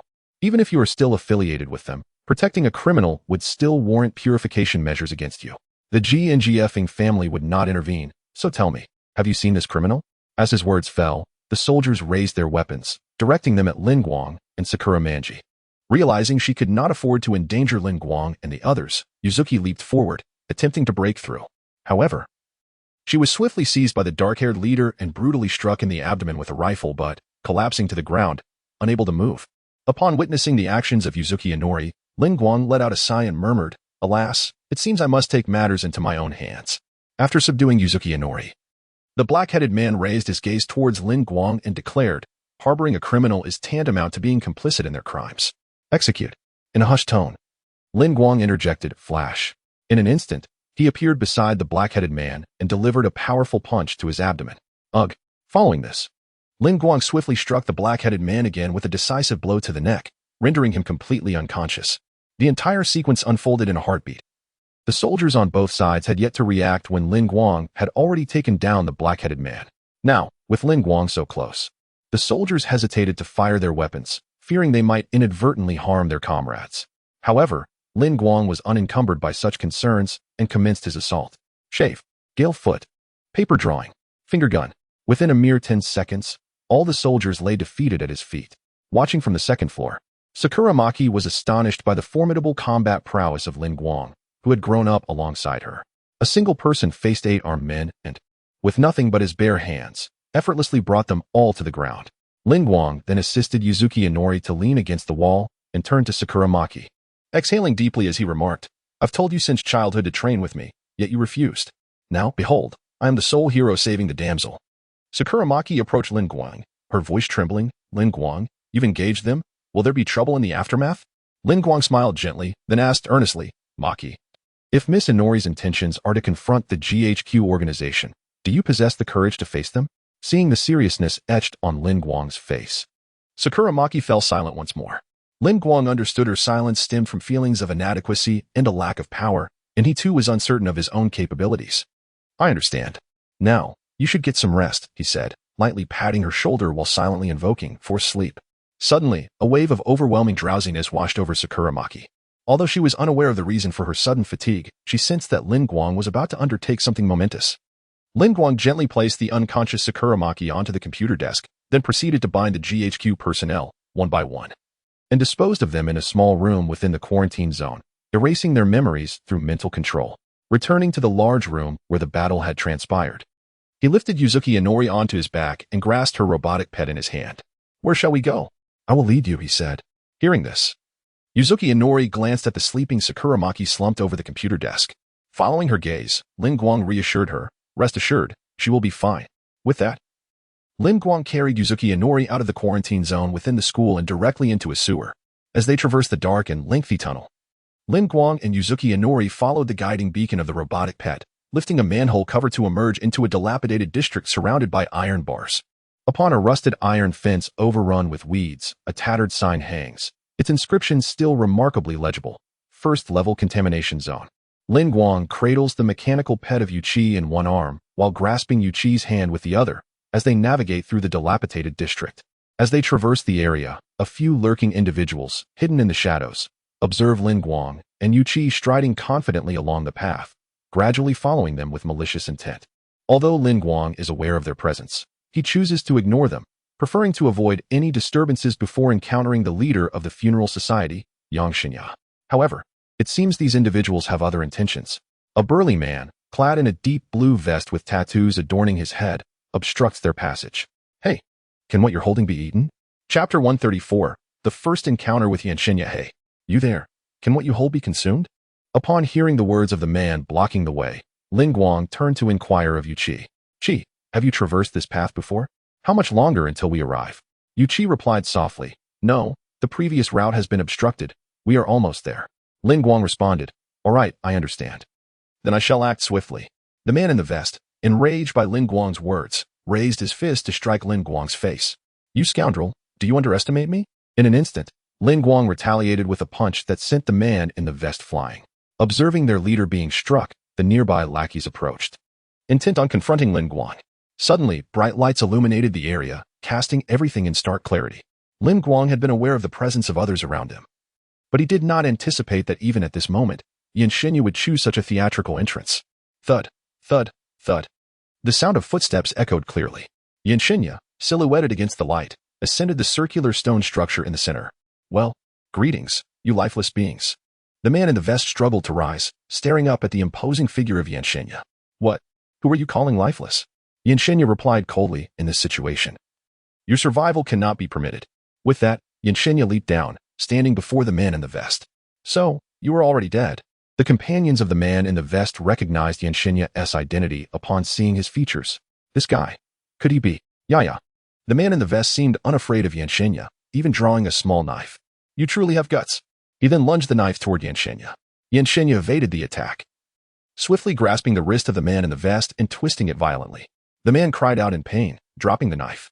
Just as Yanshenya prepared to throw the man aside, Lin Guang suddenly grasped Yanshenya's wrist with one hand while catching the knife with the other. Hey, isn't it a bit against the rules to recklessly seize another's prey? Yanshenya regarded the silver-haired man who had returned with Yuchi. So swift. Just moments ago, he was beside Chi, and now he appeared before me without my noticing his movements. Though Yanshenya had not exerted much effort in dealing with this minor thug, his focus remained on Lin Guang, yet he still could not discern Lin Guang's actions. Yanshenya released the wrist of the man in the vest, who, along with his lackeys, prepared to flee in light of the changing circumstances. Observing the fleeing figures, Yanshenya remarked to Lin Guang, "Did you not claim they were your prey? Now they are attempting to escape." Lin Guang smiled slightly and replied, "They shall not escape." Ice breath. Fourth form. Shadowless ice spike. The knife danced in Lin Guang's hand, swiftly injuring the man in the vest and his lackeys in the blink of an eye. Accompanied by a few anguished cries, the man in the vest and his henchmen collapsed into the shadows, vanishing completely. Having dealt with those bothersome underlings, Lin Guang turned his gaze towards Yanshenya. To his astonishment, he was met by a girl with cat-shaped electronic headphones and flowing black hair. That must be Fei Nalu. She snatched the pet robot named Fei Nalu from Lin Guang's hands, exhibiting no fear of any potential retaliation. With an air of arrogance, the black-haired cat girl approached Yuzuriha Inori, dragging her back to Yanshenya's faction. As Yanshenya observed Lin Guang's retreating figure, it gradually overlapped with the silhouette of someone from his past. You are a devotee of the Gongfeng family. Before Yanshenya could finish his thought, Lin Guang interjected, "That was all in the past. I am merely an ordinary high school student now. Humph, one who governs." Suddenly, a loud explosion from afar interrupted Yanshenya's words. A member of the funeral society rushed over to Yanshenya, exclaiming, "Yeah, the white-clad men from GHQ have begun to storm the streets." The scene revealed people in the streets being indiscriminately shot at by the GHQ's white-clad personnel. Beside them, a man with a circle of blonde hair on his head gritted his teeth. Damn it, those bastards are brazenly firing everywhere. Faced with this situation, Yanshenya disregarded Lin Guang. D, what about Iace and the others? The black-haired cat girl named D was operating an advanced computer nearby. Sister Iace, there are enemy aircraft on the left.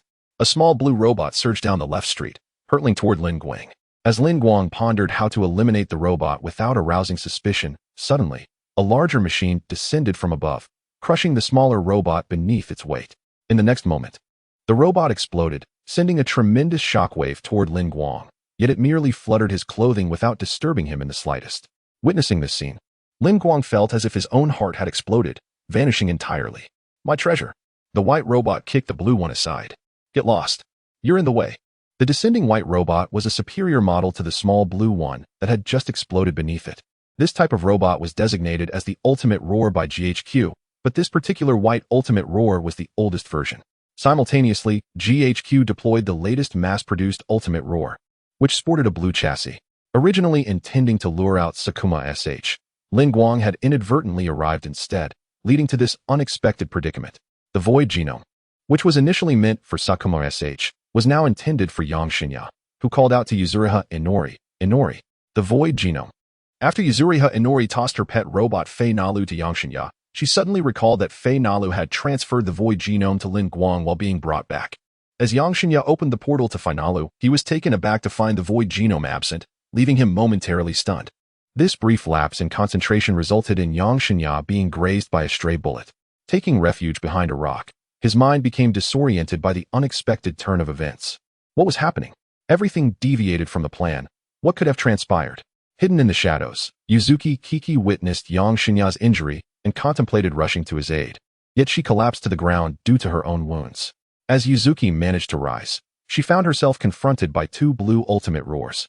The blue ultimate roars raised their firearms, aiming them at Yuzuki. At this sight, Lin Guang's icy blue pupils constricted sharply. A gunshot rang out. Suddenly, a figure emerged from the smoke, arriving at Yuzuki's side. With a swift motion, the sound of the daywheel blade unsheathing echoed, and the bullet was cleaved in two. Unbeknownst to Lin Guang, a fox mask had appeared on his face, and his silvery hair had transformed into a deep black. Gripping the ethereal blue daywheel blade in one hand, he cradled Yuzuki in the other. Ice breath. Second form. Flying Star Iceblade. Chapter 135. The Power of the King, the Breath of Ice. Second form. Flying Star Iceblade. A ghostly blue blade of light sliced through the air, cleaving the bullet aimed at Yuzuki Kiki in twain. Suddenly, the sound of shattering glass echoed. One half of the bullet, severed by Lin Guang, shattered the void genome concealed within his pocket. In an instant, Lin Guang and Yuzuki Kiki found themselves enveloped in a gentle radiance. From the shattered cylindrical fragment, the remaining black crystal fractured and disintegrated, transforming into two serpents that spiraled together. The serpents coiled around Lin Guang's wrist, binding him tightly. Lin Guang could feel the influx of a substantial amount of the apocalypse virus coursing through his veins, while his passive skill, poison immunity, activated, releasing a torrent of purifying energy. Within Lin Guang's body, the apocalypse virus clashed with the purifying forces of his immunity. On one side, the virus sought to crystallize him, while on the other, his skill endeavored to eradicate the invading pathogens. The two forces battled incessantly within him, neither gaining the upper hand until they gradually began to merge. A white crown quietly materialized on the back of Lin Guang's right hand. Upon seeing the man before her, adorned with a fox mask, Yuzuki Kiki experienced an inexplicable sense of familiarity. "Please, use me," she found herself uttering, the words slipping from her lips involuntarily. At that moment, a voice echoed in Lin Guang's ears. "Beep. The apocalypse virus and poison immunity have merged, granting the power of the king, mutation. Power of the king, mutation originating from the world of Evil Crown. It extracts the essence of others' minds in a void form for use as an artifact. Should the void be destroyed, its master shall perish. Due to its fusion with the host's skill, poison immunity, a mutation has occurred. Specific effects are to be developed by the host." Lin Guang lowered his head and softly murmured, "I understand." With that, he plunged the sunwheel blade into the ground and extended his hand toward Yuzuki Kiki's chest. Just as his fingers were about to make contact with her, a radiant explosion surged forth. The dual spirals on his wrist reemerged, and Yuzuki Kiki beheld them encircling a massive sword hilt drawn from her own heart. With a sharp exhale, she felt a terrifying friction within her body, eliciting a sound that even she could not hear. Ultimately, she succumbed to unconsciousness. Standing amidst the ruins of a shattered building, Yagami Kira gripped his gun tightly. Lin Guang cradled Yuzuki Kiki in one arm while wielding a colossal sword that towered over him, effortlessly cleaving two ultimate roars in half. A brilliant white light surged skyward, coalescing into a dazzling crown, seemingly proclaiming the arrival of a new king. Gazing at the radiance, Yagami Kira's eyes brimmed with disbelief. "Who is that person? The one behind the fox mask is certainly not Gigi. Have you chosen another, then?" In that moment, Yagami Kira noticed Lin Guang's attire, reminiscent of the uniform from Tian Wanghao First High School. In an instant, he recalled the man who had returned Yuzuki Kiki. It's him. How could that man possibly be here? In a realm detached from humanity, a golden-haired youth gazed upon a radiant beam that pierced the heavens. He understood that this luminous phenomenon did not belong to the enigmatic Waigami Kage or the illustrious Sakura Miku, but rather to a remarkable man he had only just discovered. For reasons unknown, as he beheld this celestial light, an unsettling sensation of losing control enveloped him. Was it a variable? However, evolution and elimination are the choices of the world's will. How much can one truly alter? Meanwhile, on another front, what is this? Why is there such an intense resonance of genetic sequences? The sound of the nightingale echoed intermittently. The blue ultimate howl erupted in a fiery explosion. Lin Guang once again heard the voice of the system whispering in his ear. Ding. The host has eliminated 2 ultimate howl robots, yielding 2 bronze treasure chests. Ding. New feature added, automatic recovery of treasure chests. Would you like to open them? Lin Guang silently contemplated and chose to proceed. In an instant, the 2 bronze chests vanished, replaced by 2 bronze-hued chests in his system space. Lin Guang released the great sword, which transformed into a cascade of silver light, returning to the heart of Yuzuki Kiki. The once soaring radiance dissipated like mist. Lin Guang sheathed his Nichiren blade, embraced Yuzuki Kiki, and gradually departed the battlefield. Elsewhere, members of the funeral society continued their fierce battle against the white-clad JHQ forces. Nightingale, what is the next target? IA Shino, piloting the ultimate howl, maneuvered swiftly across the battlefield. 10 o'clock. Distance 400. Nightingale rapidly assessed the enemy positions. Too far. Is there anything closer? IA Shino appeared somewhat dissatisfied, eager to vanquish more foes. Nightingale, however, seemed unconcerned with the remaining adversaries, her focus solely on IA Shino. Let us retreat. Iase, you're pushing yourself too hard. That child has reached her limit. Iase Shino yearned to excel further, but Suddenly, a ghostly white figure flashed before Ayase Shino's eyes. Just as this thought crossed her mind, the ultimate how she piloted was struck by a barrage of bullets. A searing pain coursed through her body, eliciting a scream of agony. The white mech instantly transitioned its weapon from a gun to a blade. Cut! At Nightingale's urgent cry, the connection between Ayase Shino and the ultimate howl was severed. In that moment of disconnection, Ayase Shino felt as though her ribs were being wrenched from her body, causing her to convulse in pain. On the other side, Lin Guang once again encountered Waigami Kage, who had regained her composure. Her gaze towards Lin Guang laden with complexity. Lin Guang removed the fox mask from his face and gently shook his head, causing his hair to revert to a striking silver. I apologize, my hair color is rather conspicuous, so I made a slight alteration. Waigami Kage nodded in understanding. Suddenly, her communicator chimed, and upon activation, Ayase Shino appeared on the screen. I'm sorry, Kage. It's Ayase. What is the situation? Shinomiya, Ayase apologetically stated.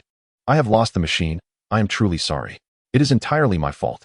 Upon hearing her words, Yagami-ka seemed to have anticipated this outcome. Indeed, it is quite regrettable. I issued you the arduous command to sustain that outdated model for 18 minutes, and you accomplished it. Yet, you perceive this as your own failing, which implies my shortcomings as your commander. Yagami-ka's words caused a slight blush to creep onto Shinomiya Ayase's face. No, that is not the case. It is due to my shortcomings, so I was merely jesting. I am relieved to hear you are unharmed, Ayase. With that, Yagami-ka terminated the communication device. Hearing Yagami-ka's words, Ayase's cheeks flushed once more. Tsubaki teasingly remarked, Ayase's heartbeat is accelerating wildly. Shinomiya Ayase retorted in embarrassment, You shut your mouth, Tsubaki. Meanwhile, on the other end, Lin Guang smiled and said to Yagami-ka, It seems you have quite a few admirers. Chapter 136. Joining the funeral society, it appears that you have quite a few admirers, huh? Yang Xinya gazed at Lin Guang, certain that he had never encountered the true name. Upon hearing Lin Guang's words, Yang Xinya smiled faintly. You, the young master of the offering family, would envy me? But could you perhaps set my team member down first? Seeing Yang Xinya teasing him, Lin Guang chuckled. At that moment, Yuchi also awoke, blushing as she found herself cradled in Lin Guang's arms. Upon noticing her consciousness returning, Lin Guang promptly released Yang Xinya. You're awake. How do you feel? With Yuchi's awakening, the system's voice echoed once more. Ding. The rescue of Yuchi has been completed. You have received 5 bronze treasure chests. Upon hearing the system's announcement, Lin Guang finally comprehended the meaning behind the system's earlier mention of treasure chests dropping after resolving events. So this is how it works. It seems the system desires for me to fully immerse myself in the world's transformations. Yi Chi, her face still flushed, nodded and then inquired, Could you set me down? Lin Guang laughed heartily before placing Yuchi on the ground, apologizing, I'm sorry, I forgot. Yuchi nodded and then caught sight of Yang Xinya. Yang Xinya remarked, You're awake now? Chi, have I disappointed you? No, I am deeply let down by you. Chi, I'm sorry. Yi Chi lowered her head, murmuring an apology. At that moment, Lin Guang stepped forward, stating, To be honest, I don't believe that Yuchi did anything wrong throughout this process. If there is any fault to speak of, it lies here. With that, Lin Guang extended his right hand, revealing the white royal seal before Yang Xinya. Yang Xinya replied, Indeed, that should have been mine to wield. The cylinder you took is one of the 3 enhanced chromosomes successfully cultivated by the Sapphira Gene Pharmaceutical Research Institute. The ability bestowed upon the user is that of royalty. By analyzing DNA genetic factors, one can transform into the void and extract such powers. Lin Guang, curious, asked, The void? Hearing this, Yang Xinya continued. The manifestation of thought into form, much like the sword you previously wielded, represents Chi's void. Different voids can be extracted from various individuals' bodies. The void technology achieved through the exploration of divine realms is what resides in your possession. Lin Guang was already aware of everything Yang Xinya explained. Yet he patiently listened until the end. So, what is the purpose of your words? Lin Guang inquired, a smile playing on his lips as he seemed to anticipate something intriguing from Yang Xinya. Noticing Lin Guang's demeanor, Yang Xinya realized that he was not easily trifled with. Yang Xinya responded, As far as I know, the offering family you belong to has been striving for the independence of Neon. Moreover, considering that the GNGF Nju In family entrusted you with overseeing their underground enterprises, it is evident that they hold you in high regard. So, you seek collaboration, do you? Lin Guang articulated precisely what Yang Xinya wished to convey. Yang Xinya smiled gently and continued, You are correct. Such a partnership is inherently mutually beneficial, would you not agree? Lin Guang, Aware of his interactions with members of the funeral society following his assumption of the GNGF and Jin family's underground operations, found no surprise in Yang Xinya's extensive knowledge. As Yang Xinya awaited Lin Guang's response, a sudden alert emanated from the communicator. Beep, beep, beep. Yang Xinya glanced at Lin Guang, who offered a soft smile and remarked, I will discuss the collaboration with my grandfather, though the likelihood may be slim. However, I am quite intrigued by your organization. Perhaps I could join you initially. What do you think? This response caught Yang Xinya off guard. He had merely intended to foster a cordial relationship between them, never expecting Lin Guang to express an interest in joining. Yang Xinya began to wonder if Lin Guang had a particular motive for his decision. Very well. We welcome your participation. Yang Xinya extended his right hand, and Lin Guang reciprocated, their hands clasping firmly. Hurry and answer the communication. It might pertain to something crucial. Lin Guang urged, prompting Yang Xinya to pick up the call. The voice of Argo resonated through the device. Yeah, we have a situation. A group of individuals in white attire has invaded the underground parking facility in District 14. The underground parking lot? Yang Xinya responded. I was unaware someone had deemed it a safe haven. Nearly 100 individuals seeking refuge there have been apprehended, and the notorious new killer, Dali Lu, has made an appearance. This complicates matters. Argo transmitted all the footage he had captured to Yang Xinya, and the other members of the funeral society received images of Dali Lu's emergence. As Yang Xinya beheld the golden-haired youth on the screen, a plan began to coalesce in his mind. Dali Lu, the kaleidoscope, is it? Noticing Yang Xinya's expression, Lin Guang, with his hands clasped behind his head, inquired, Yang Xinya, does this mean you are plotting something anew? Yang Xinya, putting away the communicator, replied, you may simply call me by my name. However, you are indeed correct. There is an upcoming task that requires your assistance. Oh, that sounds good, Lin Guang responded with a smile. Casting a brief glance at the side of Yuzuki Inori, Yang Xinya noticed Lin Guang's subtle gaze and pondered, could it be that he joined for Inori's sake? If that is the case, a faint smile graced Yang Xinya's lips as he addressed Lin Guang. Let us proceed. I will also introduce you to the other members. All right, then let us go, Lin Guang replied. With that, Yang Xinya led Lin Guang towards the underground base, a mysterious smile adorning his face.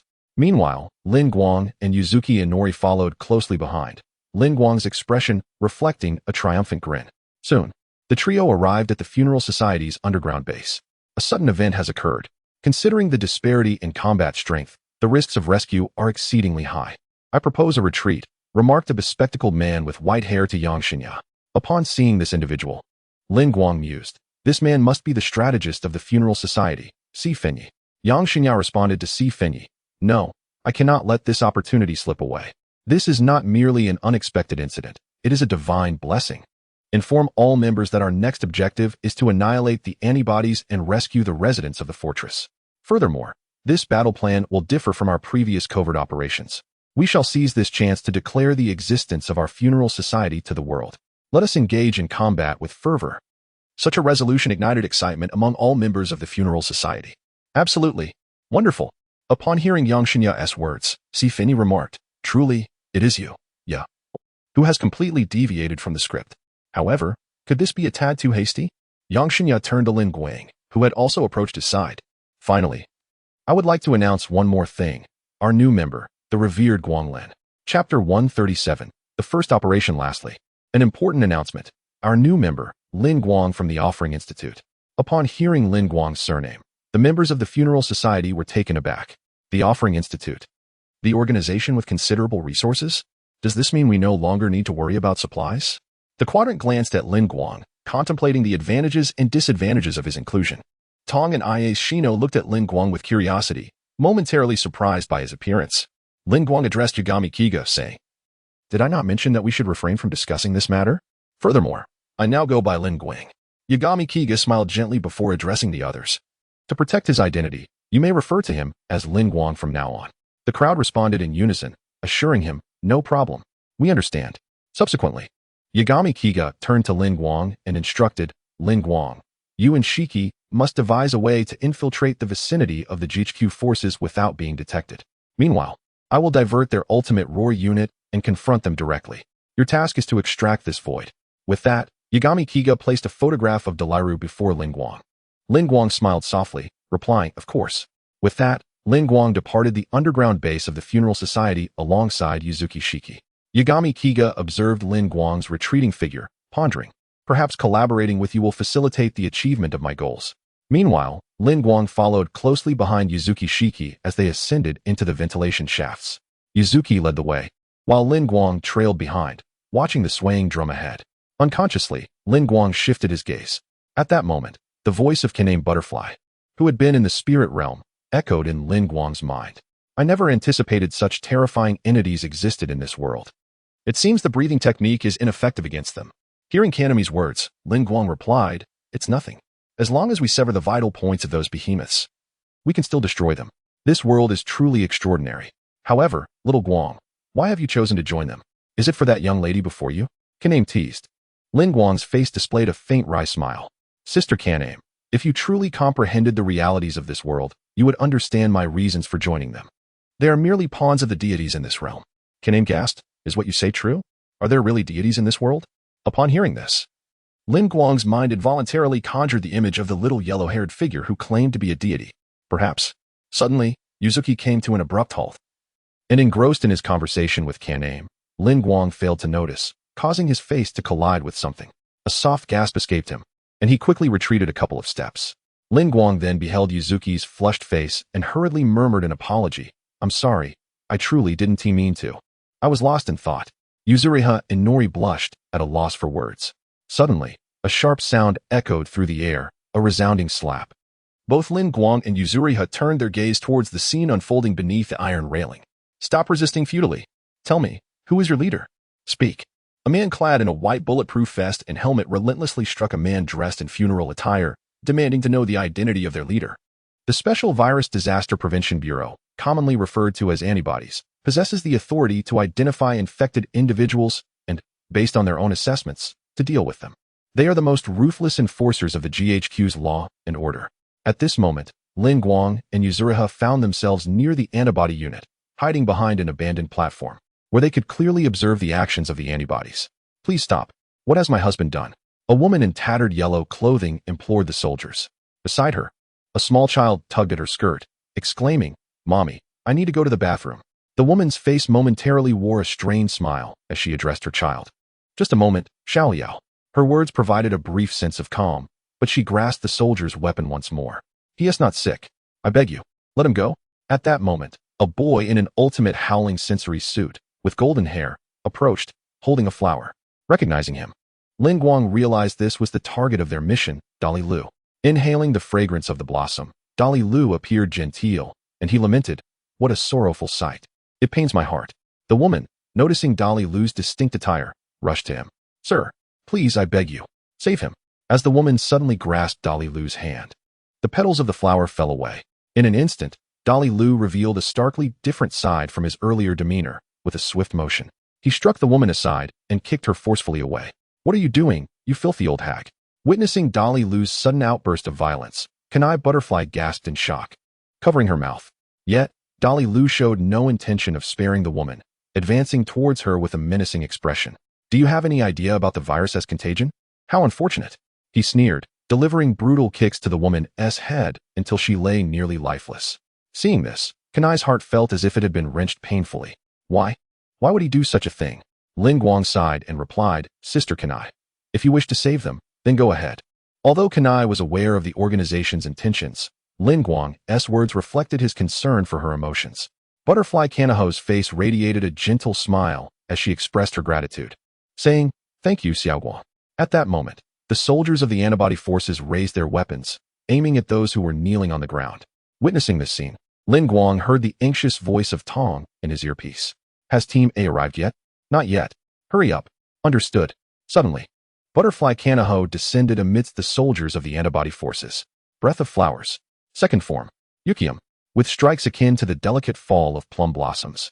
She severed the gun muzzles from the hands of the antibody soldiers, including Dalilu's pistol. The unexpected arrival of Butterfly Kanaho momentarily stunned the soldiers, granting the funeral agency a precious moment of delay. Lin Guang's earpiece crackled with the voice of Yagami Kagaya. Commenced the operation. Chapter 138. Operation underway. Commenced the operation. Upon the utterance of these words by the enigmatic figure, missiles were launched in unison, painting the sky with exquisite white trails. The moment the missiles soared into the air, the GHQ antibody forces detected their trajectories heading straight for them. Missiles approaching. Prepare to intercept. The majority of the GHQ antibody forces diverted their full attention to the impending missiles. Yet, when they turned back, the elusive Kin-Aim Tachibana had vanished without a trace. The civilians, in a frenzy, scattered in all directions to escape. At that moment, the GHQ antibody forces paid no heed to the fleeing populace. Their focus entirely fixated on the funeral agency. The air defense laser cannons activated one after another. The supreme commander of the antibody forces issued a command: do not let them escape. As the missiles descended, several tanks erupted in flames. Dali Lu, exhilarated by the assault on the funeral agency, swiftly made his way to the mecha connection chamber. A dozen mass-produced ultimate units powered up, advancing towards the trajectory of the incoming missiles. Leading the charge, Dali Lu piloted a new type of humanoid weapon, rapidly closing in on the armored vehicle operated by Argo. Even at a distance where he could easily obliterate the armored vehicle with a mere gesture, Dali Lu relished the moment, toying with Argo like a cat with its prey. Just as Argo diverted Dali Lu and the other mass-produced ultimates with a roar, other teams from the funeral agency began to spring into action. Through the earpiece, the voice of the Lark resonated. Outpost secured. Red, yellow, blue. Control established. We are 7 units away from the designated distance. Sister Iase, I entrust those children to you. Leave it to me, replied Iase Shinomiya, connecting to control over 100 small robots that dispersed around the area. Meanwhile, Dali Lu continued to taunt Argo. Aha, look out. You're about to step on it. Just as Argo led Dali Lu to the target location, Dali Lu lost interest in the game and aimed his weapons at the armored vehicle piloted by Argo. Game over. Suddenly, Dali Lu's robot was forcibly halted from attacking. Stop. Cease all fire. Huh. The GHQ antibody forces found themselves under the lock of numerous missiles, surpassing their defensive capabilities. The command vehicle of the GHQ antibody forces was targeted by countless red dots, nearly engulfing the entire battalion. At this juncture, the enigmatic figure initiated a communication with the GHQ antibody forces. GHQ security, this is the funeral agency. I advise Captain Gun of the 3rd Squadron, surrender immediately and release the hostages. If you comply, we shall spare your lives. Within the GHQ command vehicle, a wounded figure with a dark buzz cut was questioned by his subordinate. Major, what should we do? It became evident that the dark-haired figure, Captain Gun of the 3rd Squadron, was the very officer who had been pursuing Waiki Asuna, and his injuries were the result of Lin Guang's actions. Despite his wounds, Gun's mind remained sharp, unclouded by the blows he had suffered. Humph, I have my own tricks up my sleeve. With that, Gun seized the nearby intercom. Terrorists, we shall never yield to acts of terror. Should you persist in your defiance, we will unleash the toxic gas concealed beneath. If you wish to avoid such a fate, you must emerge swiftly. As he spoke, the command vehicle of the GHQ antibody unit projected an image. The visual displayed the toxic gas apparatus they had installed. During this broadcast and the dialogue with Waigami, the ultimate Roar robot, which had initially retreated, returned and encircled the command vehicle. Gun continued, you are known as the Funeral Society, correct? You must have a leader. With that, the shadowy figure of Gun stepped out from the command vehicle. Undeterred by the ominous red dots, I am the leader. A slow, deliberate footstep echoed in the tense silence, amplifying the atmosphere of anticipation. All weapons of the GHQ antibody unit were aimed toward the source of the sound. Waigami slowly emerged, standing atop an abandoned truck.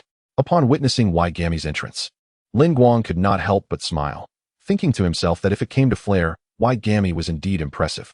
At that moment, the butterfly Kanai returned to Lin Guang's consciousness, and, upon observing Waigami's demeanor, offered her own admiration.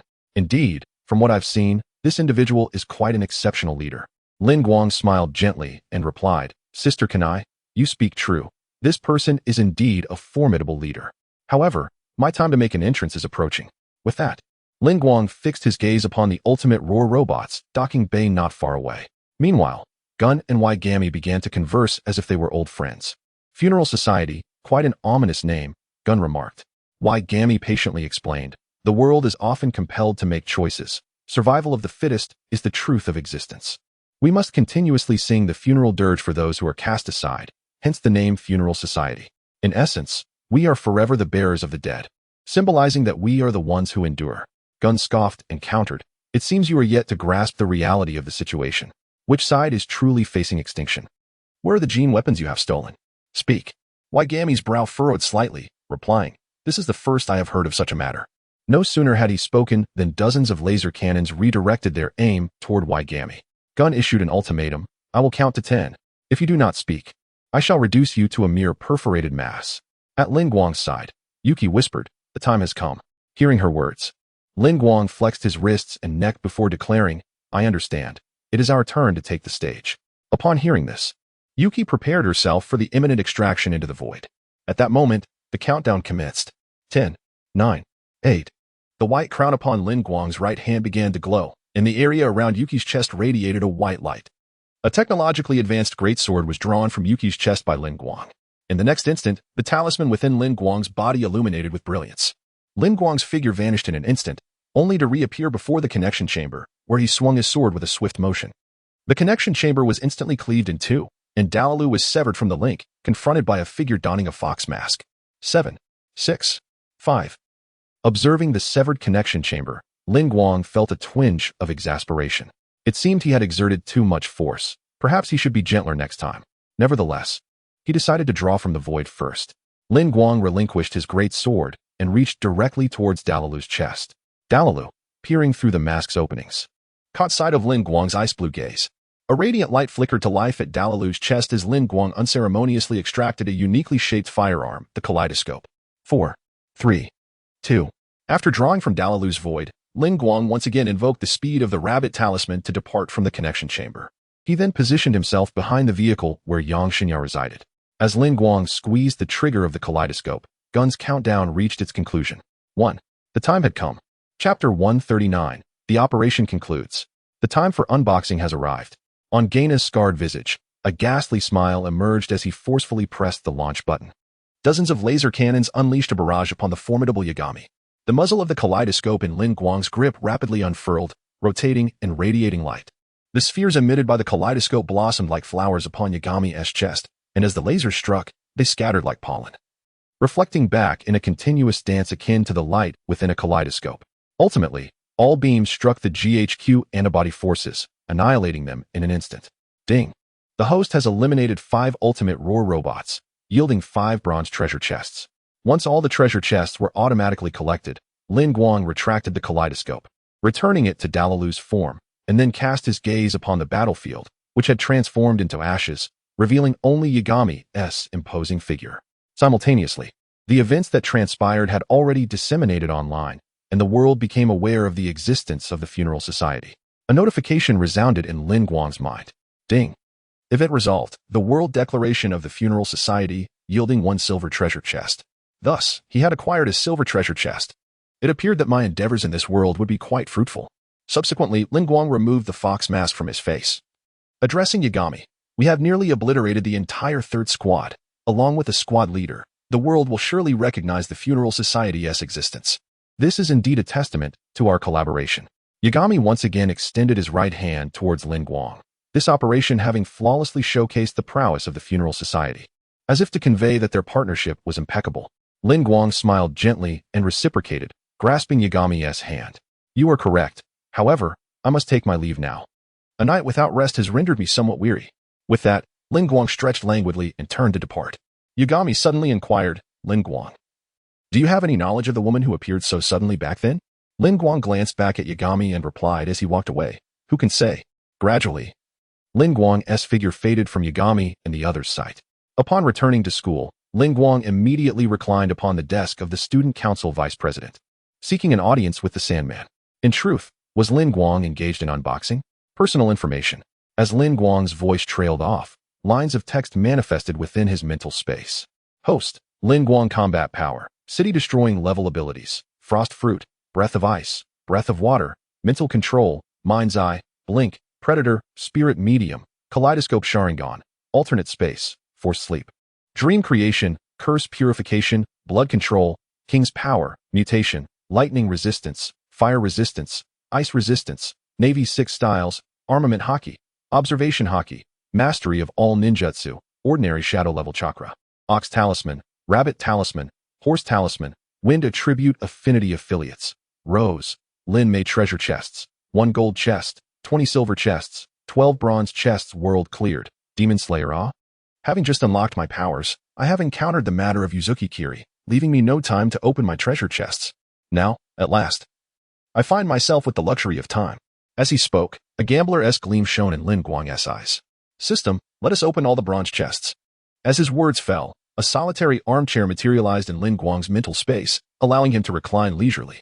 Ding. Opening 12 bronze chests, obtaining Ultimate Roar Design Fragment 10. Mental Connection Device Pod 1, Low-Level Artificial Intelligence 1. Ding. The host has collected all fragments of the Ultimate Roar design, synthesizing the Ultimate Roar Blueprint. Ultimate Roar Blueprint. Originating from the world of Guilty Crown, it meticulously details the manufacturing process of the Ultimate Roar, enabling the construction of the Ultimate Roar robot using this blueprint. Mental Connection Device Pod. Originating from the world of Guilty Crown. This is essential equipment for piloting the Ultimate Roar robot, accommodating one user. Low-level artificial intelligence. Hailing from a technological realm, this rudimentary AI possesses a modicum of independent thought, serving as a competent assistant in household matters. Lin Guang was taken aback to discover that his recent openings yielded solely high-tech products, including a low-level artificial intelligence. His alternate space was bound to become more intriguing. However, he mused, the design of the Ultimate Roar was rather unimpressive. Could it be that these fragments originated from the treasure chests of the Ultimate Roar robots I vanquished? Of course, Lin Guang could not ascertain this, as he pondered how to maximize the value of these newfound items. Ultimately, he resolved to have the Predator consume the blueprint and the Mental Connection Device Pod, subsequently replicating several for Shinobu Kocho and her companions to enjoy. Having made this decision, Lin Guang intended to act upon it once the treasure chests were fully opened. System, open all the silver chests. Immediately upon his utterance, the mental space was illuminated by a dazzling silver radiance. Ding. Opening 20 silver chests, acquiring lightning resistance, fire resistance, ice resistance, poison resistance 2, ordinary shadow level chakra 3. Snake talisman, goat talisman, blue other shore flower 2, poison attribute ability, healing ability, gourmet, ability extraction card 7. Ding. Lightning resistance, fire resistance, ice resistance, poison resistance have been repeated, upgrading to lightning immunity, fire immunity, ice immunity, poison immunity. Ding. Lightning immunity, fire immunity, ice immunity. Poison immunity have fused into a high-level skill, status abnormality immunity. Before him, the violet thunder immunity, crimson fire immunity, pale blue ice immunity, and verdant poison immunity converged to form a luminous white orb, which then seamlessly integrated into Lin Guang's being. He was somewhat taken aback, as he had not anticipated the fusion of these abilities. At that moment, the system's voice continued to resonate. Ding. The host has acquired ordinary shadow level chakra 4, which has synthesized and upgraded to super shadow level chakra. Instantly, Lin Guang felt an overwhelming sense of boundless chakra within him, alleviating his concerns of depletion, though he had not utilized it extensively. The snake talisman, power of invisibility, grants the bearer the ability to become invisible, effective even against objects. Upon achieving deep invisibility, one can teleport instantaneously, accommodating numerous companions, thereby bestowing the power of concealment upon the holder. The goat talisman, power of astral projection, allows the holder's soul to depart from the corporeal form, enabling spiritual excursions and the ability to convey dreams to others. The azure river flower, originating from the world of Demon Slayer, this legendary bloom only blossoms during daylight, instilling courage in demons against the sunlight. The devourer, hailing from the realm of that time, I got reincarnated as a slime. This skill possessed by the pigment king Clut enables the wielder to gain strength through the consumption of various foods, with a certain probability of acquiring skills or talents associated with the ingested items. The green serpent and azure goat seamlessly entered Lin Guang's essence. He observed that both the poison and healing abilities were extraordinary powers from the realm of superhuman capabilities. However, these skills seemed rather incongruous for him. The azure river flower, on the other hand, could effectively remedy his two fatal weaknesses stemming from his dual existence as a demon. As for the devourer skill, Lin Guang already possessed the predator ability, rendering it somewhat mundane for him. What captivated Lin Guang's attention was the final ability extraction card. Chapter 140. The Anomaly of Sakamachi, Ability Extraction Card, a product of the system that can extract unnecessary or surplus abilities from the host and bestow them upon anyone. Upon reading such a description, Lin Guang's mind began to race, yet his gaze remained fixed on the final golden treasure chest. The golden chest, a reward dropped by the vanquished Muzan Kibutsuji, represented the highest tier of treasure Lin Guang had acquired thus far. System, opened the golden treasure chest. As Lin Guang's words echoed, a golden chest emerged from his mental realm, adorned with intricate engravings of various treasures, including a magnificent depiction of two golden dragons playing with a pearl. The golden chest slowly creaked open, emitting a radiant golden glow. Wow! A golden legend. Ding! One golden treasure chest opened, acquiring Advanced Conqueror's Haki. Advanced Conqueror's Haki, originating from the world of One Piece. This is one of the 3 types of Haki. Conqueror's Haki is a manifestation of royal disposition. Those who possess it can intimidate, instill fear, and even incapacitate weaker foes without lifting a finger. The golden light enveloped Lin Guang, and even in his slumber, the students in the student council office sensed a shift within him. Initially, they perceived Lin Guang as merely attractive, but now there was an undeniable air of authority about him. Among them, the one who interacted most with Lin Guang, Arisha KT, felt this transformation most acutely. Why does my older brother suddenly exude such an intimidating presence? At that moment, Lin Guang discovered how to wield the Conqueror's Haki and reigned in the aura that had momentarily spilled forth. After rising from his slumber and stretching, he commenced his daily tasks, and time swiftly passed. When school ended, Lin Guang returned home alongside Sakamachi and KT Matsuri. As they walked together, Matsuri noticed that Sakamachi seemed somewhat out of sorts throughout the day, prompting her to inquire, "Is everything all right, Sakamachi? You seem a bit off today." Sakamachi glanced at Lin Guang and replied, "It's nothing. Just feeling a bit stuck in my thoughts, a little irritable." Upon hearing this, Matsuri suggested, "Is it about the film? If the pressure is too much, perhaps you should take a break." Lin Guang understood the source of Sakamachi's discontent, likely stemming from her earlier hesitations, which had left her feeling disheartened. Yet, such moments are common. Indecision often leads to defeat. As they reached her floor, Sakamachi declared, "No need, I'll head home first." With that, she turned toward her door. Lin Guang and Matsuri exchanged glances, and with the sound of a door closing, Sakamachi vanished down the corridor. Matsuri asked, "Lin Guang, do you know what's troubling Sakamachi?" Lin Guang smiled gently and replied, "It's nothing to worry about. Leave it to me. You should head home now." As KT Matsuri heard Lin Guang's words, a smile graced her face as she replied, "If you ever need my assistance, do remember to seek me out." "Of course," Lin Guang affirmed, and with that, KT Matsuri returned to her home. Approaching the entrance of Sakurama's abode, Lin Guang remarked, regarding the events of yesterday afternoon, "Feel free to come and inquire if you have any questions this evening." Having left that remark, Lin Guang also made his way back home, as he still had matters to attend to. Upon entering his residence, a sudden sound echoed, and Kanai Butterfly appeared beside Lin Guang. He had not anticipated that so much could unfold in just one evening. Settling onto the sofa, a smile illuminated Lin Guang's face as he stated, "This is merely the beginning. There will be even more to come." With a gentle clap of his hands, a wooden door swung open beside him. Women emerged from within, gazing in astonishment at the room Lin Guang now inhabited. "This is where I usually reside. Quite different, isn't it?" Lin Guang remarked. Lin Mei, the most vivacious among them, darted around the room like an inquisitive child, while Kanroji Mitsuri, upon her exit, eagerly sampled the fruits laid upon the table. "Wow! What is this? It's delicious." Meanwhile, Shinobu Kocho and Tamamo Yuya, both of whom were doctors, had encountered advanced technology before, yet were still slightly taken aback by the sophistication of this world. As Rose stepped into the room, she immediately assumed the role of a servant, assisting Lin Guang in tidying up. Lin Guang dedicated some time to elucidating the circumstances of this world and distributed communication devices to each individual, who quickly adapted to their use. Before long, they began engaging in activities they enjoyed. Kanroji Mitsuri indulged in the culinary delights of this realm, while Kocho and Yuya utilized the computers and communication devices to research various matters, including the information regarding the apocalypse virus. Lin Mei transformed into a gaming enthusiast, diving headfirst into online games, while Rose offered Lin Guang a massage. Simultaneously, Lin Guang pondered the utilization of the ability extraction card. Just then, a knock resonated at his door. Knock, knock, knock. Upon opening it, Lin Guang found Sakurama standing at the threshold. "Lin Guang, I'm sorry. That day, I hesitated and ultimately allowed you to bear the infamy of assaulting GHQ. Sakurama's voice trailed off as she cast her gaze downward, revealing her remorse. Lin Guang chuckled gently. "It's quite all right. After all, not everyone possesses the courage to act in such situations, so I hold no grudge against you. Furthermore, due to the circumstances involving the funeral society, GHQ was preoccupied and could hardly concern themselves with the incident involving those I struck. Wouldn't you agree?" Upon hearing this, Sakurama offered a soft smile, lifting her head. "You, my friend, are always so fortunate. What if?"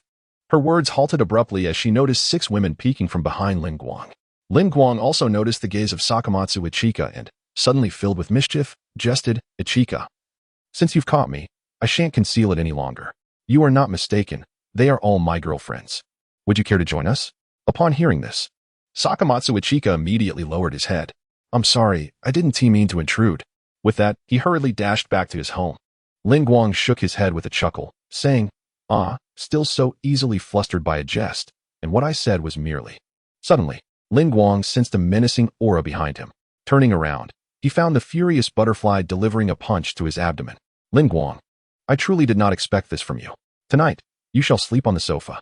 With that, Butterfly Shinobu, clutching the arm of Butterfly Kane, strode into Lin Guang's bedroom and locked the door.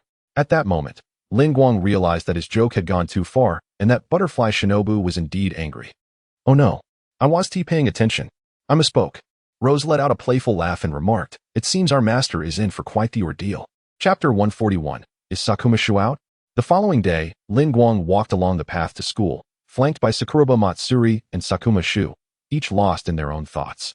Lin Guang certainly attracted the attention of many girls. However, their exquisite beauty seemed unfamiliar to him, leaving Lin Guang looking quite troubled.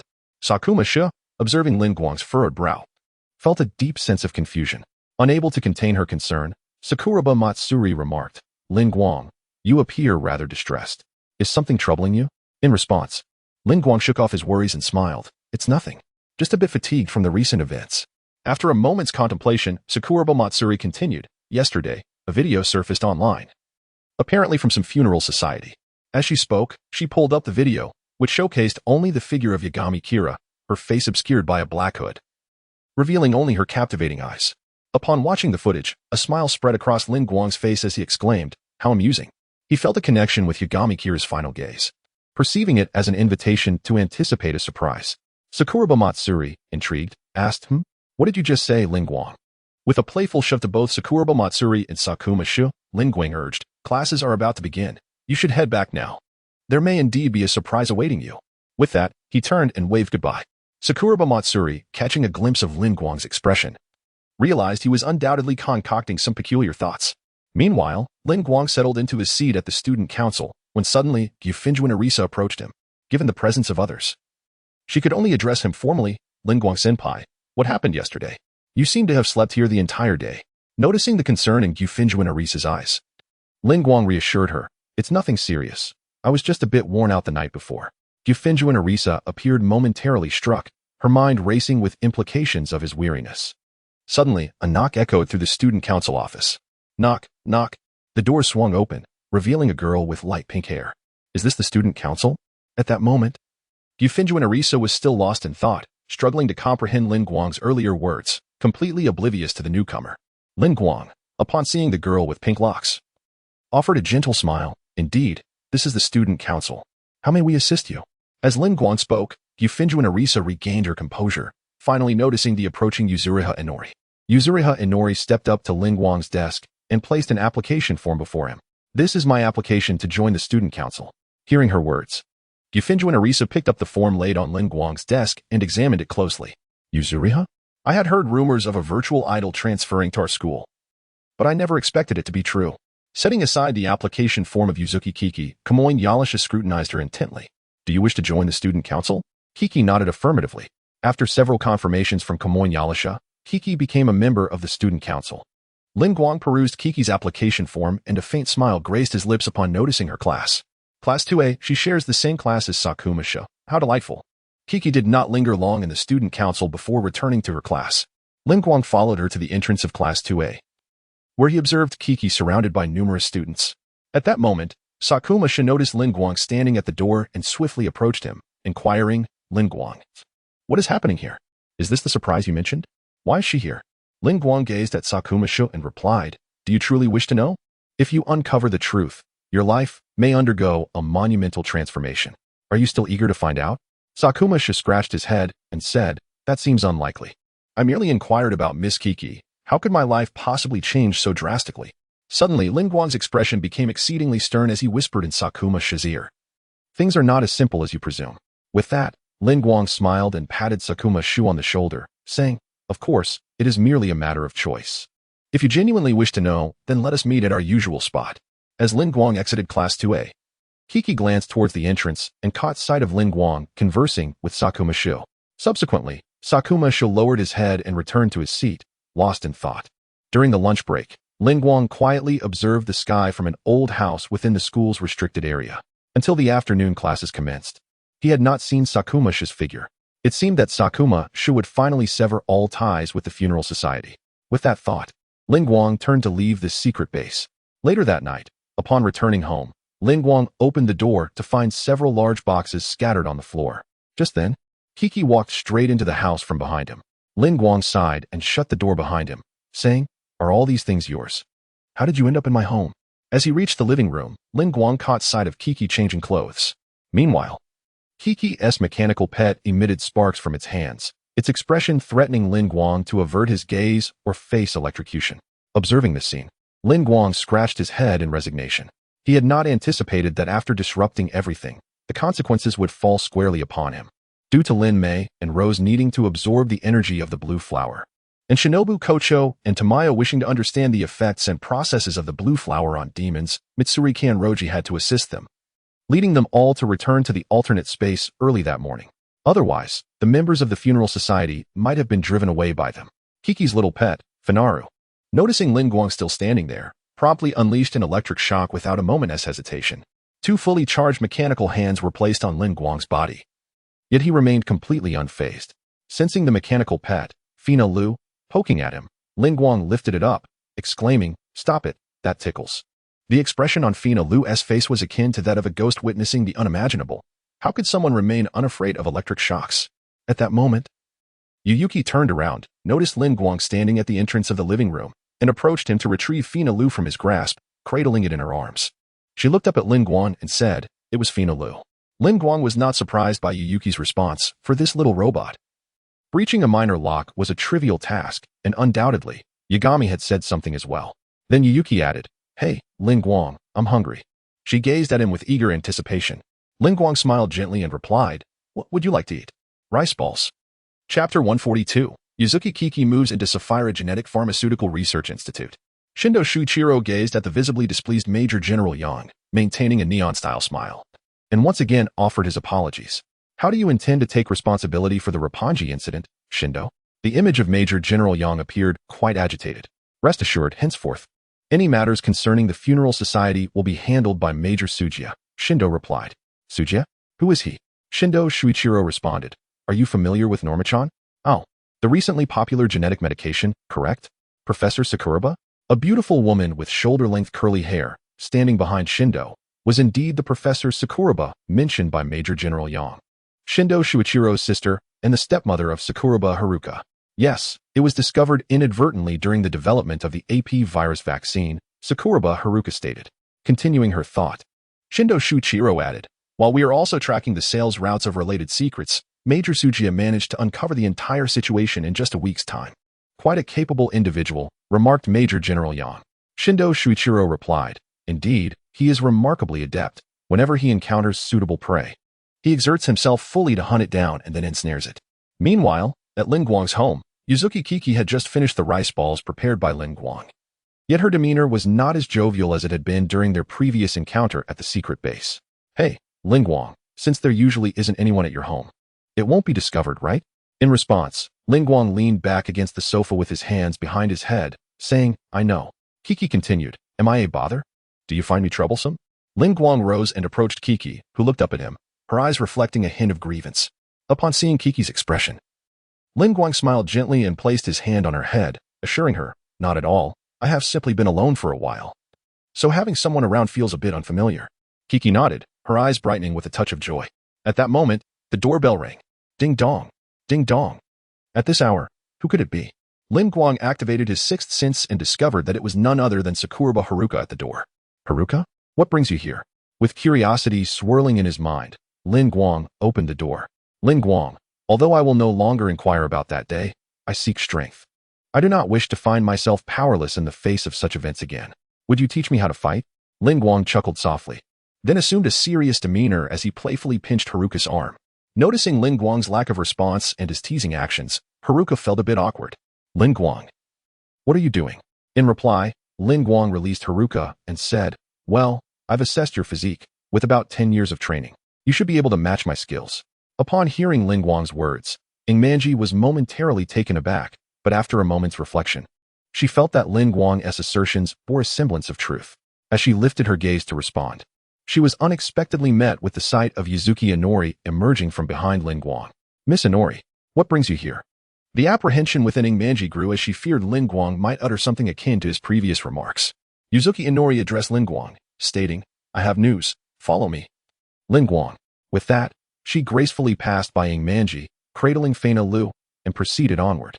Watching Inori's retreating figure, Ingmanji fell into contemplation. Lin Guang gently patted her shoulder, saying, "All right, you should head back early. If you truly wish for me to teach you, you must first enhance your physical abilities." Subsequently, Lin Guang closed the door and followed Yuzuki Inori away from the scene. As she observed Lin Guang and Inori depart, Ingmanji felt an acute sense of alienation, as though they belonged to entirely different realms, drifting further apart. Meanwhile, Lin Guang and Yuzuki Inori walked side by side along the path illuminated by the encroaching night. "Lin Guang, are you friends with Ingmanji?" Inori inquired. "Indeed," Lin Guang replied. "Ingmanji is a friend I made after moving. Though he appears indifferent to everything, he genuinely struggles with communication among his peers, yet he possesses a kind heart." Listening to Lin Guang's reflections on Ingmanji, Inori found herself at a loss for words, perhaps because she did not fully grasp the concept of friendship. The atmosphere thickened with an uncomfortable silence. "Little Inori," Lin Guang remarked, "I perceive a resemblance between you and a younger sister I once had." Inori pondered for a moment before responding, "But your sister is only Kanai Risa." "Isn't she?" Lin Guang chuckled softly, shaking his head. "Never mind, it's of no consequence." The one who also heard Lin Guang's words was the butterfly Kanai Hui residing within him. Indeed, there were certain parallels between little Inori and Kanai Hui. Though Inori seemed to possess a more favorable disposition in her own perspectives, albeit with an apparent emotional void. In response to Kanai Hui's observations, Lin Guang remarked, "It is precisely for this reason that little Inori's fate is fraught with challenges." Kanai Hui responded, "Thus, I believe you can alter her destiny, correct?" At this, a faint smile graced Lin Guang's lips. Perhaps following closely behind Yuzuki Inori, Lin Guang arrived at the location of Yagami Gaia, who was engaged in a phone conversation. "I just concluded. OAU is quite interested, but they have stipulated a condition, which I will elaborate on later." Upon ending the call, Yagami Gaia turned to Lin Guang and Yuzuki Inori. Lin Guang observed, "Your attire suits you well. There is no hint of a fugitive about you." Yagami Gaia replied, "Merely brandishing a firearm and running amok will not change the world." As she spoke, Yagami Gaia directed her gaze toward the side, addressing the hacker, "Do, have you been followed? All threats have been neutralized." Do affirmed. Hearing Do's words, Yagami Gaia felt a wave of relief. As she held great confidence in Do's hacking prowess, Lin Guang leaned against the nearby railing and remarked, "Those who are following me may potentially be from the Gongfeng family. I might find it difficult to explain later." Hearing this, Yang Xinya chuckled and replied, "Regarding this matter, I will address the Gongfeng family later. So there is no need for you to worry." Lin Guang smiled gently and waved his hand, saying, "It's nothing serious. I was merely jesting." "So, what is it that you truly wish to discuss with me?" Upon hearing Lin Guang's straightforward inquiry, Yang Xinya refrained from further digressions and got straight to the point. "In yesterday's operation, it seems that we were spotted by someone. If it were residents of the fortress, it would be manageable, but it appears to be outsiders. Possibly students like yourself." Observing Yang Xinya's serious demeanor, Lin Guang chuckled, spread his hands, and replied, "So this is what you were referring to. I thought it was something of greater significance." Chapter 143. Seeking witnesses. Yuan Xinya observed Lin Guang with a hint of bewilderment. Lin Guang continued, "I know who that person is. You are correct. They are indeed a student from our school."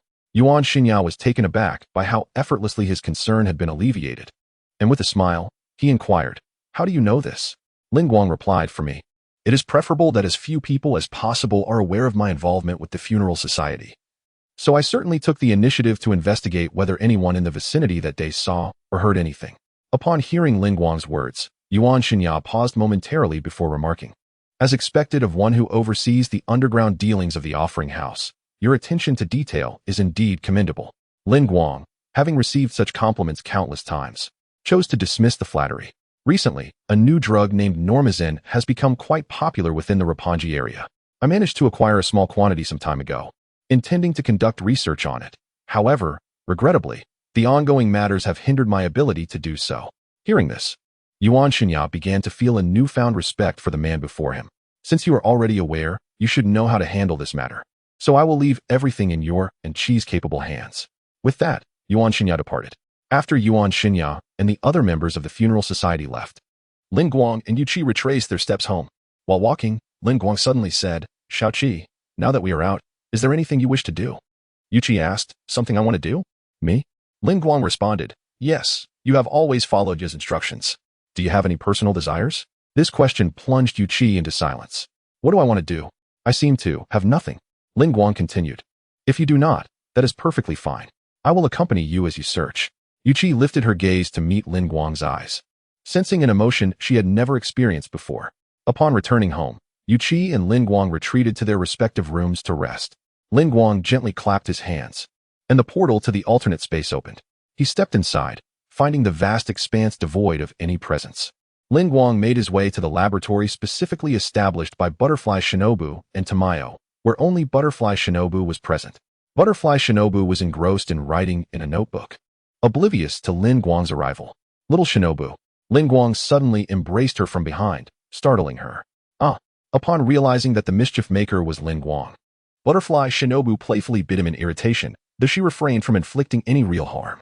"What do you want?" Lin Guang whispered in her ear. "Are you still upset?"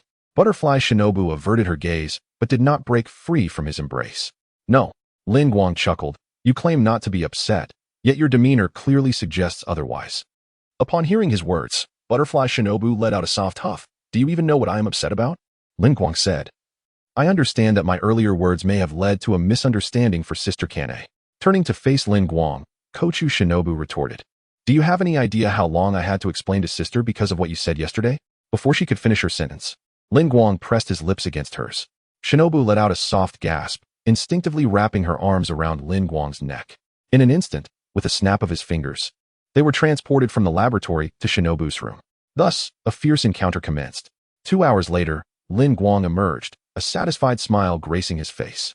Although the system had reverted him to an infant state, rendering his body ordinary, the unlocking of his abilities, coupled with the absorption of the apocalyptic virus within him, ensured that his physical prowess remained as formidable as ever. At that moment, Lin Mei and Rose suddenly appeared before him, kneeling on one knee in unison.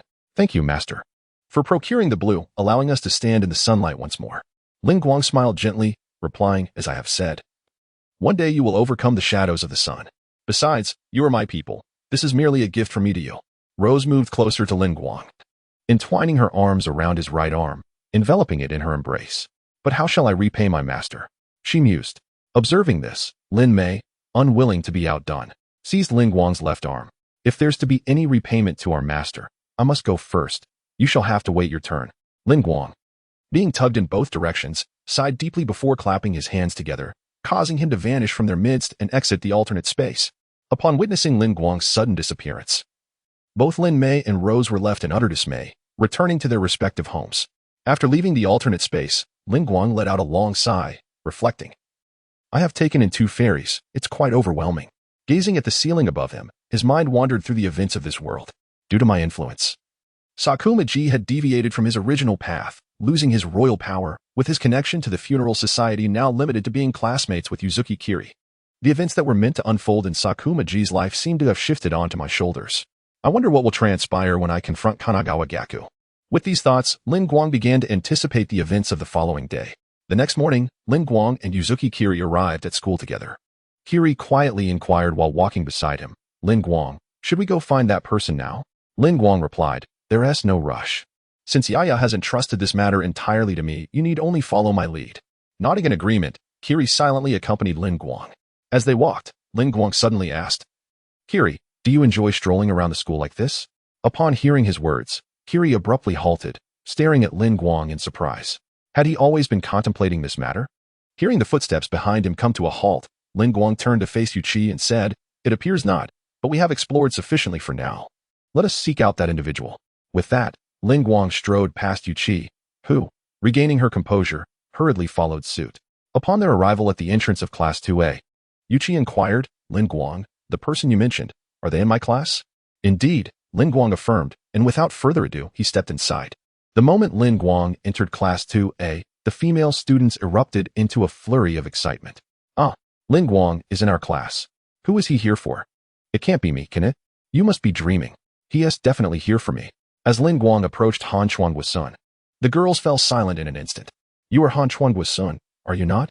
Han Chuangua's son, upon seeing Lin Guang, felt a slight tightening in his pupils, surprised that Lin Guang had come looking for him. Yes, I am Han Chuangu's son. May I ask what brings you here? Lin Guang? Chapter 144, Negotiation with Han Chuangu's son. I am indeed Han Chuangu's son. I wonder what matters Lin Guang wishes to discuss with me? Lin Guang responded with a gentle smile. I'm not sure if you have the time, but I would like to inquire about a few matters. Upon hearing Lin Guang's words, Han Chuangu's son's heart sank. He could ascertain that Lin Guang must have learned of what he witnessed that day. However, Han Chuangu's son was also present at the Roppongi fortress that same day, and if he were to reveal everything now, it would likely not be so simple to conclude. Contemplating this, Han Chuangu's son smiled and replied, Very well, I'm curious to know what you wish to ask. Seeing Han Chuangu's son's acquiescence, Lin Guang smiled lightly and suggested, Let us walk and talk. Just as they were about to depart, Sakuraba suddenly approached and inquired, Lin Guang, why the sudden interest in Gu's son? Is something amiss? Lin Guang replied with a soft smile, It's merely a personal matter concerning Han Chuan, so it's not convenient to elaborate. Upon hearing this, Han Chuangu's son was certain that Lin Guang had indeed recognized him from that day.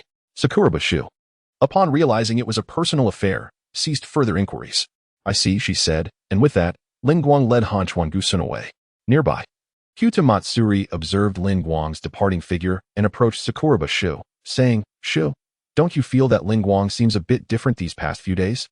Sakuraba Shu chuckled and scratched his head, replying, Oh, really? Perhaps it's just my imagination. Afterward, he rested his head on the desk, lost in thought. Kyuta Matsuri glanced at Lin Guang and then at Sakuraba Shu, sensing that something had transpired between them. Meanwhile, Lin Guang took Han Chuangu's son to the indoor basketball court. I wonder what the illustrious Vice President Lin Guang wishes to ask me in such a setting, Han Chuangu's son mused as he leaned against the railing of the stands. Turning to look at Lin Guang. Upon seeing Han Chuangu's son in this posture, Lin Guang smiled gently. I've heard you are quite an impressive individual. One who genuinely cares for others. I even find myself a bit envious of you. At Lin Guang's compliment, Han Chuangu's son chuckled. Haha. If we are to speak of envy, shouldn't it be directed towards you? Perfect scores in all subjects, a sports prodigy, able to skip classes, and adored by all the girls in school. Shouldn't you be the one who inspires envy? At that moment, Yuki and Nori entered, handing Lin Guang 2 bottles of drinks. Lin Guang accepted the beverages and offered one to Han Chuangu's son. Haha, I had no idea I was so remarkable. Yet, even someone like me harbors a side unknown to others, and I believe you do as well, sugar. Indeed, you've seen through me, haven't you? Do you look down upon me? Han Chuangu's son's demeanor shifted entirely. The amiable smile vanished, replaced by a menacing expression. Observing Han Chuangu's son's transformation, Lin Guang was entirely unperturbed. No, not at all. On the contrary, I understand you quite well. Silence. What do you truly know? Han Chuangu's son struck the podium forcefully, the sound reverberating throughout the stadium. I am not as leisurely as you all are every day. I need money. I am merely selling medicine to those in need. The intelligence concerning terrorists is no different. It is clearly the Neon people. Yet they obstruct the GHQ's efforts to provide us with treatment for the AP virus. What is wrong with me betraying them? In a fit of rage, Han Chuangu's son rushed forward, grasping Lin Guang by the collar, consumed by his agitation. Upon witnessing Han Chuangu's son's demeanor, Lin Guang sighed. The white royal seal on the back of his hand glimmered with light. A halo appeared on Han Chuangu's son's chest. Once again, a double helix cone materialized. Lin Guang abruptly thrust his hand inside, retrieving a formidable pair of scissors adorned with ominous patterns. Holding the scissors tightly, he said, Calm yourself. Only then can we continue our conversation. Han Chuangu's son collapsed onto the ground, rendered unconscious. I found it. This is indeed the person, exclaimed Yu Qi, pulling a handgun from seemingly nowhere, aiming it at the incapacitated Han Chuangu's son. Lin Guang turned to Yu Qi and urged, Qi, put the gun down. Yu Qi, puzzled by Lin Guang's insistence, questioned, why? He has succumbed to temptation. If we do not eliminate him, he poses a threat. Lin Guang raised the foreboding scissors, stating, that is precisely why he uttered such words as what do you truly know? Moreover, through the void, I can sense his inner turmoil. Therefore, let me converse with him first. If we cannot reach an agreement, I will not impede your actions, Qi. Upon hearing Lin Guang's words, Yu Qi gradually lowered the gun, saying, if you say so. Lin Guang, I understand. As Yu Qi relinquished her weapon, Lin Guang also released the void encompassing Han Chuangu's son. The void disintegrated and returned to Han Chuangu's son's body, the double helix gradually closing and settling into his chest. Shortly thereafter, Han Chuangu's son opened his eyes, seemingly unaware of what had transpired, gazing at Yu Qi and Lin Guang. His expression suddenly stiffened. indicating that he had recalled the information and likely deduced the content of the photographs. Lin Guang once again offered a beverage to Han Chuan-gu-sun, asking now, "Can we have a proper conversation?" Han Chuan-gu-sun looked at Lin Guang, bewildered by how he had suddenly fainted. Yet acutely aware that Lin Guang and Yu Qi were indeed capable of killing him. Thus, he accepted the drink from Lin Guang, inquiring, "What do you wish to discuss?" Although he posed the question, Han Chuan-gu-sun's true intention was to feign an agreement and report Lin Guang the following day. Lin Guang gazed at the empty basketball court below, took a sip of his drink, and remarked, "Do not entertain thoughts of deceiving me. Upon leaving, you will directly seek out the GHQ personnel. While you may obtain a substantial reward, it is but a fleeting gain.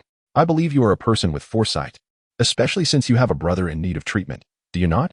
Upon hearing Lin Guang's words, Han Chuan-gu-sun tightened his grip on the beverage bottle in his hand, only to gradually loosen it. "How do you know?" Lin Guang took a sip of his fizzy drink and continued, "Naturally, I have my methods.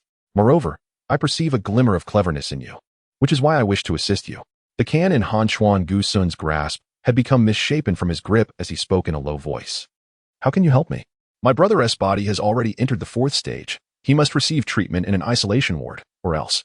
Lin Guang rose from his seat, approached Han Chuan-gu-sun, and extended his right hand, saying, "I may have a way to alleviate your brother's condition. Would you be willing to place your trust in me?" Han Chuan-gu-sun was uncertain of Lin Guang's leverage. Yet he sensed an undeniable aura of conviction emanating from him, prompting him to instinctively extend his hand and clasp it with Lin Guang's. Chapter 145. Subduing Kanchuan Valley in the stillness of the night, Lin Guang and Yu Qi walked along the path leading home. Yu Qi trailed closely behind Lin Guang.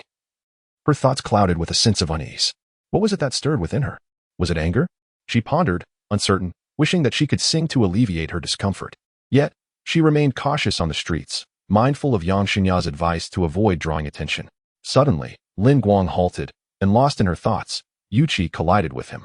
The impact caused her to stagger back a couple of steps, her hand instinctively reaching for her forehead. "Is everything all right, Lin Guang?" she inquired, turning to meet her gaze. Lin Guang replied, "Regarding Kanchuan, I am grateful that you trust me. So, what would you like for dinner tonight? I shall prepare it for you." Yu Qi took a tentative step closer. Lin Guang, I wish to learn more about you, about everyone, and about my own feelings." Without hesitation, Lin Guang agreed, "Of course, anything you wish." As Yu Qi locked eyes with him, a sense of comfort washed over her. "Thank you, Lin Guang. I would like rice balls, please." Upon hearing her request, Lin Guang chuckled softly and patted his chest, assuring her, "Not a problem, leave it to me." The following day, upon returning to school, Kanchuan Valley sought out Lin Guang. "Senior Lin Guang, I have matters to discuss with you, if you would be so kind." "Of course," Lin Guang replied, and together they left the student council room. Arisa Gong Finjuan watched Lin Guang's departing figure, her mind a whirlwind of thoughts. What has happened to my brother lately? It feels as though he has no time to spare here. Could it be that a woman is stealing him away? Unbeknownst to Lin Guang, Arisa's imagination was spiraling. Following Kanchuan Valley, they arrived at a secluded rooftop. "Even though I cannot fathom why I trusted your words yesterday, since you claim to have a solution for my brother's illness, I shall find a time to bring him out in the coming days. I sincerely hope you can deliver, or I will expose you," Kanchuan Valley threatened. Lin Guang, unfazed by the warning, merely smiled and replied, "Understood. Be sure to contact me when the time comes." As he spoke, he slipped his contact information into Kanchuan Valley's pocket. With that, Lin Guang descended from the rooftop and returned to the student council. Meanwhile, the funeral society, having received news from Yu Qi, ceased their pursuit of Kanchuan Valley and began strategizing their next move. 2 days later, Kanchuan Valley reached out to Lin Guang once more. "Lin Guang, I have brought my brother out. The address is..." Following the directions given by Kanchuan Valley, Lin Guang arrived at an old, unassuming house. He knocked gently on the door, and shortly after, Kanchuan Valley opened it, ushering Lin Guang and Yu Qi inside. "Come with me," he beckoned. After Han Chuan-gu-sun finished speaking, he led Lin Guang and Yu Qi into the bedroom, where a child with his right face, right hand, and right foot completely crystallized lay on the bed. Upon seeing the child, Lin Guang remarked, "This must be your brother, Han Chuan-ran." A faint smile of bitterness appeared on Han Chuan-gu-sun's face. "You truly seem to know everything. Who exactly are you?" Lin Guang responded with a gentle smile. "Like you, I am merely an ordinary person, though perhaps I am a tad extraordinary."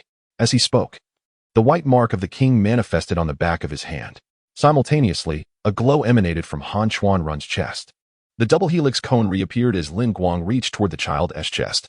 Witnessing this, Han Chuan-gu-sun was utterly astonished, his mind involuntarily recalling the events that transpired that day in Roppongi.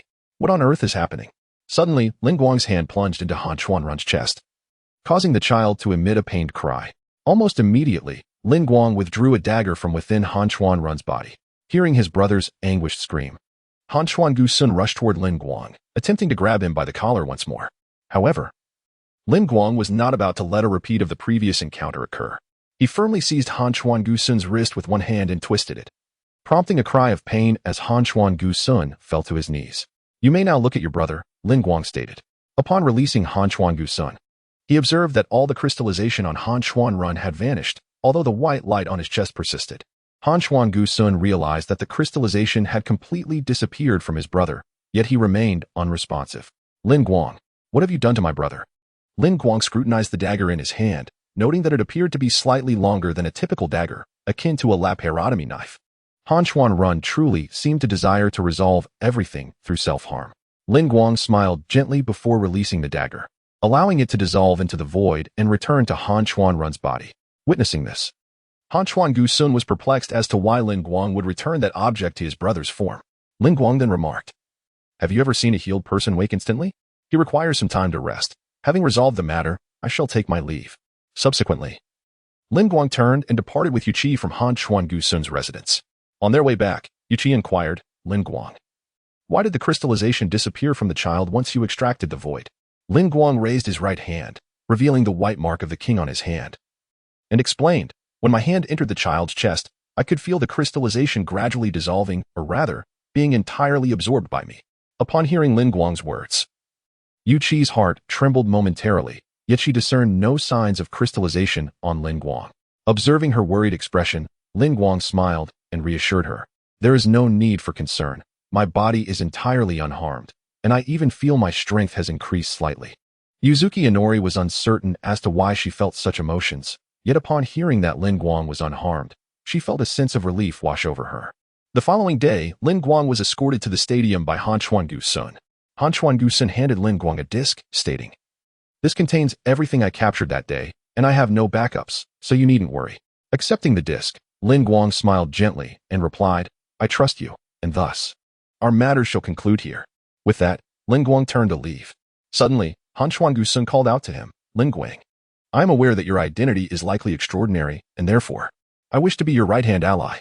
Chapter 146. The second operation. Lin Guang halted his steps, and the atmosphere descended into a profound silence. After a considerable pause, he turned to glance at Han Chuangusun and remarked, "Do you truly believe I would place my trust in one so easily swayed by betrayal? Thus, refrain from uttering such foolish words." With that, Lin Guang pivoted and departed, though a barely perceptible smile graced his face as he left. The vast gymnasium now echoed with the solitude of Han Chuangusun. He chuckled bitterly to himself. Indeed, who would elevate one so easily tempted by self-interest to the status of their most trusted confidant?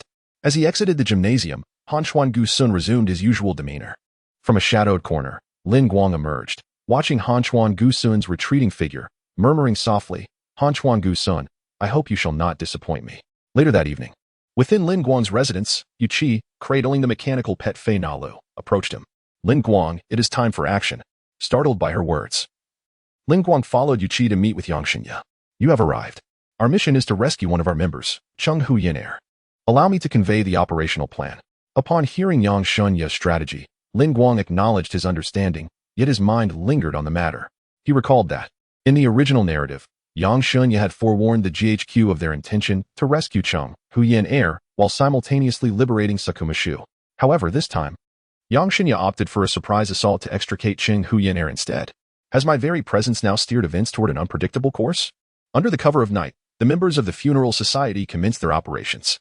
Guided by his heightened perception, Lin Guang sensed that everyone was executing their roles in accordance with Yang Shunya's anticipations.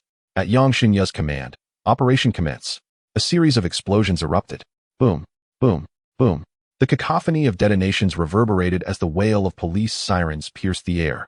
The AP Virus Control Center was engulfed in chaos and flames. Thousands of meters away, Jiao was manning the computer, overseeing and advancing the entire operational plan. "Xiao Yun, I entrust this to you." In the missile vehicle at the port, a brawny man, referred to as Xiao Yun but officially named De Yun, gripped the launch button. Understood. With that, De Yun pressed the missile launch button. 8 missiles were launched in succession, all striking the AP Virus Control Center. The GHQ forces stationed there initiated their defensive and retaliatory measures. Anti-air defense. Deploy all Ultimate HAL robots. A fleet of blue Ultimate HAL robots sprang to life, and this information was intercepted by Diao. Sister Ling AI. Confirm the enemy aircraft and commence operations. Ready and poised. Shino Miyako Ling AI responded, understood. We are also prepared here. As the strategist of the Funeral Society, Sifin E surveyed the battlefield through binoculars. All angles and directions are set. Are we ready, Ling AI? At your service. Observing the tumultuous battlefield at the AP Virus Control Center, Lin Guang inhaled deeply. Beside him, Yuki believed Lin Guang was feeling anxious and reassured him. Lin Guang, I have faith in your abilities. Lin Guang offered a gentle smile, while he was not perturbed. The sight of Yuki's charming demeanor prompted him to nod in acknowledgement. At that moment, Ayashino, piloting the latest model of the Ultimate Roar Steina acquired from their previous battle, soared into the fray. Lin Guang's earpiece crackled with the directive from Yagami Kage. Lin Guang, now is your chance. You and Yuki infiltrate and locate Nagato Kenji. Understood. I shall act immediately. With that, Lin Guang and Yuki dashed into the AP Virus Control Center, following the map to find Nagato Kenji's location. Outside the AP Virus Control Center, two strikingly beautiful women, each possessing extraordinary physiques, approached with deliberate steps. Meanwhile, the stationed Ultimate Roar detected their presence. An Ultimate Roar surged toward the two intruders, its gun aimed menacingly at them. One of the women, adorned with long white hair and wearing a qipao, partially obscured her face with a pale blue ice crystal fan and remarked, Lin Mei. Is this the iron fellow our master spoke of? The other woman, with white-green hair and clad in a dress, added, that appears to be correct. However, our master instructed us to only deal with the blue one, so this first one is mine. Rose. Blood Demon Art. Eightfold cutting. In an instant, 8 slender ribbons shot forth from Lin Mei's back, delivering 8 terrifying, pale pink slashes. The Ultimate Roar that charged forward emitted a shriek before being shattered into fragments. 2 more Ultimate Roars approached from the left, unleashing a barrage of gunfire toward Lin Mei and Rose.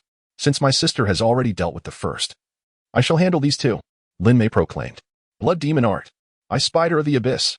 A colossal ice spider, towering 10 meters high, materialized, effortlessly absorbing the hail of bullets, sending only a flurry of icy shards into the air. Following this, Rose swung her ice crystal fan. Blood Demon Art. Soul Thread. The ice spider emitted thousands of pale blue threads, enveloping one of the Ultimate Roars entirely. With another flourish of her fan, the Ultimate Roar found itself redirected. Its weapon now aimed at its own ally, delivering a devastating blow. The bullets pierced through the Ultimate Roar's frame, culminating in a sudden explosion. As the threads manipulated by Rose severed its connections, obliterating it in a spectacular display. At that juncture, the Funeral Society became aware of Lin Mei and Rose recklessly dismantling the GHQ's Ultimate Roars. Yagami, we have a special situation. Subsequently, Tsubaki transmitted footage of Lin Mei and Rose's actions to all members of the Funeral Society. After a brief review of the video, Yagami Kage commanded, continue the battle. Do not concern yourselves with them. Upon receiving Yagami Kage's orders, the members of the Funeral Society resumed their combat operations. In the depths of his thoughts, why Shinoya recalled the fleeting beauty of the butterfly, Kaname, and murmured, I wonder if you're together now. At that moment, Lin Guang and Yuzuki Q had already dispatched all the guards of the GHQ and emerged with Kenji Shirogane in tow. However, as they stepped outside, they found themselves encircled by a dozen formidable roaring ultimates. The King's seal in Lin Guang's hand radiated a brilliant light as he turned to Yuzuki Q, silently imploring, please, use me. A smile graced Yuzuki Q's face, and a white luminescence emanated from her chest. A double helix appeared, and Lin Guang drew forth a colossal void sword from her heart. The bullets from the roaring ultimates rained down around them, yet all were effortlessly deflected. Lin Guang cradled Yuzuki Q with his left arm, wielding the void sword in his right, and whispered, may you all transform into my treasure. Chapter 147. The conclusion of battle transform into my treasure chests. With a swift motion, Lin Guang unleashed a silver beam from his sword, obliterating the 13 ultimate howl machines that surrounded them. Ding! The host has destroyed 13 ultimate howls, yielding 10 bronze treasure chests. Surprised by the system's announcement, Lin Guang noted that some robots had not dropped any treasure chests. He turned to Kenji Shirogane and urged, if you can still move, follow me. With that, Lin Guang embraced Yuzuki and charged forward. Kenji followed, secretly amused, thinking, this guy is extraordinary. How could Yagami allow him to join the Funeral Society? As Lin Guang broke through the interior, IAs piloted the new model, Shurdina, into the AP Virus Control Center, locating Lin Guang and Yuzuki. Yuzuki, Lin Guang. With a resounding crash, Shardina descended from the sky, landing before the trio. I will take you out. Lin Guang released the Void Greatsword, which disassembled and returned to Yuzuki's chest. Then, he abruptly thrust his hand into Kenji's chest. Kenji gasped in pain as Lin Guang swiftly withdrew, revealing a gravity gun in his grasp. With Yuzuki in his arms, Lin Guang leaped onto Shadina's shoulder. Ace, that one's yours. Understood. Ace swiftly lifted the incapacitated Kenji and charged outside with Lin Guang and Yuzuki. Soon, another squad of ultimate howls appeared, intending to detain them. Ace, just keep moving forward. Leave them to me. As Lin Guang spoke, he pulled the trigger, sending a gravity sphere crashing into the nearest ultimate howl. In an instant, the gravity of the struck machine vanished, rendering it uncontrollable and floating helplessly. Seeing this, Ace chuckled. Then I shall accelerate. Brace yourself. Not a problem, Lin Guang replied, his hands never pausing. He unleashed gravity spheres, transforming each ultimate howl into a floating target. For the Funeral Society, the mission was solely to rescue Kenji Shirogane, with no intention of destruction. However, for Lin Guang, those ultimate howl machines represented treasure chests. He would not let them slip away. Every enemy along their path was rendered weightless by Lin Guang's gravity gun, allowing Rose and Lin Mei to handle them effortlessly. The sound of treasure chests dropping filled Lin Guang with joy. Yet, such joyous moments are fleeting. The instant Ayas led Lin Guang, Yuzuki, and the unconscious Kenji out of the AP Virus Control Center, Yagami issued a retreat order. The members of the Funeral Society began to evacuate the facility in an orderly fashion. Once Rose and Lin Mei had dispatched the remaining ultimate howls, they exchanged glances at the direction Lin Guang had departed. Rose opened her fan and gently waved it, creating a breeze. It seems that our master has departed. Let us also make haste. Had it not been for the master's prohibition against engaging that formidable white entity, those blue automatons would have been ours. Lin Mei, with her hands on her hips, displayed a hint of displeasure. However, since the master has decreed that we refrain from confronting that robot, it is clear that he possesses his own plans, and we shall comply. Rose gently tapped Lin Mei's head with her fan. Lin Mei, cradling her head, gazed at Rose with her enchanting plum blossom eyes and remarked, I am well aware of that, but the master mentioned that if we perform well this time, there will be a reward. What do you hope that reward will be? Enough of that. Otherwise, we might find ourselves unable to depart shortly. With that, Rose mounted her ice spider and traversed in the opposite direction of Lin Guang, vanishing into the night.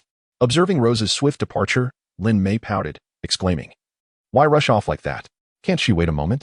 With a flick of two light pink silk ribbons, Lin Mei propelled herself forward like a slingshot, disappearing into the darkness. Meanwhile, as the Funeral Society executed a secure retreat, Lin Guang once again heard the system's voice. Ding. Event completed. Rescued Kudo Kenji. Obtained 1 silver treasure chest. Lin Guang surveyed his spoils, having garnered a total of 15 bronze chests and 1 silver chest, excluding the contributions of IS. He had dispatched over 30 ultimate howling robots, yet the yield was disappointingly less than half. Indeed, the drop rate for affiliated treasure chests was rather low. However, with the appearance of Rose and Lin Mei, one could only wonder what transformations they might usher into this world. At that moment, Lin Guang arrived at the secure point of the Funeral Society, where Yuzuki was awakening. Is it over? She inquired. Indeed, it was executed flawlessly. Yuzuki nodded gently, a feeling of joy blossoming within her heart. Yang Xinya approached Lin Guang, remarking, Well done. It appears our collaboration is indeed harmonious. Do you intend to return to school afterward? Lin Guang shrugged and replied, Last time, we nearly obliterated the opposing side, so for now, I have no such plans. However, my appearance this time has undoubtedly been witnessed by many. GHQ is likely already privy to my entire profile. Returning now would be akin to walking into a trap. Do you think I would be so foolish? Hearing Lin Guang's words, Yang Xinya smiled and extended her right hand. From now on, you shall remain with us. Lin Guang returned her smile and grasped her hand, saying, That remains to be seen. Perhaps I could return sooner than you think. If that is the case, it would indeed be a great pity. They exchanged knowing smiles before Lin Guang followed Yang Xinya to the base of the Funeral Society. This base was markedly more expansive and equipped than the previous temporary underground facility. Upon entering, Yang Xinya approached the quadrant. Where is Kudo? The sextant remarked, still in slumber, perhaps affected by the shock from the void, unaware of when he shall awaken. Indeed, the body of Waigami Gaia displayed a hint of fatigue. Yet he summoned his spirit to press on. Although previously introduced, many at headquarters remain unfamiliar, so I shall present once more. This is Lin Guang, the master of the Void Genome, around whom our future operations shall revolve. The members of the funeral society fixed their gazes upon Lin Guang, most of their eyes betraying a sense of skepticism. Sensing the scrutiny upon him, a faint smile graced Lin Guang's lips. Ha, it seems I must showcase my prowess. He surveyed the members of the funeral society. Among them, only Argo, Dayan, Ayashino, and Yuzuri Hakuki possessed notable individual combat prowess. I wonder what the ultimate outcome shall be. Waigami Gaia continued, with Lin Guang's addition, alongside the return of Kinji Shirogane. Our primary objective within the funeral society, the conquest of the white blood cells, now stands within the realm of possibility. Chapter 148. The funeral society. Yang Shinya manipulated the computer, and a plethora of documents flooded the entire screen. These were operational plans, branching into 145 modes according to varying circumstances. Prior to the mission, all members were required to commit these details to memory. Argo inquired, time frame? 3 days. If you cannot manage even this, then refrain from participating, Yang Shinya declared, catching the members of the funeral society off guard. The quadrant remarked, the task to assault the isolation facility has been in motion for less than a day. I worry that everyone may be fatigued. Yang Shinya countered, that is not the point. Why are you here? It is not for leisurely recuperation. Do you wish to appear before the enemy, still dazed and with blurred vision? Upon hearing Yang Shinya's words, dissent dissipated among the group.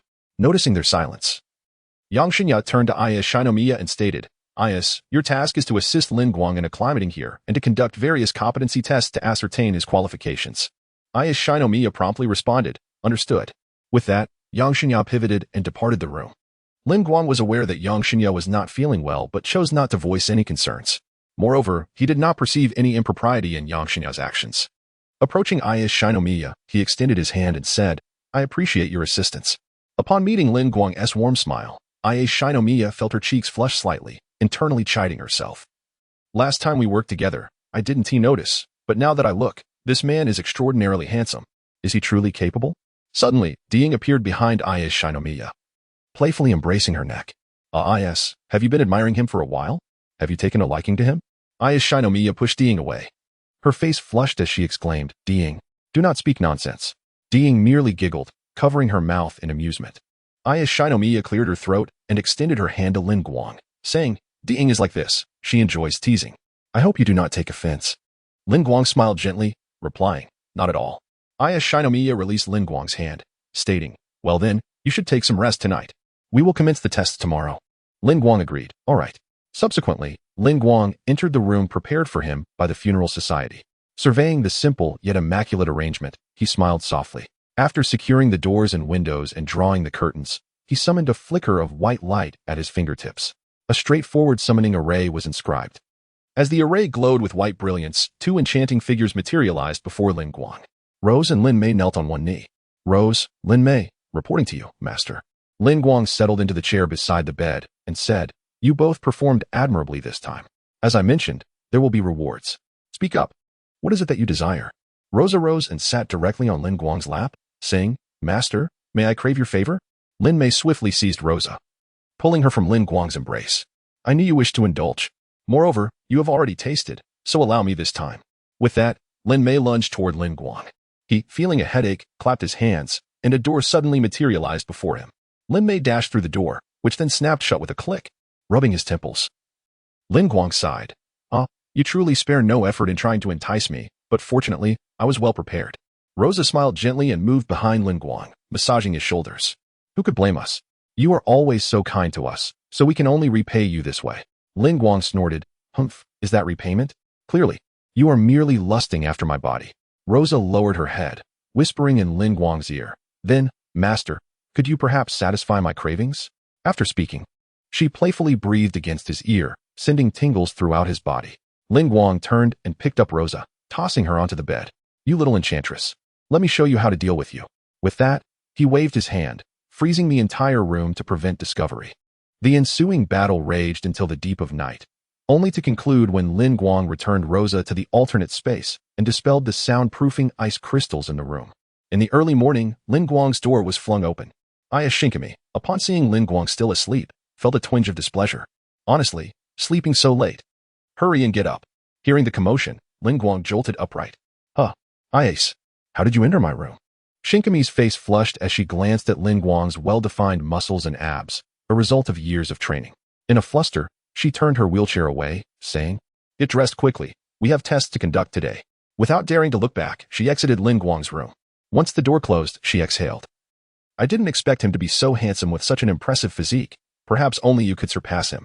At that moment, Lin Guang emerged, fully dressed. "I'm ready. Which task shall we commence with first?" Shinkami glanced at him, her brow furrowing slightly.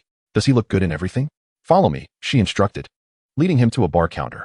At the counter sat a figure, idly toying with a short dagger. "Olgo," Shinkami called out, then turned to Lin Guang, saying, "This is Olgo, skilled in daggers and close combat." Olgo leaped down from the bar and approached Lin Guang. "I am Tsukishima Olgo, a second year at Longquan High School." "What is your name?" Argo's inquiry suggests that during yesterday's introduction of Lin Guang, he held a rather dismissive view of him. Yet he was not so forgetful as to fail to remember his name entirely. His intention was merely to assert a semblance of dominance over Lin Guang. Understanding Argo's intentions, Lin Guang's face broke into a scornful smile as he retorted, "If you cannot even remember my name, perhaps you should reconsider participating in the white blood cell operations." Observing the palpable tension between Lin Guang and Argo, a sense of concern began to swell. Upon hearing Lin Guang's words, Argo's previously disdainful attitude swiftly transformed. "An intriguing fellow," he mused as he tossed a dagger to Lin Guang and continued, "Since we are to assess your combat prowess, approach this with a genuine desire to eliminate me." With those words, Argo brandished a dagger of his own, locking his gaze firmly on Lin Guang. Lin Guang glanced at the dagger in his hand and asked, "Are you truly prepared to engage with the intent to kill?" Chapter 149. The test. Are you truly prepared to strike with the intent to kill? As the words echoed, a formidable and intimidating aura emanated from Lin Guang, enveloping Argo. In an instant, Argo's hands trembled, and a fleeting thought of submission to Lin Guang crossed his mind. However, Lin Guang swiftly retracted his domineering presence and declared, "Since this is a competition of combat skills, let us commence." The moment Lin Guang withdrew his overwhelming aura, Argo's inclination to submit dissipated. How could I be intimidated by him? This individual is not to be underestimated. Argo regarded Lin Guang with renewed seriousness, abandoning his previous disdain. "Let us begin." With that, as Argo lifted his foot, Lin Guang had already appeared behind him, a dagger poised at Argo's throat. Sensing the chilling blade against his skin, Argo understood he had lost.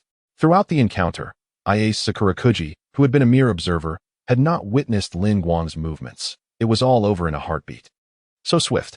Lin Guang withdrew his dagger and remarked, "If you are praising my speed, I appreciate it. But I assure you, my strength and endurance are equally formidable." At his words, Iase's face flushed, and she hurled the board in her hand at Lin Guang. "Pervert." Lin Guang caught the board midair and replied, "What are you thinking? I was referring to my strength and stamina." As he spoke, he handed Iase the board that recorded his information, with a rosy hue gracing her cheeks. Iase accepted the board, muttering, "Who told you not to be clear?" Argo chuckled and patted Lin Guang's shoulder, saying, "All right, don't tease Iase. She has someone she admires." Now fully convinced of Lin Guang's prowess, Argo acknowledged him with respect. "Oh, is that so? Let me guess who the fortunate individual might be." Iase shouted in embarrassment and indignation. "Enough, Lin Guang. Come with me to find Dayun." With that, Iase stormed out, hastily fleeing the scene. Observing this, both Lin Guang and Argo couldn't help but laugh. Argo remarked to Lin Guang, "Though you defeated me in an instant, I can sense your combat prowess is exceptional. Once you master firearms, you shall have no issues." Lin Guang sighed. "Regrettably, I am not well versed in firearms, so I will need to practice." Argo chuckled, "No worries. With Dayun and Yuzuki here to assist you with ammunition and weaponry, I believe you will soon excel." Lin Guang smiled slightly and replied, "Yes, I understand." Just then, Iase's voice called from outside, "Lin Guang, are you not coming out?" Lin Guang waved to Argo, saying, "If I do not exit soon, she may become anxious. I must take my leave." Argo nodded and welcomed him. "I look forward to your joining us." Lin Guang waved his hand, smiling silently, before stepping outside. Upon seeing him emerge, Shinya Miyu let out a light huff and remarked, "Humph, I thought you wouldn't come out." Lin Guang chuckled and replied, "How could that be? Here I am." Shinya turned her head away, refusing to look at Lin Guang, and began to propel her wheelchair forward. Lin Guang approached her from behind and gently pushed her wheelchair, saying, "Where shall we go next?" "Let us proceed." "Hey, don't push me. I can manage on my own." Lin Guang, however, continued undeterred. "While it is important to respect a lady's wishes, it is equally unbecoming for a gentleman to stand idle in such circumstances. Moreover, are we not classmates? Shouldn't we assist one another as comrades? Unless you..." Suddenly, Lin Guang paused, a sorrowful expression crossing his face. Shinya Miyu, noticing his silence, turned to see his expression and was momentarily at a loss for words. Finally, she softly said, then, I'll leave it to you. At her words, Lin Guang instantly reverted to his previous demeanor. Haha. Now that's more like it. Let us go. Realizing that Lin Guang had not truly been sorrowful, Shinya Miyu felt slightly deceived. You weren't really sad before? Of course not. How could I be so easily melancholic? Lin Guang. Shinya Miyu turned to swat him, but he skillfully dodged, leaving her with no means to retaliate. Amidst their playful banter, they arrived at Dayun's location. Have you two become so familiar in just a day? Dayun asked innocently. Shinya Miyu, slightly annoyed, picked up her notepad. Dayun, see if he can handle heavy weaponry. If so, give him a few pointers. Dayun nodded and said to Lin Guang, come with me. They followed Dayun to the weaponry room, filled with an array of weapons. Dayun picked up a heavy cannon and remarked, this might be quite heavy. He then handed the cannon directly to Lin Guang. As Lin Guang felt the weight settle in his hands, it posed no challenge for him. Fortunately, this weight is manageable for me. He casually swung the cannon, exuding an effortless strength. Seeing this, both Dayun and Shinya Miyu understood the extent of Lin Guang's strength.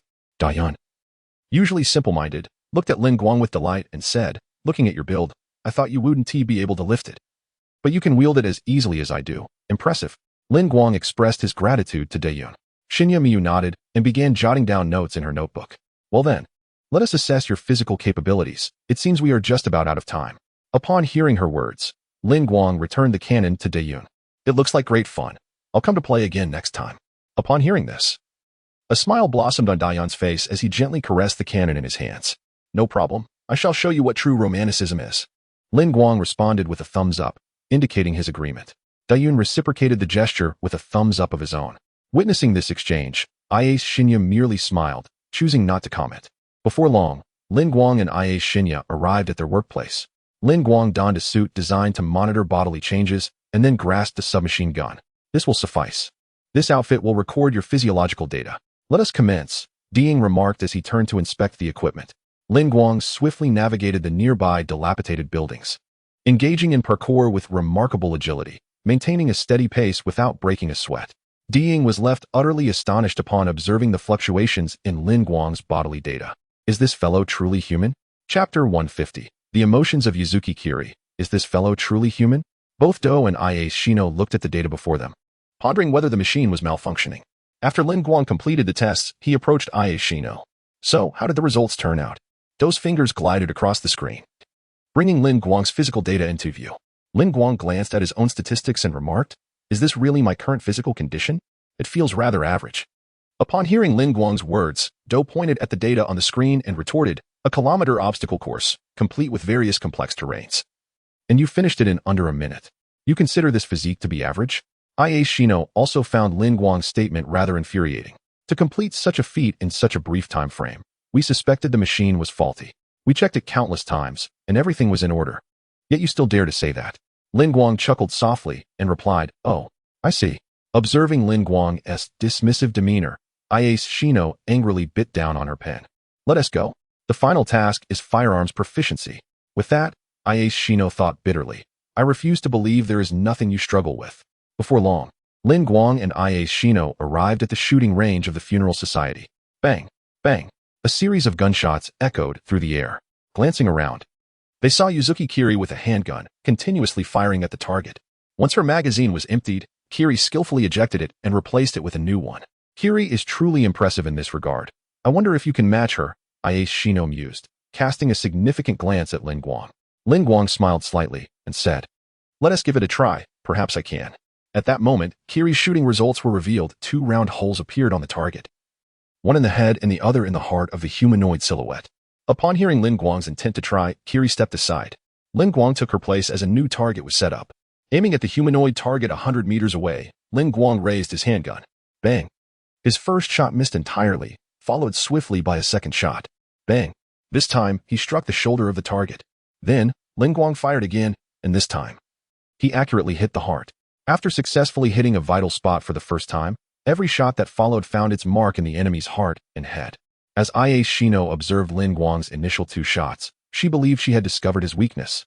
However, she was taken aback when Lin Guang's 3rd shot found its target, and every shot thereafter followed suit. Kiri watched in astonishment as Lin Guang managed to achieve the same precision in just 3 shots. Impressive. Witnessing this scene, Ayashino felt compelled to document Lin Guang's remarkable performance. Subsequently, Lin Guang spent his time wandering about the base of the funeral society, fostering relationships with its members. During this period, Major Shikokai of the GHQ connected via a call with Shuichiro Kido. The conversation unfolded seamlessly. The Blood Cell Project and the Invisible Cage were topics that piqued my interest with their sinister allure. Shuichiro inquired, "Have you made any progress on your assignments?" Shikokai replied, "There is approximately a 30% chance of success." Upon returning to the funeral society's base, a young girl with a bun hairstyle and 2 curled strands of hair at her temples approached Lin Guang and Argo. "This way, please," she called cheerfully. "Thank you for your trouble." Lin Guang seated himself on a chair as the girl began to administer a muscle relaxation massage. Despite Lin Guang feeling no significant fatigue from a day's training, he saw no reason to decline a complimentary massage. Argo, sipping water nearby, remarked, "By the way, you're going out with Kage, right, Xiaojing?" The girl, who was giving Lin Guang his massage, responded joyfully, "Yes. Finally, we can fight together. Let us all do our best." Argo smiled and replied, "Indeed." He then turned to Lin Guang and asked, "Are you a swordsman? Your movements and training do not resemble typical military combat skills." Lin Guang replied, "I was once a swordsman." There was little for Lin Guang to conceal. After all, the head of the Jinggong family, Arisha Gungong's grandfather, was also a swordsman. Argo exclaimed, "Impressive. No wonder your speed was astonishing back then." Lin Guang chuckled. In both combat skills and sword duels, victory belongs to the swift and precise. Argo smiled softly, acknowledging the truth in his words. Once the massage concluded, the girl named Xiao Jing prepared to accompany Kage to gather supplies. Before she departed, Lin Guang cautioned her, "Please tell Kage to be careful and avoid any unforeseen circumstances. And you too." Understanding Lin Guang's concern for their mission, Xiao Jing beamed, "I will." With that, she dashed away. Lin Guang and Argo shared a light laugh before heading off for a shower to wash away their perspiration. It was undeniable that this moment felt somewhat leisurely. Devoid of the troublesome duties from the student council and the obligations to the Jinggong family, it was truly delightful. With this thought, a smile graced Lin Guang's face. At that moment, soft melodies began to drift through the air. Following the sound, Lin Guang arrived at a large window, discovering a lounge reminiscent of an office, where he spotted Inori Yuzuriha. Clad in her customary dress resembling an inverted lily, she leaned against the window, singing. Under the moonlight, Inori appeared ethereal, exuding a transient beauty that was breathtakingly exquisite. A gentle breeze caressed the air, intertwining our silhouettes, a testament to existence that I shall forever celebrate. Dedicated to the nameless lives that inhabit this world. As the melody drew to a close, Yuzuki Kiki turned to see Lin Guang. He remained as he had been the first time they met, leaning against the wall, engrossed in her song. This scene evoked memories of their initial encounter. Lin Guang approached Yuzuki Kiki's side, gazing out at the scenery beyond the window, and spoke. Yuzuki Kiki lifted her gaze towards Lin Guang and replied with a soft, mm.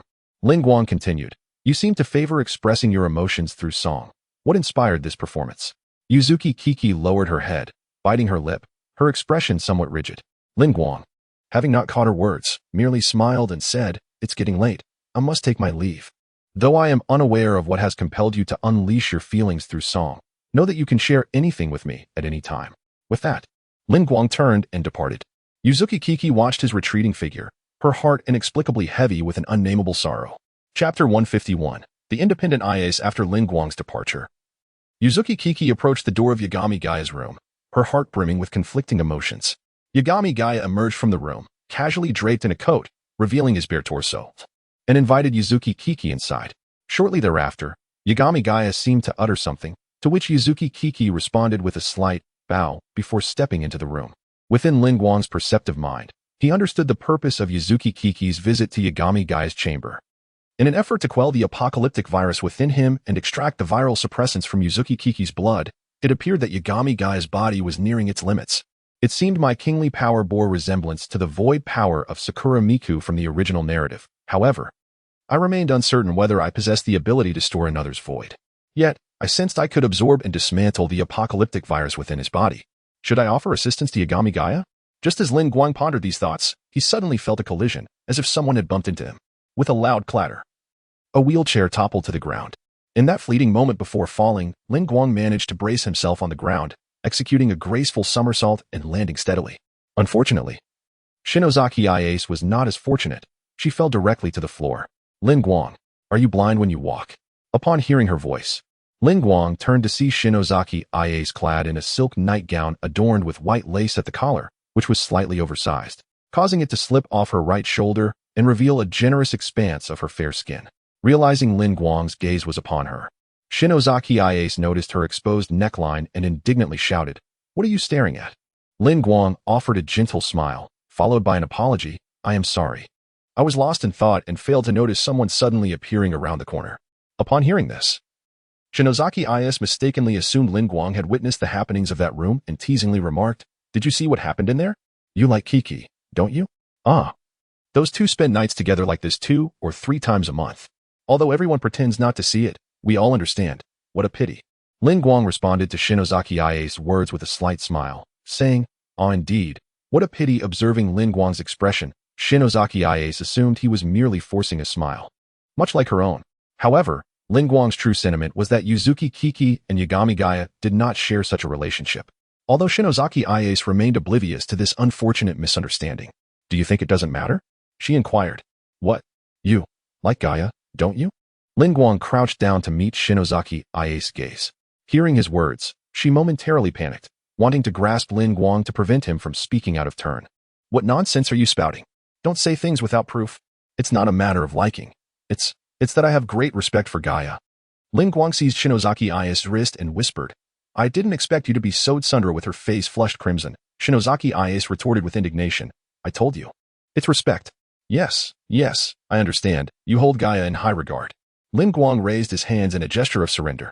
Upon witnessing Lin Guang's nonchalant demeanor, Ia's Shinumi felt an overwhelming surge of anger mixed with a profound sense of helplessness, and she found tears glistening at the corners of her eyes. Lin Guang, noticing the shimmering tears in Ia's gaze, realized he had perhaps taken his jest too far. With a resigned sigh, he gently used his sleeve to wipe away her tears, offering an apology. "I'm sorry, I was merely joking and did not intend to make you cry." Ia swatted Lin Guang's hand away, retorting, "Lin Guang, has no one ever told you that you are truly excessive?" A tender smile graced Lin Guang's face as he replied, "No one has until now." With a huff, Ia turned her head, unwilling to face him any longer. Observing Ia's determination to not let him off easily, Lin Guang sighed once more and suddenly lifted her into his arms. The unexpected action startled Ia. "What are you doing?" she exclaimed. "I'm taking you back to your room. After all, I bumped into you and made you cry. Carrying you back is my way of apologizing," he stated matter-of-factly. Ia, however, raised a hand to stop him. "No. I have resolved to no longer rely on others. So put me down." In response, Lin Guang, with a hint of exasperation, remarked, "Given the circumstances, do you really expect me to set you down on the ground? If anyone saw that, I would be in serious trouble." Ia contemplated his words and realized he had a point. Perceiving her wavering resolve, Lin Guang continued, "Moreover, this is not merely for you. It is my apology for my previous misdeeds, so do not overthink it." With a scoff, Ia replied, "What kind of apology is that?" Lin Guang asserted, "In any case, this is my apology, so just comply." With that, he adjusted the wheelchair, placing Ia in it before moving to push her from behind. Witnessing Lin Guang's insistence on his unconventional apology, Ia felt a mix of exasperation and amusement, leaving her at a loss for how to respond. Before long, Lin Guang wheeled Ia to her room's entrance. As he grasped the doorknob, Ia suddenly realized, "He intends to take me inside. No, that cannot happen." In a swift motion, Lin Guang opened the door. Turning to Ia, he inquired, "What is not allowed?" Staring at the open door, Ia was momentarily at a loss. Seeing her stunned expression, Lin Guang chuckled softly and pushed her into the room. Upon entering Ia's bedroom, Lin Guang was taken aback by the simplicity of the decor, which bore a striking resemblance to a boy's room. With her head bowed, Ia spoke in a low voice, "Lin Guang, aren't you leaving yet?" Each word was laced with urgency, as if she would lose her composure if he lingered even a moment longer. Yet, Lin Guang defied expectations once more, lifting her into his arms again. "Ah, Lin Guang, what on earth are you doing?" Ia's Shinumi glared at Lin Guang. He avoided meeting her gaze and gently laid her down on the bed, covering her with a blanket. "Sometimes, it's all right to rely on others, otherwise, it may cause them sorrow," he remarked before turning to exit her room. Shinumi sat up in bed, staring at the now-closed door, then lay back down, pulling the blanket over her head. This guy is truly infuriating. Meanwhile, Lin Guang lay on his own bed, a faint smile gracing his lips. The following day, Lin Guang's simulated battle commenced. The sleek, white, new generation ultimate howling robot, Shurdana, stood before him alongside Shinumi. Upon seeing Lin Guang again, Shinomi's cheeks flushed slightly before she regained her composure. Now, let the simulated battle begin, the white blood cell offensive operation. Chapter 152. Simulated battle. Let us commence the simulated battle, the strategy of the white blood cells. Based on script D14, Yuxiang. Your triumph hinges upon confronting the ultimate roar robot alone, successfully evading Steiner, and taking refuge in my carriage behind me. This will mark your victory. Over the past few days, everyone has gained a clear understanding of Lin Guang's prowess.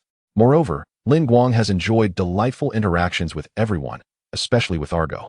Hey, Lin Guang, if you cannot easily defeat Iace, do not bother joining us for drinks. Argo exclaimed, patting the shoulder of the nearby Dayun. Dayun also gave Lin Guang a thumbs up, signifying his agreement with Argo's sentiments. Lin Guang smiled back at Argo and Dayun, responding, understood. Unbeknownst to them, Yuki stood atop the highest point of the simulated battle, observing the situation below. Meanwhile, on the other side, upon hearing Lin Guang and Argo's banter, Iace Shinumi gritted her teeth and clenched her fists. That detestable Lin Guang. Just wait, I shall teach you a lesson.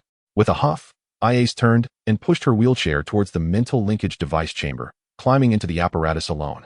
Lin Guang might indeed evade Steiner's pursuit. Be cautious, Iace. The voice of Tsubaki echoed in her earpiece. I am aware. But I will not allow him to pass so easily, Iace replied. Tsubaki paused, contemplating the dynamics between Iace and Lin Guang. What transpired between them? In the past few days, aside from their routine training, they had not interacted much. What was the situation? At that moment, Iace's voice resonated through Tsubaki's earpiece. Hi. We can begin. Upon hearing Iace's command, Tsubaki activated the connection. A glimmer illuminated Steiner's eyes as he swiftly rose, moving with the grace of a human. Let us begin. Lin Guang could sense the fighting spirit in Iace's words, a smile gracing his lips as he nodded gently. A small robot, the size of a basketball, approached the adjacent stone platform, and Tsubaki's voice emanated from it. Now, ready, go. Simultaneously, Lin Guang and Iace Steiner sprang into action. Iace raised her weapon and began firing at Lin Guang. Bang, bang. Countless projectiles rained down upon him. Lin Guang inhaled deeply. Water breathing. Third form. Flowing dance. Though Lin Guang did not wield a blade, he adeptly employed the footwork inherent in the breathing technique. His body danced, evading Iace's onslaught with effortless grace. Then, with a swift slide, Lin Guang maneuvered through the vast gap between Steiner's legs. Upon witnessing Lin Guang's audacious move, even while piloting Steiner, Iace felt a flush of embarrassment. That insufferable fellow, how dare he rush through in such a manner? Shinomiya Iace deftly maneuvered the Steiner, executing a sharp turn to alter her course. How dare you turn your back on me? Just wait and see how I'll teach you a lesson. With that, she raised the formidable firearm in her grasp and unleashed a barrage of bullets towards Lin Guang. Rat-a-tat-tat. Sensing the dense hail of bullets approaching from behind, Lin Guang sprang into the air. All of Shinomiya Iace's shots struck the ground, failing to graze Lin Guang in the slightest. Witnessing Lin Guang soaring through the air, a triumphant smile illuminated Shinomiya Iace's face. Now you have nowhere to run. Suddenly, a blinding flash erupted beneath the Steiner. Instinctively, Shinomiya Iace shut her eyes, losing sight of Lin Guang in the process. Despite aiming at the spot she recalled from memory, Lin Guang had already landed and discarded another object at the foot of the Steiner. Once the effects of the flashbang dissipated, a resounding bang echoed as smoke enveloped the Steiner, obscuring her view of the surroundings. However, Shinomiya Iace understood that if she did not take action now, Lin Guang would likely claim victory. Thus, she charged forward without hesitation. Yet, as she emerged from the smoke in the Steiner, Lin Guang was already standing within the vehicle's compartment. Upon seeing Lin Guang at the threshold, Argo let out a shout. Truly remarkable, Lin Guang. The operational strategy was flawless. Acknowledging the continuous applause resonating throughout the arena, Shinomiya Iace realized that Lin Guang had indeed triumphed, and in an impeccable manner. With a slight huff, she severed her mental link with the Steiner, departing from the vehicle equipped with the mental connection apparatus. She maneuvered her wheelchair toward the gathering of people. Observing everyone congratulating Lin Guang brought her a sense of comfort. Yet remnants of displeasure regarding the events of the previous day lingered in her heart. At that moment, an unexpected voice pierced through the atmosphere. A game of good comrades? How delightful for you all. Suyun, noticing the approach of a figure, remarked, You've awakened, Kenji. Lin Guang recognized this individual as the one he had rescued that day. Suyun, assuming Lin Guang was unaware, introduced Kenji Kido, the person you rescued from the 4th isolation facility of the AP Virus Containment Center. Lin Guang nodded lightly, acknowledging his awareness. However, Shinomiya Ias found Kido Kenji's words somewhat jarring. What do you mean by a game of good comrades? Kido Kenji responded. It's quite lax in every sense. What on earth is that guy, Yagami, up to? Upon hearing Kido mention Yagami, Shinomiya Ias felt a genuine surge of anger. I say, you suddenly, a frantic voice interjected. It's bad. Everyone. The white blood cells have launched towards the Delta region. At those words, every member of the funeral society gasped in shock. Shinomiya Ias, equally stunned, exclaimed, the place where Yagami is? In an instant. The entire funeral society was plunged into a heightened state of urgency. 3 of the launch completed. Target destruction rate, 110. Margin of error, 0, 8 meters. The operator's report elicited a satisfied nod from Shimoji Shuichiro. Indeed. It is not surprising that the Whispering Realm has swiftly grasped the movements of the associates supporting the funeral society, perfectly positioning them as targets for the trial of the white blood cells. Those who aspire to surpass me are destined for annihilation, such are you, who are yet to arrive here. Abandon all hope. Shoichiro Kido gazed at the images of stars in the satellite orbit, quietly smiling. Meanwhile, at the base of the funeral society, the white blood cells comprise a constellation of quasi-geostationary satellites, which, once operational, can strike any target above Neon unceasingly and without blind spots. The quadrant observer examined a screen before him, elucidating the function of the white blood cells to the members of the funeral society. Upon hearing this, Lin Guang softly remarked, it seems that GHQ is leaving no stone unturned in their efforts to control Neon. Just as Lin Guang's words faded, the voice of Ayakashi from the secret channel of the funeral society resounded, declaring that GHQ's actions are not aimed at controlling Neon, but rather at eradicating all Neon people. Chapter 153. Alteration of Combat Strategy. The actions of GHQ are not aimed at subjugating Neon, but rather at annihilating all its inhabitants. The voice of Yayama Kage echoed through the channel, eliciting joy among the members of the funeral society. T exclaimed, Kage, are you all right? Are you injured? As she continued to operate the computer, the visage of Yayama Kage remained elusive. It's merely a slight abrasion, Kage replied. Argo inquired. What about Xiao Jing and the others? Regrettably, the reinforcement troops have been entirely decimated, and we are unable to retrieve any supply materials, Kage communicated. The gravity of the situation evident to all. Shall we revise the combat plan? Asked Shifanji, gazing at the lifeless body of a fallen comrade before him. Kage, with a solemn expression, declared, no, time is of the essence. We must commence operations. With Kage's words, the members of the funeral society began their pre-battle preparations. A gentle rain began to fall from the sky, and the members, burdened with heavy hearts, methodically attended to their tasks. Lin Guang strolled amidst the drizzle, a slight smile gracing his lips. Ah, the calm before the storm. I wonder how torrential this rain will become. Kage had returned, and Yuzuki Q had tended to his wounds. Kage, are you ready? Yes. Kage stood and scanned the entire tent, only to find Lin Guang absent. Is Lin not here? Where has he gone? At that moment, the entrance flap of the tent was lifted, and Lin Guang removed his rain-soaked hat. Apologies, I was delayed by some matters. Kage did not inquire further about Lin Guang's delay, merely nodding in acknowledgement. Now that everyone is present, the objective of this operation is to infiltrate the control facility for white blood cells located at the bottom of the Tsukino Reservoir. We must descend to the reservoir's depths and shut down the control core. Upon hearing this, Lin Guang asked, are we not to destroy it? Aware that such a question would arise, Kage glanced at the nearby Shiroto Kenji and said, Kenji. Taking a sip from his drink, Kenji responded, understood. With that, his fingers danced across the laser keyboard like a pianist, projecting a CG image of the white blood cell onto the screen. This is white blood cell number 1. Controlled by the quantum cryptographic system from above, situated 200 meters beneath the dam. The projector's image shifted to reveal a transparent box floating with several orbs inside. This is the control device. The core is concealed within the superconducting floating chamber. The moment it experiences physical stimulation, it will switch to self-shutdown mode, rendering us unable to proceed. In this mode, it will no longer accept any external commands, meaning that to send a termination signal, we must do so without contacting the control core. Argo raised his hand. If direct destruction is not an option, can we infiltrate the system to hack it? If we could hack it, we wouldn't need to exert ourselves to infiltrate, Kage pondered. However, the white blood cells severed their network connection and would only obey commands issued from the control room. Moreover, as long as the commands pertained to an attack, there was no way to halt the process. What were we to do? Do delicately glided his fingers, switching the display to the core configuration. Nonetheless, there existed a physical method to cease its operation. If the core could be arranged according to this configuration, the white blood cells would self-destruct. Yet, It was imperative not to touch it, as only specialized instruments seemed capable of manipulating the core, but acquiring those was an insurmountable challenge. The structure was exceedingly complex, one might say, indicative of a high level of technological advancement. Do pouted slightly.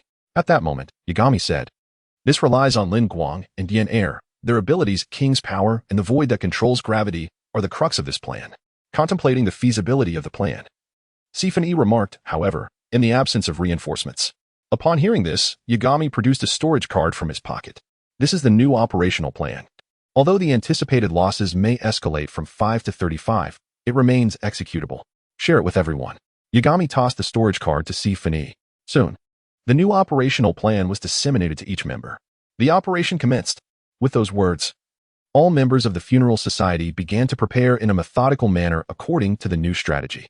Yagami, wounded, made his way to the medical vehicle, with Yuzuki following closely behind. Lin Guang was aware that due to his injuries, the apocalyptic virus within him had begun to reactivate, necessitating a further extraction of Yuzuki's blood to suppress it. Lin Guang smiled gently and was about to turn away when he heard Yuzuki's voice behind him. Lin Guang. At the sound, Lin Guang turned to face Yuzuki. "What is it?" Yuzuki replied, "I hope you can assist Yagami." Upon hearing Yuzuki's words, Lin Guang understood that she wished for him to aid Yagami, just as he had helped the brother of Han Chuangua. Lin Guang smiled slightly and said, "I thought you would never ask me." Yuzuki paused for a moment, then inquired, "You knew all along?" Lin Guang responded, "Yes, more or less. I was contemplating whether to intervene, but I couldn't very well approach him and say, 'I can help him suppress the apocalyptic virus. Let me do it.'" At this, a faint smile appeared on Yuzuki's face. "So that's how it is, then you." Yuzuki lifted her gaze to Lin Guang, her eyes sparkling with unspoken joy. Lin Guang assured her, "Since you've asked, I shall certainly assist.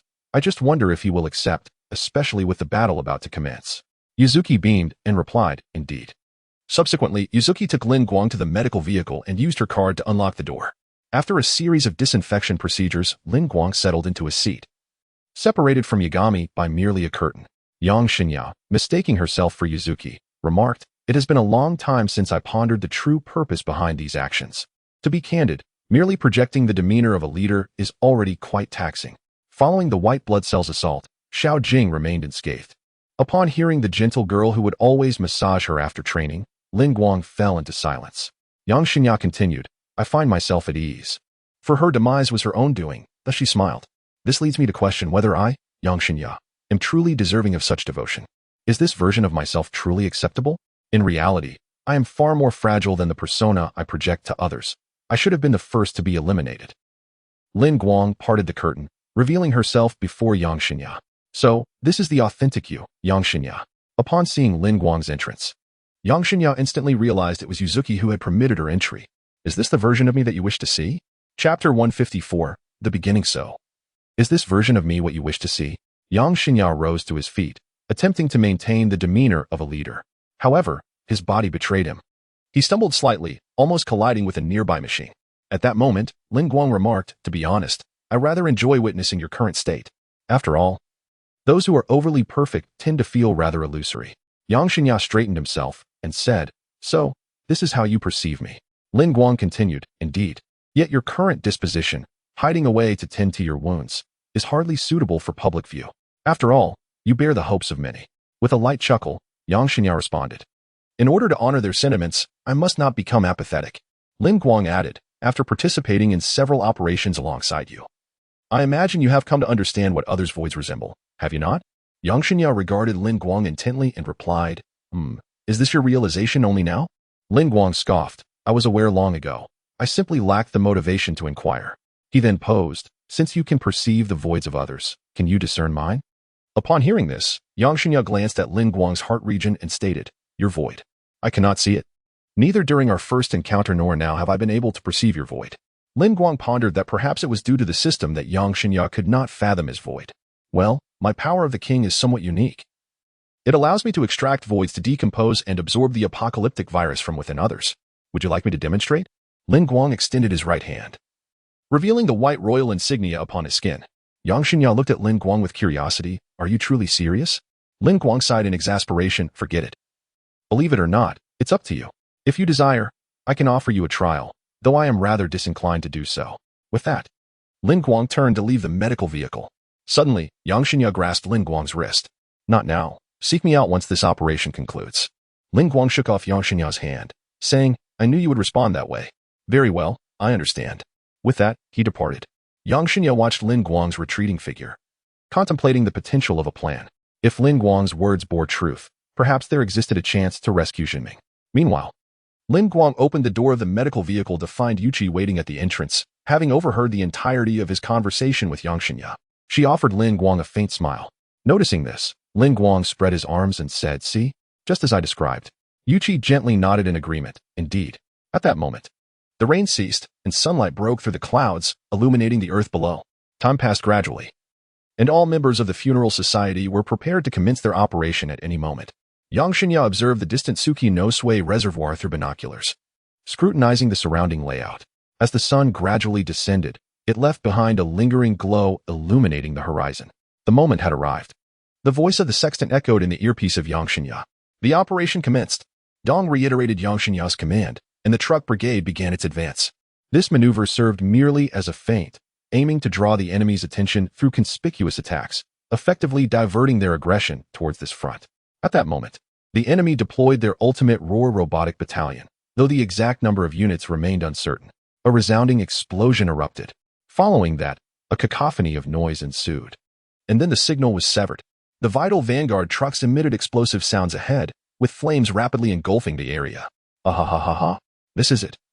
This is the essence of my Daliru Yang. Upon hearing this, Ia Shino raised the output power of Steiner to its maximum and surged forward, her weapon firing incessantly. Yet, that mass-produced ultimate Roar robot deftly evaded her assaults with ease. Your equipment performs rather admirably, Shino declared, activating the external speakers. Although she had mocked Daliru, she soon found herself grasped by the throat. Steiner, my equipment. Return it to me.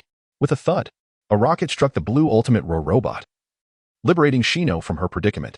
Thank you, Diane. The battle raged on. Gunfire, explosions, and screams echoed continuously across the battlefield. The feigned assault was a success. This time, Lin Guang refrained from deploying Lin Mei and Rose, aware that their presence would reveal his involvement to Yang Xinya. In a bid to maintain his concealment, Lin Guang suppressed the urge to send Rose and Lin Mei to dismantle the ultimate Roar. The voice of Dong resonated in Yang Xinya's earpiece. Yeah. The feint has largely succeeded. Have we infiltrated? Yang Xinya replied, Yes, for now, cut off communications and pray for me.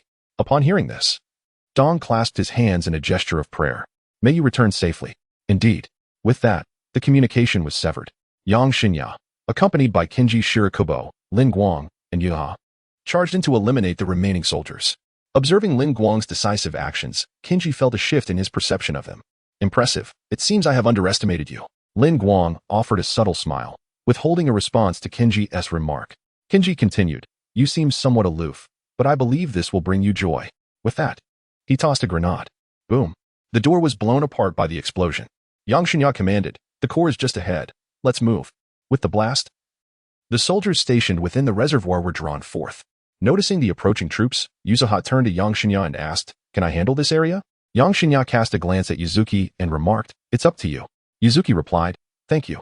With that, she turned her attention to the approaching soldiers and swiftly shot the foremost one, obliterating his head. If possible, I would prefer not to take a life, so please do not approach. However, to the soldiers, this was nothing short of a provocation. After entrusting the situation to Yuzuki, Lin Guang, Yang Xinya, and Kenji Shiroto made their way to the core of the white blood cells. Kenji Shiroto opened his code and declared, Come, draw from my void. Witnessing this scene, Lin Guang felt a moment of reluctance, but ultimately summoned the power of the king from his right hand and extracted Kenji's void. Following closely behind Yang Xinya, Lin Guang began to prepare for an assault on the white blood cell core. Once the rotation ceases, the flying Nara will emit a stop signal. Be ready to fire then. In response to Yang Xinya's admonition, Lin Guang impatiently replied, I understand. Chapter 155, A Battle Lost? Wai Shinaya ceased his words and proceeded to connect the core apparatus of the white blood cell to the flying Nara. Gradually, the core of the white blood cell came to a halt. Lin Guang pressed the trigger and did not relent, then fired a shot directly at the door behind him. Realizing Lin Guang had suddenly shot backward, Wai Shinaya shouted, Lin Guang, what are you doing? Lin Guang smiled softly and replied, An uninvited guest has been dealt with. It will not impede our plans. With that, Lin Guang aimed at the core of the white blood cell and pulled the trigger once more. Wai Shania also noticed a hovering ultimate roar robot behind them. How dare you humiliate me like this? I shall not spare you. The voice of Dalila emanated from the external speakers of the ultimate roar robot. However, no matter how Dalila struggled, he could not stabilize his body in the weightlessness. Witnessing this, Wai Shania paid no further heed to Dalila. Thus, Dalila could only watch helplessly as Lin Guang and Wai Shania manipulated the white blood cell core without interference. With no unrelated individuals to disrupt them, matters progressed smoothly. Yet, as is often the case, events took an unexpected turn. Enraged, Dalila activated all the weapons on the ultimate roar. Although most bullets and shells would ascend due to the lack of gravity, a few managed to strike the core apparatus of the white blood cell, shattering the glass. Upon witnessing this, Lin Guang's frustration boiled over. Damn it! I had taken precautions to such an extent, yet still fell victim to this. It is truly revolting. A white sunwheel blade suddenly manifested in Lin Guang's hand. The deep blue-armed color enveloped the blade in an instant. Lin Guang swung the blade towards the ultimate roar robot piloted by Dalila. The ethereal blue blade energy sliced through, cleaving the ultimate roar robot in two. With a thunderous boom, the robot exploded entirely. Notification. The host has destroyed an ultimate roar robot, dropping one bronze treasure chest. Wai Shania observed closely as Lin Guang effortlessly obliterated the ultimate roar robot without the aid of a void weapon. Lin Guang had indeed severed a steel-bodied robot with mere mortal strength. The individuals involved in the previous two operational plans must undoubtedly be Lin Guang's allies. At that moment, a voice crackled through Wai Shania's earpiece. Not good. Why, the appearance of white blood cell number 1 seems off. Wai Shania decided to momentarily set aside his concerns about Lin Guang and prioritized neutralizing white blood cell number 1. What is happening? Wai responded, for some unknown reason. White blood cell number 1 has deviated from its trajectory. If this continues, it will plummet into Tokyo intact. Upon receiving this news, Wai Shania recognized that the mission of the white blood cell had utterly failed. After destroying the ultimate roar robot, Lin Guang regained a semblance of composure. I need to find someone who may resolve the current predicament. With that, Lin Guang's figure abruptly vanished. Wai Shania's expression grew serious as he contemplated a strategy. Lin Guang strolled along a corridor by the reservoir when he encountered a man with violet hair and a mechanical eye. Oh, I did not expect to meet you here.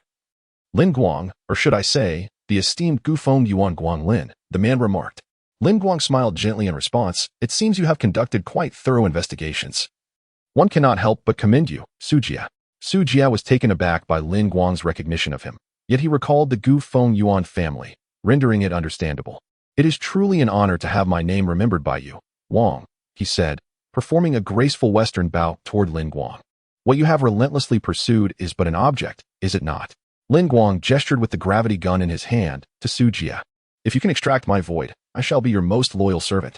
Sujia exclaimed, his eyes wide with fervor as he knelt before Lin Guang like a zealous devotee. Lin Guang released the gravity gun belonging to Cheng Huyan Air, causing it to disintegrate back into Cheng's being. The mark of the king upon his hand glowed, and Lin Guang instructed Sujia, lift your head and gaze into my eyes. Respected king, you wish for me too? As Sujia raised his gaze to meet Lin Guang's, a radiant light emanated from his chest. Suddenly, Lin Guang plunged his hand into Sujia's chest. Sujia felt as though his heart was being held in someone's grasp. His fervor intensifying. Is this the sensation of extracting the void? Such a magnificent power, he exclaimed. Respected king, your servant is eager to serve you. Lin Guang furrowed his brow and swiftly withdrew his right hand.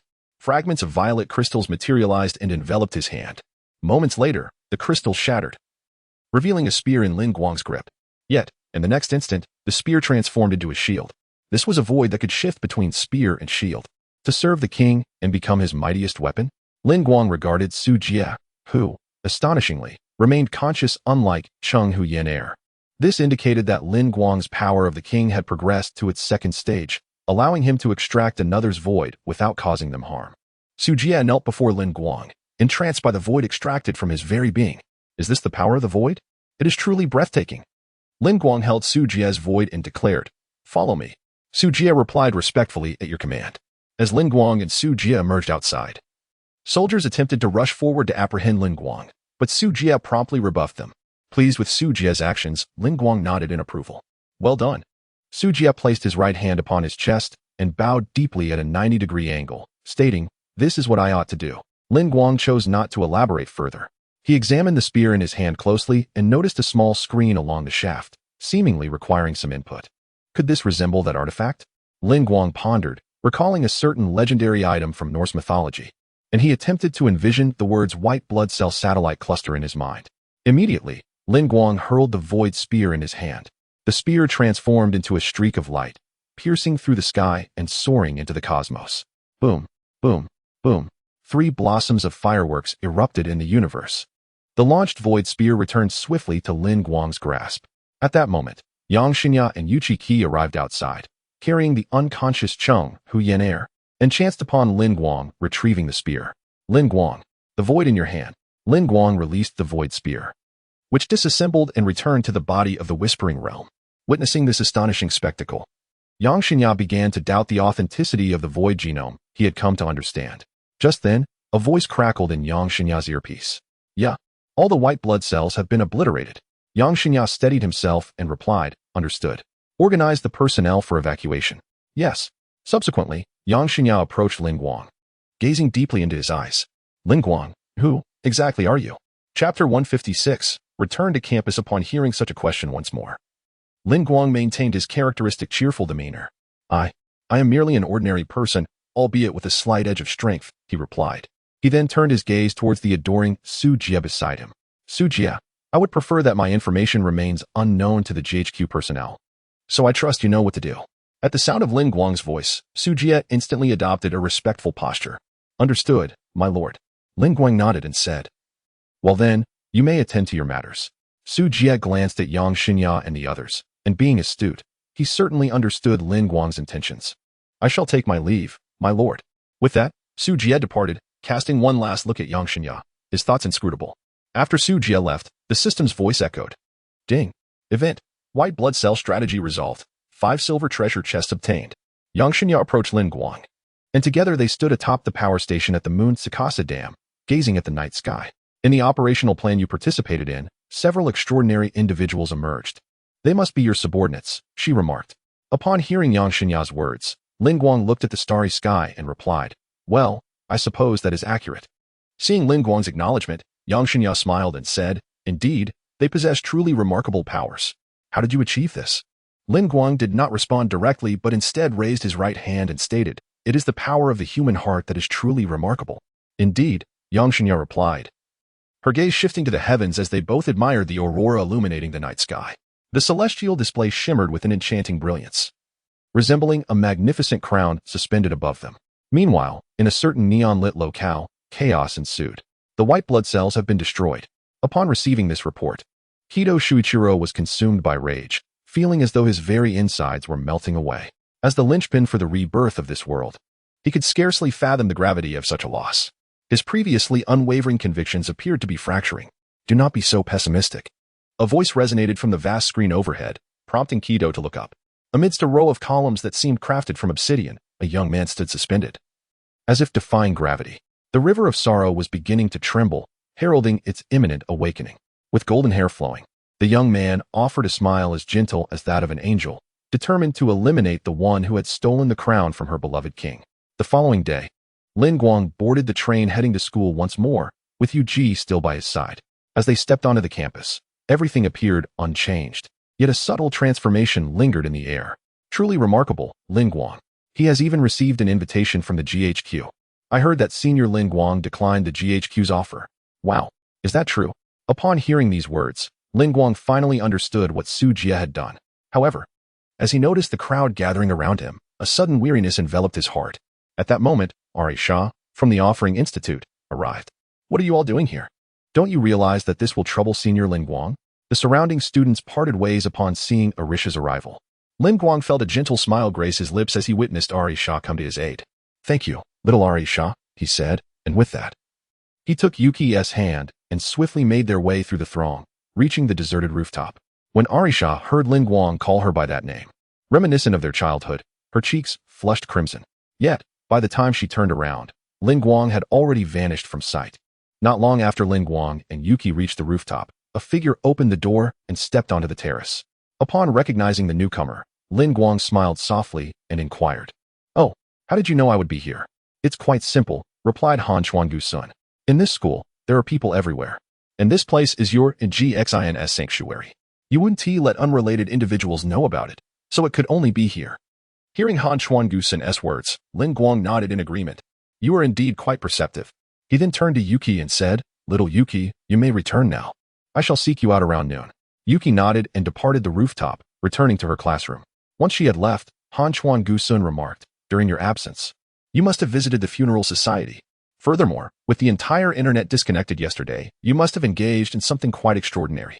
I did not expect you to return to school today, and news of GHQ inviting you has spread, suggesting there must be some arrangement between the funeral society and GHQ. I surmise that this arrangement pertains to you. Lin Guang found himself increasingly admiring Han Chuan-gu-sun after this dialogue. With a smile, he responded, Most of what you said is correct, yet you still underestimate me. With that, he patted Han Chuan-gu-sun on the shoulder and departed the rooftop. As Han Chuan-gu-sun watched Lin Guang's receding figure, he called out, Am I qualified now? Rest assured, your time will come soon. Lin Guang left behind those words before vanishing into the corridor. Han Chuan-gu-sun, upon hearing Lin Guang's statement, felt a resolute expression settle upon his face. I will surely prove my worth to you. Meanwhile, as the students attended their classes, Lin Guang returned to his desk within the student council. Indeed, this leisurely life felt most comfortable. Suddenly, a girl's voice echoed from behind him. So where has Big Brother been wandering off to during this time? Lin Guang turned to see the irate Arisha. Her cheeks puffed in frustration. Without warning, Arisha lunged into Lin Guang's embrace, sobbing, Big Brother, could you please refrain from disappearing so suddenly? I truly worry about you. Lin Guang gently patted the head of Arisha, the revered figure, and inquired, Where has that noble Arisha, who looks down upon everyone, gone? All I see is a little one sniffling. Arisha huffed in response, Humph. Since it's just you here, I have no intention of putting on that facade. It is simply too exhausting. Upon hearing this, Lin Guang burst into laughter. Ha. As Lin Guang laughed, Arisha couldn't help but join in the merriment. Suddenly, Arisha recalled something. Brother, tomorrow, grandfather is hosting a banquet. Will you be attending? Where will it be? On the family's cruise ship. Will you come, brother? After pondering for a moment, Lin Guang replied, Then I shall go. It has been quite a while since I last saw the old man, and I have some matters I wish to discuss with him. Chapter 157. The banquet. As night enveloped the sky, a luxurious cruise ship glided serenely across the tranquil sea. For nearly a decade, our Neon had been under the dominion of the GHQ. The duration of our covert existence had been excessively prolonged. It is imperative that we, the people of Neon, rekindle our spirit and rise on our own accord. An elderly man, with hair and beard flecked with gray, stood before a gathering of distinguished individuals, delivering a fervent speech.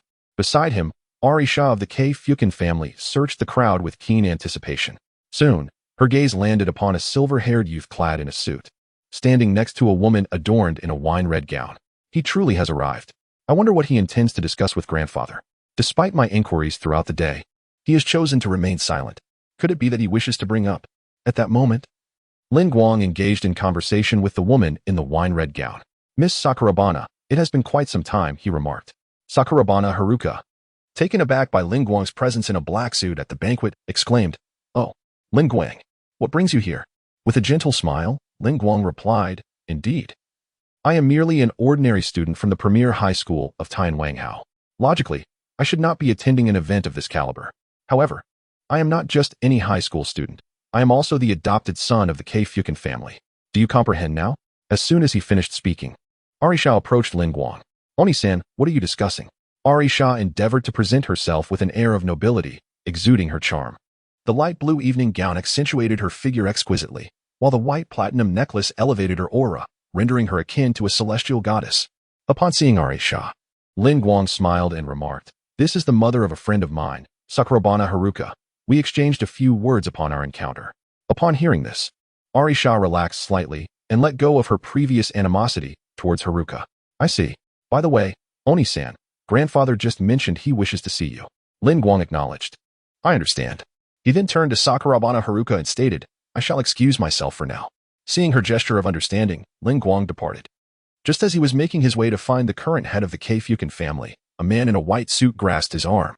I intended to inform you, but I didn't realize you had already arrived.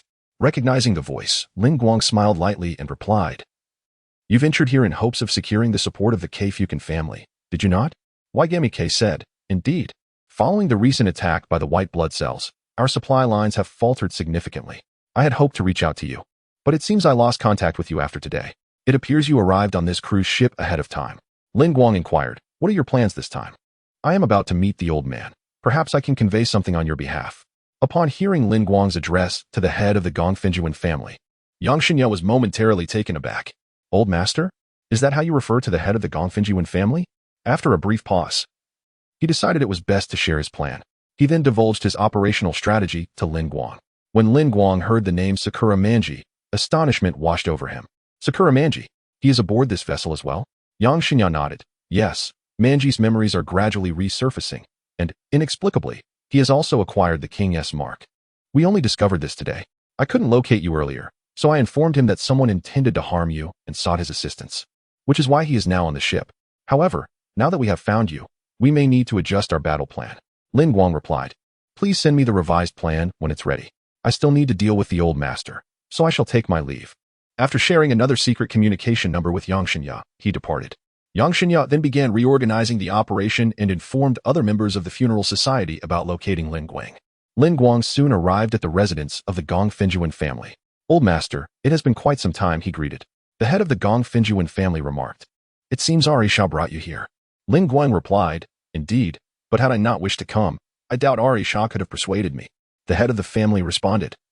It appears Ari Sha will never be free from your influence. I find it quite unsettling to entrust the Gongfinjuan group to her. At that moment, Lin Guang's communicator unexpectedly chimed. Pardon me, he said, glancing at the message. It was from Su Jia. The newly appointed Agurman Tang has received a report indicating that the cruise ship you are on is to be sunk. Should I take some measures? Lin Guang simply replied with a curt acknowledgement and turned to the head of the Gongfinjuan family. Old master, it seems GHQ is already aware of the situation aboard this cruise ship. I wonder what your course of action will be. Upon hearing this, the bodyguard behind the head of the Gongfinjuan family assumed a stance as if to draw a weapon, and the old man's voice grew stern. What do you mean by that? Lin Guang turned and chuckled softly. I have now joined the funeral society. With that, he departed, leaving the head of the Gongfinjuan family lost in thought. Lin Guang received the new plan from Yang Xinya, and as he reviewed the operational details, a smile crept across his face. Sakura Manji has suddenly acquired the void genome. Ah, this must be the work of the divine consciousness, he mused. After putting away his communicator, Lin Guang activated his inner sight and swiftly located Gongfinjuan Ari Sha. At that moment, she was being invited to dance by a group of people. With a gentle smile, Lin Guang made his way towards her. Yang Xinya appeared beside him and said, The missile is about to be launched. You need to take Gongfinjuan Ari Sha to the aft deck. Their attack will originate from there. Lin Guang nodded and said, I understand. You should speak with the old master. I believe he will be receptive to your words.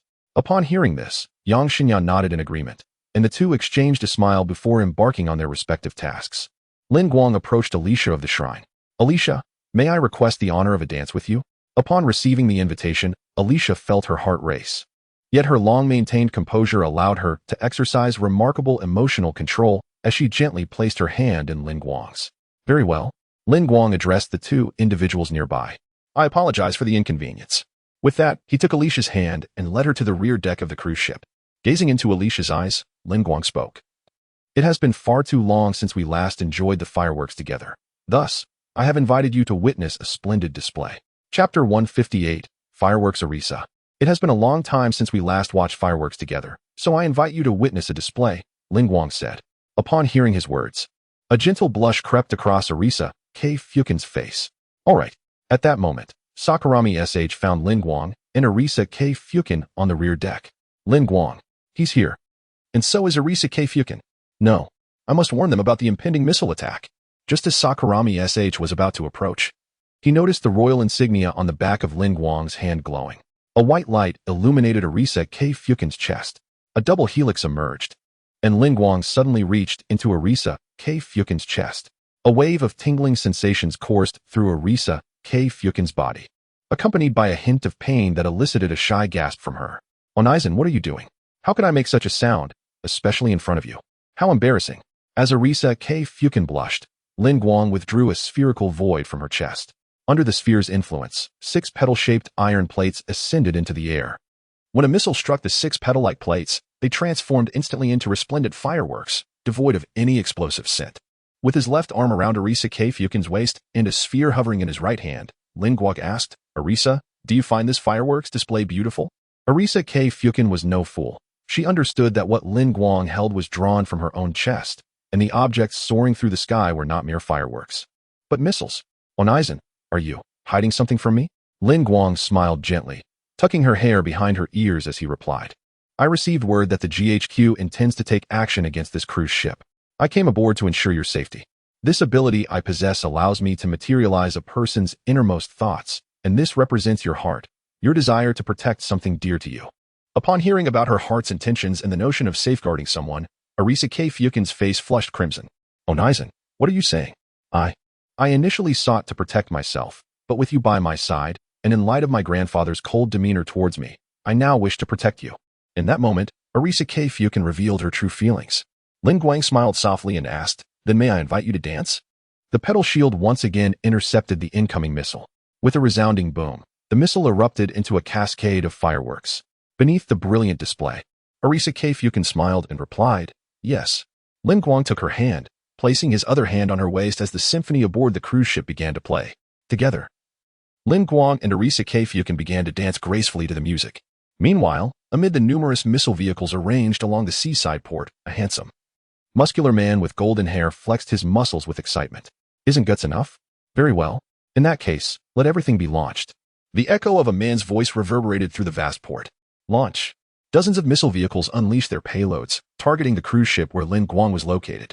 Yet, Lin Guang and the revered Arisa seemed blissfully unaware, continuing to glide gracefully to the symphonic melodies. As the missiles approached, petal-like hexagonal shields dispersed, intercepting 6 incoming projectiles. The moment the missiles made contact with the shields, they transformed into a dazzling spectacle of fireworks, scattering like starlight above the cruise ship. However, the revelers aboard appeared completely oblivious, continuing to dance in harmony with the music. The relentless barrage of missiles did not disturb Lin Guang and Arisa in the slightest. Fireworks bloomed continuously in the sky. On the rear deck, Sakuma Shiki gazed blankly at the void above, where the missiles had vanished. Was that truly the void? It could even fend off missiles. No wonder Lin Guang had said that knowing this would lead to a monumental shift in life. Shiki glanced at the black mark of the king inscribed on his right hand. It's all right, as long as I embrace this one-time adventure. My life will return to tranquility thereafter.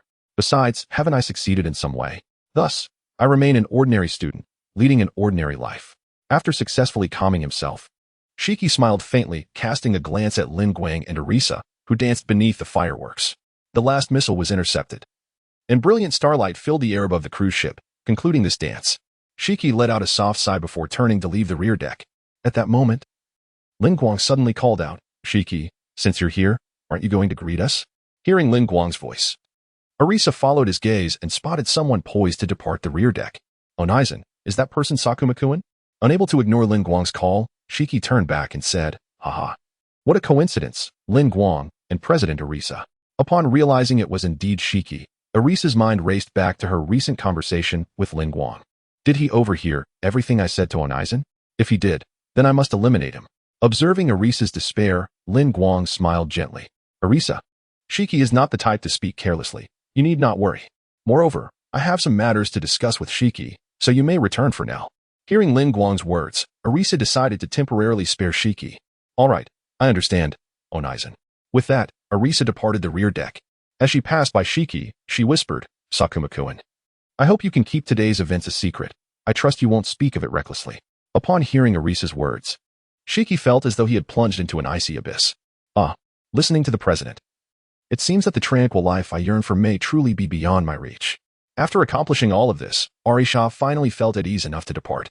Lin Guang approached Sakuma and remarked, That's just how Arisha is. You need not dwell on it. Upon hearing Lin Guang's voice, Sakuma felt a slight sense of relief. Yes, I understand. But I truly did not anticipate that you, Lin Guang, are the brother of the president of the offering house. Lin Guang smiled gently and replied, You need not overthink it. I remain the same person I have always been. I am not Arisha's biological brother, merely an adopted son of the offering family. Moreover, I do not particularly enjoy the atmosphere of the offering house, which is why I chose to move out. Hearing Lin Guang's words, Sakuma was puzzled by his motivations. Was it that the cruise was unappealing, or was the grand villa uncomfortable? At that moment, Lin Guang suddenly inquired, I have heard that the funeral society has approached you? Chapter 159. The banquet concludes upon hearing Lin Guang's words. Sakuma Ichiru recalled Lin Guang's previously mentioned abilities that mirrored his own. So you too are a member of the funeral society. Moreover, I noticed that Yuzuki Kyuko was also with them. Therefore, what you referred to that day was indeed the funeral society, correct? Lin Guang affirmed. Yes. But it's not entirely so. This world is not as simple as you envision. Despite all I have done, you are still destined to be ensnared in this vortex. What a pity. With that, Lin Guang patted Sakuma Ichiro on the shoulder and departed from the rear deck. Sakuma Ichiro found Lin Guang's words incomprehensible. Yet he sensed that he was seemingly fated to be unable to lead a tranquil existence. Fragments of memories flickered in his mind, yet they felt foreign, accompanied by an instinctive resistance deep within him. Meanwhile, the venerable Kofunoin made contact with the Shifune. I have learned of your methods to prevent the establishment of a second white blood cell. Having witnessed it firsthand, it is certainly credible. Ultimately, I wish to inquire whether Kofunoin Guanglin has joined your ranks. After a brief silence, Shifune responded, of course. The voice of Kofunoin echoed through the communicator. Understood. It's a deal. Receiving the affirmation from Kofunoin, Shifune expressed gratitude, saying, thank you very much. I shall relay this faithfully to Q. After the call concluded, Shifune turned to the other members behind him and proclaimed, good news. The Kofunoin group will provide us with domestic channels. The group erupted in excitement upon hearing this uplifting news. Following the banquet, Lin Guang disembarked from the Kofunoin family's cruise ship. Upon returning home, he found Yuzuki Kyuko seated inside. What a delightful habit it is to intrude upon others' homes, Yuzuki Kyuko remarked with a gentle smile. Kyuko let us in. So it is not truly an intrusion. Lin Guang cast a melancholic glance at Yuzuki Kyuko, who appeared somewhat uneasy, seemingly concerned about Lin Guang's feelings. At that moment, Yuzuki Kyuko suddenly stated, the Kofunoin group has reached an agreement with us, so in 3 days, we shall prepare to infiltrate GHQ's base on the island. Lin Guang rested his hands behind his head and inquired, infiltrate GHQ's base? Are you intending to steal something from them? Yuzuki Kyuko replied, the origin stone. Do you know of it? Lin Guang paused, taken aback, and replied, no, what is that? Yuzuki Kyuko regarded him intently and said, once we obtain it, you will understand. Lin Guang feigned indifference to Yuzuki Kyuko's secrecy, for he was already aware of the origin stone's significance. He adopted a nonchalant demeanor and asked, all right then. What do you require of me? Yuzuki Kyuko glanced at the nearby computer and proposed, option 1, let Shiojia handle it, to disable all security measures there. Before she could finish, Lin Guang promptly rejected the suggestion. I'm afraid not. The realm of whispers still has other purposes for me. Please, share another plan. With a sigh, Yang Xinya replied, this proposal is the most expedient option. Since you are reluctant, we shall proceed with it, albeit with some complications. With that, Yang Xinya turned the computer in his hands towards Lin Guang. On the screen appeared the visage of a young man, clad unmistakably in the uniform of the prestigious Taian Wanghao First High School. Sakata Kaido, a second-year student from Class A, and seemingly a friend of Sakurama Shu. Lin Guang recalled the information gleaned by the funeral society and took a moment to remember this individual. Indeed, Yang Xinya continued. Since you are unwilling to utilize the realm of whispers, we shall need to enlist this person's void to assist us in breaching the security of the GHQ base. Lin Guang spread his hands in exasperation. But I am not well acquainted with him. Are you suggesting I extract his void? Moreover, I seem capable of extracting the void without rendering him unconscious, which means he will undoubtedly realize our intentions. What then is your plan? Yang Xinya chuckled softly before responding. You could invite Sakurama and the others on a trip, and since this individual is skilled in photography, you can take him along under the pretense of wanting beautiful photographs. As for your concern, once we extract the void, simply render him unconscious. Lin Guang couldn't help but chuckle at the simplicity of the suggestion. Knock him out? How bluntly straightforward. All right, I understand. Upon hearing Lin Guang's agreement, Yang Xinya rose, declaring, very well, it is settled.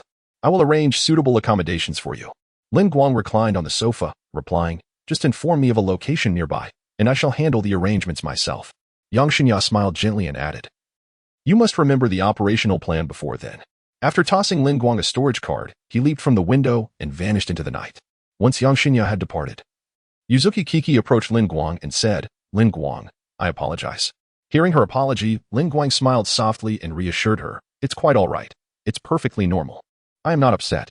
If you truly feel remorseful, then let your lap serve as my pillow for a moment. Tilting her head in curiosity, Yuzuki Kiki sat on the sofa and gently patted her thigh. Is that so? Lin Guang smiled again and rested his head upon her lap, closing his eyes. Yes, just like that. As Lin Guang settled against her, he caught a whiff of the sweet fragrance emanating from the girl, combined with the softness beneath his head. And before he knew it, he had drifted into slumber. Observing Lin Guang asleep, Yuzuki Kiki's face lit up with a joyful smile. Meanwhile, within Lin Guang's inner spirit realm, the butterfly Kanai looked upon the pink-haired girl before her, her expression radiating warmth and tenderness. Ah, yet another young girl has developed an infatuation for Xiao Guang. Indeed. He remains as charming as ever.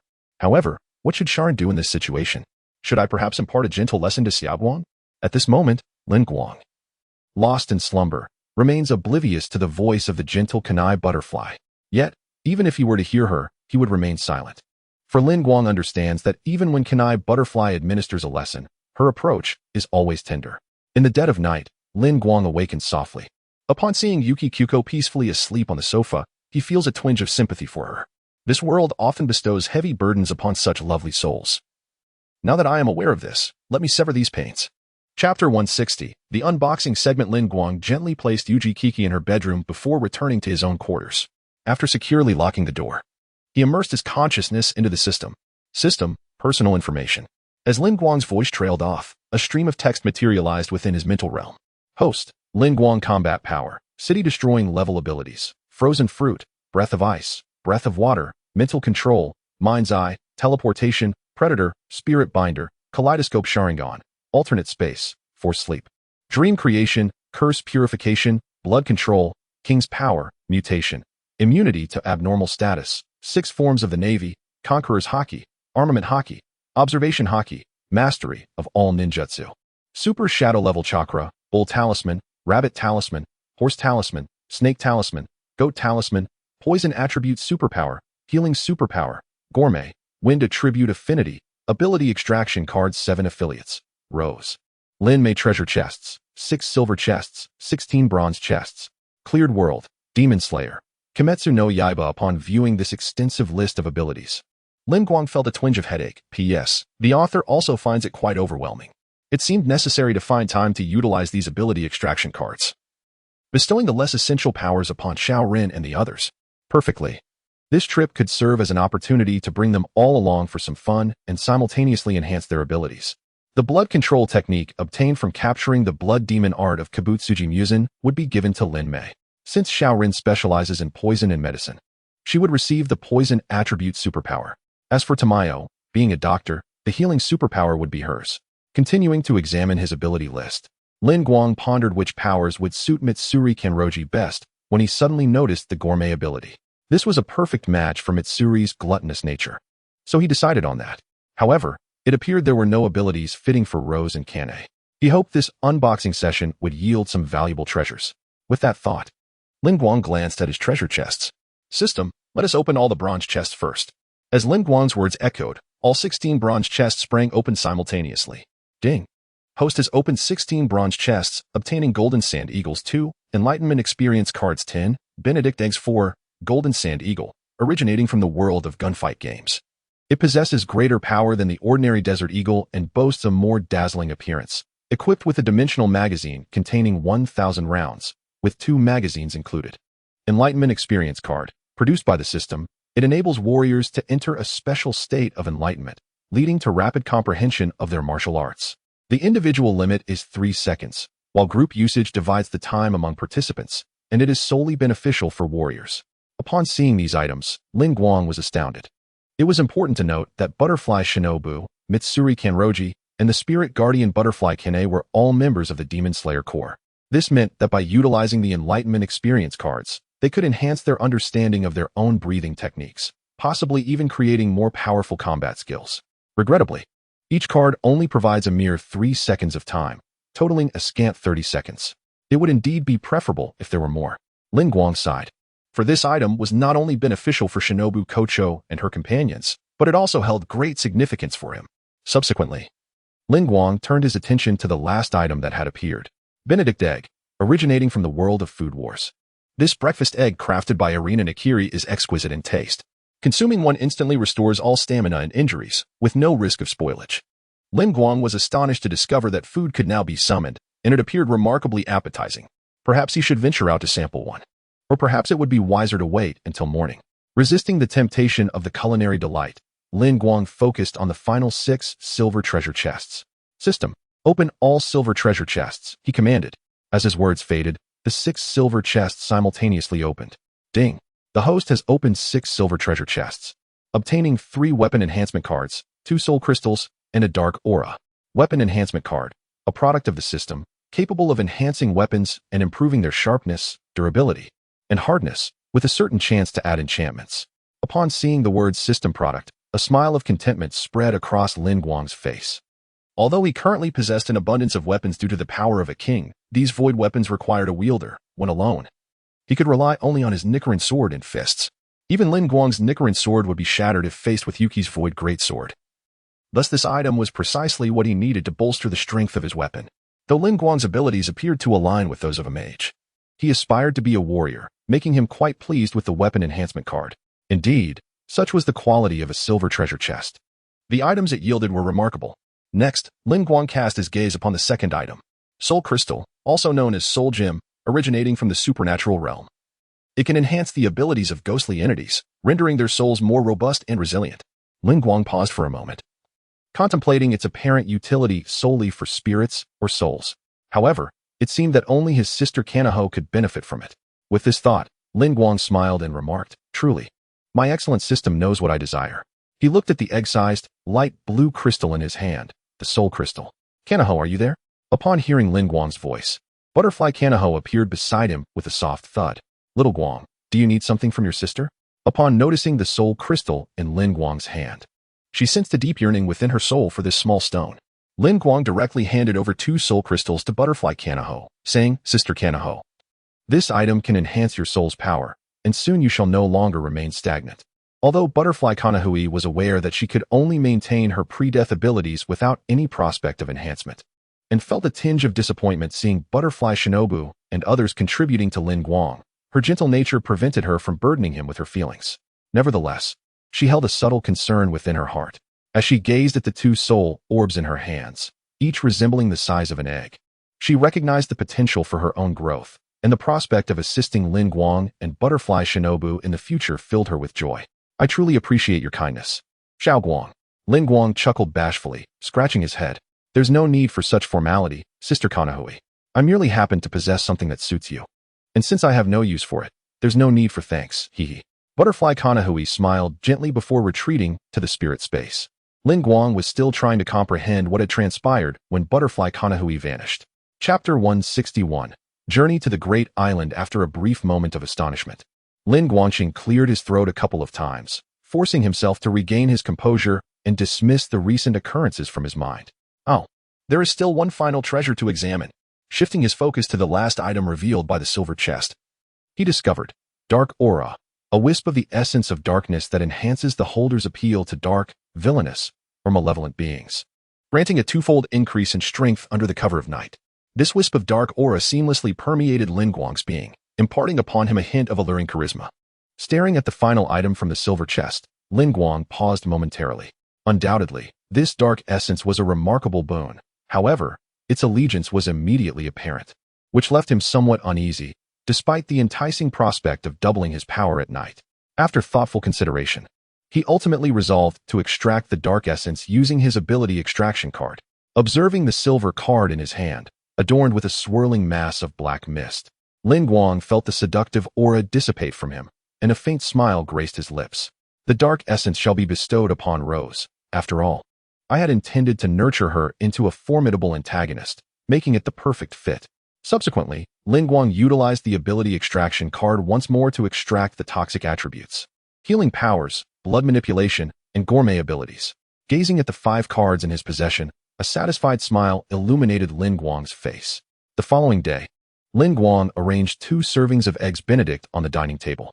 The enticing aroma wafting from the 2 plates stirred both Lin Guang and Yuchi's appetites. Lin Guang, can this truly be eaten? It looks so exquisite," Yuchi exclaimed. Hearing her words, Lin Guang chuckled softly. "Of course it can. Let us savor the flavor together." With that, he began to taste the eggs Benedict before him. As the first bite graced his lips, an indescribable deliciousness engulfed his palate. In that fleeting moment, Lin Guang felt as though his very garments might burst apart. "Delicious," he exclaimed, instantly overwhelmed by the sensation akin to that of Rengoku Kaijuro in a culinary frenzy. Observing Lin Guang's reaction, Yuchi eagerly commenced her own feast of the splendid eggs Benedict. A piece of muffin, adorned with rich egg yolk and crispy bacon, complemented by a sprinkle of fish roe, melded together in her mouth, unleashing an unparalleled wave of flavor. Even for Yuchi, who often struggled with expressing emotions, this exquisite taste left her at a loss for words. She could only convey her delight through her enthusiastic actions. Before long, the two had finished this extraordinary breakfast. Yuchi's cheeks flushed slightly, and she found it difficult to meet Lin Guang's gaze. This sensation was undeniably embarrassing.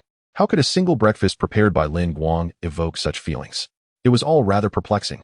Indeed, since Lin Guang had presented the dish, Yuchi mistakenly believed that he had prepared the eggs Benedict.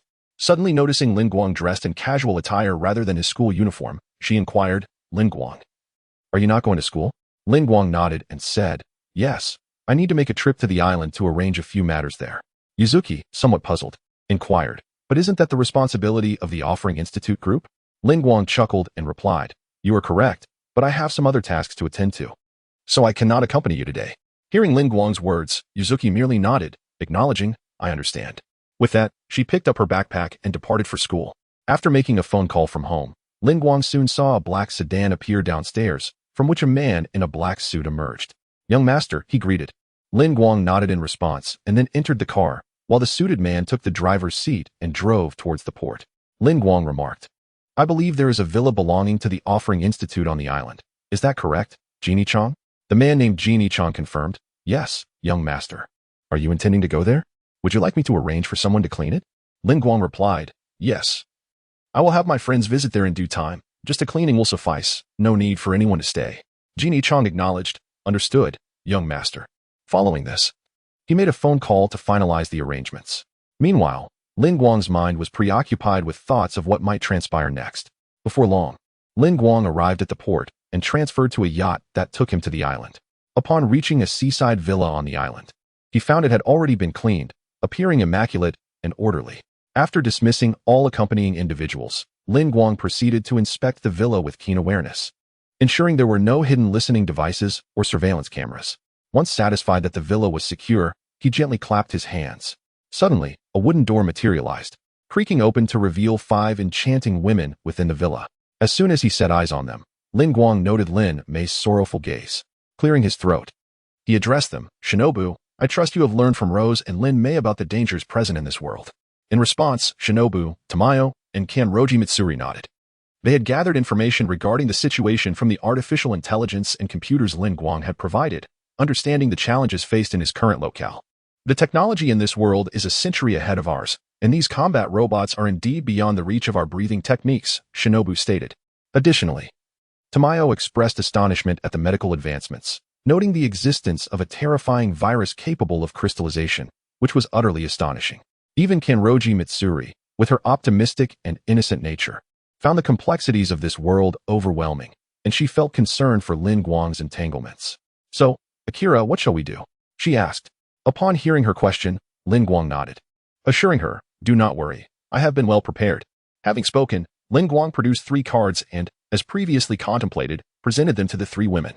Each card contained a unique ability, merely requiring placement upon the forehead to activate. Although the 3 women found this gesture somewhat peculiar, they complied with Lin Guang's instructions. As the 3 cards simultaneously transformed into starlight, they entered the bodies of the 3 women. Poisonous attribute abilities? I sensed something unusual stirring within me. Butterfly Shinobu extended her right hand, from which a delicate purple mist of toxin began to emanate. Chapter 162. Enhancement. Kaneo Tsuyuri extended her right hand, and a mist of pale purple poison emerged. With a swift motion, she enveloped a nearby potted plant in the toxic haze. Within mere seconds, the plant wilted entirely. "Wow, that's truly impressive," Mitsuri Kanroji exclaimed, giving Kaneo a double thumbs up. However, she pondered, why does this skill feel somewhat peculiar? As she spoke, Mitsuri activated her ability, summoning 2 large pink mouths behind her, seemingly eager to consume something. In an instant, the mouths voraciously devoured the poisoned potted plant. After finishing their meal, the mouths retreated back into Mitsuri's form. Drawing her Nichiren blade, Mitsuri remarked, "It seems I've acquired some kind of poison." At that moment, her pink blade appeared to be coated in a mysterious substance, glistening under the light. It seemed that she had merely extracted the toxin from the plant, a fleeting power that would dissipate after a single use. Mitsuri gazed curiously at Lin Guang. He smiled gently and patted her head, saying, "Your ability allows you to grow stronger simply by consuming food. The more you eat, the more powerful you become, without any weight gain. Mitsuri's face lit up with joy upon hearing Lin Guang's words. Really? Of course. That is absolutely wonderful. The thought of being able to eat, grow stronger, and assist Lin Guang made Mitsuri so elated that she felt hungry. Noticing that Tamayo remained silent, Lin Guang added, if anyone among us gets injured in the future, we shall rely on you.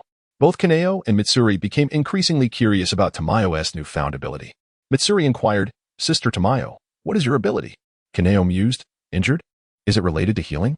Tamayo, a bit shy, replied, well, it seems I possess a healing ability, specifically to mend wounds. Kaneo was astonished, exclaiming, Isn't that incredible? This means we need not fear injuries anymore. We can venture out with Lin Guang without worry. No wonder he said that. Tamayo, somewhat incredulous, asked, is that true?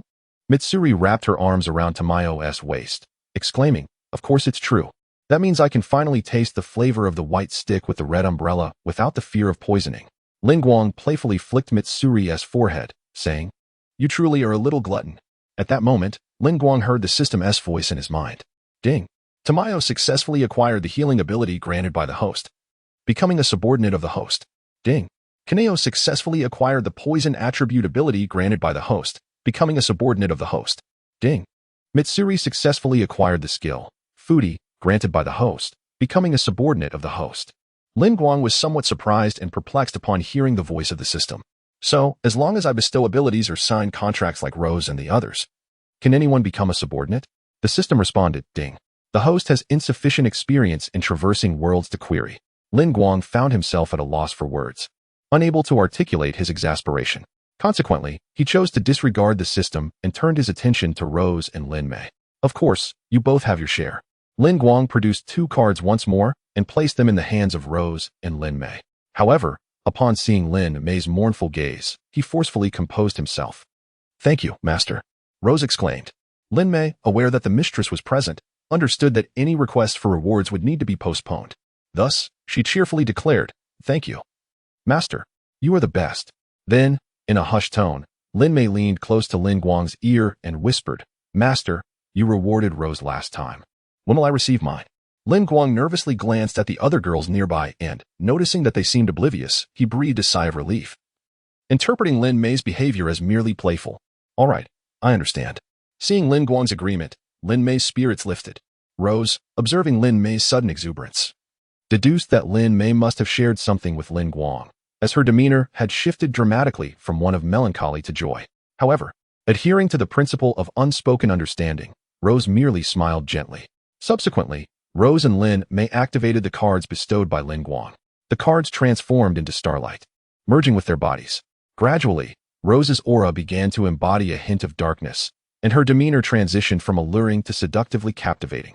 Lin Mei felt as though she had complete dominion over her blood, able to control its flow and cessation with effortless grace. The trio of butterfly ninjas sensed the transformation in Rose's essence and felt an unease stirring within them. At that moment, Lin Guang spoke, Rose, what I have granted you is a dark aura that will double your strength at night. However, it may attract the attention of nefarious individuals while causing discomfort to the virtuous. Are you prepared to accept this? Upon hearing Lin Guang's words, the butterfly ninjas understood the source of their sudden unease and swiftly dismissed the feeling. Kneeling on one knee before Lin Guang, Rose declared, regardless of your decisions, master, even if it leads into darkness, I shall voice no objections. Hearing Rose's unwavering loyalty only strengthened the butterfly ninja's admiration for her. Lin Mei, having received the blood control ability, felt a sense of familiarity with the skill, attributing it to Lin Guang's prior usage without further contemplation. Like Rose, she also knelt before Lin Guang and professed, Mei will do whatever master commands. No matter the circumstances, I shall strive to fulfill it. Lin Guang smiled gently, then helped Rose and Lin Mei to their feet. I am certainly aware of your sentiments, and there's no need for further words. Now that we have arrived here, with the seaside just outside, let us indulge in a moment of relaxation. Upon hearing the mention of the seaside, the ladies brightened with joy, eagerly engaging in discussions about their attire. Lin Guang grasped his shirt and trousers, and with a swift motion, transformed his appearance to that of a mere swimsuit. Let us set off. At that moment, Butterfly Ninja remarked, you go ahead, we shall join you shortly. Lin Guang gave a thumbs up in response, exclaiming, no problem. Chapter 163. Relaxation by the seaside of the villa. Lin Guang had already set up 2 sun umbrellas, comfortably seated on a beach chair, quietly awaiting the day. A few bikini-clad beauties approached him, attempting to strike up a conversation. Although some were quite attractive, Lin Guang found them lacking in comparison to the elegance of Butterfly Ninja and her companions, and he politely declined their advances. Soon, a burst of laughter echoed nearby. Following the sound, Lin Guang turned his head, only to be struck in the face by 2 balls, burying his visage momentarily. "Master!" The voice revealed it was the impish Lin Mei who had playfully knocked into him. At that moment, Rose approached, chiding, "Lin Mei, you might suffocate our master like this. Come down at once." A mischievous smile adorned her face, causing the men around to momentarily hold their breath, as if they could sense the impending suffocation. Initially, Lin Mei was reluctant to comply. But upon hearing Butterfly Ninja's playful remark, "Little Mei, aren't you coming down?" she trembled slightly and promptly descended. "Ninja sister, I was just joking. See, I'm down now." Butterfly Ninja smiled gently, responding, "Yes, that's a good child." After the playful encounter, Lin Guang finally emerged into the light, just in time to witness Lin Mei, adorned in a light green bikini and styled in a high ponytail, playfully clinging to Butterfly Ninja. Rose, in a black bikini that accentuated her curves, left an alluring deep neckline visible. Butterfly Ninja donned a purple bikini with butterfly patterns, its neck and back tied with strings, revealing her flawless waist. The triangular bottom, also adorned with butterfly motifs, was similarly strung, giving her a strikingly sensual appearance. As Butterfly Ninja finished attending to Lin Mei, her gaze met Lin Guang's, and upon seeing his expression, she felt a swell of satisfaction, though her cheeks betrayed a hint of rosy embarrassment. "What do you think? Is it all right?" Lin Guang applauded. "Stunning, simply perfect." Hearing his praise, a proud smile graced Butterfly Ninja's lips. At that moment, Lin Guang noticed Kanroji Mitsuri timidly hiding behind Rose, hesitant to emerge. He called out, "Mitsuri." Hearing his voice, Kanroji Mitsuri cautiously peeked out, stammering, A Guang." Lin Guang inquired, "What is the matter?" Rose smiled gently, then commented, "Miss Mitsuri is feeling too shy to come out." With that, she spun around, bringing Kanroji Mitsuri forward to stand before Lin Guang. Mitsuri wore a pink bikini that accentuated her delicate waist and showcased her toned abs. Upon seeing Lin Guang so close, her face flushed crimson. "Mitsuri is still as easily embarrassed as ever," Lin Guang remarked, gently ruffling her hair, which helped ease her nerves. Looking into her eyes, he added, "You look wonderful like this." Having spoken, Lin Guang began to search for Zhu Shi's figure and soon discovered her emerging in a rather modest swimsuit. Yet, it could not obscure her allure. Instead, her physique and grace were exquisitely accentuated by the one-piece design. Approaching Lin Guang, Zhu Shi awkwardly remarked, "Indeed, I find myself somewhat unaccustomed to this." Upon hearing her words, Lin Guang glanced around, noticing the nearby men casting their gazes in their direction. He suggested, "If you feel uncomfortable, perhaps we should return." However, Zhu Shi quickly grasped his wrist, asserting, "It's all right, since you expressed a desire to come out and enjoy. How could we possibly return now?" Lin Guang smiled gently and took her hand, saying, "In that case, let us set sail." No sooner had he spoken than a magnificent yacht, resplendent in white and boasting a striking curved silhouette, approached them. With a length nearing 100 meters and a width of over 20 meters, it was a luxurious vessel. Lin Guang had anticipated all possible scenarios and had made ample preparations. "Let us go," he declared, making his way towards a small harbor. The harbor was devoid of vessels, save for the opulent yacht that Lin Guang had summoned. Lin Guang first led Butterfly Ninja and the others to the upper deck, where they each selected a lavish room. Each chamber was splendidly appointed, replete with modern amenities and designed with expansive floor-to-ceiling windows that offered uninterrupted views of the boundless sea. Once everyone was ready, Lin Guang instructed the captain to set sail. As they distanced themselves from the shore, Lin Guang guided Butterfly Ninja and her companions to the aft deck of the yacht. This deck featured a swimming pool, flanked by 2 sun umbrellas and 4 beach chairs. Between each pair of chairs was a small round table adorned with an array of beverages. Apart from Lin Guang and his companions, no staff were present on the deck, a deliberate choice by Lin Guang to ensure a relaxing experience. Without hesitation, Lin Guang took Zhu Shi's hand and leaped into the pool. "Master, I want to join," exclaimed Lin Mei, following suit. Rose smiled softly and joined them, while Butterfly Ninja and Kanroji Mitsuri soon followed. Lin Mei and Kanroji Mitsuri playfully splashed water at one another, and Zhu Shi quickly joined in their merriment. As if returning to her youthful days, Lin Guang observed this joyful scene, a smile gracing his face. "How fortunate it is to be in your company." At that moment, Butterfly Ninja emerged from the pool, draped in a towel, and seated herself beside Lin Guang. "Guang, why didn't you invite sister to join us?" Lin Guang recalled the 2 soul gems he had given to Butterfly Kane and replied, Sister Kane is likely in the midst of a breakthrough and seems unable to join us for the time being. Upon hearing this, Butterfly Ninja nodded and remarked, It has been ages since we last had such fun by the sea. I never expected Sister would choose this moment to break through. Butterfly Shinobu lingered beside Lin Guang. Having traversed worlds and been immersed in the baptism of advanced technology, she no longer felt astonished by his words, for anything seemed possible in his presence.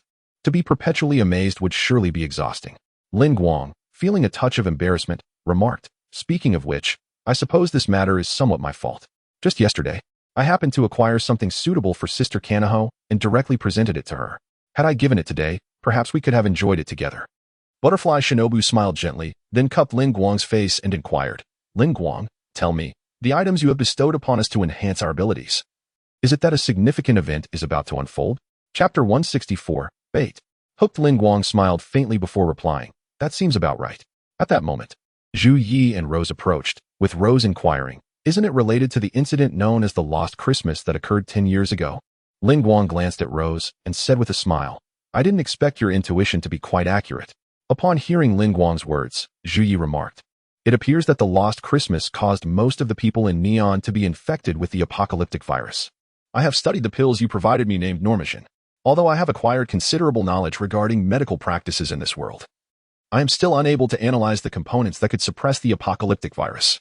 If the apocalyptic virus were to erupt again, I am uncertain if the healing abilities I have just obtained would suffice to treat those infected. Lin Guang replied, Zhu Yi is correct. The apocalyptic virus may very well break out again, and my purpose this time is to see if we can address this issue. Hearing Lin Guang, Butterfly Shin instinctively grasped his hand. Zhu Yi and Rose were momentarily at a loss for words. Lin Guang gently patted Butterfly Shin's hand and reassured her, Do not worry. Even if the apocalyptic virus erupts this time, it will not spread uncontrollably. Butterfly Shin responded, I understand. Just tell us what we should do. Lin Guang chuckled. As expected of my wife, come here for a kiss. Upon witnessing Lin Guang's sudden display of shamelessness, Butterfly Shin's cheeks flushed as she playfully punched him in the face. Rose and Zhu Yi are still here. You rogue. Although Butterfly Shin did not oppose kissing Lin Guang, she felt a touch of shyness in front of Zhu Yi and Rose. With a huff, she took Zhu Yi and Rose by the hand and left the beach chair. Let's go. Let him be here alone. As night approached, Lin Guang instructed the yacht to return to the main island. After arriving at the villa, Butterfly Shin and the other 2 women, having exhausted themselves from play, retired early. Meanwhile, Lin Guang lay on his bed in his room, messaging Sakura Manji. Manji, I'm here on the main island. Want to come over and hang out? Main island? What are you doing there? I'm just here for a vacation. But it feels a bit lonely by myself, so bring Shiki along as well. Is that really okay? Of course. Why not invite your club members as well? The more, the merrier. That can work. But, don't worry. I'll cover all the expenses. You must come. With that, Lin Guang hung up the communication. On the other side, Sakura Manji sighed at her phone. Sigh, Lin Guang is still the same. Well, I might as well inform them. With that, she began contacting Keibarai Shiki, class president, Kankawa Tanaka, and Tamagawa Sada. Back to Lin Guang. The following morning, Lin Guang's communicator emitted a series of beeps. Beep beep, beep beep. Lin Guang was roused from his slumber, rubbing his eyes as he reached for the communicator beside him. Lin Guang, we shall arrive shortly. Are you on the island now? Came a man's voice through the device. It was the voice of Yang Shinya. Oh, you all have arrived, huh? I'll sleep a little longer. With that, Lin Guang abruptly ended the call. Yang Shinya, taken aback by Lin Guang's apparent lack of wakefulness, exchanged glances with Si Fini, who seemed to sense that something was amiss. Is there an issue with Lin Guang? Si Fini inquired. Yang Shinya was at a loss for words regarding Lin Guang's condition. Thus, he instructed, Ding, please locate Lin Guang's communication position. Once we land on the island, we shall proceed there and follow our original plan. Though the others were puzzled by Yang Shunya's directive, they complied without question. Soon, Ding confirmed Lin Guang's location. Found it. I'll share the coordinates with you all. After receiving Lin Guang's position, the group began their preparations. Meanwhile, Lin Guang remained blissfully unaware that Yang Shinya and the others had reached the island, still lost in dreams. As noon approached, Lin Guang finally awoke. At that moment, the communicator emitted a series of beeps. Beep beep, beep beep. Lin Guang picked up the device, only to find it was Sakura Manju. Manju, what is the update? He inquired. Feeling a bit bashful, Manju replied, Well, I've spoken to everyone. Komiko, Kusama, and Gusun have agreed to go. But Sada said he has other commitments and won't be joining. Hearing this less-than-ideal news, Lin Guang sighed. Ah. It's a pity no one will be taking photos, but it's all right. I've called Xiaoqi as well. With so many of us, we can certainly snap a few pictures. Suddenly, another male voice emerged from the communicator. Manju, are you really going on the trip to the island? Sakura Manju, slightly confused, responded. Yes, Lin Guang invited us. Is there a problem, Sada? Sada from the Soul Hall replied. I believe I heard you need someone to take photos. So I'll join you. I am, after all, a key member of our club. Sakura Manju, puzzled, said, but didn't you say? Sada promptly interrupted. No worries, that matter is already resolved. Thus, I can accompany you all. Manju, unsure of how to respond, merely nodded in agreement. Subsequently, Sakura Manju turned to Lin Guang. Lin Guang, Sada can come along now, right? Lin Guang smiled gently. Ah, it seems the fish has willingly taken the bait. Yes, that is perfectly fine. I will await you all on the island tomorrow. Let us not miss each other. Chapter 165. The arrangement very well. I shall await your arrival on the island tomorrow. Let us not miss each other. After concluding the communication, a knowing smile graced Lin Guang's face. He then sent a dossier to Jin Long and promptly initiated another call. Jin Long, please arrange for the identities of these individuals. If possible, secure their admission into the esteemed Tianwanghao First High School. I have already forwarded their preliminary information to you. Do endeavor to finalize it within a week. Yes, young master, Jin Long responded. Lin Guang then ended the call. Being a trusted confidant within the Gongfeng Institute group, Lin Guang felt a sense of assurance in delegating such matters to Jin Long. Having completed these tasks, Lin Guang donned his attire and exited his chamber. Just then, he encountered Rose, who approached him with a mischievous grin. Did my master rise so late? Unfazed by her playful taunt, Lin Guang pinched her cheek lightly, teasing, little imp, are you feeling particularly cheeky today? Instead of retreating, Rose stepped closer. And how shall my master discipline me? With a gentle smile, Lin Guang replied, enough jesting. I have pressing matters to attend to today. You should remain here. With that, he turned and descended the stairs, leaving no trace of hesitation. Rose watched his retreating figure, her face alight with joy. Upon reaching the ground floor, Lin Guang found Shai placing lunch on the table. As he descended, Shai's cheeks flushed slightly, and she greeted him with a smile. Xiao Guang, you've come down just in time for lunch. Please join me. Seeing Shai's tender demeanor, Lin Guang responded with a smile. Indeed. However, his expression shifted when he beheld the spread before him. Sea cucumber, oysters, goji berry yam porridge. His lips twitched as he grasped Shai's arm. What is the meaning of this? Shai found his reaction amusing, her heart fluttering with delight. Xiao Guang, your expression is simply adorable. I wonder how Shaoran conceived such an idea. With a playful smile, she continued, it's nothing much, really. Being by the seaside allows us to prepare some seafood dishes.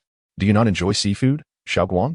Lin Guang, recognizing the gentle smile on Shai's face, pieced together the truth. Humph, it must be Shaoran who instructed you. I hadn't anticipated that you would also be led astray. Very well, I shall indulge. Regaining his composure, Lin Guang smiled softly. Not at all. How could I not appreciate your cooking? With that, he began to partake in the lavish meal laid before him. Unbeknownst to him, in the kitchen, Butterfly Shinobu observed in disbelief as Lin Guang devoured everything. She had prepared several ordinary dishes as well, which now seemed destined for her alone. After finishing his meal, Lin Guang turned and strode towards the door. After Lin Guang departed, Zhu Yi hastily entered the kitchen and inquired of Butterfly Shinobu. Shinobu, do you think we ought not to treat Xiao Guang this way? What if he truly? Butterfly Shinobu replied, it's of no consequence. Whatever was meant to happen has already transpired, so there is no need for concern. Meanwhile, as Lin Guang exited the villa, he spotted a blond man waiting by the roadside. Surrounded by such a multitude of beauties, it is no wonder you were still slumbering when I contacted you this morning. Indeed, you seem somewhat overworked. Upon hearing Yang Xinya's jest, Lin Guang retorted teasingly, there are quite a number of girls who admire you at the funeral home. And since the funeral home does not prohibit relationships between men and women, it should be quite effortless for you to find someone, shouldn't it? Yang Xinya's expression suddenly turned grave. At this stage, I cannot afford to become emotionally entangled. Of course, Yang Xinya did not complete his thought. He had a further sentiment regarding Yuki's emotional detachment, for otherwise, rescuing Jin Ming would become exceedingly arduous. Lin Guang remarked, very well, but I am curious about your ultimate objective. Yang Xinya cast a glance at the villa in the distance and replied, let us discuss this elsewhere. Lin Guang had no objections. Following Yang Xinya, the two arrived at a cemetery, standing before a cross-shaped gravestone resembling a ship's wheel. Dr. Korizumi Sakura, the foremost researcher of the apocalypse virus and the father of Sakura Kazuki, along with his family, were among those who discovered the origin stones.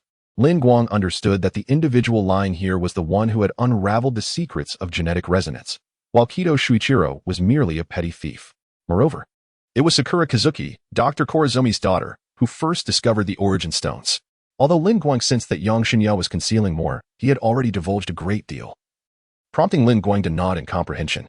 I see, he said. Yang Xinya continued. All my efforts over the past decade have been solely to embrace a woman with my own hands. Lin Guang feigned jest, saying, I never imagined there existed a woman who could so utterly captivate you. I am quite curious about her identity. Yang Xinya did not disclose this information, but instead led Lin Guang to a nearby shrine, gesturing toward it. Our target this time is that location. It serves as a secret base for the GHQ. Afterward, Yang Xinya handed Lin Guang a telescope, stating, Use this, and you shall understand. Lin Guang accepted the telescope and observed numerous laser setups at the shrine's entrance, finding the arrangements somewhat hasty. This setup is merely a precaution, Yang Xinya explained. If breached, the GHQ's secret base will receive an alert about the intrusion. Thus, we need to utilize the void of Soul Hall SATA to directly disable the safety measures. Furthermore, the internal security protocols of the base are far more intricate, so we must act swiftly. Lin Guang lowered the telescope, asking, So, the origin stone you seek is located there? Indeed, Yang Xinya affirmed. Lin Guang smiled gently as he returned the telescope to Yang Xinya. I have realized that once Sakura Manji and the others arrive tomorrow, we shall prepare to take action. With that, Lin Guang turned and departed from the scene. Yang Xinya cast a glance at Lin Guang, then at the secret base of GHQ below. I hope things can progress a bit faster. Time is truly of the essence. When Lin Guang returned to the villa, night had already fallen, and the 5 ladies within had long since prepared dinner, awaiting his arrival. Perhaps this way of life isn't so bad after all. Lin Guang had been waiting at the harbor for Sakura Manji's arrival, his face adorned with a beaming smile. The memory of yesterday's sumptuous feast filled him with uncontainable joy. Chapter 166. Arrival. At that moment, a pink ship approached the harbor. Yuki, accompanied by Sakamitsu and the 5 others, walked towards Lin Guang. Upon seeing Yuki and Sakamitsu, Lin Guang smiled gently and placed his hand on Sakamitsu's shoulder, saying, You have finally arrived. I have been waiting for you for quite some time. Sakamitsu looked at Lin Guang and replied with a hint of exasperation. Our class leader mentioned that this trip is essentially a club outing, so we must trouble you. As soon as these words left his lips, Kasumi Hanako, standing beside Sakamitsu, extended her right hand towards Lin Guang and said, Lin Guang-senpai, I hope to rely on your guidance over the next few days. Lin Guang smiled at the bespectacled girl with short hair and extended his hand to shake hers. I look forward to it. At that moment, Kyutaro Matsuri approached and remarked, Lin Guang, I never imagined you had concealed so much from both me and Sakamitsu. Lin Guang laughed heartily and replied, This is merely the place where my family once resided. I haven't returned in ages. If my family hadn't mentioned it a few days ago, I might have forgotten altogether. With a sweet smile, Kyutaro Matsuri responded, I see, then I must take a good look at the place you used to live. Just after she spoke, a faint blush crept onto her cheeks.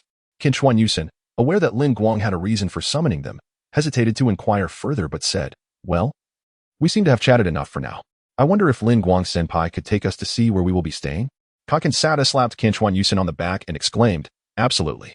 I have never seen a villa before, so Lin Guang-senpai, please take us to have a look. Lin Guang smiled slightly and replied, Of course, follow me. He glanced at Yuki, who nodded gently in response, confirming that no suspicious individuals were tailing them. Lin Guang led Sakamitsu and the others toward his villa. Soon, they arrived at the entrance of the villa, where Rose and Lin Mei stood on either side of the door. In unison, they greeted, Welcome home, young master. It was clear that the term young master had been requested by Lin Guang, as they referred to him thus in front of outsiders, while being more casual and private. Kyutaro Matsuri, Kaken-sata, and Kasumi Hanako, who followed closely behind Lin Guang, were utterly astonished. Kaken-sata's eyes widened in disbelief as he looked at Lin Mei and Rose, exclaiming, Incredible, they are indeed maids. Kasumi Hanako, equally incredulous, asked, What exactly does Lin Guang's family do? Lin Guang chuckled and replied, It's just a small business. It's nothing particularly impressive.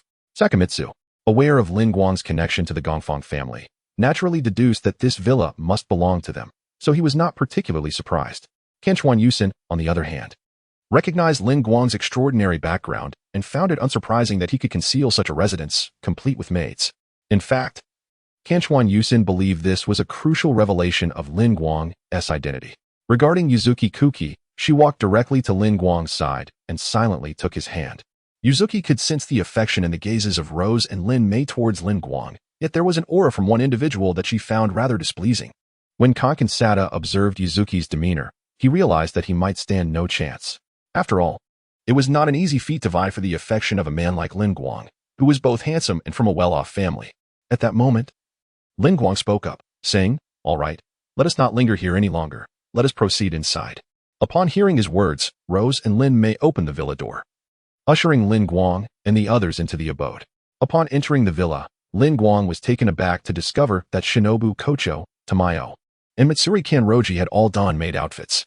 "The rooms are ready for you all. Allow me to escort you." Shinobu's gentle voice resonated in everyone's ears, offering a comforting warmth. "Please entrust your luggage to me." Mitsuri volunteered, effortlessly carrying everyone's bags as if they were weightless. Witnessing this scene left Kankensada and his companions utterly speechless. At that moment, Tamayo approached Lin Guang, stating, "This afternoon's meal will consist of seafood. You may enjoy some leisure time with your friends, and I will notify you when it is time for lunch." Lin Guang paused momentarily before responding, all right." Subsequently, Shinobu and Mitsuri led the group up to their respective rooms. Suddenly, Lin Guang grasped Shinobu's arm and inquired, "Shinobu, how did you end up dressed like this?" With a slight smile, Shinobu whispered in his ear, "Well, how else would I discern if any of these individuals might become our future companions?" After saying this, Shinobu turned to share a gentle smile with the group before ascending to the second floor with Mitsuri and the others. Yuzuki, observing the multitude of girls, recalled that Lin Guang had spent the previous night on this island with them, which cast a shadow of discontent over her heart. She wished to dispel this feeling through song, but the moment did not seem right for singing, only deepening her unhappiness. However, Yuzuki was not alone in her sentiments. Kyujumatsuri, upon seeing the alluring Rose and playful Lin Mei at the entrance, found her thoughts in disarray. Were they truly just Lin Guang's maids? Not only the two at the entrance, but even the three inside were astonishingly beautiful. Sharing similar emotions, Yuzuki and Kyujumatsuri followed Shinobu and Mitsuri to their respective rooms. Before long, everyone had organized their belongings. Kankensada, either feigning nonchalance or simply being an optimist, shouted from upstairs, "Let us hurry to the beach." To the beach. He dashed down from the second floor and bolted out the back door of the villa. At that moment, Kyujumatsuri and Kyuzukabe Hainen had also changed their outfits and descended the stairs. Sakura Manami and Kanagawa Sumi emerged, one clad in swim trunks and the other donning a jacket. The room was filled with numerous girls, and as neither Sakura Manami nor Kanagawa Sumi were the hosts, they would not wonder about bare-chested. Meanwhile, Lin Guang had been eagerly awaiting their arrival on the beach. Suddenly, Kankensada dashed toward the ocean, exclaiming, "Oh, the sea. Everyone, come quickly." Without hesitation, he leaped into the waves. Chapter 167. An early start. Sakurama, Shu observed Lin Guang and Hanchuan Gu Xian with a curious expression. "Gu Xian, when did you and Lin Guang become such good friends?" Hanchuan Gu Xian replied with a smile, "Last time, Lin Guang senpai approached me after learning about my family situation, seeking to offer assistance. Since then, our relationship has blossomed." As she spoke, she cast a cheerful glance at Lin Guang. Lin Guang understood the implication behind Gu Xian's words and, of course, was not inclined to bluntly expose the matter. "I merely did what I could, truly. There is no need for you to thank me so profusely." Gu Xian's smile remained unwavering. "While it may seem trivial to you, it was a significant help for me. Therefore, should you ever require my assistance, please do not hesitate to ask." Lin Guang replied with a gentle smile, "I understand. If I ever find myself in need of your help, I will certainly let you know." Nearby, Sakurama watched the harmonious interaction between Lin Guang and Gu Xian, feeling a twinge of envy at their social ease. Kyujumaki and Kusuma Kane approached, both clad in bright orange sun protection jackets and light blue t-shirts, concealing their figures entirely. Yuzuki Kiki had somehow made her way to the beach, adorned in a charming pink bikini, complemented by a delicate light pink skirt that accentuated her perfectly proportioned figure. The moment Lin Guang and Sakurama beheld Kiki, they were momentarily taken aback. Lin Guang reflected that while the women around him possessed exquisite beauty, none matched Kiki's remarkable proportions. Sakurama was utterly captivated by Kiki's allure, and it seemed that the same enchantment had ensnared Kankensada. Witnessing this scene, Kyujumaki felt a pang of realization about her own lack of preparation and thus motivated herself. "Come on, Maki." She swiftly unzipped her sun jacket, pulling it off effortlessly to reveal a striking white bikini adorned with black straps, securing at the neck and back, with matching white triangular bottoms featuring playful bows on either side. To everyone's surprise, Maki, usually modest, showcased a stunning figure, coupled with her short hair, Styled in two adorable braids, she exuded an irresistible charm. "Hey, Lin Guang, let us go swimming." Before Lin Guang could respond, Maki seized his arm and dashed toward the sea. Sakurama Shu and Han Chuan-gu Xin watched as Lin Guang was spirited away by Maki. As they departed, Maki glanced back and called out, "Shu, hurry up and join us." Han Chuan-gu Xin simply smiled and remarked, "Their bond is truly delightful." Sakurama Shu echoed her sentiment. "Indeed, our relationship has always been wonderful." With that, Shu ran towards Lin Guang and Maki, a smile gracing her face. Kusuma Hanyo, inspired by the courage displayed by Kyoto Matsuri, resolved not to lag behind. She promptly shed her t-shirt and approached Hanagawa Yushin. Yushin, should we go for a swim as well?" Hanagawa Yushin turned to look at Kusuma Hanyo and replied with a smile, "Sure." Upon hearing Yushin's affirmative response, Hanyo felt her heart racing with excitement. Meanwhile, in another part of the vicinity, Tamagawa Sada, after indulging in some leisure time, retreated to the shade of a parasol to unpack the camera equipment he had brought along. His gaze then fell upon the radiant figure of Yuzuki Kiki, standing in the sunlight. Sada framed her with his hands, envisioning her as the centerpiece of his artistic endeavor. Not far away, beneath another parasol, the military strategist Shikabane Shiki sat alongside two formidable allies, Argo and Daikyon. It appeared that Tamagawa Sada had successfully arrived at his destination. Argo's eyes were filled with envy as he observed Lin Guang engaging in playful antics at the beach with Kyoto Matsuri and Sakuma Michi. That guy possesses such strength and attracts women effortlessly. It's rather bothersome. And isn't he supposed to be on a mission? Is it truly acceptable for him to be enjoying himself so much? Daikyon, unfazed by the situation, remarked, "So far, everything has gone smoothly. The real concern lies with the security measures at the base." Shikabane Shiki added, "That aspect is currently under investigation by Tsubame and her team." Argo sighed in resignation. "So, we are to remain on standby for now, but what exactly is on this island?" Shikabane Shiki replied, "Only Kajikami knows." It was evident that Kajikami had not disclosed the mission objectives to the members of the Shikabane Society. Meanwhile, Lin Guang and his companions, after enjoying a sumptuous seafood feast, continued their revelries along the beach until dusk beckoned them back to the villa. As night fell, the hot springs within the villa were already prepared. Kyoto Matsuri and Kusuma Hanyo had arrived at the baths early. Matsuri leaned against the edge of the hot spring, expressing her gratitude. "It has been a long time since I traveled with friends. Thank you, Hanyo, for accompanying us." Kusuma Hanyo replied, "What are you saying? I am, after all, a member of the Imaging Society." Matsuri teased, "Isn't it because of Yushin?" Hanyo immediately panicked. This has nothing to do with him." At that moment, Yuzuki Kiki entered, accompanied by Shinobu Kocho and Tamayo. Shinobu, with a smile, stepped into the hot spring and addressed Matsuri as friends of the young master. "Are you finding everything to your liking here?" Matsuri quickly shook her head. "Not at all. We're enjoying ourselves, but we appreciate your hospitality." Shinobu smiled faintly. And soon the bath was filled with soft sounds of comfort. Naturally, the events occurring here would remain unknown to others. Meanwhile, Lin Guang was perusing his tablet when someone approached him. "Lin Guang-senpai, I have something I would like to discuss with you, if I may." Lin Guang was taken aback by Tamagawa Sada's initiative but responded, "Of course." Thus, Lin Guang and Tamagawa Sada made their way outside the villa. Having closely monitored the villa, the thrush swiftly discerned the situation and promptly reported it to Yang Shinya. "There is a development. The target has emerged with Lin Guang, seemingly engaged in discussion." This scenario had long been anticipated by Yang Shinya. He directly communicated through the earpiece. "Everyone, the situation has evolved. We are now executing Operation B-05. The thrush, filled with concern, inquired, "What about Lin Guang? We have no means to inform him." Yang Shinya smiled subtly, observing the live footage relayed by the thrush, noting the gesture made by Lin Guang with his right hand. "Do not worry, Lin Guang is already aware." Chapter 168. The void of unlocking Lin Guang and Seoul Pavilion Sada found themselves on the path outside the villa. Lin Guang then halted his steps, casting his gaze upon the forward-moving Seoul Pavilion Sada. "Is there something you wish to discuss with me?"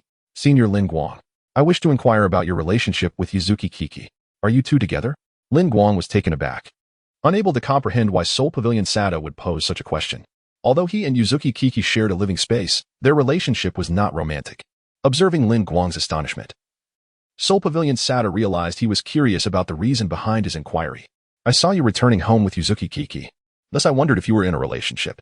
Upon hearing this, Lin Guang offered a slight smile. "Do you hope for me to be with Kiki or not?" Seoul Pavilion Sada suddenly tensed at Lin Guang's words. Noticing his reaction, Lin Guang chuckled softly. "Just kidding. However, I assure you that Kiki and I are not together. Relieved by Lin Guang's declaration, Soul Pavilion Sada remarked, since you say you are not with Yuzuki Kiki, I shall pursue her. Lin Guang was momentarily taken aback by Sada's statement. A smile crept across his face as he gently patted Sada on the shoulder. Listen to me, my friend. Though Kiki is not someone you can easily grasp. Soul Pavilion Sada was still perplexed by Lin Guang's words when Lin Guang swiftly extracted the void from within him. Upon examining the form of this void, Lin Guang discovered that it resembled a camera. The members of the funeral society, who had been lurking nearby, initially intended to act once the two separated, but were caught off guard by Lin Guang's sudden action. The others were momentarily stunned by Lin Guang's unexpected move, except for Yagami Aya, who reacted swiftly, appearing behind Soul Pavilion Sada and knocking him unconscious. Witnessing this, the concealed members of the funeral society revealed themselves. It was then that Lin Guang noticed Yuzuki Kiki was also hiding alongside the funeral society members. They began to voice their frustrations regarding Lin Guang's abrupt actions that had taken them by surprise. Lin Guang, I never imagined you would resort to such a method. What do you mean by not being able to grasp her? Exclaimed Argo. Honestly, your sudden move caught us completely off guard. Shinomiya Iace echoed his sentiments. What an impatient man he is. She then turned to Yagami Aya, asking, what should we do now? Yagami Aya calmly glanced at the void in Lin Guang's hand and replied with composure, the original plan remains unchanged. We proceed as intended. Understood? Received. Unbeknownst to them.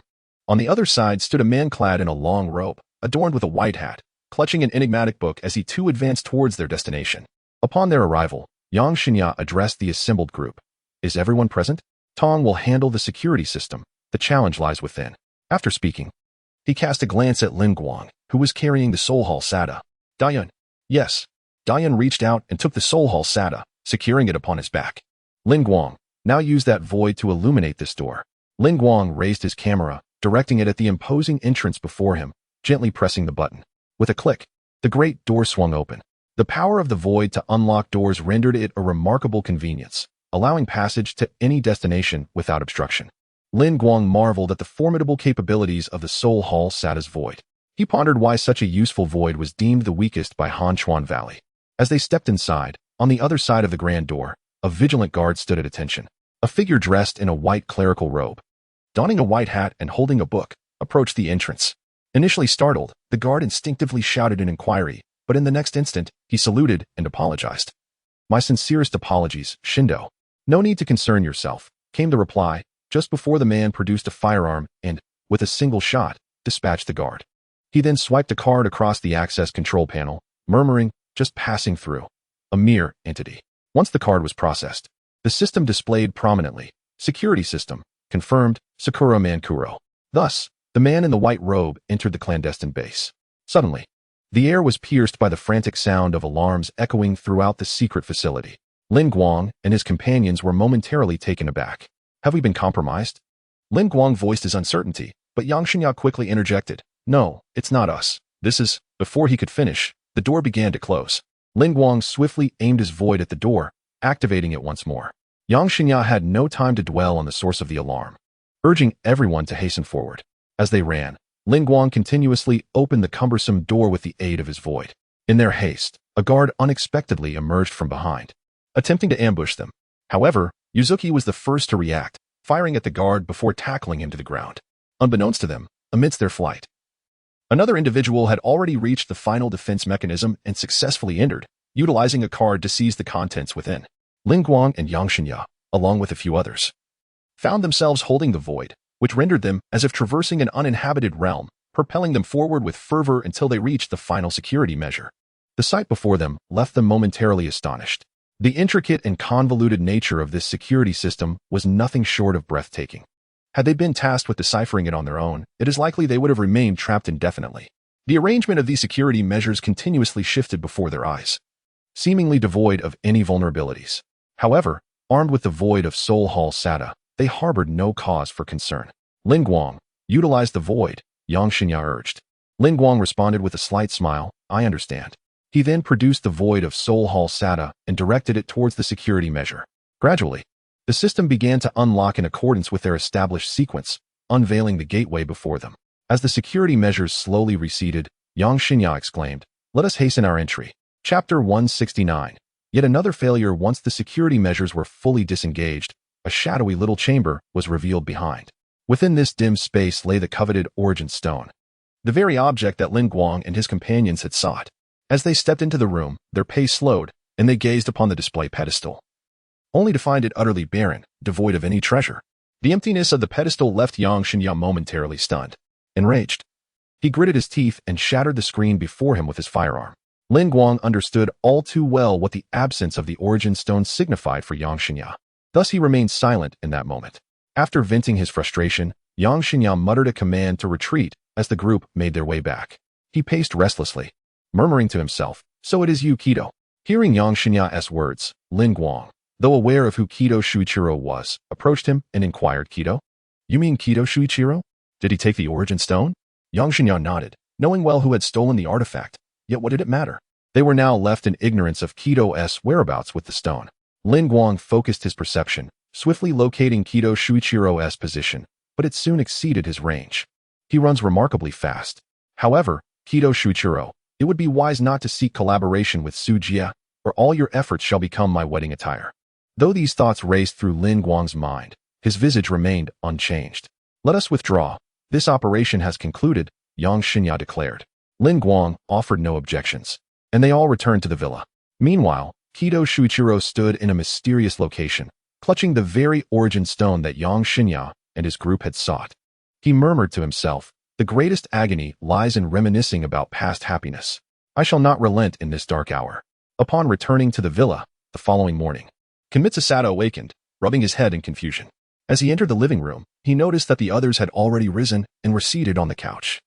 Observing him intently, "You all are awake. How peculiar. Why does my neck ache so? What transpired yesterday?" Lin Guang smiled gently, exuding an air of calm as he replied, "After our conversation last night, a coconut fortuitously fell from the tree and struck you, causing you to faint." Kimitsu Sato rubbed his head, struggling to recall any memories from the previous day. His recollection halted at the moment he confided in Lin Guang about his pursuit of Yuzaha. The pain in his head was quite intense. Yet, he said nothing further, torn between genuine forgetfulness and the throbbing ache in his mind. The others were unaware of the events that had transpired, even oblivious to the fact that he and Lin Guang had stepped out to discuss matters. And Lin Guang had no intention of revealing the truth to them. However, Han Chuang-gu-sun could still perceive something, yet he had no intention of voicing it. Nevertheless, this journey reached its conclusion here, and after tidying up their belongings, the group prepared to return by boat. Sakura Manji and the others felt a twinge of regret as they were about to depart from the island, having not truly enjoyed a few days of leisure there. Simultaneously, Yang Xinya and his companions also readied themselves to leave, but they chose to depart only after Lin Guang and his group had exited the island. The existence of Yang Xinya and his cohorts must remain concealed from others. They could no longer linger on this island. Their mission had failed last night, and had it been successful, they would have departed without delay. Now, there was no haste. They simply would not remain on the island any longer, as their task had become futile. GHQ had also taken note of the missing origin stone and commenced an investigation. Through surveillance footage, they discovered that one of the video feeds had been compromised and rendered inaccessible. However, footage from another source remained intact, revealing the individual who had taken the origin stone. The origin stone was of paramount importance to GHQ, a fact evidenced by its placement within such a heavily fortified secret base. The intruder was Shingudo Shuichiro, who, armed with a card belonging to Sakura Manji Kuro, gained unfettered access to the chamber housing the origin stone. Once GHQ personnel recognized Shingudo Shuichiro and confirmed his theft of the origin stone, they promptly initiated a swift pursuit. While GHQ was in hot pursuit of Shingudo Shuichiro, Lin Guang and his companions had long since returned to school. Resuming their mundane routines, they cycled through classes, meals, and dormitory life. Meanwhile, GHQ captured Shingudo Shuichiro, who had secretly collaborated with the Void Realm to resurrect the Lost Christmas. The Void Realm acquiesced to this plan. The process of apprehending Shingudo was surprisingly straightforward, as he had no intention of fleeing. Instead, he accompanied the Void Realm back to the GHQ headquarters in Neon, where he readily confessed his actions, leaving even Major Yang with doubts about Shingudo's true intentions. After Shingudo was imprisoned, the Void Realm disclosed his entire scheme to Lin Guang. Although the Void Realm understood the implications of reigniting the Lost Christmas, it was driven by a desire to witness the power of the Void and assist its king. Provided Lin Guang was willing, the resurrection of the Lost Christmas posed no concern. Upon receiving the information from the Void Realm, Lin Guang made no effort to thwart Shingudo Shuichiro's aspirations. For Lin Guang, the arrival or absence of the lost Christmas holds no significance. Rather, he aspires to glean insight through this event. He yearns to encounter the enigmatic figure who proclaims himself as the divine consciousness. Lin Guang has long harbored a profound curiosity regarding this self-styled divine consciousness, whose identity remains shrouded in mystery. He is eager to test the boundaries of whether this entity can indeed be vanquished. However, Lin Guang is acutely aware that this so-called divine consciousness is merely a representative of the world will, not a true deity. This individual, who claims to embody divine consciousness, is merely one who can communicate with the world will, assimilating its thoughts and relentlessly pursuing their realization at any cost. As Lin Guang awaits the descent of the lost Christmas to witness the self-proclaimed divine consciousness, the First High School of Tianwang Prefecture welcomes 3 new transfer students. Chapter 170. The Return of the Lost Christmas. The 3 transfer students are Shinobu Kocho, Linmei, and Mitsuri Kanroji. Shinobu and Mitsuri are both in the 2nd year, while Linmei is in the 3rd year. Additionally, 2 school nurses, Tamayo and Rose, have also arrived at Tianwanghao First High School. This entire arrangement was orchestrated by Lin Guang, and such roles allow the presence of Shinobu and her companions to feel less out of place, enabling them to better enjoy this world, albeit perhaps only for a fleeting few days. Upon their arrival, the girls were filled with a sense of novelty and joy at the prospect of attending school or working. For Shinobu, the greatest delight was being by Lin Guang's side and having him show her the scenic beauty of the surroundings. After each class, Shinobu and her friends would seek out Lin Guang. Their remarkable beauty captured the attention of all the boys in the school, making them well known. And their appearances together created an even greater stir than that caused by Yatsuki Kiki during her time at the school. Moreover, since Shinobu was often seen with Lin Guang, the entire school became aware of the unique nature of their relationship. The boys in the school were filled with jealousy and admiration for Lin Guang, who not only had girls like Yatsuki Kiki by his side, but also had the new transfer students closely following him. As Shinobu was newly transferred, she was unfamiliar with the campus, and Lin Guang took it upon himself to guide her through the various buildings. However, Lin Guang remained unaware that Yatsuki Kiki and Kai Taramaki were observing him with a peculiar gaze. They had recognized Shinobu and the other girls as the same ones who had been on the island that day. Their presence at the school, particularly as new transfer students with such a close connection to Lin Guang, suggested that they were not merely maids but individuals with a different relationship to him. While Lin Guang was introducing the girls to the campus, Yagami K was investigating the whereabouts of the Origin Stone after Shi Kirikita had taken it. Within a few days, Yagami K unearthed information regarding the Origin Stone and promptly contacted Lin Guang. "We have located the Origin Stone. Prepare yourself. We will retrieve it in 3 days. "Understood, no problem." After receiving Lin Guang's affirmation, Yagami K ended the communication. Lin Guang gazed at the communicator in his hand and smiled faintly. Although he had agreed to join Yagami K's plan, he harbored his own intentions. 3 days swiftly passed. On the day of action, Lin Guang took the initiative to contact Yagami K. "K, I would like to inquire about the information regarding the Origin Stone. Where did you obtain it?" "It was through our own investigation." "Why do you ask? Have you ever considered that this might be a trap set by the GHQ?" After Lin Guang uttered these words, he concluded the communication, for there was little more he could convey to Yang Xinya. At that moment, Lin Guang also received news from the Whispering Realm. Before heading to the designated location, Lin Guang summoned the system. "System, personal information," he declared, and a cascade of text materialized within his mental space. Host, Lin Guang combat power, city-destroying level abilities, Frost Fruit, Breath of Ice, Breath of Water, Mental Control, Mind's Eye, Blink, Predator, Spirit Host, Kaleidoscope Sharingan, Alternate Dimension, Force Sleep, Dream Creation, Curse Purification, King's Power, Mutation, Immunity to Status Ailments, Marine 6 Styles, Conqueror's Haki, Armament Haki, Observation Haki, Mastery of all ninja techniques, Super Shadow Level Chakra, Ox Talismans, Rabbit Talismans, Horse Talismans, Snake Talismans, Goat Talismans, Wind Affinity, Ability Extraction Cards 2, Enlightenment Experience Cards 10, Weapon Enhancement Cards 3 Affiliates, Rose, Linmei, Kanroji Mitsuri, Kochu Shinobu, Tamayo Treasure Chest, Nun World Cleared, Demon Slayer, Kimetsu no Yaiba. Upon reviewing all attributes, Lin Guang paused when he noted that the treasure chest count had diminished to 0. Despite participating in 2 consecutive battles, he had not secured a treasure chest. It appeared that to obtain a treasure chest from resolving events, he must accomplish the tasks rather than merely partake in them. Meanwhile, Lin Guang also observed the affiliates. "Is it possible to view my affiliates?" he wondered. At that moment, the system's voice resonated in his mind. "Ding. Host permissions insufficient. unable to query affiliate information. Sighing at the system's response, Lin Guang realized that he needed to diligently complete numerous worlds to attain higher permissions. Muttering to himself, he stored away his personal attributes and set forth towards Tokyo Tower. Previously, Lin Guang had received news from the Whispering Realm indicating that he was about to fulfill the task outlined by Shindo Shuichiro. The lost Christmas would soon return. Hence, he needed to hurry, perhaps to encounter the so-called divine consciousness ahead of time. Meanwhile, as the Whispering Realm pressed a button, an eerie melody reverberated throughout the city, captivating all who heard it. Although the populace sensed that this strange music heralded ominous events, they remained oblivious to the fact that the lost Christmas was on the verge of re-emerging. Suddenly, individuals began collapsing to the ground, wailing in terror. The sound of their cries startled those nearby, leaving them bewildered about the cause of the distress. At that instant, black, stone-like crystals began manifesting upon the faces of the wailing individuals. This moment felt akin to a nightmare. Those who experienced that day wished to forget it entirely. The peculiar music inexplicably ceased, yet the appearance of the crystals on people's faces did not halt.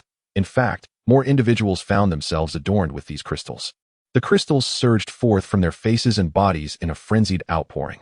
Initially, individuals exhibited mere crystalline formations upon their faces, which gradually escalated to an astonishing transformation wherein their bodies expanded exponentially, culminating in a complete crystallization of their beings. As the number of entirely crystallized individuals surged, a violet vortex manifested in the sky, drawing all these fully crystallized souls into its depths.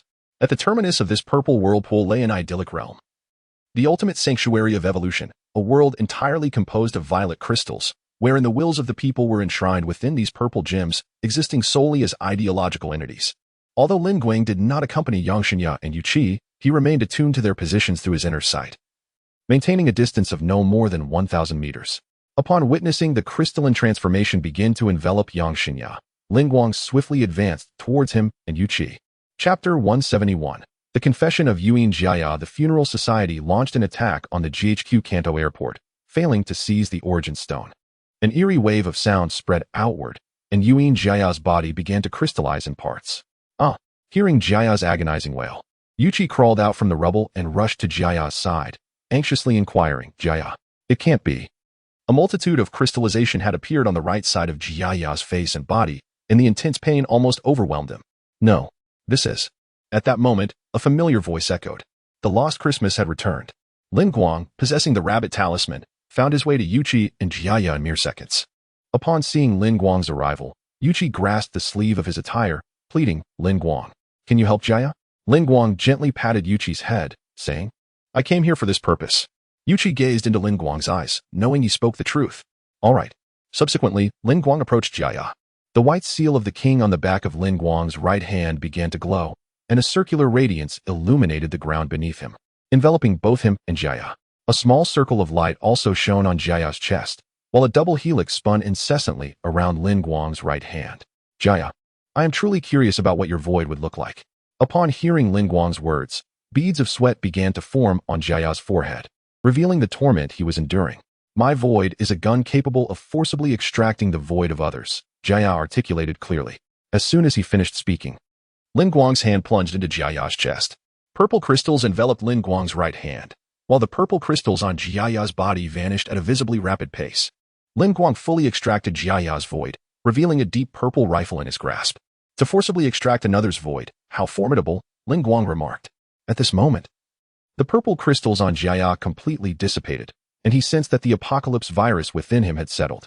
Simultaneously, the strange music in the sky ceased. Soon after, a middle-aged man's voice resonated through the world channel. "I am Shuichi Kido, director of the GHQ antibodies. Regrettably, Major Yang has perished in the terrorist attack. In accordance with military discipline, I shall assume command as the highest-ranking officer present. Despicable terrorists have unleashed the virus across the Kanto region, conducting large-scale acts of terror. This constitutes a Level 1 emergency. From this moment forth, the entire army shall operate under the command of the antibodies. I repeat, this is a Level 1 emergency."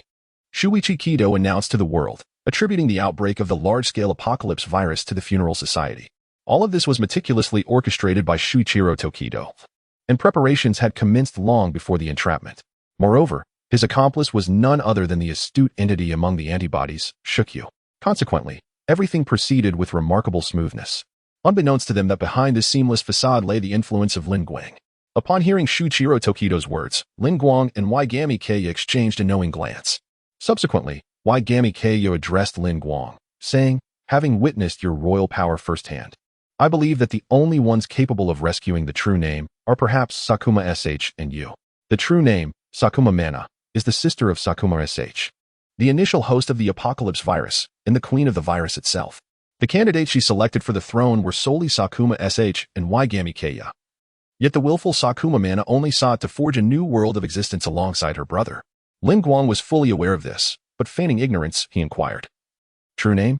Could it be Sakuma Mana, Sakuma SH's sister? Wasn't she perished in that ill-fated Christmas a decade ago?" Waigami Keiya was taken aback by Lin Guang's extensive knowledge but soon conceded, considering Lin Guang's affiliation with the GNGF Ing Institute. Indeed, the true name is also the original host of the apocalypse virus, and it was indeed the events of that lost Christmas that she instigated. Lin Guang nodded and remarked, "So, the woman you long to embrace must be her." At this juncture, Waigami Keiya ceased to conceal any truths. "Indeed, all my efforts have been aimed at rescuing the true name, yet it appears that the hope for her salvation now rests upon your shoulders." Upon hearing Waigami Keiya's words, Lin Guang glanced at the nearby Yuzuriha Inori, recognizing that to save the true name, one must eliminate the most formidable obstacle, the one who claims to possess divine consciousness. Otherwise, no matter how many times they thwart the lost Christmas, that self-proclaimed consciousness would incessantly attempt to resurrect Sakuma Mana.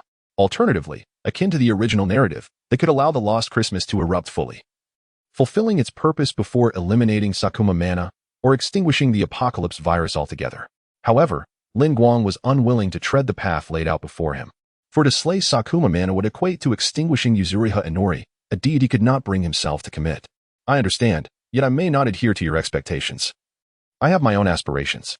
Upon hearing this, Waigami Keiya grasped Lin Guang's intent and acquiesced. Shortly thereafter, Lin Guang released the void gun from Waigami Keiya and seamlessly reintegrated into his being. Shuichiro Tokido has long sought to be the chosen one. His acquisition of the Origin Stone must surely be for this purpose. Let us now seek him out. Once the crystallization affliction on Waigami Keiya was resolved, he regained his former vigor, even surpassing it. Subsequently, Waigami Keiya guided Lin Guang and Yuzuriha Inori towards the GHQ antibody forces. During their journey, Waigami Keiya contacted other members of the funeral parlor, learning of the ambush they had faced, which resulted in significant casualties for the organization. Suddenly, a woman clad in a white coat rushed out. Upon seeing her, Yuzuriha Inori instinctively drew a dagger, aiming it at the neck of Sakura Meikenshuka. In a critical moment, Lin Guang swiftly grasped Yuzuriha's wrist, preventing the dagger from advancing any further. "Little Inori, this person is not an enemy," he declared. Upon hearing Lin Guang's words, Yuzuriha reluctantly lowered her dagger. Sakura Meikenshuka, upon spotting Lin Guang, exclaimed, "Lin Guang, are you affiliated with the funeral society?" Lin Guang turned to her and replied, "Not entirely. The Offering Institute has a collaboration with the funeral society." This revelation further astonished Sakura Meikenshuka. "You are still with the Offering Institute?" "No. This is not the time for such discussions. Lin Guang, I must ask you, is Gung with you?" Lin Guang sighed and stated, "Gung has not joined the funeral society and has no connection to it, so he is currently quite safe." Chapter 172, The Song of Salvation. After listening to Lin Guang's words, Sakuma Haruka let out a sigh of relief, but soon found herself gripped by anxiety once again. What did temporary truly mean? Why was it described as such? It was a mystery how Sakuma Q had come into contact with the void genome and thus obtained the mark of the king. What? In that moment, Sakuma Haruka felt her legs weaken. As one of the researchers behind the void genome, she understood all too well what the power of the king signified for Sakuma Q. If this were indeed the case, then all her efforts would amount to naught. However, Sakuma Haruka quickly regained her composure. She could extract the void genome from within Sakuma Q, which would allow him to escape the fate of becoming a king. Her thoughts were clearly written across her face, and Lin Guang easily discerned her intention to extract the mark of the king from Sakuma Q. "I understand your desire to protect Sakuma Q, but this matter cannot be resolved so simply. Evading it is not a solution. The root of this issue must be addressed thoroughly. Otherwise, regardless of how Sakuma Q attempts to escape, he will inevitably face this reality one day." After hearing Lin Guang's words, Sakuma Haruka fell into contemplation. Yet, after some reflection, she realized he was right. Only by addressing this matter, as Lin Guang suggested, could they ensure Sakuma Q's safety. "I understand now. How may I assist you? Your involvement is welcome. Currently, the Kanto region is besieged by the outbreak of the apocalypse virus, causing the crystallization of most individuals. However, we have a means to resolve this situation, thus we require Yasugami Aya was aware of Sakuma Haruka and had conducted an investigation into her by the funeral society. Therefore, she was eager to have Sakuma Haruka join their efforts and shared the subsequent plans with her. As night fell, amidst the dark and tempestuous atmosphere, Lin Guang and Yasugami Aya led the members of the funeral society into the Tokyo Tower. At that moment, only a handful of antibody soldiers remained within the tower, as Shindo Shuichiro had long departed. While infiltrating, they managed to bypass these soldiers but were still detected by some of the antibody troops. Lin Guang, Yasugami Aya, along with Yuzuriha Inori and Sakuma Haruka, entered the Tokyo Tower under the cover of the funeral society members. Now was a race against time. Lin Guang and Yasugami Aya could no longer afford to hesitate and pressed onward. Outside the Tokyo Tower, a contingent of soldiers appeared, the GHQ antibody forces. These troops sought to enter the tower to apprehend the intruders, Yasugami Aya and Lin Guang, but they had already prepared for this eventuality. The members of the funeral society held their ground outside, leading to a standoff. However, due to previous ambushes, the funeral society had suffered significant losses, making it evident that they would ultimately be unable to withstand the onslaught. Every member of the funeral home exerted their utmost effort, expending their ammunition and charging towards the enemy with explosives in hand, sacrificing their lives to buy precious time, determined to prevent the GHQ antibody forces from breaching their defenses. At this moment, Lin Guang, Yuzuki, and Sakuma Haruka had arrived at the control console within the tower. Sakuma Haruka deftly maneuvered the computer in an attempt to access GHQ's national channel. The screen displayed a myriad of codes, incomprehensible to the untrained eye. Yet Haruka's fingers danced across the keyboard with fervor. The GHQ personnel soon took notice of Haruka's actions, imposing obstacles in her path. However, such hindrances were but trifles to her, fueling her determination to decipher the complex codes. Then, with a resounding click, Haruka successfully unlocked GHQ's national channel. Immediately, she called out, "Shiki." Receiving the message, Yuzuki stood atop the Tokyo Tower, the cool breeze tousling her hair as her garments fluttered in the wind. Lin Guang stood behind her, gazing at Yuzuki with the same quiet admiration as when they first met, silently guarding her. Perhaps it was an unspoken connection. For Yuzuki turned her gaze back to Lin Guang, as if she had anticipated his presence. Their eyes met, exchanging a wealth of unvoiced sentiments. Lin Guang nodded slightly, and Yuzuki, turning away once more, began to sing softly. "You will no longer love me, nor will you need me, thus I stand here all alone." Yuzuki's voice resonated slowly, spreading throughout the neon landscape. Her melody seemed to possess a soothing quality, calming the minds of all who listened. Beneath her feet, ethereal halos emerged, shimmering with enchanting colors. Layers of luminous rings formed in the air above the neon city, gradually enveloping it in a gentle embrace. This cascade of light, combined with the exquisite song, ushered a moment of tranquility and solace to a city that had recently endured profound turmoil. Lin Guang watched Yuzuki on the tower, singing with radiant halos beneath her. In that instant, he felt entirely immersed in her song, as if his spirit had been cleansed by her melody. Suddenly, delicate starlight began to drift from the heavens, cascading upon Lin Guang's face, gently pulling him back from the depths of his reverie. "You perpetually vex me, leaving me in tears, yet in the end, you offer your heartfelt apologies. I am utterly enchanted by the expression upon your face. The humans, who have not been whisked away by the enigmatic purple vortex and remain in their fully crystallized forms, have all reverted to their original states.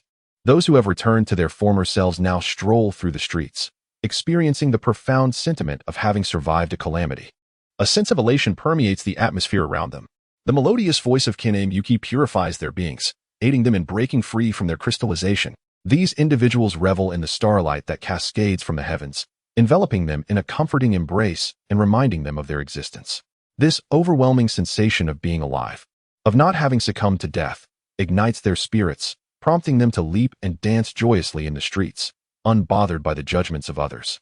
Everyone rejoices in their survival, grateful for their continued existence. Near Tokyo Tower, the radiance of the origin stone before Shiro Tokudo, who appears to be preparing for some ritual, has dimmed significantly. Upon witnessing this dimming light, Shiro Tokudo is left bewildered, uncertain of what has transpired, yet aware that someone is thwarting his intentions. Chapter 173. The emergence of divine consciousness. The melody continued to resonate. "Please do not let go. Hold me tightly, embrace me without reservation. I wish to linger in your arms." The two pressed their foreheads together, succumbing to a deep slumber. Meanwhile, the GHQ forces had completely encircled Lin Guang and Yuzuki Kyuka, who were ensconced within the Tokyo Tower, intent on capturing Yuzuki Kyuka. However, unbeknownst to them, an assault had already commenced from the periphery. "The third gate has been breached," The fifth gate has also fallen.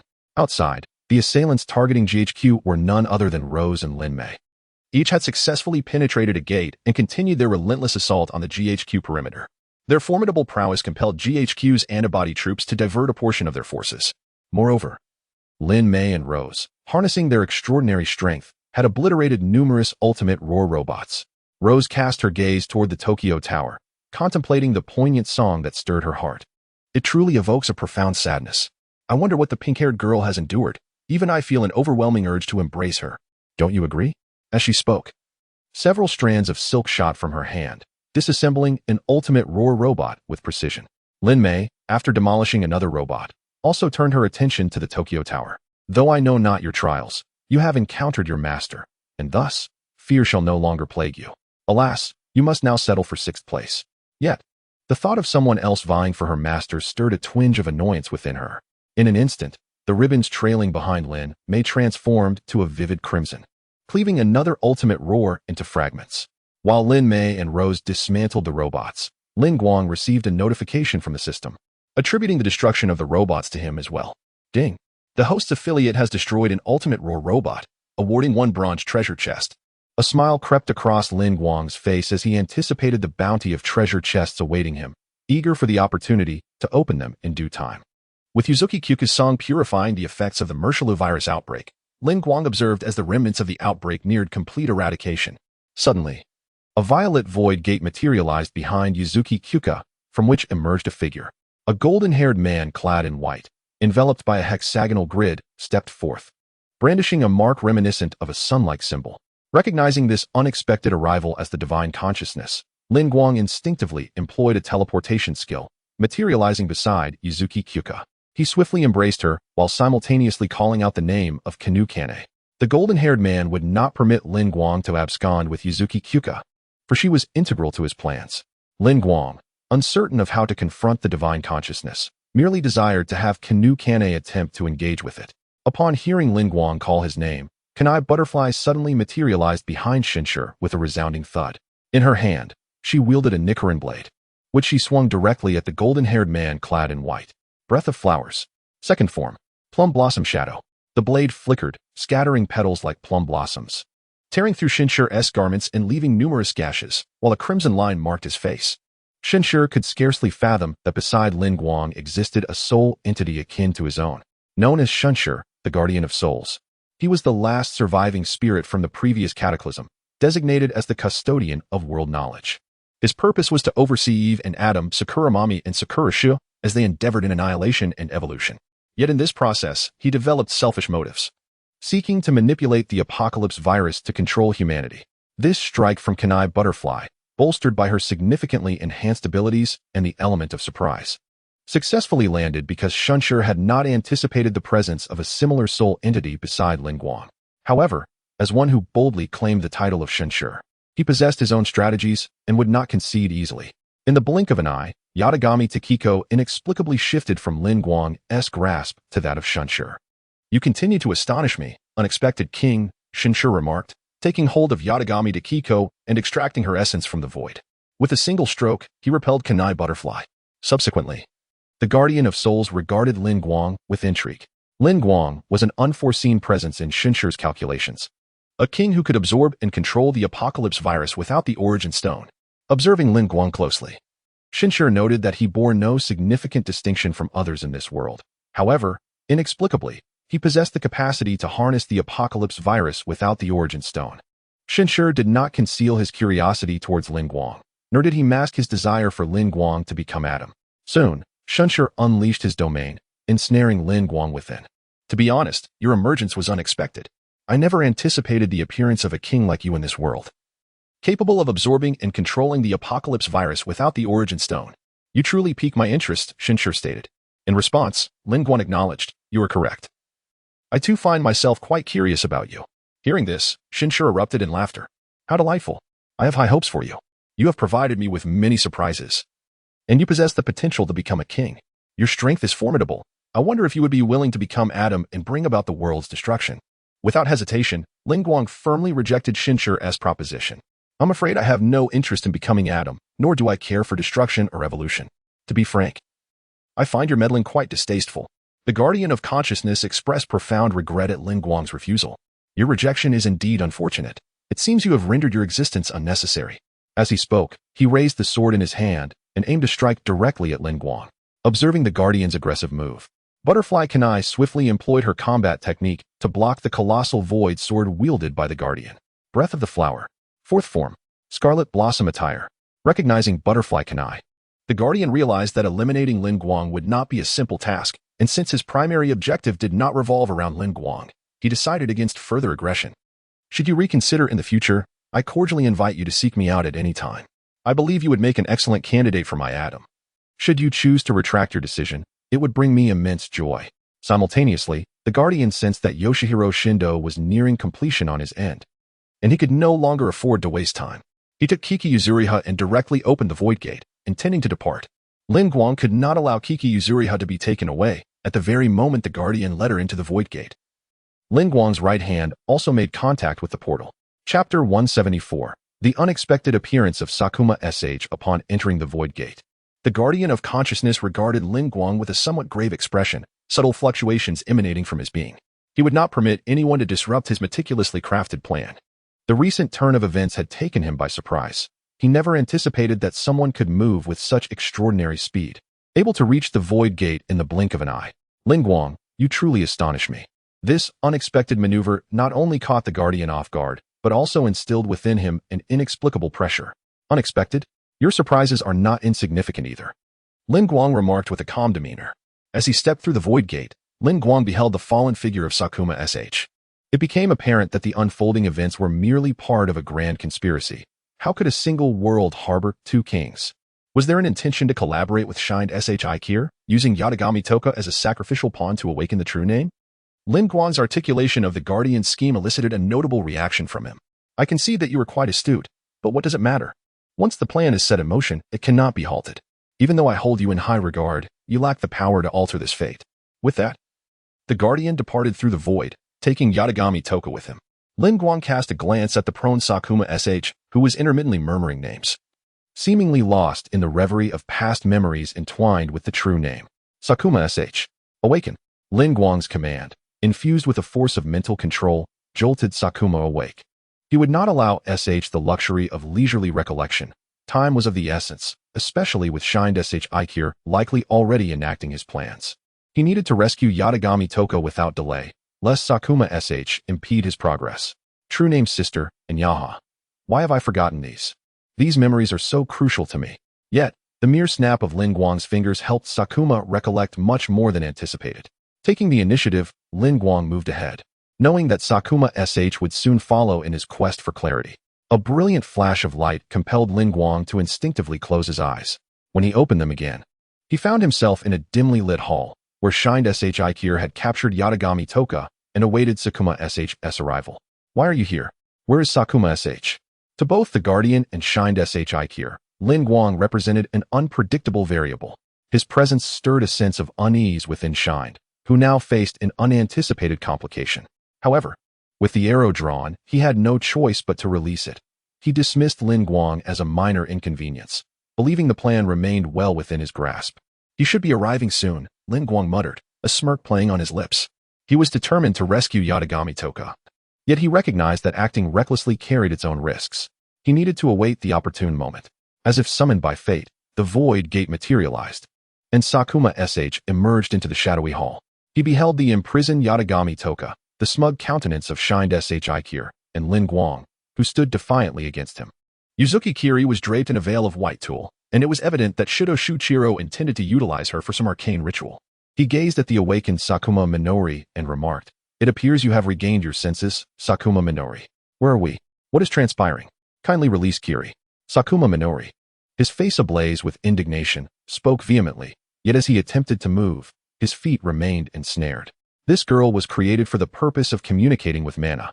Releasing her would be rather inappropriate, wouldn't it? Mana was the first to encounter the Source Stone, becoming the so-called Eve.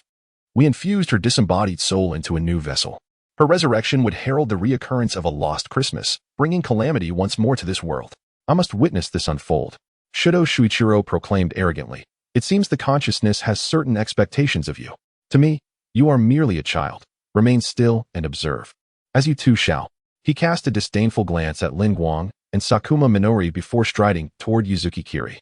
How infuriating. Sakuma Minori strained against his bonds, desperate to thwart Shudo Shuichiro's intentions. A glint of ferocity flickered in Lin Guang's eyes, and he too prepared to act. Do not interfere. The voice of the Gravekeeper resonated.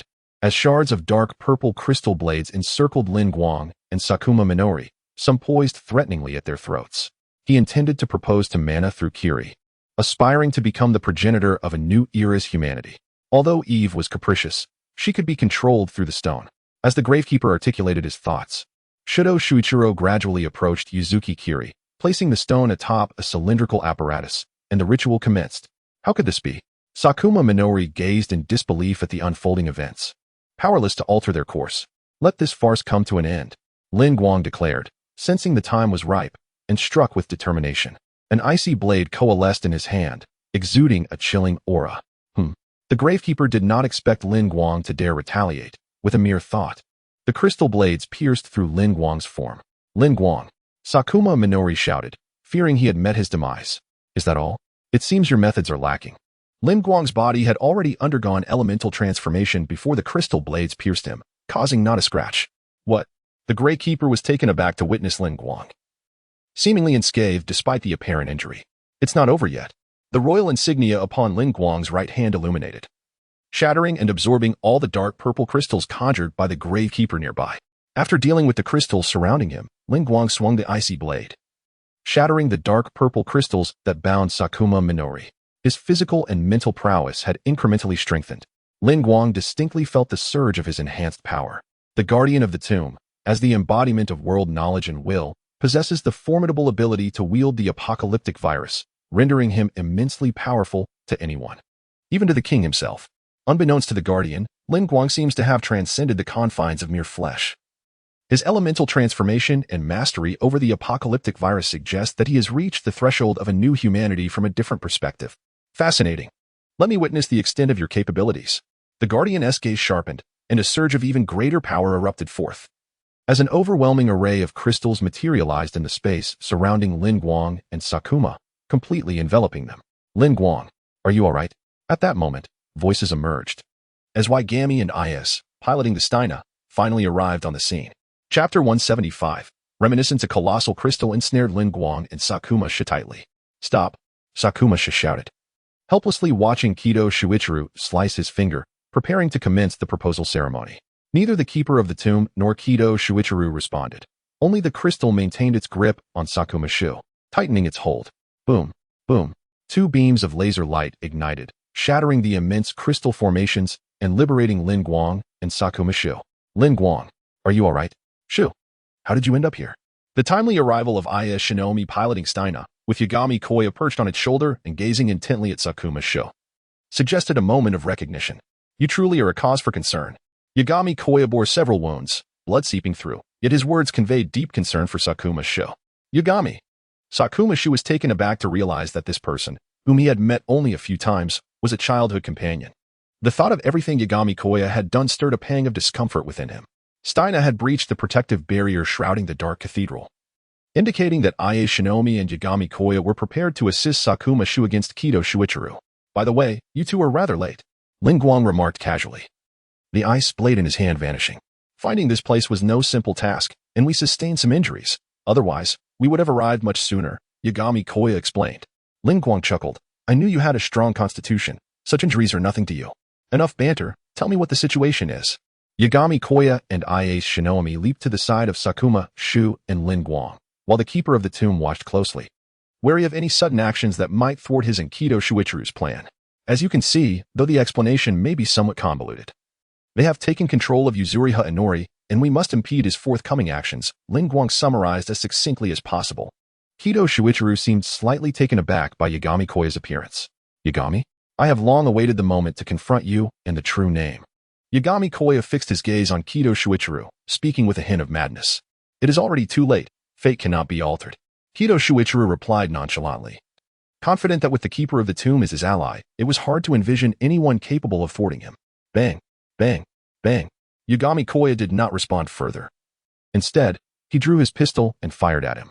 However, this space was under the Keeper's dominion, and countless crystals extended towards Kido Shuichiro. They appeared soft, but the bullets were deflected, and the crystalline tendrils lunged at Yagami Koya. Seeing this, Ai Shinomi commanded Steina to unleash a furious barrage at Kido Shuichiro. Lin, run. Yagami Koya shouted, fully aware of the peril he had fallen into, yet still mindful of warning the others. As the moment of action between Sakuma and Lin Guang unfolded, the crystals spread with alarming rapidity. The consciousness of Sakuma mana had awakened, and the path to the ritual was ensnared with crystalline tendrils, each crowned with grotesque, bloodshot eyes. Do you have any idea how much I have suffered over the years?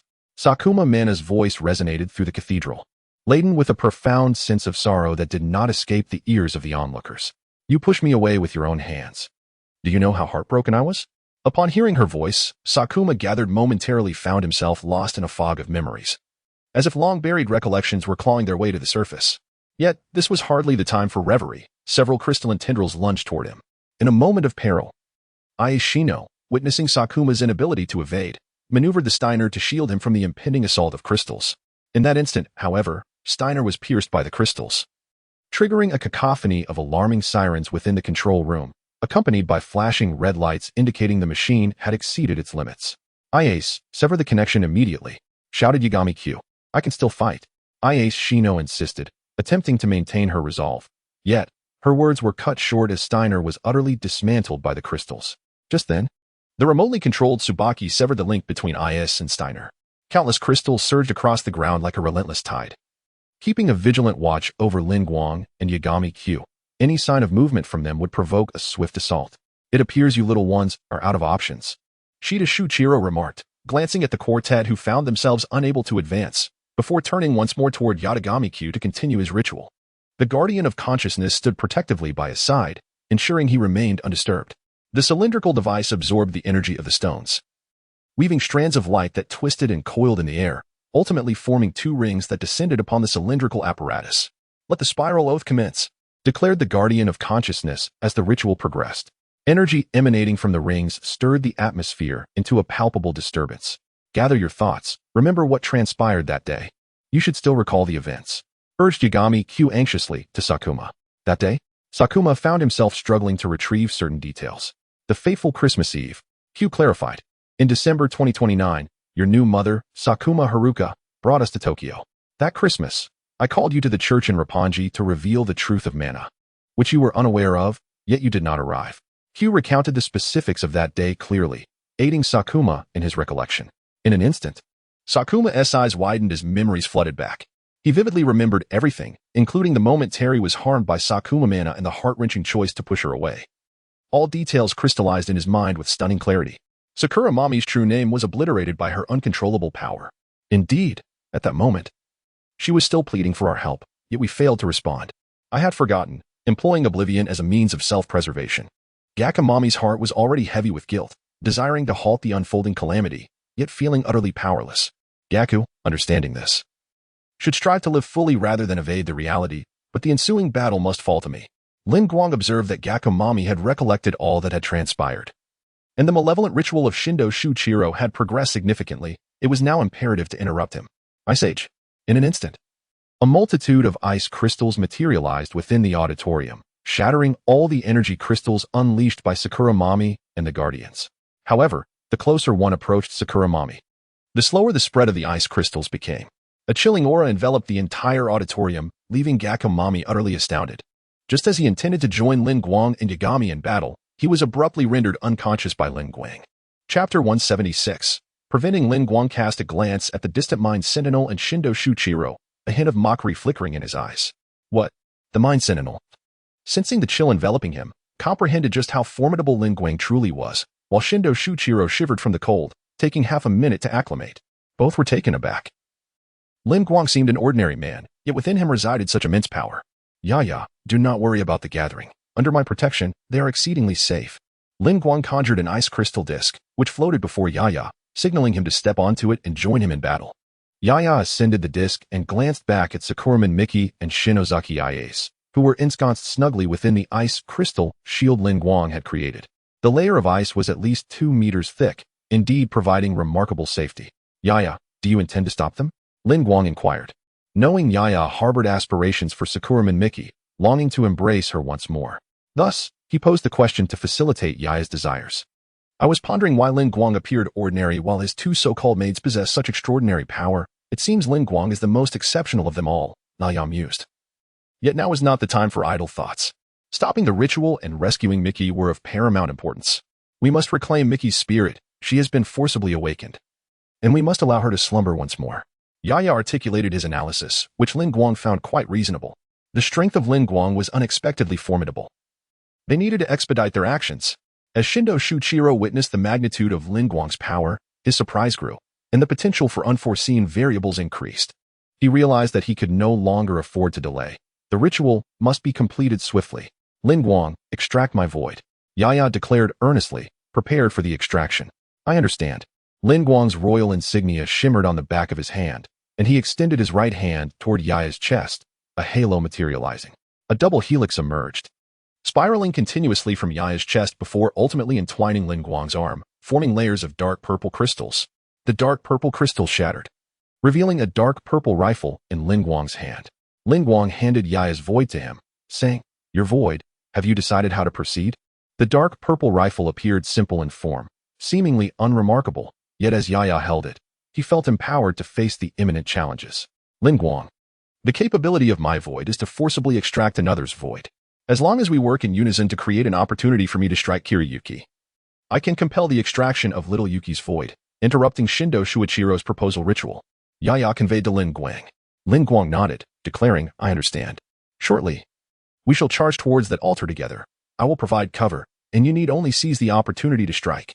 The two individuals exchanged nods and promptly commenced their actions. It is indeed remarkable for such a unique king to reach this stage.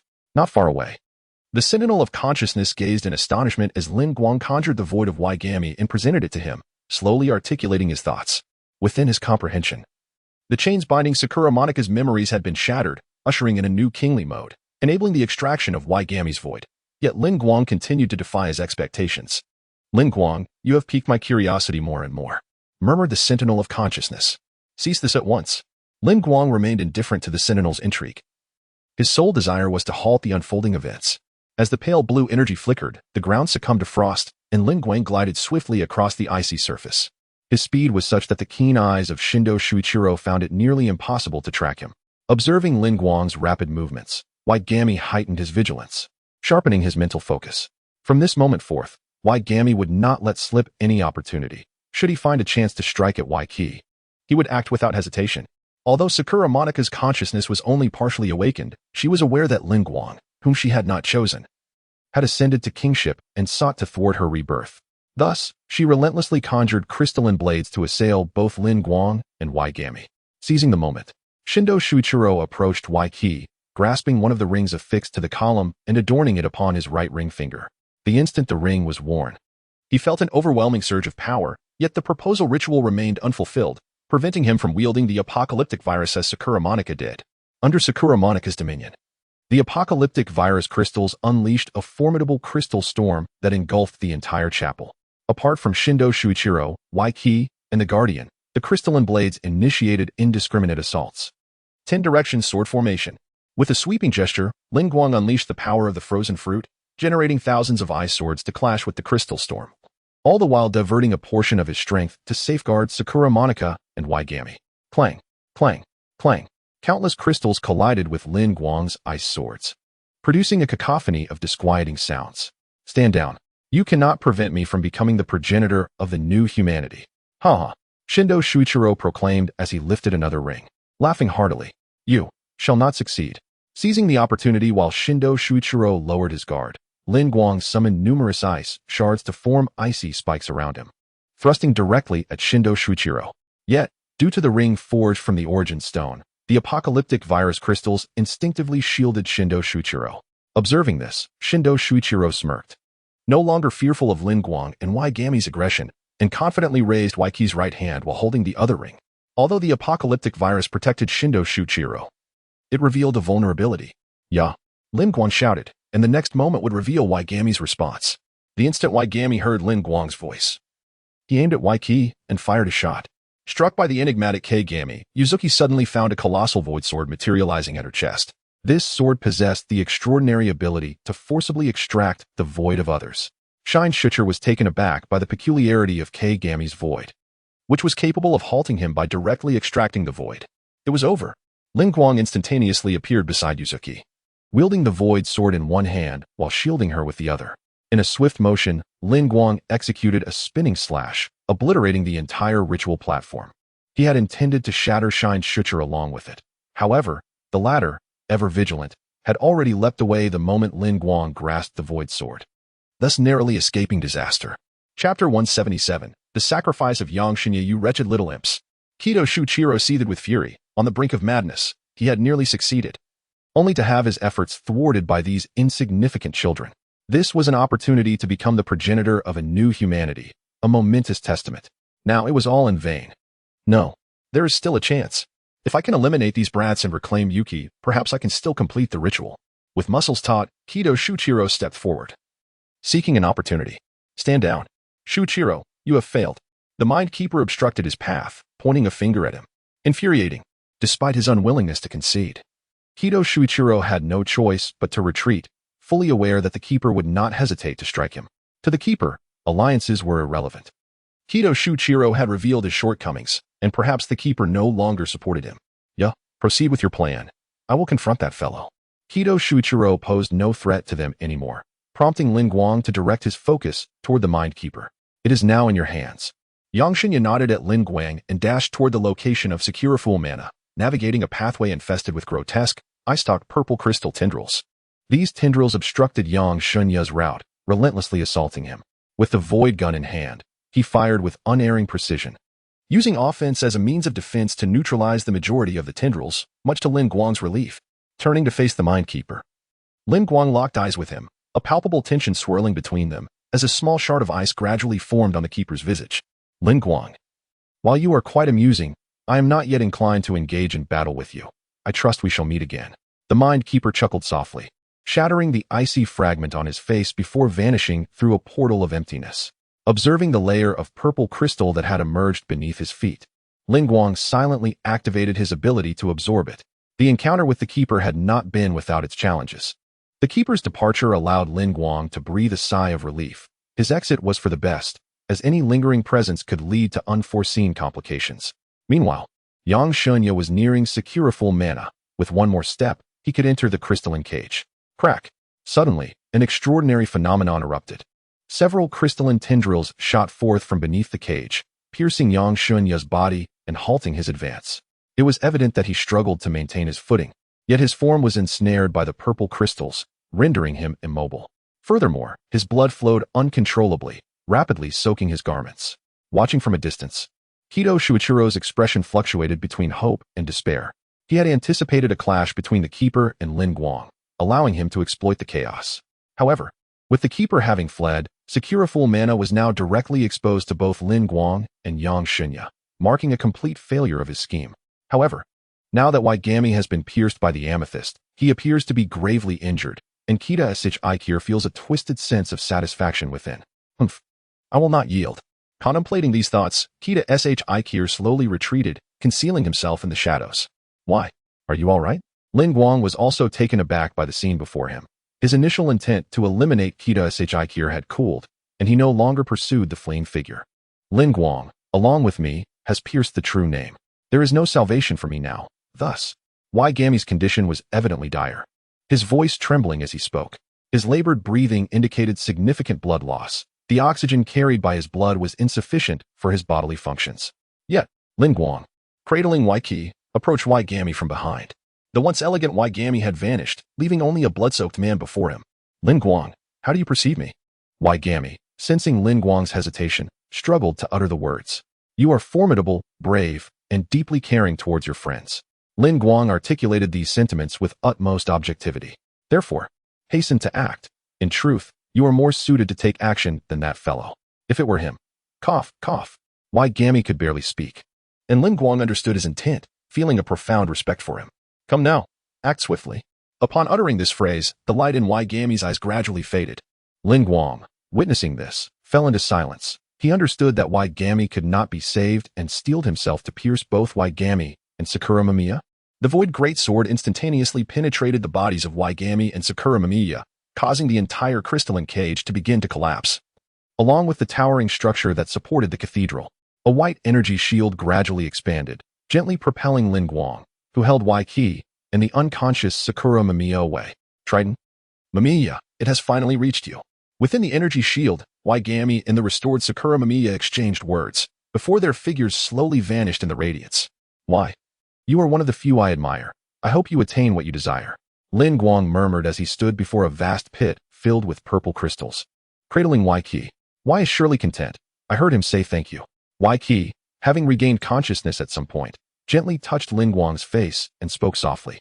Although she sought to comfort him, her own sorrow was plainly etched upon her countenance. Lin Guang nodded. Gami had always protected those around him in this manner. Such was his philosophy of life. What of Y? What of Sister Mamiya? Did Kita Shi's plan fail? The energy of the shield surged, awakening the previously unconscious Sakura Mamiya. Gazing at the ruins and the massive pit before her, a sense of foreboding washed over her. Kita Shi's plan had indeed failed. Lin Guang's words initially filled Sakuma with excitement, yet the subsequent statement sent his spirits plummeting. However, Yagami Kira and Sakuma Shinma can never return. How could this be? Upon hearing the conclusion, Sakuma sank to the ground, weeping uncontrollably, consumed by self-loathing for his own impotence. Despite having exerted every effort to reclaim what was lost, he found himself utterly powerless. Watching Sakuma in his anguish, Yuzuki Kiki yearned to offer comfort but found herself at a loss for words, her own heart heavy with sorrow. If you wish to remain so timid, then continue to weep, Lin Guang remarked without turning back to face Sakuma, before departing with Yuzuki. Only by becoming strong can one pursue their aspirations. The journey of growth is invariably fraught with pain. It is only through enduring such hardship that one can truly confront all adversities.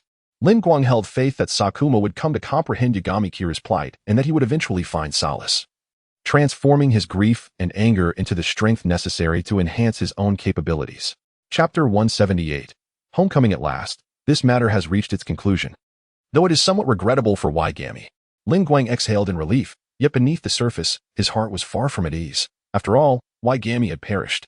Although he had just imparted a lecture to Sakuma J, this did not imply that Gami's demise did not affect him. Lin Guang found himself at a loss. Should he have frozen time before the purple ice crystal pierced Gami? Perhaps this could have saved him, but Lin Guang understood that Gami cherished Sakuma mana, and perhaps being with her in death was his ultimate solace. Alas, Gami embraced the very woman he had longed to hold, leaving Lin Guang and Sakuma J with an unsatisfactory conclusion. System, what reward do I receive this time? With Yuzuriha Kiki now awakened, Lin Guang no longer needed to carry her. Instead, they walked side by side. Yuzuriha appeared hesitant, as if she wished to convey something to Lin Guang. However, Lin Guang was currently preoccupied with sorrow for Gami and curious about what the system would bestow upon him after completing such a harrowing task. Ding! The host has resolved the beginning of the Lost Christmas reincarnation. A golden treasure chest has dropped.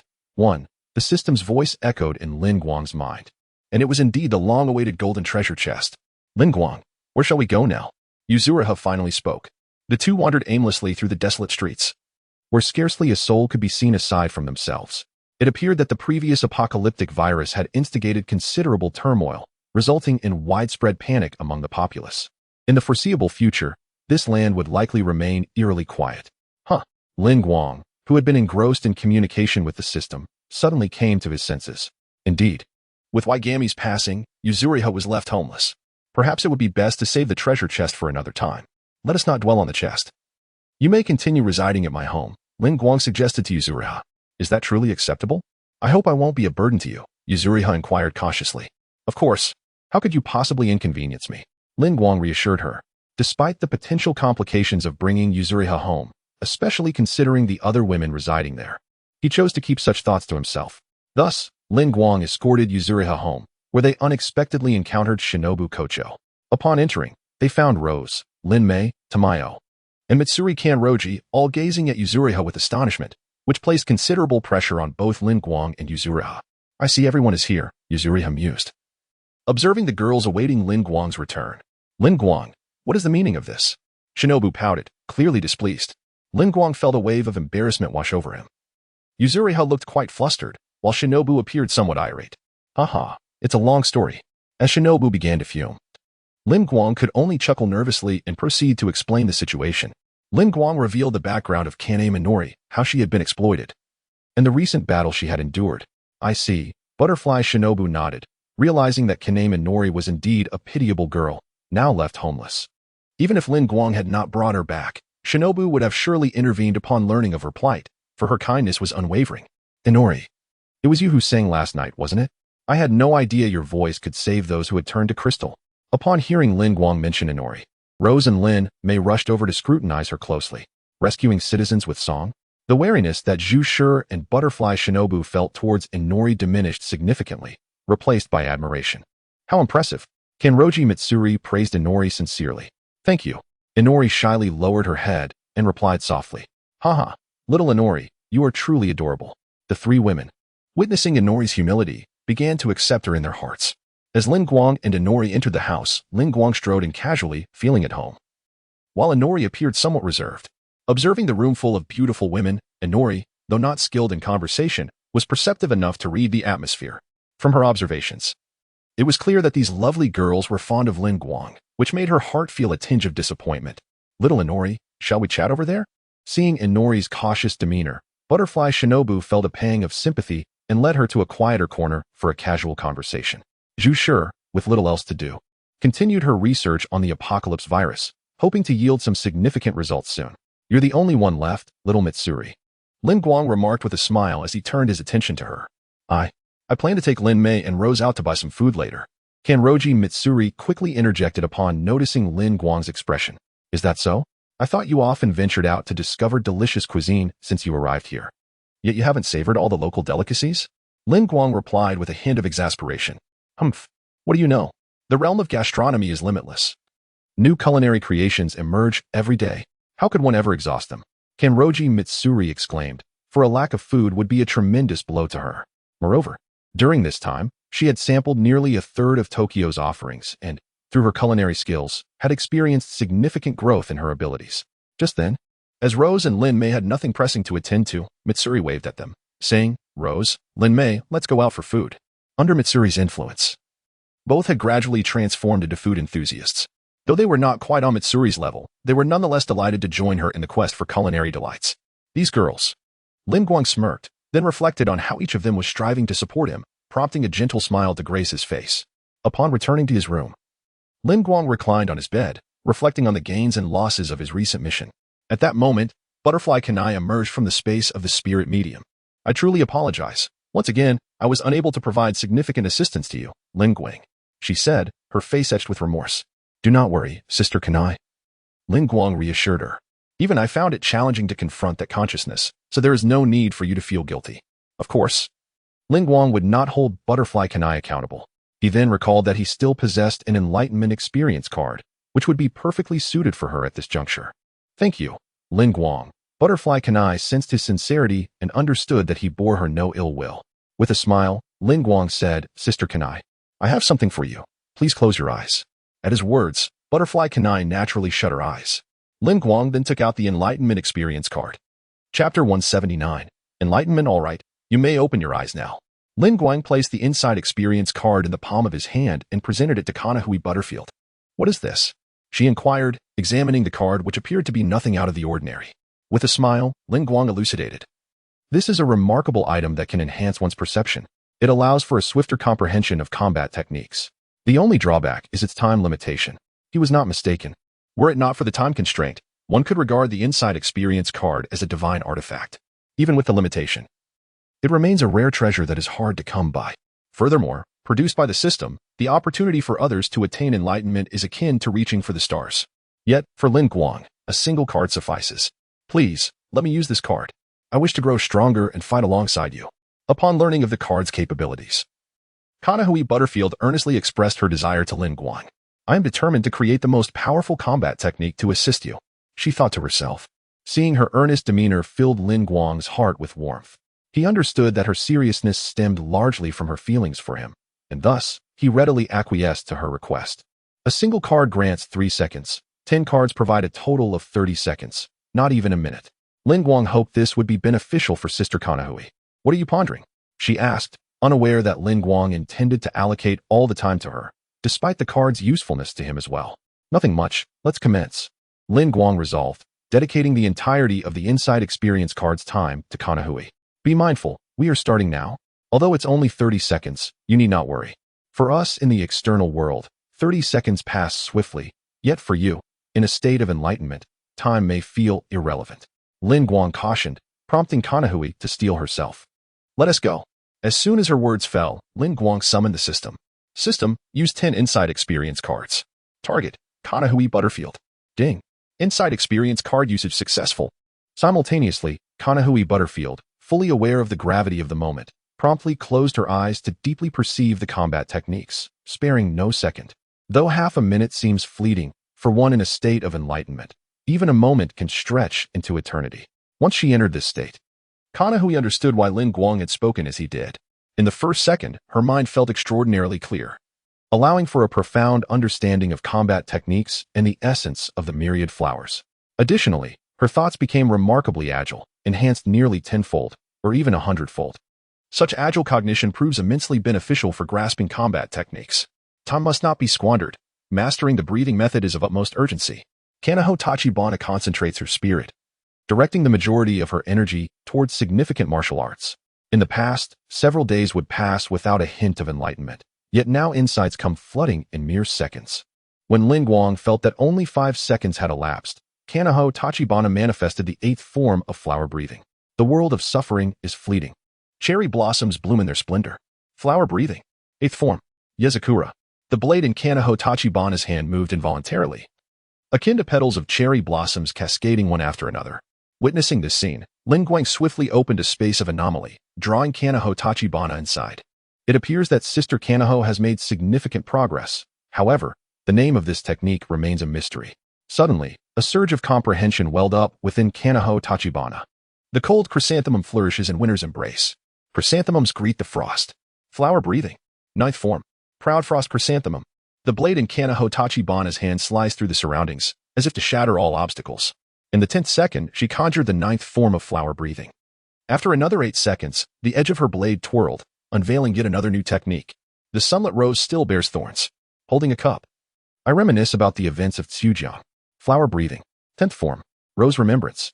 Yet, with 12 seconds still remaining, there is more to uncover. That spiritual consciousness is a manifestation of the soul. Although I can confront it with combat techniques, its methods are not simplistic. I must devise a technique that allows me to approach swiftly or disrupt it, delivering a lethal strike. While Kanaho Tachibana remained immersed in her insights, she did not lose sight of her ultimate objective. Gradually, a wave of understanding washed over her, as clusters of ethereal, white locust flowers floated in her mind. Flower breathing. 11th form. Ethereal locust. In an instant, delicate strands of white locust petals entwined around Kanaho Tachibana's blade, each petal seemingly harboring a spirit. When she finally paused and slowly opened her eyes, she wondered, has it come to an end? Lin Guang, observing her awakening, gently inquired, is it over? Yes. Kanaho Tachibana replied joyfully. Really? Please share what powerful technique you have comprehended, Lin Guang asked excitedly, happy for Kanaho Tachibana's growth. Kanaho Tachibana shook her head with a smile, choosing silence as she returned to the Spirit Keeper's realm. She intended to shine brilliantly during Lin Guang's next confrontation with the Guardian of Spiritual Consciousness, planning to surprise him then. Seeing Kanaho Tachibana retreat into the Spirit Keeper's space, Lin Guang couldn't help but speculate. Evidently, her gains were substantial, prompting her eagerness to solidify them. Perhaps he should examine his own rewards, as the others were absent, allowing him to open a box. He hoped for a stroke of luck this time, perhaps a touch of royal fortune. System, personal information. With a mere thought, lines of blue text appeared before his eyes.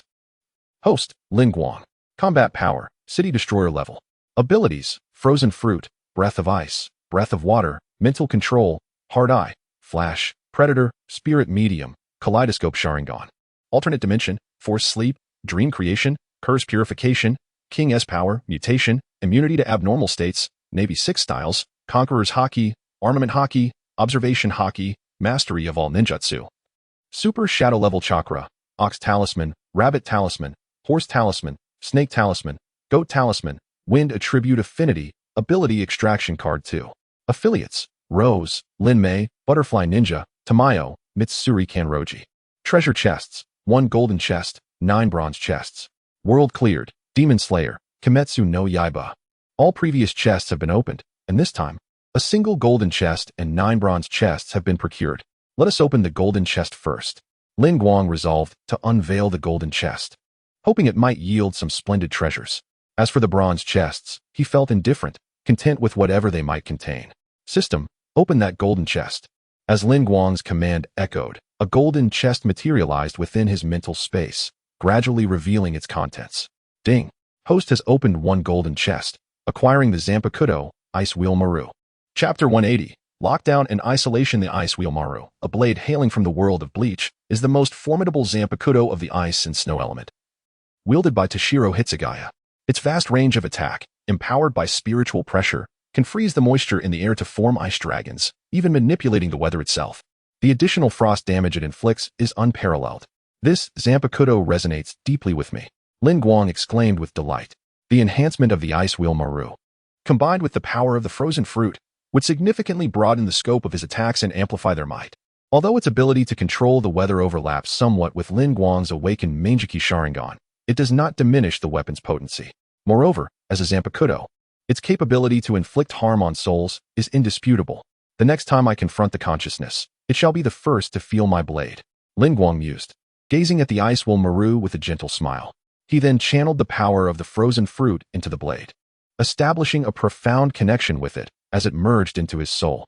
Within mere minutes, Lin Guang forged a deep bond with the Ice Wheel Maru, reminiscent of a swordsman and his lifelong companion. Truly a product of the system, even his proficiency with the weapon had surged. Wielding the Ice Wheel Maru now felt as natural as an extension of his own body. Lin Guang smiled softly, contemplating the next encounter with the consciousness, hoping it would not be too startled. While it was undeniable that the consciousness was not directly responsible for the demise of Wagami Kage, it played a significant role in the circumstances surrounding it. Had it not been for the consciousness's interference, Wagami Kage might not have ended up with Sakura Matoi in such a tragic manner. If given the chance, Lin Guang yearned to exact vengeance upon the consciousness and shine Shucher for Wagami Kage's death. Thankfully, the golden treasure chest had not failed his expectations, yielding the Ice Wheel Maru and alleviating his greatest concerns, lifting his spirits somewhat. System, open the remaining bronze treasure chests. Lin Guang summoned the system to unveil the last of the bronze chests. Ding!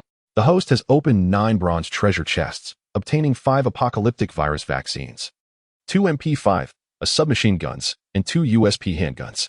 The MP5, a submachine gun originating from a world of gunfights, is an ordinary firearm that has been enhanced by the system to possess infinite ammunition. The USP handgun, also from the gunfight world, shares similar enhancements. Indeed, bronze treasure chests could never compare to their golden counterparts. However, the apocalyptic virus vaccines are valuable commodities, and the more, the better. Although these rewards were not as exceptional as those from the golden chests, Lin Guang stored the vaccines and weapons within his spatial ring. In the wake of the recent Christmas reenactment, the populace of this world was once again ravaged by the virus. Though 5 apocalyptic virus vaccines may seem scant, they represent a glimmer of hope for those afflicted by the outbreak. The following day, Lin Guang returned to school. Following such a significant event, anxiety gripped the hearts of many as they worried for their loved ones. Given Lin Guang's popularity at Tianwanghao First High School, it is not surprising that many individuals express concern for his well-being. Brother, I am truly relieved to see that you are safe. Arisa Gong Finjuan approached Lin Guang, her worries alleviated upon confirming his safety. Indeed, as soon as Lin Guang returned to school, numerous friends came to visit him. Lin Guang, are you all right? You must refrain from leaving the school during such perilous times. Soon after, Jiao Taoji found Lin Guang, her words laced with genuine concern and her expression grave. It appeared that if Lin Guang were to venture outside the school under dangerous circumstances, Jiao Taoji would be quite upset. Haha, my strength is formidable. How could I possibly encounter danger? If you are frightened, I would not mind remaining by your side at all times, Lin Guang teased, emphasizing the phrase by your side. Jiao Taoji immediately conjured peculiar thoughts. Lin Guang, I am speaking to you seriously, and yet what are you saying? After a slight teasing from Lin Guang, Jiao Taoji departed, her cheeks flushed. Beep. This was the cue for an announcement, and Lin Guang turned toward the campus broadcasting station, sensing that important news was forthcoming. Currently, in accordance with Article 9, Section 3 of the Epidemic Prevention Law, a city lockdown declaration is being issued. Leaving the 7th Ring Road is strictly prohibited. The resounding voice from the broadcast echoed throughout. At that moment, all communications received the news of the city lockdown. Even those who did not hear the broadcast were informed, ensuring that the majority of students were aware of the situation. Esteemed King, the Tokyo area is now under lockdown. Shudo Shuichiro aims to ascend to the position of Prime Minister. I wonder what are your intentions? Lin Guang also received a message from Sujia, whose voice bore a hint of eagerness, seemingly awaiting Lin Guang's directive. Simply prepare some vaccines for me. As for the rest, I trust you understand what must be done. Lin Guang surmised Sujia's thoughts and conveyed this instruction. With that, he ended the communication. Sujia pondered Lin Guang's words for a moment before a smile crept across his face. It appeared that the king sought to become a true sovereign and establish his own realm. Subsequently, Sujia set about preparing the necessary items for Lin Guang. Although the task was not overly difficult, he remained diligent. In fulfilling Lin Guang's requests, Sujia exerted considerable effort. In the subsequent 2 weeks, through Sujia's assistance, Lin Guang amassed a substantial stockpile of vaccines and weaponry. Sujia's efficiency was commendable. Lin Guang received daily updates from him, also learning of Shudo Shuichiru's preparations. However, Lin Guang, possessing absolute power, did not regard this with much concern. The only adversary capable of capturing his attention was the god of knowledge. Regrettably, Ye had perished, and everyone had scattered. Lin Guang could not help but admire the leadership and charisma of Yagami-ya. Nevertheless, he found himself surrounded by many important individuals and had little time for melancholy reflection, as he needed to prepare for the events yet to unfold. Due to the sacrifice of Waigami, the personnel of the funeral society had scattered in disarray. Fortunately, Ia Shurno and Tika remained at Tank Z First High School. Originally, Ia Shurno was seated in her wheelchair, gazing at the distant scenery, when her eyes fell upon a pair of abandoned sneakers not far away. She felt an urge to bend down and retrieve them. Ever since the death of Waigami, Shurno had been enveloped in a melancholic haze, uncertain of her purpose. Thus, her desire to collect the sneakers was not merely an act of retrieval, but also a quest to reignite her will to continue living. For an ordinary individual, picking something up from the ground would be a simple task. However, for Shurno, it proved to be an arduous challenge. She extended her hand towards the sneakers with great difficulty. Yet, in her effort, she lost her balance and tumbled from her wheelchair. Indeed, have I become so incapable that I cannot even manage such a trivial task? Stunned by the fall, Shurno found herself momentarily disoriented, her delicate features contorted with pain. At that moment, 2 upperclassmen approached, seemingly unaware of how they had arrived. Chapter 181. The Seeds of Campus Turmoil, standing atop the school's rooftop. Lin Guang gazed down at the city, ravaged and scarred by the outbreak of the apocalypse virus. Unbeknownst to him, Yuki had approached his side. I knew I would find you here, she murmured softly.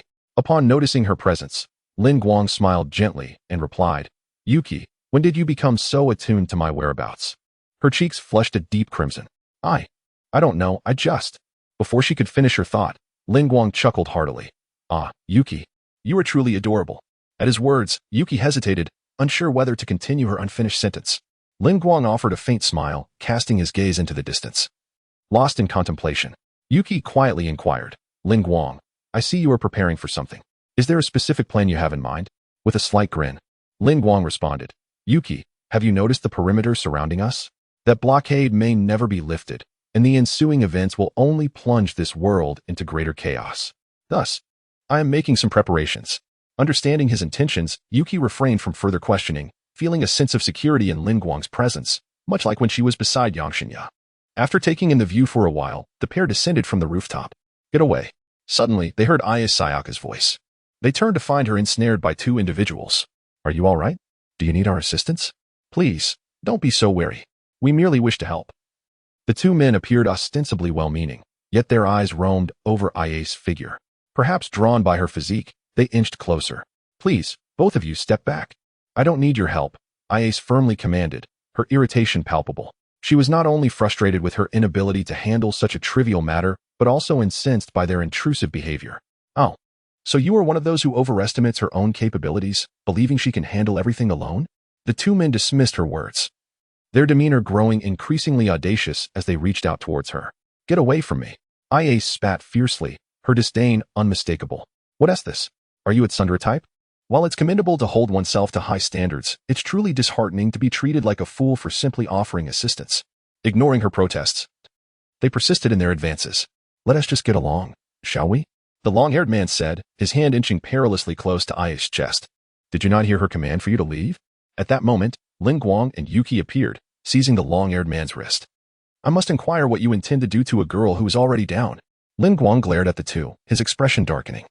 Should they make any further inappropriate moves, he would not hesitate to take action. I initially thought someone was aspiring to be a guardian of beauty. only to discover it was you. Upon seeing Lin Guang, disdain was unmistakably etched on their faces. They regarded him merely as a handsome wastrel, their jealousy rendering them irrational. What do you perverts intend to do to Sister Ayase? At that moment, Tsubaki made her entrance. The long-haired boy, whose wrist Lin Guang had grasped, looked at the adorable Tsubaki and showed signs of wanting to break free from Lin Guang's hold. Rocket flying kick.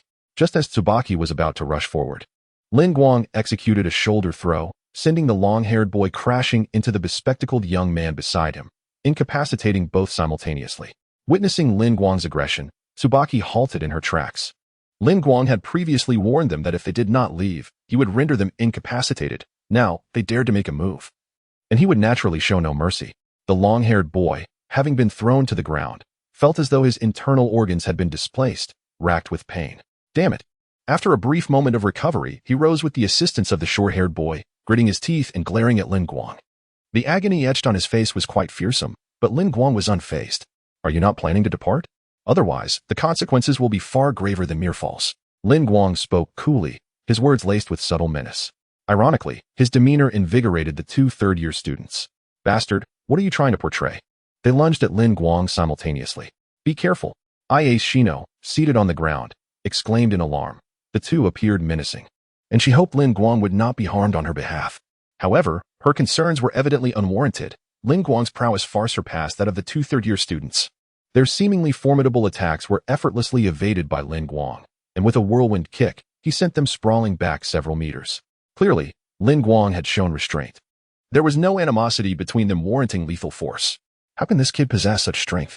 The long-haired boy clutched his chest, gasping for breath. Look, many have gathered. In this special period, if we are reported by our classmates, the school will undoubtedly impose severe sanctions upon us. The short-haired boy began to retreat. The commotion had inevitably attracted onlookers. What on earth is happening here? Are they fighting? Nonsense. How could my idol, Lin Guang, engage in a brawl? As the crowd swelled, the two reconsidered, recalling Lin Guang's popularity, and decided to withdraw. You merely rely on your good social standing. Do not let us catch you off guard. Though they retreated, their animosity towards Lin Guang deepened considerably, and it was likely they would seek to sabotage him or target Ayase Shino in the future. Lin Guang scoffed at the two. Revenge against him was implausible, and even if they dared to approach Ayase Shino, they would need to assess their own capabilities carefully. As the two individuals departed in disarray, the onlookers gradually dispersed, leaving only Tsubaki standing there. Should Ayase Sakurako require any assistance, Tsubaki would be more than willing to lend a hand. Allow me to help you. Ayase, Lin Guang said earnestly, extending his hand towards the seated Ayase Sakurako, inviting her to take hold of it. No need. I can manage on my own. Ayase Sakurako retorted stubbornly, pushing away Lin Guang's outstretched hand. You cannot manage by yourself. Let me assist you, Lin Guang replied with a gentle smile, choosing to disregard her words entirely as he lifted Ayase Sakurako into her wheelchair, thoughtfully adjusting it for her comfort. Lin Guang, I've already stated that I can do it myself. Ayase Sakurako expressed her irritation, feeling somewhat vexed by Lin Guang's presumptive actions. Such behavior struck her as rather impolite, leaving her feeling flustered. Ayase, sometimes it's important to lean on others. Otherwise, it might hurt their feelings, Lin Guang remarked with a soft smile. Chapter 182. Organizing the school festival? Upon hearing this, Ayase Sakamori turned her head sharply, avoiding Lin Guang's gaze. Lin Guang, you always have this tendency to impose your will on others, which can be rather exasperating, she remarked, her tone devoid of any real annoyance towards him. It was unexpected that, apart from that guy Yagami, Lin Guang could also elicit such a reaction from Ayase, and after being lectured by him, she seemed to harbor no resentment. It appears Lin Guang truly is her nemesis. Do, observing the difficult situation Ayase found herself in, realized that she was utterly at a loss against Lin Guang. If Ayase were to be looked after by him in the future, perhaps she would find herself much happier. Do couldn't help but ponder this. Do, take good care of Ayase. I have some matters to attend to, Lin Guang said, oblivious to Do's thoughts, and slipped away after entrusting Ayase to him. Yuki walked alongside Lin Guang, her face radiating joy. Lin Guang, too, wore a broad smile, clearly in high spirits. Oh, news from Arisa? Is there something amiss? He inquired, promptly opening the message. Oni-san, regarding the lockdown over the past 2 weeks and some matters concerning the campus. We need to discuss them. Please come over early, the message read. Lin Guang retracted his communicator and turned to Yuki, saying, Arisa wishes to consult us. She's in the conference room. Let us go together. Yuki nodded in agreement. Upon arriving at the conference room, Lin Guang noticed that discussions had already commenced, He and Yuki took a seat nearby to listen to the ongoing deliberations.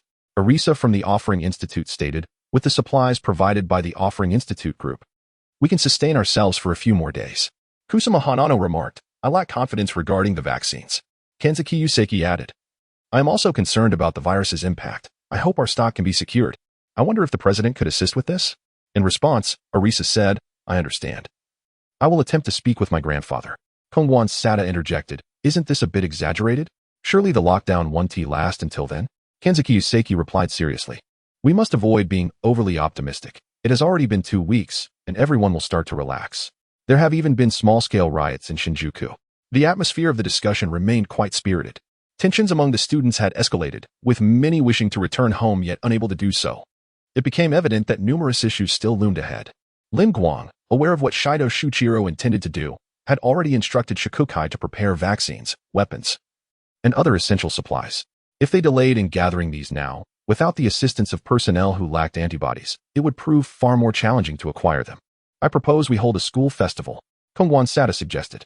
Isn't there already a school festival scheduled for this month? What nonsense are you spouting? This is a critical time. Han Chuan Guosun expressed some reservations, for it is indeed unsafe at present. One cannot place fellow students in jeopardy for the sake of hosting a so-called school festival. Thus, we must invigorate the atmosphere, creating a jubilant moment that dispels the gloom. Kaken Sada, however, held his own perspective, which sounded rather convincing. Perhaps it is indeed a commendable idea. Gong Finji when Arisa cradled her chin in contemplation. Even the president concurs? Han Chuan Guosun was somewhat taken aback. Currently, the food poses no issue, and organizing a small-scale school festival is quite feasible, as Gong Finju and Arisa candidly noted. The senior is correct. We must adapt to the circumstances. Han Chuan, Minister of Internal Affairs. Kaken Sada provocatively draped his arm over Han Chuan Guosun's shoulder, speaking with a sense of pride. Lin Guang, do you share this opinion? Han Chuan Guosun inquired of Lin Guang. Certainly. Given our current capabilities, there is nothing amiss with hosting a school festival. Lin Guang exuded confidence. Upon noticing that Gong Finju and Arisa had received approval, Han Chuan Guosun felt compelled to consult Lin Guang, who unexpectedly endorsed Gong Finju and Arisa's proposal. After all, Gong Finju and Arisa is Lin Guang's sister in this world. Naturally, he would speak on her behalf. Han Chuan Guosun was surprised that Lin Guang would agree to such a proposal. Shouldn't we seize the opportunity to relax while we can? Although Lin Guang's tone was lighthearted, Han Chuan Guosun discerned an underlying meaning in his words. After the meeting concluded, Han Chuan Guosun approached Lin Guang to inquire about the void and mentioned the discussion regarding the school's festival. Is this my void? Why is it now available for use? Compared to when I fought earlier, it seems to have undergone some transformation. How can I retract it? Lin Guang retrieved Han Chuan Guosun's void, and he realized he did not faint, prompting him to ask Lin Guang several questions. Let us try releasing it again, Lin Guang suggested. Following his advice, Han Chuan Guosun set his void down, and indeed, it floated in the air, transforming into strands of energy that returned to his body. The void is truly shrouded in mystery. What has sparked your sudden interest in the void? Curiosity compelled me. Lin Guang shared his own transformations with Han Chuan Guosun. It seems this state cannot last long. You understand my meaning. I have an inkling that the power in your right hand will soon come into play. Han Chuan Guosun conveyed the gravity of the situation, which Lin Guang had already grasped, foreseeing what was to unfold. Your intuition and overall perspective are indeed exceptional. Lin Guang had to commend Han Chuan Guosun. Hearing this, Han Chuan Guosun realized that Lin Guang was aware of the situation's seriousness and may have been preparing for it all along. How could I possibly compare to you? I only recently considered it. Judging by your demeanor, you must have been prepared for quite some time, right? Han Chuan Guosun self-deprecatingly remarked. The fact that you can conceive such thoughts indicates you have surpassed many others. Lin Guang gently patted Han Chuan Guosun on the shoulder, conveying his admiration for him. However, your ability to notice things even before I did indicates that you are an exceptional leader. Han Chuan Guosun held Lin Guang in even higher esteem. Upon hearing Han Chuan Guosun's words, Lin Guang merely smiled in response, choosing not to speak. Subsequently, the two strolled through the campus. Observing the students preparing for the upcoming school anniversary celebration, and even the spirited Kaken Sada was organizing a personal concert for Yuzuki Kiri. Is it all right, Lin Guang? Yuzuki Kiri expressed her joy at the opportunity to perform, yet she yearned to hear Lin Guang express his desire for her to sing. Of course, Lin Guang replied, gazing into Yuzuki Kiri's eyes with a smile, as he naturally agreed to anything that would bring her happiness. Time flew by swiftly, and before long, evening had arrived. Lin Guang, I've been looking for you. Hearing someone call his name, Lin Guang turned around and discovered it was Sakuma Sho. Chapter 183. Campus Festival. Lin Guang was somewhat taken aback. He wondered what Sakamatsu Sho wanted from him. At this moment, Sakamatsu had the opportunity to either participate in the campus festival to unwind or to assess where assistance was needed, or perhaps engage in activities of personal interest. However, his decision to seek Lin Guang at this time left Lin Guang perplexed. Was he merely looking to spend time with him? Lin Guang, I have some matters to inquire about.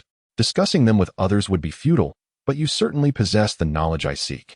Sakamatsu appeared troubled, and his mental state seemed rather poor. Was he still reeling from the incidents involving Yaha and the true name? Lin Guang observed Sakamatsu, understanding the cause of his disheveled demeanor. There are too many people here. Let us find a quieter place to converse. Sakamatsu's expression was somber, wishing to keep his situation discreet. Very well, please excuse us, Hanchuan, Kiki. Lin Guang noticed Sakamatsu's distress and readily complied with his request. It's all right. You two go ahead. Yuzuki Kiki was always obedient. Lin Guang had saved her during the previous incident, and though she said nothing, she held that gratitude close to her heart. My apologies, Lin Guang, and I will finish our conversation shortly. Sakamatsu expressed his regret. Then I shall take my leave for now. Should you require my assistance, do not hesitate to reach out. Hanchuan Yinshuan said to Lin Guang before departing. Rest assured, you must come and witness the grand finale that Kiki and I have prepared tonight. I wish to showcase the prowess of the cultural department. Hanchuan's exuberance lightened the mood for Sakamatsu. Absolutely, tonight for sure. Sakamatsu replied, leading Lin Guang to a secluded corner. Speak, what is it you wish to ask? Lin Guang still had not discerned the nature of Sakamatsu's inquiry. The disheartening reenactment of Christmas has concluded, and with the demise of my sister and Yaha, has everything truly come to an end? Ultimately, have I achieved nothing? Even with my powers, am I incapable of effecting any change? Sakamatsu articulated the doubts that had plagued his mind. Sure, you were such a fool. No wonder Yaha expressed concern over you. You are exceedingly naive. Lin Guang retorted, his voice tinged with frustration, embodying a sense of exasperation. Everyone was striving, yet Sakamatsu, who wielded the power of a king, remained so complacent. Lin Guang was at a loss as to his thought process. Sakamatsu gazed at Lin Guang, looking somewhat bewildered. The matter of the apocalyptic virus is far from resolved. Have you not considered why you possess such extraordinary abilities? Lin Guang grasped Sakamatsu's right hand, speaking earnestly to him. Furthermore, do you know who that golden-haired man we encountered in the auditorium was? What do you mean? Is there something remarkable about that individual? Sakamatsu inquired anxiously. Lin Guang's words struck a chord within Sakamatsu, awakening him to the necessity of action. The individual proclaimed himself as the guardian of knowledge, a custodian of the world's wisdom. This is all I can divulge. The remainder is for you to ponder. Lin Guang once again spoke these words with utmost seriousness before departing, confident that Sakuma Minori was not a fool and would undoubtedly grasp what needed to be done. Reflecting on this, Sakuma gazed at Lin Guang's retreating figure, feeling a stirring within. Honestly, holding a school festival at this juncture? Is there something amiss in their minds? Dalila remarked, exasperated.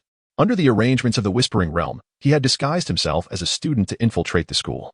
As dusk approached and many students busied themselves with festival preparations, Dalilu ambled alone beneath the dim lights, unperturbed by the risk of discovery. As he turned a corner, he collided sharply with Do, who was carrying several boxes. That hurt. What if I get injured? Be more careful, Dalilu scolded.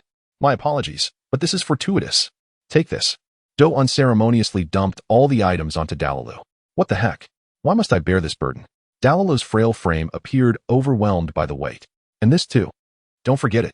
Do seemed oblivious to Dalilu's complaints, continuing to pile on the tasks. Why must I engage in such brutish labor? After finally transporting the hefty boxes, Dalilu sat down, panting heavily.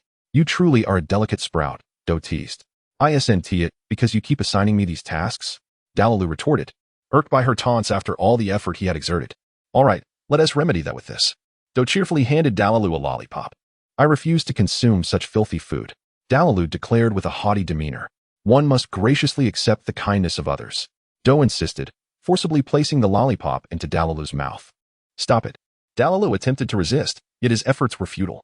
Indeed, Inji Yuzuki, Sakuma Minori, everyone is present. After finally extricating himself from Do's grasp, Dalilu discreetly communicated with the Whispering Realm from a secluded corner. Let us expedite the process and smooth over this situation. Perhaps having overheard something from the communicator, Dalilu expressed his impatience. That is not permissible. We are currently in deliberation, and we cannot act impulsively, the Whispering Realm replied.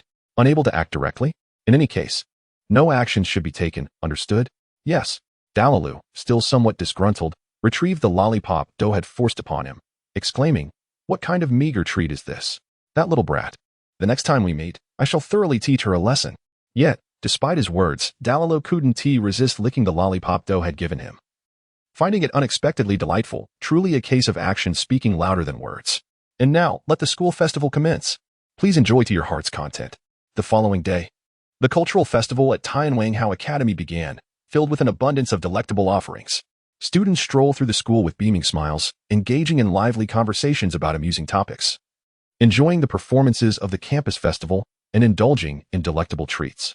This vibrant atmosphere seems to completely overshadow the unease brought about by the outbreak of the apocalyptic virus, as joy radiates from every face. In stark contrast to the world ravaged by the virus, this school resembles a paradise, captivating and idyllic. How delightful, Ayasne. If we were to attend school normally, would we partake in such joys as well? What do you think? Said D, pushing the wheelchair of Shinozaki Ayase with a cheerful tone, a hint of longing evident in her words.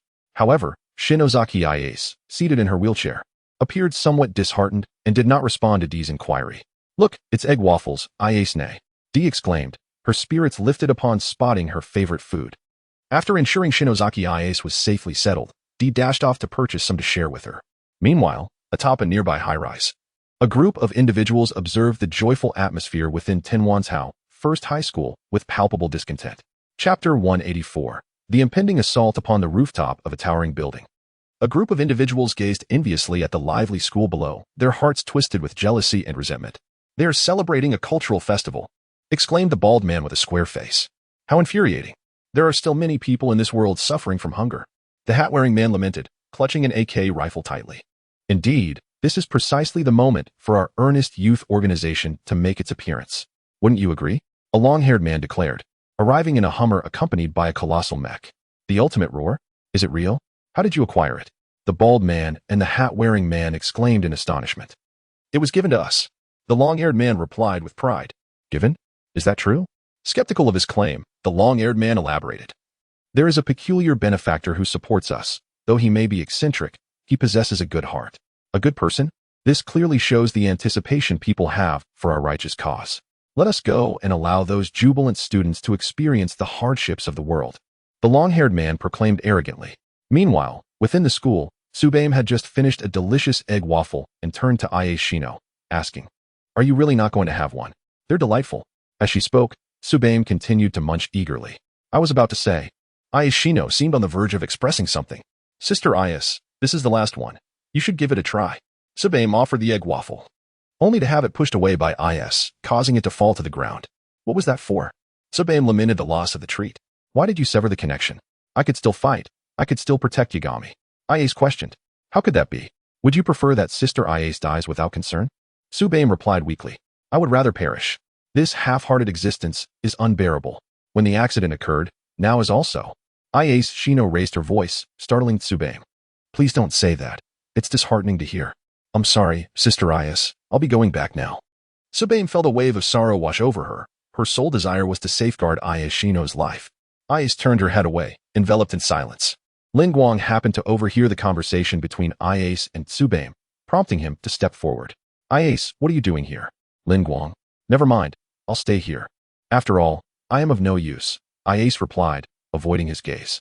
In her heart, she harbored a sense of regret, believing that had she chosen to assist Yagami in the end, perhaps he would not have perished. Unfazed, Lin Guang inquired, "Ias, are you still troubled by what happened back then? Isn't it obvious? Yagami is dead.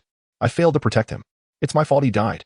Ias's emotions erupted once more, venting her dissatisfaction, most of which was directed inward. "That's not how it is, Ias. All of this was Yagami's own decision."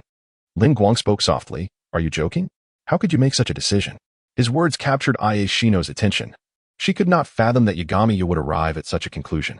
"You were disconnected and unaware of what transpired afterward, so allow me to enlighten you.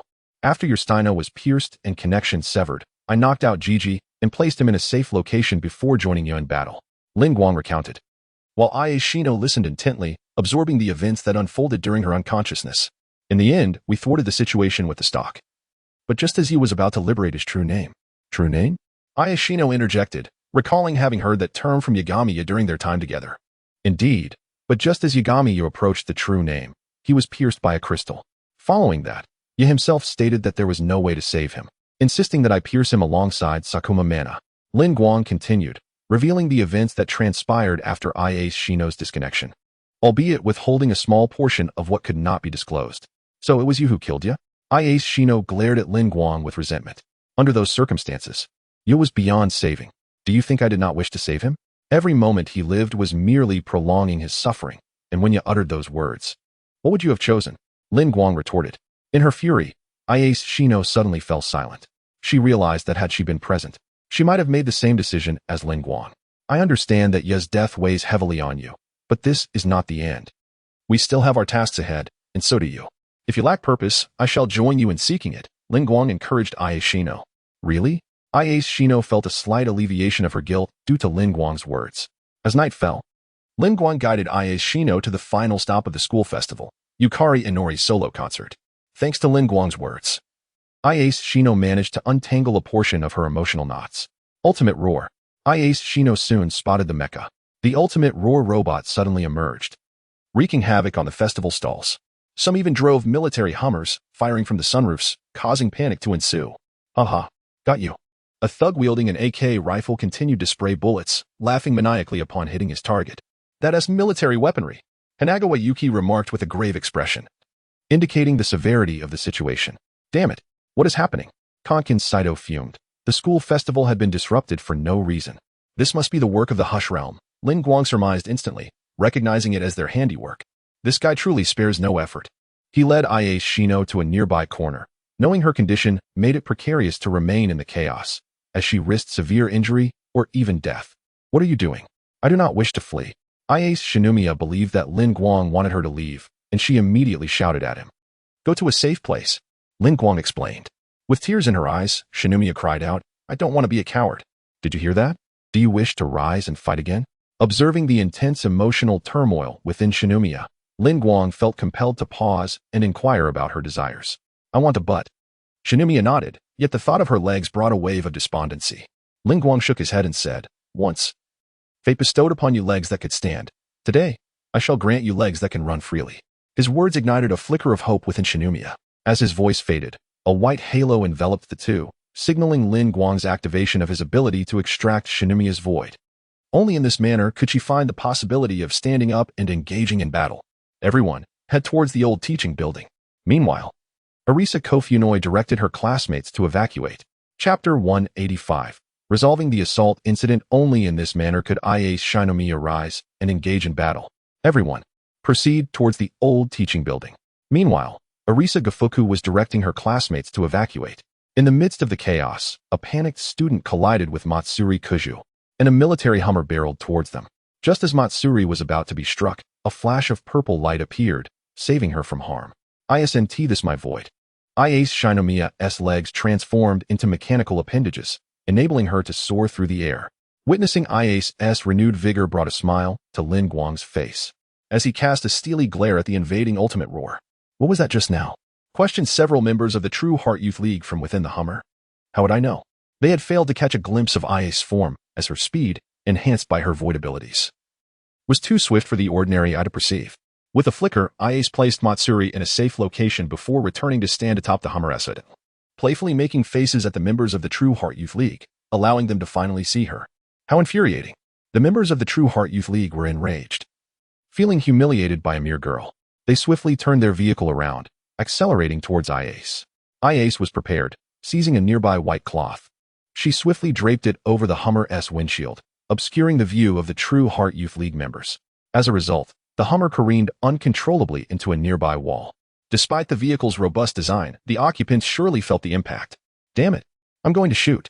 The square-faced bald man was the first to exit the vehicle, his unsteady gait revealing his disorientation. You're under arrest.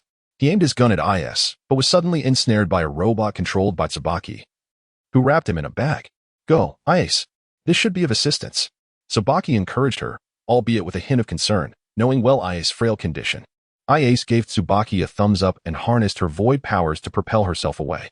What on earth is this? The Ultimate Roar, now under someone else's control, charged at Iace. Fortunately, with her enhanced abilities, Ias adeptly evaded the assault. Since Ias is fighting with the void, I shall also employ the void to conclude this battle, Lin Guang murmured. Observing the rampant destruction wrought by the ultimate roar, he approached Inori Uzuriha, who understood Lin Guang's intentions. A halo reappeared as Lin Guang extracted the great void sword from Inori. Hurry, Lin Guang. Simultaneously, Lin Guang heard Ias's voice calling for him. He surged forward with incredible speed, cleaving the ultimate roar in one decisive strike. The ultimate roar had no opportunity to react before it erupted in a brilliant explosion. After traversing the smoke of the explosion, Lin Guang and Ias Shino stood back to back, exchanging a knowing smile. They had fought side by side, at long last. Ias Shino was no longer the frail girl who relied solely on the assistance of others. She possessed the strength to protect her comrades. The battles in this world were indeed extraordinary. Not far away, within the teaching building, Butterfly Shinobu and her companions observed this scene, unable to contain their discussions. This marked the first time that Shinobu, Tamayo, and Mitsuri Kanroji had witnessed such a clash, and it felt utterly different from what they had gleaned from the records. It seemed that the girl in the wheelchair held a profound gratitude towards that wicked fellow, Lin Guang. Ias Shino blushed, largely due to her excitement. Lin Guang's abilities were akin to a rebirth for her, granting her a fresh lease on life. For Ias Shino, both Yagami Kage and Lin Guang represented her guiding lights.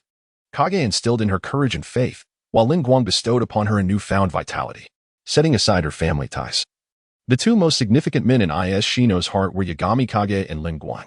Oh, blooming wildflowers, please tell me, why do people inflict harm upon one another? Soon, the sweet melody of Yuki and Nori resonated through the campus, capturing the attention of all the students.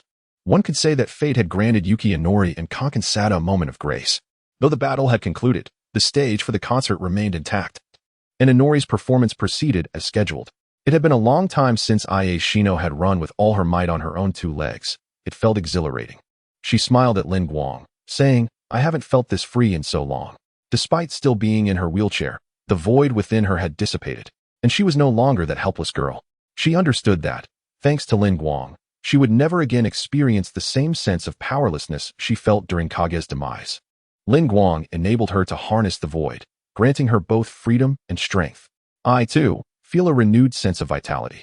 I will do everything in my power to ensure Ias' happiness, Lin Guang replied, causing her to blush slightly. After this experience in battle, Ias Shino returned to her usual demeanor, engaging in light-hearted conversation with Lin Guang. Although she could not forget Kage, she was now willing to ponder gradually what she could do moving forward. With a smile, Ias Shino remarked, I am willing to contemplate what I can contribute. Lin Guang, pleased with her transformation, nodded in approval. Thank you, Lin Guang.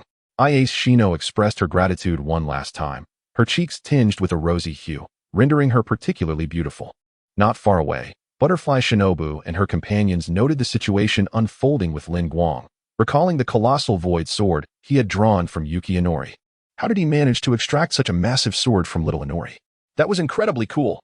They speculated, perhaps Lin Guang has acquired some unique ability in this world. I wonder if we could achieve something similar. Should we ask him to try it out? The girls pondered the possibility of their own capabilities and contemplated finding an opportunity to let Lin Guang demonstrate his prowess. Everyone, listen. There's a program on television. At that moment, Kankensada called out, drawing the attention of all towards the screen. The scene shifts to the monitor, where several screens are manipulated to project the images. The investigation reveals that, within the 7th Ring Road, no survivors have been found apart from those suffering from advanced stage tumors. A consensus has been reached between the provisional government and the GHQ to cease rescue operations and impose a comprehensive blockade for a decade. The somber voice of Saido Shuichiro resonates from the display, announcing the decade-long lockdown of the Tokyo region. The 7th Ring Road? Does this area qualify as well? What is happening? A stir arises among the students. This news is indeed a dreadful revelation for them. It equates to their abandonment while still in school. Chapter 186. Panic after relaxation. How can one be so dismissive? The following day, Alicia, the head of the Shrine Institute, convened a student assembly where the students expressed their grievances with fervor. This is not mere indifference. What I mean is that we should refrain from acting rashly until the situation is clarified. My grandfather and the Shrine family will undoubtedly reach out soon. I implore everyone to exercise patience. Alicia exerted herself in an attempt to maintain order, invoking the name of the Shrine family. Clearly, the remarks made by Shuichi Nakanishi had instilled immense fear among the students. I advise you to confront reality. We have long been abandoned by them. We will be treated as sources of contagion. Everyone will perish. It's all over. A male student with chestnut hair shouted in hysteria, causing nearby female students to weep in terror. The prospect of being treated as a viral threat left everyone in a state of unease. Enough of that. It's not a foregone conclusion. Another girl attempted to comfort her sobbing classmate. Indeed. Stop shouting. I have already requested that you speak only after taking the microphone. Alicia asserted, her composure unwavering even as the chaos escalated. As the president, she was the stabilizing force of the school in this turbulent moment. I believe the paramount issue is our lack of understanding of the situation. Should we not send someone to inspect the walls of the number 7 circuit? The bespectacled male student, Nanba, who had previously teased Ayashino, took the microphone and addressed Alicia. Precisely. Nanba is right.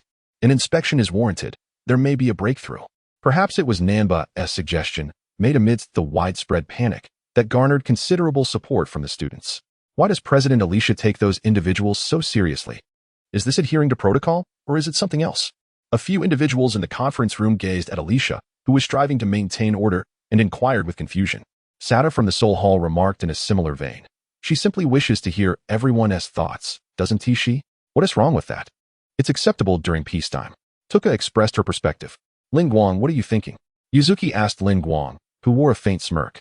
It's nothing.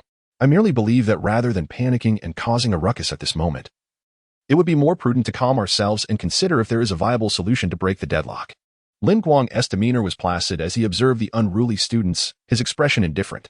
Please, think of something. I want to see my mom and dad. At that moment, a girl stepped up to the stage, confronting Alicia directly. Regardless, we hope the president can swiftly establish a course of action. Phrases like grandfather will come to save us are not what a leader should utter, are they? Namba provocatively remarked to Alicia, a slight smirk playing on his lips, exuding a sense of pride. Indeed, you sound just like a child. Namba's friend engaged in conversation with Arisa, causing her expression to darken. According to Article 32, Section 3 of the Student Council Guidelines, I intend to initiate a vote of no confidence against the current president and simultaneously call for the election of a new president. Namba's true intentions have finally been revealed. He seeks to contend with Arisa for the position of Student Council President. Lin Guang, fully aware of Namba's ulterior motives, regarded his scheming antics as nothing more than the folly of a clown, thus refraining from intervening at that moment. However, should Namba attempt to use deceit to undermine Arisa, Lin Guang would ensure he experiences profound regret. After the meeting concluded, it was time for the vaccine distribution. Students receiving the vaccine were reminded not to forget to come to the Student Council's 4th-floor classroom during the lunch break. It must be acknowledged that Arisa displayed considerable competence. Amidst the circumstances, everyone managed to queue orderly without causing a chaotic rush. Here, make good use of it, the vaccine distributor, Ayashino, remarked, although the expression of Arisa, standing beside her to record data, appeared somewhat troubled. It has erupted after all, the underground world of Tenwan's house, see? Kanagawa Yuki remarked to Kankan Sato. Is the internet working well? Let me check. It truly is. Sato was somewhat astonished. If the internet was accessible now, it was indeed excellent news. The sudden lifting of the school network restrictions had taken effect, yet external access remained unchanged, Yuki noted. Let me see. What about Arisa? She doesn't seem suitable to be a leader. Perhaps she is simply too naive? Just a facade. In reality, she lacks the capability to address urgent issues. What is needed now is prompt judgment. Gathered together, they observed the complaints and dissatisfaction expressed by students regarding Arisa on their phones. The president had indeed become the target of collective ire. The president works so hard. This is excessive. Sato and Kusuma Hanayo voiced their concerns. You should understand. The little president is not cut out for leadership, DN said, perched on the nearby railing, addressing Sato and his group. Hey, there's no need to say that. She's our good friend, Sato retorted, believing Arisa had performed admirably. DN scoffed, friend? We merely crossed paths along the way. Sato, incensed, replied, you really are unlikable. In response, DN turned away from Sato, made a face, and stuck out her tongue, saying, well, too bad. My apologies. With that, DN walked off. Hanayo wished to persuade her to stay, but DN disregarded her. TCH, what is that person up to? Sato remarked nonchalantly. Meanwhile, Namba was preparing to contest Arisa for the position of Student Council President, diligently gathering external information and compiling opinions on the desire to leave, intending to present them at the assembly for all to see. Namba evidently had his own plans. It would be better to simply eliminate her, that arrogant woman, remarked the long-haired man. Do not be hasty. I possess a secret weapon, Namba declared, slowly opening his coat to reveal a handgun concealed within. D and Yuzuki sat upon a bench in the park, engaged in a discourse regarding the nature of solitude, which piqued Lin Guang's interest.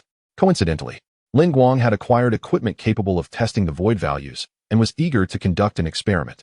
His motivation stemmed purely from curiosity, devoid of any ulterior motives. Merely finding amusement in the endeavor. Meanwhile, JDSHIQ was not idle. After conducting a thorough assessment, he promptly initiated the Tokyo purification operation. Upon his command, the outside world simply proclaimed his intentions as the new president, executing all civilians who fell outside the designated safe zones. Such an act lacked any semblance of aestheticism.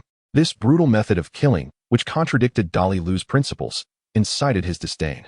Elsewhere, within the confines of the school, what are you all doing at this late hour? At night, Arisa Gompan observed individuals wandering the halls, seemingly restless, and resolved to investigate. All were indiscriminately gunned down. To her astonishment, she encountered Namba and his companions, who revealed the horrific news that the civilians of Takagahara had been slaughtered. Chapter 187. Whispers Abound. The GHQ Antibody Unit. Luo Wanjun. Do you know who historically vanquished the armies of the Greek city-states? Just 2 words. Su Jia, while fiddling with his phone, engaged in conversation with Luo Wan. Unfortunately, my major is physics, Luo Wan replied candidly. It is mere gossip. Once the veil of secrecy is lifted, it is the rumors that emerge first. Then, what reactions might follow? Su Jia continued to toy with his phone, speaking casually. Such a morbid sense of humor. Luo Wan expressed his bewilderment. Please, do not flatter me so, Su Jia said, turning to glance at Luo Wan, as if he considered such words a compliment.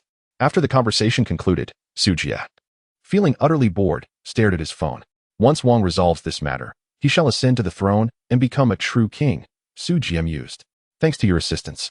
Old man, I was nearly at my wit's end this time. How can I repay your kindness? Argo and Dayun from the Shrine House and the Funeral Society were saved, and both expressed their deep gratitude towards the elder. Shindu Shuichiro noted that all communication and transport means within the city had been severed. Many must still be alive, and I wish to rescue them. This was the elder's intention. We are willing to lend you our aid. The two accepted the elder's request. Look, this is what the people outside are saying. Meanwhile, at Tianwanghao First High School, the message spread that handing over members of the Funeral Society would grant passage beyond the walls. The students in the campus were engulfed in chaos upon learning that surrendering members of the Funeral Society would allow them to leave. In their conspiratorial chamber, Namba and others revealed smiles of triumph. Lin Guang, have you heard about Gao Yuanzi? After glancing at the notice board, Jiao Tiaoji asked fearfully. Well, it's likely just a rumor. You need not worry excessively. The situation will not worsen. We are all here.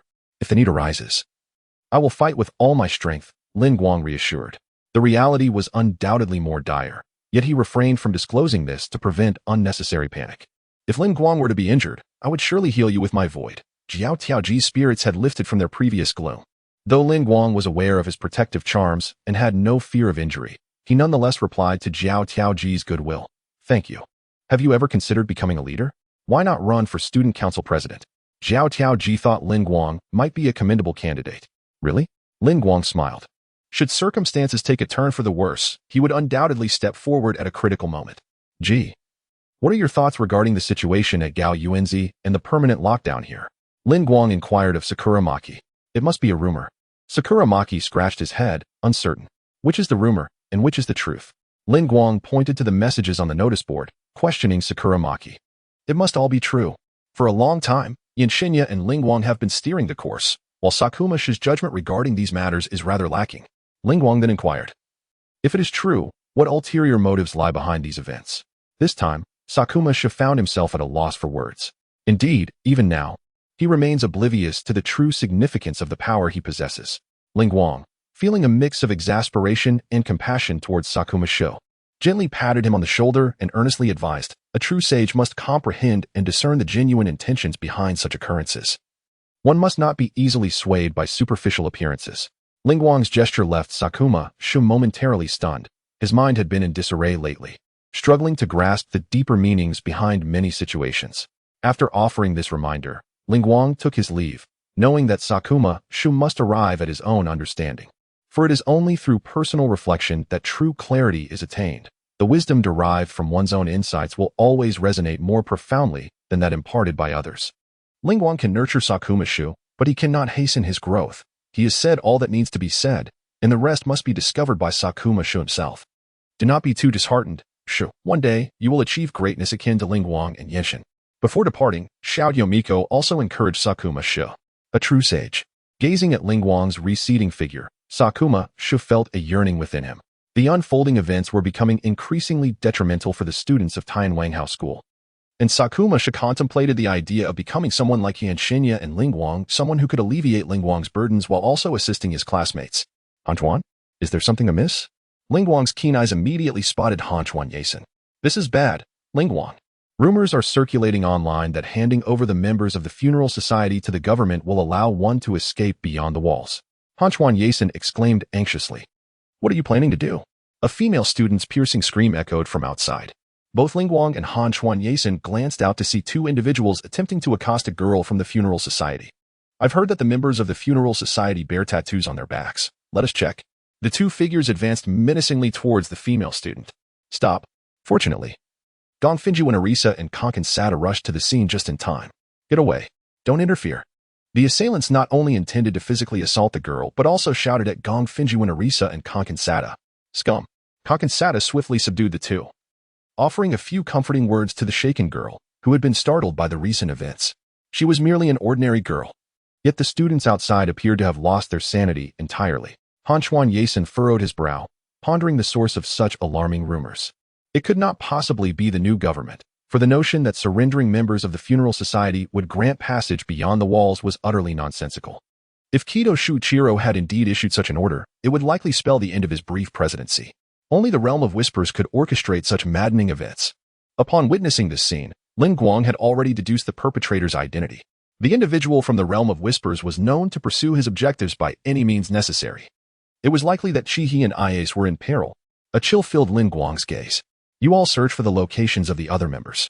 I will seek out Chi-He and Iase first, Lin Guang stated with calm resolve. Although the members of the funeral society had become somewhat scattered due to the demise of Jin K, Lin Guang's authority remained intact. Upon hearing his words, the group dispersed to locate their companions. During this time, Sakuma Shu had come to many realizations and had grown increasingly attentive to his allies. Observing the dire situation outside, he felt a greater urgency than the others. As soon as Lin Guang finished speaking, he dashed out to find the members of the funeral society. Once Lin Guang ensured that everyone had left, he activated his spiritual sight, swiftly encompassing the entirety of Tianwanghao First High School. Before long, he sensed the presence of Yuzuru Hachi and Shino Miyu Iase, and even Butterfly Shinobu and her companions were receiving threats. However, due to their remarkable skills, those who attempted to disturb them were effortlessly dealt with, thus preventing any significant incidents. Yet, the occurrence of such events truly infuriated Lin Guang. Chapter 188. The provocation of Nanbua. In Lin Guang's perception, Yuzuki was already surrounded by three unscrupulous boys. These lecherous individuals had cornered Yuzuki against the wall, leering at her with insidious intent. It's nothing, just confirming if you have any tattoos, don't worry, one of them sneered, inching closer to her, nearly invading her personal space. While they feigned a benign inquiry, their true intention was to glimpse Yuzuki's back. To these three, it seemed that in this stairwell, Yuzuki was utterly isolated, with no one to rescue her, no matter how loud her cries echoed. However, as they advanced, they were suddenly met with crystalline blades that emerged from Yuzuki, resulting in their demise. She then descended the stairs, seemingly oblivious to the gravity of her actions. A dreadful rumor began to circulate. Has someone attacked you, Yuki? At that moment, Lin Guang approached and encountered Yuzuki. It's fine. I haven't run into anyone here, she replied with an emotionless demeanor. Upon hearing her words, Lin Guang locked eyes with Yuzuki for a moment, yet he could not discern whether she was lying or genuinely unaware. That's good. Come with me. It will be safer if we stick together, he urged, feeling a sense of unease at the thought of Yuzuki being alone in such chaos. Meanwhile, on the other side, Iase was once again surrounded by the same two individuals from before, now accompanied by three more complicit associates. How curious. What grade in class are you in? Nanbua inquired of Iase. Get out of the way. She dismissed them, attempting to push her wheelchair away. You guessed right. The long-haired boy cackled as he lunged towards her, only to be effortlessly thrown to the ground by Iase. You filthy wench. Nanbua, witnessing the easy defeat of his companion, bellowed as he charged towards Iase. Just then, Dee stepped in, delivering a powerful kick that sent the enraged Nanbua crashing to the floor. Let us go, Iase. Dee called out, glancing back at her. Iase hurriedly pushed her wheelchair to follow, but the long-haired boy grasped the handle, causing her to lurch forward and fall to the ground. Iase. She turned back to assist her. What are you doing back? I don't want to be a burden, Iase reproached, her tone tinged with annoyance. How could I abandon you? Iase? Dee replied earnestly. How touching. At that moment, Nanboa and the long-haired boy had risen, rallying their minions to encircle Dee and Iase. An announcement echoed through the halls. The voice of Arisa informing the students of an urgent meeting. The student assembly will commence in 10 minutes. All students are to gather in the gymnasium immediately. Prompted by Arisa's directive, all students swiftly made their way to the gym. Shinobu and her friends approached Lin Guang, sharing the distressing events they had encountered. Those people are truly despicable, trying to inspect someone's back. Zhuxi exclaimed with resentment. Indeed, we were swiftly defeated. Butterfly Shinobu chuckled. As long as you are safe, with such characters, they cannot harm you. Lin Guang was well aware that they were unharmed. Within the school, only he could take advantage of Butterfly Shinobu. One must not be swayed by rumors. Patience is what we currently require until rescue arrives. Meanwhile, GNGF and Ju and Arisa was attempting to persuade those on stage. Always speaking of this. Is there nothing else to discuss? However, the students showed no appreciation for her words. Such an attitude would not earn their gratitude. Han Chuang was soon sighed in exasperation. What are you saying? The president is pitiable. Konkan as Ta defended GNGF and Ju and Arisa, but his efforts were nearly futile. The students sought practical solutions rather than mere waiting. The increasingly dire news from outside led them to believe that waiting equated to waiting for death. President. What we need to hear is how to avoid being slaughtered. Is it not said that surrendering the members of the funeral society will allow us to leave? At that moment, the boy with glasses, Nanba, ascended the stage. That is a rumor. There is no funeral society here. I have evidence. We have discovered the funeral society. The long-haired boy brought forth Shino Miyako, Iase and T. Although they wore the school uniforms, who among them had seen them before the lockdown? The long-haired boy pointed at T and Shino Miyako, Iase, asking, don't the members of the funeral society have tattoos on their backs? A voice from the crowd shouted, oh, is that true? Let us confirm it before everyone. The long-haired boy leered, directing his gaze at the bound Shino Miyako, Iase and T. The members of the funeral society are criminals responsible for viral terror attacks. How can we let them go? Thus, this is the only way. Upon hearing the long-haired boy's words, the crowd erupted in chaos. Stop. GNGF and Ju and Arisa stepped forward to intervene, but no one heeded her. The long-haired boy shoved T, who was about to retaliate. Be compliant. Namba pressed a handgun against T's temple. Attack. Attack. The students below shouted, and under such pressure, it became increasingly difficult for them to discern right from wrong. GNGF and Ju and Arisa completely lost control of the situation. Han Chuang Guasun's expression darkened as he said, cease this at once. Lin Guang roared, his voice resonating throughout the hall, causing many students to hesitate. Lin Guang's reputation in the school was substantial, yet the immense pressure had driven the students to hysteria, even though they feared Lin Guang's retribution. Adhering to the principle of collective responsibility, they continued to cause a ruckus. Lin Guang's expression grew ever more grim. T and Shino Miyako Iase were his companions, and witnessing their humiliation ignited a fierce rage within him. I have given you an opportunity, yet you are utterly useless. Lin Guang murmured. If Nanba and the others were merely posturing for a semblance of authority, Lin Guang would not have been so incensed. However, it is now abundantly clear that Namba's actions are self-destructive. Upon witnessing Iase Shino and Ryo being taken away, and as the lecherous long-haired man prepared to make his move on them, Lin Guang stepped forward. All eyes were fixed on Lin Guang as he ascended the stage. Yet Namba, the bespectacled man, along with the long-haired individual, seized the opportunity to incite the crowd against him. He bellowed, he is preventing you from escaping outside. Consequently, a multitude surged forward, seemingly intent on attacking Lin Guang. Lin Guang remained silent, merely unleashing a hint of his conqueror's haki, instantly imposing a formidable presence that left the entire venue in awe. Given Lin Guang's strength, it would have been effortless to incapacitate those who were merely pawns in Namba's scheme. Nevertheless, he refrained from engaging with these classmates manipulated by Namba. Meanwhile, aside from Namba and the long-haired accomplice, all other henchmen were rendered unconscious. In light of this scene, Namba pointed his firearm at Lin Guang, seemingly convinced that this was the sole means to procure a semblance of security. Facing Namba, who aimed the gun at him, Lin Guang coldly remarked, I have already instructed you to cease your actions. Did you not hear me? Chapter 189. Becoming the president. Although Lin Guang possesses a modicum of prestige within the school, to presume he could command us is rather fanciful, shouted Nanboa, feeling the oppressive aura of Lin Guang's conqueror's haki render even breathing a challenge.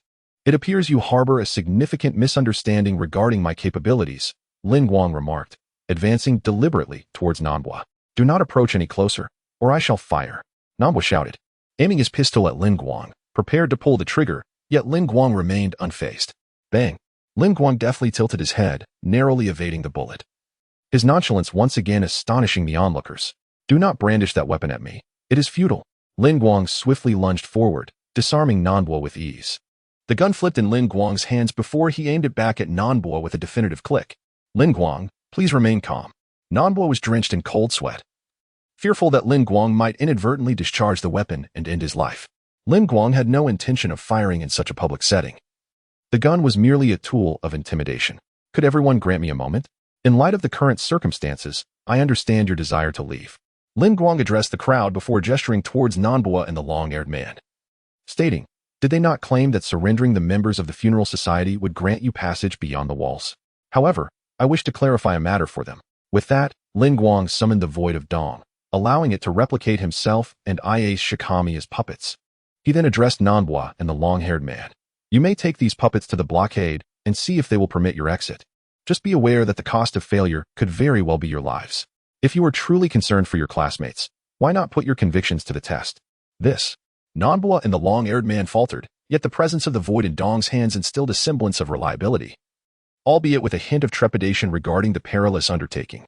Is this truly the approach you previously fervently supported? Why? When faced with the prospect of personally testing the waters for your classmates, do you now hesitate?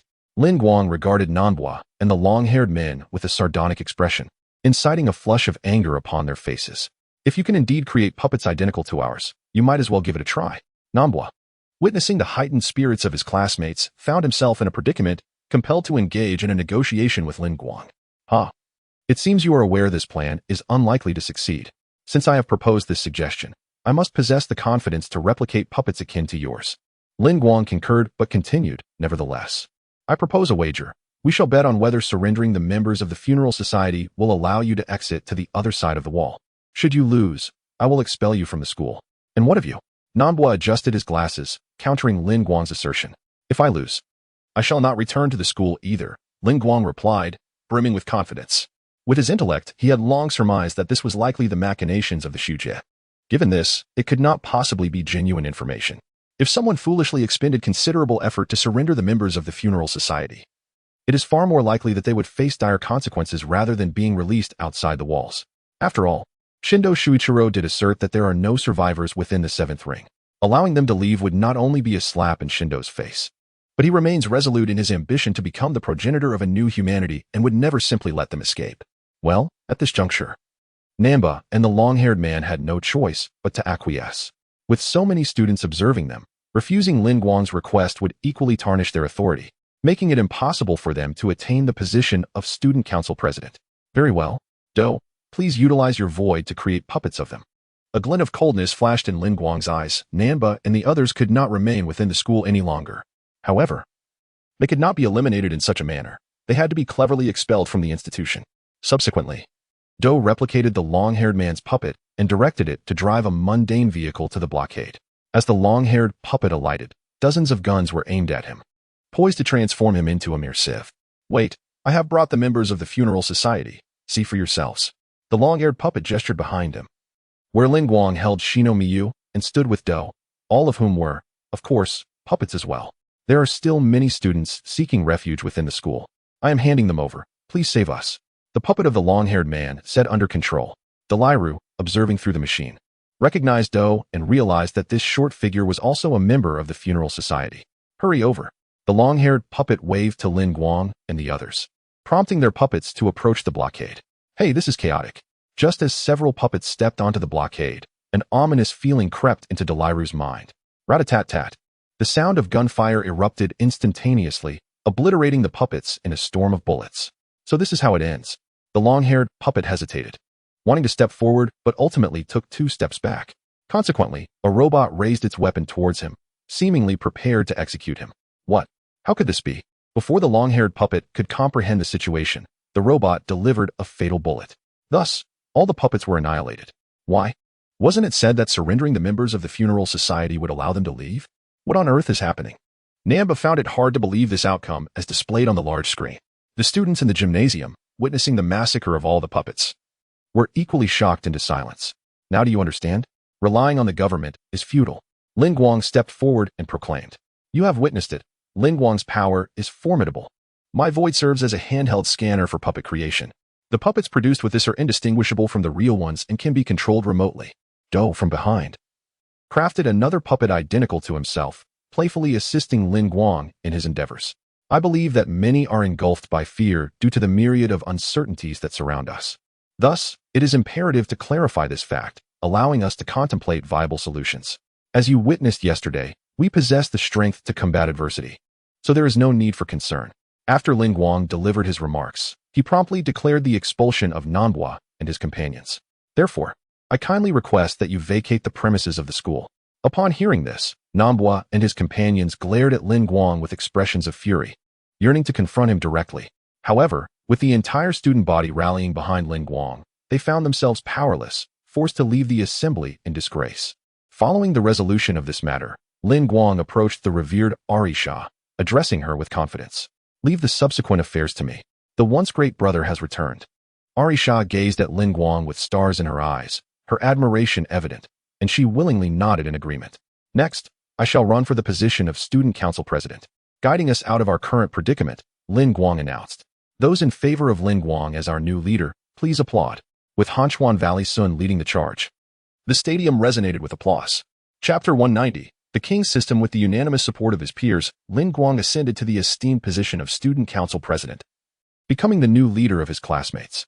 The following day, Hanchuan Gusun arranged the resonance indices in a descending order. Among them were Butterfly Shinobu and her companions, all positioned beneath Lin Guang. "Gusun, do you have any suggestions?" Lin Guang held Hanchuan Gusun's opinions in high regard, for he perceived her not only as possessing foresight but also as having unique insights on numerous matters. "Classify and rank all students' resonance indices from A to F with you. Lin Guang, at the pinnacle. Henceforth, the value of the void shall equate to the value of individuals, establishing a ranking system based on the void." Hanchuan Gusun elucidated, advocating for the implementation of this void grading system. After a moment of contemplation, Lin Guang responded, "Your proposal is commendable, yet it could be further refined." He was acutely aware that, in such a context, this strategy represented the most suitable course of action, though it bore certain drawbacks. In exceptional circumstances, this approach could allow each individual to maximize their contributions. However, it also harbored potential disadvantages. Lin Guang gathered his thoughts and articulated, "The essence lies not in the strength of the void, but in serving the collective. This system may engender discontent among many, rendering its effective implementation improbable." Both Lin Guang and Hanchuan Gusun recognized these concerns, yet the latter had yet to devise an optimal solution. "Perhaps we should adopt a merit-based reward and punishment system, distributing corresponding rewards based on each individual's contributions to the school," Lin Guang proposed. The merit of this system lay in its inclusivity. Even those with lesser void strength could contribute through non-combat endeavors and thus earn recognition. Conversely, those endowed with formidable void powers could directly accrue contributions through combat. This arrangement would ensure that both strong and weak students had no grounds for dissent. "Lin Guang, your insights are truly astute," Hanchuan Gusun praised. "However," she added, "currently, our supply of vaccines and weapons is insufficient, and the red line is ever encroaching." This posed a grave issue. If vaccines were lacking, anyone could fall ill, and discussions of rewards would become moot in the face of mortality. Thus, let the distribution of vaccines adhere to the void rankings. Lin Guang must receive the highest allocation, Hanchuan Gusun asserted. Upon hearing this, others, including GNGF and UNYLSH and SHIODOJ, nodded in agreement. Lin Guang replied with a smile, "There is no need for special treatment. Those vaccines should be reserved for others who require them. Lin Guang, you no longer represent merely yourself. If you were to fall ill, who would safeguard the school?" Hanchuan Gusun inquired. "Huh, so that is your concern?" Lin Guang chuckled. Indeed, he had long begun stockpiling vaccines, fortified by the power of kingship, thus remaining unconcerned about the apocalyptic virus. "Brother, what are you laughing at? The vaccines are truly insufficient. For the safety of everyone, we may have to sacrifice some individual shares," said Ayari Fuminin, her expression somber. They were all members of the student council, and if given the choice, she wished that everyone could receive an ample supply of vaccines, free from the fear of illness or death due to viral infection. "My apologies, I didn't realize you were all so concerned about the vaccine shortage," Lin Guang replied, a hint of remorse in his voice. "Could it be?" Hanchuan Yushuan responded incredulously. He understood that Lin Guang was no fool. Even someone as somewhat oblivious as Sada from the Soul Hall was aware of the vaccine scarcity. It was impossible for Lin Guang to be unaware. Given this, it seemed Lin Guang must have made some preparations regarding the vaccines. What are you two men conversing about in riddles? Ayari Fumanin asked, bewildered, not grasping the implications of Lin Guang and Hanchuan Yushuan's exchange. Come with me, Lin Guang said, casting an appreciative glance at Hanchuan Yushuan before beckoning everyone to follow him to his stockpiled supplies. Fortunately, I had prepared in advance, and thanks to Shujia, I was able to amass such a large quantity of resources. It has certainly come in handy now, Lin Guang thought to himself. Upon arriving at the location, Hanchuan Yushuan and Ayari Fumanin were utterly astonished. What is this? So many vaccines. Sada from the Soul Hall exclaimed joyfully. Although he was willing to forfeit his vaccine share for the collective good, he too harbored fears deep within. This is fantastic. With so many vaccines, everyone will have enough for a long while. Even if my void powers are merely rated F, I can still contribute in other ways. With such an abundance of vaccines, the shares for everyone would be more generous, allowing those classified as F-rank students the opportunity to engage in other beneficial activities for the school without constant trepidation. And there are so many weapons. Brother, how long have you been preparing these? Ayari Fumanin gasped. Lin Guang smiled slightly and replied, I began gathering these supplies well in advance. 2 weeks ago, I anticipated that circumstances would take a turn for the worse, so I started stockpiling resources. Upon hearing this, the others admired Lin Guang's foresight, their respect for him deepening. These resources can serve as rewards. The vaccines are the hope of survival, while the weapons are essential for combat and self-protection. The distribution of rewards will be based on individual contributions, Lin Guang declared, establishing a definitive stance. At that moment, Lin Guang was the ruler of this domain, and the school was his kingdom. Lin Guang, I never expected you to be so well prepared. While I merely proposed a grading system, it seems I have not done enough, Hanchuan Yushuan sighed, lowering his head. Fear not. My preparations were also made with a sense of caution. Compared to others, your vision is already quite expansive. You shall oversee the rewards and punishments. I trust in you. Hanchuan. Lin Guang gently patted Hanchuan Gusun's shoulder as a gesture of encouragement, simultaneously entrusting him with such a significant position. I assure you, I will execute these regulations flawlessly. Hanchuan Gusun felt an overwhelming sense of gratitude towards Lin Guang, akin to discovering a kindred spirit or a mentor. The positions and information here are deemed confidential. I trust everyone understands the importance of this matter and shall refrain from elaborating further. Now, I urge everyone to muster their utmost enthusiasm to earn contribution points. Lin Guang addressed those around him. Yes, the crowd bowed in compliance, each silently resolving to maintain the secrecy of this place, for to fail in doing so would render them the betrayers of their collective. Subsequently, the system of hierarchical classification and the contribution reward and punishment regulations were announced. Although these measures initially sparked discontent among some students, under the guidance of Lin Guang and Hanchuan Gusun, much of the dissatisfaction dissipated, leading the entire school towards a phase of stable development. Chapter 191. The arrival of Argo. They will undoubtedly come. The absence of vaccines and food is unbearable. Through the telephone, Dalalu received the news. The adversaries are merely a group of students, are they? Have they orchestrated this to showcase my capabilities? Dalalu inquired, expressing his confusion. Lieutenant Dalalu, did you refrain from firing when that patriotic youth, who claimed he would surrender the members of the funeral society, arrived a few days ago? Would it not be prudent to demonstrate your prowess before bizarre rumors spread? The voice on the other end retorted, startling Dalalu. It was Su Jie calling, which explained why Dalalu felt such unease at a single remark. Do you need to say that? Dalalu shouted into the phone, causing Su Jie to adjust his position, lest his ears suffer from the volume. Such noise, Su Jie lamented. The perimeter of alertness continued to advance, yet the developments within the school improved significantly. Even those deemed utterly useless found a semblance of survival assurance through the contribution system. That night, an armed helicopter hovered over the Tokyo quarantine zone. This route can only be used once. There will be no opportunity for a retry, understand? A woman on board the helicopter addressed two men. That location is where they have dispatched personnel from the Gong Finjuan group to rescue Gong Finjuan Arisha, namely Argo and Daikamo, members of the funeral society. The head of the Minghua group, the largest conglomerate in the magical metropolis, has taken a keen interest in Gong Finjuan Arisha. In exchange, he wishes to establish a political alliance with the Asian allies, essentially seeking a political marriage. Thus, the Gong Finjuan group's agents descended upon Tokyo under the cover of night. Who are they? A team utilizing the void? Argo, infiltrating Tokyo, observed an elite squad wielding the void. They were collecting vaccines and other essential resources. The current populace also constituted vital supplies. Should a person with formidable void capabilities join them, their chances of survival would significantly increase. The leader of this elite team was Sakuma Shu, transformed entirely compared to 2 weeks prior. Lin Guang understood that destruction of the void would lead to death. So in such perilous circumstances, he would not dispatch the weak to gather resources, but rather send forth a powerful elite unit. Coincidentally, Sakuma Shu proved to be an excellent candidate. He had diligently honed his King's power every day for the past 2 weeks, making substantial progress in strength. Furthermore, the experiences during this period had fostered considerable growth in him. When confronted with unexpected situations, Sakuma Shu issued commands without hesitation. This surprised Argo. For the previous version of Sakuma, Shu was notoriously indecisive. The growth he exhibited left Argo feeling somewhat unacquainted with him. "Shu, is it truly you?" Argo stepped forward to greet Sakuma Shu. "Mr. Argo?" Sakura Maki recognized him. Argo was still clad in the attire of the funeral society, the emblem on his chest strikingly conspicuous. "Are you the one leading these individuals in their actions?" Argo inquired. "As you can see, the world has become exceedingly chaotic. Even students must strive for their survival," Sakura Maki lamented. "Your manner of speaking has changed significantly compared to before." Argo observed in response. "There's no choice. In such circumstances, weakness cannot be a refuge." Sakura Maki managed to smile and invited Argo.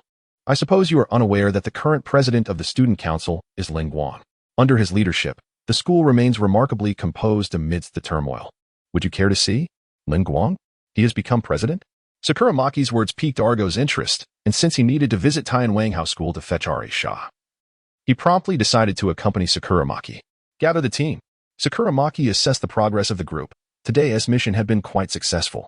Thus, he felt confident in disbanding early without fear of reproach. "Wonderful. Captain, I adore you." The team members cheered. It was worth noting that although the student council claimed to have ample vaccines, the students could not help but feel apprehensive, especially when on missions. Despite wielding formidable void powers, all of them being at least B-rank students, they were still filled with trepidation. Ultimately, they were merely a group of students forced to fight desperately, and the prospect of returning to the relatively safe confines of the school excited them immensely. All right. We must not become complacent on our return. Remain vigilant," Sakura Maki shouted, aware that the safety of his team of over 10 individuals was at stake. And he could not afford to be careless. Observing this, Argo nodded. Indeed, the environment had the power to foster growth. Upon arriving at the school, Argo noticed the presence of some elderly, children, and women who were being sheltered there. Though they resided in tents, each individual was imbued with hope. "Lin Guang is truly an exceptional leader," Argo remarked. "Indeed, Mr. Argo, Lin Guang not only excels in organizing people, but also leads from the front in battle," Sakura Maki stated, his respect for Lin Guang growing deeper than ever. "Leading from the front reminds me of Yagami," Argo mused internally. However, he refrained from voicing this thought. Knowing Sakura Maki's close relationship with Yagami, such a comment would be rather disheartening. When Sakura Maki brought Argo to meet Lin Guang, it was just as Lin Guang returned with a cart full of supplies.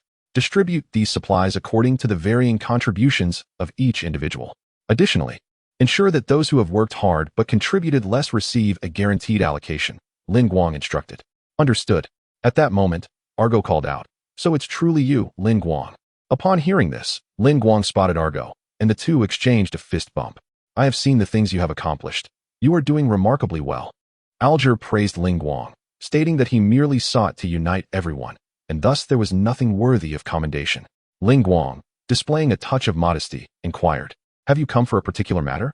Although he was aware of Alger's purpose for visiting, he felt it prudent to ask. "Indeed, there is an important issue that requires resolution," Alger replied. "Very well, follow me." Lin Guang led Alger to a small office. "Speak your mind. What is the matter?" Upon entering the office, Lin Guang got straight to the point. "I was rescued during the calamity by the venerable patriarch of the Gongfeng family, and at his behest, I have come to escort Miss Alicia," Alger stated candidly. Lin Guang pondered for a moment before responding. "However, the current situation is dire. Moreover, Alicia possesses formidable void power, which is crucial for us. You may join us for now, as I intend to lead everyone in an escape from Tokyo." Chapter 192, Action of the GHQ Joint Parliament. In a report released by the Neon government, 98 instances of concealment and fabrication of facts were uncovered. It was indeed unwise to entrust everything to that individual. Have we not provided them sufficient assistance over the past decade? An assemblyman expressed his opinion. Another assemblyman interjected, inquiring, "Are you suggesting we abandon them?" We shall exchange the devalued yen at a fixed rate, explained the previous assemblyman. Then let it be so. This meeting was one in which a decision to abandon the Tokyo faction was made. Since a consensus has been reached, please elucidate the details of the plan. The assembly members began to strategize how to sever ties with Neon. As night fell, a broadcast began at the Tenezu school. Classes that are prepared may commence their relocation. The destination, Tokyo Tower, is approximately 4 kilometers away, with scheduled breaks every kilometer for roll call. Upon hearing the announcement, students hurriedly gathered their belongings. For this was a matter of life and death, and everyone was eager to reach the safety beyond the walls. Please follow the class leader's instructions for specific actions. The announcer reminded. The class leaders selected by Lin Guang were mostly capable students, which helped minimize unnecessary casualties. I can't shake off this uneasy atmosphere. Ayashino expressed her concern. Do not worry. With Lin Guang and Sakurama Mitsuki, we will surely be fine. The announcer reassured. In the square, Lin Guang was making final preparations, with Sakurama Mitsuki and Kanagawa Yuki standing behind him, emphasizing his prominent position. Students, once the operation commences, Mitsuki and I will lead the way. The guard and elite units will assist from the side. Our target is to dismantle the control apparatus of the ghostly forces. Meanwhile, the core group will eliminate the ordinary soldiers, and those with lesser combat abilities should assist with logistics and attend to the wounded. Lin Guang observed that while most students were stirred with excitement, a small faction appeared discontented. He understood their sentiments, yet they did not impede the overarching goal. Everything remained under his control. Commence the operation. With Lin Guang's command, they sprang into action, with Shinobu Kocho and Yuzuki Kiri flanking him. Mitsuki followed closely behind Lin Guang, vigilantly surveying their surroundings. The group stirred, tightly trailing behind Lin Guang. Most intended to unleash their full strength to breach the defenses. Yet a minority awaited news from Namba. These individuals, hailing from affluent backgrounds, were but empty shells. In the stratification system proposed by Kanagawa Yuki, they felt belittled. Though they received vaccines and supplies due to Lin Guang's reward system, they bore no gratitude, perceiving it merely as Lin Guang's charity. Consequently, they were swayed by Namba, intending to preserve their strength and teach Lin Guang a lesson once the defenses were breached. Lin Guang was well aware of their schemes. Yet he had never taken such petty maneuvers seriously. Leading the students beyond the walls was also a means to confront the guardian of the divine consciousness and defeat him. Individuals like Namba were utterly unworthy adversaries. The students have commenced their actions, following the leaked plans. Due to the breach of secrecy by certain individuals, the Phantom Brigade is now aware of the students' routes at Tianwang House School. As the situation stands, they are likely to encounter the students on Sakurada Avenue. Is that so? It seems that the true king shall soon descend upon the world, remarked Kei Michido. Meanwhile, Lin Guang has led the students to Sakurada Avenue. They're coming, exclaimed a sharp-eyed student, spotting the rapidly approaching automatons, feeling a surge of anxiety. Do not fear. With us here, nothing will happen, Lin Guang bellowed. Striving to reassure the crowd, a barrier of light materialized before them, conjured by Arisa Kamafukwin as a protective shield. Go for it, big brother. Eliminate them all. I will protect you. Once their relationship was clarified, Arisa transformed from the aloof student council president into an encouraging little sister figure for Lin Guang. Lin Guang exchanged a glance with Sakuma Shi, channeling the power of the king to extract the students' void energies. Some were controlled by the students themselves, while others were utilized by Sakuma. Lin Guang, possessing unparalleled strength, did not require the void. As anticipated, there were 20 automatons. Dika reported their reconnaissance findings to Lin Guang and Sakuma. 2 automatons obstructed a street, indiscriminately firing upon the students within. In an instant, over 10 students perished on the spot. Damn it! Sakuma roared, wielding the power of the king to transform the void energies into swords. Charging forward to strike down the 2 automatons. Shoo, I leave the students over there to you. I will destroy the control device. Lin Guang, witnessing Sakuma's effortless handling of the automatons, entrusted the encircled students on the right side to him. Yuki and Shinobu instinctively rushed to aid the students in peril, confident that no one could pose a threat to Lin Guang. All right, go ahead.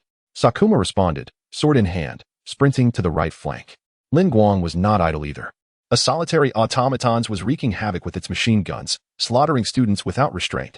An ice blade coalesced in Lin Guang's grasp, and with a swift motion, he launched it, obliterating the automaton. Don't just stand there. Move to a safe place, Lin Guang shouted to the rescued students. 10 Mets were stationed beneath Tokyo Tower, and as Lin Guang approached, 20 machine guns aimed and unleashed a frenzied barrage at him. Humph, do you think such feeble attempts can halt me? What a delusion. Lin Guang scoffed, as a massive shield of frost materialized before him, deflecting every bullet. The frost beneath his feet spread towards the 10 automatons, swiftly freezing their circuits. Lin Guang hurled the shield forward. It shattered mid-flight into 10 icy spikes, dismantling the automatons. These ultimate roar robots yielded 6 bronze treasure chests for Lin Guang. Ding! The host has destroyed an ultimate roar robot, dropping 1 bronze treasure chest. The host was destroyed. The Tokyo Tower loomed ahead as Lin Guang sprinted upward, ascending nearly vertical surfaces with an ease reminiscent of walking on flat ground. With each step he took, ice shards secured his footing, only to melt away the instant he lifted his foot. Before long, Lin Guang reached the location of the control device, effortlessly piercing it with an ice spike. Simultaneously, the security perimeter vanished, and all automated systems ceased to function. Under the organization of Gong Finjiwanari Sha, the students seized the opportunity to flee beyond the walls in an orderly fashion. Yet, a remaining group of 20 to 30 students lingered behind. What is the meaning of this? Gong Finjiwanari Sha gazed at the lingering students with a look of disdain, unable to comprehend their intentions. You have worked hard, Lin Guang. Your task is complete. We shall handle matters from here. At that moment, Namba and his companions emerged, each brandishing a firearm directed at Lin Guang. Is that so? Lin Guang scoffed, fully aware that all of this was anticipated. Chapter 193. The Reemergence of the Infected God. After a night of fierce combat, the sky began to brighten. Nanbua and his companions aimed their weapons at Lin Guang, believing that the situation would tilt in their favor. Lin Guang, do you not grasp the gravity of the current predicament? Nanbua, noticing Lin Guang's calm demeanor, felt a surge of agitation. You are merely pawns in someone else's game. I have no interest in you whatsoever, nor do I perceive you as a threat, Lin Guang taunted, observing the manipulated Nanbua with disdain. Do not be so arrogant. Nanbua shouted, firing at Lin Guang. However, Lin Guang was a man who had emerged unscathed from a barrage of gunfire. A mere handgun posed no danger to him. With a crackle, an ice shield materialized before Lin Guang, rendering the bullets ineffective. Nanbua felt an ominous premonition welling up within him. Just as the group contemplated retreat, a dozen ultimate roars appeared, encircling everyone, including Lin Guang. The infected god reappeared, now with flowing white hair, looking upon his former companions with an expression devoid of warmth. Yeah? Sakuma stared in astonishment at the infected god, who had ostensibly perished 2 weeks prior, now appearing alongside the ultimate roars, rendering the situation utterly bizarre. The infected god leaped down to stand before Lin Guang and Sakuma Sho, the three locked in a tense standoff. It has been a long time, infected god. Lin Guang remarked, his demeanor cool as he surmised the underlying truths without overt enthusiasm. Indeed, it has, the infected god replied. In an instant, he severed Sakuma Sho's right arm, still in a state of shock, and seized his royal power. Ah, my arm. Sakuma Sho cried out in agony, a pool of blood rapidly forming. Sho, remain calm. Lin Guang's gaze hardened as he utilized medical ninjutsu to swiftly address Sho's wound, subsequently handing him over to Tamaki for care. Lin Guang, it seems you harbor many secrets, the infected god remarked, having observed the medical technique previously employed by Lin Guang with narrowed eyes. Oh, it's nothing much, just a minor skill, Lin Guang replied nonchalantly, for he was well versed in all forms of ninjutsu. Is that so? I am most intrigued to uncover your secrets. The infected god manipulated his royal power, extricating the void from a nearby soldier and transforming it into a 5-meter-long blade aimed at Lin Guang. Lin Guang nimbly leapt back, evading the strike, and hurled 3 ice needles towards the infected god. You are indeed unlike the others. The infected god had long since recognized Lin Guang's uniqueness. While others could only wield the power of the void, even the kings themselves, Lin Guang was capable of utilizing ice and other abilities, intensifying the infected god's curiosity. The void blade crashed into the ground, sending a plume of dust soaring 10 meters high. The infected god shortened the blade to 1 meter and charged into the dust cloud. Both Lin Guang and the infected god wielded royal power, sensing each other's presence even amidst the obscurity, and they exchanged a fierce strike in the chaos. Crack! The sound of shattering ice echoed as Lin Guang's ice sword clashed with Yang Xinya's void blade, a shockwave dispersing the dust around them. However, Lin Guang's ice sword was thereby shattered. Another shard of ice? Yang Xinya realized he was surrounded by ice fragments and instinctively retreated. In that fleeting moment, the ice shards shot upwards, reducing the very spot he had just occupied to mere dust. What formidable power is this? Yang Xinya thought in alarm. At that moment, a United Nations aircraft approached, preparing to bomb the area. Upon sighting the bomber, the treacherous students scattered in panic. Yang Xinya remained silent, harnessing the void of Namba and others to transform it into projectiles aimed at the bomb-laden aircraft. Lin Guang, too, employed the abilities of his ice fruit. conjuring several ice bullets to fire at the plane. Under their combined assault, the aircraft was swiftly obliterated. Yet, Nanba and the others perished as their void was destroyed, crystallizing their bodies. Let us proceed. Yang Xinyao invoked the soldier's void once more, but this time, Lin Guang would not yield. With his blade in hand, Yang Xinyao advanced. While Lin Guang leapt 10 meters high, his body slightly bent as if gathering some latent power. What is that? Yang Xinyao marveled at Lin Guang's impressive leap, noticing his peculiar hand signs. Fire release. Great fireball technique. A stream of fire erupted from Lin Guang's mouth, rapidly expanding into a colossal fireball hurtling towards Yang Xinyao below. My heavens! Priestess Arisha gasped, covering her mouth as she witnessed the scene unfold. What on earth? The fireball darted towards Yang Xinyao, scorching his face with searing heat. With no other option, Yang Xinyao shouted and swung his blade at the fireball. This fireball possesses tremendous power. It seems I must extract more void. The fireball pressed down against Yang Xinyao's blade, as if it weighed 1,000 pounds. However, by channeling more void energy, his strength would amplify. The surrounding soldiers screamed as their void was forcibly siphoned away by Yang Xinyao, augmenting the power of his blade. Break for me. The fireball finally displayed a crack, prompting Yang Xinyao to exert all his might. With a thunderous roar, the fireball split in two, sending shards flying backward, while Yang Xinyao stood in the center. Feeling the intense heat beside him, a chill of trepidation washing over him. Thankfully, he had brought along sufficient personnel, and the void power was strong enough. Otherwise, it would have been truly challenging to contend with Lin Guang. Oh, you actually managed to withstand it? Lin Guang observed the singed Yang Xinyao, somewhat surprised. He had anticipated that Yang Xinyao would be incinerated. Yang Xinyao conjured another void blade, as the previous one had shattered into countless fragments, taking several soldiers' lives with it upon the void's destruction.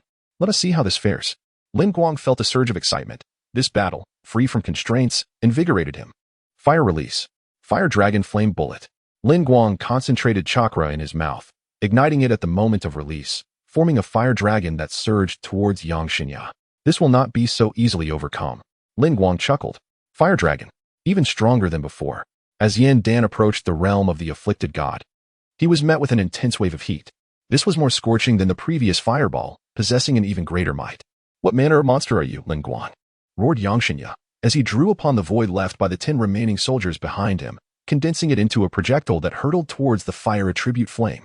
With a resounding explosion, the shockwave sent Yang Xinyao hurtling backwards, his gaze dimming slightly, observing Lin Guang's relaxed demeanor. It was evident that conjuring these 2 fireballs had not significantly drained his energy, while Yang Xinyao had expended a considerable portion of his soldier's essence just to contend with him. It is over, yeah? Lin Guang declared, an ice blade materializing in his hand as he pointed it towards Yang Xinyao's head. At this moment, Lin Guang harbored no intention of slaying Yang Xinyao. This proclamation was also meant for the consciousness to hear. As anticipated, a sharp blade descended from the heavens, heralding the return of the guardian of the tomb. As a cadre of individuals clad in white encircled the area. Chapter 194. The Battle of Consciousness. Lin Guang, I never anticipated your uniqueness. It truly astonishes me. The guardian of consciousness materialized out of thin air, hovering in the sky as he spoke to Lin Guang. Are you already so surprised? You will be even more astonished shortly. Lin Guang raised an eyebrow and replied nonchalantly. I presume you have deduced my identity, correct? Lin Guang. The guardian inquired. Indeed. You are the representative of the collective will of the Dart organization, which dictates human intent in this world. Lin Guang unveiled the guardian's secrets, causing the latter's previously placid expression to shift. Lin Guang is a man endowed with the power of a king. I must pose this question to you. In order for humanity to advance to the next stage, will you annihilate all of humankind? As he spoke, the guardian conjured an apple in his hand. He tossed the apple towards Lin Guang and asked, will you vow to remain with the true name forever? What sort of absurd question is that? Lin Guang was unimpressed. Answer either yes or no. The guardian insisted on these 2 options. No. As long as Lin Guang is present, Sakura Manami could never awaken. He held no interest in becoming the atom of this world. That is quite natural. Yet Yuyami Kage answered yes without even furrowing his brow. Therein lies the difference between you and him, remarked the guardian, comparing Lin Guang with Yuyami Kage. Yuyami Kage? Lin Guang mused silently, having been subdued by merely 2 of his techniques. Did the guardian truly believe the power of a king was so formidable? Very well. In the name of Dart, I hereby revoke your qualification as an heir. The guardian ascended, and the apple in his hand transformed into a force of void that enveloped him. The 2 figures in white behind him also had their void extracted, prepared to confront Lin Guang. Kaleidoscope Sharingan. Lin Guang activated his kaleidoscope Sharingan, rendering every movement of the guardian crystal clear to his sight. Upon noticing the transformation in Lin Guang's eyes, which had turned an icy blue, the guardian paid it no mind and charged directly at Lin Guang.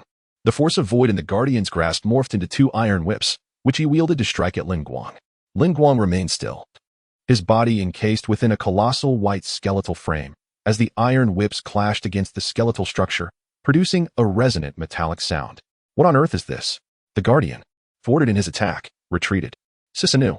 Lin Guang's Sharingan revolved, and a skeletal arm emerged from the frame, clenching into a fist and striking at the guardian. Boom. The ground fissured under the impact, and while the guardian vanished from sight, the 2 void iron whips were shattered by Susanoo's fist, causing the 2 figures in white, who provided the void, to crystallize and perish. It appears you are rather unperturbed, Lin Guang. The guardian reappeared in the air, his expression grave as he regarded Lin Guang. Naturally, I am not like you, who relies on the strength of others. Lin Guang fixed his gaze upon the guardian. Unbeknownst to the guardian, Lin Guang had already activated his Sharingan, and he continued, even so, you will not be able to harm me. Before Shen Si could complete his words, a large mass of ice crystals formed around him, snow burial. Lin Guang's Sharingan focused on Shen Si, freezing the area he occupied. For an ordinary person, this would mean internal organs being frozen and destroyed. Shen Si once again slipped into the void, causing the massive ice block to plummet and crush a man in white. Your ability can indeed harm me, but it seems contingent upon maintaining your gaze upon me. Shen Si reappeared, realizing that Lin Guang's eyes were fixed upon him. Recalling how suddenly the freezing had occurred, he understood the conditions for this ice attack. And what if you know? Can you evade it? Lin Guang sneered, dissipating his Susanoo and leaping before Shen Si to deliver a heavy punch. So swift. Shen Si had no inkling that Lin Guang possessed the powers of the rabbit and ox talismans. In a moment of distraction, he was sent crashing into the wall by Lin Guang's blow, unable to extricate himself. The circle of onlookers in white were rendered speechless.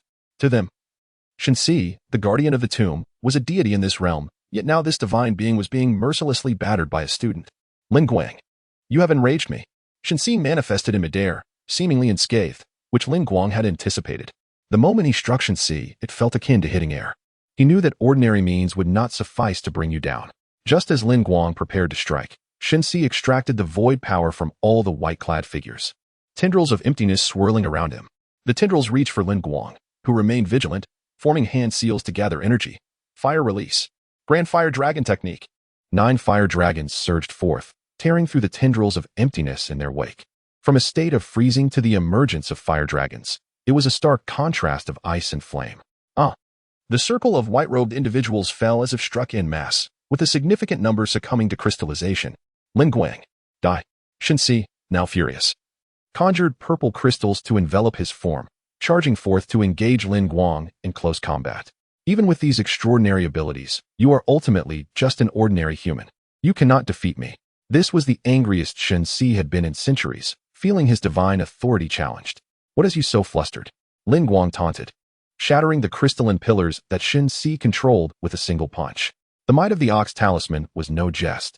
Although it could not strike the spiritual entity that Shen Si was, it was more than sufficient to dismantle the crystals he conjured.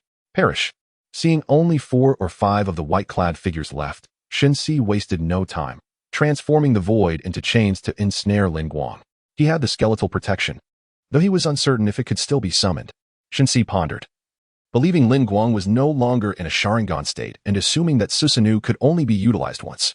If he could not use it again, then I might have a chance to defeat him. Shen Si hurled the iron chains toward Lin Guang, yet instead of retreating, Lin Guang advanced, seizing the chain.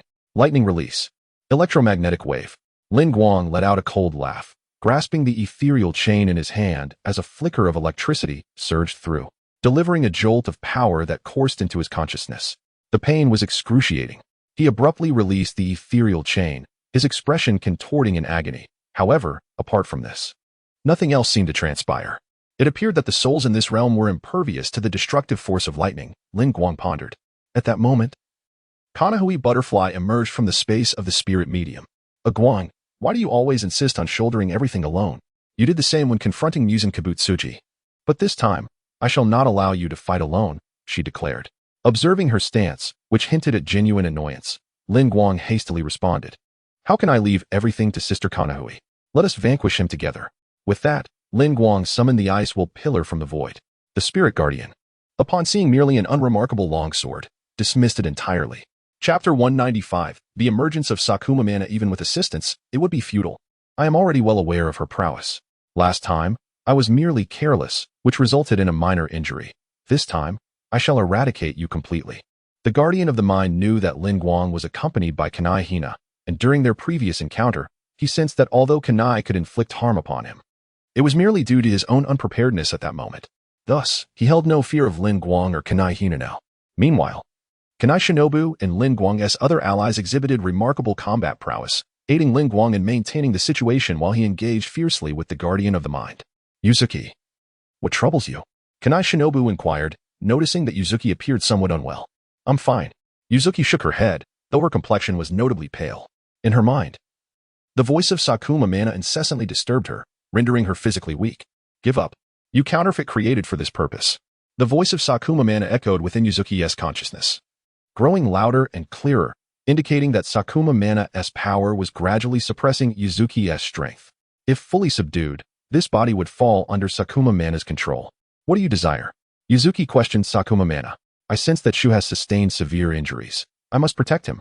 Sakuma Mana's extreme personality stirred the consciousness of Sakuma Mana within Yuzuki's body after the guardian of the mind appeared and Shu was injured.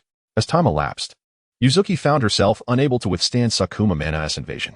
Suddenly, a large mass of purple crystal enveloped Yuzuki, startling the nearby Tamayo. Yuzuki, what is happening? Tamayo hesitated to approach the purple crystal, having witnessed other students transform into purple crystals and subsequently perish. She feared that a mere touch might spell doom for Yuzuki as well. Tamayo, step back from Yuzuki in case of any unforeseen circumstances.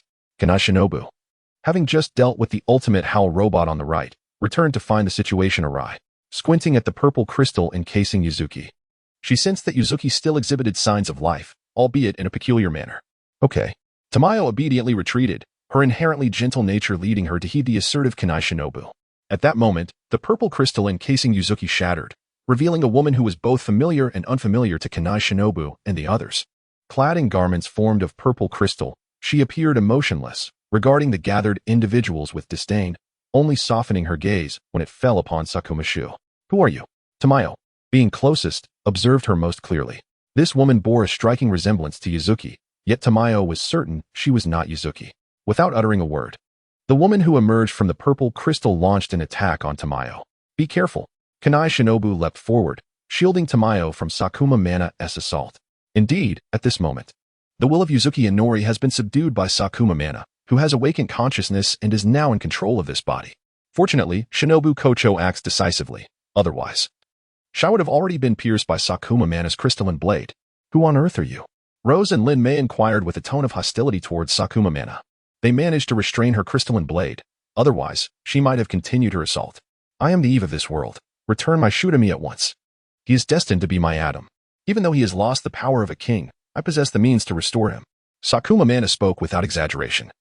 There are 3 gene serums in this world, and upon injection into the body, one can acquire the power of a king. However, only the chosen may do so. And if an ordinary person recklessly injects the void genome, they would instantly crystallize and perish. Sakuma Shu obtained the power of a king through this very substance. And should he inject another, he would regain that power, albeit at a tremendous burden to his body. Sakuma Shu is Lin Guang's ally. We shall not hand him over to you. As for you, you have stolen Yuzuki Inori's body. Return it to her at once. Shinobu Kocho soothed Shy before addressing Sakuma Mana. Yuzuki Inori is merely a synthetic imposter. Just give me Sakuma Shu. With that, Sakuma Mana directly manipulated the crystals to encircle Rose and Lin Mei before them. We cannot allow her to ensnare us. Rose and Lin Mei sensed a trace of danger in Sakuma Mana's movements and attempted to retreat. However, Sakuma Mana seized the moment perfectly, completely sealing off their escape routes with the crystals. Get away.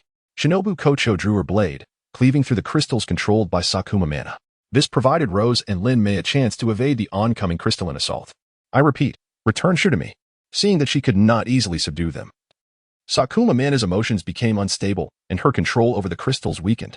Shinobu Kocho seized the opportunity, leaping behind Sakuma Mana and pushing her towards Rose and Lin Mei. Be careful. Restrain her, but do not harm her. Shinobu Kocho shouted, and Rose and Lin Mei nodded, understanding her intent. Mitsuri Kanroji stood beside Shy, her gaze fixed on Sakuma Mana to prevent any further mischief. Blood Demon Art, 1000 Threads. Rose bound the off-balance Sakuma mana with threads. Blood Demon Art, 8-fold binding. Lin Mei, fearing it was insufficiently secure, altered her technique, adding another layer of binding silk to Sakuma mana. Why are we restraining Inori? And why does she suddenly appear so cold and wear a different outfit? Mitsuri Kanroji was still somewhat bewildered by the situation. She is no longer Yuzuki Inori. She may be under someone else's control. Let us bind her for now, and we shall discuss it once Lin Guang's side has concluded, Shinobu Kocho explained. Damn it. If not for my limited power, how could you possibly have restrained me? Sakura Manami, in a fit of rage, shouted on the ground. But her entire body was tightly bound by Rose and Lin Mei, rendering her incapable of exerting even the slightest bit of strength. Eve had awakened, yet it seemed she had not fully come to consciousness. Was it the woman's will that was resisting? Just as Sakura Manami was about to wield her crystal power, the consciousness believed she could effortlessly deal with Lin Guang's woman and then reunite with herself. However, now the consciousness guardian found it necessary to demand Sakura Manami from Lin Guang. Surely those women will heed your command? Have them hand over Sakura Manami. It appeared that after existing for so long, your mind had grown rusty, old relic. I will not relinquish Yuzuki Kiki to you, Lin Guang retorted mockingly. Yuzuki Kiki? Merely an imposter. Now that Sakura Manami has awakened, Yuzuki Kiki is no more. The consciousness attempted to undermine Lin Guang with words. The true Sakura Manami. Her prowess was likely beyond the capability of most to impede, thus her incomplete awakening rendered any effort futile. Lin Guang was wholly unimpressed by such tactics, much to the chagrin of the consciousness guardian. Chapter 196. Elimination of the Gravekeeper raising a toast only to be met with punishment, Lin Guang. It seems I have not yet taken you seriously enough for you to feel capable of contending with me. I shall undoubtedly eliminate you. The spiritual consciousness of the Gravekeeper resolved to eradicate Lin Guang, viewing him as a substantial obstacle, his eyes brimming with intense murderous intent. Lin Guang sneered contemptuously, observing the current state of the spiritual consciousness, which appeared somewhat impotent and enraged. How infuriating, this little brat. The spiritual consciousness had never been subjected to such derisive mockery. For millennia, it had been revered as a deity in the realm of humanity. Do not indulge in theatrics. Experience my technique. With a light breath, Lin Guang uttered the incantation to release the ice wheel. Sit in the frost-laden skies, ice wheel. Upon the completion of his incantation, the spiritual pressure of the ice wheel was unleashed, and snow began to fall from the heavens. This was the mightiest ice-type Zampa could hold. Even a mere fraction of its inherent power was sufficient to alter the very fabric of the sky. Lin Guang, do not engage alone. Kaname T-Sun, witnessing Lin Guang wielding the ice wheel against the spiritual consciousness, swiftly drew her own blade, synchronizing her newfound breathing technique to advance alongside him. Hiki, your techniques, though formidable, pose no threat to me. The spiritual consciousness of the Gravekeeper dismissed Lin Guang and Kaname T-Sun's simultaneous assault, underestimating their capabilities. Just moments prior, Lin Guang had summoned a massive skeleton that shattered the ground with its might, yet it had failed to inflict any harm upon him. Thus, the spiritual consciousness presumed that Lin Guang and Kaname T-Sun's attacks were merely powerful but incapable of harming a being of his unique nature. The spiritual consciousness plunged its hand into the void, retrieving a void military blade as it emerged. This maneuver demanded a considerable expenditure of energy, for the void in its grasp was not conjured from thin air but extracted from another essence through the void gate. Such an operation consumed at least 5 times more energy than merely siphoning the void from nearby entities. As Lin Guang and Kaname T-Sun closed in, the spiritual consciousness prepared to counter with the void military blade. Although Lin Guang's offensive techniques were diverse and potent, they could not harm a being of such extraordinary existence. Instead, it was Kaname T-Sun who required greater caution. The entirety of its focus was directed towards Kaname T-Sun, as it was aware that Lin Guang's methods could not inflict damage upon it. Furthermore, the aura emanating from T-Sun's techniques already instilled a sense of danger within the spiritual consciousness. As blades clashed, the spiritual consciousness chose to allow Lin Guang's ice wheel to pass through its form while using the void military blade to intercept Kaname T-Sun's strike. Cough. What is happening?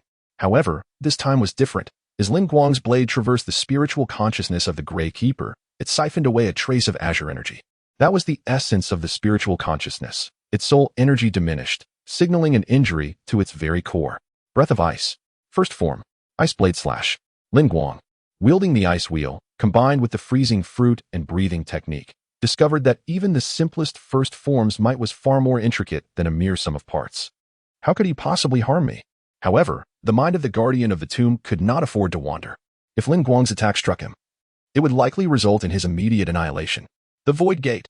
The Guardian had no choice but to once again manifest the Void Gate, this time conjuring 3 simultaneously, enveloping himself in a vast expanse of void energy. Despite the tremendous expenditure of energy, he had no alternative. Without means of defense, death would be imminent. The clash of metal reverberated as the Guardian, shielded by the void, managed to momentarily repel Lin Guang. Breath of Flowers. 8th form. Eightfold Sakura. Kanai Hui. Transformed into an ethereal presence, launched her assaults from 8 distinct directions against the Guardian of the Tomb. It seems your offensive capabilities pale in comparison to Lin Guang's. Thus, I shall eliminate you first. The Guardian wielded the void as 8 shields, calculating Kanai Hui's strength after absorbing her strikes. With a gentle smile, Kanai Hui unleashed her combat technique. Breath of Flowers. 10th form. Rose Remembrance.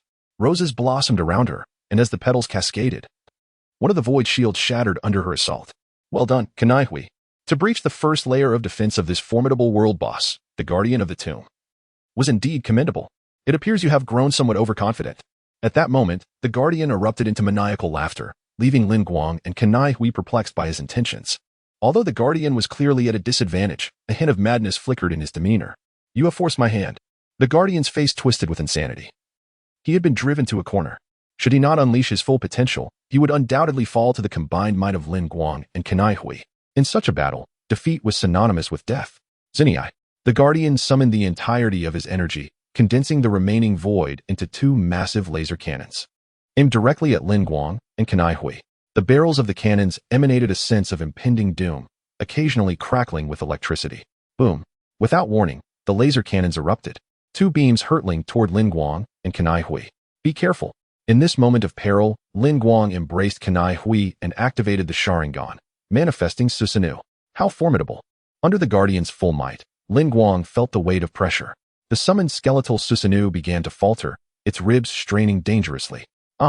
Lin Guang bellowed in fury as the kaleidoscopic Sharingan whirled, flesh and armor sprouting from the skeletal form of Susanoo. However, this manifestation was not yet capable of standing. Lin Guang was still a distance from summoning the complete version of Susanoo. Flames roared around Susanoo, withstanding the Guardian's initial barrage of laser attacks. That was close.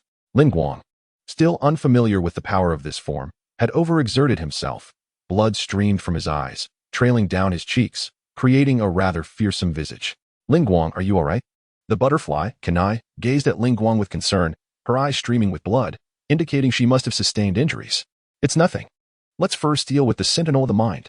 In truth, Lin Guang's vision had also blurred for a fleeting moment, but a vigorous blink restored his clarity. With the power of the talisman, mending his wounded eyes posed no challenge, yet, the blood flowing from them was indeed distressing. It seemed prudent to refrain from utilizing the kaleidoscope's abilities until he had secured the eternal kaleidoscope Sharingan. Lin Guang contemplated, then aimed his ice wheel against the Sentinel of the Mind, addressing Kanai. He has expended much energy in this assault. Let us unleash our most formidable combined attack. Under the watchful gaze of Lin Guang's Sharingan, the condition of the Sentinel was laid bare. Kanai nodded slightly. Breath of the Flower. 11th form. Ethereal Sephora. Within the spirit realm, Kanai had mastered this technique, effortlessly synchronizing with Lin Guang. Breath of Ice. 9th form. Frost Dragon Slash. Annihilation. Lin Guang brandished the ice wheel, summoning a dragon of ice that surged forth, striking the Sentinel of the Mind directly. The ice dragon was entwined with Kanai's cherry blossoms, inflicting significant damage upon the ethereal entity.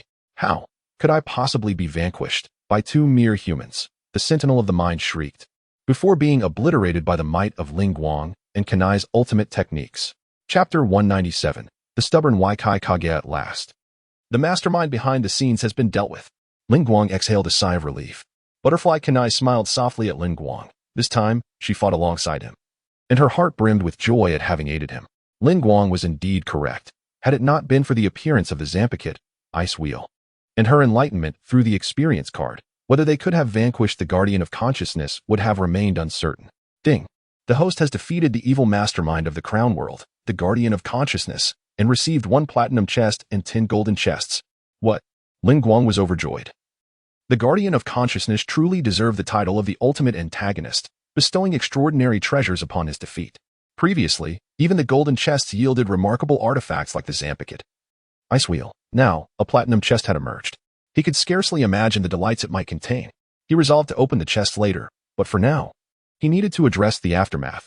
The matters concerning Waikai Kage and Sakuma Minato required his attention.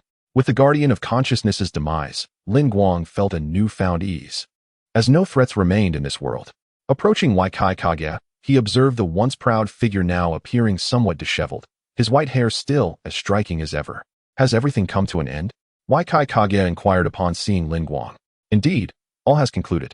The Guardian of Consciousness has been vanquished, Lin Guang stated, leaving Waikai Kage astonished. In the face of the Guardian, he had only sensed an unfathomable depth of consciousness.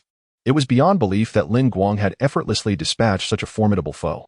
The vast pit around them was filled with ice crystals and the remnants of the apocalypse virus, with only Lin Guang and Waikai Kage present. It appeared that Lin Guang was no ordinary being. He might not even belong to this world, or perhaps he was akin to a consciousness itself. Following this battle, Waikai Kage realized that Lin Guang's uniqueness far surpassed that of himself and Sakuma Minato. Lin Guang, who exactly are you?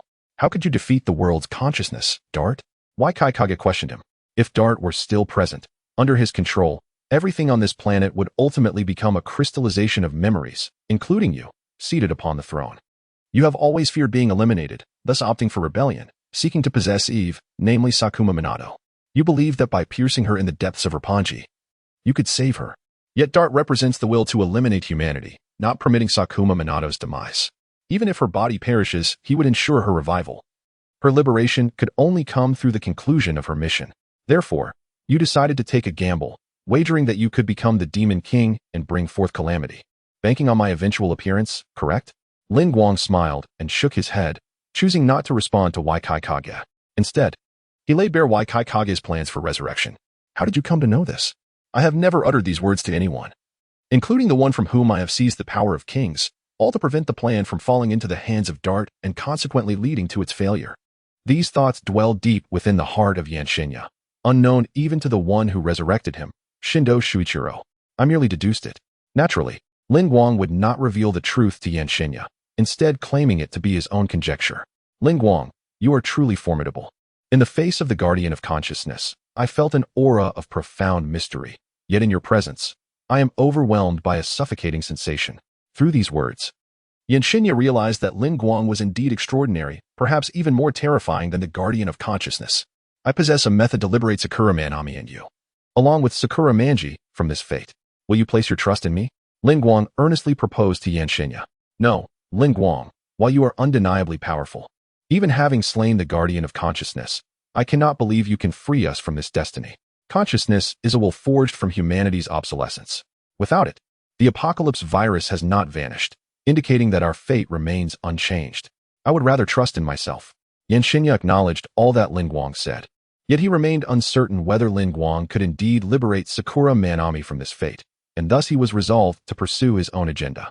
It seems you are determined to proceed with your course of action, Lin Guang inquired. If so, a confrontation between you, Yanshenya, and Sakura Manji, the two sovereigns, is inevitable. Indeed, I believe that if I adhere to my plan, it may indeed allow us to escape our fate, Yanshenya asserted. In the end, although Manji will evade the fate of kings, you shall perish once more.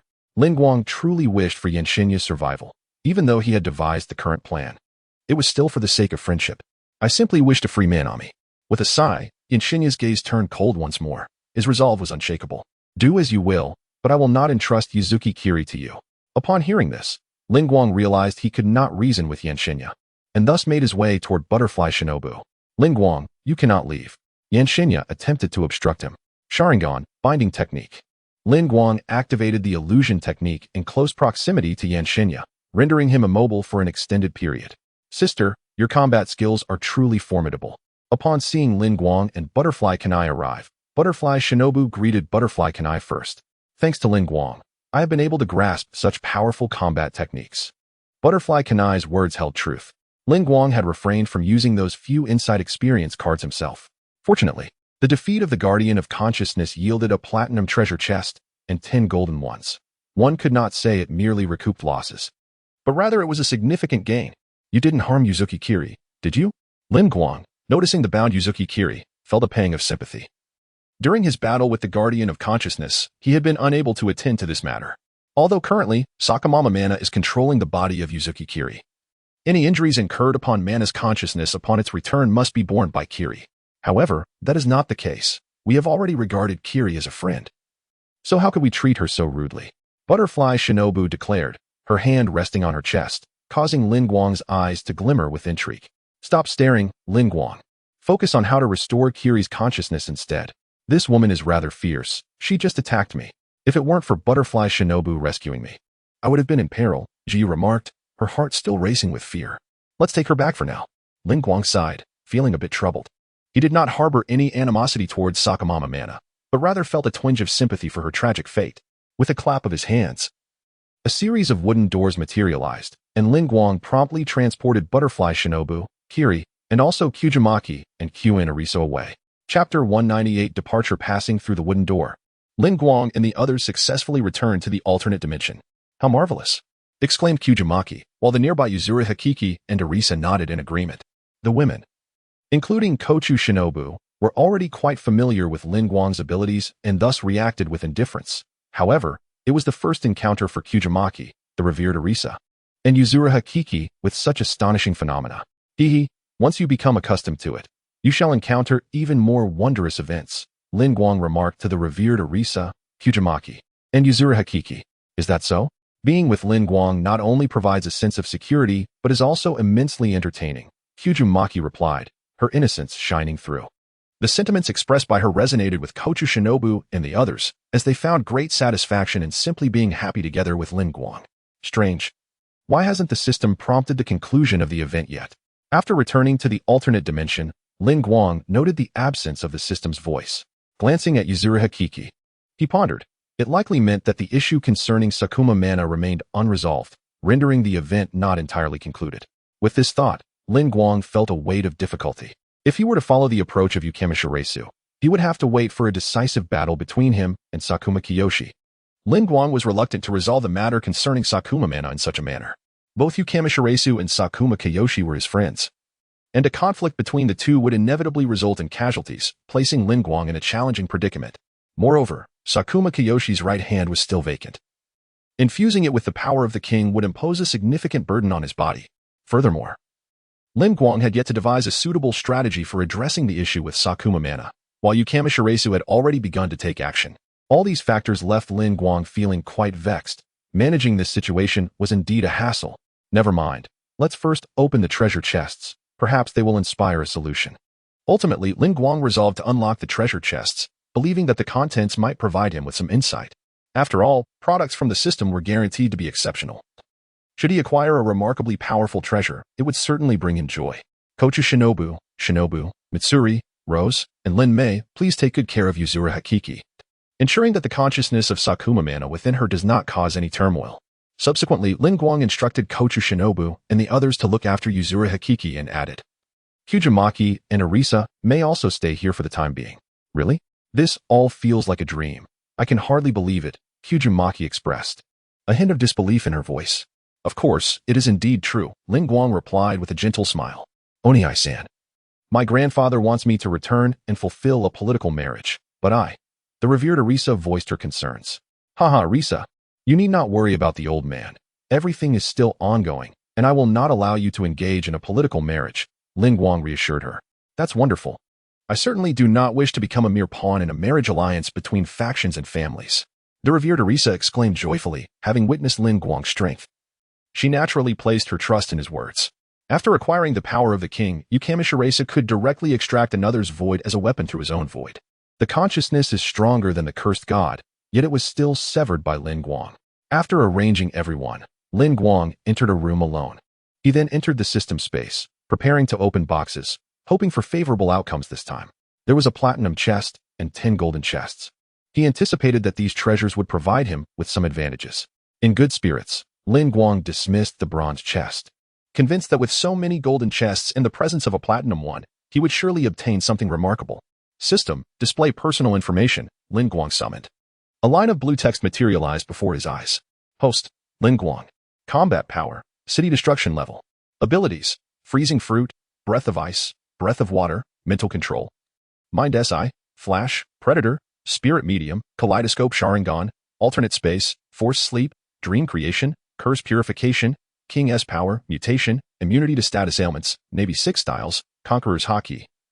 Armament hockey, observation hockey, mastery of all ninjutsu, super shadow level chakra, ox talismans, rabbit talismans, horse talismans, snake talismans, sheep talismans, wind attribute affinity, ability extraction cards X2. Affiliates: Rose, Linmei, Butterfly Shinobu, Tamayo, Mitsuri Kanroji. Treasure chests: 1 platinum chest, 10 golden chests, 17 bronze chests. Cleared world: Demon Slayer, Kimetsu no Yaiba. 17 bronze chests seemed a tad insufficient. Upon checking his personal information, Lin Guang noted he possessed 1 platinum chest, 10 golden chests, and 17 bronze chests. The bronze chests were likely dropped by the ultimate roar destroyed by Butterfly Shinobu and her companions. Lin Guang pondered that the affiliates also dropped chests upon destroying the ultimate roar robots, but having destroyed about 40 of them. He realized the drop rate must be exceedingly low. This was for the best. He couldn't let them confront perilous situations. However, Lin Guang had begun to look down upon the bronze chests, shifting his focus to the golden ones. Should he open them all at once or one by one? Despite his decisive nature, he found himself momentarily conflicted about this matter. Oh well, in the spirit of chance, Lin Guang ultimately decided to open them one at a time, purely out of an appreciation for the mystical. To his astonishment, the first chest revealed something extraordinary Itachi's eyes. As the first golden chest slowly opened, a pair of blood-red eyes flew forth. Ding! The host has opened 1 golden chest and acquired a pair of kaleidoscope Sharingan, Uchiha Itachi. Ding! The host already possesses the kaleidoscope Sharingan, fusion and upgrade initiated. Congratulations to the host for acquiring the eternal kaleidoscope Sharingan. Now, not only would the strength of the kaleidoscope increase significantly, but the Susanoo could also be utilized in its complete form, free from the drawbacks typically associated with the kaleidoscope. To be honest, although Lin Guang could use the horse talisman to repair the damage to his eyes from the kaleidoscope, he found the stinging sensation quite unpleasant. Furthermore, the ninjutsu contained within his kaleidoscope appeared to have upgraded as well. The frost has transformed into an ethereal snow, a true illusion that wields the power to influence reality. The snowy burial has metamorphosed into an icy flame, akin to the divine radiance of Amaterasu imbued with the essence of ice, possessing the duality of searing heat and biting cold. In this light, does it not render my Amaterasu akin to the bone-chilling spirit fire of Dopa? Lin Guang paused momentarily, yet he swiftly recognized that this development was indeed fortuitous. Such a fiery offensive is markedly more potent, capable of freezing the very vitality of adversaries. Moreover, the flame of Amaterasu possesses a unique attribute absent in other fires. It shall never extinguish until its target has been utterly consumed by its blaze. Excellent. Let us proceed further and see what other treasures may yet be unveiled. Witnessing the first golden chest unfold so splendidly, Lin Guang's confidence in uncovering a solution to his dilemmas intensified. Chapter 199. Unboxing the very first chest revealed the Mangeki Sharingan of Itachi Uchiha. A fortuitous omen for my luck today. Surely, the subsequent treasures would be equally splendid. Seizing the moment, Lin Guang proceeded to open another golden chest. The thrill of unboxing was exhilarating. The more he opened, the more elation he felt. Ding! The host has opened 1 golden chest and obtained an Insight Experience Card 1. Insight Experience Card, a premium offering from the system, possessing the same efficacy as the standard version, but with a duration of 1 minute. An Insight Experience Card? The second chest yielded an item that granted a minute of this remarkable experience. Such treasures are rare and precious, making this card a significant acquisition for Lin Guang. Previously, he had drawn a card with only half a minute of usage time. Thus, discovering one with a full minute was indeed a delightful surprise. If he could procure a few more, the duration would multiply, bringing him immense satisfaction. However, the essence of insight is not an immediate enhancement of combat prowess. Rather, it offers a gradual acceleration of understanding. In comparison to artifacts like the Zanpakuto High Rinmaru or the Mangeki Sharingan, the Insight Experience Card remains a consumable item. Unlike weapons that provide sustained augmentation of strength upon acquisition. Nevertheless, Lin Guang found himself somewhat reluctant to employ it. Though he voiced his contentment, his true feelings remained concealed. He secretly hoped that the forthcoming golden chest would not yield additional Insight Experience cards, unless they exceeded 4 in number, with 5 cards in hand. Granting him 5 minutes of insight, Lin Guang might just conjure extraordinary combat techniques or ninjutsu. Why not attempt a 5 consecutive draw? Gazing at the remaining 8 golden chests ignited a flicker of excitement within him. Previously, he had opened these chests one by one. Now, with so many at his disposal, it felt only fitting to unleash a 5-fold draw. Surely, good fortune awaited. Resolutely, Lin Guang selected 5 golden chests and opened them simultaneously. A dazzling array of golden light enveloped him, and the spectacle of opening 5 chests at once far surpassed that of a solitary draw. Ding! The host has opened 5 golden chests and obtained Insight Experience Cards 5. As the special effects faded, Lin Guang found himself in possession of 5 additional insight experience cards, each with a duration of 1 minute. What miraculous fortune was this? He was astounded. Now, he held a total of 6 minutes of insight. With 6 cards at his disposal, any ambiguities encountered in battle would be clarified without doubt. My luck is truly extraordinary. Lin Guang felt a surge of joy. A single insight experience card had been somewhat insufficient, but now, acquiring 6 at once provided ample opportunity. With 4 chests remaining, he decided to proceed one at a time. Having amassed 6 insight experience cards, he felt a tinge of apprehension and preferred to unearth items that could directly enhance his combat capabilities or possessed unique effects. After all, the issue of Sakura Monika's consciousness residing within Yuzuki Inori's body remains unresolved. Lin Guang harbors a glimmer of hope for the opening of the treasure boxes. If he were to attain an epiphany card, how would he address the conundrum of Sakura Monika? Should he simply dive into enlightenment, hoping to devise a solution? Ding! Congratulations, host. You have obtained the noble phantasm, the wine of the proud king. This is quite splendid. It would serve as an excellent means of defense for Shinobu Kocho. The wine of the proud king is the second noble phantasm of Semiramis, capable of poisoning the surrounding environment. Not only can it imbue various attacks with a toxic attribute, but it can also contaminate the very air and magic itself.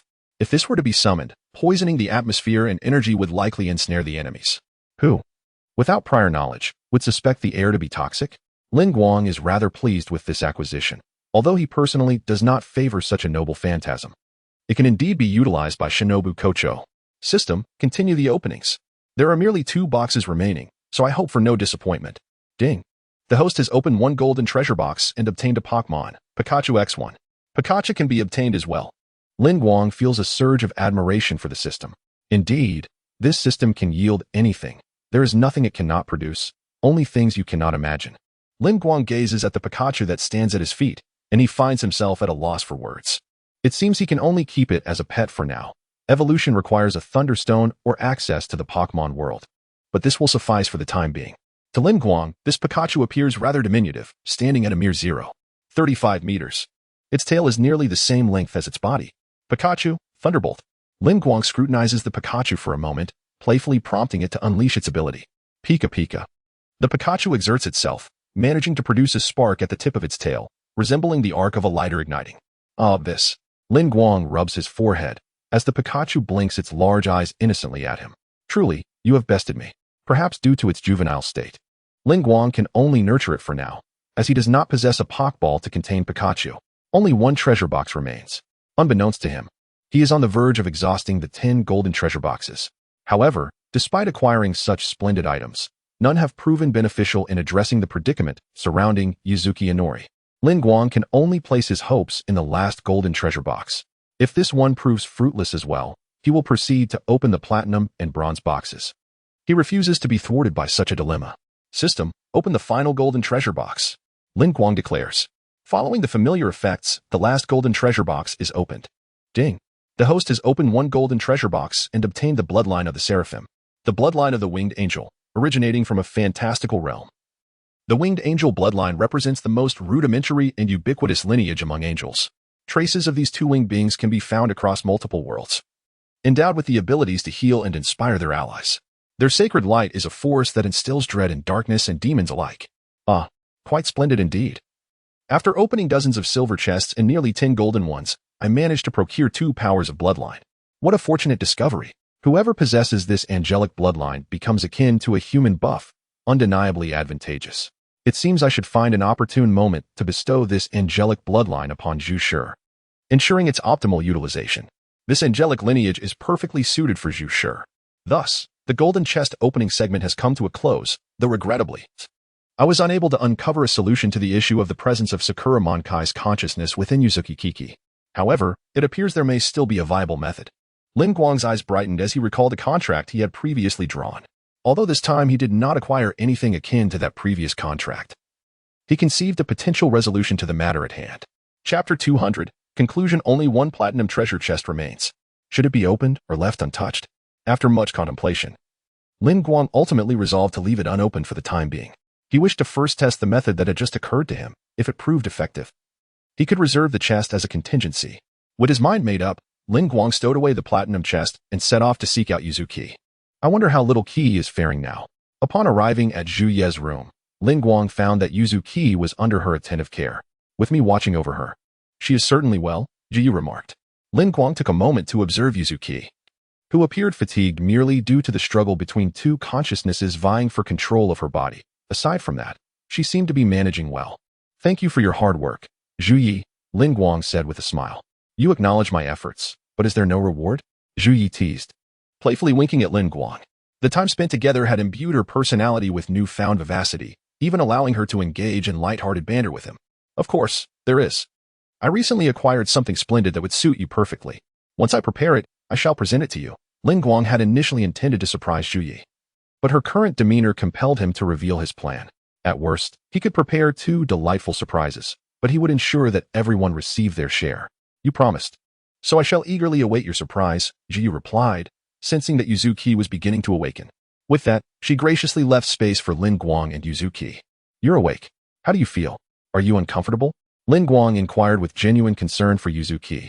I am not uncomfortable, Yuzuki responded, shaking her head. As the will of Sakura Manami had not fully awakened, Yuzuki's own consciousness had not been entirely suppressed. Consequently, Sakura Manami could not maintain control of Yuzuki's body for an extended period. Once time was up, she would have to retreat and return to slumber. What transpired afterward? Yuzuki asked.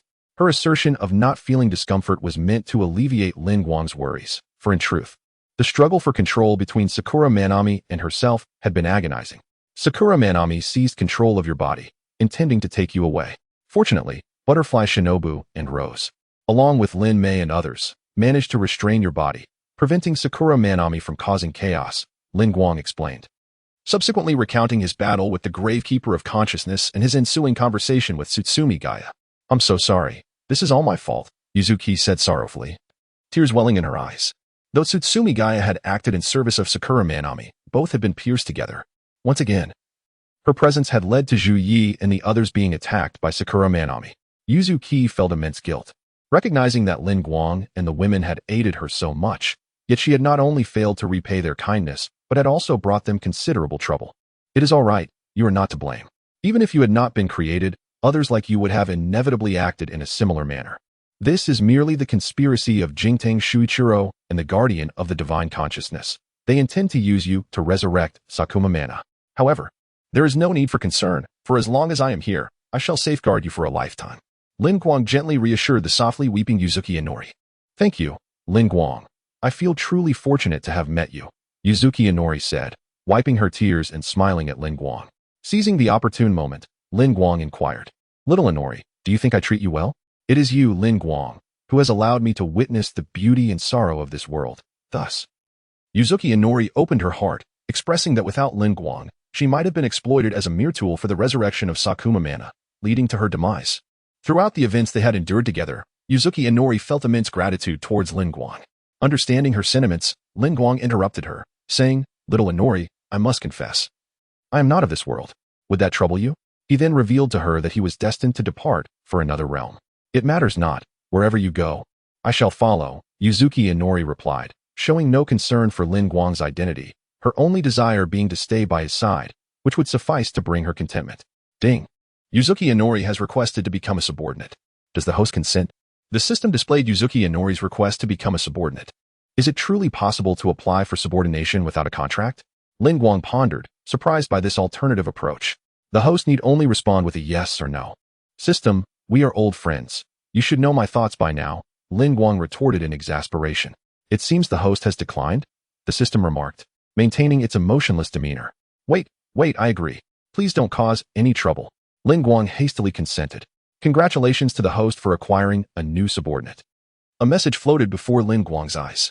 Ah, so now the system has taken to teasing me. Lin Guang responded, somewhat annoyed.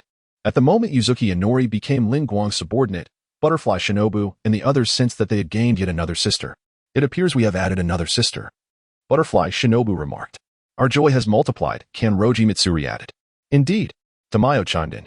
After a few playful jabs, they resumed their tasks. Having weathered many storms together and understanding one another well. With Yuzuki Inori now a subordinate, Lin Guang could also address the matter of Sakuma Mana. Ding. The Lost Christmas reenactment event has concluded, and you have received 1 diamond treasure chest. The system's notification startled Lin Guang. A diamond treasure chest. just 2 weeks prior.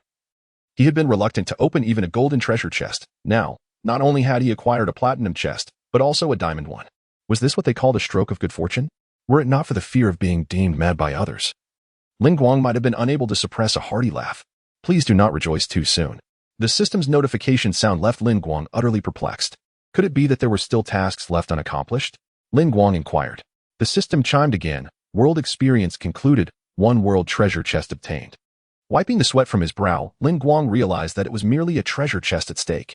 When did the system start to exhibit such dramatic flair? However, something felt amiss. Did the conclusion of a world experience truly yield a treasure chest? Suddenly, Lin Guang was jolted into awareness, recalling that he indeed had a world treasure chest pending. System, what happened to the treasure chest from my previous experience in the world of Demon Slayer? You haven't kept it for yourself, have you? Lin Guang exclaimed, confronting the system with fervor. Chapter 201. A pause system, I must ask, have you pilfered my world chest? Lin Guang questioned the system earnestly. Impossible.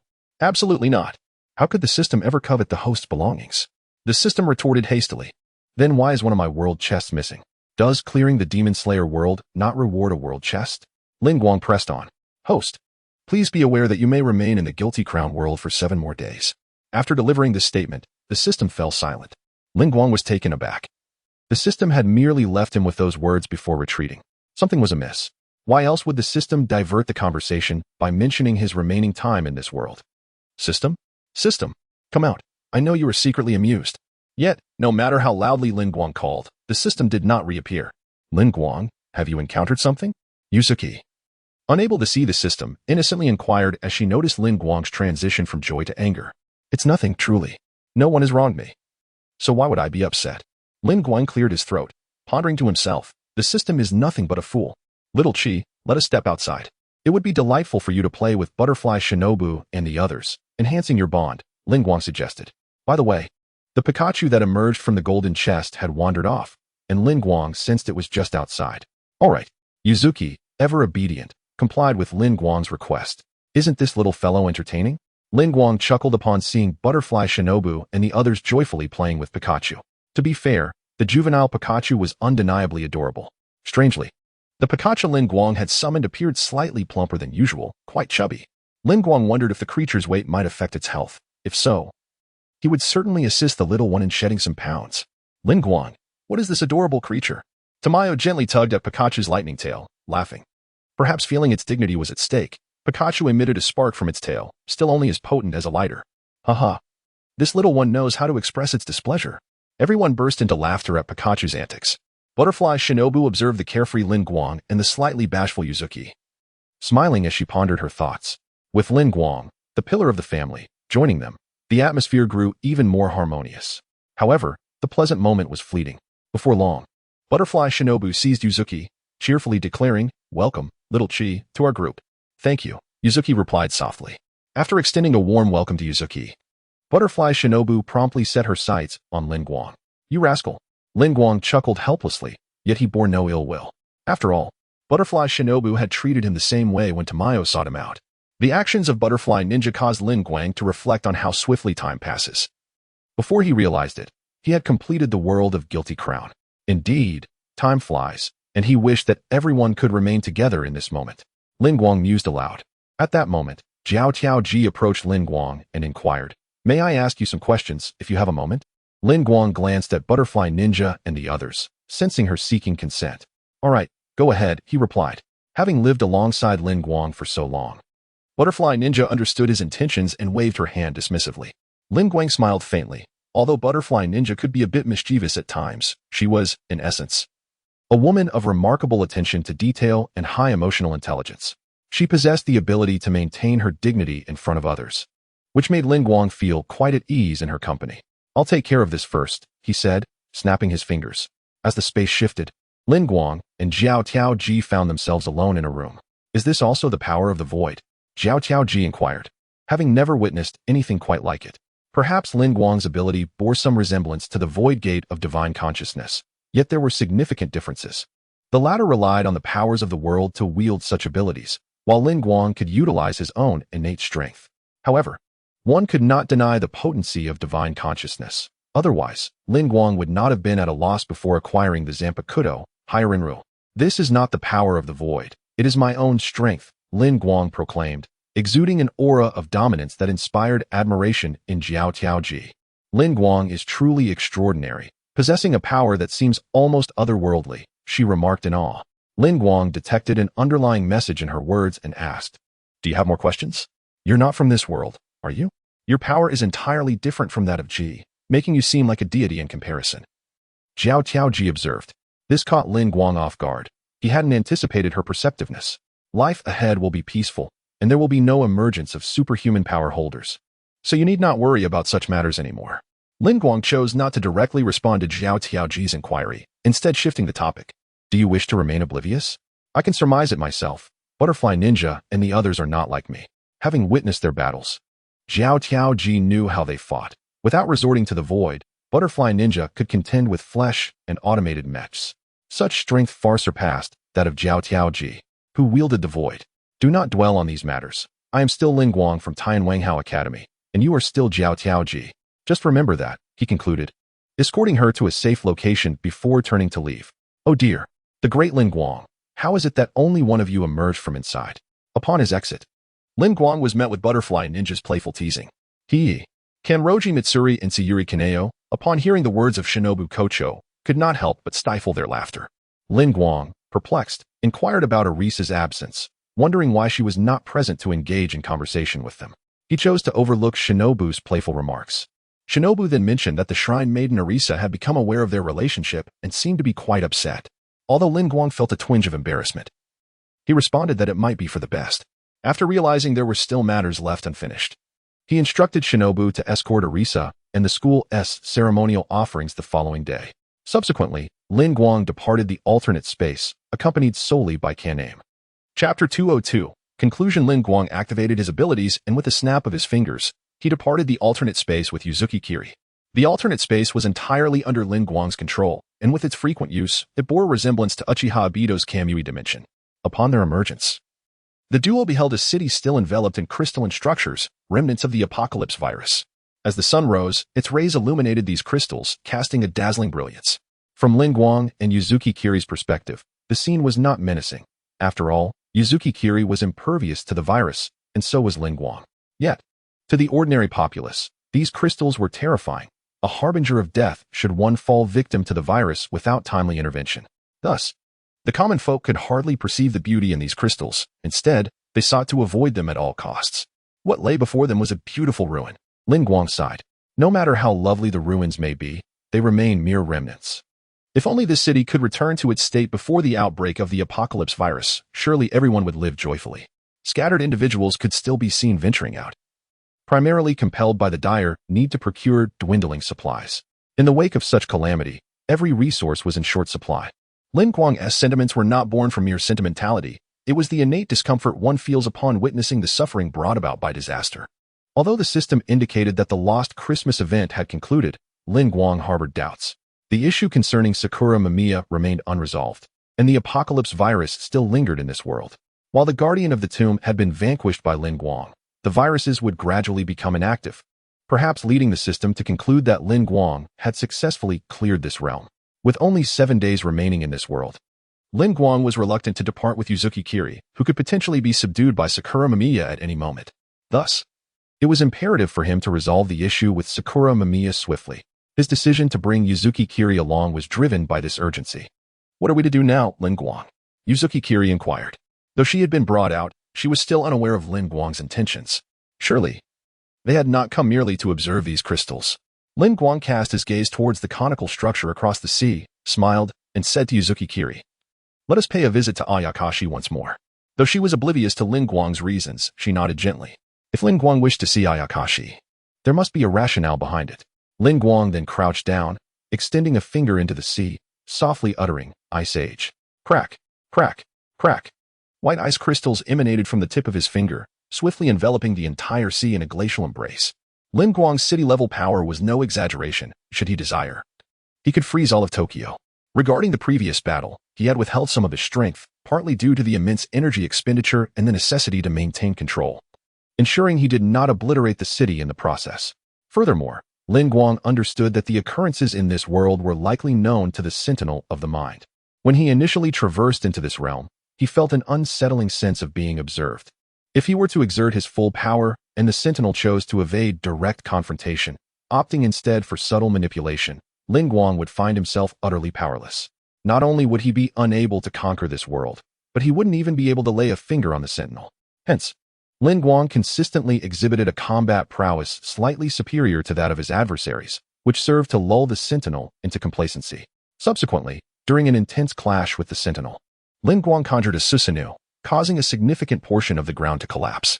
Let alone the alterations in weather and climate, this was now feasible. Lin Guang clapped his hands and remarked, "Freezing an expanse of ocean is but a trivial task." It seemed that Yuzuki had not been taken aback by Lin Guang's display. However, a tremor resided deep within her heart. Yet, as the architect of these feats was Lin Guang, she felt little astonishment. In her eyes, Lin Guang was omnipotent. "Let us proceed, little Qi," Lin Guang beckoned Yuzuki. He then led her across the icy sea towards the conical structure. The ice had formed across the surface of the ocean with minimal exertion on Lin Guang's part, requiring only slight attention to detail to ensure its stability. It was imperative that the ice remain solid for a certain duration, otherwise, should they fall into the sea, it would lead to an embarrassing predicament for Lin Guang. At present, the icy expanse appeared remarkably sturdy. Walking upon it, they felt no chill. This was due to Lin Guang's deliberate manipulation, which trapped the cold within the ice, shielding Yuzuki from the risk of catching a cold. He sensed Yagami Aya was nearby. Upon their arrival at the structure, Yagami Aya had already been waiting for them. "I can feel the power of the king. It is Terry Tom. Let me out quickly. He will aid in rescuing the gathering." Yet, as Lin Guang and Yuzuki stepped inside, Yuzuki suddenly perceived a voice echoing in her mind. This was the will of Sakura Mami, which had sensed the king's power emanating from Yagami Aya, stirring to life once more. "Little Qi, what troubles you?" Lin Guang inquired. Noticing her distress, "It is Sakura Mami. Her will has awakened again," Yuzuki replied, her brows furrowing as she appeared to be suppressing discomfort. "Allow Sakura Mami to emerge. Nothing adverse will happen," Lin Guang gently reassured her, confident that with him present, neither Sakura Mami nor Yagami Aya could create significant upheaval. "Very well," Yuzuki softly nodded. Relinquishing control of her body to Sakura Mami, her consciousness slipping into a tranquil slumber. "This body feels somewhat different from before." The consciousness of Sakura Mami reemerged, and Yuzuki's gentle demeanor vanished, replaced by Sakura Mami's audacious visage. This transformation was a consequence of the apocalypse virus. Otherwise, Sakura Mami would not have manifested in such a manner. Aware of Lin Guang's formidable prowess, Sakura Mami maintained a cautious distance from him, and thus, the two stood in a tense standoff. Sakura Manami could sense that her body had become a mere extension of Lin Guang, and that this was a choice made willingly by Yuzuriha Inori. With a surge of indignation, Sakura Manami demanded, "Lin Guang, what have you done to me?" Lin Guang remained silent, yet in an instant, he appeared before Sakura Manami, grasping her hand. Subsequently, a pillar of ice emerged beneath Lin Guang's feet, elevating both him and Sakura Manami to the highest level of the edifice. After the battle the previous day, Waigami Kira had been waiting here for Lin Guang, and he had now bided his time for quite a while. Upon witnessing Lin Guang holding Sakura Manami's hand, Waigami Kira remarked, "Lin Guang, you have finally arrived. Now, return Manami to me." Chapter 203, The Demise of Wai Shinya Teridun. "Do you know where S.H. Maru is?" S.H. Maru Manami, filled with excitement, rushed towards Wai Shinya, inquiring about the whereabouts of S.H. Maru. "S.H. Maru has been taken by your mother, Dr. S.H. Maru Haruhina," Wai Shinya informed S.H. Maru Manami, refraining from disclosing that he had seized S.H. Maru's royal power. Although it was possible that S.H. Maru Manami was aware of the truth and was merely playing along, Wai Shinya resolved to remain silent as long as she did not mention it. "She is not my mother. S.H. Maru belongs solely to me."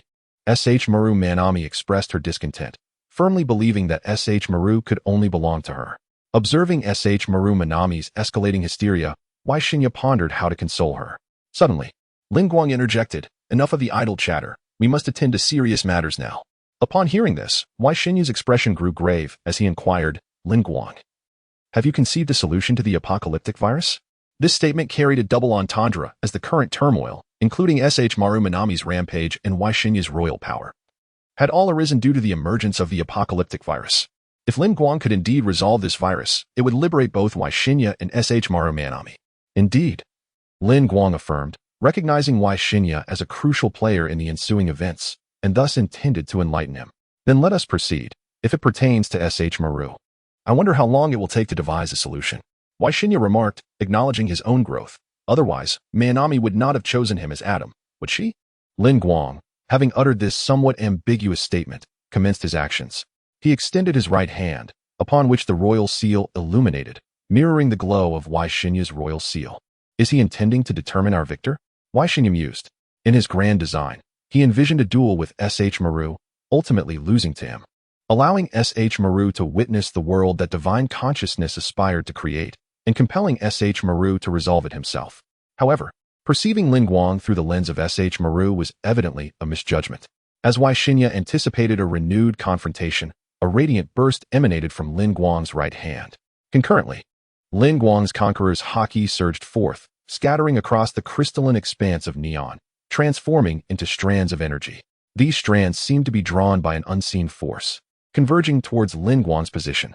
Even those who had already crystallized began to shatter and disperse, their essence fleeing from their bodies. All the strands coalesced into Lin Guang, who remained unscathed by the crystallization that claimed even the mightiest like S.H. Maru and Shinya. Instead, Lin Guang absorbed and purified the strands with his unique ability, ultimately converting them into his own energy. Perhaps I can be regarded as a savior, Lin Guang mused, a sense of noble ambition swelling within him. The entire world would bask in safety due to his actions. How have you accomplished this? Shinya inquired with difficulty. Overwhelmed by Lin Guang's conqueror's haki, Shinya suddenly collapsed to the ground, and had it not been for the power of kings, he might have succumbed to unconsciousness. Even so, every movement became a monumental challenge, including his speech. Sakamitsu Mana was similarly affected. As the first to encounter the virus, the impact on her was even more profound. She felt her strength waning within her, as if she were destined to submit to Lin Guang. My power. Sakamitsu Mana gritted her teeth, glaring at Lin Guang. Yet, Yuzuki Inori is still adorable, Lin Guang mused. After a considerable passage of time, the influx of energy into Lin Guang ceased, indicating that the virus had been completely absorbed. The crystallization on my body has vanished. I am restored to health. Splendid. I no longer need to worry about dying at any moment. In the streets, people erupted in jubilant celebration, reveling in the joy of having survived a calamity.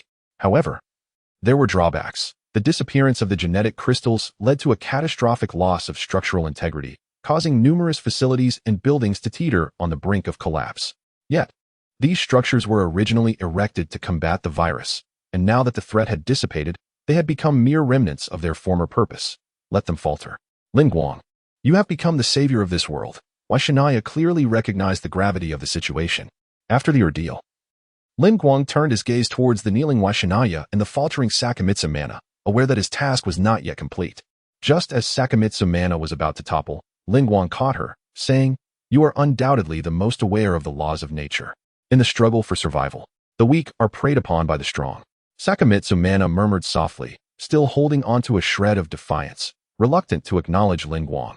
However, the situation was firmly in Lin Guang's control. Her silence would change nothing, and it would be more prudent to speak up. The defeated must embrace the reality of their failure. Lin Guang wore a victor's smile, causing Sakamitsu Mana's consciousness to retract. What an unstable element this is, Lin Guang remarked. After Sakamitsu Mana's consciousness receded, Yuzuki Inori's presence did not immediately assert control over the body, but instead fell into slumber. Although the pressures were not borne by Yuzuki Inori, this body was hers, and she felt an overwhelming fatigue. Lin Guang tenderly caressed Yuzuki Inori's cheek, sharing in her suffering. Is everything truly over, Lin Guang? Shinya asked. Lin Guang looked at Shinya and affirmed, Indeed, all is concluded, and the apocalypse virus will never again plague this world. His words held a double meaning. I understand now. Thank you, Lin Guang, Shinya replied. Realizing that the apocalypse virus in all of Neon seemed to have been purified by Lin Guang and vanished. Haha, you have much more to thank me for. Lin Guang teased. You rascal. Shinya felt the power within him, along with the apocalypse virus, being drained away, and he recognized that his time was drawing to a close. Thus, he no longer masqueraded as the harbinger of world destruction, shedding all burdens. To be candid, severing Sakuma's right hand left a lingering discomfort in Yagami's heart. For Yagami's true intention was never to usurp Sakuma's royal power. Rather, he sought to utilize it to liberate Sakuma's true name. Now, it appears that with Lin Guang present, there is nothing to fear. Do you have any lingering wishes? Lin Guang inquired. In a world where the weak are devoured by the strong, is it true that the defeated shall be consumed?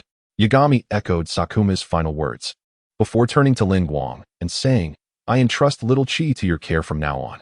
Upon uttering these words, signs of Yagami's impending collapse began to manifest. Chapter 204. Reunion and Farewell Lin Guang. It brings me great joy to have met you and to count you as a friend. The physical form of Wei Xinya has already dissipated significantly. So do I, Lin Guang replied with a smile. Ha. Wei Xinya laughed heartily. The viruses plaguing this world have been eradicated, and the destinies of Sakurama Kiji and Sakurama Masanori have been rewritten. Yuzuki Kiki will find a favorable resolution. All of this has uplifted Wei Xinya's spirits, and he harbors no regrets. Farewell, ya. Wei Xinya ultimately transformed into starlight, leaving Lin Guang with a profound sense of loss. It seems it is time to depart. Lin Guang surveyed his surroundings, having absorbed the apocalyptic viruses from this world. The conical structure began to collapse. The edifice had crumbled beyond recovery, and remaining here would only lead to a disheveled state. Let us go, little Kiki. Lin Guang gently addressed the slumbering Yuzuki Kiki. In recent days, Kiki had endured repeated struggles for control of her body by Sakurama Masanori, leaving her in a rather poor mental state. Even in deep slumber, her brow furrowed slightly, evoking a sense of tenderness. Before the structure completely collapsed, Lin Guang safely escorted Yuzuki Kiki away. 3 days later, the Order of Neon began to be restored. The viruses had been vanquished, and it was impossible to remain in a state of despondency indefinitely. The populace had become considerably more vibrant. The streets were no longer desolate. Many civilians were willing to venture out, despite lingering fears of viral resurgence, as not even a shard of purple crystal could be found. Moreover, no one bore those frightening crystals any longer, and gradually, the public's fear subsided. Surely, the calamity had passed? It seemed as though a divine presence had descended to absorb the viruses. Is that divine being all right? Of course, they are fine. Never underestimate the divine. I'm sorry. Such conversations emerged among the populace, yet few recognized that it was Lin Guang who had absorbed the viruses. Only those familiar with Lin Guang, such as Sakurama Kiji and Kaiju Miki, could make such deductions. This time, Arisa of the GH family must arrange a union with the chairman of the Huoming group. Although the disaster has subsided, such a union would render the GH family even more formidable. Within the GH residence, the elder had already resolved to arrange a marriage for Arisa. After all, the Huoming group stands as the most powerful conglomerate in the Magic City. To rival it in Neon, one would need 5 or 6 GH families. Aligning with such a powerful entity would yield countless benefits. Ultimately, the elder of the GH family desires to see the family flourish under his guidance. Hence the decision to pursue a matrimonial alliance. Arisa had been aware of this news for some time, yet she had not returned home, believing there was still room for negotiation. It was only after Butterfly Shinobu returned her to the GH family that Arisa realized the elder's stance was unexpectedly resolute. He had repeatedly indicated that Arisa would indeed be marrying into the Huoming group, carrying an air of undeniable authority. This left Arisha in a state of panic. Within her family, the patriarch was an unequivocal authority, unless alternative solutions presented themselves. Arisha quickly thought of Lin Guang. Despite his numerous romantic entanglements that irked her, he seemed to be her only recourse. Coincidentally, today marked the banquet hosted by the Gongfinjuan group, a gathering imbued with significance aimed at soothing the public sentiments. The fact that the Gongfinjuan family was holding a banquet suggested that all was well, or at least manageable, even in the face of adversity. The choice to schedule this event shortly after the disheartening Christmas, just 3 days post-festivities, was deliberate, allowing them to avert the risks posed by a resurgence of the virus while setting an example when other families hesitated to step forward, thereby enhancing their influence. Most importantly, it provided an opportunity to formally announce the union between the two groups. Lin Guang, once an adopted son of the Gongfinjuan family, naturally attended this gathering. Brother, is it true that you can help me escape this marriage? Arisha inquired, her reluctance evident. The two stood atop the Gongfinjuan skyscraper, observing the people below gradually returning to their vibrant selves. Arisha confided in Lin Guang, I truly do not wish for this union. I merely want to be with you. It is safest for you to remain here. I must leave soon, Lin Guang replied. Are you abandoning me for another place? Arisha asked, her voice tinged with hurt. Not at all.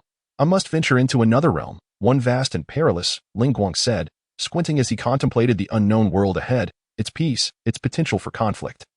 All shrouded in uncertainty. He did not wish for Arisha to follow him. I fear no danger. I only wish to stay by your side, Arisha declared resolutely. Ding. Arisha of the Gongfinjuan has applied to become an affiliate. Lin Guang received a notification from the system but felt no surprise. He asked, Do you not regret this decision? To be with brother Lin Guang is more than enough. I could not be happier. How could I possibly regret it? Arisha affirmed with a nod.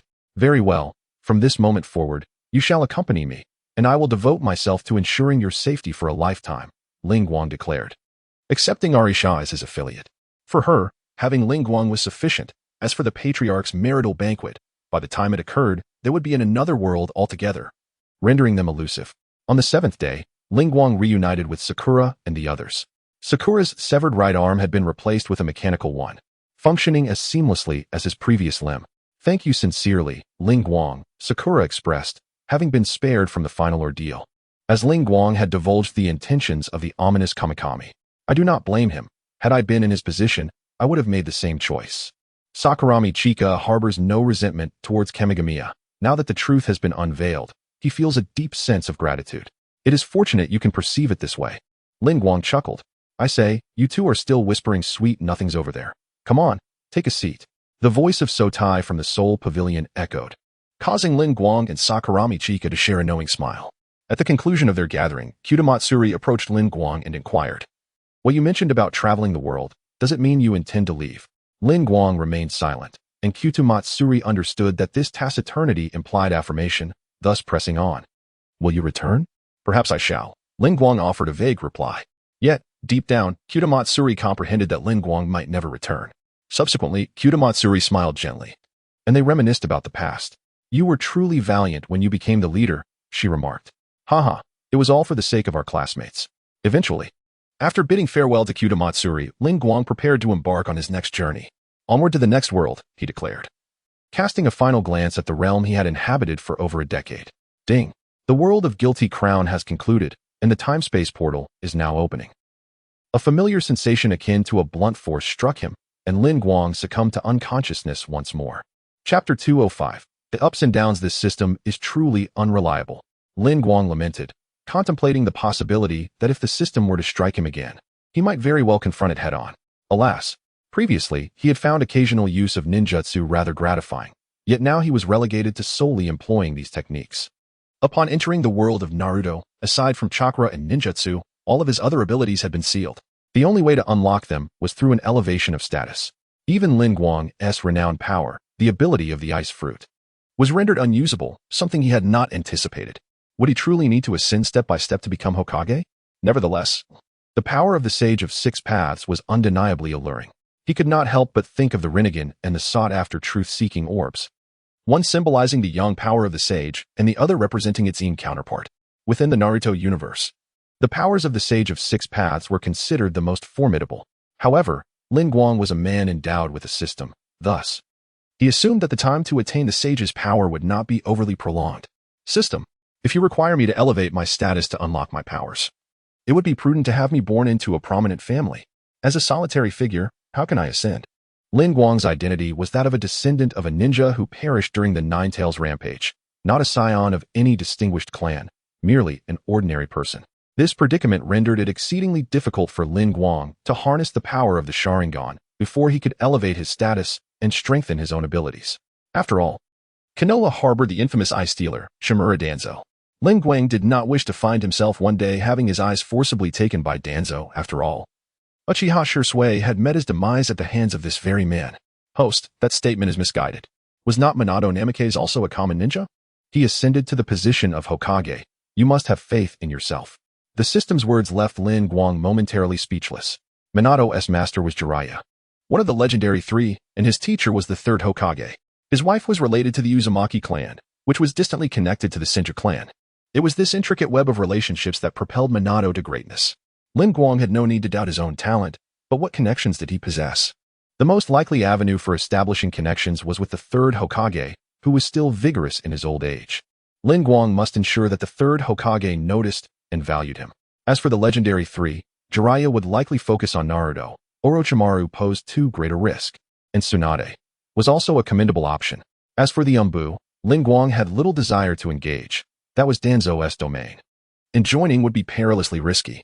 Forget it, I shan't hold this against you. Let me first access my personal information. Lin Guang had a general direction in mind. He must cultivate a good relationship with the third Hokage, and the finer details could be addressed gradually. The world of Naruto offered ample time for training. granting Lin Guang the opportunity to prepare thoroughly. He was merely 12 years old, his age since crossing over. Host, Lin Guang. Combat power, nation-destroying level. Abilities, frozen fruit, breath of ice, breath of water, mental control, mind's eye, flash, predator, spirit medium, eternal kaleidoscope Sharingan, alternate space, force sleep, dream creation, curse purification. King S power, mutation, immunity to abnormal states, Navy 6 styles, conqueror's haki, armament haki, observation haki, mastery of all ninjutsu, super shadow level chakra, ox talisman, rabbit talisman, horse talisman, snake talisman, goat talisman, wind attribute affinity, ability extraction card X2, angelic bloodline. Affiliates, Rose, Linmei, Butterfly Shinobu, Tamayo, Kanroji Mitsuri, Yorichi, Arisa Gafinoin. Treasure chests, 1 diamond chest, 1 platinum chest, 2 world chests, 17 bronze chests. Completed worlds, Demon Slayer, Kimetsu no Yaiba, Guilty Crown. As Lin Guang accessed his personal information, he observed that the number of world chests had increased to 2. He was relieved to see that the world chests remained intact, understanding that the system would not deprive him of his spoils. System, open the world chests. He commanded, and they were all opened. A spectacular opening animation unfolded, dazzling beyond compare, far surpassing the ostentation of golden chests. System, this is quite extravagant. Lin Guang gasped in astonishment, pondering whether he was opening chests or attending a sermon by the Buddha. It was so mesmerizing that one might mistake it for divine enlightenment. As a world chest, the aura must be commanding. The system explained. What more could Lin Guang say? As long as the outcome was substantial and not just a show, he would be satisfied. After a lengthy pause, the grand opening effects orchestrated by the system finally concluded. Ding! The host has opened the Demon Slayer, Kimetsu no Yaiba world chest, and acquired the power of the Demon King, Breath of the Sun, ability extraction card X3. Ding! The host has opened the Guilty Crown world chest and obtained the Origin Stone, King S power, ability extraction card X3. Ding! The host already possesses King S power, which automatically fuses into the Thorned King. Thorned King, the monarch of the apocalypse virus. Even the Origin Stone cannot compel the Thorned King to act. Capable of freely spreading the apocalypse virus without any special ritual, and can extract the void of individuals infected with the apocalypse virus anywhere. Huh. I knew the system would be trustworthy. Seeing that the 2 treasure chests yielded such bountiful rewards, Lin Guang felt that the system's opening animation was not as flawed as he had initially thought. With 1 diamond chest and 1 platinum chest remaining, he decided to open them both without hesitation. After all, being in the world of Naruto, he had no fear of running out of treasure to uncover, not to mention the numerous adversaries among the ninja villages. In a few months, during the Nin exams, Orochimaru would undoubtedly create a significant commotion, presenting yet another grand opportunity. Moreover, there would be the 4th Great Ninja War, where Lin Guang would be able to unleash havoc upon the 100,000 white Zetsu army. The opening of the platinum and diamond chests lacked the grandiose effects, yet compared to golden chests, their significance was not to be underestimated. However, in comparison to the recently unveiled World Treasure Chest, the opening effects of these 2 chests appeared rather uninspiring. Ding! The host has opened 1 platinum chest and obtained the perfect poison fruit. Excellent! This fruit shall be bestowed upon Butterfly Shinobu. Complemented by the exquisite wine of the Slow King, it could prove lethally toxic. Lin Guang already began to envision a future where Butterfly Shinobu wielded her poisonous powers to eliminate a white absolute. Now, let us see what the diamond chest holds. Ding! The host has opened 1 diamond chest and obtained the Space Gem. The Space Gem from the diamond chest, is it not an artifact from the Marvel Universe? Collecting all 6 gems would allow one to snap their fingers and have the world's population. Ding! The items obtained from the chest are temporarily sealed. Please strive to enhance your popularity and status to unlock them. What is this nonsense? Lin Guang was taken aback to discover that the item he had just acquired was sealed by the system. A heartless system. I haven't even had a chance to see what the Space Gem looks like, and yet you choose to seal it. Fuming at the system's injustice, Lin Guang stormed out of the room. Ah, how infuriating. When he heard the system proclaiming his good fortune, Lin Guang remained oblivious to the situation, genuinely believing he was indeed fortunate. After all, possessing the Space Gem not only exudes prestige, but with 5 additional gems, he would command a formidable weapon. Yet, he never expected that the unprincipled system would seal it away, denying him even a fleeting moment of indulgence. As Lin Guang exited, he fortuitously encountered Naruto returning. Chapter 206. The ninja exam. With his golden locks and azure eyes adorned by whisker-like markings, Naruto's appearance is undeniably iconic. Lin Guang. Having known Naruto since childhood in this world, shares a profoundly close bond with him. Ah, is it possible for a genius like Lin Guang to shout so loudly? If word of this were to spread in school, it would certainly be quite embarrassing. Upon hearing Lin Guang's outburst, Naruto approached with a cheeky grin. He never expected that even someone as talented as Lin Guang could lose composure in such a manner. To their classmates and teachers, Lin Guang had always been perceived as a gentle genius. Please, Naruto, you must keep this a secret. Lin Guang's formidable perceptive abilities were sealed away, and he was not particularly adept at using chakra to sense his surroundings. Thus, he was unsure of what Naruto had overheard. If he were to inadvertently reveal something about the system, it might attract the attention of formidable figures such as Danzo Shimura or Orochimaru. That would spell disaster for Lin Guang, as his current strength was insufficient to confront such shadow-level powers. Despite possessing the chakra of a shadow and the eternal Meijiki Sharingan, he was not guaranteed to triumph over Orochimaru. After all, even the formidable Nagato, with his Rinnegan, a bloodline limit of extraordinary caliber, was incapacitated by Jiraiya. Had Jiraiya been more familiar with the capabilities of the Rinnegan, he might have easily defeated him. Do we need to keep this under wraps? Lin Guang pondered. It's not impossible, but you must treat me to Ichiraka ramen. After a moment of consideration, Naruto rummaged through his little toad wallet and discovered it was nearly empty, leading him to propose this condition to Lin Guang. Very well, let us head to Ichiraka ramen at once. I am quite famished as well. It seemed that satisfying Naruto's whims was an effortlessly simple task. As neighbors, Lin Guang and Naruto lived in close proximity to the ramen shop, which was not far from their homes. Ichiraku ramen is quite affordable, and Lin Guang, being a descendant of a ninja who fought against the Nine Tails, received a modest stipend each month. Naruto, due to his unique status as the embodiment of the Nine Tails, received aid in a more discreet manner, often facilitated by the third Hokage or Iruka-sensei. Oh, it's Lin Guang and Naruto. What kind of ramen would you like today? Uncle Ichiraka greeted them with a warm smile upon their arrival. Definitely miso chashu ramen. Both Lin Guang and Naruto exclaimed in unison. You two really have a harmonious connection. Uncle Ichiraka teased with a hearty laugh. Of course, Lin Guang is an acknowledged companion of mine, Uzumaki Naruto. Naruto replied earnestly. Seeing Naruto's serious demeanor brought warmth to Lin Guang's heart. Having both lost their parents in this world, they had always found solace in each other's company. Thank you, Naruto. You are also a recognized companion of mine, Lin Guang, he expressed sincerely. Hiki. Naruto flashed a broad smile, revealing his bright white teeth. Miso chashu ramen is ready. Just as they engaged in conversation, Uncle Ichiraka brought out 2 large bowls of ramen. Their vibrant colors and enticing aromas instantly igniting Lin Guang and Naruto's appetites. Let us begin. As soon as the two finished speaking, they began to indulge in their meal with great delight.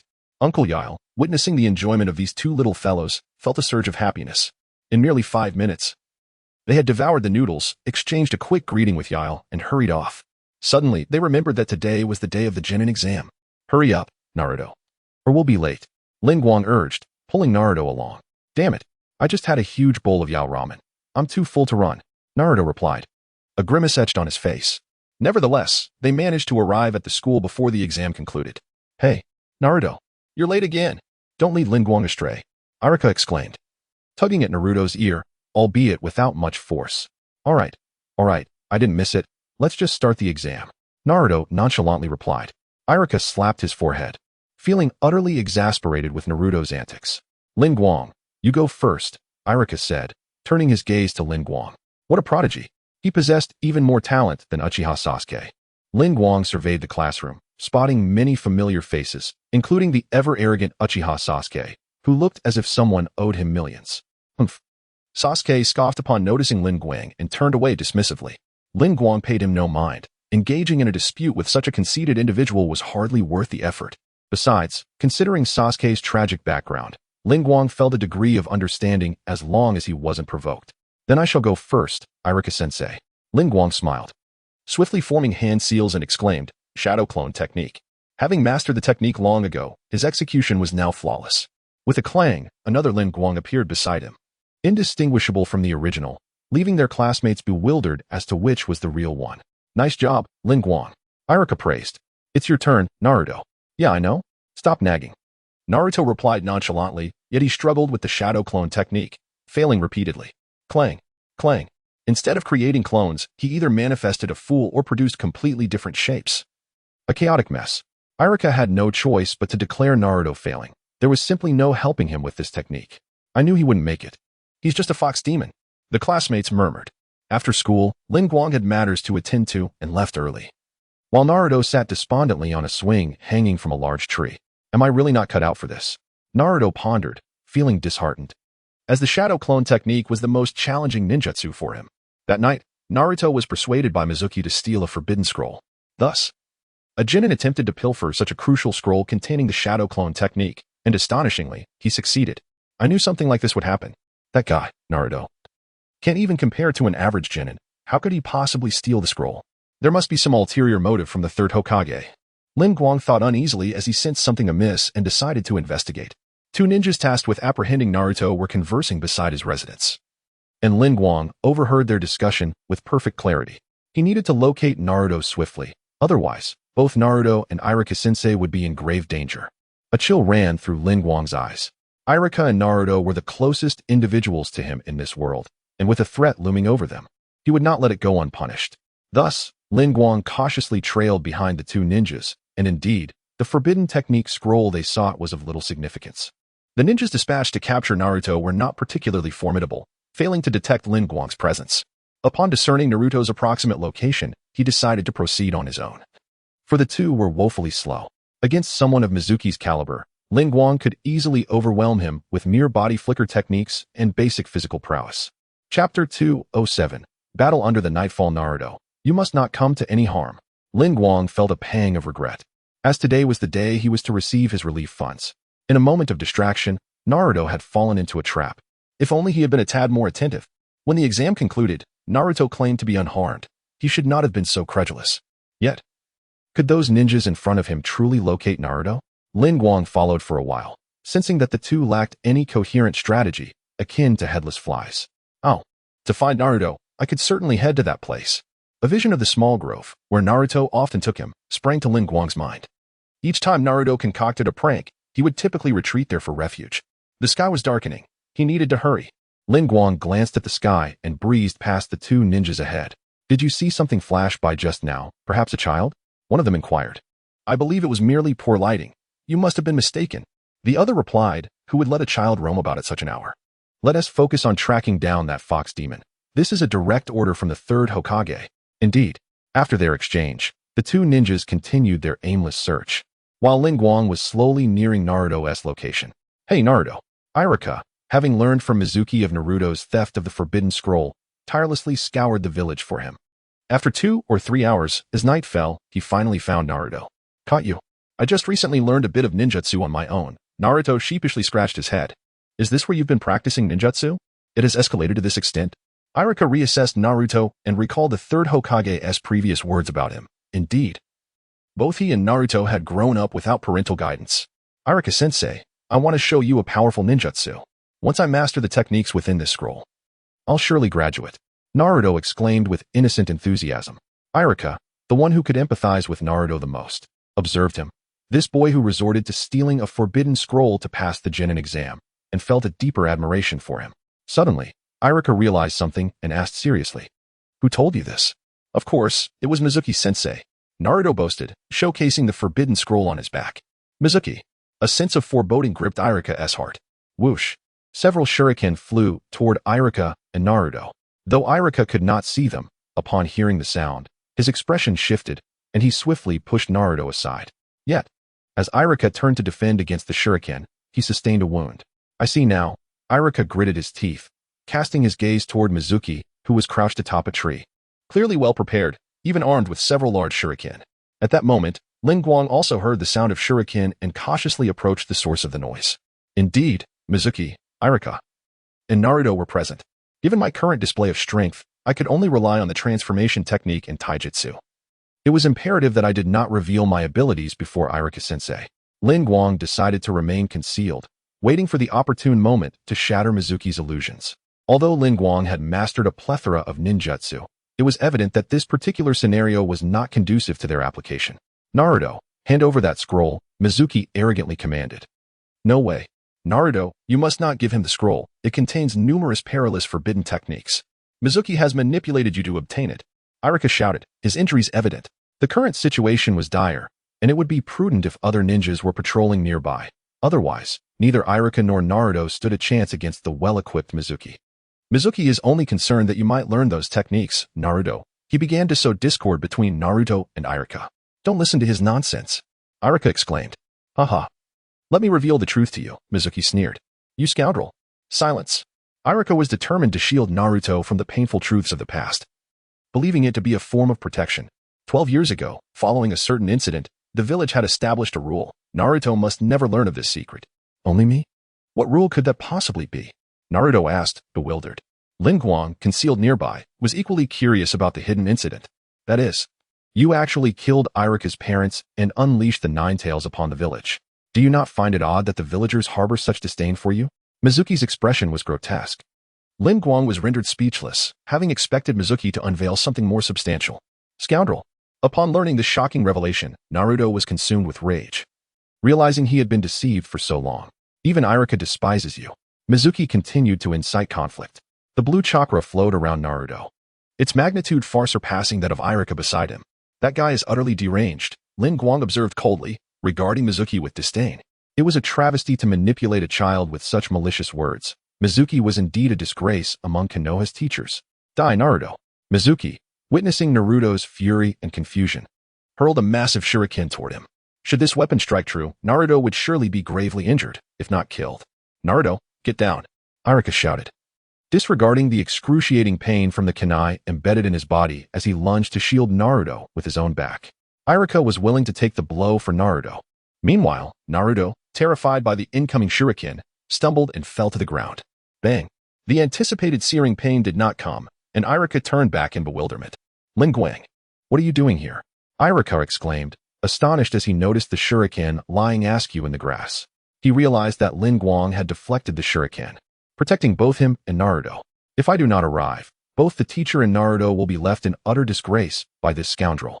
Lin Guang gazed at the tree where Mizuki perched, his tone icy. Lin Guang, run quickly, that Mizuki is no good, Naruto exclaimed in a state of panic upon spotting Lin Guang.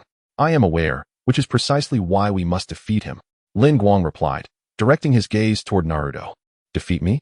You think you can manage that? Mizuki sneered, showing no sign of concern. Irika did not come equipped, and while you, Lin Guang, may be considered a genius at school, your skills are limited to mere transformation techniques and some basic martial arts. Mizuki continued with his hubris, neglecting to even mention Naruto's name. In his eyes, Naruto was nothing but a failure. His transformation techniques were a chaotic mess, his sexy jutsu merely a frivolous display, and his shadow clone jutsu only produced fools. The substitution technique was utterly useless in this situation. Chapter 208, Lin Guang vs. Shuemu. Lin Guang, you must flee. We are no match for him. Although Naruto felt a surge of anger at Shuemu's words, a profound fear gripped him at the thought of what Shuemu might do to him, Irika, and Lin Guang. Naruto, what are you afraid of? You are someone I have faith in. Together, we must vanquish Shuemu. That is the right course of action. Lin Guang sought to awaken Naruto from his despair, refusing to let him dwell on his worries. Indeed, Naruto, we are alike. No one praises or inquires about me, and it is truly painful to engage in foolishness constantly. Isn't it? Irika spoke earnestly. Lin Guang, teacher Irika, you are truly wonderful. Upon hearing the affirmations from Lin Guang and Irika, Naruto was overwhelmed with emotion, tears streaming down his face. Irika patted the shoulders of both Naruto and Lin Guang, saying, in a moment, I will intercept Shuemu's shuriken. You two just need to hold him off until the patrolling ninjas arrive. Understood. Naruto and Lin Guang nodded in unison. I say, you two have such little regard for me. Shuemu thundered, then hurled the enormous shuriken strapped to his back directly at Irika, Naruto, and Lin Guang. As the shuriken flew menacingly, Lin Guang coughed uncomfortably, while Naruto turned and fled. Haha. Irika, did you see that? This little fox spirit is utterly unreliable. Shuemu laughed heartily, having never believed Naruto could amount to anything. Lin Guang, be careful. Irika disregarded Shuemu's mockery, instead picking up the kunai that Shuemu had just launched at him, channeling all his strength to intercept the oncoming shuriken. Clang. The shuriken nearly sliced through the kunai in Irika's grip, but it ultimately deflected away. That was close. Just as Irika breathed a sigh of relief, he noticed Lin Guang charging towards Shuemu alone. Teacher Irika, I sense something is off with Naruto. We must conclude this quickly and find him. That is indeed wise. Should Naruto lose control and the Nine Tails emerge, it would spell disaster. Then you should not go alone. Irika shouted, rushing forward as well. TCH. Shuemu scoffed. Is Lin Guang here to meet his demise? Does he truly believe that a mere smattering of knowledge from school equips him to challenge me? You overestimate yourself, Lin Guang. As Lin Guang approached Shui Mu, the latter delivered a powerful blow, striking Lin Guang squarely on the head. No. Irika's heart sank at the sight of Lin Guang being struck down, filled with regret. If only I were stronger. Damn it. Boom. The defeated Lin Guang transformed into a puff of white smoke, leaving Irika astonished, while Shui Mu stared in disbelief. How is this possible? This boy's shadow clone technique even fooled me. Shui Mu warily scanned his surroundings, creating distance between himself and Irika once more. Right here. Suddenly, a figure descended from the sky, delivering a swift kick to the cautious head of Shui Mu. With a tremendous force, Lin Guang's kick sent Shui Mu reeling back, causing blood to spurt from his nose 2 meters away, and he tumbled backwards, rolling several times. Lin Guang, as long as you're all right. You must not take such reckless risks in the future, Irika admonished. I promise, Lin Guang replied, fully aware that he might still engage in daring deeds. Yet he understood the importance of appearing obedient in front of his teacher. You little rascal. It seems I need to resort to more drastic measures to subdue you. Shui Mu was genuinely furious. Just moments ago, he had been on the verge of eliminating Irika and seizing the forbidden scroll that Naruto had pilfered. All of this was due to Lin Guang. Within the school, Shui Mu admired Lin Guang's innate talent. However, when faced with him, he wished fervently that Lin Guang were nothing more than a fool. Show me what you've got. Lin Guang knew that provoking Shui Mu would be more advantageous than detrimental at this moment. Shui Mu had exhausted his large shuriken, and even though his taijutsu was slightly superior to Irika's, it was still limited. Otherwise, he wouldn't be teaching lower-ranked ninjas at the academy, despite the comfort of the role. His ambitions far exceeded his meager salary. Take this. Shui Mu shouted in a fit of rage, charging forward to strike Lin Guang's abdomen. In his fury, he had forgotten that he should first deal with the greater threat, Irika. If you wish to harm my student, you must first consult my opinion. Lin Guang smirked slightly, as Irika stepped forward and seized Shui Mu's fist. Looks like your strength isn't as impressive as I thought, Teacher Shui Mu. Lin Guang scoffed, delivering a powerful punch to Shui Mu's chest. Coughing up blood, Shui Mu found himself at the mercy of Lin Guang's relentless training regimen. Even in inclement weather, Lin Guang made it a point to exercise indoors to maintain his muscle growth. Unlike Naruto, who possessed the innate power of the 9 tails, Lin Guang had no such advantage. Hey, don't forget I have weapons. Shui Mu sneered, drawing a kunai aimed at Lin Guang's heart. In an instant, a puff of white smoke enveloped the area, revealing nothing but a small tree stump where Lin Guang had once stood. Well done, Lin Guang. Irika was genuinely impressed with his student's flawless execution of the body replacement technique. How could your substitution technique be so exquisite? It typically requires extensive practice. Shui Mu was incredulous, pondering whether Lin Guang's talent was truly that remarkable. If only you would devote your abilities to being a good teacher instead of engaging in such treachery against Konoha. Lin Guang had no intention of explaining himself to Shui Mu, seizing the moment of Shui Mu's distraction. He snatched the kunai from his hand and plunged it sharply into his palm. Ah! Shui Mu's anguished scream echoed through the forest. It sounds like someone is in distress. Something must be happening. Let's go investigate. Several of the ninjas dispatched by the 3rd Hokage to locate Naruto were now aware of Shui Mu's whereabouts. Irika delivered a swift kick, sending Shui Mu crashing against a tree, where he slumped down, utterly spent. I never expected your talent to be this exceptional, Lin Guang. Shui Mu chuckled bitterly. A tremendous sound just erupted, and even a moment's reflection would reveal that patrolling ninjas would soon arrive to investigate. Shui Mu, why must you act in such a manner? Irika inquired. Haha, why must I? What do you understand? Shui Mu retorted. Look at Lin Guang's extraordinary talent, and then consider our own.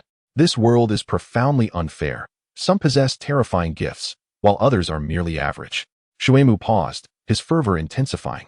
I failed to obtain that forbidden jutsu scroll, and with my innate abilities, I cannot even best a mere student. If I could master those techniques, I would have long since become a formidable ninja. It is all your fault. One should not blame the path for their own inadequacies. Lin Guang interjected. Though Irika-sensei may not possess remarkable talent, his diligence and kindness towards his students render him a powerful ninja in my eyes. Chapter 209.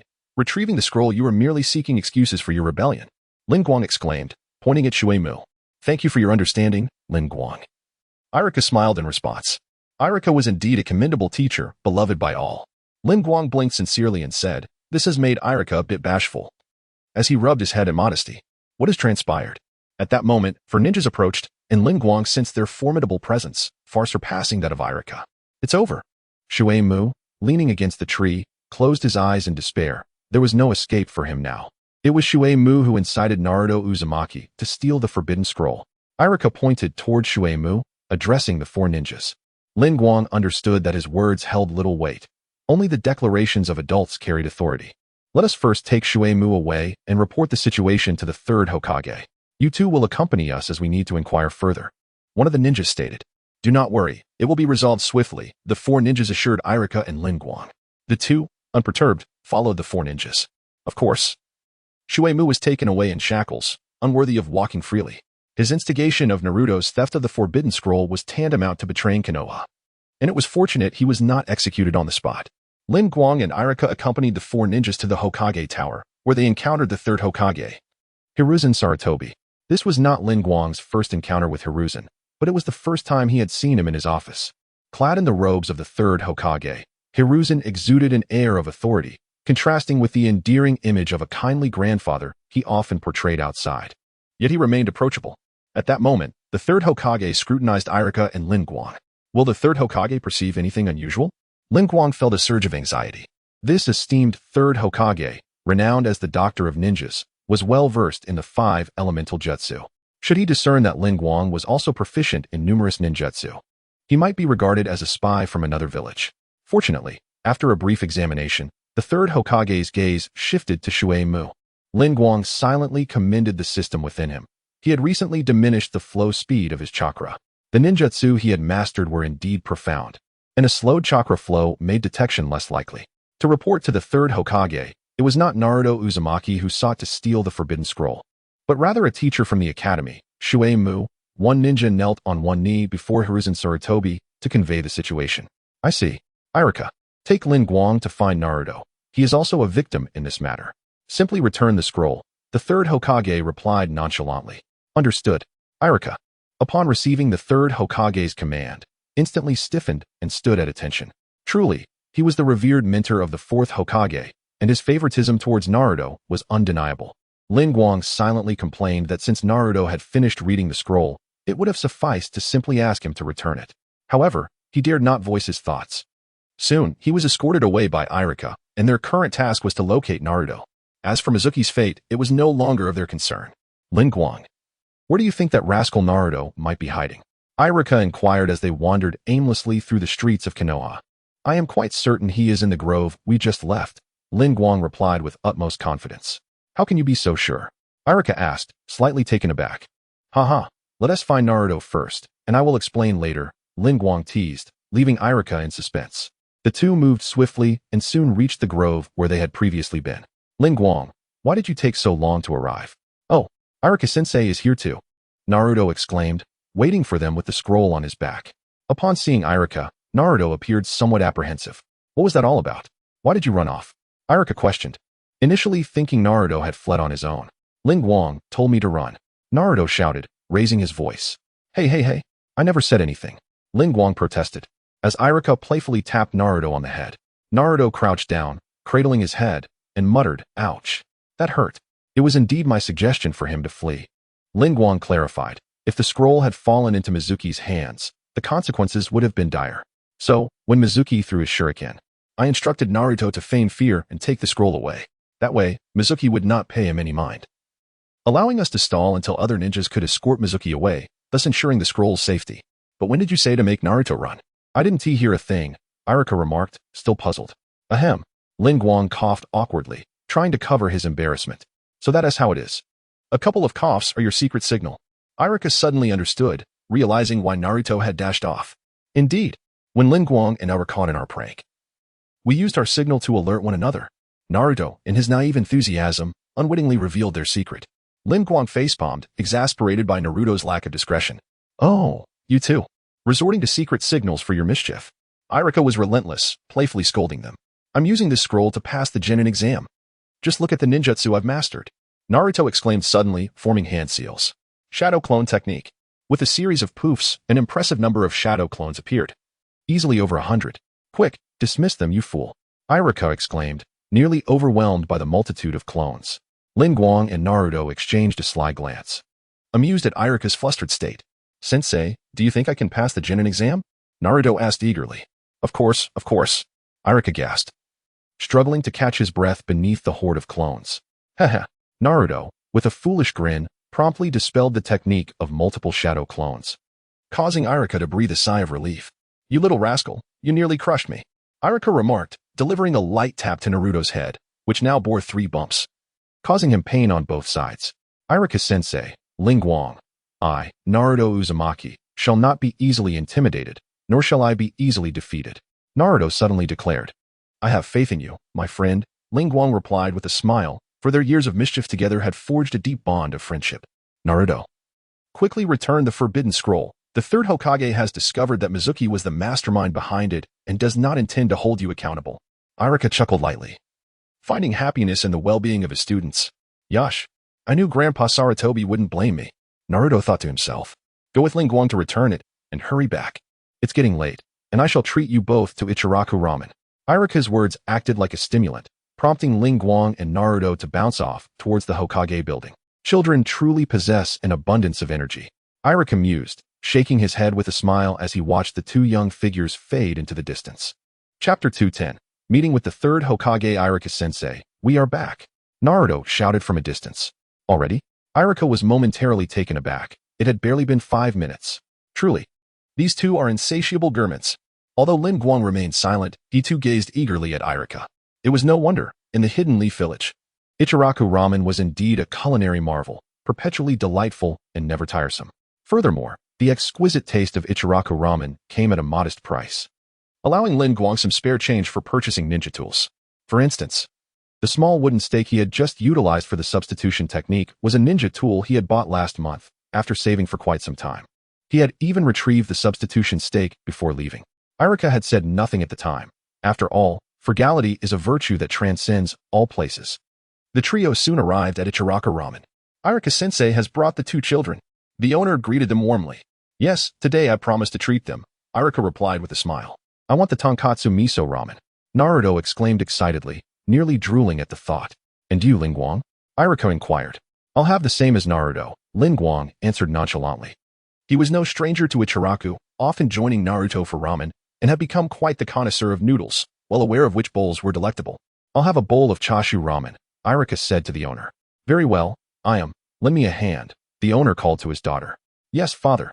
Ayam promptly entered the kitchen to assist her father with the ingredients. Ramen is ready. Soon, the owner and Ayam emerged with 3 large bowls of ramen. Enjoy, the owner beamed at the trio. Let us dig in, they chorused, immediately burying their heads in their bowls. The slurping sounds were quite loud, the best compliment for Ichiraku. The 3 consumed their ramen with remarkable speed, finishing their bowls in less than 10 minutes, patting their bellies as they prepared to leave. Goodbye, Irika-sensei, Lin Guang and Naruto called out as they headed home together, being neighbors. Take care on your way back, Irika advised them. We're well acquainted with the Leaf Village. Naruto winked at Irika. Had Irika not just eaten, one could only imagine the extra burden Naruto might have added. The following day, having passed the Genin exam, both Naruto and Lin Guang were now Genin. Presumably, Naruto was still indulging in sleep, prompting Lin Guang to decide to communicate with the system. However, this time he was cautious, wary of Naruto overhearing anything inappropriate that might lead to unfortunate consequences. The gaze of the third Hokage from the previous night, one that seemed capable of piercing through all facades, left a profound impression on Lin Guang.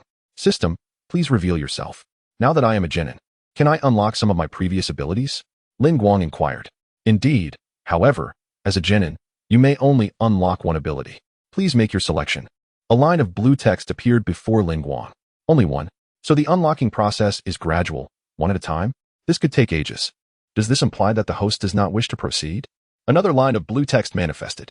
How ruthless you are. Very well. Unlock the power of the ice fruit for me.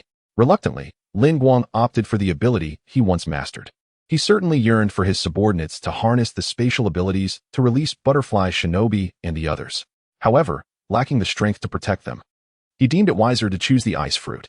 Once Lin Guang had slain more enemies and ascended the ranks, he would feel more confident to consider bringing out Butterfly Shinobi and the rest. Ding. Congratulations, host. You have unlocked the power of the ice fruit. The system notification displayed. The familiar power surged back into Lin Guang, and a snowflake materialized at his fingertips. Yet, within a mere second, the snowflake melted into water and then evaporated. Lin Guang only wished to relish his former strength and reacquaint himself with it. but he had no intention of causing any commotion. Congratulations, my foot. Lin Guang thought to himself, though he refrained from voicing his discontent to the system. At some point, the system had begun to resemble a cantankerous old man. Is this my home? Just as Lin Guang regained his composure and familiarized himself with the ice fruit's ability, someone knocked on his door. Yes, it is my home. Lin Guang replied, yet he hesitated to open the door. From the voice, he recognized it as one of the patrolling ninjas from the previous night. Is it convenient for you to step out? The third Hokage wishes to speak with you, the ninja stated. Had a secret been discovered? A wave of fear washed over Lin Guang, and he felt cold sweat trickling down his forehead. If it's inconvenient, then no problem, the ninja continued. Noticing Lin Guang's silence and assuming he was reluctant to go. It's convenient. I was merely a little too excited at being summoned by the third Hokage. Lin Guang replied as he opened the door, his demeanor calm, betraying none of the anxiety he had just experienced. Lin Guang realized that if the third Hokage had truly uncovered his secret, he would not have gone to such lengths to summon him, especially with Naruto living next door. When the third Hokage mentioned you, he did so with admiration. He might have something beneficial to offer you, so be sure to seize the opportunity. Not only the Hokage, but even this ninja, after questioning Mizuki the previous night, recognized Lin Guang's extraordinary talent and held him in high regard. Is that so? Then I will strive even harder. Lin Guang responded, avoiding overly humble remarks as he was still a child. However, expressing his intent to work harder conveyed humility while endearing him to others. Indeed. Once Lin Guang concluded his words, the ninja's gaze towards him was imbued with heightened admiration. After all, given Lin Guang's extraordinary talent, it would surely not take long for him to surpass this ninja. However, Lin Guang did not exhibit any arrogance or haughty demeanor. Instead, he simply remarked that further effort was required. This ninja was even aware of the mischievous pranks Lin Guang had previously played with Naruto. One must ponder. What adult could resist the charm of a clever child who occasionally exhibits a playful spirit, yet is polite and knows how to conduct himself? Consequently, Lin Guang was pleasantly escorted to the third Hokage's office. In the bright light of day, the third Hokage appeared considerably more amiable. Ah, you have arrived, Lin Guang, he said, scrutinizing Lin Guang once more, but Lin Guang perceived it as if a loving grandfather were gazing upon him. The legacy of the Hokage should never be underestimated. Lin Guang mused to himself. Chapter 211. Paying respect to Sarutobi Hiruzen. As a teacher, Lin Guang knelt on one knee in reverence before the third Hokage. In the entire Hidden Leaf village, among those over 10 years of age, everyone, save for the foolish Naruto, would approach the third Hokage with utmost respect. Child, you performed admirably. Your battle with Mizuki was quite spectacular, the third Hokage remarked with a smile.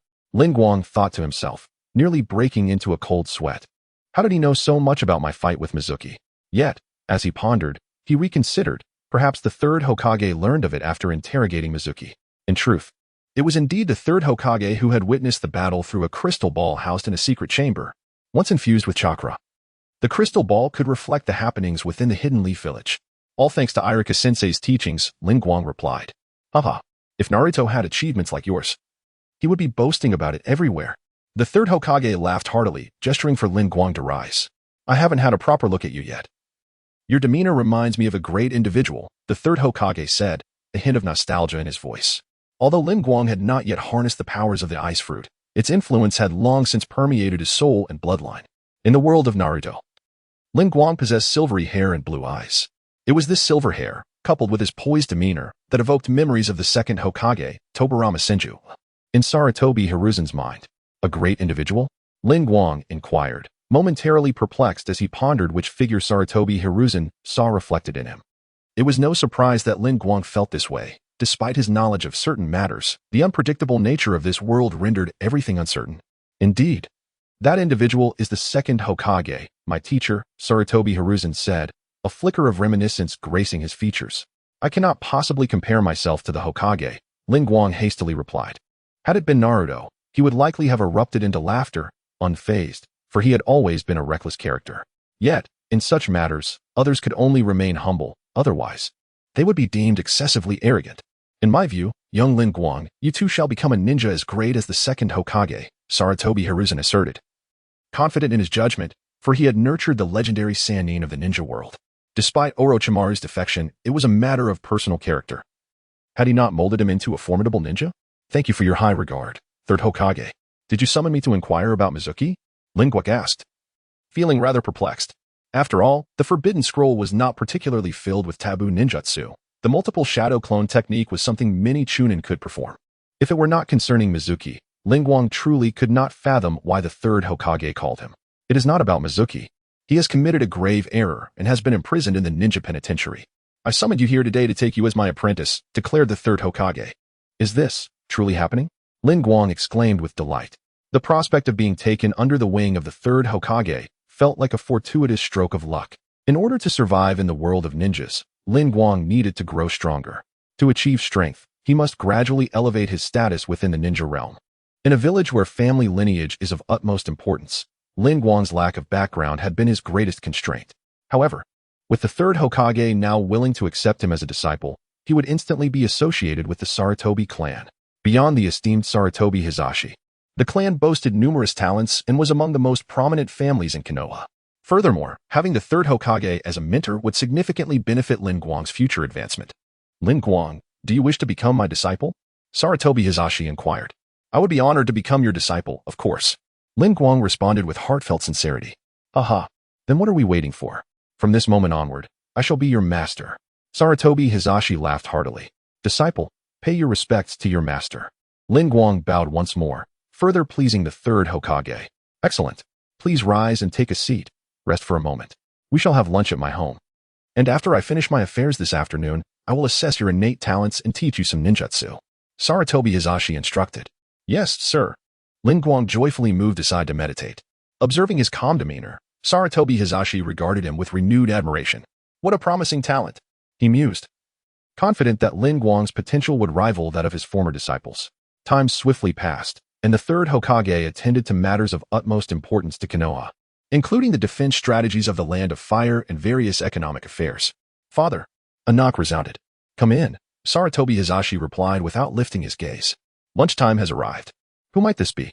The visitor was Asuma Sarutobi, the third Hokage's son. Unbeknownst to him, it had already become midday, and he had come to summon his father for lunch, only to find a young boy in the office. Asuma, this is my newly accepted disciple, Lin Guang. A remarkably talented child, Sarutobi Hizashi said with a smile. This statement immediately piqued Asuma's interest in Lin Guang. For previous disciples of Sarutobi Hizashi had ascended to legendary status as ninjas. Greetings, Uncle Sarutobi. I, too, have just become a disciple of your grandfather today. I hope to be in your good graces going forward. Lin Guang, upon sensing the commotion, concluded his meditation and bowed respectfully to Asuma. I see. It seems you are indeed impressive. Haha. Asuma had no reason to doubt his father's judgment. Come, let us all return home for lunch together. You should have some free time this afternoon to begin teaching Lin Guang some ninjutsu knowledge. I have a few matters to attend to, but I will return home shortly. Sarutobi Hiruzen rose and stepped outside, with Asuma and Lin Guang promptly following in his wake. Indeed, in his youth, Sarutobi Asuma exhibited a somewhat rebellious disposition. However, through the passage of time, he has matured into a congenial individual, maintaining his composure in the face of adversity. For an ordinary person, the village of Kanahegakure may seem extensive, yet for a ninja, it is rather compact. From one end of the village to the other, even the most novice of ninjas would traverse it in no time. However, was the third Hokage the type to frolic about? Clearly not. Thus Lin Guang had no choice but to accompany him on this journey. This was somewhat unconventional for Lin Guang, who was accustomed to Naruto's playful antics. Yet he regarded it as an opportunity for personal growth. Chapter 212. Asuma Sarutobi. The Sarutobi clan is situated at a distance that is neither too far nor too near from the Hokage building. As the third Hokage strolls through the streets, he garners many respectful glances. Who is that little fellow trailing behind the third? Could he be the son of some esteemed noble? Many do not recognize Lin Guang, which is quite understandable. He lacks a formidable background, and although he possesses remarkable talent at school, his reputation remains confined within its walls. Moreover, Lin Guang is quite cunning. He and Naruto have pulled off numerous pranks without ever getting caught, leading Naruto to frequently exclaim that Lin Guang is deviously clever. What an impressive family! As Lin Guang followed Sarutobi Hiruzen to the entrance of the Sarutobi estate, he felt an aura of grandeur. The clan's training grounds are no less than 10 football fields in size, a testament to the Sarutobi family's strength. This is a glimpse into their prowess, revealing much about their capabilities. Observing the marks on the training field, Lin Guang surmised that the Sarutobi ninjas frequently practiced their ninjutsu there. Having paid attention for some time, it seemed evident that this young lad wished to give it a try. Though Sarutobi Hiruzen did not turn around, He sensed Lin Guang's gaze upon the training grounds. "Little junior brother, after we finish our meal, I shall take you there to practice," Sarutobi Asuma remarked with a smile. "Thank you," Lin Guang replied sincerely. The system had indeed granted him mastery over all forms of ninjutsu, yet he was still somewhat oblivious to the underlying principles of these techniques. It was akin to solving a mathematical problem. One may arrive at the answer without understanding the process behind it. Naruto was no different. Despite his abundant chakra and his daily endeavors to enhance his physical abilities through chakra, he would struggle to articulate what chakra truly is. The group soon finished their lunch. For as ninjas, they valued efficiency and cleanliness. "Konohamaru, this is Lin Guang. His talent surpasses even that of your uncle Asuma." Sarutobi Hiruzen introduced Lin Guang to Konohamaru. Under Hiruzen's introduction, Konohamaru felt a spark of admiration for Lin Guang. From Konohamaru's perspective, Asuma, as a special jonin of the leaf, was already formidable. And he was taken aback by Lin Guang's exceptional talent. "Lin Guang, once you become a powerful ninja, you must look out for me," Konohamaru said innocently, reminiscent of Naruto's personality. All right. Lin Guang chuckled. "You, the crown prince of Konohagakure, still need someone to look out for you?" Seeing the two interact so amicably, Sarutobi Hiruzen did not intervene. The lunchtime passed swiftly, and with Hiruzen needing to attend to other matters, he entrusted Asuma with the task of explaining the fundamentals of ninjutsu to Lin Guang. As for Konohamaru, he dashed off to play after finishing his meal. Ninjutsu is manifested through hand seals, allowing chakra to be displayed in various forms. Asuma explained in a manner that was easy to comprehend. Chakra is the essence of energy, and the purpose of hand seals is to guide this energy. Such knowledge had not been imparted at Lin Guang's previous school. He had only learned the basic techniques of the body replacement technique, transformation technique, and clone technique, along with some rudimentary physical skills. In fact, the technique of the three bodies can, to some extent, be categorized under physical arts. Thus, it was Lin Guang's first genuine encounter with the knowledge of ninjutsu. "Is it possible to use ninjutsu without forming seals?" Lin Guang inquired. "Theoretically, yes. When you have cultivated a particular ninjutsu to its utmost pinnacle, you can utilize chakra without assistance, thus negating the need for seals," Asuma Sarutobi replied. "However, at your current stage, you must still practice both the formation of seals and the speed of seal making. Those ninjas who can unleash ninjutsu without seals are already legendary figures." Asuma did not wish for Lin Guang to reach too high too quickly. "Understood. With the aid of the system, I feel that the day of my achievement is not far off," Lin Guang replied. "Now, let us first assess your foundation in physical arts. The old man holds great expectations for you. Do not let me down," Asuma chuckled. "I will do my utmost," Lin Guang responded, eager to test the limits of his physical prowess without relying on the system's mastery of all ninjutsu or the eternal Manjiki Sharingan. "Let us proceed to the training ground." Asuma beckoned. Soon, the two arrived at the training arena to prepare. Asuma waited patiently for Lin Guang to be ready. "Little Lin Guang, come forth." "Asuma-senpai, be careful." Lin Guang charged towards Asuma with unadorned determination, yet to Asuma's eyes, Lin Guang's speed appeared rather sluggish. "Is this all you've got?" Asuma felt a twinge of disappointment. "Take this." Lin Guang's voice echoed from behind Asuma, revealing that the figure before him was merely a clone.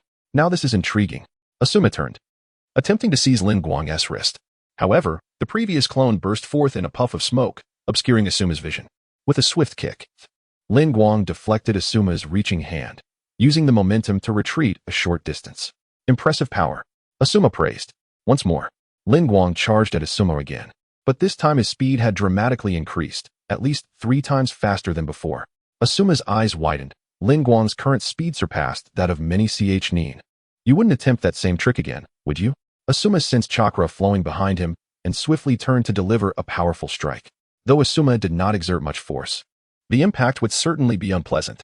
"Still behind me?" Lin Guang grinned, as the figure Asuma faced was yet another clone. "Little Lin Guang, you were truly cunning." With a fierce kick, Lin Guang struck Asuma's form, but something felt amiss. Suddenly, a small wooden post appeared, and Asuma stood behind Lin Guang, seizing him with both hands and lifting him effortlessly. "I concede." Lin Guang attempted to break free, but Asuma's grip felt as unyielding as iron, leaving him no choice but to graciously accept defeat. "Lin Guang, your application of the clone technique is quite remarkable. With this one move, he has surpassed over 99% of the lower ninjas." Merely a trivial trick. Lin Guang had just been effortlessly defeated by Asuma and was acutely aware of his formidable strength, thus he dared not be arrogant. "It appears that you have already exchanged words." At this moment, Sarutobi Hiruzen had also concluded his affairs and returned to the Sarutobi clan to assess the situation. Father, young Lin Guang's prowess has surpassed my expectations. It is likely that he is more formidable than the average lower ninja. This is indeed a high commendation. For lower ninjas typically begin their training and systematic practice of ninjutsu, often undertaking missions outside the village under the guidance of their instructors. Lin Guang, however, showcased remarkable combat ability with just a shadow clone technique. Of course, this is significantly attributed to his diligent training in physical arts, which has greatly enhanced his physical capabilities. Chapter 213, The Teachings of Sarutobi Hiruzen. I always knew that Kobayashi Hikaru possessed exceptional talent. Now that he has chosen me as his mentor, it is my duty to impart the knowledge of ninjutsu to him, Sarutobi Hiruzen proclaimed, igniting a spark of excitement within Hikaru. Does this not grant him the privilege of wielding ninjutsu? Hikaru's imagination began to soar, envisioning the day when Sarutobi Hiruzen would teach him the art of ninjutsu, leading him to undertake missions beyond the village. At that moment, wouldn't the system's treasure chest be plentiful? Father, I shall patrol the village, Asuma stated. Recognizing that while Hiruzen would be instructing Hikaru in basic ninjutsu, remaining idle would serve him little purpose. Very well, our village is soon to host the Chunin exams, and some unscrupulous individuals have emerged. I trust you to conduct the patrol, Hiruzen replied. After Asuma departed, Hiruzen intended to assess Hikaru's chakra attributes, as this was fundamental to the practice of ninjutsu. Each individual's chakra possesses inherent attributes, yet through diligent training, one can master an array of chakra transformations. As he spoke, Hiruzen formed hand seals, conjuring a brilliant fireball. This is a manifestation of fire-type chakra. There are also water, earth, wind, and lightning. These are the 5 basic attributes. With wind being the most elusive, he elucidated, demonstrating various chakra transformations while forming seals. The third Hokage is truly remarkable, Hikaru exclaimed in genuine admiration. For an ordinary person to master a single chakra attribute is commendable. To master all 5 is the hallmark of a genius. Truly, Sarutobi Hiruzen, the so-called doctor of ninjutsu, was deserving of his title. Hikaru, allow your chakra to flow within you, then concentrate it in the palm of your hand and ascertain its attribute, Hiruzen encouraged. Hopeful that it would be the rare wind attribute, which would not only signify strength in ninjutsu, but could also lead to Jiraiya imparting further techniques. Understood. Hikaru nodded, following Hiruzen's guidance. As he gradually concentrated his chakra in his palm, its attribute began to reveal itself. Water attribute chakra? Hiruzen observed the small droplet in Hikaru's hand, contemplating which ninjutsu would be fitting to teach him. While merely possessing the water attribute did not dishearten Hiruzen, he recalled his own humble beginnings, where he too lacked a strong chakra attribute but ultimately mastered various transformations through relentless effort. Given Hikaru's intelligence and diligence, Hiruzen was certain he could learn to manipulate multiple chakra attributes. Master, it seems I possess additional attributes, Hikaru suddenly declared. To Hiruzen's astonishment, the water in Hikaru's hand transformed into a gentle breeze, prompting Hiruzen to smile. It appears that young Hikaru is naturally adept with 2 chakra transformations, which will greatly aid you in your future studies of ninjutsu. Hikaru nodded in agreement, yet at that moment, an unforeseen transformation occurred within his chakra. This is a bloodline limit. Hiruzen gasped in surprise. A small fragment of ice rested in Lin Guang's palm, impervious to the sun's warmth. This was the manifestation of the frozen fruit's power within him. With it, Lin Guang was destined to possess ice attribute chakra. Master, what is the bloodline limit? Lin Guang feigned ignorance. Generally, a bloodline limit is inherited, possibly representing a unique chakra attribute or a mutation of a specific organ, explained Sarutobi Hiruzen. Master, is the bloodline limit powerful? Lin Guang inquired. Indeed, the chakra attributes within a bloodline limit can also be formed through the fusion of the basic elemental attributes: water, fire, wind, earth, and lightning. However, once this fusion is successfully achieved, its power multiplies exponentially, Sarutobi Hiruzen declared. Little Lin Guang, you are truly a genius among geniuses. I will first teach you some wind and water attribute ninjutsu. As for ice attribute techniques, you will have to cultivate your own chakra transformations, he added. Lin Guang began to comprehend that the transformation of chakra attributes dictated the nature of the ninjutsu, while the form of chakra transformation determined the specific shape of the techniques. Wonderful! I have dreamed of using ninjutsu, Lin Guang exclaimed. Watch closely. The first technique I will teach you, though simple, possesses great power, Sarutobi Hiruzen remarked, slowly forming hand seals. Water style, water dragon bullet technique. With that, he conjured a water dragon, which surged forth. This dragon, created for demonstration purposes, was only about 10 meters long. Although Sarutobi Hiruzen could theoretically unleash this technique indefinitely, one should not underestimate it. Even a mere 10-meter water dragon could leave a low-ranking ninja bewildered. A casual strike from the third Hokage could be a fatal blow to others. After traveling a distance, the water dragon plunged into a nearby stream. "Did you observe the hand seals clearly?" Sarutobi Hiruzen inquired. "Indeed," Lin Guang replied, recalling the hand seals he had just witnessed, and began to replicate them slowly. Water-style, water dragon bullet technique. Due to his inexperience, it took Lin Guang about 10 seconds to complete the hand seals. Finally, he unleashed a water dragon measuring approximately 15 meters, swirling around him. The imposing figure of Lin Guang's water dragon radiated immense pressure. Sarutobi Hiruzen was taken aback. He knew Lin Guang's background, which made it impossible for him to have learned ninjutsu from anyone in his family. This was, after all, Lin Guang's first encounter with ninjutsu. Yet, observing his water dragon bullet, it seemed improbable that one could achieve such mastery in merely 3 to 5 years. "Go," Lin Guang commanded, directing the water dragon to surge forward into the previous stream. Upon entering, the once modest creek instantly transformed into a roaring river, flowing endlessly toward the east. "Master, how is my water dragon bullet technique?" Lin Guang eagerly looked at Sarutobi Hiruzen.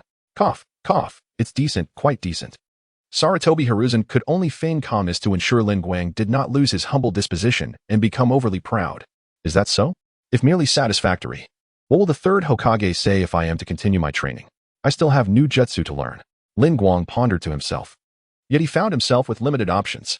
Currently situated in the Hidden Leaf Village, he could only employ the techniques taught to him by the third Hokage. Once he qualified to undertake missions outside the village, he could claim that he had acquired certain jutsu elsewhere.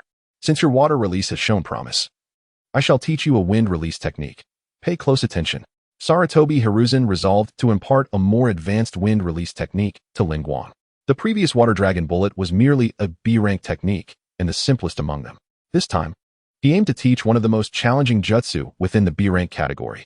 However, it appeared that Sarutobi Hiruzen had overlooked the fact that B-rank techniques are generally reserved for Nin-level shinobi, while Lin Guang had only just graduated from the Ninja Academy. Becoming a genin. Chapter 214. Training the recent water-style ninjutsu was rather simple, but this one is quite the challenge, Sarutobi Hiruzen remarked. Upon hearing this, Lin Guang immediately focused intently, preparing to unravel the seal of a formidable ninjutsu. Wind release, vacuum wave. Sarutobi Hiruzen exhaled a sharp, scythe-like gust, markedly incisive, capable of severing both the target's flesh and the chakra that enveloped it. This technique was a signature move of Shimura Danzo. As a longtime friend of Danzo and a master of wind-style chakra, Hiruzen naturally possessed this ability as well. Lin Guang observed the ground before him, which had been stripped of its top layer by the vacuum wave, causing his eyelid to twitch involuntarily. This wind-style jutsu was ostensibly rated B-class, however. Its power was exceedingly formidable.